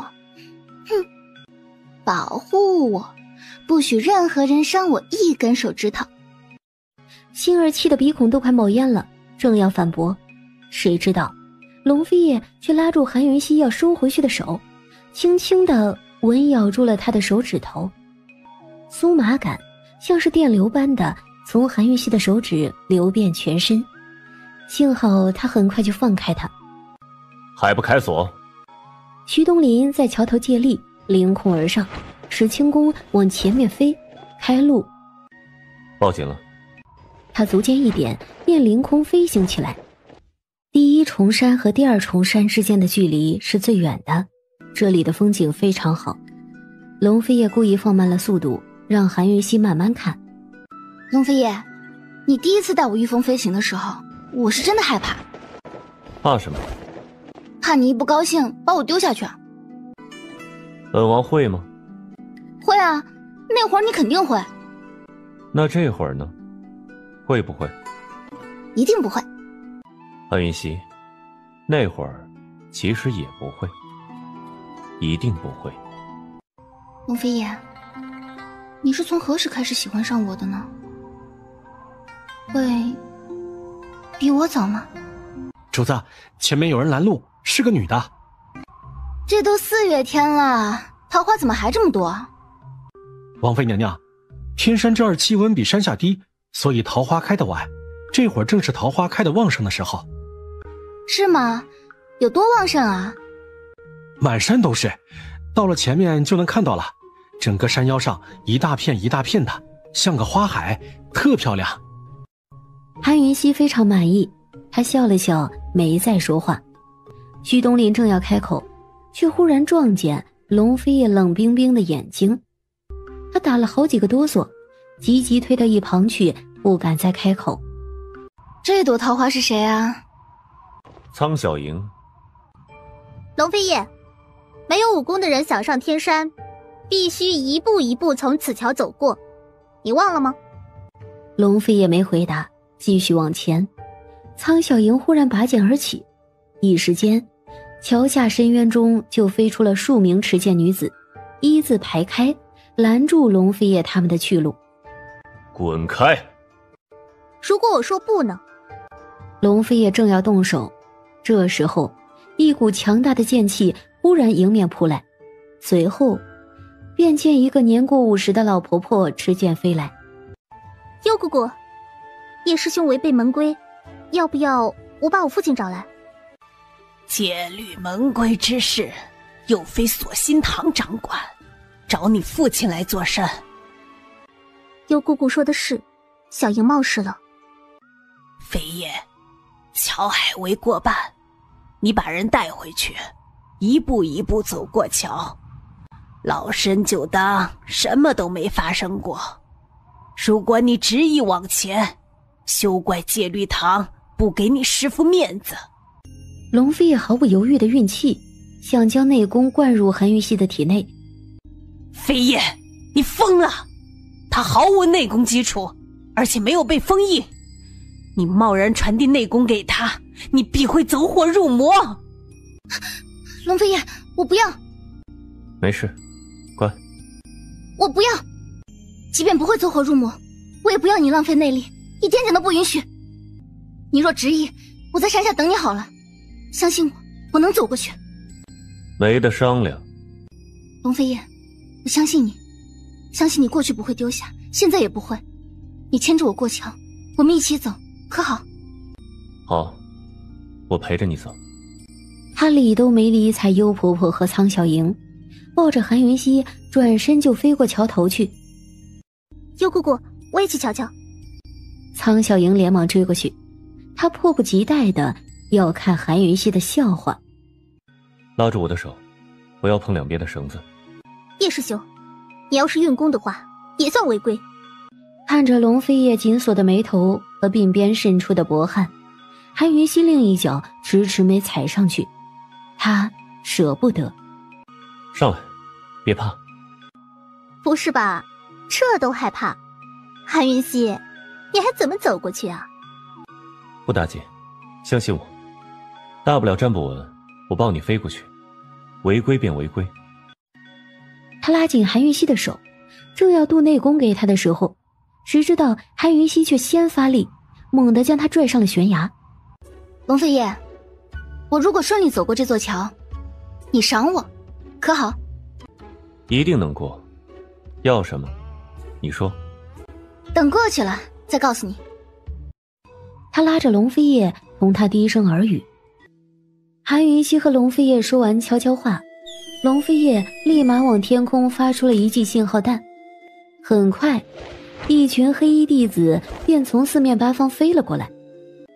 我们过桥吧。前后全都是天山剑宗1等1的高手，身旁还有龙飞叶呀。韩云溪和龙飞叶之间这一幕美好而优雅。悬崖上那些赶来看热闹、看笑话的女弟子们，全都目不转睛地看着，一时间都缓不过神来。计划落空的苍小莹怒而冲天飞出，追了过去。韩云溪，靠这么多男人过桥，算什么本事？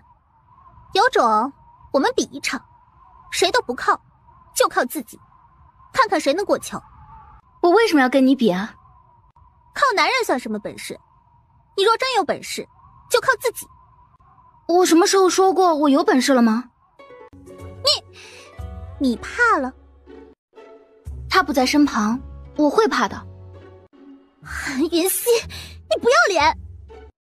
哦，我知道你是谁了，你就是唐门少主的未婚妻，你的名字我听过。万幸万幸，幸好唐少主没娶你啊。苍小莹什么都好，就是丑了些。被韩云溪这么一说，在场所有人便都认为唐离是嫌苍小莹丑才逃婚的。你们欺负人！我告诉爹爹去，你们等着！他狠狠一跺脚，转身就走了。过桥了，你想讨什么赏？龙飞燕，别说话，吻我。这个家伙的桃花已经多到让他接受不了的程度了，他想当众宣布所有权。龙飞也很听话，一个字都没多说，霸道地攫取韩云溪的下巴，狠狠地吻了下去。龙飞燕，你知道吗？韩云溪其实很胆小的，因为你的爱才恃爱而勇。激吻之后，任由周遭一片议论纷纷，龙飞也牵着韩云溪继续往前走。龙飞叶，没有你带路，我上不来，更下不去啊。那你得跟我一起下山啊。之前就答应了，不信我？骗我一次，我当100次的。龙飞叶，天剑大会还没开始吧？就在今年的6月6。韩云溪，在天剑大会之前，还有一场盛会，我会参加。什么盛会啊？5月5的剑宗排位战，但凡天山弟子都可参加，生死自负，以武功高低排出前5名。你的意思是？师父是不会参加的，拿下剑宗排位战首名，后面的事就轻松多了。龙飞叶，要在短时间里大幅度提升武功是不可能的，但是可以学毒术啊，有毒术辅佐，苍秋子不会是你的对手。排位战比拼的只有剑术，傻瓜，又蠢了吧？放心，没事的。能帮你的只有剑宗老人了，他可别在关键时候发病啊。端木瑶这会儿应该就是在天山顶吧？剑宗老人那么疼他。龙飞叶，端木瑶很危险。不对，剑宗老人的病情才是关键。龙飞叶，这是最大的变数。对。失心疯，要是顾北月能一块过来就好了。哎，来了也未必有用，剑宗老人也未必会接受医治。有些经久不愈的病，其实不是无法治愈，而是患者自己不愿意痊愈，那是一种自我惩罚。走，我们上天山顶。师父，韩云溪见过剑宗前辈。师父，你终于出关了，瑶瑶委屈，瑶瑶不活了。端木瑶，本王没杀你，你该谢天谢地。你师妹都这样了，你还想怎样？师父，徒儿3番2次给你写信，什么情况你也是知道的。徒儿还带回了你的回信给师兄看，可是师兄他就是不帮徒儿疗伤，师兄太狠心了。借口！苍秋子武功远在本王之上，你既可勾结他，怎么就不让他帮你疗伤呢？我还不是喜欢你，我喜欢你。龙飞叶，我只要你帮我疗伤，只要你。你2人都有错，瑶瑶。其实你师哥那会儿自己受了重伤，才无法帮你疗伤，这事儿师父知道的。他明明……瑶瑶，师父的话你还不信？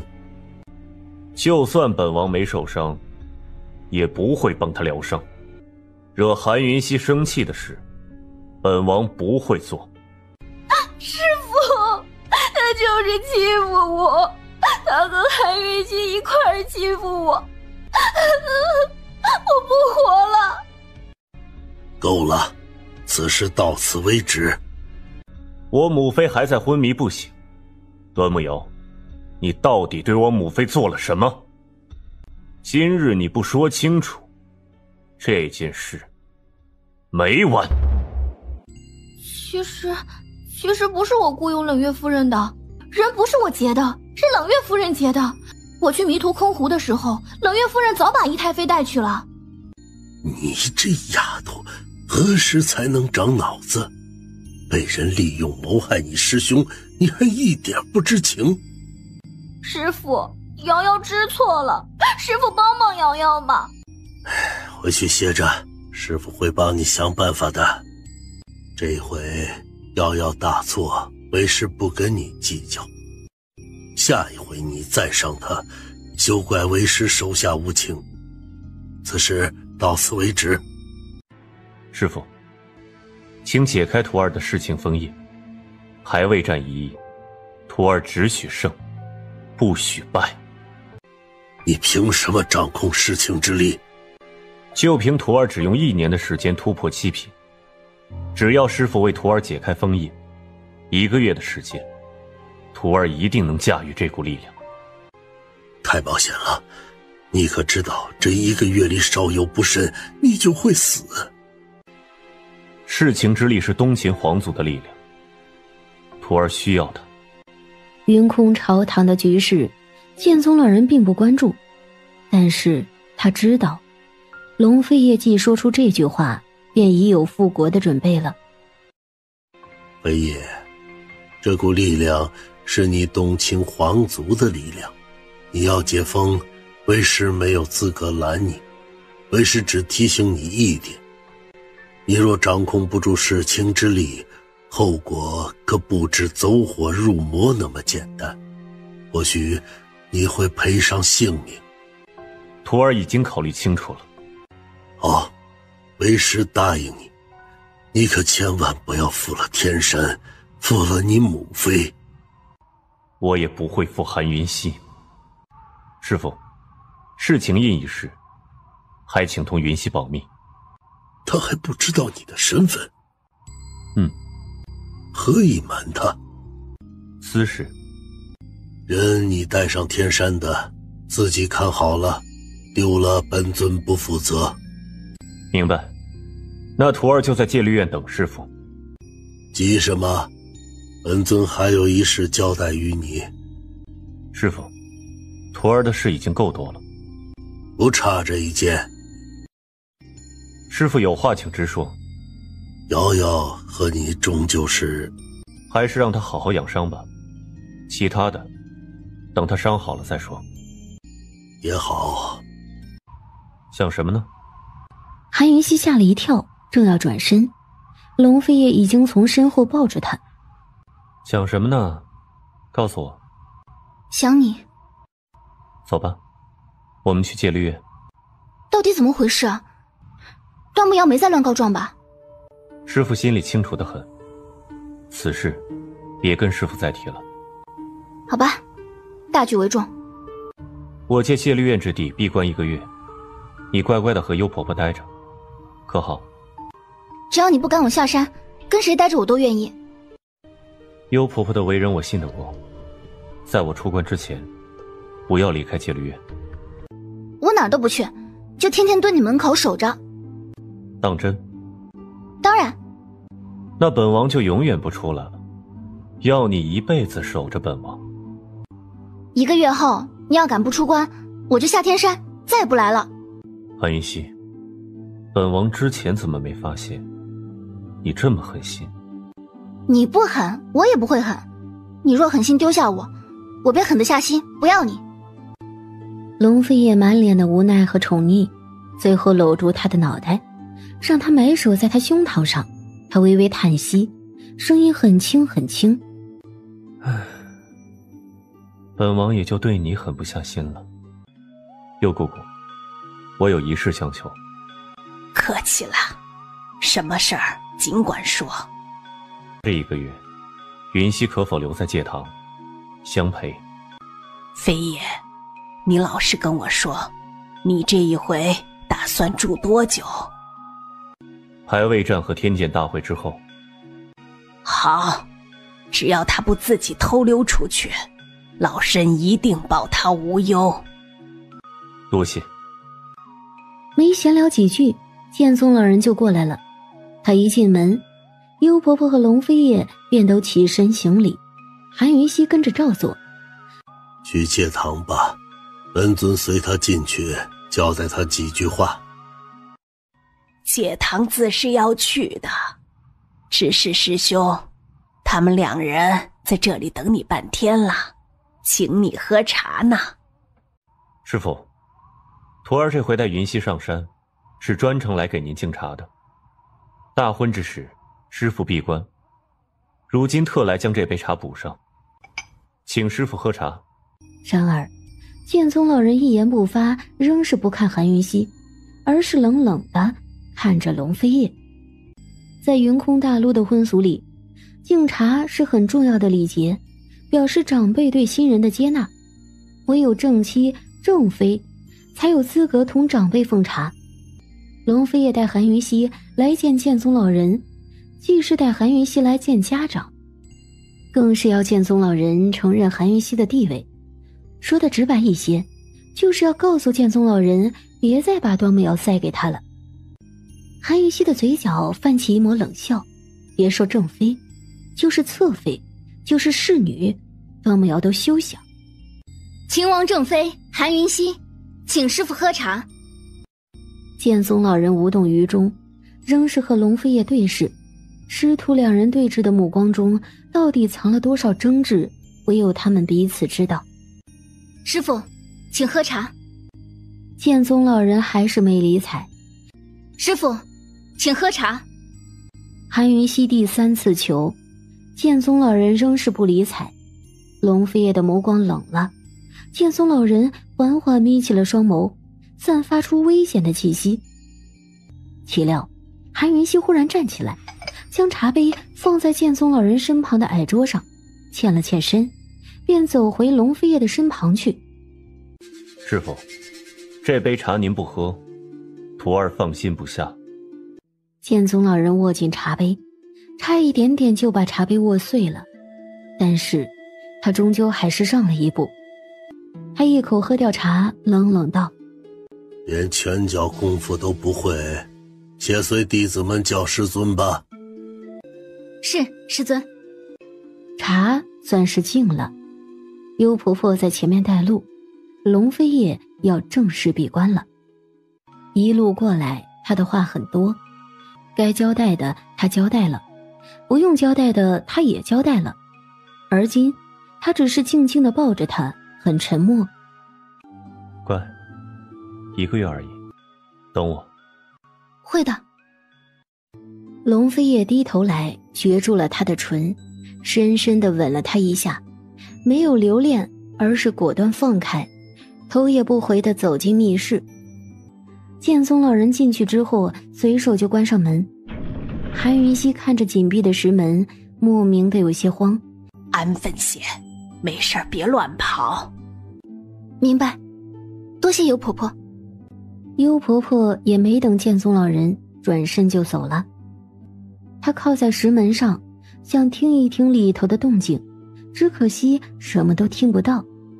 韩云溪在竹榻上盘腿而坐，努力想静下心来，谁知他非但静不下心，反倒不小心把小东西给召唤了出来。他回头看了看云溪妈妈，又朝门外看了看，正要跳出去，过来，韩云溪便喊住。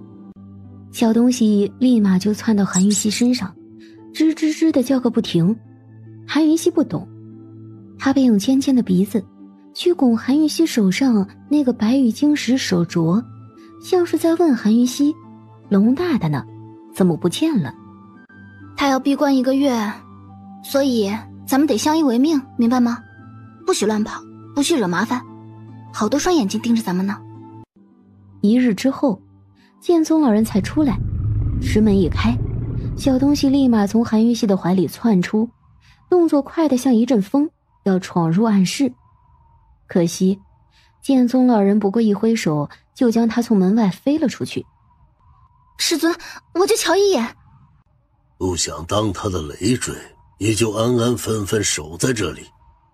小东西更着急了，要攻击剑宗老人，幸好韩云溪及时抱住他，将他压在怀里。乖，他不会有事的，他就在里头闭关而已。这是飞叶送我的灵兽。剑宗老人也曾见识过不少灵兽，也就没把小东西放在心上了。他转身就走。龙飞叶已经闭关10来日了，密室之内空荡荡的，一片昏暗。龙飞叶光着膀子席地而坐，昏暗中他面容轮廓显得格外冷峻，他闭着眼睛，就连睫毛上都沁着汗水。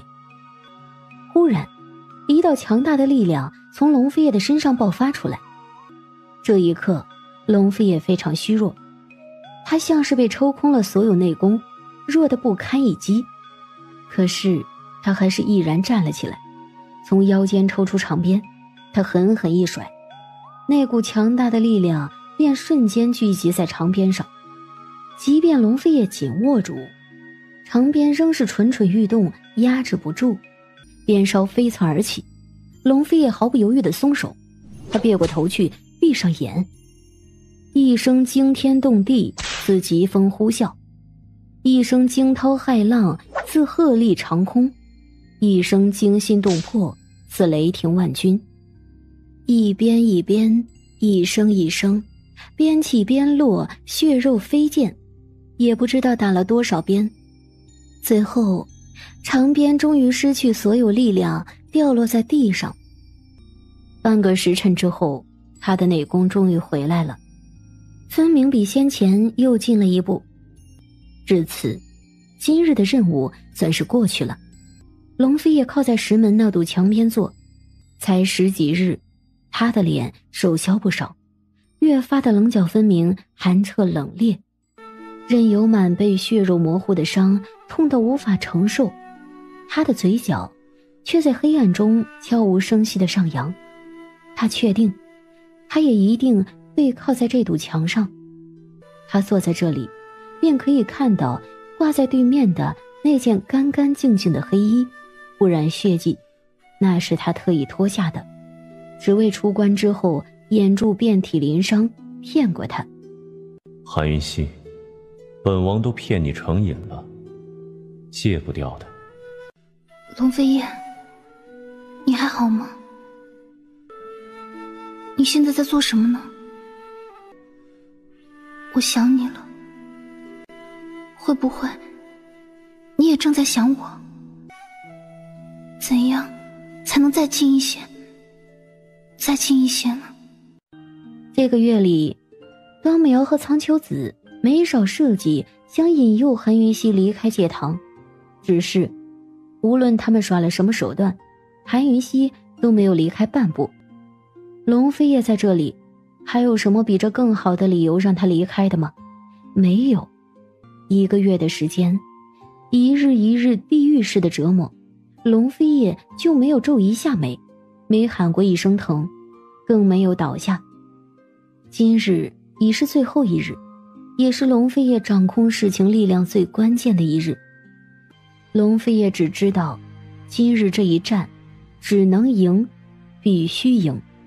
而此时石墙之外，韩云溪早就无心修行了。2天前他就搬来椅子，坐在石墙前盯着石墙看。他在笑，他压根儿不知道龙飞叶在暗室里面经历了什么，有多凶险。他认定了，只要时间到了，龙飞叶就会武功大增，毫发无损的出来。韩云溪，你这个贱人，你给我出来！端木瑶的声音，韩云溪第一时间就认出来，他立马收起傻乐的表情，整个人变得特别阴冷。戒堂可不是随便能进的地方，端木瑶能站到他门口，想必是出了大事。韩云溪不敢大意，立马就打开房门。只见端木瑶、苍秋子、幽婆婆和他座下10大弟子竟全在外头。虽心惊，他还是从容地走出去，随手将门带上。他冷冷看向端木瑶：贱人骂谁呢？你！贱人骂我作甚？原本很紧张的幽婆婆忍不住笑了出来。端木瑶这才知道让韩云溪占了便宜，她气得怒声：韩云溪，你这个贱人，你敢对我下毒！他开门的时候就检测到端木瑶身上中了玫瑰藤之毒，这个女人为了陷害他，真是下了重本。证据呢？端木瑶立马将人证推出来。那侍女还未开口，韩云溪便冷冷说：他是你的人，诬陷的嫌疑太大，不够格当人证。端木瑶像之前那样将双手露出来，此时玫瑰藤已经爬到他肩膀了。这种毒除了你还会有谁有？君逸邪，你和君逸邪勾结的事情人尽皆知，苍长老你也是知道的吧？苍秋子有些反常，他盯着紧闭的房门看，没出声。韩云溪有些纳闷，端木瑶冷不丁地拔起长剑直指向他。韩云溪，本公主会愚蠢到自己对自己下毒吗？马上把解药交出来，本公主还可以留你全尸。云溪，且把解药给他们，此事待掌门人出关再跟他们分辨。幽婆婆堂堂戒律院之首，可没那么傻。她这话是在提醒韩云溪，剑宗老人在闭关，护不了他，他只能把希望寄托在龙飞叶身上了。韩云溪何等聪明，一听就明白。好，先帮他解了毒，这毒到底怎么来的，等师尊出关了再做分辨。师尊，你也配？对，先把毒解了。这毒虽是3日才会发作，可是留在体内终究是不好的。玫瑰藤确实是3日之后才会开花发作，可是什么？你快说！可是一旦让那些蔓藤纹路爬遍全身，即便是毒解了，那些纹路也会永远留在身上，变成皱纹。韩云溪是说谎的，端木瑶却尖叫起来：“我不要！韩云溪，解药呢？我要解药！”我哪来的现成解药？这种毒我手上可没有。我开几味药，你去找来，我尽快给你配出来吧。韩云溪，你还狡辩！你是不进棺材不落泪。师叔，替瑶瑶做主。苍秋子原本没想这么直接的，可是他一到这里，就察觉到屋内的不对劲。这屋内藏着一股非常强大的力量，强大到让他畏惧。还未战在即，无论如何，他都不允许龙飞也拥有这股力量。苍秋子看似袭击韩云溪，剑锋一偏，直接劈开了房门。苍秋子要进屋，幽婆婆毫不犹豫的一剑劈在她面前拦下。幽婆婆很快就和苍秋子打起来。她不知道龙飞也在暗室里到底练什么功，但是今日是最后一日了，必定是最关键的时刻，容不得半点差池。然而韩云溪却紧随而来，冷不丁从一旁冲过来，数枚金针齐射。苍秋子一甩手，就让那些金针尽数落地。他一把掐住了韩云溪的脖子。找死！苍秋子加重了力量，韩云溪的整张脸立马充血通红，他刚刚踹起的脚都无力继续，缓缓地垂落，他的力气在消失，这命悬一线呀！苍秋子，有话好好说。苍秋子随手将韩云溪丢到一旁去，他一落地就呕出了好几口鲜血来。苍秋子不仅仅掐他脖子，还用了内功伤他五脏六腑。幽婆婆将重伤的韩云溪交给侍女，立马又去拦苍秋子。她被苍秋子打了好几掌，却还是毅然支撑着，和苍秋子在门口纠缠，不让她进屋半步。可谁知道苍剑阁和苍金阁的两位长老很快就杀到了。尤敏，把韩云溪交出来。这个月来，我阁中接连几个弟子中毒，原来都是他所为。尤敏，别说我苍金阁不给你面子，把韩云溪交出来，否则后果自负。见他们二人朝韩云溪飞去，幽婆婆无奈之下只能选择去保护韩云溪，而她一过去，苍秋子便大步进屋了。也不知道韩云溪哪儿来的力气，伤成那样居然还爬起来冲到了屋里去了。屋内韩云溪背靠石墙，直面步步逼近的苍秋子和端木瑶。他嘴角噙着血迹，脸色苍白如纸，身子虚弱的随时都可能倒下。可是他的眼睛却一点都不浑浊，明澈清亮中透出视死如归的杀气，竟让苍秋子都莫名的有些怯步。瑶瑶，你还在等什么呢？我在想，要先毁了他的右脸还是左脸？端木瑶，你比本王妃想象中更加愚蠢。你知道龙飞爷为什么瞧不上你吗？都是因为你，韩云溪，你为什么要出现？本公主不允许你出现，本公主杀了你。端木瑶，因为你蠢到无药可救。你喜欢龙飞叶，却一而再的害他。你知不知道龙飞叶在密室里做什么？他在闭关，在练功。苍秋子真正想杀的不是我，是龙飞叶，你还没看出来吗？今日是最后一日，若被打扰，后果你应该比我更加清楚。端木瑶瞬间就怔住了，不可思议地朝苍秋子看去。苍秋子的剑已然剑芒大作，眼看就要劈斩下去了。端木瑶冷不丁冲过去，死死地拉住了苍秋子的手。你敢骗我？放开！哼，我真愚蠢到无药可救。苍秋子，龙飞爷就算死，也只能死在本公主手上。他是我的，我不许你伤他。滚开，否则老夫连你一起杀。你试试，你以为我师父什么都不知道吗？我师父不过不想收拾你罢了。你杀我试试，我保证我师父就算毁了天山，也要你不得好死。瑶瑶，师叔万万没想到你会相信韩云溪的话，轻易受他的挑拨。师叔怎么可能会杀飞叶？师叔要是杀了飞叶，你师父也饶不了我呀。师叔不过是想伤一伤他，杀杀他的锐气罢了。他若伤了，好歹得在天山养伤养上几个月吧。至于韩云溪，一想到龙飞叶会在天山上住上几个月，端木瑶立马就动摇了。韩云溪不会傻到真把希望寄托在端木瑶这种女人身上。他趁着苍秋子不备，冷不丁地射出了数枚毒针。只可惜苍秋子实在太强了，一手就将所有毒针挥落在地。瑶瑶，你看到了吧？韩云溪分明是挑拨我们呢。瑶瑶，师叔真没想到咱们之间还会被外人挑衅了去。哼，可气可悲呀。端木瑶二话不说退开，扬剑指向韩云溪。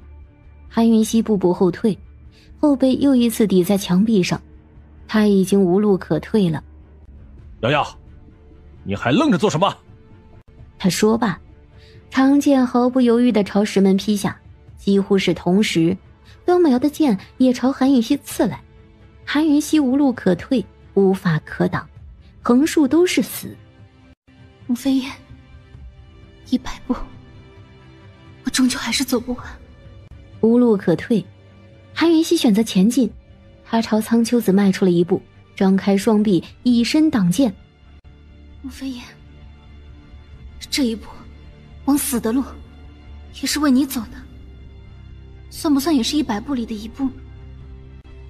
云溪没有食言，一直等着，死也会等着。龙飞燕，你是否还背靠在墙上？你想云溪了吗？云溪想你了，好想，好想。忽然一阵巨响，一股强大的力量从韩云溪体内爆发出来，硬生生的将临头之剑给震开，连同苍秋子、端木瑶都给震飞出去，摔在了门上。只见一头高大的白狼凭空出现在韩云溪的面前，个头有熊那么大，皮毛纯白如雪，不染一丝杂质，只有眉心处有一个血色的火焰标志，似熊熊燃烧的圣火。他盯着苍秋子和端木瑶看，一双妖红色的眼睛发出异样的幽芒，透着不同一般的冷静和凶狠，眩晕感越来越强。韩云溪却还是强撑着，他看着眼前高大威武的白狼，有种莫名的熟悉感。小东西，血牙，毒兽，它是毒宗的毒兽，只有毒兽才有血牙。韩云溪，你偷了毒兽！不，毒兽谁都偷不走的。韩云溪，你竟是毒宗的后人！白狼嗷嗷低吼，一步一步朝苍秋子和端木瑶逼去。端木瑶正不知道怎么办，苍秋子拽住他的手，转身就逃，破门而出。韩云溪大喜，他想，苍秋子逃了，那便是对付不了白狼了吧？如此一来，他和龙飞叶应该都暂时安全了吧？他紧绷的都快断裂的神经总算放松下来。白狼追出去，韩云溪强行撑着疼痛和疲惫之躯也跟了出去。这是毒宗的毒兽呀！你们看他的血牙，一旦被咬，将万劫不复。韩云溪是毒宗之后，龙飞叶将他带上天山，引狼入室，图谋不轨。老夫今日将毒兽引出来，就是要让大家都瞧瞧，这个女人留不得。苍秋子一句话让形势逆转，只要韩云溪是毒宗之后，那他今日所做的一切就都是对的。我确实是毒宗之后，但是这件事和龙飞叶一点关系都没有，他并不知道此事。你们想怎么样，只能从我一个人来。哈哈哈哈！龙飞叶怎么可能不知道此事？来人，把这个女人抓起来再说。韩云溪，你若真为飞叶好，就束手就擒吧。我束手就擒，他就会放过龙飞叶吗？右婆婆，你就能保证屋内那道石门不被推倒吗？苍秋子，那些冠冕堂皇的话不必多说，今日无论是谁，都休想进这道门。苍秋子明显感觉到屋内那股力量在减弱。他虽然不知道那是什么力量，但是可以肯定的是，龙飞也正在吸收那股力量。时间不多了，无论用什么手段，他都不能让龙飞也成功。白狼的目标似乎就只有苍秋子，他低低怒吼着，血色獠牙随时都会将苍秋子咬得粉碎。忽然，一道浑厚无比、惊天动地的力量迎面袭来，竟硬生生地将白狼和韩云熙震开，最后狠狠撞在石墙之上，才停了下来。独宗余孽，竟敢祸乱我天山！我确实是独宗后人，但是我没祸乱你天山，是你天山长老欺人太甚。你天山4大长老，2个两院弟子近100人，围攻我一个弱女子，你们要脸吗？这就是堂堂武林至尊天山剑宗的做派。韩云熙看着他们5人并没有畏惧，反倒仰头大笑不止。苍秋子质问道：你笑什么？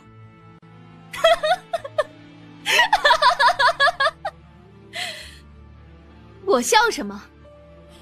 我笑我一个不会武功的弱女子，何德何能啊，竟能让剑宗掌门4大长老围困在这小屋之内。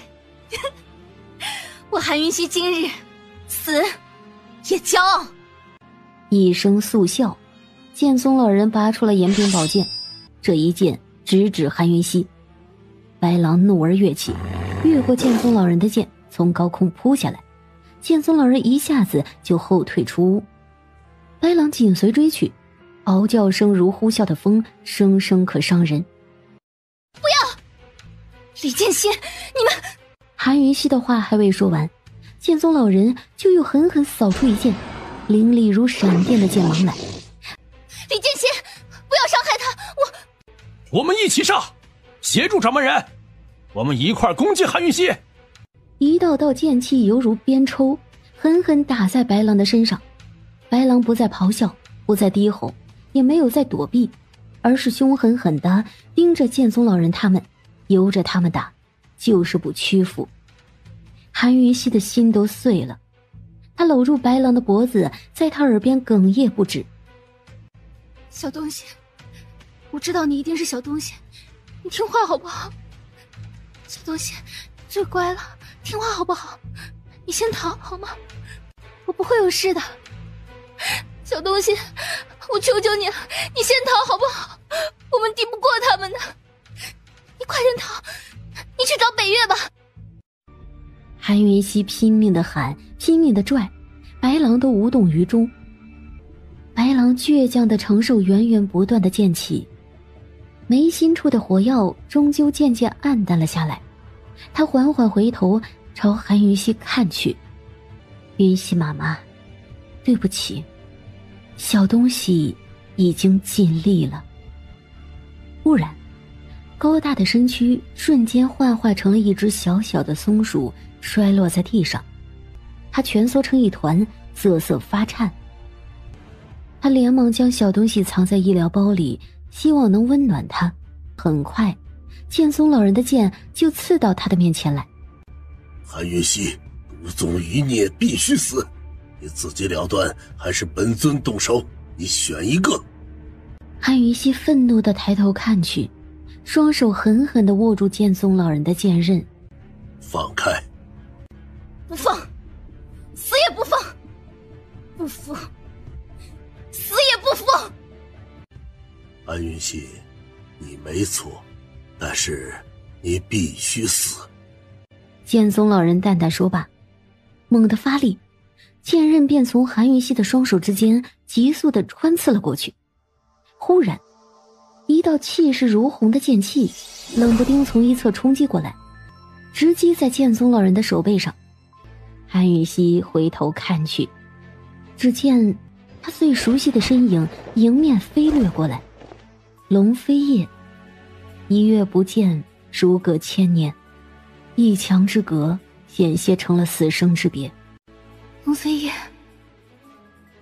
云溪终于等到你了，幸好没有放弃。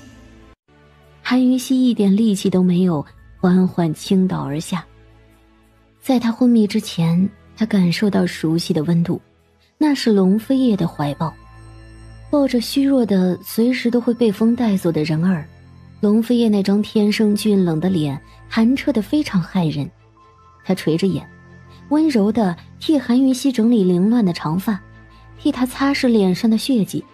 全场一片寂静，就连剑宗老人都没出声，眼底晦明晦暗，一片复杂。龙飞叶更是安静，安静到令人心惊胆战的地步。伤过他的全都得死，你是第一个。飞爷，你竟想杀为师，伤他者本王一个都不会放过。飞爷，你知不知道这个女人是什么身份？她是毒宗之后。无论她是谁，他只知道她是他珍惜了近4年始终不曾伤害的女人，她是他的妻，他的唯一，他怎么可以伤成这样？你，飞爷，你现在知道还不迟。毒宗余孽，人人得而诛之。我天山剑宗断不会包庇。待本尊杀了他，再带你去药城请罪。不知者不罪，顾院长必会网开一面。所谓正派，所谓正途，也不过尔尔。韩云溪，江山不换。他不想再听剑宗老人废话，他双手持剑，骤然凌空而上。至今，剑宗老人才接受事实，龙飞叶真的要杀他。他伸手虚抓了一把，炎冰宝剑就飞到他的手上。他足尖轻点，轻松地飞上高空，迎风而立，冷眸直逼龙飞叶。你让为师太失望了。以强凌弱，以多欺少，两阁两院，还有你，名万剑之宗，竟联手欺负一个不会武功的女人。本王没你这样的师傅。你！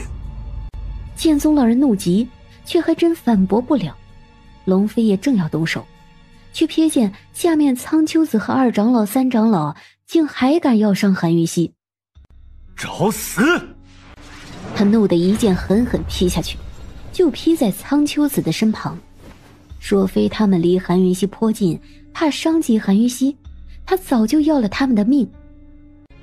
龙飞叶吹了一声尖锐的哨声，引来了田山下各派系忠于他多年的弟子。随后他就跟剑宗老人打了起来，2大高手凌空对决，一时间风起云涌，天色大变。师徒2人过了好几招之后，总算停下来对峙。你想白白便宜了苍秋子吗？他是第2个。提前出关，你已经负伤，你打不过本尊的。除非本王死，否则韩云溪不会死。你一定要他活吗？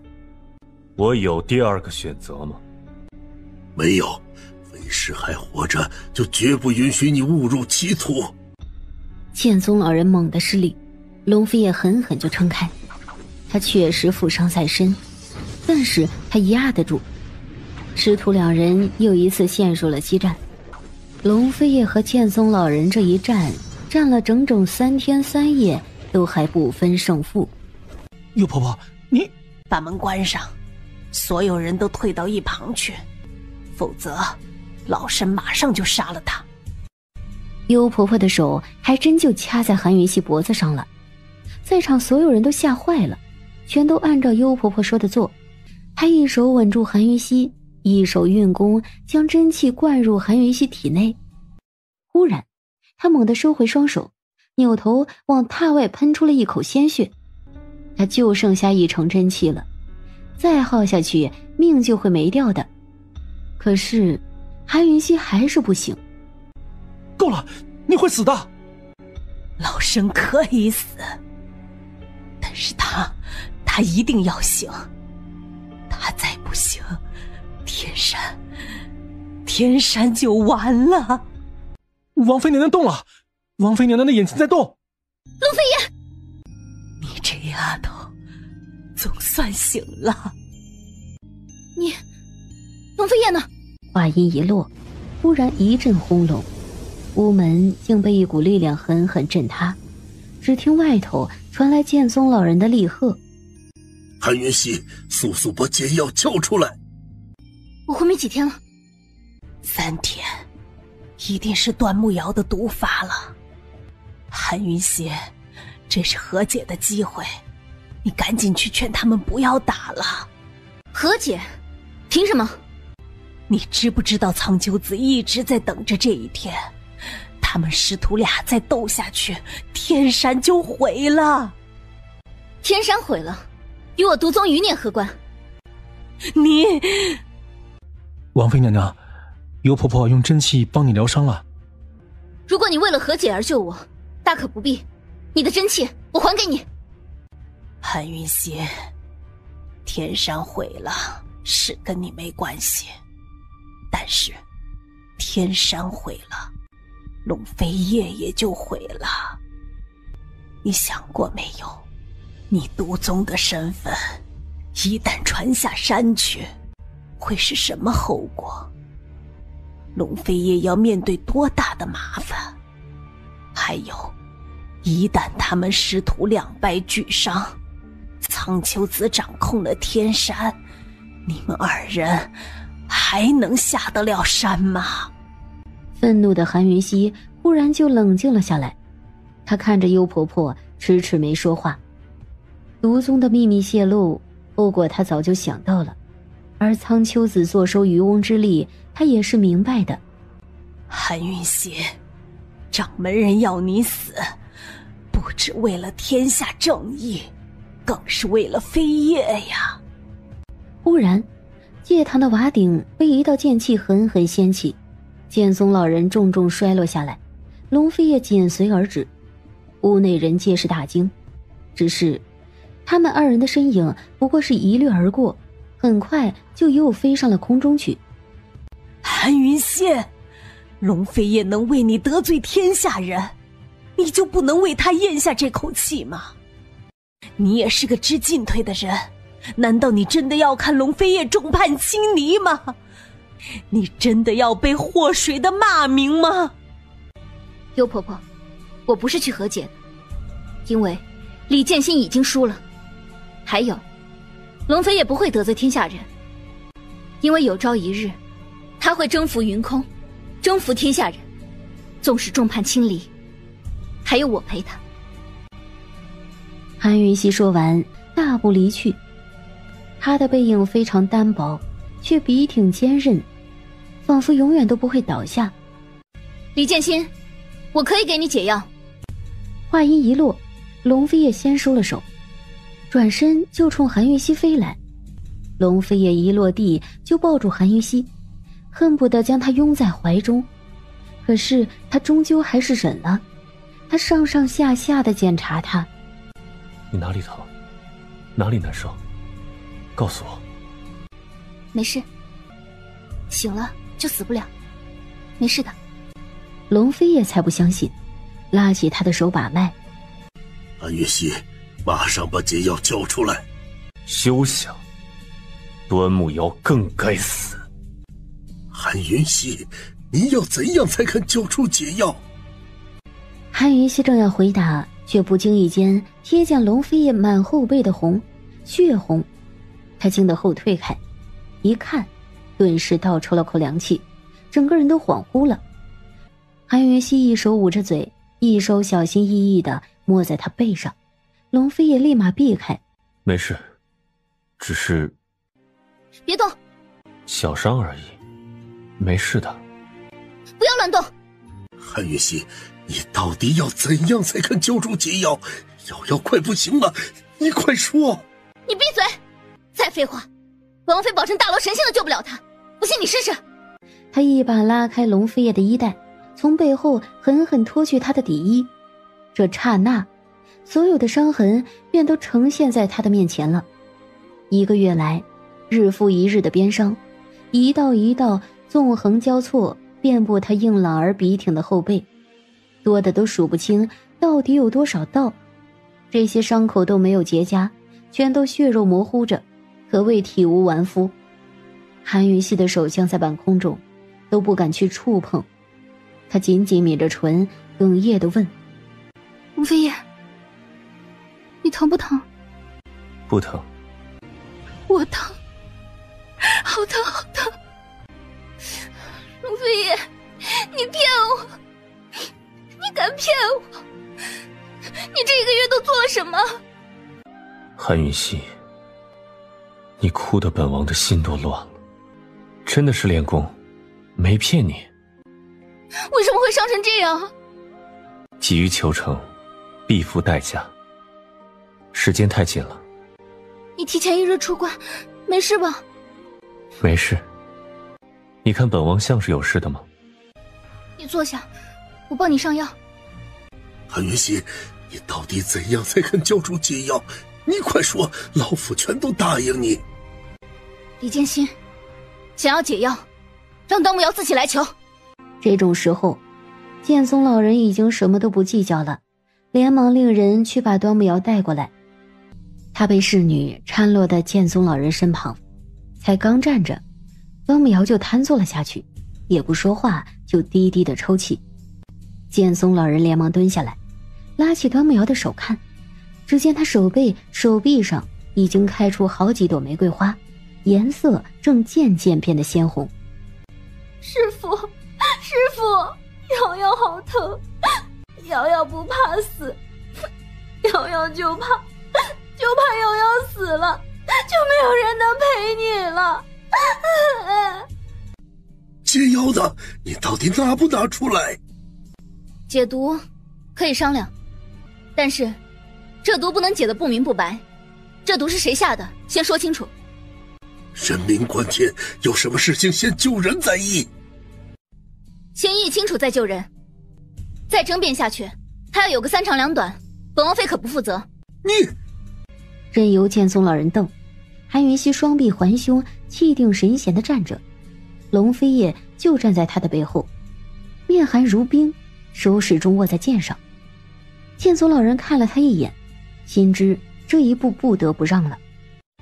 毒到底是谁下的？你还不说？我下的，玫瑰藤毒是我自己下的。师父，救救我！瑶瑶不想死，师父，救救瑶瑶！他忍了，解药呢？这1个月来，天山出现的毒物，藏剑阁和藏经阁的弟子无故中毒，又是怎么回事？是我，都是我。饶人处且饶人，韩云熙，你还满意吗？不满意。端木瑶，劫持姨太妃一事是你一人所为，还是？还有苍秋子，那件事是他和我一起做的。韩云熙，我求求你了，给我解药吧。那件事是苍秋子和我一起做的。这个月发生的一切都是苍秋子跟我合谋的，我什么都告诉你了，你给我解药吧，放过我吧。此时此刻，剑松老人已经不看端木瑶了，他冷冷地看着韩云熙，滔天的怒意在眉头跳动着。他宠了那么多年的弟子，竟被韩云熙羞辱成了这个样子。韩云熙，本尊最后问你一次，解药你给还是不给？李建新，我只问你一次，这种人该不该救？你们说该不该救？全场寂静的像个无声的世界。剑宗老人一贯犀利的眼已经浑浊了大半，杀气在他剑上腾腾作响。然而就在他要朝韩云熙扬剑过去的时候，端木瑶忽然大喊起来：我是冤枉的，师父、师兄，韩云熙，我是冤枉的，我是冤枉的，所有的事情都是苍秋子逼我的，是他逼我的，我也不想这么做。苍秋子担心师兄会争夺掌门之位，这些年来不择手段的逼我跟他勾结。韩云熙，都是苍秋子逼我的，他侮辱了我，威胁我如果不跟他合作，就把事情公布，他要毁我名誉。韩云熙，你相信我，韩云熙，我真的全部都告诉你了，你相信我吧。整个天山全都寂静了，剑宗老人剑上的腾腾杀气忽然就全消失不见了，唯有他的眼眸越来越浑浊，神志似乎都有些不清楚了。韩云熙终于从医疗包里取出解药来，龙飞叶却拉住他的手。你做甚？他死了，最开心的是苍秋子，我们的麻烦会很大。韩云熙非常冷静，挣脱开龙飞叶的手，蹲下来为端木瑶解药。然而就在这个时候，一道凌厉的剑气忽然凭空挥打过来，龙飞叶一扬剑，就将那道剑气击开了。韩云熙顺利地将解药喂下，端木瑶一确定自己服药了，这才放松下来，眼前一黑，昏迷了过去。苍秋子，怎么没脸见人了吗？哼，端木瑶这个孽徒，自己作恶多端就罢了，辜负了老夫一番惜才之心，如今竟敢如此污蔑老夫，老夫不杀他，誓不罢休。龙飞叶，你让开，否则今日老夫连你一起杀。剑宗老人忽然揪起了端木瑶，朝天山顶急速地飞掠而去。掌门人，此事不分辨个清楚，我苍秋子绝不服气。龙飞叶，李剑心好像病发了。龙飞叶带上他紧随其后。他们赶到的时候，剑宗老人已经带着端木瑶进入了第九重宫。九重宫你也敢闯？想要造反吗？苍秋子，你也不必急着造反，我们的账还没清呢。龙飞叶，有种就排位战上见，如何？你得休息。好，你等死吧。到时候你别逃下山才是。韩云熙，你能以天山大局为重，老身谢你了。幽婆婆，天山大局已经与我无关，我只为了把真相都说出来，洗清不该有的罪名，让天山弟子看清楚真正的是非对错。幽婆婆，这才是正义。韩云熙，无论怎么说，你还是救了端木瑶。幽婆婆，有些时候活着就是酷刑。比起苍秋子，端木瑶更加身败名裂，他已经是天山剑宗的耻辱，天山剑宗的笑话了。他活在天山剑宗比死还痛苦。高大伟岸的剑宗老人，他蹲在角落里，双手抱膝蜷缩成一团，却像是个迷路的孩子，不知所措。他的目光空洞迷离。端木瑶就躺在不远处，还昏迷不醒。他发病的时候都是这样的吗？以前不是这样的，这回伤到最痛处了吧？我救不了他，我救不了他，我该死，都是我的错，我救不了他。剑宗老人忽然挥出了一掌，一股无形无色却强大到令人无法忽视的力量从他掌心中流溢出来，朝端木瑶的丹田流淌过去。这是内功。龙飞叶立马冲过去，擒住了剑宗老人的手。你当真疯了？放手！我一定要救活他，一定要拦我者死。他是端木瑶，不是乐清灵。可惜剑宗老人根本不停，狠狠一掌朝龙飞叶袭来。龙飞叶只能退开拔剑。李剑心，洛清灵已经死了，死了！洛清灵就是你害死的，你为什么至今不敢面对事实呢？这话一出，剑宗老人便怔住了。他看着韩云溪，双眸渐渐地阴鸷起来。韩云溪却不躲，大胆地迎上剑宗老人的眼睛。这么多年来，你年年发病，你以为这样惩罚自己，洛清灵就会原谅你吗？我告诉你，他永远都不会原谅你的。李建新，你就是个伪君子，胆小鬼！你为了维护可笑的尊严、名声大义，你负了洛清灵。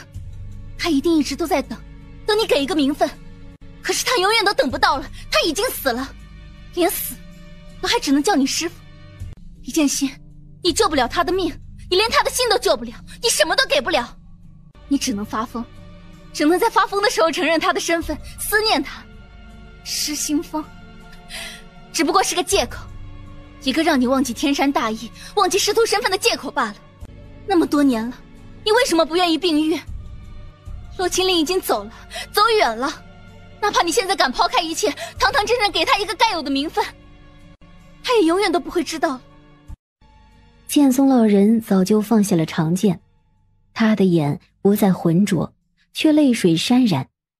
他跌坐在地上，整个人都散发出无限的悲伤来。韩云溪的每一句话都刺在他心中最深最柔软的地方，正中要害。李建新，你看清楚了，这个人不是洛清灵，天赋再像都不是他。让端木瑶这种女人练玄女剑法，简直是侮辱洛清灵。空荡荡的大殿里一片寂静，李建新低着头，像是一尊雕像。明日我上排位战和苍丘子决战。龙飞也留下这句话，便和韩云溪离开了。韩云溪，我什么我呀？我替你瞧瞧内伤。走吧。既然爱不起，为什么要爱？为什么要伤害？龙飞叶，之前府上来信说苏小玉失踪了，应该是被劫持。放心，楚西风会处理的。龙飞叶眼底掠过一抹复杂，拉起韩云溪的手来，认真的把脉，确定韩云溪的内伤没有大碍，龙飞叶这才放心。他忽然往韩云溪的腹下伸去手，轻轻地缚住他的小腹。韩云溪控制不住地紧张起来，那地方太敏感了。他还隐隐地察觉到有一股暖流从小腹处流淌出来，流向全身。他明明很疲惫很虚弱，此时却有种神清气爽脱胎换骨的感觉。幸好有幽婆婆的真气护着，真不该带你来的。你休想撵我走。这会儿估计整个云空都知晓你的身世了吧？明日的排位战只能赢不能输。他只有掌控住天山大权，掌控住云空武林，才能和一城抗衡了。否则他一旦带韩云溪下山，必成众矢之的。正说话着，敲门声忽然传来。龙飞叶和韩云溪似乎知道来者是谁，默契的没有理睬。那头毒兽怎么样了？还昏迷不醒，以后不许你再乱丢它了。很久没丢了。那不许再欺负他，瞧不起他，嫌弃他，凶他。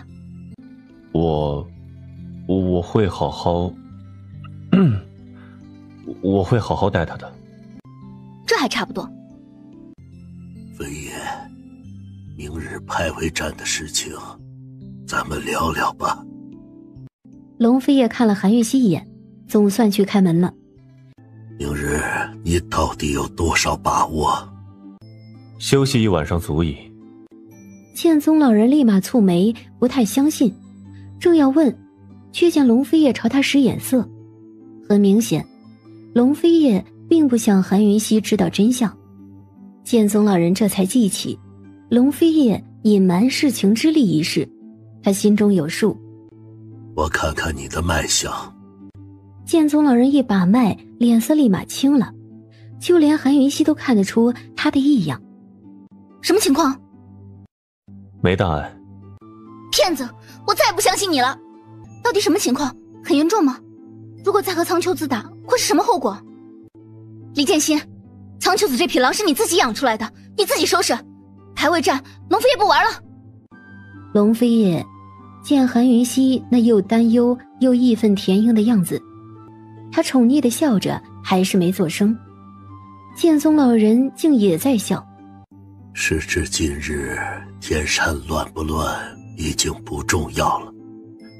丫头，天山之下必早已遍地传言，天山可以乱，老夫也可以现在就去杀掉苍丘子，但是非也需要明日的排位战，需要赢，需要剑宗的掌门之位，需要武林的力量，否则他很难应对一城，也很难护住你。韩云熙冷静了下来，他懂了，这一战无论如何，龙飞叶都必须赢。情况如何？今夜我助你，放心。丫头，你说对了，老夫养出来的狼，老夫得亲自收拾。剑宗老人离开之后没多久，韩云熙他们就收到了一个消息，端木瑶被剑宗老人打入天狱了。天狱是剑宗等级最高的牢房，那是真真正正的牢笼，就在天剑大殿之下，每个牢房都是四面死墙，顶部为镂空的铁网，关在里头意味着永远被人踩在脚底下，永不翻身。他总算醒了。我真不该上天山来。身世无论你愿不愿意，丢不掉就得认，迟早而已。此时正值午后，韩云熙靠在窗边，望着山下寂静的一切，心下感慨万千。他知道天山平静之下早就暗涛汹涌了。想什么呢？想什么都别想，难得一个午后能闲下来，陪陪本王吧。一直都陪着你呢。什么都不想不说，就待在我身旁，可好？好。他正要转身过来，龙飞也忽然一把将他横抱起来，大步往床榻走去。韩云熙仰躺，龙飞叶背后有伤，趴在他身旁，两人手牵着手，很默契的都闭上眼睛。整个午后他们都这样躺着。你是谁？龙飞叶，龙飞叶！做噩梦了？原来是你。怎么了？梦到有人要拉我走，我看不清楚他的脸，原来是你。除了本王，谁敢拉你走？你睡饱了没？睡饱了正好，过来吧。剑宗老人的声音忽然传来，韩云熙这才发现剑宗老人已经在一旁的茶座上了。龙飞叶的伤到底怎么样？提前出关，强行压制内伤，能扛到现在算是命大了。明日一战胜算不大，就算胜了一样会重伤，轻则走火入魔，重则气血逆行而亡命。那怎么办？丫头，你还能相信老夫吗？不信你，我们有别的选择吗？现在我们是同一条船上的，苍丘子和端木瑶干出那种勾当来，你是天山掌门，又是端木瑶的师傅，你的责任最大。还有龙飞叶也是你的弟子，龙飞叶勾结我这个毒宗余孽，你一样有管教不严的责任。如今天下人骂的不仅仅是苍丘子和端木瑶，也不只有我，还有你这位在其位不谋其职的天山掌门武林盟主。你可以不为龙飞叶着想，你可以现在就去把苍丘子杀了，那又怎么样？你在这个掌门人位置上继续待下去，天下人的心可会服？天山武林至尊的位置，不出3年必会丧失。丫头，幸好你是女子，非也少了一个劲敌。你要怎么样帮龙飞叶？我同他闭关一夜，你依旧信任老夫吗？我相信你，不相信龙飞叶。飞叶，我们开始吧。你打算怎么做？老夫以内功替你疗伤。丫头，只能看，不许出声，明白吗？否则你会害了他的性命。我明白。飞叶，你可记得不许分心。我还是走吧，我在门外等着。你就站这儿吧，你在，我更安心。韩云溪不敢多言，连忙退到龙飞叶的背后去。忽然，龙飞叶猛地回头朝剑宗老人看来，脸色铁青，目光大正。只因为剑宗老人一下子就将五品内功全输入他的体内。师父，不许分心。飞叶，聚神凝气，你从未让为师失望过，这一回也不允许。当东方既白，剑宗老人终于收回手，他的任务完成了。师父，怎么回事？弑情之力在逆行。师尊，苍长老派人来催了。忽然，剑宗老人箭步上前，双手按住了龙飞叶，将他仅有的3品内功全都灌入龙飞叶的体内。这3品内功同原本传授给龙飞叶的5品内功汇聚，形成了强大而完整的梵天8品之力，强行将弑情之力压制住。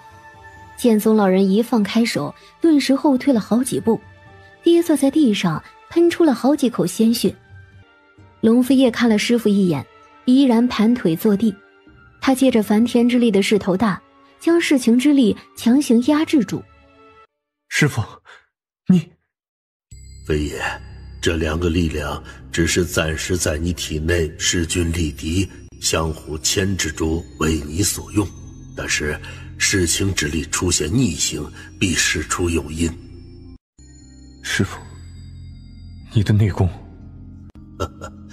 云溪丫头说得对，老夫才是真正声名狼藉之人。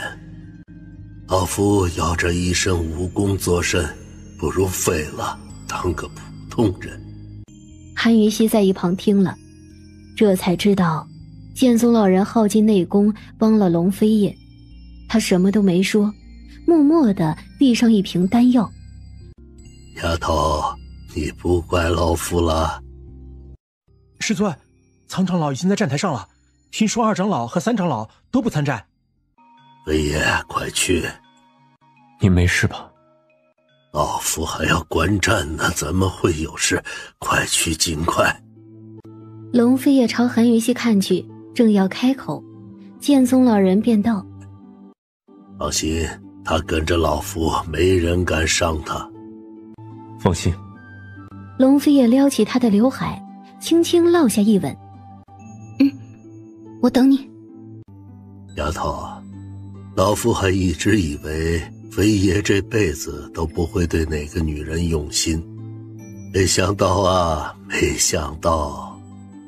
其实我之前也非常好奇，他会对哪个女人温柔。丫头，你若真心待他，他将来必不会亏待你的。将来太远了，我只要他现在，每一个现在，每一个现在，对于过去来说就是将来，就是一辈子了。走吧，老夫带你去个好地方。内功尽失，你很开心？当然开心，这么多年来，这一身武功压得老夫都喘不过气了，如今也算是解脱了。龙飞叶，看在你掌门弟子的份上，老夫给你个机会，认个输，从台上滚下去，老夫饶你一命。哼，苍丘子，即便你从台上滚下去，本王也不会给你留全尸。哼，口出狂言，老夫要你后悔。龙飞叶，处死！苍丘子忽然双手持剑，凌空而上，玄青宝剑一下子剑芒大作，龙飞叶的剑气随即袭来，硬生生的就将他击上了高空，但很快就重重甩落下来，昏迷了过去，生死不明。他面冷如冰，目光狠绝，一步一步走到苍秋子的身旁，一脚狠狠将他踹到台下去。爹，龙飞也赢了，他赢了，师尊，他赢了，赢了！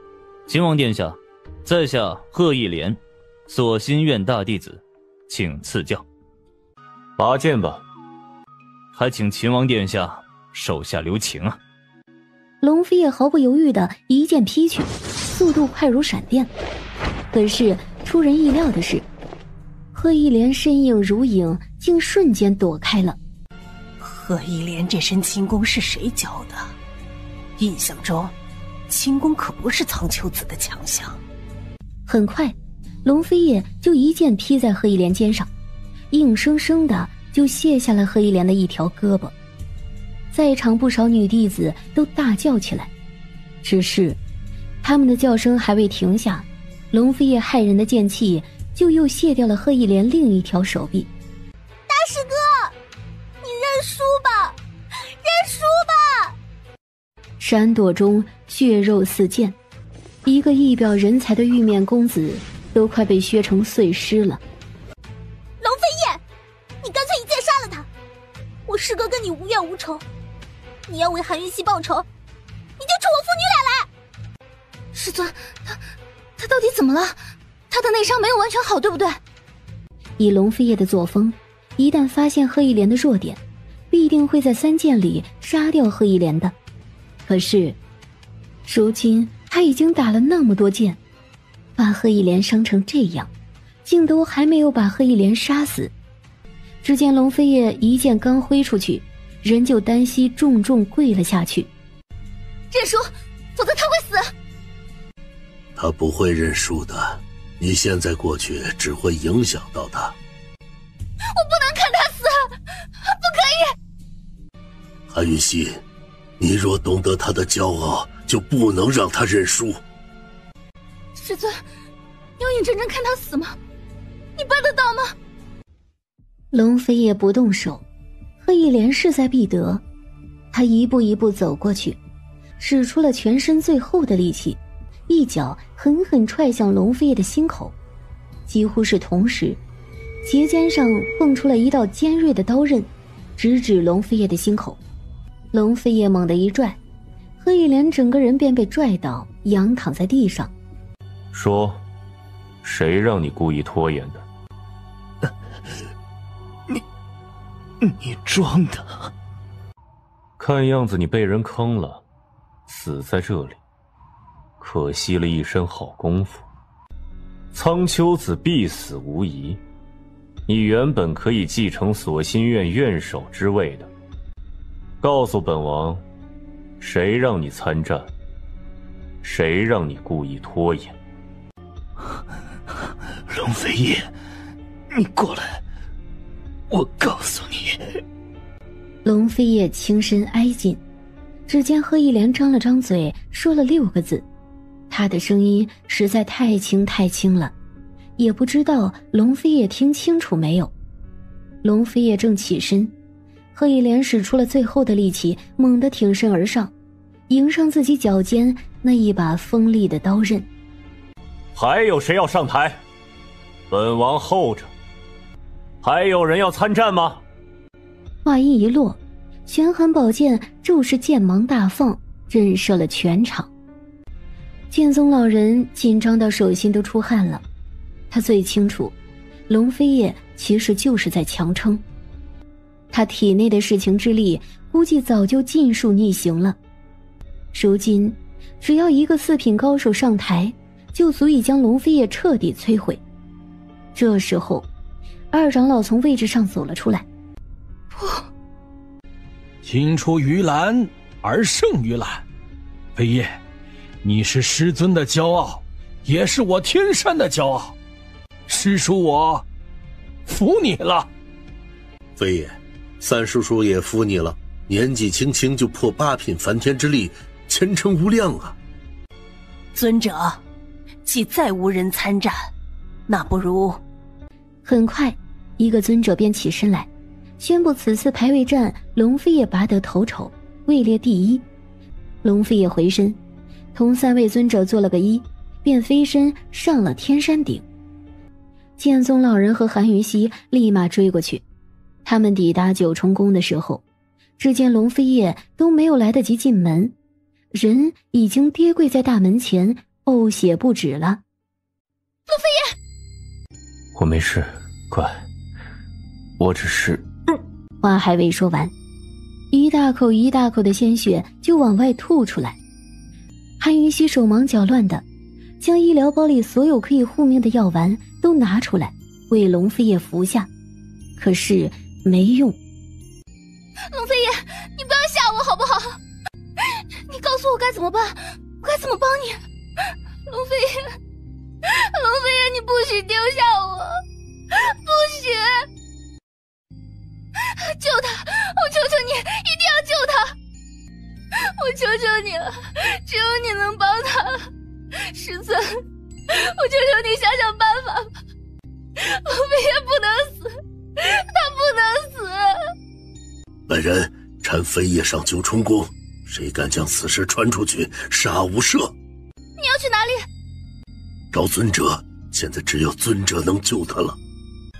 不要，飞叶，飞叶，你不要吓我好不好？龙飞叶，你告诉我，我该怎么办？龙飞叶，你不要这样，我求求你了，你别这样好不好？龙飞叶，你醒醒！你答应过我的，你答应过跟我一块儿下山的，你不许骗人，不许！龙飞叶的身体都开始凉了，他终是泣不成声，扑在他身上嚎啕大哭。房门被剑宗老人一脚踹开，跟着他进来的是3位白发苍苍的尊者，一屋子的血腥味儿让他们眉头紧锁。你们全都出去，在外头好好守着，不许任何人接近。韩云溪哪敢耽搁他们的时间呀？他看了龙飞叶一眼，毅然转身出门，亲自将门带上。他双腿一软，就瘫在门口了。韩云溪这一等，竟足足5天5夜。终于，第6天的清晨，房门咿呀一声开了。剑宗老人和3位尊者走了出来，他们一个个的脸色都非常不好。韩云溪张嘴想问，却发不出声音，他嗓子完全哑了。被养个1年半载，休想下榻。这话一出，韩云溪便冲了进去。只见龙飞叶并没有醒，安安静静地躺在榻上，他已经不再涌血了，可是他满身满脸都是血。韩云溪距离床榻不过5步之远，他怔怔地看着他，分明感觉到这个男人正在离他远去。内功逆行，气血逆行，3位尊者付出了极大的代价，才勉强救回一条命来。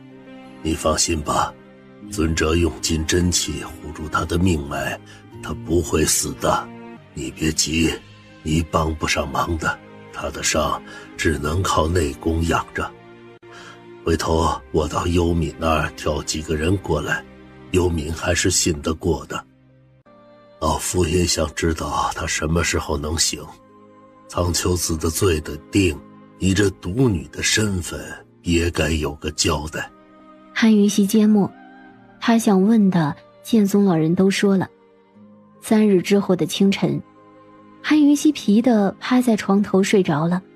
睡梦中似乎有人在撩拨他的刘海，他猛地睁开眼睛，竟见龙飞叶正看着他，眸光柔柔的，说不出的疼惜。他一愣，随即大惊，起身就要冲去叫剑宗老人。龙飞叶醒了，是不是得找尊者再来瞧瞧？韩云溪，你过来。韩云溪立马跑回来，正要开口，嗓子却刺痛不止。他只能把自己想说的写下来，拿到龙飞叶面前来给他看。你哪里疼，哪里不舒服，告诉我。韩云溪，你为什么不说话？看着龙飞叶心疼的目光，他连忙在纸上写下几个字，说他喉咙疼，暂时发不出声音。为什么疼？上火，发炎。傻瓜，你哭了，对不对？我还没死呢，你就哭成这样。要是哪天我真死了，你该怎么办？你要真死，我就不哭了。不哭？不哭？那你要做什么？又是跟顾七少浪迹天涯吗？你就不怕本王真去打断他的腿？过来，让本王好好抱抱。快点儿！你相信吗？这些天我都能听到你在哭，只是真的醒不过来。韩云溪，以后如果我不在，你不要哭了，好吗？等我醒了，等我在了，你再哭，好吗？我的肩膀给你，由着你哭。我怕你会永远都不在。傻瓜，我还没八抬大轿去娶你呢，还没踹轿门背你进门，还没跟你拜天地，我怎么会不在呢？韩云溪原本没想哭的，可是眼泪却还是不受控制地流淌下来。他从来都没有跟他说起这些事，却没想到欠他的他都是知道的。好，我都记下了，欠我的一定得还给我，不许耍赖，否则我就嫁别人。就这么说定了。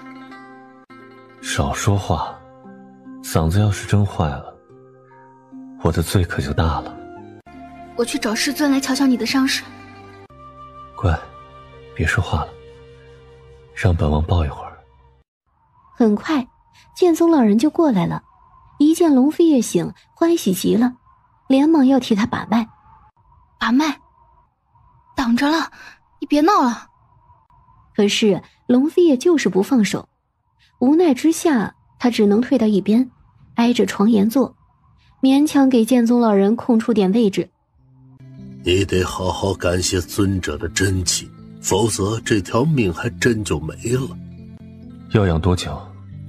满则1年，快的话至少也得半年吧。金秋啊，你是下不了山了。审判苍秋子吗？关在牢里，一旦审他毒宗的事。毒宗，先不认吧。那天那么多人看到毒兽，如何不认？没说不认，就说还在调查。主子，属下该死，这封急件8、9天前就送来了。龙飞叶一看信中内容，脸色就白了3分，他震惊地看向韩云溪。顾北岳怎么了？中毒了，至今无法站立。什么？主子，这是刚刚送到的。不早拿出来。还有吗？没有，就这两份。写什么了？顾北岳他还有救对吧？还活着对吧？还活着，毒素昨夜才开始蔓延。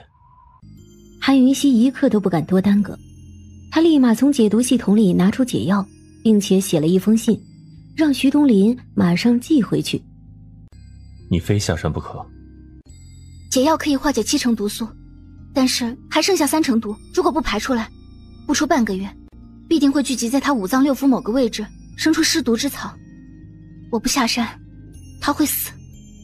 龙飞叶重伤刚醒，虚弱的都下不了榻，韩云溪怎么会舍得走？怎么放心的嫁呢？可是人命关天，他必须对龙飞叶残忍，对自己也残忍。我马上安排你秘密下山，对外秋城天山还在调查你，在调查清楚之前，不会放你下山。好。下山的路只有一条，今夜走，让影卫在山下接你。两人看着彼此，再没有多余的话语。直到晚上，韩云熙收拾好东西，临走之前，他才对龙飞叶说：“好好养伤，解了毒我就回来。”我走，你就别送了。等我回来，你在山下接我，可好？好。那我走了。韩云熙似乎还想说点什么，可最后咬了咬唇，转身便走。人刚到门口，龙飞叶便出声了：“韩云熙，还有事？要不本王和你一起下山吧？”“好啊，那我帮你收拾收拾，一块儿走吧。”“好。”他愉快地答应了，可是他始终没动。彼此都知道这只是玩笑而已，他得疗伤，他下不了山。龙飞叶，再见。这一回韩云熙没有再回头，龙飞叶也没有再留人。房门关上，两人便再也看不到彼此了。师尊，我们走吧。韩云熙本就是秘密下天山，谁知道刚到山脚下就遇到一帮江湖人士堵路。幸好龙飞也安排了足够的隐卫保护，不一会儿便杀进拦路人。麻烦解决之后，剑宗老人才从隐蔽处走出来。“丫头，看样子你这一路上麻烦会不少，得辛苦你了。”“本就是我自己的事情，没什么辛苦不辛苦的。”“若非老夫……”“天山身为武林之首，助毒宗余孽，天经地义。云溪还得谢师尊维护之恩，怪只怪我毒宗无能，被白白诬陷了这么些年。我既是毒宗后人，终有一日必要医学院给一个交代。”“好，医学院那边本尊会尽量帮你拖着。”“多谢。”“飞叶他……请师尊一定看好他，让他好好养伤，千万别提前下山。帮我带句话给他，就说放心。”“好，本尊一定带到。”“告辞。”他在心里默默地跟龙飞叶告了别，很快就上马车离开。徐东林乔装打扮了一番，亲自驾车，暗地里跟了一大帮的影卫。当马车的背影彻底消失不见，龙飞叶才从树林里一步一步地走出来。“来了又不让他知道，又不送一送，你这是何必？”“知道了，一样得走。”“那你又何必来送？”“才刚下山就被围堵，看样子九玄宫那位什么都知道。”那天贺一莲并没有告诉龙飞叶他是受谁指使而采用拖延战术的，但是贺一莲给龙飞叶提供了一个极其重要的线索：九玄宫有奸细，手都伸到天山来了。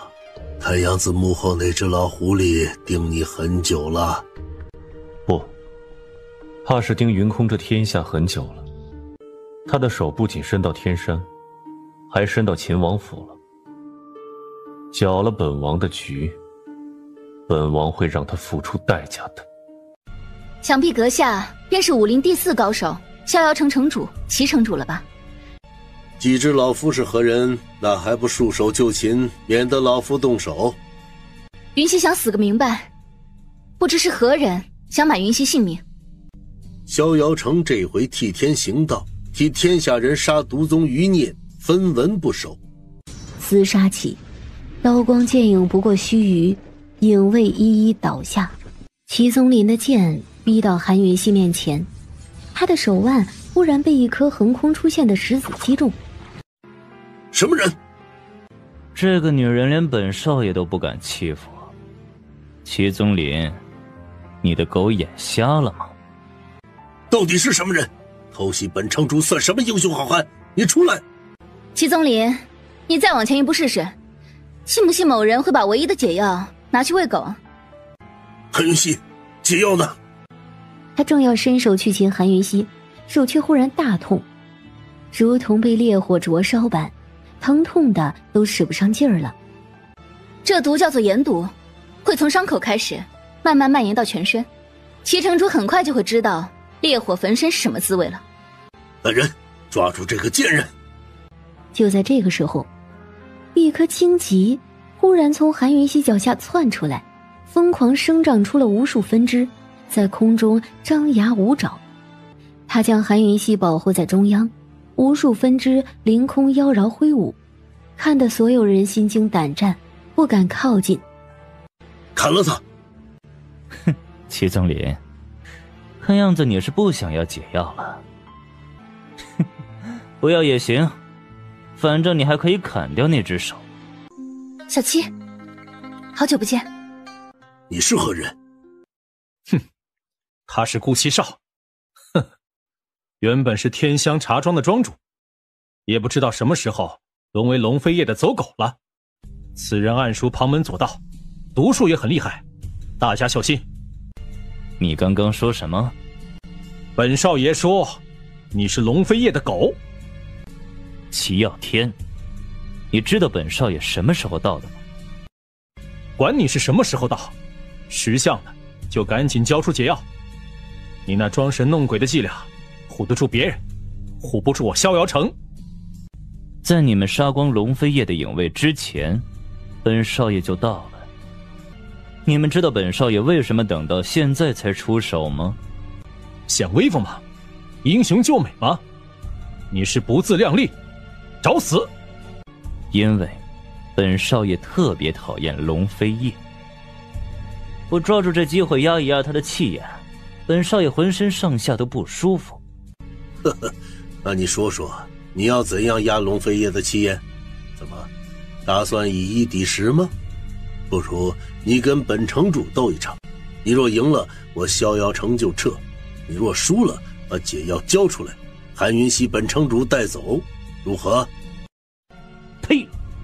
你大爷的！你当老子是白痴吗？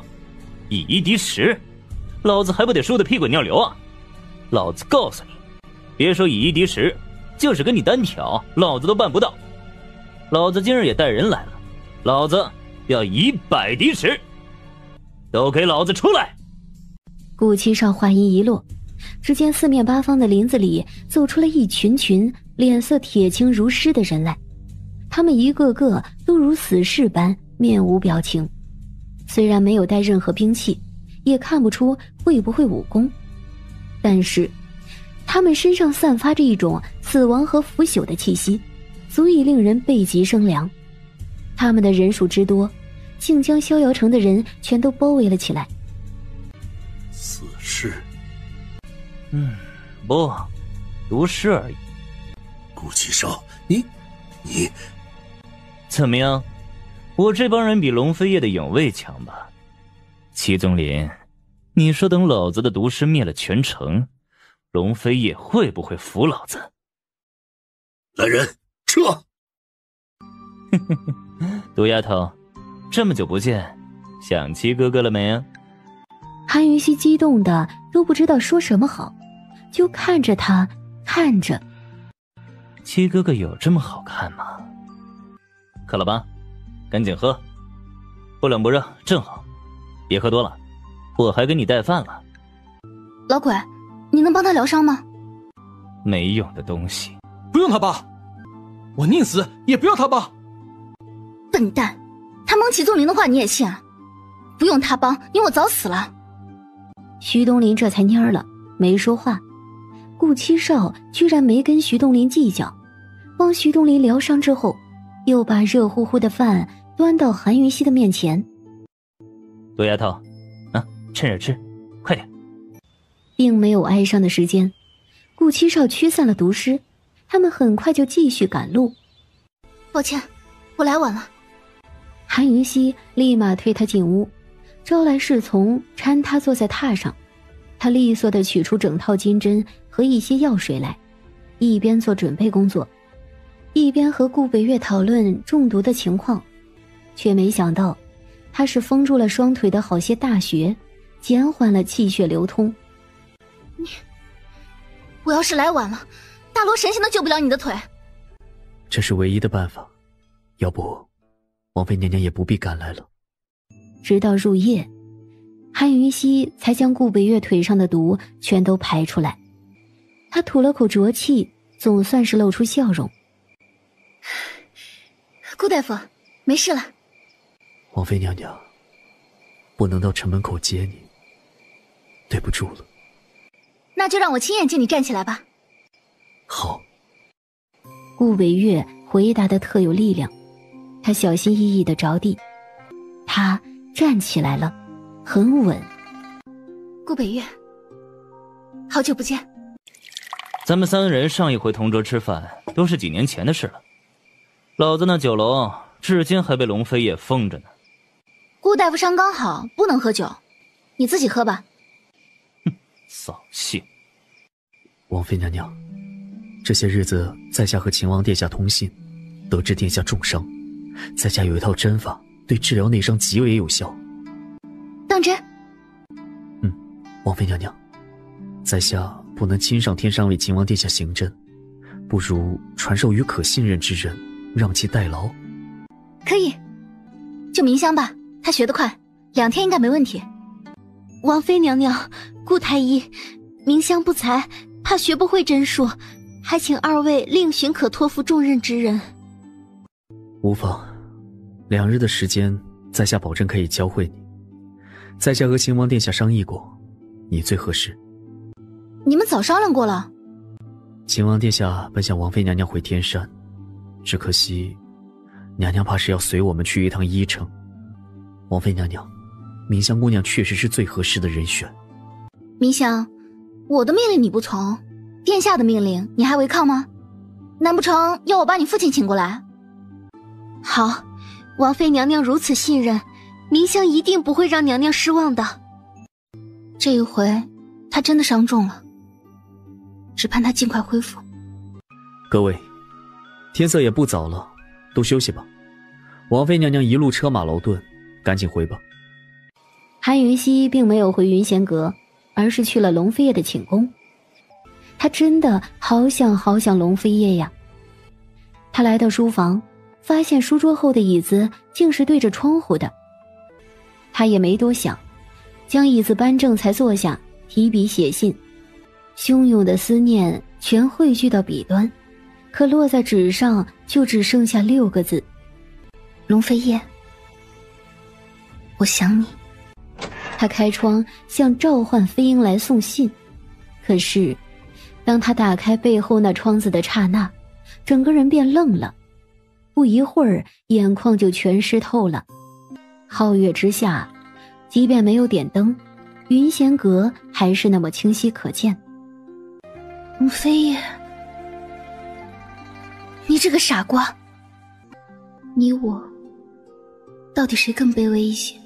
这一夜他就坐在这张椅子上，望着云仙阁的窗户，不知不觉地睡着了。龙飞叶收到韩云溪的信函，他一手抚着眉头，一手捧着信，看了许久，满心的欢喜化作了嘴角无声无息的笑。他书房里的墨是非常珍贵的湛山墨，有特有的幽香。他知道他去他书房了。龙飞叶提笔在信纸背面写下了几个字，待墨迹干了，才小心翼翼地折叠好，放回信封。师父，你过去吗？百里明香呢？好歹亲自下去接上来吧。派个人下山带上来便可。这几日就让他住在侧屋。你确定？有问题？飞叶，你不做场戏，如何让鱼上钩？剑宗老人把话挑明了，百里明香此行是龙飞叶埋的一个鱼饵，目的之一便是为了引出那只老狐狸。做什么戏？好歹得让人瞧出你重视那姑娘。飞叶，事情之理最忌动情，不如咱们来个一箭双雕。你假意收了百里姑娘，一来可避免云溪那丫头的麻烦，二来也能蒙得过那只老狐狸。飞叶，如果百里姑娘既是你的心上人，又是可与你双修之人，那只老狐狸必定很快就会动手的。办不到。飞爷，你的身份终有公布天下的一日，你不能瞒着云溪丫头一辈子，到时候同她说清楚，她会明白的。办不到。师傅，您老糊涂了吗？您觉得如此荒唐的戏码，老狐狸会信吗？找人把百里明香带上来，以刑侦之名留在这里便可，其他的不必刻意强调。飞爷，你呀，是一头藏着狐狸心的狼。剑宗老人送龙飞叶到洞口，忍不住感慨了一句：何时才能找到能与你双修之人？师傅，我已经找到这个人了。是谁？飞爷，你快说，到底是谁？秘密。飞爷，你没蒙师傅吧？飞爷，你倒是说呀，到底是谁？臭小子，你站住！你听到没有？到底是谁呀？男的还是女的？多大年纪了？你跟他关系如何？你何时寻到这个人的？剑宗老人有一大堆问题呢，他追了好几步，龙飞叶都没再理会他，他气得半死。若不是龙飞叶的时间紧迫，他真的会追进去把他拎出来好好审问一番的。老子是古七岔，林大长老的养子。古七岔，顾七少，他就是当年的小七。小七，没想到你投靠了毒宗。爷，既然生了我，为什么不敢认呢？你在害怕什么？那你先放开老夫，把证据拿出来给大家瞧瞧，也让老夫好瞧瞧。好。顾七少一挥手，张牙舞爪的荆棘藤便全都蔫了，垂落在地。七哥哥，你要的东西都在这儿啊！小七，把真相说出来，你也不会有好下场的。爹，小七已经没好下场了。为什么？为什么是现在？因为谁都不能欺负我的毒丫头。他说完，立马一脚将顾云天踹开，一脚勾起那个箱子，一脚踹飞到空中去。箱子里一大叠泛黄的纸张便漫天纷飞起来。真美，毒丫头，如果这漫天飞舞的是蝴蝶，是山野烂漫的蝴蝶，那该多好。下辈子你我是否还有机会在漫山遍野的花丛中，在纷飞的蝶舞中邂逅，又或者蓦然回首，想起前尘往事。纸张纷纷飘落，落了一张在韩云熙脸上，他抓下一看，心便碎了。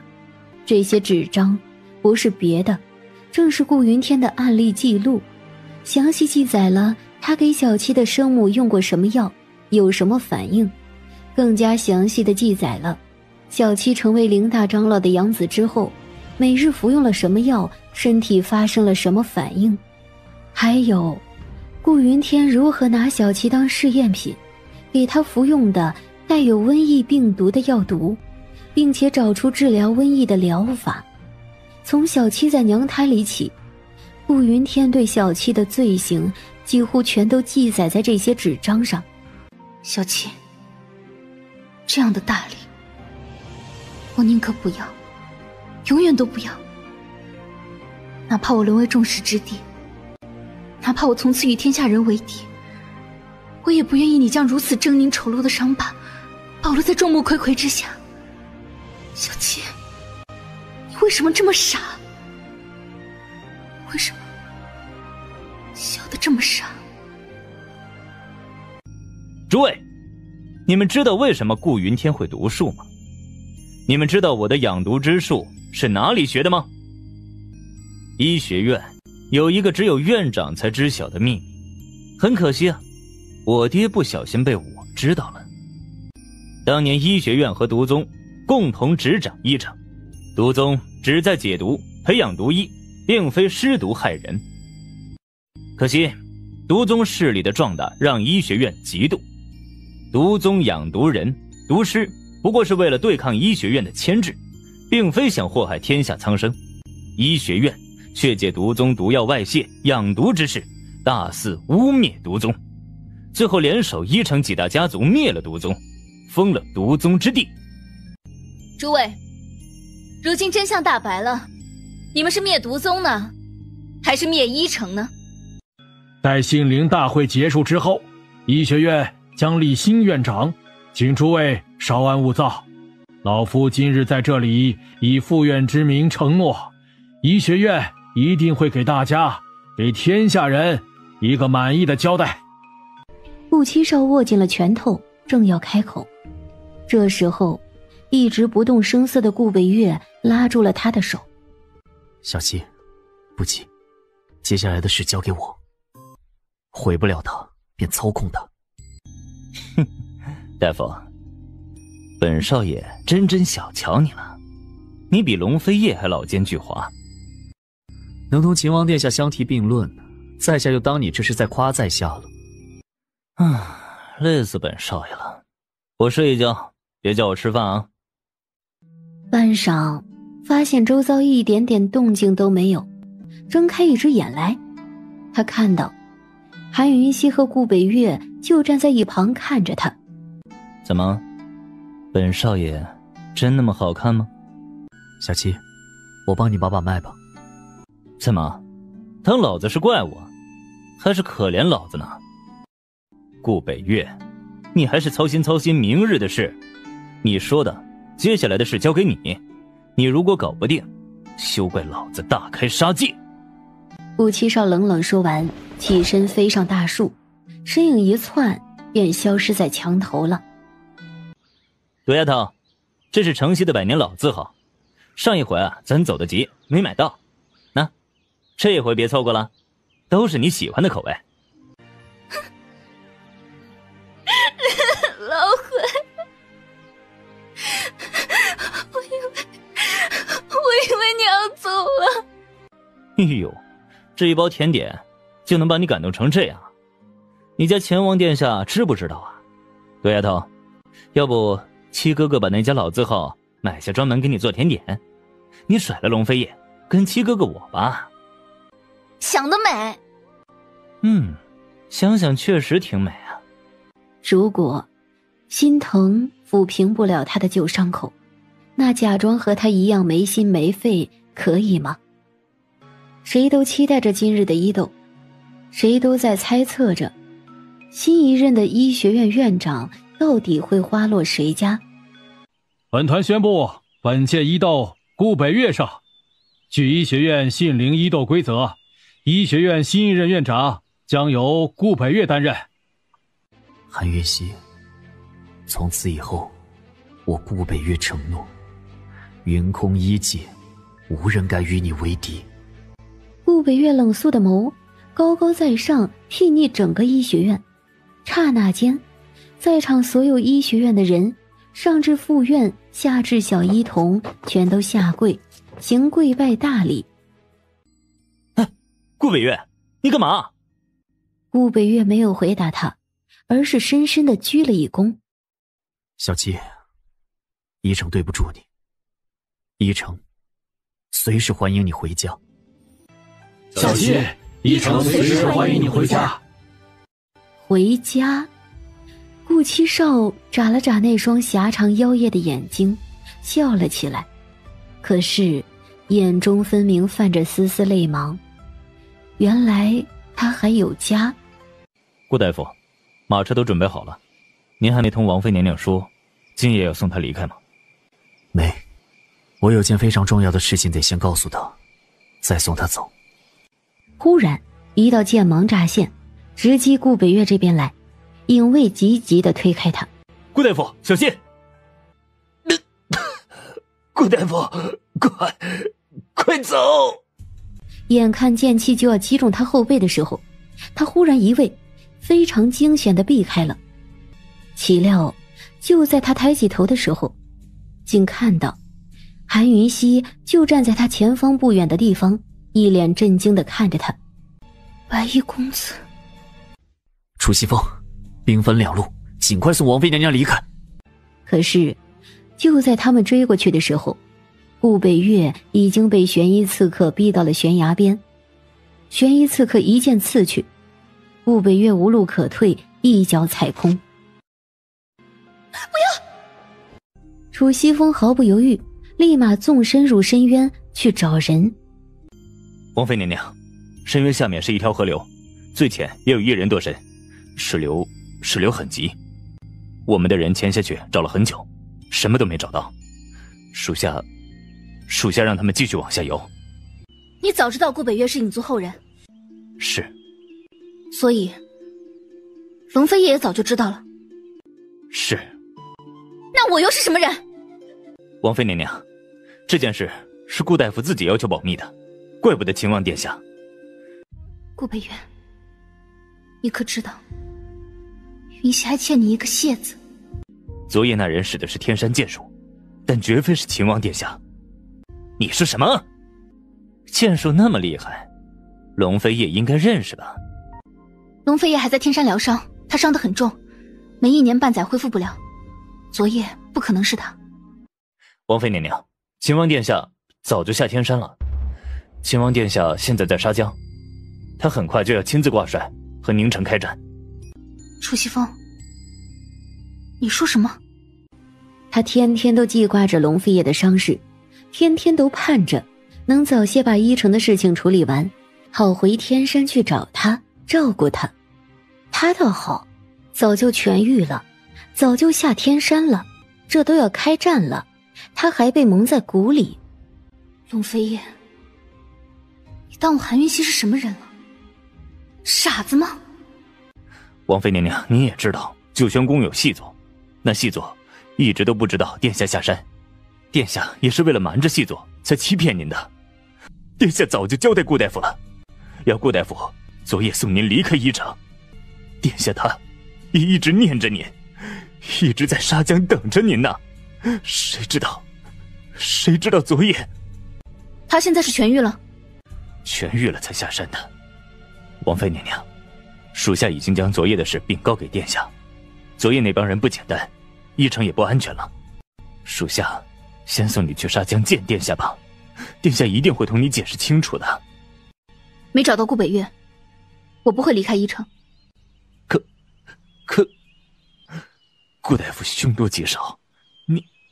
活要见人，死要见尸。属下以性命担保，以所有隐卫的性命担保，昨夜的刺客绝非秦王殿下。楚西风，你听着，我没怀疑他。韩云溪，你还相信我吗？他像往常一样给他回信，却不再是那一句“龙飞叶，我想你了”，而是一封空信。龙飞叶收到韩云溪的信的时候，正在赶往依城的路上，马车急速前行，一个消息犹如一声惊雷，响彻了整个云空大陆。有人公布了韩云溪的身世。韩云溪是西秦皇族唯一的遗孤，他夺了阿东的马，骑马疾驰而去，只留下一句话：百里明香，军中所有事务由你父亲全权负责。龙飞叶像疯了一样纵马疾驰，他无法想象韩云溪知晓这个消息之后会是什么反应，更无法想象他会遇到什么危险。他恨不得现在就到他面前去。王妃娘娘，你哪都不能去。谁跟你的权限限制我？龙飞叶吗？楚西风，你这是打算以下犯上了吗？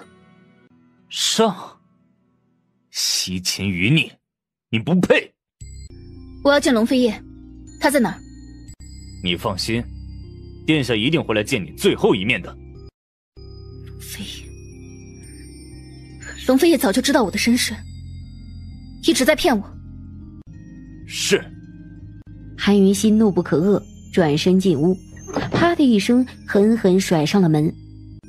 老大，你怎么可以这样？你骗了王妃娘娘。我没骗他。殿下一定早就知晓一切，否则凭什么和顾北岳合作？殿下不在军中，一定就在伊城。老大，若是这样，殿下为何连你都瞒着？为何至今不露面？不管怎么样，他是我们东秦的敌人，更是殿下的敌人，指不定他早就知晓一切，专程潜伏到殿下身旁来的。你别忘了，当初大婚可是他自己上门的。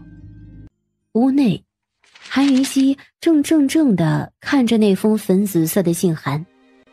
韩云熙，你还信我吗？龙飞燕，我该信你什么？韩云熙轻轻地捋起衣袖，看着手臂上那一抹朱红，像是明白了什么，苦涩而笑。夫妻4年多，这一抹朱砂痣才是他对她的真心相待吧，真心的排斥，真心的拒绝。难过的心都快碎了，韩云熙依旧没有哭，没有怨，除了苦涩之外，只剩下自嘲。楚西风，开门！楚西风！门外明明有人，他狠狠敲了好几下，都没有人理会他。入夜，医学院外头传来炮竹声，很快便见空中绽放出了美丽的烟火。楚西风和徐东林坐在门口沉默不语，都很失落。他们并不知道，借着爆竹烟花声，有人掀了屋顶的瓦，潜入了屋内。那人竟冷不丁的狠狠地扯碎他的紫纱外衣。别怕，我只想确定一件事而已，不会伤害你。混蛋，你已经伤害我了！宁城，你要么杀了我，否则今日之仇，我韩云熙绝对100倍奉还。韩云熙，我没有恶意，我只想看一看你背后的胎记。你若真是西秦皇族之后，便是我狄族之主，我愿为今日的冒犯付出该有的代价，任由你处置。他毫不迟疑地撩起他的衣角。宁城看到了那个胎记，浅浅的红，就像凤凰展翅的双翅膀。公主，属下宋色找到你了，很多事一言难尽，一切随属下回去，属下慢慢禀告。韩云熙的嘴还被捂着，只能挣扎以示抗议，谁知宁城却一声得罪了，一掌劈了他的后颈，让他昏迷了过去。公主，你醒了。宁城呢？属下狄族族长宁城拜见公主，公主千岁千岁千千岁。抬起头来。韩云熙认真地打量了他一番，冷不丁扬起手来，一巴掌狠狠甩在他脸上。无耻！昨夜之事是属下冒犯了，请公主殿下责罚。放了本王妃。韩云熙，你知不知道你的身份意味着什么？你知不知道你肩上担着多重的任务？我不知道，也不想知道。我只知道你冒犯了我，你劫持了我，放我回去，否则后果自负。公主殿下，龙飞夜是西秦皇族最大的仇人，你应该以当过他的王妃为耻。公主先前不知情，往后请不要再以王妃自称。至于属下冒犯了你，属下现在就给你一个交代。他说着，冷不丁挥起长剑朝自己的脚砍去。就在千钧一发之际，门忽然被踹开。哥，你疯了！没你的事，滚出去！你们做戏做够了吗？复仇复国都是我自己的事，不需要你们提醒我，更不需要你们逼迫我。宁城，你想拿我当借口招兵买马，帮你狄族跟龙飞也争天下，门儿都没有。韩云熙，你知不知道，我哥哥13岁挑起狄族重任，执掌云空商会，还要兼顾宁家军，吃了多少苦头？你知不知道，他有多少次被北利铁骑踩在铁蹄之下，断了多少根肋骨，才建立了宁家军掌控天宁的西北兵系？你知不知道，我姐姐宁安背弃了青梅竹马的金上人，15岁就嫁入宫，任由天辉那个老皇帝糟蹋。你知不知道，这些年来，狄族上上下下多少人付出了无法承重却必须承重的代价？这全都是为了你，为了西秦皇族。守护和效忠，是我狄族至高无上的使命和荣耀。即便你是西秦公主，也不能践踏。韩云溪，你知不知道影族的下场？影族当年就剩下一个人，你知道为什么吗？因为影族是拿性命在守护你西秦皇族。你既是西秦皇族之后，你就必须该承担你该承担的重任。就算你辜负了所有人，你都不能辜负影族。一世寂静，韩云溪跌坐了下来，陷入了前所未有的两难之地。顾北渊，你到底知晓多少真相？你可否也有复仇复国之心？韩云溪，你不会到现在都还惦记着龙飞叶吧？韩云溪，你好好想一想吧，这件事不管你答不答应，你都没有选择的余地。好，我考虑。韩云溪终于妥协了，他确实需要时间思考如何劝服狄族，如何将计就计。是你告诉他，本王早就知晓他的身份。是。秦王却冷不丁一脚狠狠踹起，直接将他整个人掀翻了出去。楚西风趴在地上，嘴角血流不止，他还是依然爬了起来，恭恭敬敬地跪在龙飞叶的面前。是谁告诉你，本王早就知道他的身世？殿下，要杀要剐随便你，属下无怨无尤。死不认错，属下办事不力，没看好西秦余孽，属下罪该万死。那个女人是我东秦的仇人，她不是我的主子，更不是您的王妃。很好，很好。楚西风，谁告诉你韩云溪就一定是西秦皇族之后了？连消息是从哪里来的都没查清楚，你凭什么相信？你什么时候有资格替本王做决定，替本王废妃了？你又是什么时候知道本王早就知晓韩云溪的身世了？你哪里来的胆子自作主张？楚西风，不如秦王让你来当，如何？殿下，属下。楚西风的态度终于软了下来，只可惜龙飞叶的眸光更加冰冷，他合上剑，却以剑鞘直击楚西风的丹田。他终是不堪重伤，眼前一黑，昏迷了过去。来人，把他送回天山去，传令下去，无论影卫、军中，又或是唐门，无论是谁，再有自作主张阳奉阴违者，杀无赦。殿下，殿下，这是怎么回事？到底怎么回事？殿下，殿下，王妃娘娘她到底怎么回事？说！韩云溪，你到底怎么了？你到底经历了什么？你在哪里？韩云溪，你会不会害怕？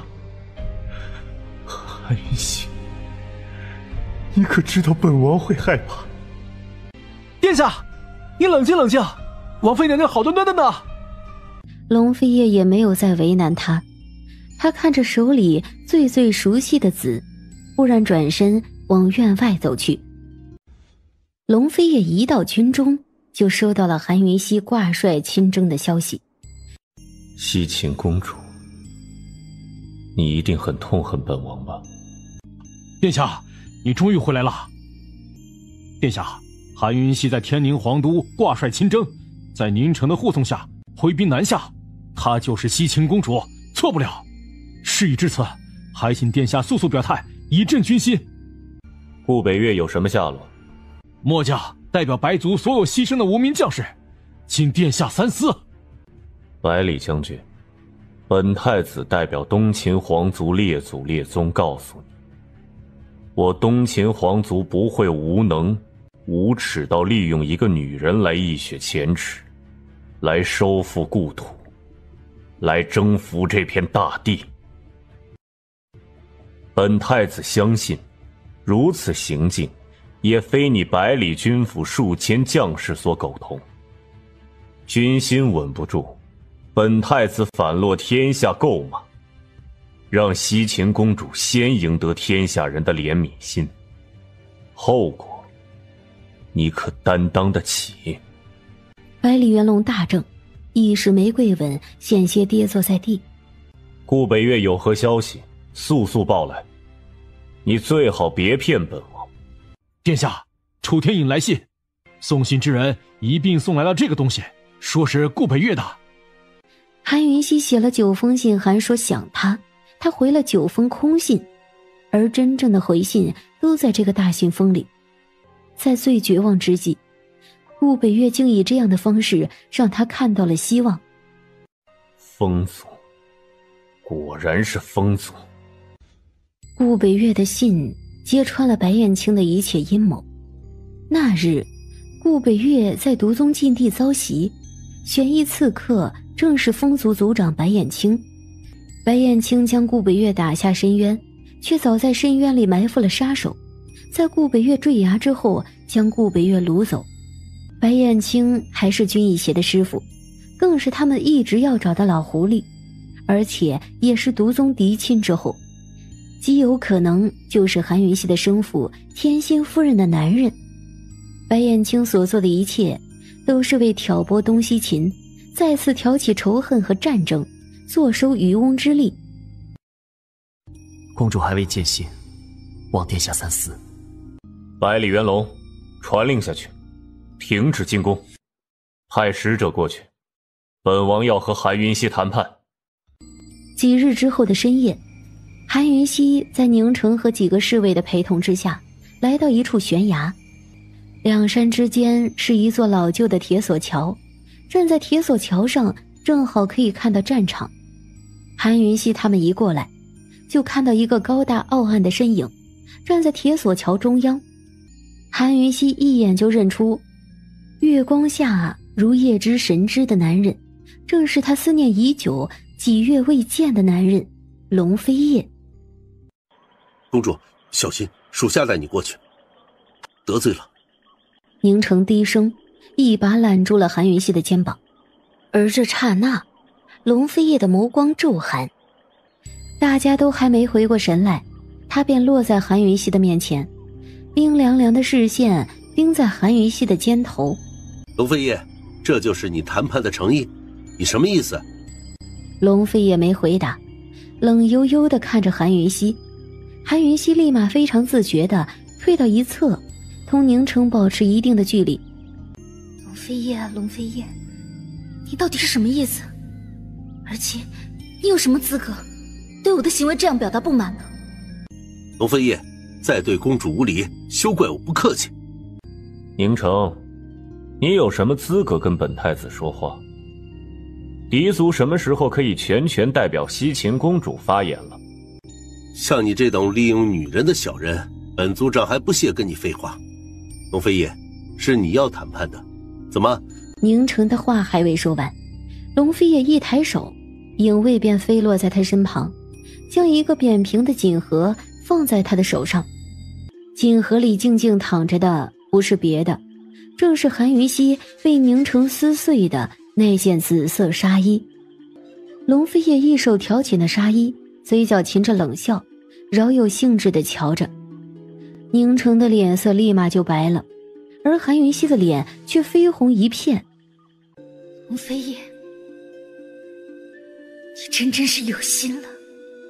宁城，他背后的凤羽胎记，你可看清楚了？是你宁大族长连主子都欺辱，还是他心甘情愿让你看呢？龙飞夜，我即使心甘情愿，也与你无关。你是我谁啊？我东西还给我！谁都没有发现，这一瞬间龙飞也松了一口气，他太了解韩云熙了，所以故意惹恼了他，让他来夺着锦盒。也只有用这种方式，宁城才不会怀疑上这个盒子，也不会过问这个盒子。好了，西秦公主，也该谈正事了。龙飞燕，你可知我在驿城面对楚西风的软禁，是如何苦苦等你出现，盼你出现？你可知道，面对宁城的无礼，我心里有多恐惧？你却不在。你可知道这些日子在宁城身旁，我费尽了多少心思才熬到现在和你相见，竟如此羞辱。韩云熙爱不起你，至少恨得起。跟你们没什么好谈的。公主，我们走。宁城，我都气消了，你生什么气？公主，又不是什么正事，过了就过了。东秦太子说的没错，咱们谈正事要紧。公主的任何事都非小事，此事是属下冒犯，属下必会给公主、给西秦皇族一个交代。待完成复国大业，属下以命奉上，以死赔罪。韩云熙原不想谈论此事，却见龙飞叶嘴角那一抹浓浓的不屑讥讽，他的怒火又燃起。他打趣地笑道：宁城，你这是宁死，也不对我负责到底吗？只要公主殿下愿意，宁城一定负责到底。宁城，你真好。龙飞燕，你有什么资格如此讥讽不屑宁城？你可知道我最大的屈辱是你赐予我的，是我手上的一抹朱砂，那是你的不愿负责，你所有的欺负，岂止是欺负，简直就是玩弄。百里元龙，跟他们谈，你全权负责。韩云熙的目光终究是追随而去，追随至对岸，追随至看到他消失在夜色里，心碎得彻底。宁城，你跟他们谈，你全权负责。韩云熙说完，一头也不回地转身离开。韩云熙，请一定相信我。剩下的8封竟全都是一样的。韩云熙，请一定相信我。飞燕，你怎么可以这样？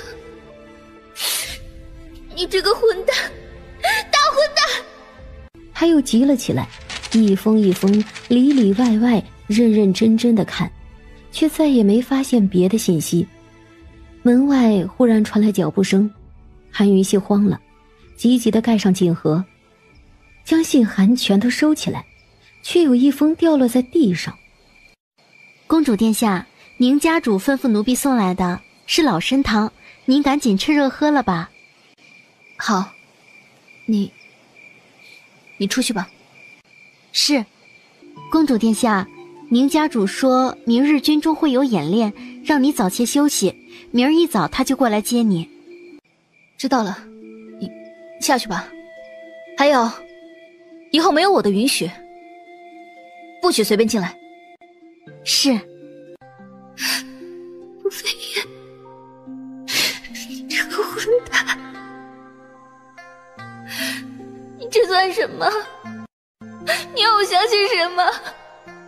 不飞燕，阿健，你要我相信你什么？你得亲口说清楚来。是夜，两方人马如约抵达悬崖，一如第一次相见。韩云熙远远的就看到龙飞叶孤身一人站在吊桥的中央。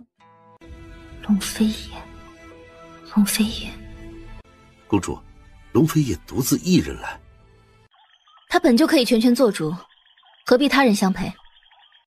此事自得公主全权做主，属下只是担忧公主安危。双方交战，不杀来使，停战谈判，不动干戈。他堂堂一个大男人，还能把我怎么着？是，公主，属下带你过去，冒犯了。韩云熙，堂堂一国公主，连过半座桥都要别人护送。你西秦皇族就弱到这种地步，你有什么资格跟本太子谈判？回去吧。宁城，不如你跟本王谈，本太子对如此无能的女人没兴趣。欺人太甚！龙飞燕，你等着，本公主自己走过去。公主不可，公主别中他的圈套，他是故意的。韩云熙，你若想知道答案，就走过来吧。我知道他是故意的。宁城，身为西秦公主，维护皇族尊严远远比复仇复国都要重要。宁城，上一回咱们已经丢过一次脸了，这一回不能再丢脸。公主，我没事。宁城，相信我，等我回来，这是命令。属下遵命。主子，一城的信拿来，传令下去。本王身体不适，任何人都不许打扰。信中的一切让龙飞叶暗淡的世界一下子就全明亮了起来。龙飞叶足足把这封信看了3遍，视线最后定格在那一句：龙飞叶，如果我不是西秦公主，你还会喜欢我吗？傻瓜，韩云熙，你这个傻瓜，你想要知道答案，就当面问我吧。韩云熙明明今日就见到他，却费这么大的力气让沈觉明送信，他在宁城那儿必有诸多身不由己。思及此，龙飞叶脑海里忍不住浮现出他那双红得像兔子的眼睛，他的心顿时痛如刀割。百里元楼，百里元楼，约时间，停战的所有细节，本太子要跟韩云熙详谈，越快越好。殿下，今日才……殿下，你到底有何打算？没什么打算，此事需要速战速决，以免生变。夜深深，韩云熙在军营中刚刚和宁城及几个副将开完会，那个锦盒被他带回来，就放在桌上。龙飞叶，这一抹紫，不是你曾经的最爱吗？韩云熙闭上眼，狠狠地盖下锦盒，却突然发现盒内有异响。他连忙打开来检查，竟发现锦盒有夹层，夹层里放着9封信。公主，不许过来！你若过来，我马上就回去，再也不来了。在宁城要拉韩云熙的时候，龙飞叶用暗器打断了绳索，制造了韩云熙意外跌落的假象。公主，公主，公主！此时此刻，他紧紧地抱着韩云熙，都快把人给抱碎了。龙飞叶，好久不见。公主，公主！宁城撕心裂肺的声音惊醒了龙飞叶，他二话不说，抱紧韩云熙便走，身影在黑暗中飞掠，无声无息地离开了深渊底部。主子，这……本太子和西秦公主有要事相谈，你们全都退下，在附近守着，不许任何人靠近，任何事都不许打扰。龙飞叶侵入韩云熙的唇齿，疯了一般狂吻。韩云熙亦毫不示弱，疯狂的回应。他似乎怎么吻都不够，恨不得将他的小嘴吃掉。激烈的吻让本就已经失去理智的二人意更乱，情更迷。他这才发现自己是有多爱他，哪怕什么都没解释清楚，没问清楚，他一点也不排斥他，恨不得从此跟他融为一体，再也不分离。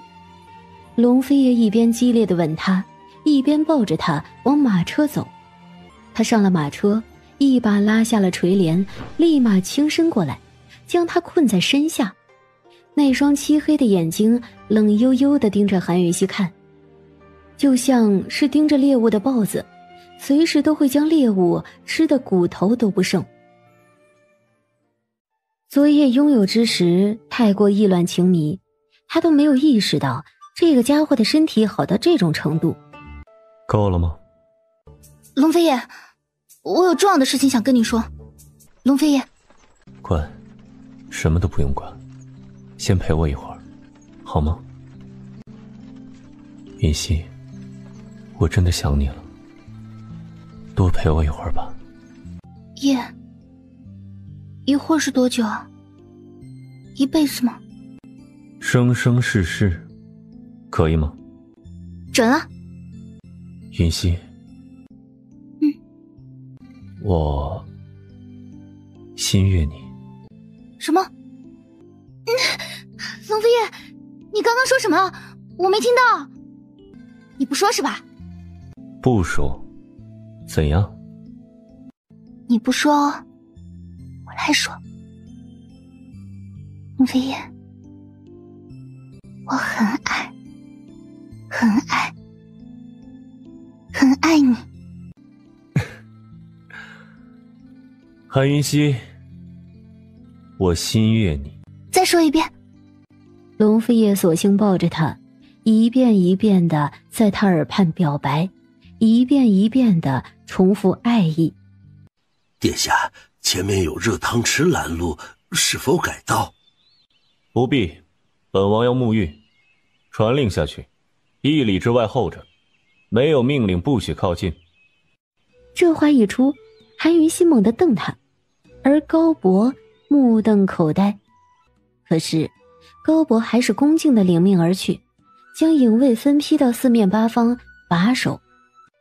要我抱你下来吗？你洗吧，我等你啊。侍从守着，没人窥视得了。放心吧。一身臭汗，你不嫌脏啊？洗干净了，咱们谈正事。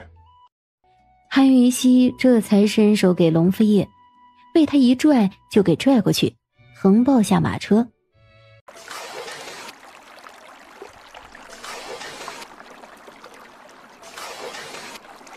我不见了，你也不找。你这不是出现了？话音一落，拥在他腰上的手劲立马就大了。痛！昨夜还疼吗？龙飞叶，你这个混蛋，你确定不是在调戏我？龙飞叶很快就将他欺在岸边，冷不丁的贴近。如果说昨夜是惩罚他、折磨他，那么今日也是臣服他、侍奉他。水高达他们的心口，他的一切动作都掩藏在水下。就在他又一次情不自禁地喊他夜的时候，他才发狠，狠狠地爱下去，久久都没有停息。初秋的清晨，寂静的山林，水雾氤氲的池中，无尽的缠绵，若隐若现，随着水浪起起伏伏。韩云溪在被他折腾得晕过去之前，总算明白，哪怕是温柔的他，竟比狠绝的他让他更加无法承受，也更加欲罢不能。池边凉，到池中去，那儿的水暖和。而后他被他拥着跃往池中去，这种温暖配上清晨凉爽的气候，真的舒服到极点。韩云溪靠在龙飞叶身上，浑身软软的，终于彻底昏迷了过去，而一身的酸楚和疲惫也渐渐的消失。醒了？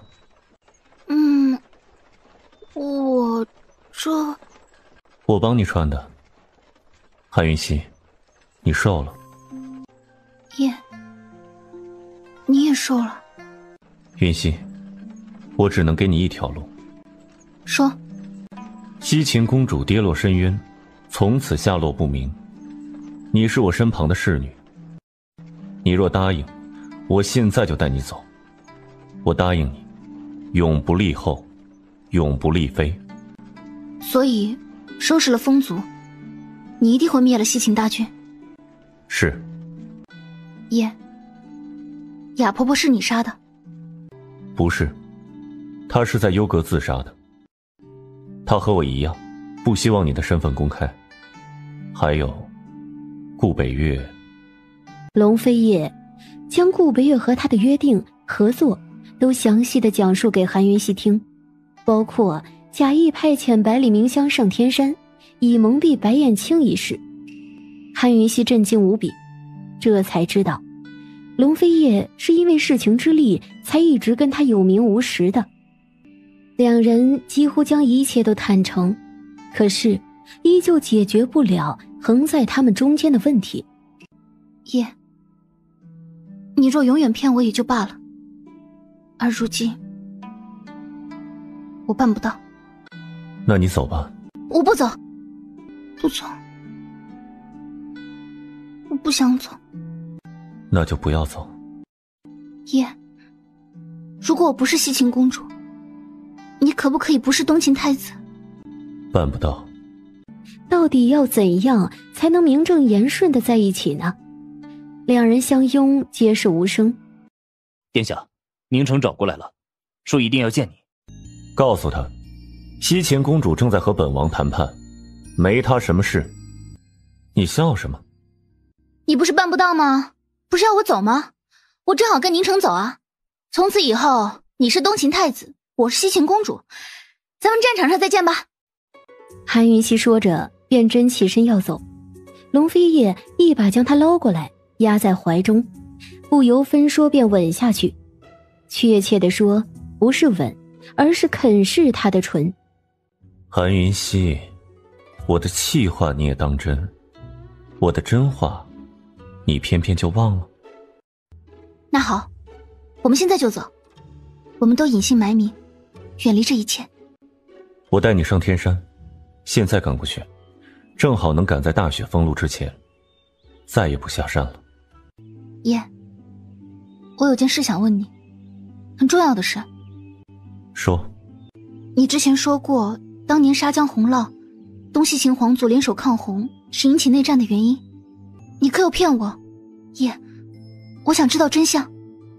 此事我没有骗你。当真？我想确认一下，因为我听到的事实并非如此。你可知道当初沙江中游有一个铁矿的事情？知道。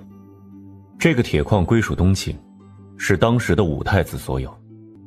如果要保铁矿，就必须毁掉大坝，牺牲下游的百姓。当初是黑族手下的军队掌管这个大坝，武太子下令黑族在水漫河堤之前尽可能将已经开采的铁矿运走。当初黑族军队抢运铁矿的时候，效忠西秦的风族大军突然袭击黑族军队，抢夺铁矿。黑族军队自是抵抗，而当时东秦皇族皇位之争激烈，西秦皇族借此机会发起了战争。风族、黑族。叶，我听说的是东秦为了保铁矿，下令黑族军毁大坝，西秦派出风族大军阻拦，两皇族由此发起内战，黑族大军灭了东秦。毁大坝？你可知道当初焦族为了保护大坝牺牲了多少焦兵？东秦怎么可能会毁掉大坝？笑话。可是你还没必要骗我。狄族人被骗了，也未尝没有可能。这话一出，两人忽然都愣了。风族。龙飞叶缓缓眯起了双眸。当初西秦皇族将抗洪一事都交给风族，黑族大军到底是守大坝还是毁大坝，那可都是风族说的算呀。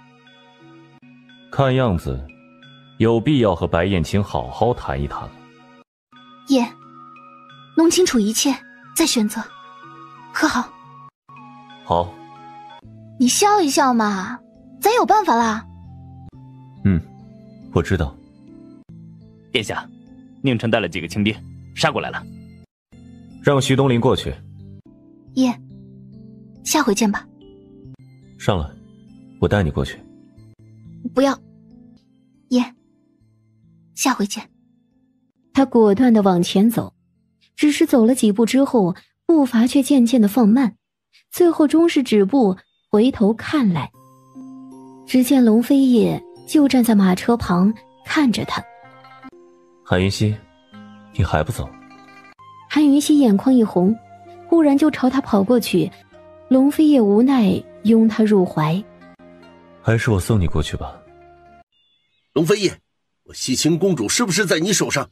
把人交出来，否则我不客气。不想走就乖乖待着。龙飞叶什么都没解释，霸道地将他按回去，然后径自下了马车。本太子可以答应停战，和你共同对付风族，但是韩云溪必须留在我军营中当人质。不可能，龙飞叶，马上把公主交出来，否则咱们战场上见。来人，通知百里元龙备战。他说完便上了马车。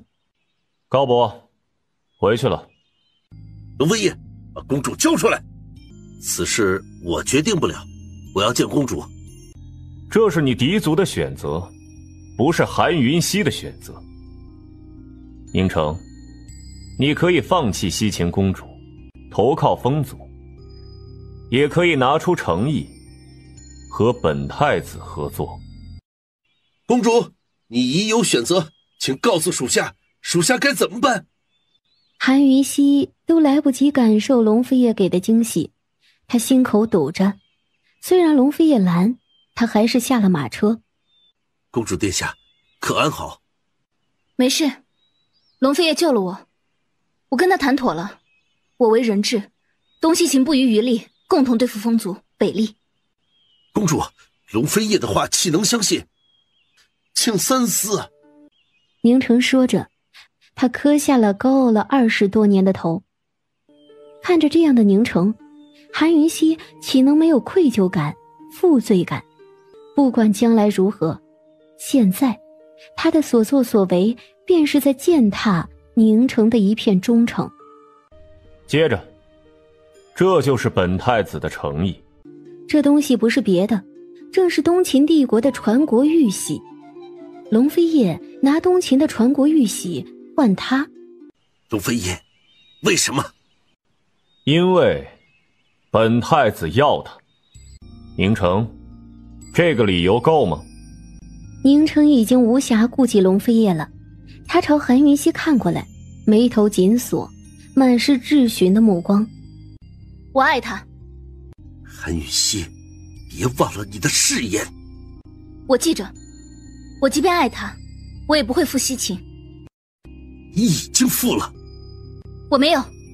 宁城，你应该比我更清楚，西秦没有选择的余地，只能停战，只能和龙飞叶合作。哈哈哈，韩云溪，你可想过风族若灭，北厉便会沦为龙飞叶囊中之物？你不会还天真的以为西秦可以夹缝求生吧？宁城，到那个时候，只能各凭本事。风族这件事上，本太子不是让你，是让韩云溪。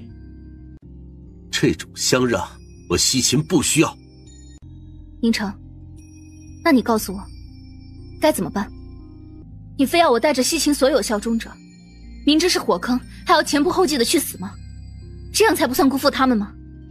东秦当年派出黑族抢运已经开采的矿石，西秦的驻兵风族却误以为东秦为保矿区而毁大坝，这到底是东西秦的误会，还是黑族和风族的误会？又或者是他们二者的阴谋？龙飞叶的狡辩你也信？宁城，要不要本王让百里元龙将沙江底的骄兵骸骨都捞出来，让你好好瞧一瞧？风族、黑族，这不过是你们的推测。宁城，这是一个推测，也是一个机会，一个救赎大家的机会。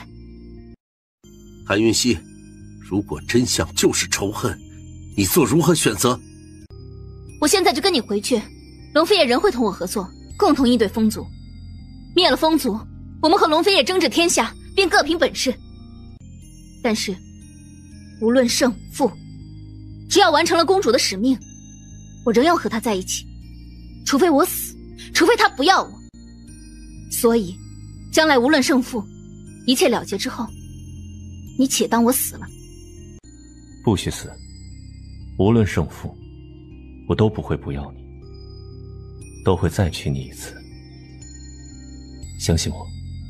我信你。我们回去吧。韩云熙都走了好几步，宁城却迟迟没走。无论如何，我不会跟你合作，你我只战便可。对付风族各凭本事，我西秦公主也不需要你相让。韩云熙，你拿好，待我灭了风族，把它还给龙飞叶，记得回来，我等你回来，并肩作战。他从韩云熙身旁走过，头也不回地离开了。他输定了，不许帮他。龙飞叶，如果我们真的免不了兵刃相向，那我们就痛痛快快斗一场，然后永远都在一起，好吗？抓到白燕青再议，想那么多做甚？回去。龙飞叶，你猜我发什么誓了？一定很歹毒。很歹毒，而且还是以你的。是要我天打雷劈，五马分尸，七窍流血，还是干脆不得好？韩云熙立马就捂了他的嘴。龙飞也拿开他的手，啧啧地感慨起来。那就是不得好死了。韩云熙，本太子今天才知道，你这么歹毒啊！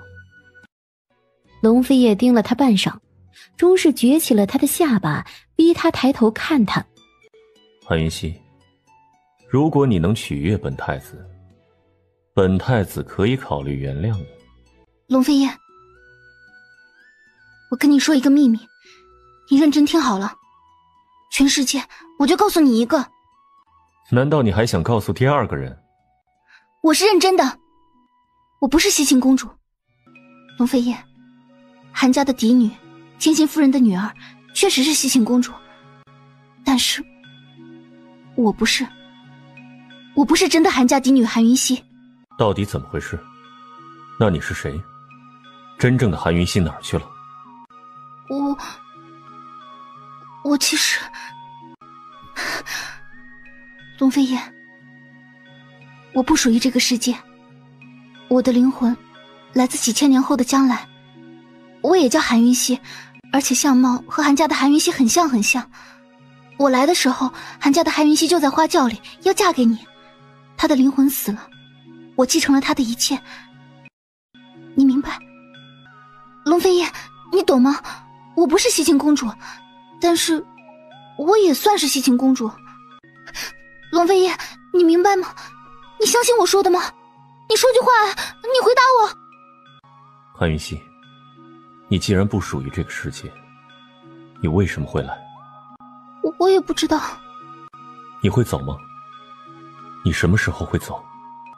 韩云熙，你不属于这个世界，那你还属于我吗？回答我。飞燕，你骗了我那么多，一次当100次，那得几百次了。我骗你一次，咱们算不算扯平了呢？龙飞燕，我不会走。叶，相信我，我属于你，永远都属于你。龙飞燕，哪怕是谎言，也请你坚信好不好？因为我也坚信。说罢，韩云熙便狠狠将龙飞燕按下来，吻他，疯狂的吻。龙飞燕，你都不相信，让我怎么相信自己说的？韩云熙坐起身来，就坐在龙飞燕腿上，抱她，吻她，失控般的解开她的衣物。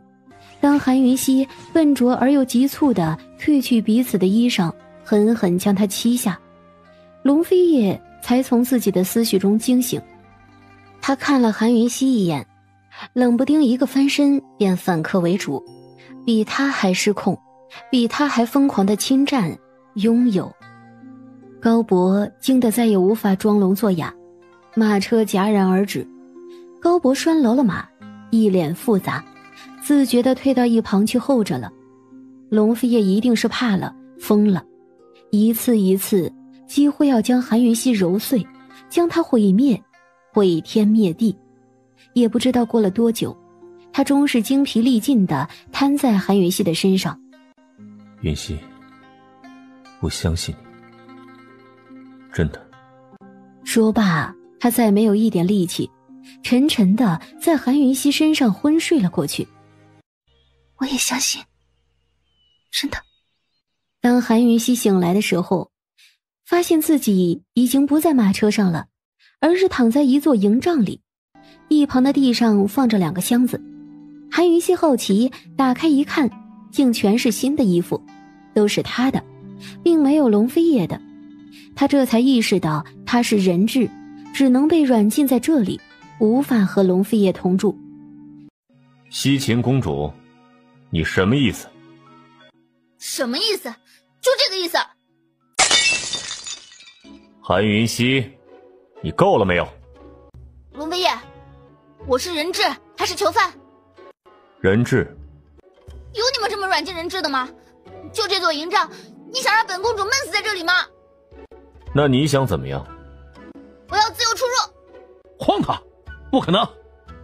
这座营帐1里之内你可以走动，但是徐东林必须跟着你，踏出1里之外，若身份暴露，后果自负。好，且当给你一个面子，毕竟你我当初那么恩爱。将军，这个女人真不要脸，这都什么时候还扯以前那些事儿？龙飞叶，你说是吧？韩云熙，你我当初怎么恩爱了？怎么恩爱了？韩云熙，不妨你说出来让本太子听听，好玩吗？龙飞叶，你够了。不够。他说着，大手按在他身上轻揉起来。西秦公主，看样子你很怀念本太子的恩宠。你若昭告天下，甘心为本太子的床奴，本太子倒不介意赏你几场恩爱。韩云熙被揉的魂儿都快碎了，体内似有一簇火在渐渐地旺起来。放开我，龙飞叶，你放开我，你不要脸！本太子还以为你喜欢本太子的不要脸，哼，看样子本太子误会了。那这个恩爱的面子，公主是给还是不给呢？龙飞叶说罢，也就放开了他。毕竟百里元龙不是傻瓜，作息的分寸他们得把握。龙飞叶，就按你说的办。虽然东秦和西秦并非合作，但是本公主还是希望停战这段时间，大家相互尊重，遵守约定。这点信用，本太子还是有的。他说完，转身就走，到了门口。百里将军，还不走？至于百里元龙事后挨了龙飞叶多少训，这就不必多言了。经过这一场，百里元龙怕是再也不敢轻举妄动了。赵嬷嬷，老奴不是东秦的人，也不是西秦的人，老奴是你和殿下的人，将来也是小主子的人。老奴要是没猜错，这几日殿下必是夜夜都折腾你了吧？殿下这年纪啊，是如狼似虎的年纪，你得懂得要停。我知道你什么意思，不必多说了，把你的汤端过来吧，我会喝光的。公主，我先喝汤，成不？成。他一放下碗，赵嬷嬷就从怀中掏出了2本封面全黑的书来，笑呵呵地递给他。什么？韩云熙不懂，随手打开一看，真心是3观尽毁啊！这书不是别的，正是宫里给皇子们用的启蒙书籍，类似春宫。公主，殿下虽宠你，可你也得懂得讨殿下开心，明白吧？将来殿下必是一国之主，3宫6院的，为皇族开枝散叶少不了。你不学着点儿，难不保将来有更年轻美貌的。恕老奴说句不中听的话，男人呀，都是贪心的。公主，你可明白了？知道，多谢嬷嬷。嬷嬷，你先出去吧，我换个衣服。我和徐东林到处逛逛。他和徐东林一靠近龙飞叶的主营帐，立马被几个骄兵拦下。他也没强求，转身就走。军医协到哪儿了？已被禁足在北离天河城，3万战马被留在天河城西郊。对外说是需要授以检疫，防止马瘟。百里元龙呢？将军还在西边亲自分派那批兵械，请殿下过去审查。告诉他，本太子晚点过去。龙飞叶说完，戴上面具就出门。影卫不解，看了一眼，竟发现殿下往大街上去。难不成殿下要买什么东西？怎么回事？公主都一早上没出来了。殿下，将军，西行公主不会跑了吧？韩云熙，深深可见的沟壑，春光无限。龙飞叶瞬间就怔住了，而韩云熙一见到他，瞬间清醒。殿下，怎么？龙飞叶忽然一把将他拽过去，埋在他身前那深深的沟壑里，狠狠地咬了一口，停了片刻，才将他放开，转身而出。龙飞叶，可恶！睡着了，回头让百里明香安排个婢女来伺候。是，没事便好。而没多久，赵嬷嬷就领着几个影卫送来了10个箱子。哎呦，殿下真是好眼光，衣服美，人更美。你告诉殿下我的尺码了？没呀，殿下保准是自己量过。怎么，公主不知道啊？喏，这是一拃。公主，殿下一定是这么量的。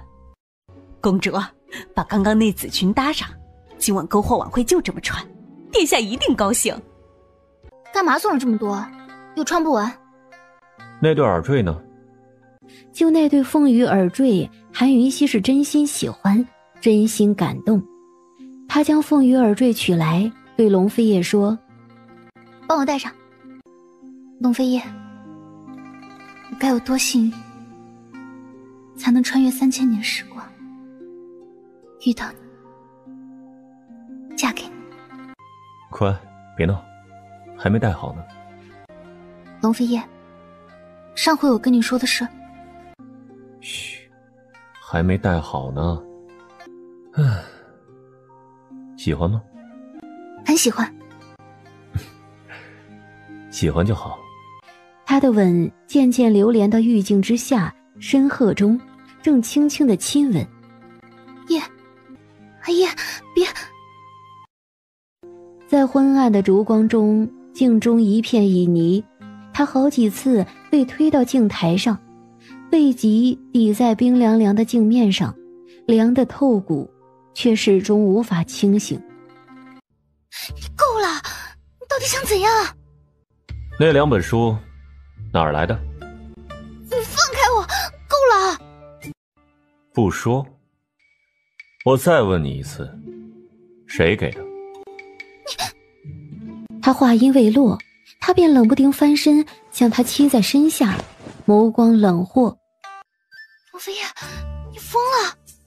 赵嬷嬷前2天给的。你都看过了。哼，韩云熙，你太坏了。太子殿下，去休息一会儿，晚上参加篝火晚宴，有好戏看。他交给我，不必担心。太子殿下，你简直让末将太失望了。百里将军的意思是，本太子要让你满意。末将一时糊涂，一时失言，求殿下饶命。殿下，韩云熙独处近战，你同他在一起太危险了。就算殿下不顾全军反对，也要顾及自己的性命安危，切莫被韩云熙蛊惑了。殿下若需要女人，再美的末将都能找来。百里元龙，就算本太子死在他的手里，也心甘情愿。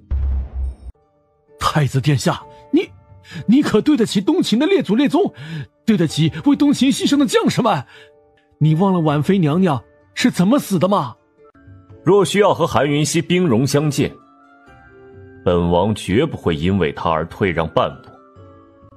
但是无论胜负，本王都要定他这个人了，除非本王战死。殿下，无论如何，有件事末将都必须提醒你，派人给西行公主送药吧。殿下，即便末将装聋作哑，可这个节骨眼上，万一她真怀上，后果不堪设想啊！你不妨试试看。殿下。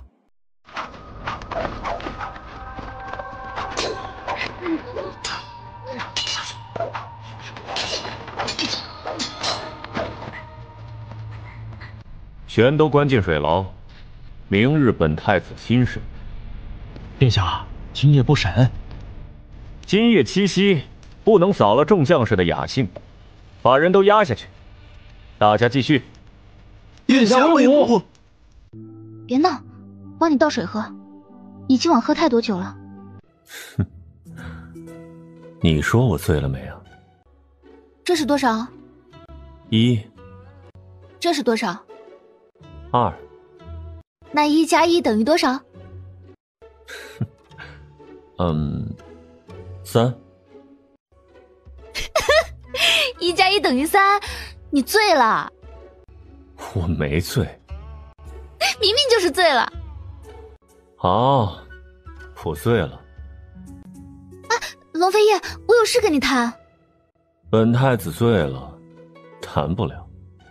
你明明没醉。龙飞叶，你正经一点好不好？我真……只见屋内竟然满屋子的向阳花，铺天盖地的金灿灿。韩云溪最喜欢的花就是向阳花，龙飞叶是什么时候知道的？喜欢吗？韩云溪转身过来，忽然踮起脚尖，在他英俊的侧脸重重地吻了一下。喜欢。喜欢就好。他从袖中取出了一个圆形小锦盒来，递给韩云溪。韩云溪打开一看，发现里头竟是一枚戒指，戒托不是别的，就是一朵非常小巧的向阳花，虽然小巧，可精致无比，栩栩如生。韩云溪，不管将来如何，只要你我都活着，你再嫁给我一回，可好？龙飞叶，真的没醉？嫁不嫁？你若不帮我带上，我就不嫁。说好，你我若都活着，我便帮你带上。好，我答应你。龙飞叶，你知不知道我因为不会武功，郁闷了多久啊？把我传授你内功，待你的内功与我持平，我们便开始双修。我花了2年的时间自创的，适用于你的毒针暗器。从明晚开始，每天晚上我会教你1个时辰。待你我双修成功，你这一针的威力不会亚于暴雨梨花针。韩云溪盯着他看，忽然就沉默了。龙飞叶当然知道他有多希望能学武，他以为见了这量身定制的秘籍他会消气，谁知道他居然如此沉默。他眼底掠过一抹复杂。我就剩下最后一个秘密，也告诉你。韩云溪，我若修成世情之力第3阶，变为无敌，再也不会骗你了，真的。全天下只有你能杀我。世情之力既情，你若对我刀剑相向，我便会内功尽失。即便将来他们会兵戎相见，可是他仍是道出了这个秘密。韩云溪，现在我们之间的100步算不算走完呢？其实如果可以，他也不想如此欺骗。谁想背负着谎言那么累地活着呢？云溪，也就你能把我骗成这样。龙飞叶，我认了，我们会有兵戎相见的一天，但是永远不会有刀剑相向的一日。好不好？一定。曾经说过，欺骗他一次当100次，可是，即便他欺骗他100次，他一定也无法怨，无法恨。龙飞叶，你传授内功给我，你自己怎么办？每次1成，我恢复得了，放心吧。韩云溪一点都不怪龙飞叶，只有心疼，心疼他这么些年来一个人孤零零地背负一切。白岩青一定想不到，他要找的人会是我。可惜昨夜不是他亲自来，否则一切都结束了。你把百里明相留在身边，他岂不很危险？她是最好的人选，她是骄族之女，为东秦大业而亡，是她的荣幸。我好不容易才救回他的命，到头来又得为你们东秦送命。他手上有能对付白燕青的东西，只要白燕青不使毒，他降得住白燕青的。能不能活命，就看他的命了。什么东西啊？韩云溪好奇了，他凑过来，龙飞叶便低声告诉他：天哪，龙飞叶，跟我说说你小时候吧，你父母是怎么过世的？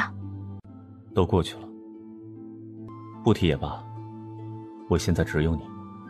龙飞叶，乖，都过去了，待有空了再同你慢慢说吧。快乐可以分享，但是有些痛苦是无法分享的，因为有些痛苦一旦分享就变成了2份。曾经那些事已经随着逝去的人淹没在地上，谁都改变不了，抚平不了。多一个人知道，多一份痛楚。他舍不得这个女人知道他伤痕累累的过往，永远都不想让她知道。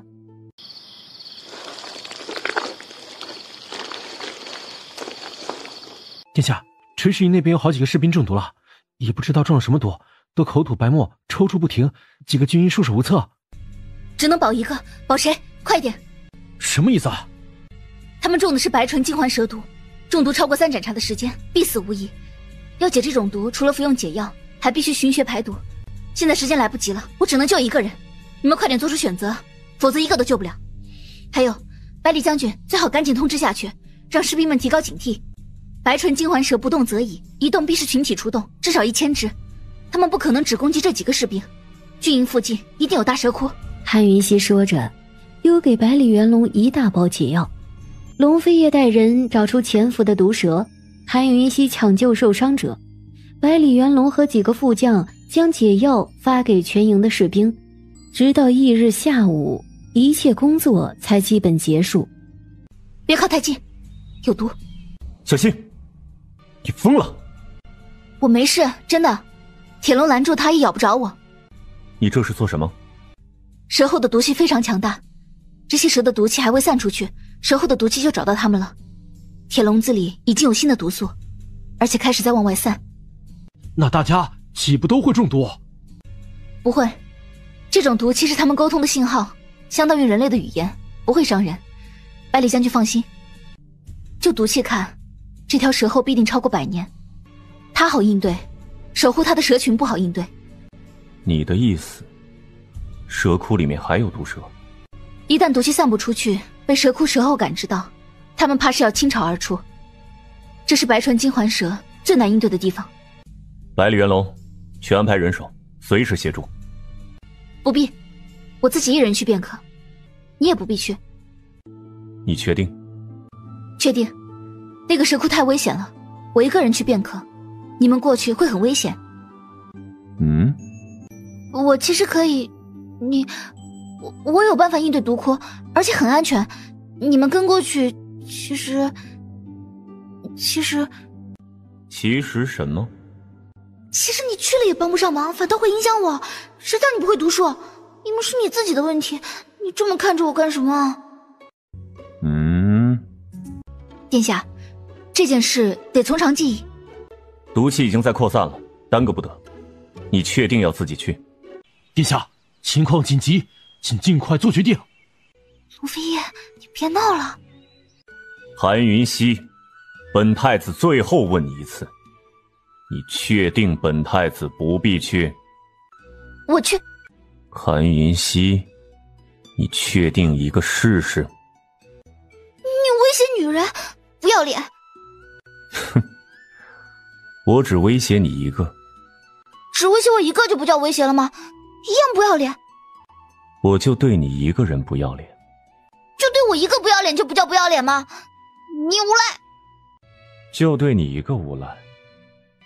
走吧，毒气已经扩散出去了，抓紧时间。可以去，但是你们都得听我的。我准备好了，下去吧。毒卫领命，忽然拉住韩云溪，带着他往蛇窟里跳下去。你干什么？殿下，小心有诈！这是陷阱，陷阱啊！殿下，父亲，你们别给公主添乱！他心一狠，意识飞身跳下。然而，当他追到蛇窟底部时，却一条蛇都没有瞧见。你都收入储毒空间了，你怎么了？你们全都离开，快！我撑不住了，快！全都上去候着。徐东林和毒卫们不敢违令，立马撤退。殿下，公主，一块离开吧，这里并非久留之地。龙飞也走啊！我没时间跟你解释。蛇！韩云溪真的受不了了，只能先把蛇后和一部分毒蛇放出来，让自己好受一些，也让解毒系统赶紧将毒蛇制作成药材和毒药。龙飞叶，快带他走，快！储毒空间你是知道的，你走，我不会有事。这个蛇窟里有一个洞，我得留着，否则他们会逃跑的。百里元龙，带你女儿走，这是命令。明香，你走，殿下不走，我也不会走。你们不走，明香也不走。蛇后都比他们父女俩聪明，就百里元龙和百里明香的武功，怎么可能奈何得了一只蛇后呢？百里妇女有韩云溪护着，蛇后当机立断攻击龙飞叶。龙飞叶，小心！百里元龙豁了出去，拔剑狠狠地刺入蛇尾。这一刺根本伤不了蛇后的性命，只会刺激他。眼看着巨大的蛇尾朝他当面甩过来，电光火石之间，一道黑影穿过蛇后喷出的毒气飞掠过来。殿下，你没事吧？马上给本太子滚出去，否则本太子杀了你们！解毒，龙飞叶，必须马上排毒，否则你会死。就在这个时候，蛇后之尾忽然冲韩云溪他们凌厉地甩去。龙飞叶抱着韩云溪要躲，韩云溪出人意料地狠狠将他推开。刹那间，蛇尾狠狠甩在韩云溪腿上，韩云溪瞬间就瘫坐了下去，双腿痛得说不出来。龙飞叶，你一定不能运功，不能动气，否则一旦加速毒素的扩散，谁都救不了你。我求你了，龙飞叶，我求你，我求你！韩云溪的腿断了。明香，上去搬救兵。百里元龙，带我们去右侧，无论如何帮我争取一盏茶的时间，我才能帮殿下解毒。一定办到，末将立军令状。百里元龙，你不要离开太远，蛇后不敢用毒攻击我，只敢用蛇尾，你就站在我身后，就不会中毒。好。你听话好不好？你冷静一点，我没事的，真的就是腿断了而已，能治好的。龙飞叶，我的命就在你手上，你的毒若不解，我们都得死。我一双腿而已，能抵得上你我2条命。龙飞叶，我求你了，龙飞叶，需要你给我力量。这个时候他才惊知，一贯坚强冷静的他已经泪流满面了。云溪，乖，不会有事的，相信我，一定会没事的。王妃娘娘，多久了？就在百里元龙缓缓往下倒下的时候，徐东林抱住了他。来人，送百里将军先上去。20毒卫联手阻拦蛇后，为公主争取出时间，还是绰绰有余的。龙飞叶的毒成功排除，没有后顾之忧的他，在韩云溪的指点下，轻而易举的就避开了蛇后的毒气。3招之内，3剑把庞大的毒后劈斩成了3截。他不敢检查他的腿，生怕自己承担不了后果。没事了。他没出声，眸光深深地盯着他看，好一会儿都不说话。就是断了，真的没大碍。龙飞叶并不相信，怔怔地看着他，眼中的心疼和自责浓得都化不开。真的，骗你是小狗，我疼死了，赶紧去找大夫。当真？哎呀，你烦不烦呐？韩云溪好无奈，一旁的影卫却都吓出了一身冷汗。这个世界上居然会有女人敢嫌殿下烦，太可怕了。更可怕的是，殿下居然笑了，一边摇头一边苦笑。殿下，公主的双腿都骨折了，最好还是别拉她了。徐东林，马上去找大夫过来。会疼的，我让你咬着。韩云溪原以为自己施了2针，应该不会疼到哪里去了，但是事实证明，他太高估自己抗疼的能力了。他才动了一下，就疼得倒抽了一口凉气。忍着点，我让你咬。他真把手伸过来，他真就咬下去，看得周遭的影卫都面面相觑。他们震惊之余，真的特别好奇，咬殿下是一种什么感觉呢？你刚刚动用内功了？没有，我又不会。看样子你很适合梵天之力，今日若非梵天之力保护你，你可……徐东林很快就把大夫找过来，找的不是军医，而是附近村子里的郎中。大夫请放心，这里很安全。接骨这种事，原本要跟患者聊天，转移其注意力的时候，瞬间就给接上。可是在龙飞叶的审视下，郎中根本不敢开口。郎中还以为自己会完蛋了，见龙飞叶没发飙，他无比庆幸。还疼吗？不疼。你疼吗？对不起啊，赶紧处理一下，要不会留疤的。不处理了，就留个疤吧，挺好看的。龙飞叶，且当是你补给本太子的七夕礼物。韩云溪除了无语望天还能怎样？他琢磨着，今晚等他睡着了，他就偷偷的帮他处理伤口。一定要100日吗？是的，100日才可痊愈，100日之内切勿。有没有什么药可以速愈？徐东林，送大夫离开，记得把诊金付了。先回去吧，问问依城和药城那边，要是顾北月在就好了。徐东林，把这条蛇后带回去，剁碎，丢去喂狗。蛇后可是好东西，徐东林，把蛇头和蛇丹留给我。徐东林当然知道这蛇后浑身是宝，可是殿下说了喂狗，他除了忍痛割爱于狗，还能怎么着？怎么样，还疼吗？不疼，你敲敲。即便不疼，龙飞叶也舍不得敲。他传了晚膳，便端来水帮韩云溪洗手。龙飞叶，我怎么会遇到你呢？怎么就遇到了呢？龙飞叶看了他一眼，没回答。龙飞叶，我想。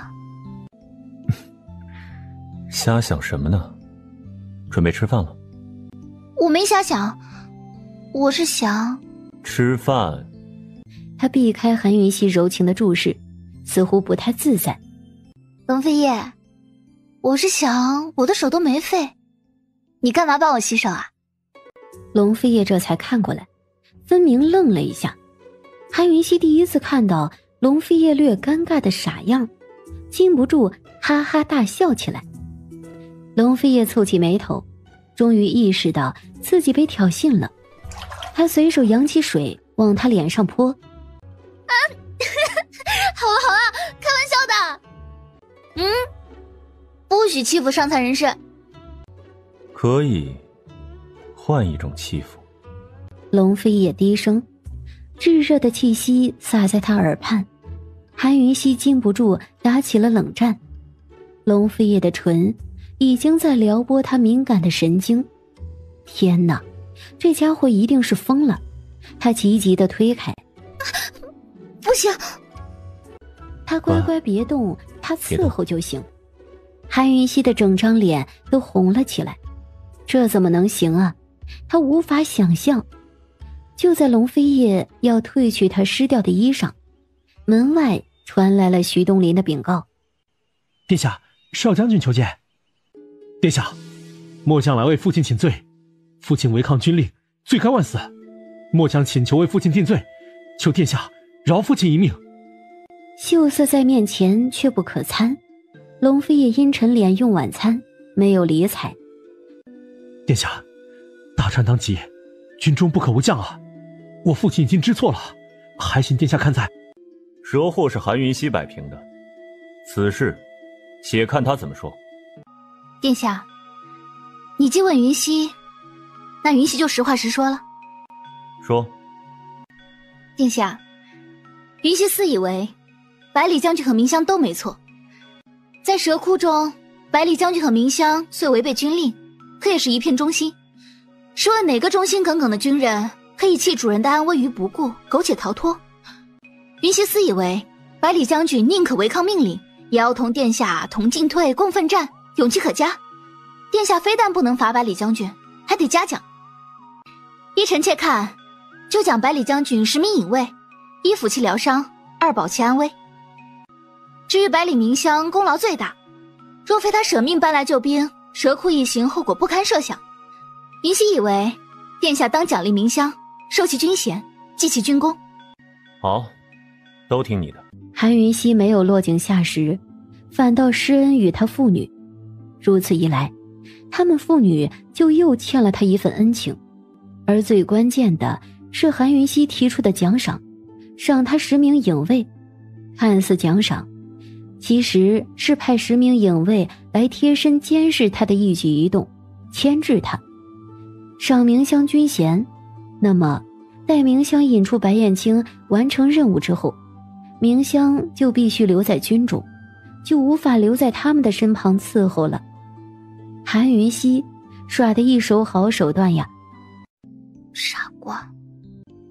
只见那咬痕深深，原本红彤彤的印记都有些发暗了。他又心疼又想笑，拿来之前偷偷调配好的药，轻柔地敷起来。韩云熙，你真的喜欢孩子吗？龙飞叶这才缓缓地睁开眼睛，起身来，一边擦掉手上的药膏，一边问：喜欢男孩还是女孩？真的会留疤的，不好看。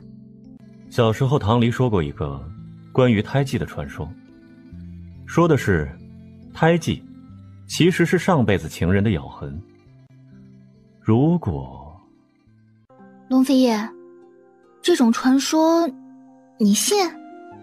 你咬的我愿意信。如果什么呢？秘密。你说啊，如果什么呀？别再打他的主意了。如果什么呀？龙飞也没有理睬他，侧躺下来。韩云熙不依不饶起来，抱着负伤的双腿，艰难的侧身挠他。说。龙飞也由着他挠，笑而不语。韩云熙越挠动作越大，龙飞也终于受不了了，将他的手按在自己的身上。你再动，我可饶不了你。韩云熙，你喜欢男孩还是女孩呢？秘密。说不说？韩云熙抿着嘴，态度坚定。龙飞也立马就挠他。哎，你不能这么对待伤残人士，龙飞也。说不说？说不说？龙飞也来狠的了，一口咬下他的衣领。韩云熙惊了，而后他不再挠他，也不再霸道，忽然就温柔了下来。韩云熙发现自己的腿其实也不是完全不能动弹，在他的引导下，他乖乖的配合，就这样沉浸在他的温柔中，忘去了所有。这一夜，韩云熙都不知道是怎么睡过去的。开了荤的龙飞夜，真的让他有些吃不消呀。韩云熙，告诉你一个好消息，想听吗？不想听，你千万别说哦。2日后，顾北岳会来同咱们会合。说谁？顾北岳。顾北岳？顾北岳？就是顾北岳，他被顾七少给救了，从三途黑市赶回来，2日后就追上咱们。到底怎么回事？你当真没骗我？他的笔记，你该认得吧？请待属下归来为公主治伤，望公主站着上战场。属下擅自隐瞒身份，待面见之后再请罪。就一句话而已，他仿佛看到那个温润如玉的顾大夫就站在他面前，一如初时，冲他温暖的微笑。见韩云熙傻笑成这个样子，龙飞夜扯了扯嘴角，大手忽然一伸，将密函收回来，不声不响地折好放回去。顾七少立了一大功，记他一大功。顾北岳欠他的，笑什么？开心啊，我就快能站起来了。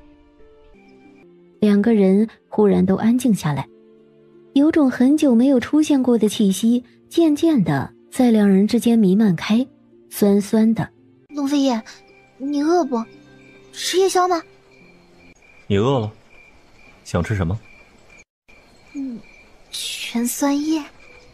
龙飞夜3分尴尬7分无奈，看着笑得不成样子的韩云熙，他都不知道该拿他怎么办。不早了，我替你按摩，你早点睡。龙飞夜，你又赢了。龙飞夜，不用怀疑，我这辈子就只爱你一个。下辈子呢？等这辈子爱够了，再告诉你。好。翌日傍晚，就抵达了西周东部一个古镇安民镇。龙飞夜包下了安民镇西郊的一处温泉茶庄落脚，等顾北岳抵达。韩云熙根本无法平静，因为龙飞夜就在院子里的温泉池里泡着。去哪儿呢？散步。不陪陪我？等顾北岳来了，我怕是得到老的走不动的时候，才能再享受坐轮椅的时光了。今儿晚上当然得好好珍惜。你自己泡吧，我倒是走走。龙飞夜并不知道，他刚刚回眸一笑的时候，偷偷瞄了他的好身材一眼。他疑惑着，为何被他宠了那么多次，至今他都没有机会认真的欣赏他那雕塑一般完美的身材呢？韩云熙还没走多远，龙飞夜就追过来了。他一身宽松随意的白色长袍，拖着木屐，推着他的轮椅，十分悠闲。不泡啦？跟我说说3000年后的事吧。韩云熙欣然答应了。凌云医院？那什么情况可以插队啊？看病情？看心情。韩云熙笑了起来，龙飞夜亦笑。就这样聊着聊着，韩云熙都不知道自己是怎么睡过去的，只隐约记得龙飞夜把他抱到房间里去了。他醒来的时候已经是翌日上午，太阳高照。公主，你终于醒了。顾大夫到了，就在松香院那边陪殿下喝茶，奴婢奉命来带你过去。快！还不过来？属下孤月拜见公主殿下。顾北岳，你要不赶紧起来，我生气了。属下隐身身份，以下欺上，请公主自罪。顾北岳，我罚你帮我疗伤。我金日耀还是走不了路，你看着办啊！这是命令，不许再废话，快点起来。公主放心，天黑之前，你一定能走。一室寂静，韩云溪躺着，顾北月专心致志的刑侦，龙飞叶就坐在韩云溪的身旁，守着，看着。公主，你可以走了。我要走路。顾北月看着，安静的笑着，无声无息的离开了，还顺手把门关上。我能走，龙飞叶，我可以走路了。待会殿下出来了，告诉他一声，公主的伤初愈，这3、4日里别走太多路，还是需要休养。公主的腿伤真的好了。顾北月点了点头，正要离开，谁知道院里却忽然传来龙飞叶的惊呼：顾北月，顾北月，怎么回事？脉象很正常，并没有什么病灶，和之前几次一样。是不是处毒空间？有可能，但无法确定。那什么时候能行？只能等。你住到侧屋去，有情况随时过来。殿下，我们没时间耽搁。百毒门那边下了战书，整个云空都看着，不如约而至的话，麻烦很大。天大的事，都得等他醒。殿下，你别忘了，这一回不是你和公主的事，而是东西秦2皇族的事。殿下，三思，公主必也不愿意失约。顾大夫，万一公主到时候还不行，那咱们也对付不了百毒门呀。至少到了那里再做打算。徐东林，安排下去，休息一夜，明日一早启程。你倒是冷静。这是在下作为下属的职责所在。在下在侧屋候着，若有情况随叫随到。云溪，你应我一声可好？龙飞叶，我又让你担心了。你又让我害怕了，怎么办？没事的，叶，我已经醒了，没事了。你到底怎么了？是处毒空间吗？你之前从来没有昏迷过这么久。我昏迷了几天了？我们已经在大阳镇住了3天了。今日是什么时候？是约定的时间吗？白燕青来了吗？殿下，公主既然醒了，请让属下把个脉。殿下，公主的脉象都正常，身体无碍。殿下，公主，还有不到1个时辰的时间就到和白燕青约定的时间了，如今赶过去或许还来得及。今日？正是。龙飞爷，这件事很重要很重要，不管付出多大的代价，我们都非做不可。来人，备马。公主，殿下，一切小心。白燕青如此高调，必有诡计，必是打了东西行恩怨的主意。等我们的好消息。放心，一定会有好消息的，我保证。龙飞叶一手抱紧韩云溪，一手挥鞭，夫妻2人朝百毒门疾驰而去。5、4、3。师尊，龙飞叶和韩云溪从后山宫上来了。不必阻拦，把人引到这里来。是。韩云溪和龙飞叶从后山一路畅通无阻的上到百毒宫之后，并没往山门走，而是在百毒门的正大殿上高高在上的在主位上坐了下来。龙飞叶，我们来比一场，如何？比什么？山下，天下各势力的代表都瞧着呢，他们才不去被围观。比试谁先把白燕青逼上山来。好，你先出主意。咱们去逛一逛百毒门的藏毒密库吧。好。老门主，独狼被杀了，韩云溪和龙飞叶这会儿就在藏毒密库里。凭韩云溪剑毒的能耐，咱们的藏毒必会被他卷光的。你赶紧上去吧。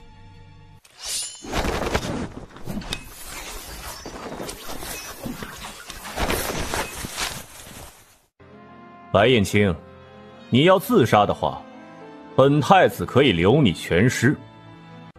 事情之理，果然不同凡响。说，东西秦当年到底是怎么回事？你风族是不是干了什么？还有，黑族在何处？哈哈哈哈哈！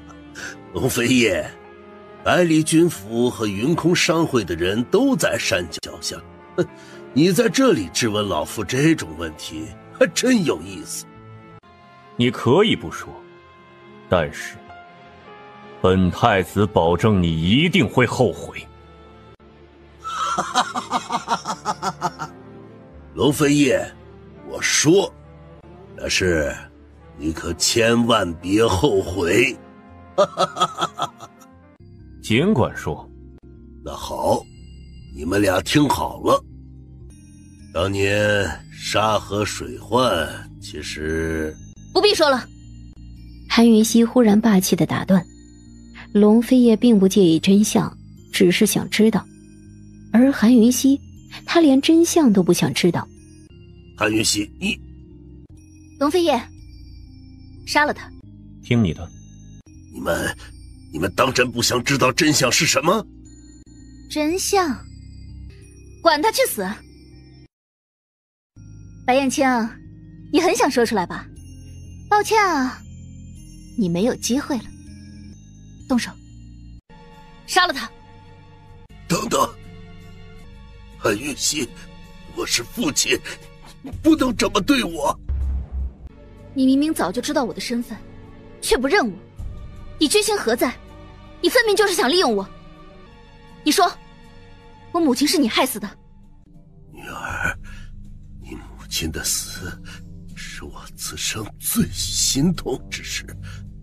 无论如何，你都要相信我，我不会做出那种丧尽天良之事。那你为何不认我？我是有苦衷的呀，云溪，你过来，此事为父一定给你一个交代。你先过来，你相信为父，龙飞爷是在利用你，别被他骗了。龙飞叶，这个世界里，我只信你，你还犹豫什么？韩云溪，无论如何，我是你父亲，亲生父亲。你不是，不是！韩云溪吼了回去。白燕青还要变，龙飞叶的剑却已经投掷过去，直直地刺入白燕青的心口。老门主，老门主，老门主，师父也会遭天打雷劈的。韩云溪怔住了，脸色煞白。没你事，我杀的。到底什么情况？他们打起来了吗？谁赢了？还在打吗？人呢？这是要打到什么时候啊？龙飞叶和韩云溪联手，不会打不过白燕青吧？龙飞叶和韩云溪一步一步走下山，又一步一步走上站台。当年大秦一场内乱，国破家亡，两皇族结怨100余年。如今真相大白于天下，当年的内乱，东西秦皇族之间的恩怨，皆因风族挑拨离间而起。今日，本太子手刃风族之后白燕青，然此仇尚未全报。白燕青之徒，百毒门门主君义协拥兵北立，觊觎我南方沃土。本太子宣布，即日起，东秦将与西秦通力合作，共同抵御北方铁骑的入侵和掠夺，保我中原和南方太平。我，西秦的公主，龙飞叶之妻，从今日起，将与他携手并肩，共同御敌，再创大秦盛世。在一波波的惊呼声中，韩云溪和龙飞叶紧紧地相拥，激吻，激烈火热，缠绵悱恻。哼，龙飞叶之妻，公主，白燕青真的死了。一剑入心，确定已经断气，尸体被我踹下了后山的深渊。公主，你可有小东西的消息？如果小东西被白燕青困住，白燕青死后，储毒空间是否会破碎？公主，如果储毒空间破碎，小东西必定已经来找你了。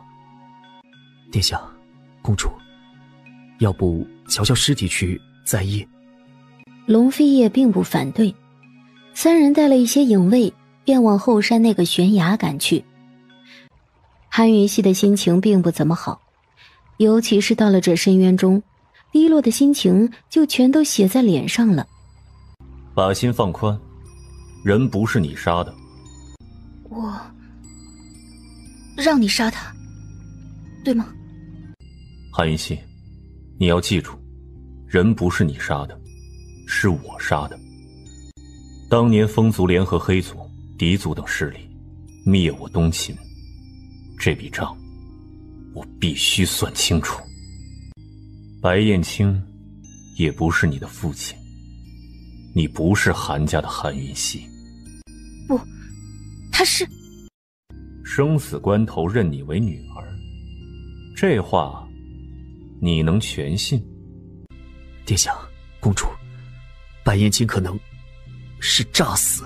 你们可听过毒宗的毒蛊人？毒蛊人？可有办法杀死毒蛊人？殿下，眼下的麻烦不是杀白燕青，是如何阻止他。他一旦露面，咱们今日的说辞势必全被推翻。你后悔了？回答我。不后悔，东西秦就是没有恩怨，你我之间永远都不会有仇恨。我们不需要真相，只需要合作的契机。天下悠悠众口，诸多是非，众人皆各执一词。就算白燕青露面，揭穿我们今日的一切，那又如何？他说的，天下人也未必都信。传令下去，放出消息，白燕青心口中箭不死，诈死而逃。一直表情紧绷的顾北岳，整个人忽然就放松下来，笑了。论权谋之术，他终究还是逊了龙飞叶一筹。最新的冬片，尝尝。冬片有春茶的好吗？春日多雨水，茶叶饱满温润，因而茶汤复香，味醇，茶香持久。至于冬片，天冷茶叶长得慢，叶片也厚实，就少了苦涩之味，多了几分冷韵之味。尤其是高山的茶，冷韵之味尤其明显。你不喜欢冬片？吃得太饱了，喝不下。龙飞叶，如果有一天茶和我同时掉悬崖里，你会选择谁啊？不用掉悬崖了，你若不喜欢，明儿个开始，我试着戒了。说着玩的。准备好了吗？一旦开始，在将来的3个月中，每日都必须有1个时辰的修炼，不可中断。要准备什么啊？反正我这辈子都赖定你了，不会走。那咱们开始吧。化功为气，气生芒。云溪，你闭上眼睛，什么都不要想，我带你便可。韩云溪坐在榻上，分明感觉到自己的丹田暖暖的，有一股陌生却又有些熟悉的气沉淀着，暖暖的，很舒服。龙飞也立马伸手过来，韩云溪也缓过神来，就随着他抚摸。谁知道龙飞也这手一碰到他，就再也移不开了。他欺上来俯瞰他，嘴角泛着一抹坏笑。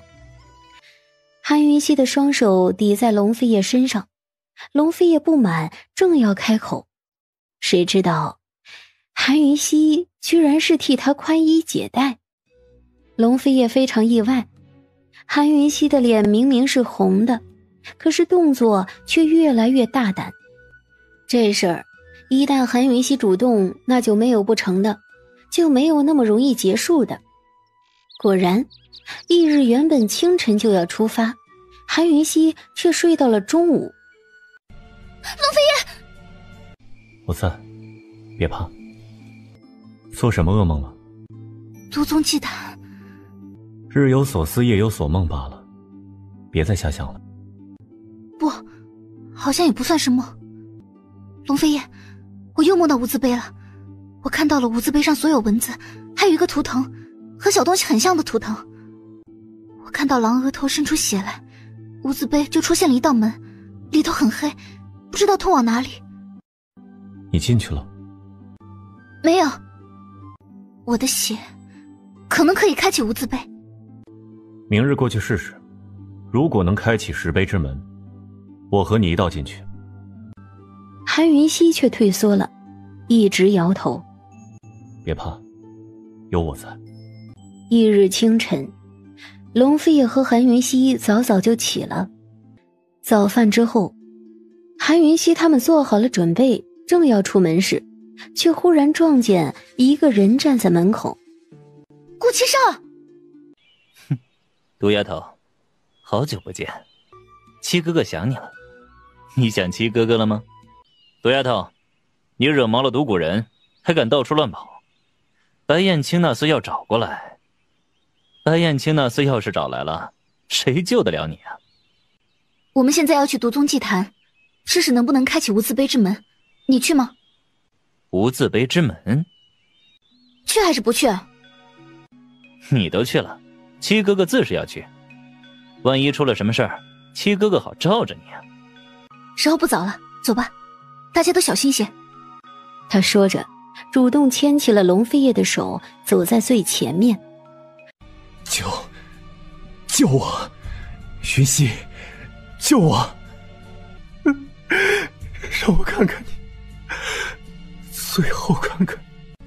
韩云溪，这就是你对本太子的情谊。你说过不离不弃的，韩云溪，我原以为你我不能同年同月同日生，但一定会同年同月同日死。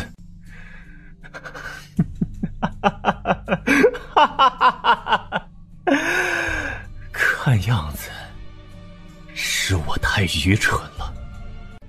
可是韩云溪无动于衷，甚至一脸冷血。面对龙飞叶的质问指责，他一句话都没有说，除了后退还是后退。韩云溪，我龙飞叶发誓，永生永世都不会再爱你。你不是龙飞叶，你不是，你没有资格以他的名义起誓。龙飞叶，你在哪里？龙飞叶，你怎么可以放开我的手？你在哪里？这话一出，神奇的事情竟然发生了。韩云溪背后那堆熊熊燃烧的烈火，包括那个假的龙飞叶，忽然间就全都消失不见了。幻象。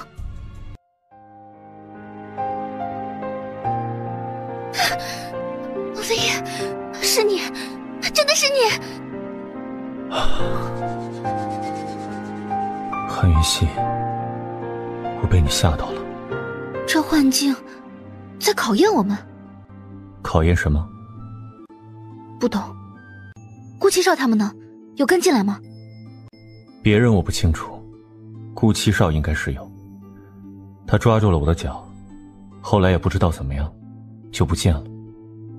奇怪，龙飞叶，你是什么时候放开我的？绝对没有。怪了，我也没放开过你啊。赶紧找找顾七少吧。公主，殿下，你们没事吧？公主，殿下，你们没事吧？毒丫头，顾七少，是七少没错，声音好像在西边。走。毒丫头，你醒醒好不好？我求你了，毒丫头，不管你对我做什么，我都没怪过你，怨过你。可是这一回，你说不行，七哥哥一辈子都不原谅你，一辈子。毒丫头，你不要死好不好？顾七少，你干什么？毒丫头，你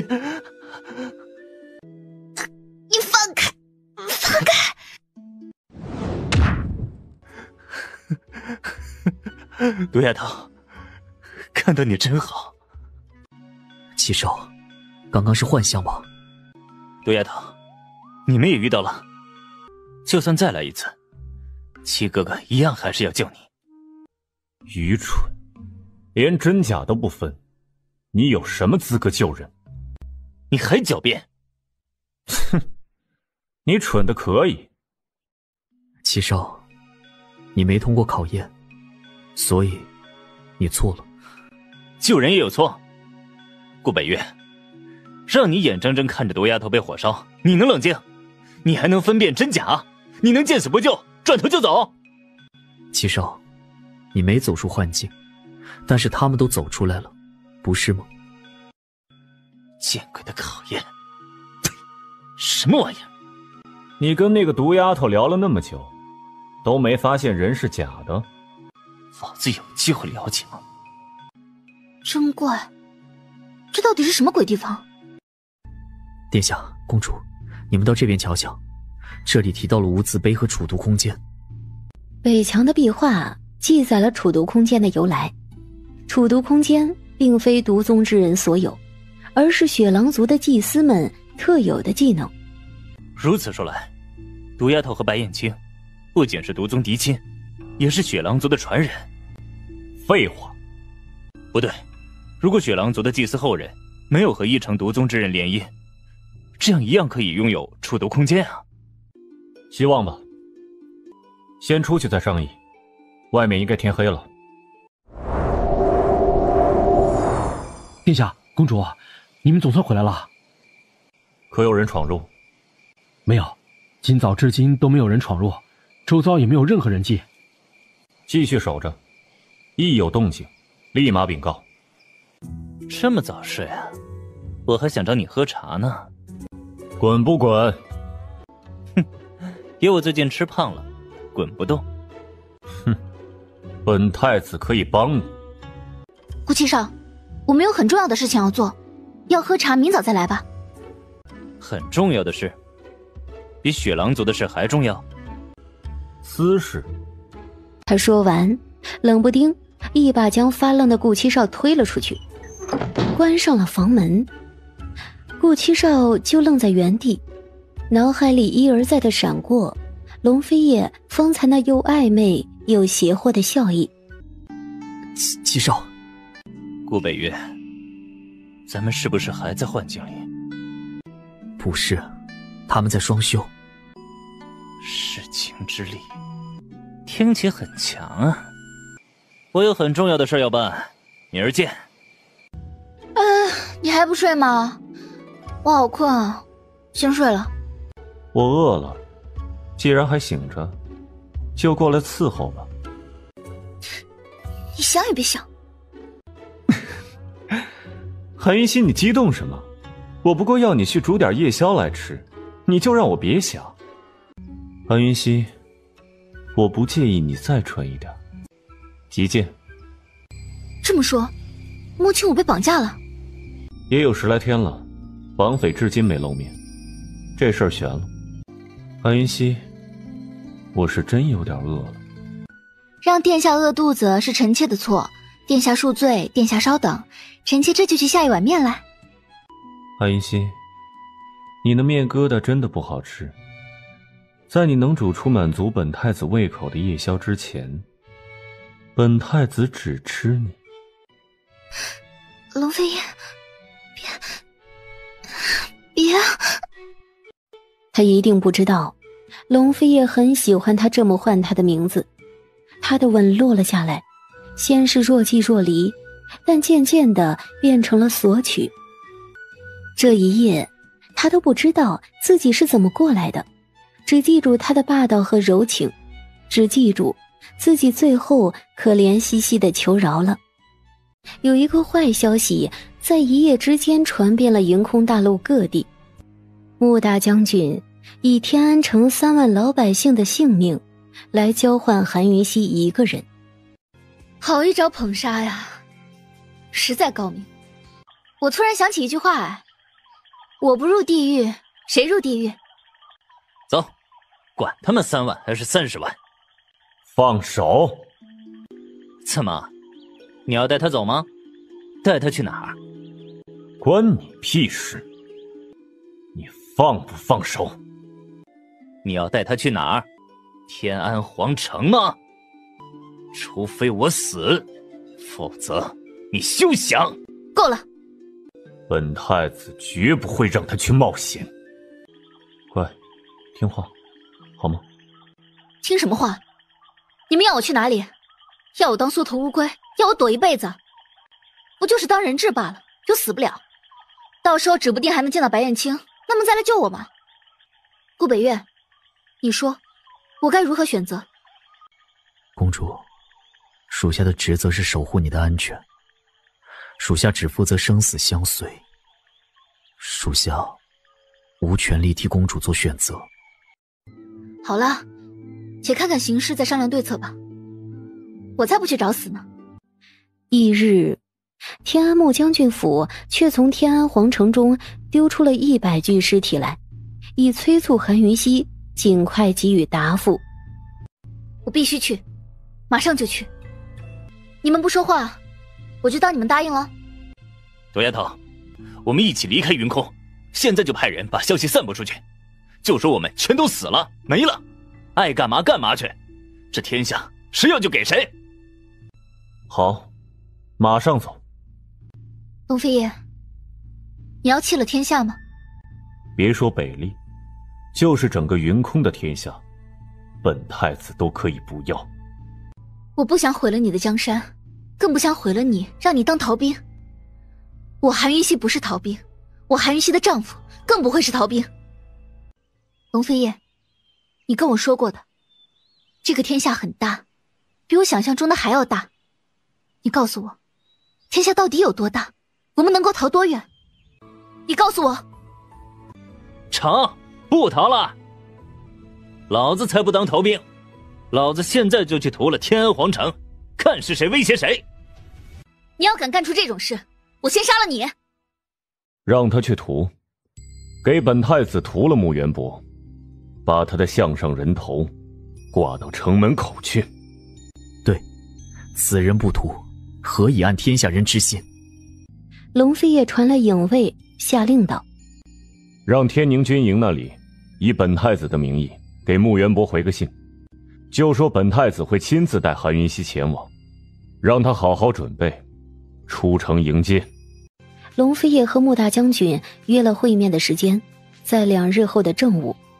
而今夜，他们4人就秘密潜入了天安皇都，直奔穆将军府。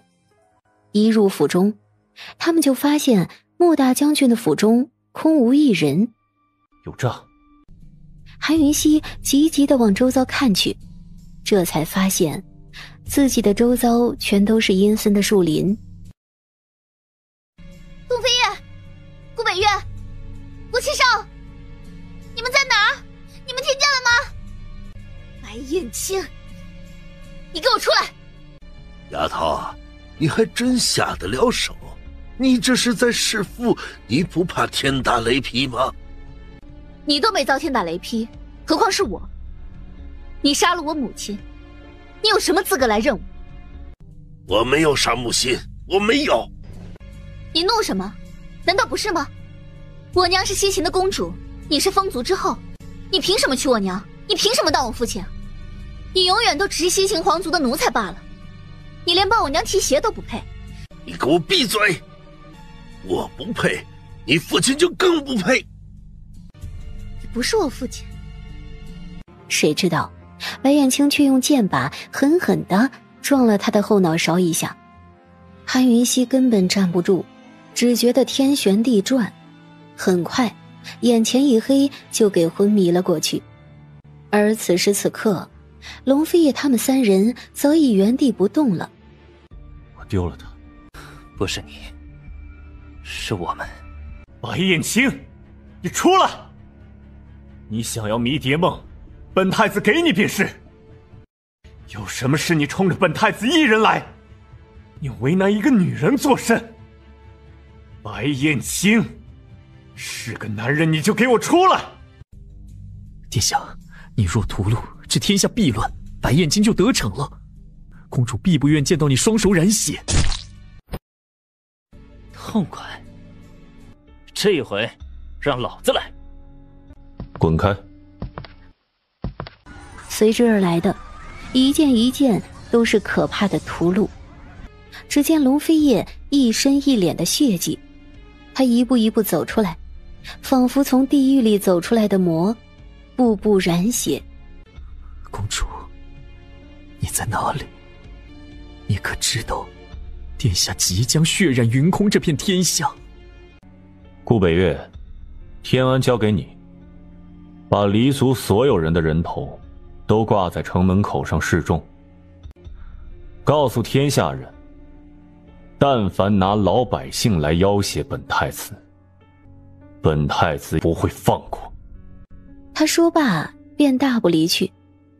顾北岳愣了，顾七少亦愣了，他们没想到龙飞叶竟然扛住了。七少，他是真正的皇族，真正的皇，属下定不辱使命。他要去哪里？属下不知。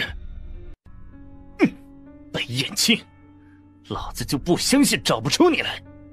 就算把这个世界颠覆了，老子也一定要把你救出来。他一到军中，就直接单枪匹马为前锋杀敌，以一敌百，甚至敌千。整整3个月的时间，没有人听他说过一句话，哪怕就一个字。3个月的时间，韩云溪都被困在一个昏暗的小黑屋里，他都顾不上双休的时间。他无法想象他被劫持，龙飞叶这些日子是怎么过的。韩云溪的手正轻轻地抚在腹上，只因为龙飞叶一直盼着的孩子已经在他腹中发芽了。无奈孩子来了，他却无法第一时间和龙飞叶分享这份喜悦。糊涂不识子，你这丫头，老夫真低估你了。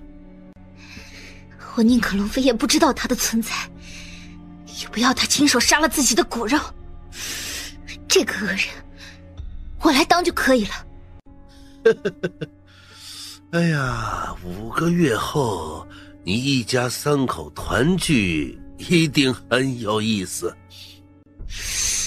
不会有一家3口的，白燕青，你放心，我陪着我的孩子一道走。5个月后，即便是在鬼门关里，我们一家3口一样可以团聚。我告诉你，我这辈子绝对不会对龙飞叶动剑。真心爱一个人是什么感觉？真正被爱的感觉，你不会懂的。白燕青怔着，韩云溪裙子上的血迹却越来越多。不，你不能死，你的孩子更不能死，绝对不能。来人，去医城给老夫抓个产科大夫来，要快。医城那边刚刚送来的，说是特级密函，让您一定亲自看，并尽快回复。什么事？任四小姐落在劫匪手上，怕是被劫匪逼迫开安胎药方，所以利用药方送出消息。好个特级密函！殿下，在下有一事相问，不敢奢望殿下降罪，但求殿下冷静，待寻到公主再惩罚在下。殿下，公主怀孕了，如今算来已经有5个月左右了。顾北岳自是没有同龙飞叶解释那么多的，他只说了2件事。第一，孕早期公主并不知道自己怀孕。第二，他担心因为公主怀孕影响了对付白燕青，所以私自隐瞒了此事。龙飞叶喷出了一口鲜血来。任四小姐失踪不到2个时辰，这张药方就被送到了妇产堂，那就说明任四小姐是在医城里开出这张药方的。在下不能保证任四小姐就是被白燕青劫持的，但是这是一条线索。如果真是白燕青劫的人，那就那张安胎药方来看，公主应该不会有大碍。去医城，钻地峰。你去把医城之内所有的地名全都找出来，一个也不许漏。是。殿下，身子要紧。如何？都查遍了，没有。那就在风鸣山了。风鸣山？那山我去过2回，没什么地儿可藏人的。依我看，天坑可能性更大，只是不知道天坑底下还有没有我们不知道的地儿。龙飞叶不语，把一旁写有地名的纸拿过来。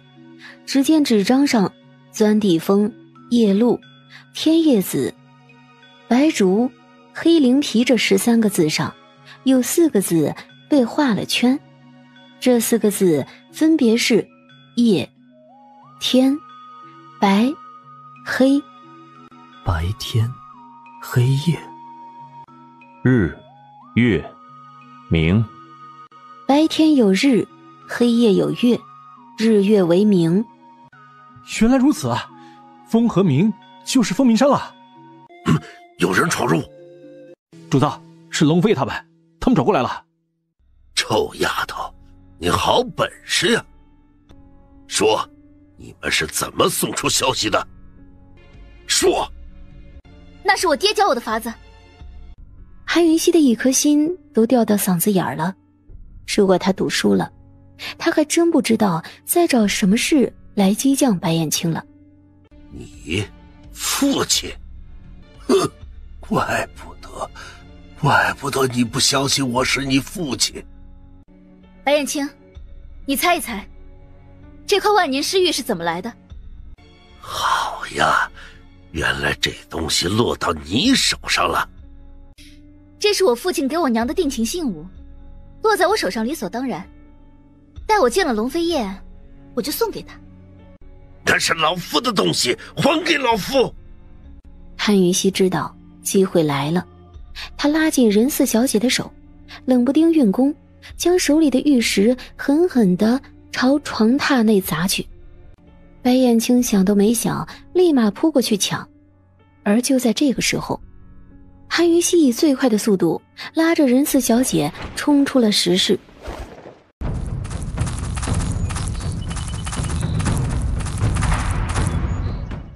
云溪，对不起。傻瓜，又不是你的错。若说对不起，也是咱们一道对不起这个小家伙。等他出生了，咱们好好跟他赔罪。而韩云熙分明感觉到他的手在触到他腹部的时候轻轻颤了一下，他到底有多紧张才会手颤呀？先欠着，回头让我好好抱抱。白燕青藏在里面，不管看到什么，遇到什么，都不要放手。生死同门，这个阵法无解，要破解就只有一个办法，改掉它。白燕青，当初本太子就败在这个阵法里，今日还给你。你以为这样就可以困死老夫吗？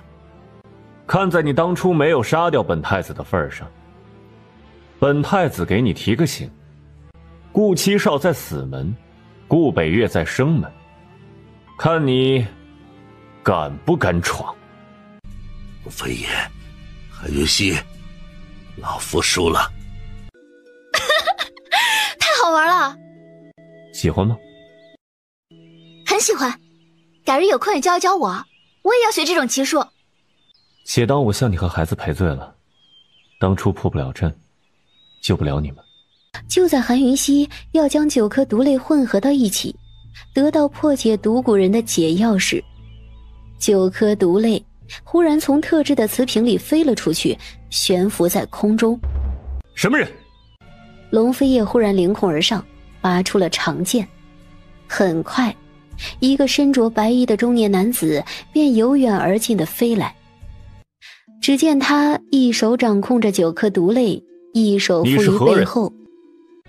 谁知道，白衣男子忽然朝龙飞叶飞来，同龙飞叶赤手搏斗起来。龙飞叶，内伤而已，没大事。在下输了。你叫什么名字？你是谁啊？你叫什么名字？我们又不是故意闯入。再者，我身为毒宗之后，也有权利到这个地方来。你凭什么打人啊？技不如人，该打。难不成全世界不如你的人都该打？我韩晨的女婿技不如人就该打。女婿？本尊是雪狼族的祭司，当年救你母亲的是本尊的下属，是偶然而已。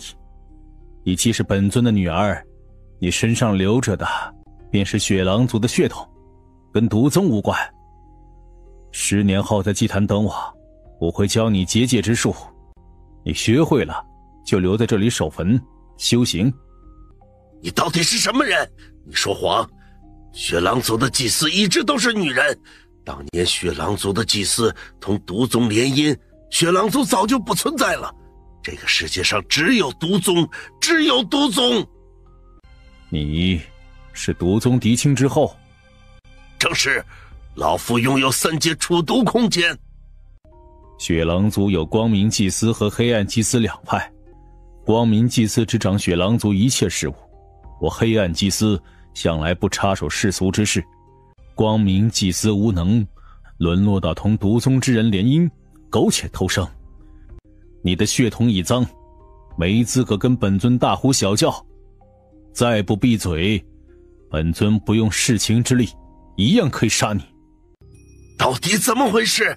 你和木心是什么时候认识的？你说。哼哼，比你早。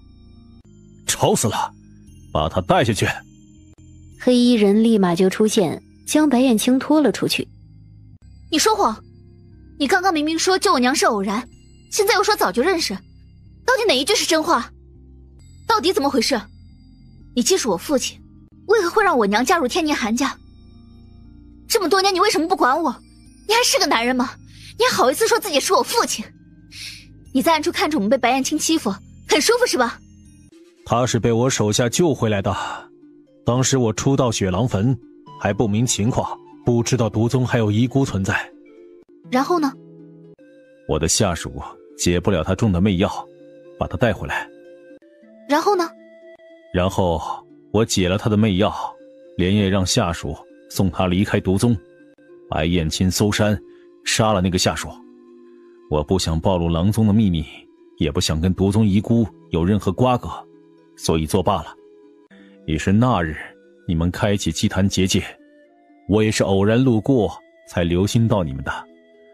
毒宗之事同我狼宗没有任何瓜葛，若不是白燕青利用风鸣山迷宫求人，你们又闯入，影响到我外出，我未必会出手，也就不会知道原来你是我女儿。等等，你刚说你解了我娘中的媚药就放她走，可我娘怎么会还？韩云溪话到这里忽然就停住了，他这才意识到所谓的解了木心中的媚药是怎么一回事。好一个委婉的说法呀！韩云溪朝韩晨看去，韩晨的表情依旧冰冷，却有些尴尬地避开了他的视线。其实这件事有一个极大的隐情，他是永远都不会说出来的。当年他和下属都是初到云空大陆，都不知道媚药是什么东西。那个下属并非好心想救人，而是好奇木心中的毒，就把人给带回去了。他精通毒术，从未遇到解不了的毒，却搞不定媚药这种既是药又是毒的东西。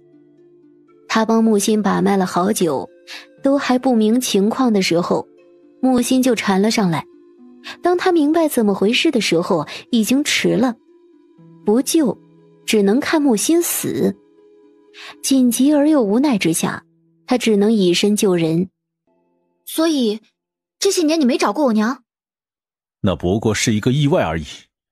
若非刚刚听见白燕青说起木心的事情，我并不知道她叫木心，也不知道她怀了我的孩子。所以你刚刚骗了白燕青，你耍她的？本尊乐意。记得10年之约，届时我会带你认主归宗。你在这里守坟修行，我会把狼宗的秘术交给你。现在你们可以走了。谁跟你约了？韩云溪有点懵，正要拒绝，龙飞叶竟帮他答应了。好，10年之约，无见不散。来人，送客。龙飞叶，咱们要是有儿子了，日后就让他坐一边，让他帮你审阅这些折子，可好？好。最近南边来了很多折子，说的都是定都和建都的事。你希望都城定在何处？天安皇都。就位置上看，北面、西面、南面都有险关，东面是海，水军可守。一旦发生了战事，无论是从陆路还是海路，都极难攻陷。从气候上看也是最合适的，全年四季分明，寒冬不似北方酷寒，盛夏不似西部干旱。往北走半个月的路有避暑之地，往南走一样是半个月的路，有避寒之地。还有西边方向有一个大猎场，秋猎不用跑太远。再者，在天宁皇都这个位置四通八达，各种物资运输方便，不管是下面的官员来面圣，还是你将来到各地巡查也都非常方便。就是有一点不如云宁这个地方。云宁这个地方是云空大陆的中心，如果把都城定在这儿，可以正视到西部和北部。若是定都在天安皇都，北部和西部就会显得天高皇帝远。认真来说，云宁这个地方除了气候不如天安皇城，其他的也都还不错。给我一个明确的答案。韩云熙犹豫着，龙飞叶嘴角的笑意越来越浓了。终于他恍然大悟。好啊，你是不是早就心中有数了？快说。就老地方吧，天安的秦王府至今还留着，就在秦王府的基础上扩建宫殿，定都天安皇城，如何？你喜欢秦王府？喜欢你住在云仙阁的那些日子。咱们以后还住在那儿。好，一直都住那儿。龙飞叶，你能不能告诉我什么？你能不能告诉我，你从什么时候开始喜欢我的？哼，不告诉你。他立马抬头瞪他，他的吻却落了下来，但是只是轻轻的一吻，就怕吻太深会控制不住自己。龙飞叶，那你知道我是从什么时候开始喜欢你的吗？我知道。什么时候？将来再告诉你。龙飞叶，3个月的时间里，西部战场有不少好消息，他随时可以称帝建国。可是他还在等，他在等孩子出生。大年30夜，顾北岳突然造访。顾北岳，公主，殿下。顾七少呢？没一道过来，躲哪儿了？前几日的信里不是说他要去西周的沙漠吗？你们骗我的吧？那家伙该不会去买什么好吃的了吧？长魔做了一桌饭菜呢。公主，西少确实去西边了，属下去了趟药炉，正要路过这儿，顺道过来看看公主，也顺便讨顿年夜饭吃。这样啊，走吧，正愁着今夜没人能陪殿下喝酒呢。公主，西少知道属下要路过此地，托属下准备的，说是给小主子的心意。这个荷包正是顾七少一针一线亲自做出来的。他也是最近才知道，顾七少一个大男人居然也会针线活。他问顾七少怎么会懂，顾七少回了他2个字：学的。你没机会了。不是亲自送的，不算数。怎么了？嘘，你快看。小家伙顶起来了，可是也不知道小家伙是调皮还是怕他，每次他一摸，小家伙就躲。第9次了。是怕我吗？估计是。我有什么好怕的？好啦，我要睡觉了。顾北岳是顺道过来的，估计明天就会走了。你不是想设立太医院，直接管辖1药2城吗？趁着机会跟他聊聊。那你乖乖睡觉。人呢？他不想见你，就是让我过来给小主子送个红包的。人呢？殿下，你也知道，他不想见你和公主，咱们就找不到的。明日一早我便走，七少说会在百里外的驿站等。昨夜起，属下就不知道他的下落了。殿下，七少也就2个月的命了。以顾七少身上的藤蔓生长速度，顶多2个月的时间，藤蔓就会侵蚀掉他的心脏和大脑。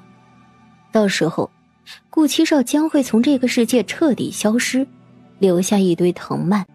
顾北岳，你放弃了吗？没有。马上回驿城去。前方军营里的烟花不停在夜空里绽放，璀璨而绚烂。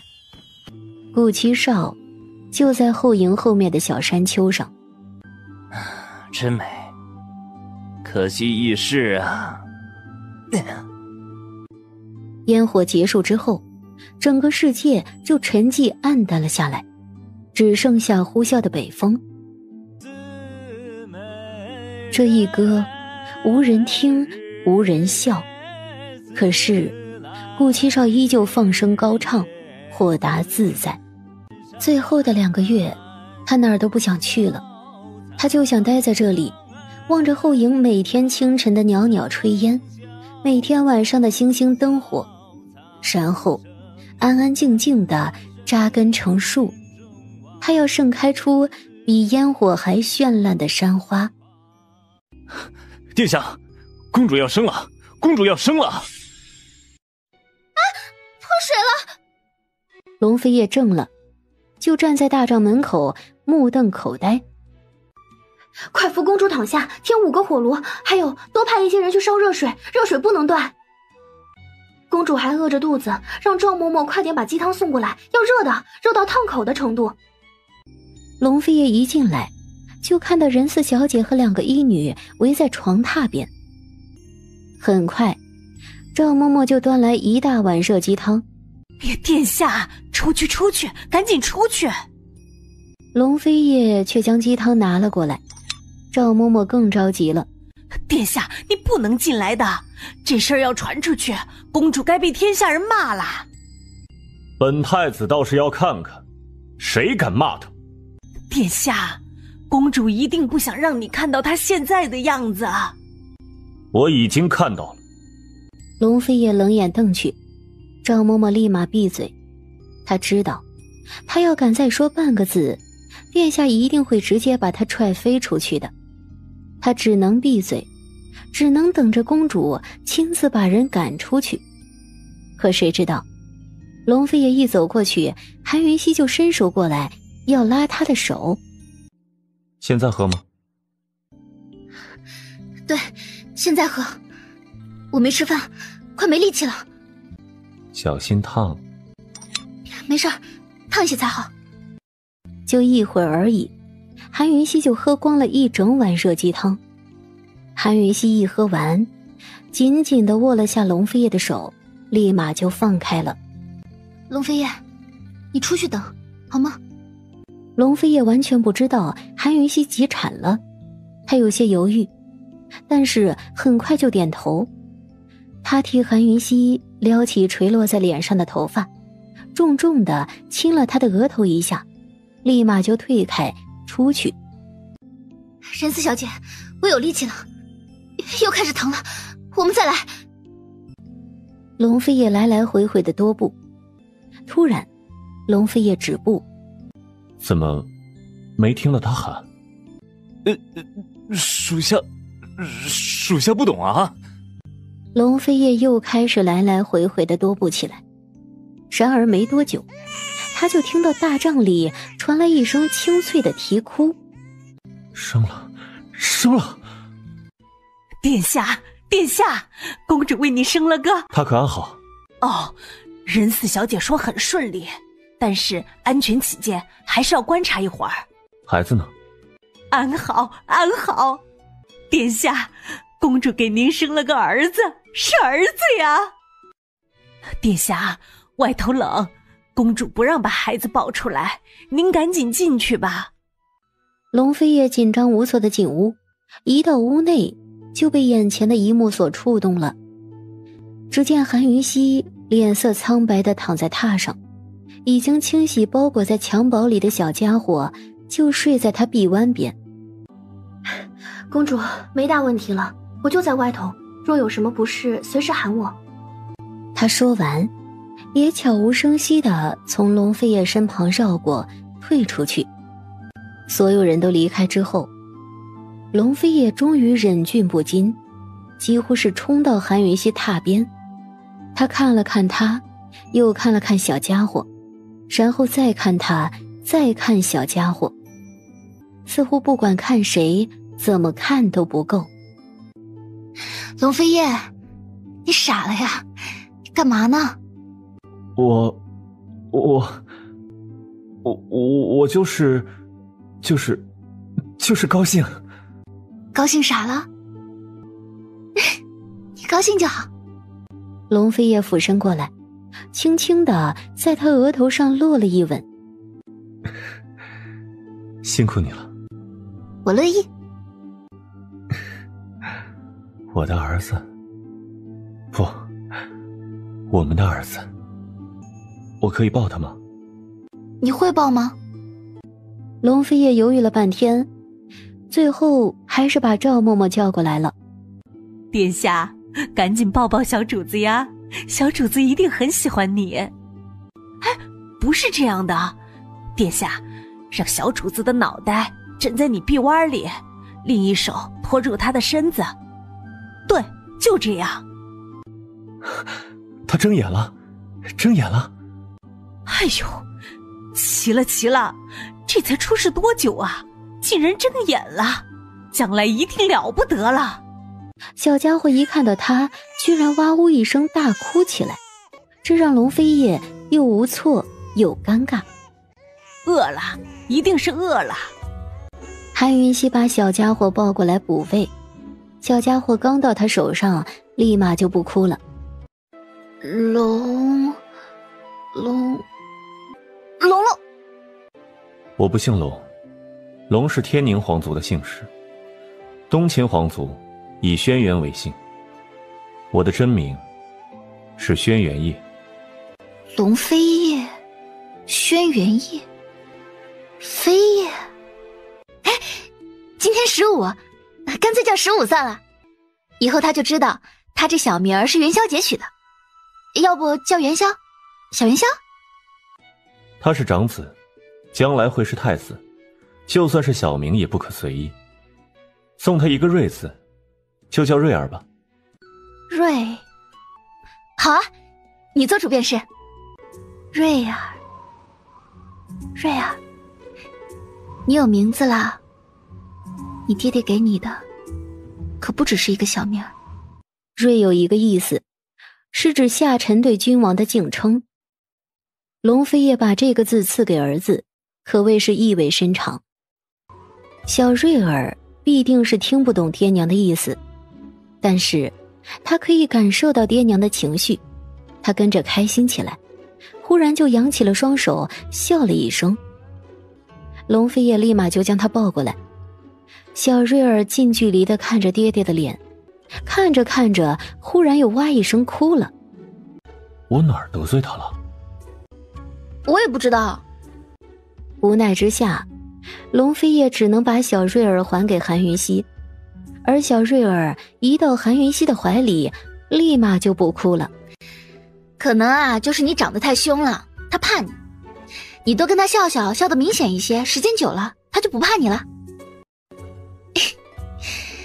大小情人，左拥右抱，真幸福。等瑞儿大些，你闲了，给我也添个小情人吧。这个，说不定呢。他怎么了？应该是睡着了吧。他这1月来，经常一睡就是1、2天，怕不得了，或许睡着睡着就再也醒不过来。对他来说，也算是折磨的终结。4日后，瑞儿满月，我打算带云溪和瑞儿一道过来。殿下，来得及吗？等瞒了那么久，就别让公主伤心了。小主子满月是喜庆的日子，不能亏待了小主子。来不及，韩云溪这辈子都不会心安的。殿下，出事了，出大事了！公主她知道七少的事情了。龙飞也二话不说便往门外走，他必须尽快下山。龙飞叶，我不想见他。还有，月子还未做完，你要是敢让他出门半步，老子就算是死也不会饶了你。顾七少，你哪一次威胁本太子赢过的？龙飞叶，当老子求你了，成不？不成，韩云溪自己决定，你没资格替他做决定。这是老子自己的事儿。顾北岳，你看吧，老子到死之前，总算能坑龙飞叶一回了。值了，北岳，好疼，疼。小七，不要走，我要走，小七，我求求你不要走。小七，公主会来看你的，公主一定会来看你的，你等一等她，小七。终于，顾北岳豁出去了，他起身跑到屋里去，拿来了韩云溪留下的最后一小份迷迭梦。顾北岳不愿意小七到死都要承受这种折磨，他舍不得，他宁可用迷迭梦结束小七的痛苦，一了百了。龙飞叶，是这棵树。他仰头看去，满眼的红，一如顾七少那妖艳的红袍。杜丫头，放心吧，除非我死，否则我不会丢下你的。顾七少，你的玩笑可不可以永远都不当真？可不可以？去找找顾北岳。只见屋内，顾七少安安静静地躺在暖榻上，上身光溜溜的，下身就随便裹了一件被子，他的皮肉完好无损，就连头发都是原来的样子。顾北岳就站在一旁，正专心致志地为他施针。殿下，七少没死，没死，七少在这儿呢。小七，小七，公主，你们待在这里不方便，放心，七少无大碍。迷迭梦为何会是解药？这也是在下弄不明白的。药学方面还得等七少醒了。药草毒草本就是相生相克，迷迭梦就是枯萎的草木混合所致。细细想来，迷迭梦能解七少的不死之身，倒也不稀奇。只是属下猜测，若非小七浑身都化为荆棘藤，或许这迷迭梦用了，也未必是如今这情况。七少的身体还非常虚弱，这边的药材有限，我得带他回医城去，怕是要在药汤里泡一阵子了。殿下放心准备登基事宜，此事交给在下便可。我希望你兼任太医院院守和太傅两职，你意下如何？多谢殿下赏识，在下考虑清楚再回答我，此事不着急。好。龙飞叶正式宣布建国称帝，国号为秦，年号永平，寓意为云空永世太平之意。就在众人紧张地等着他开始封赏功臣的时候，大殿之外竟传来一阵隆重而又不失喜庆的礼乐声。只见一顶8抬大轿就停在大门口，轿门紧闭，龙飞叶居然一脚踹开了轿门。新娘子下轿！韩云溪还在傻笑，龙飞叶便上前去一把横抱起他来。应该背着，不是抱着。我更喜欢抱你。韩云溪，上前听风。一位公公走了出来，大声宣读了册封皇后的圣旨。韩云溪落落大方的下跪，步伐恭敬的领旨。韩云溪一起身，背后群臣便一齐下跪了，高呼皇后千岁千千岁。就在这朝拜声中，韩云熙一步一步走向龙飞叶，龙飞叶牵着他的手一道坐在龙椅上。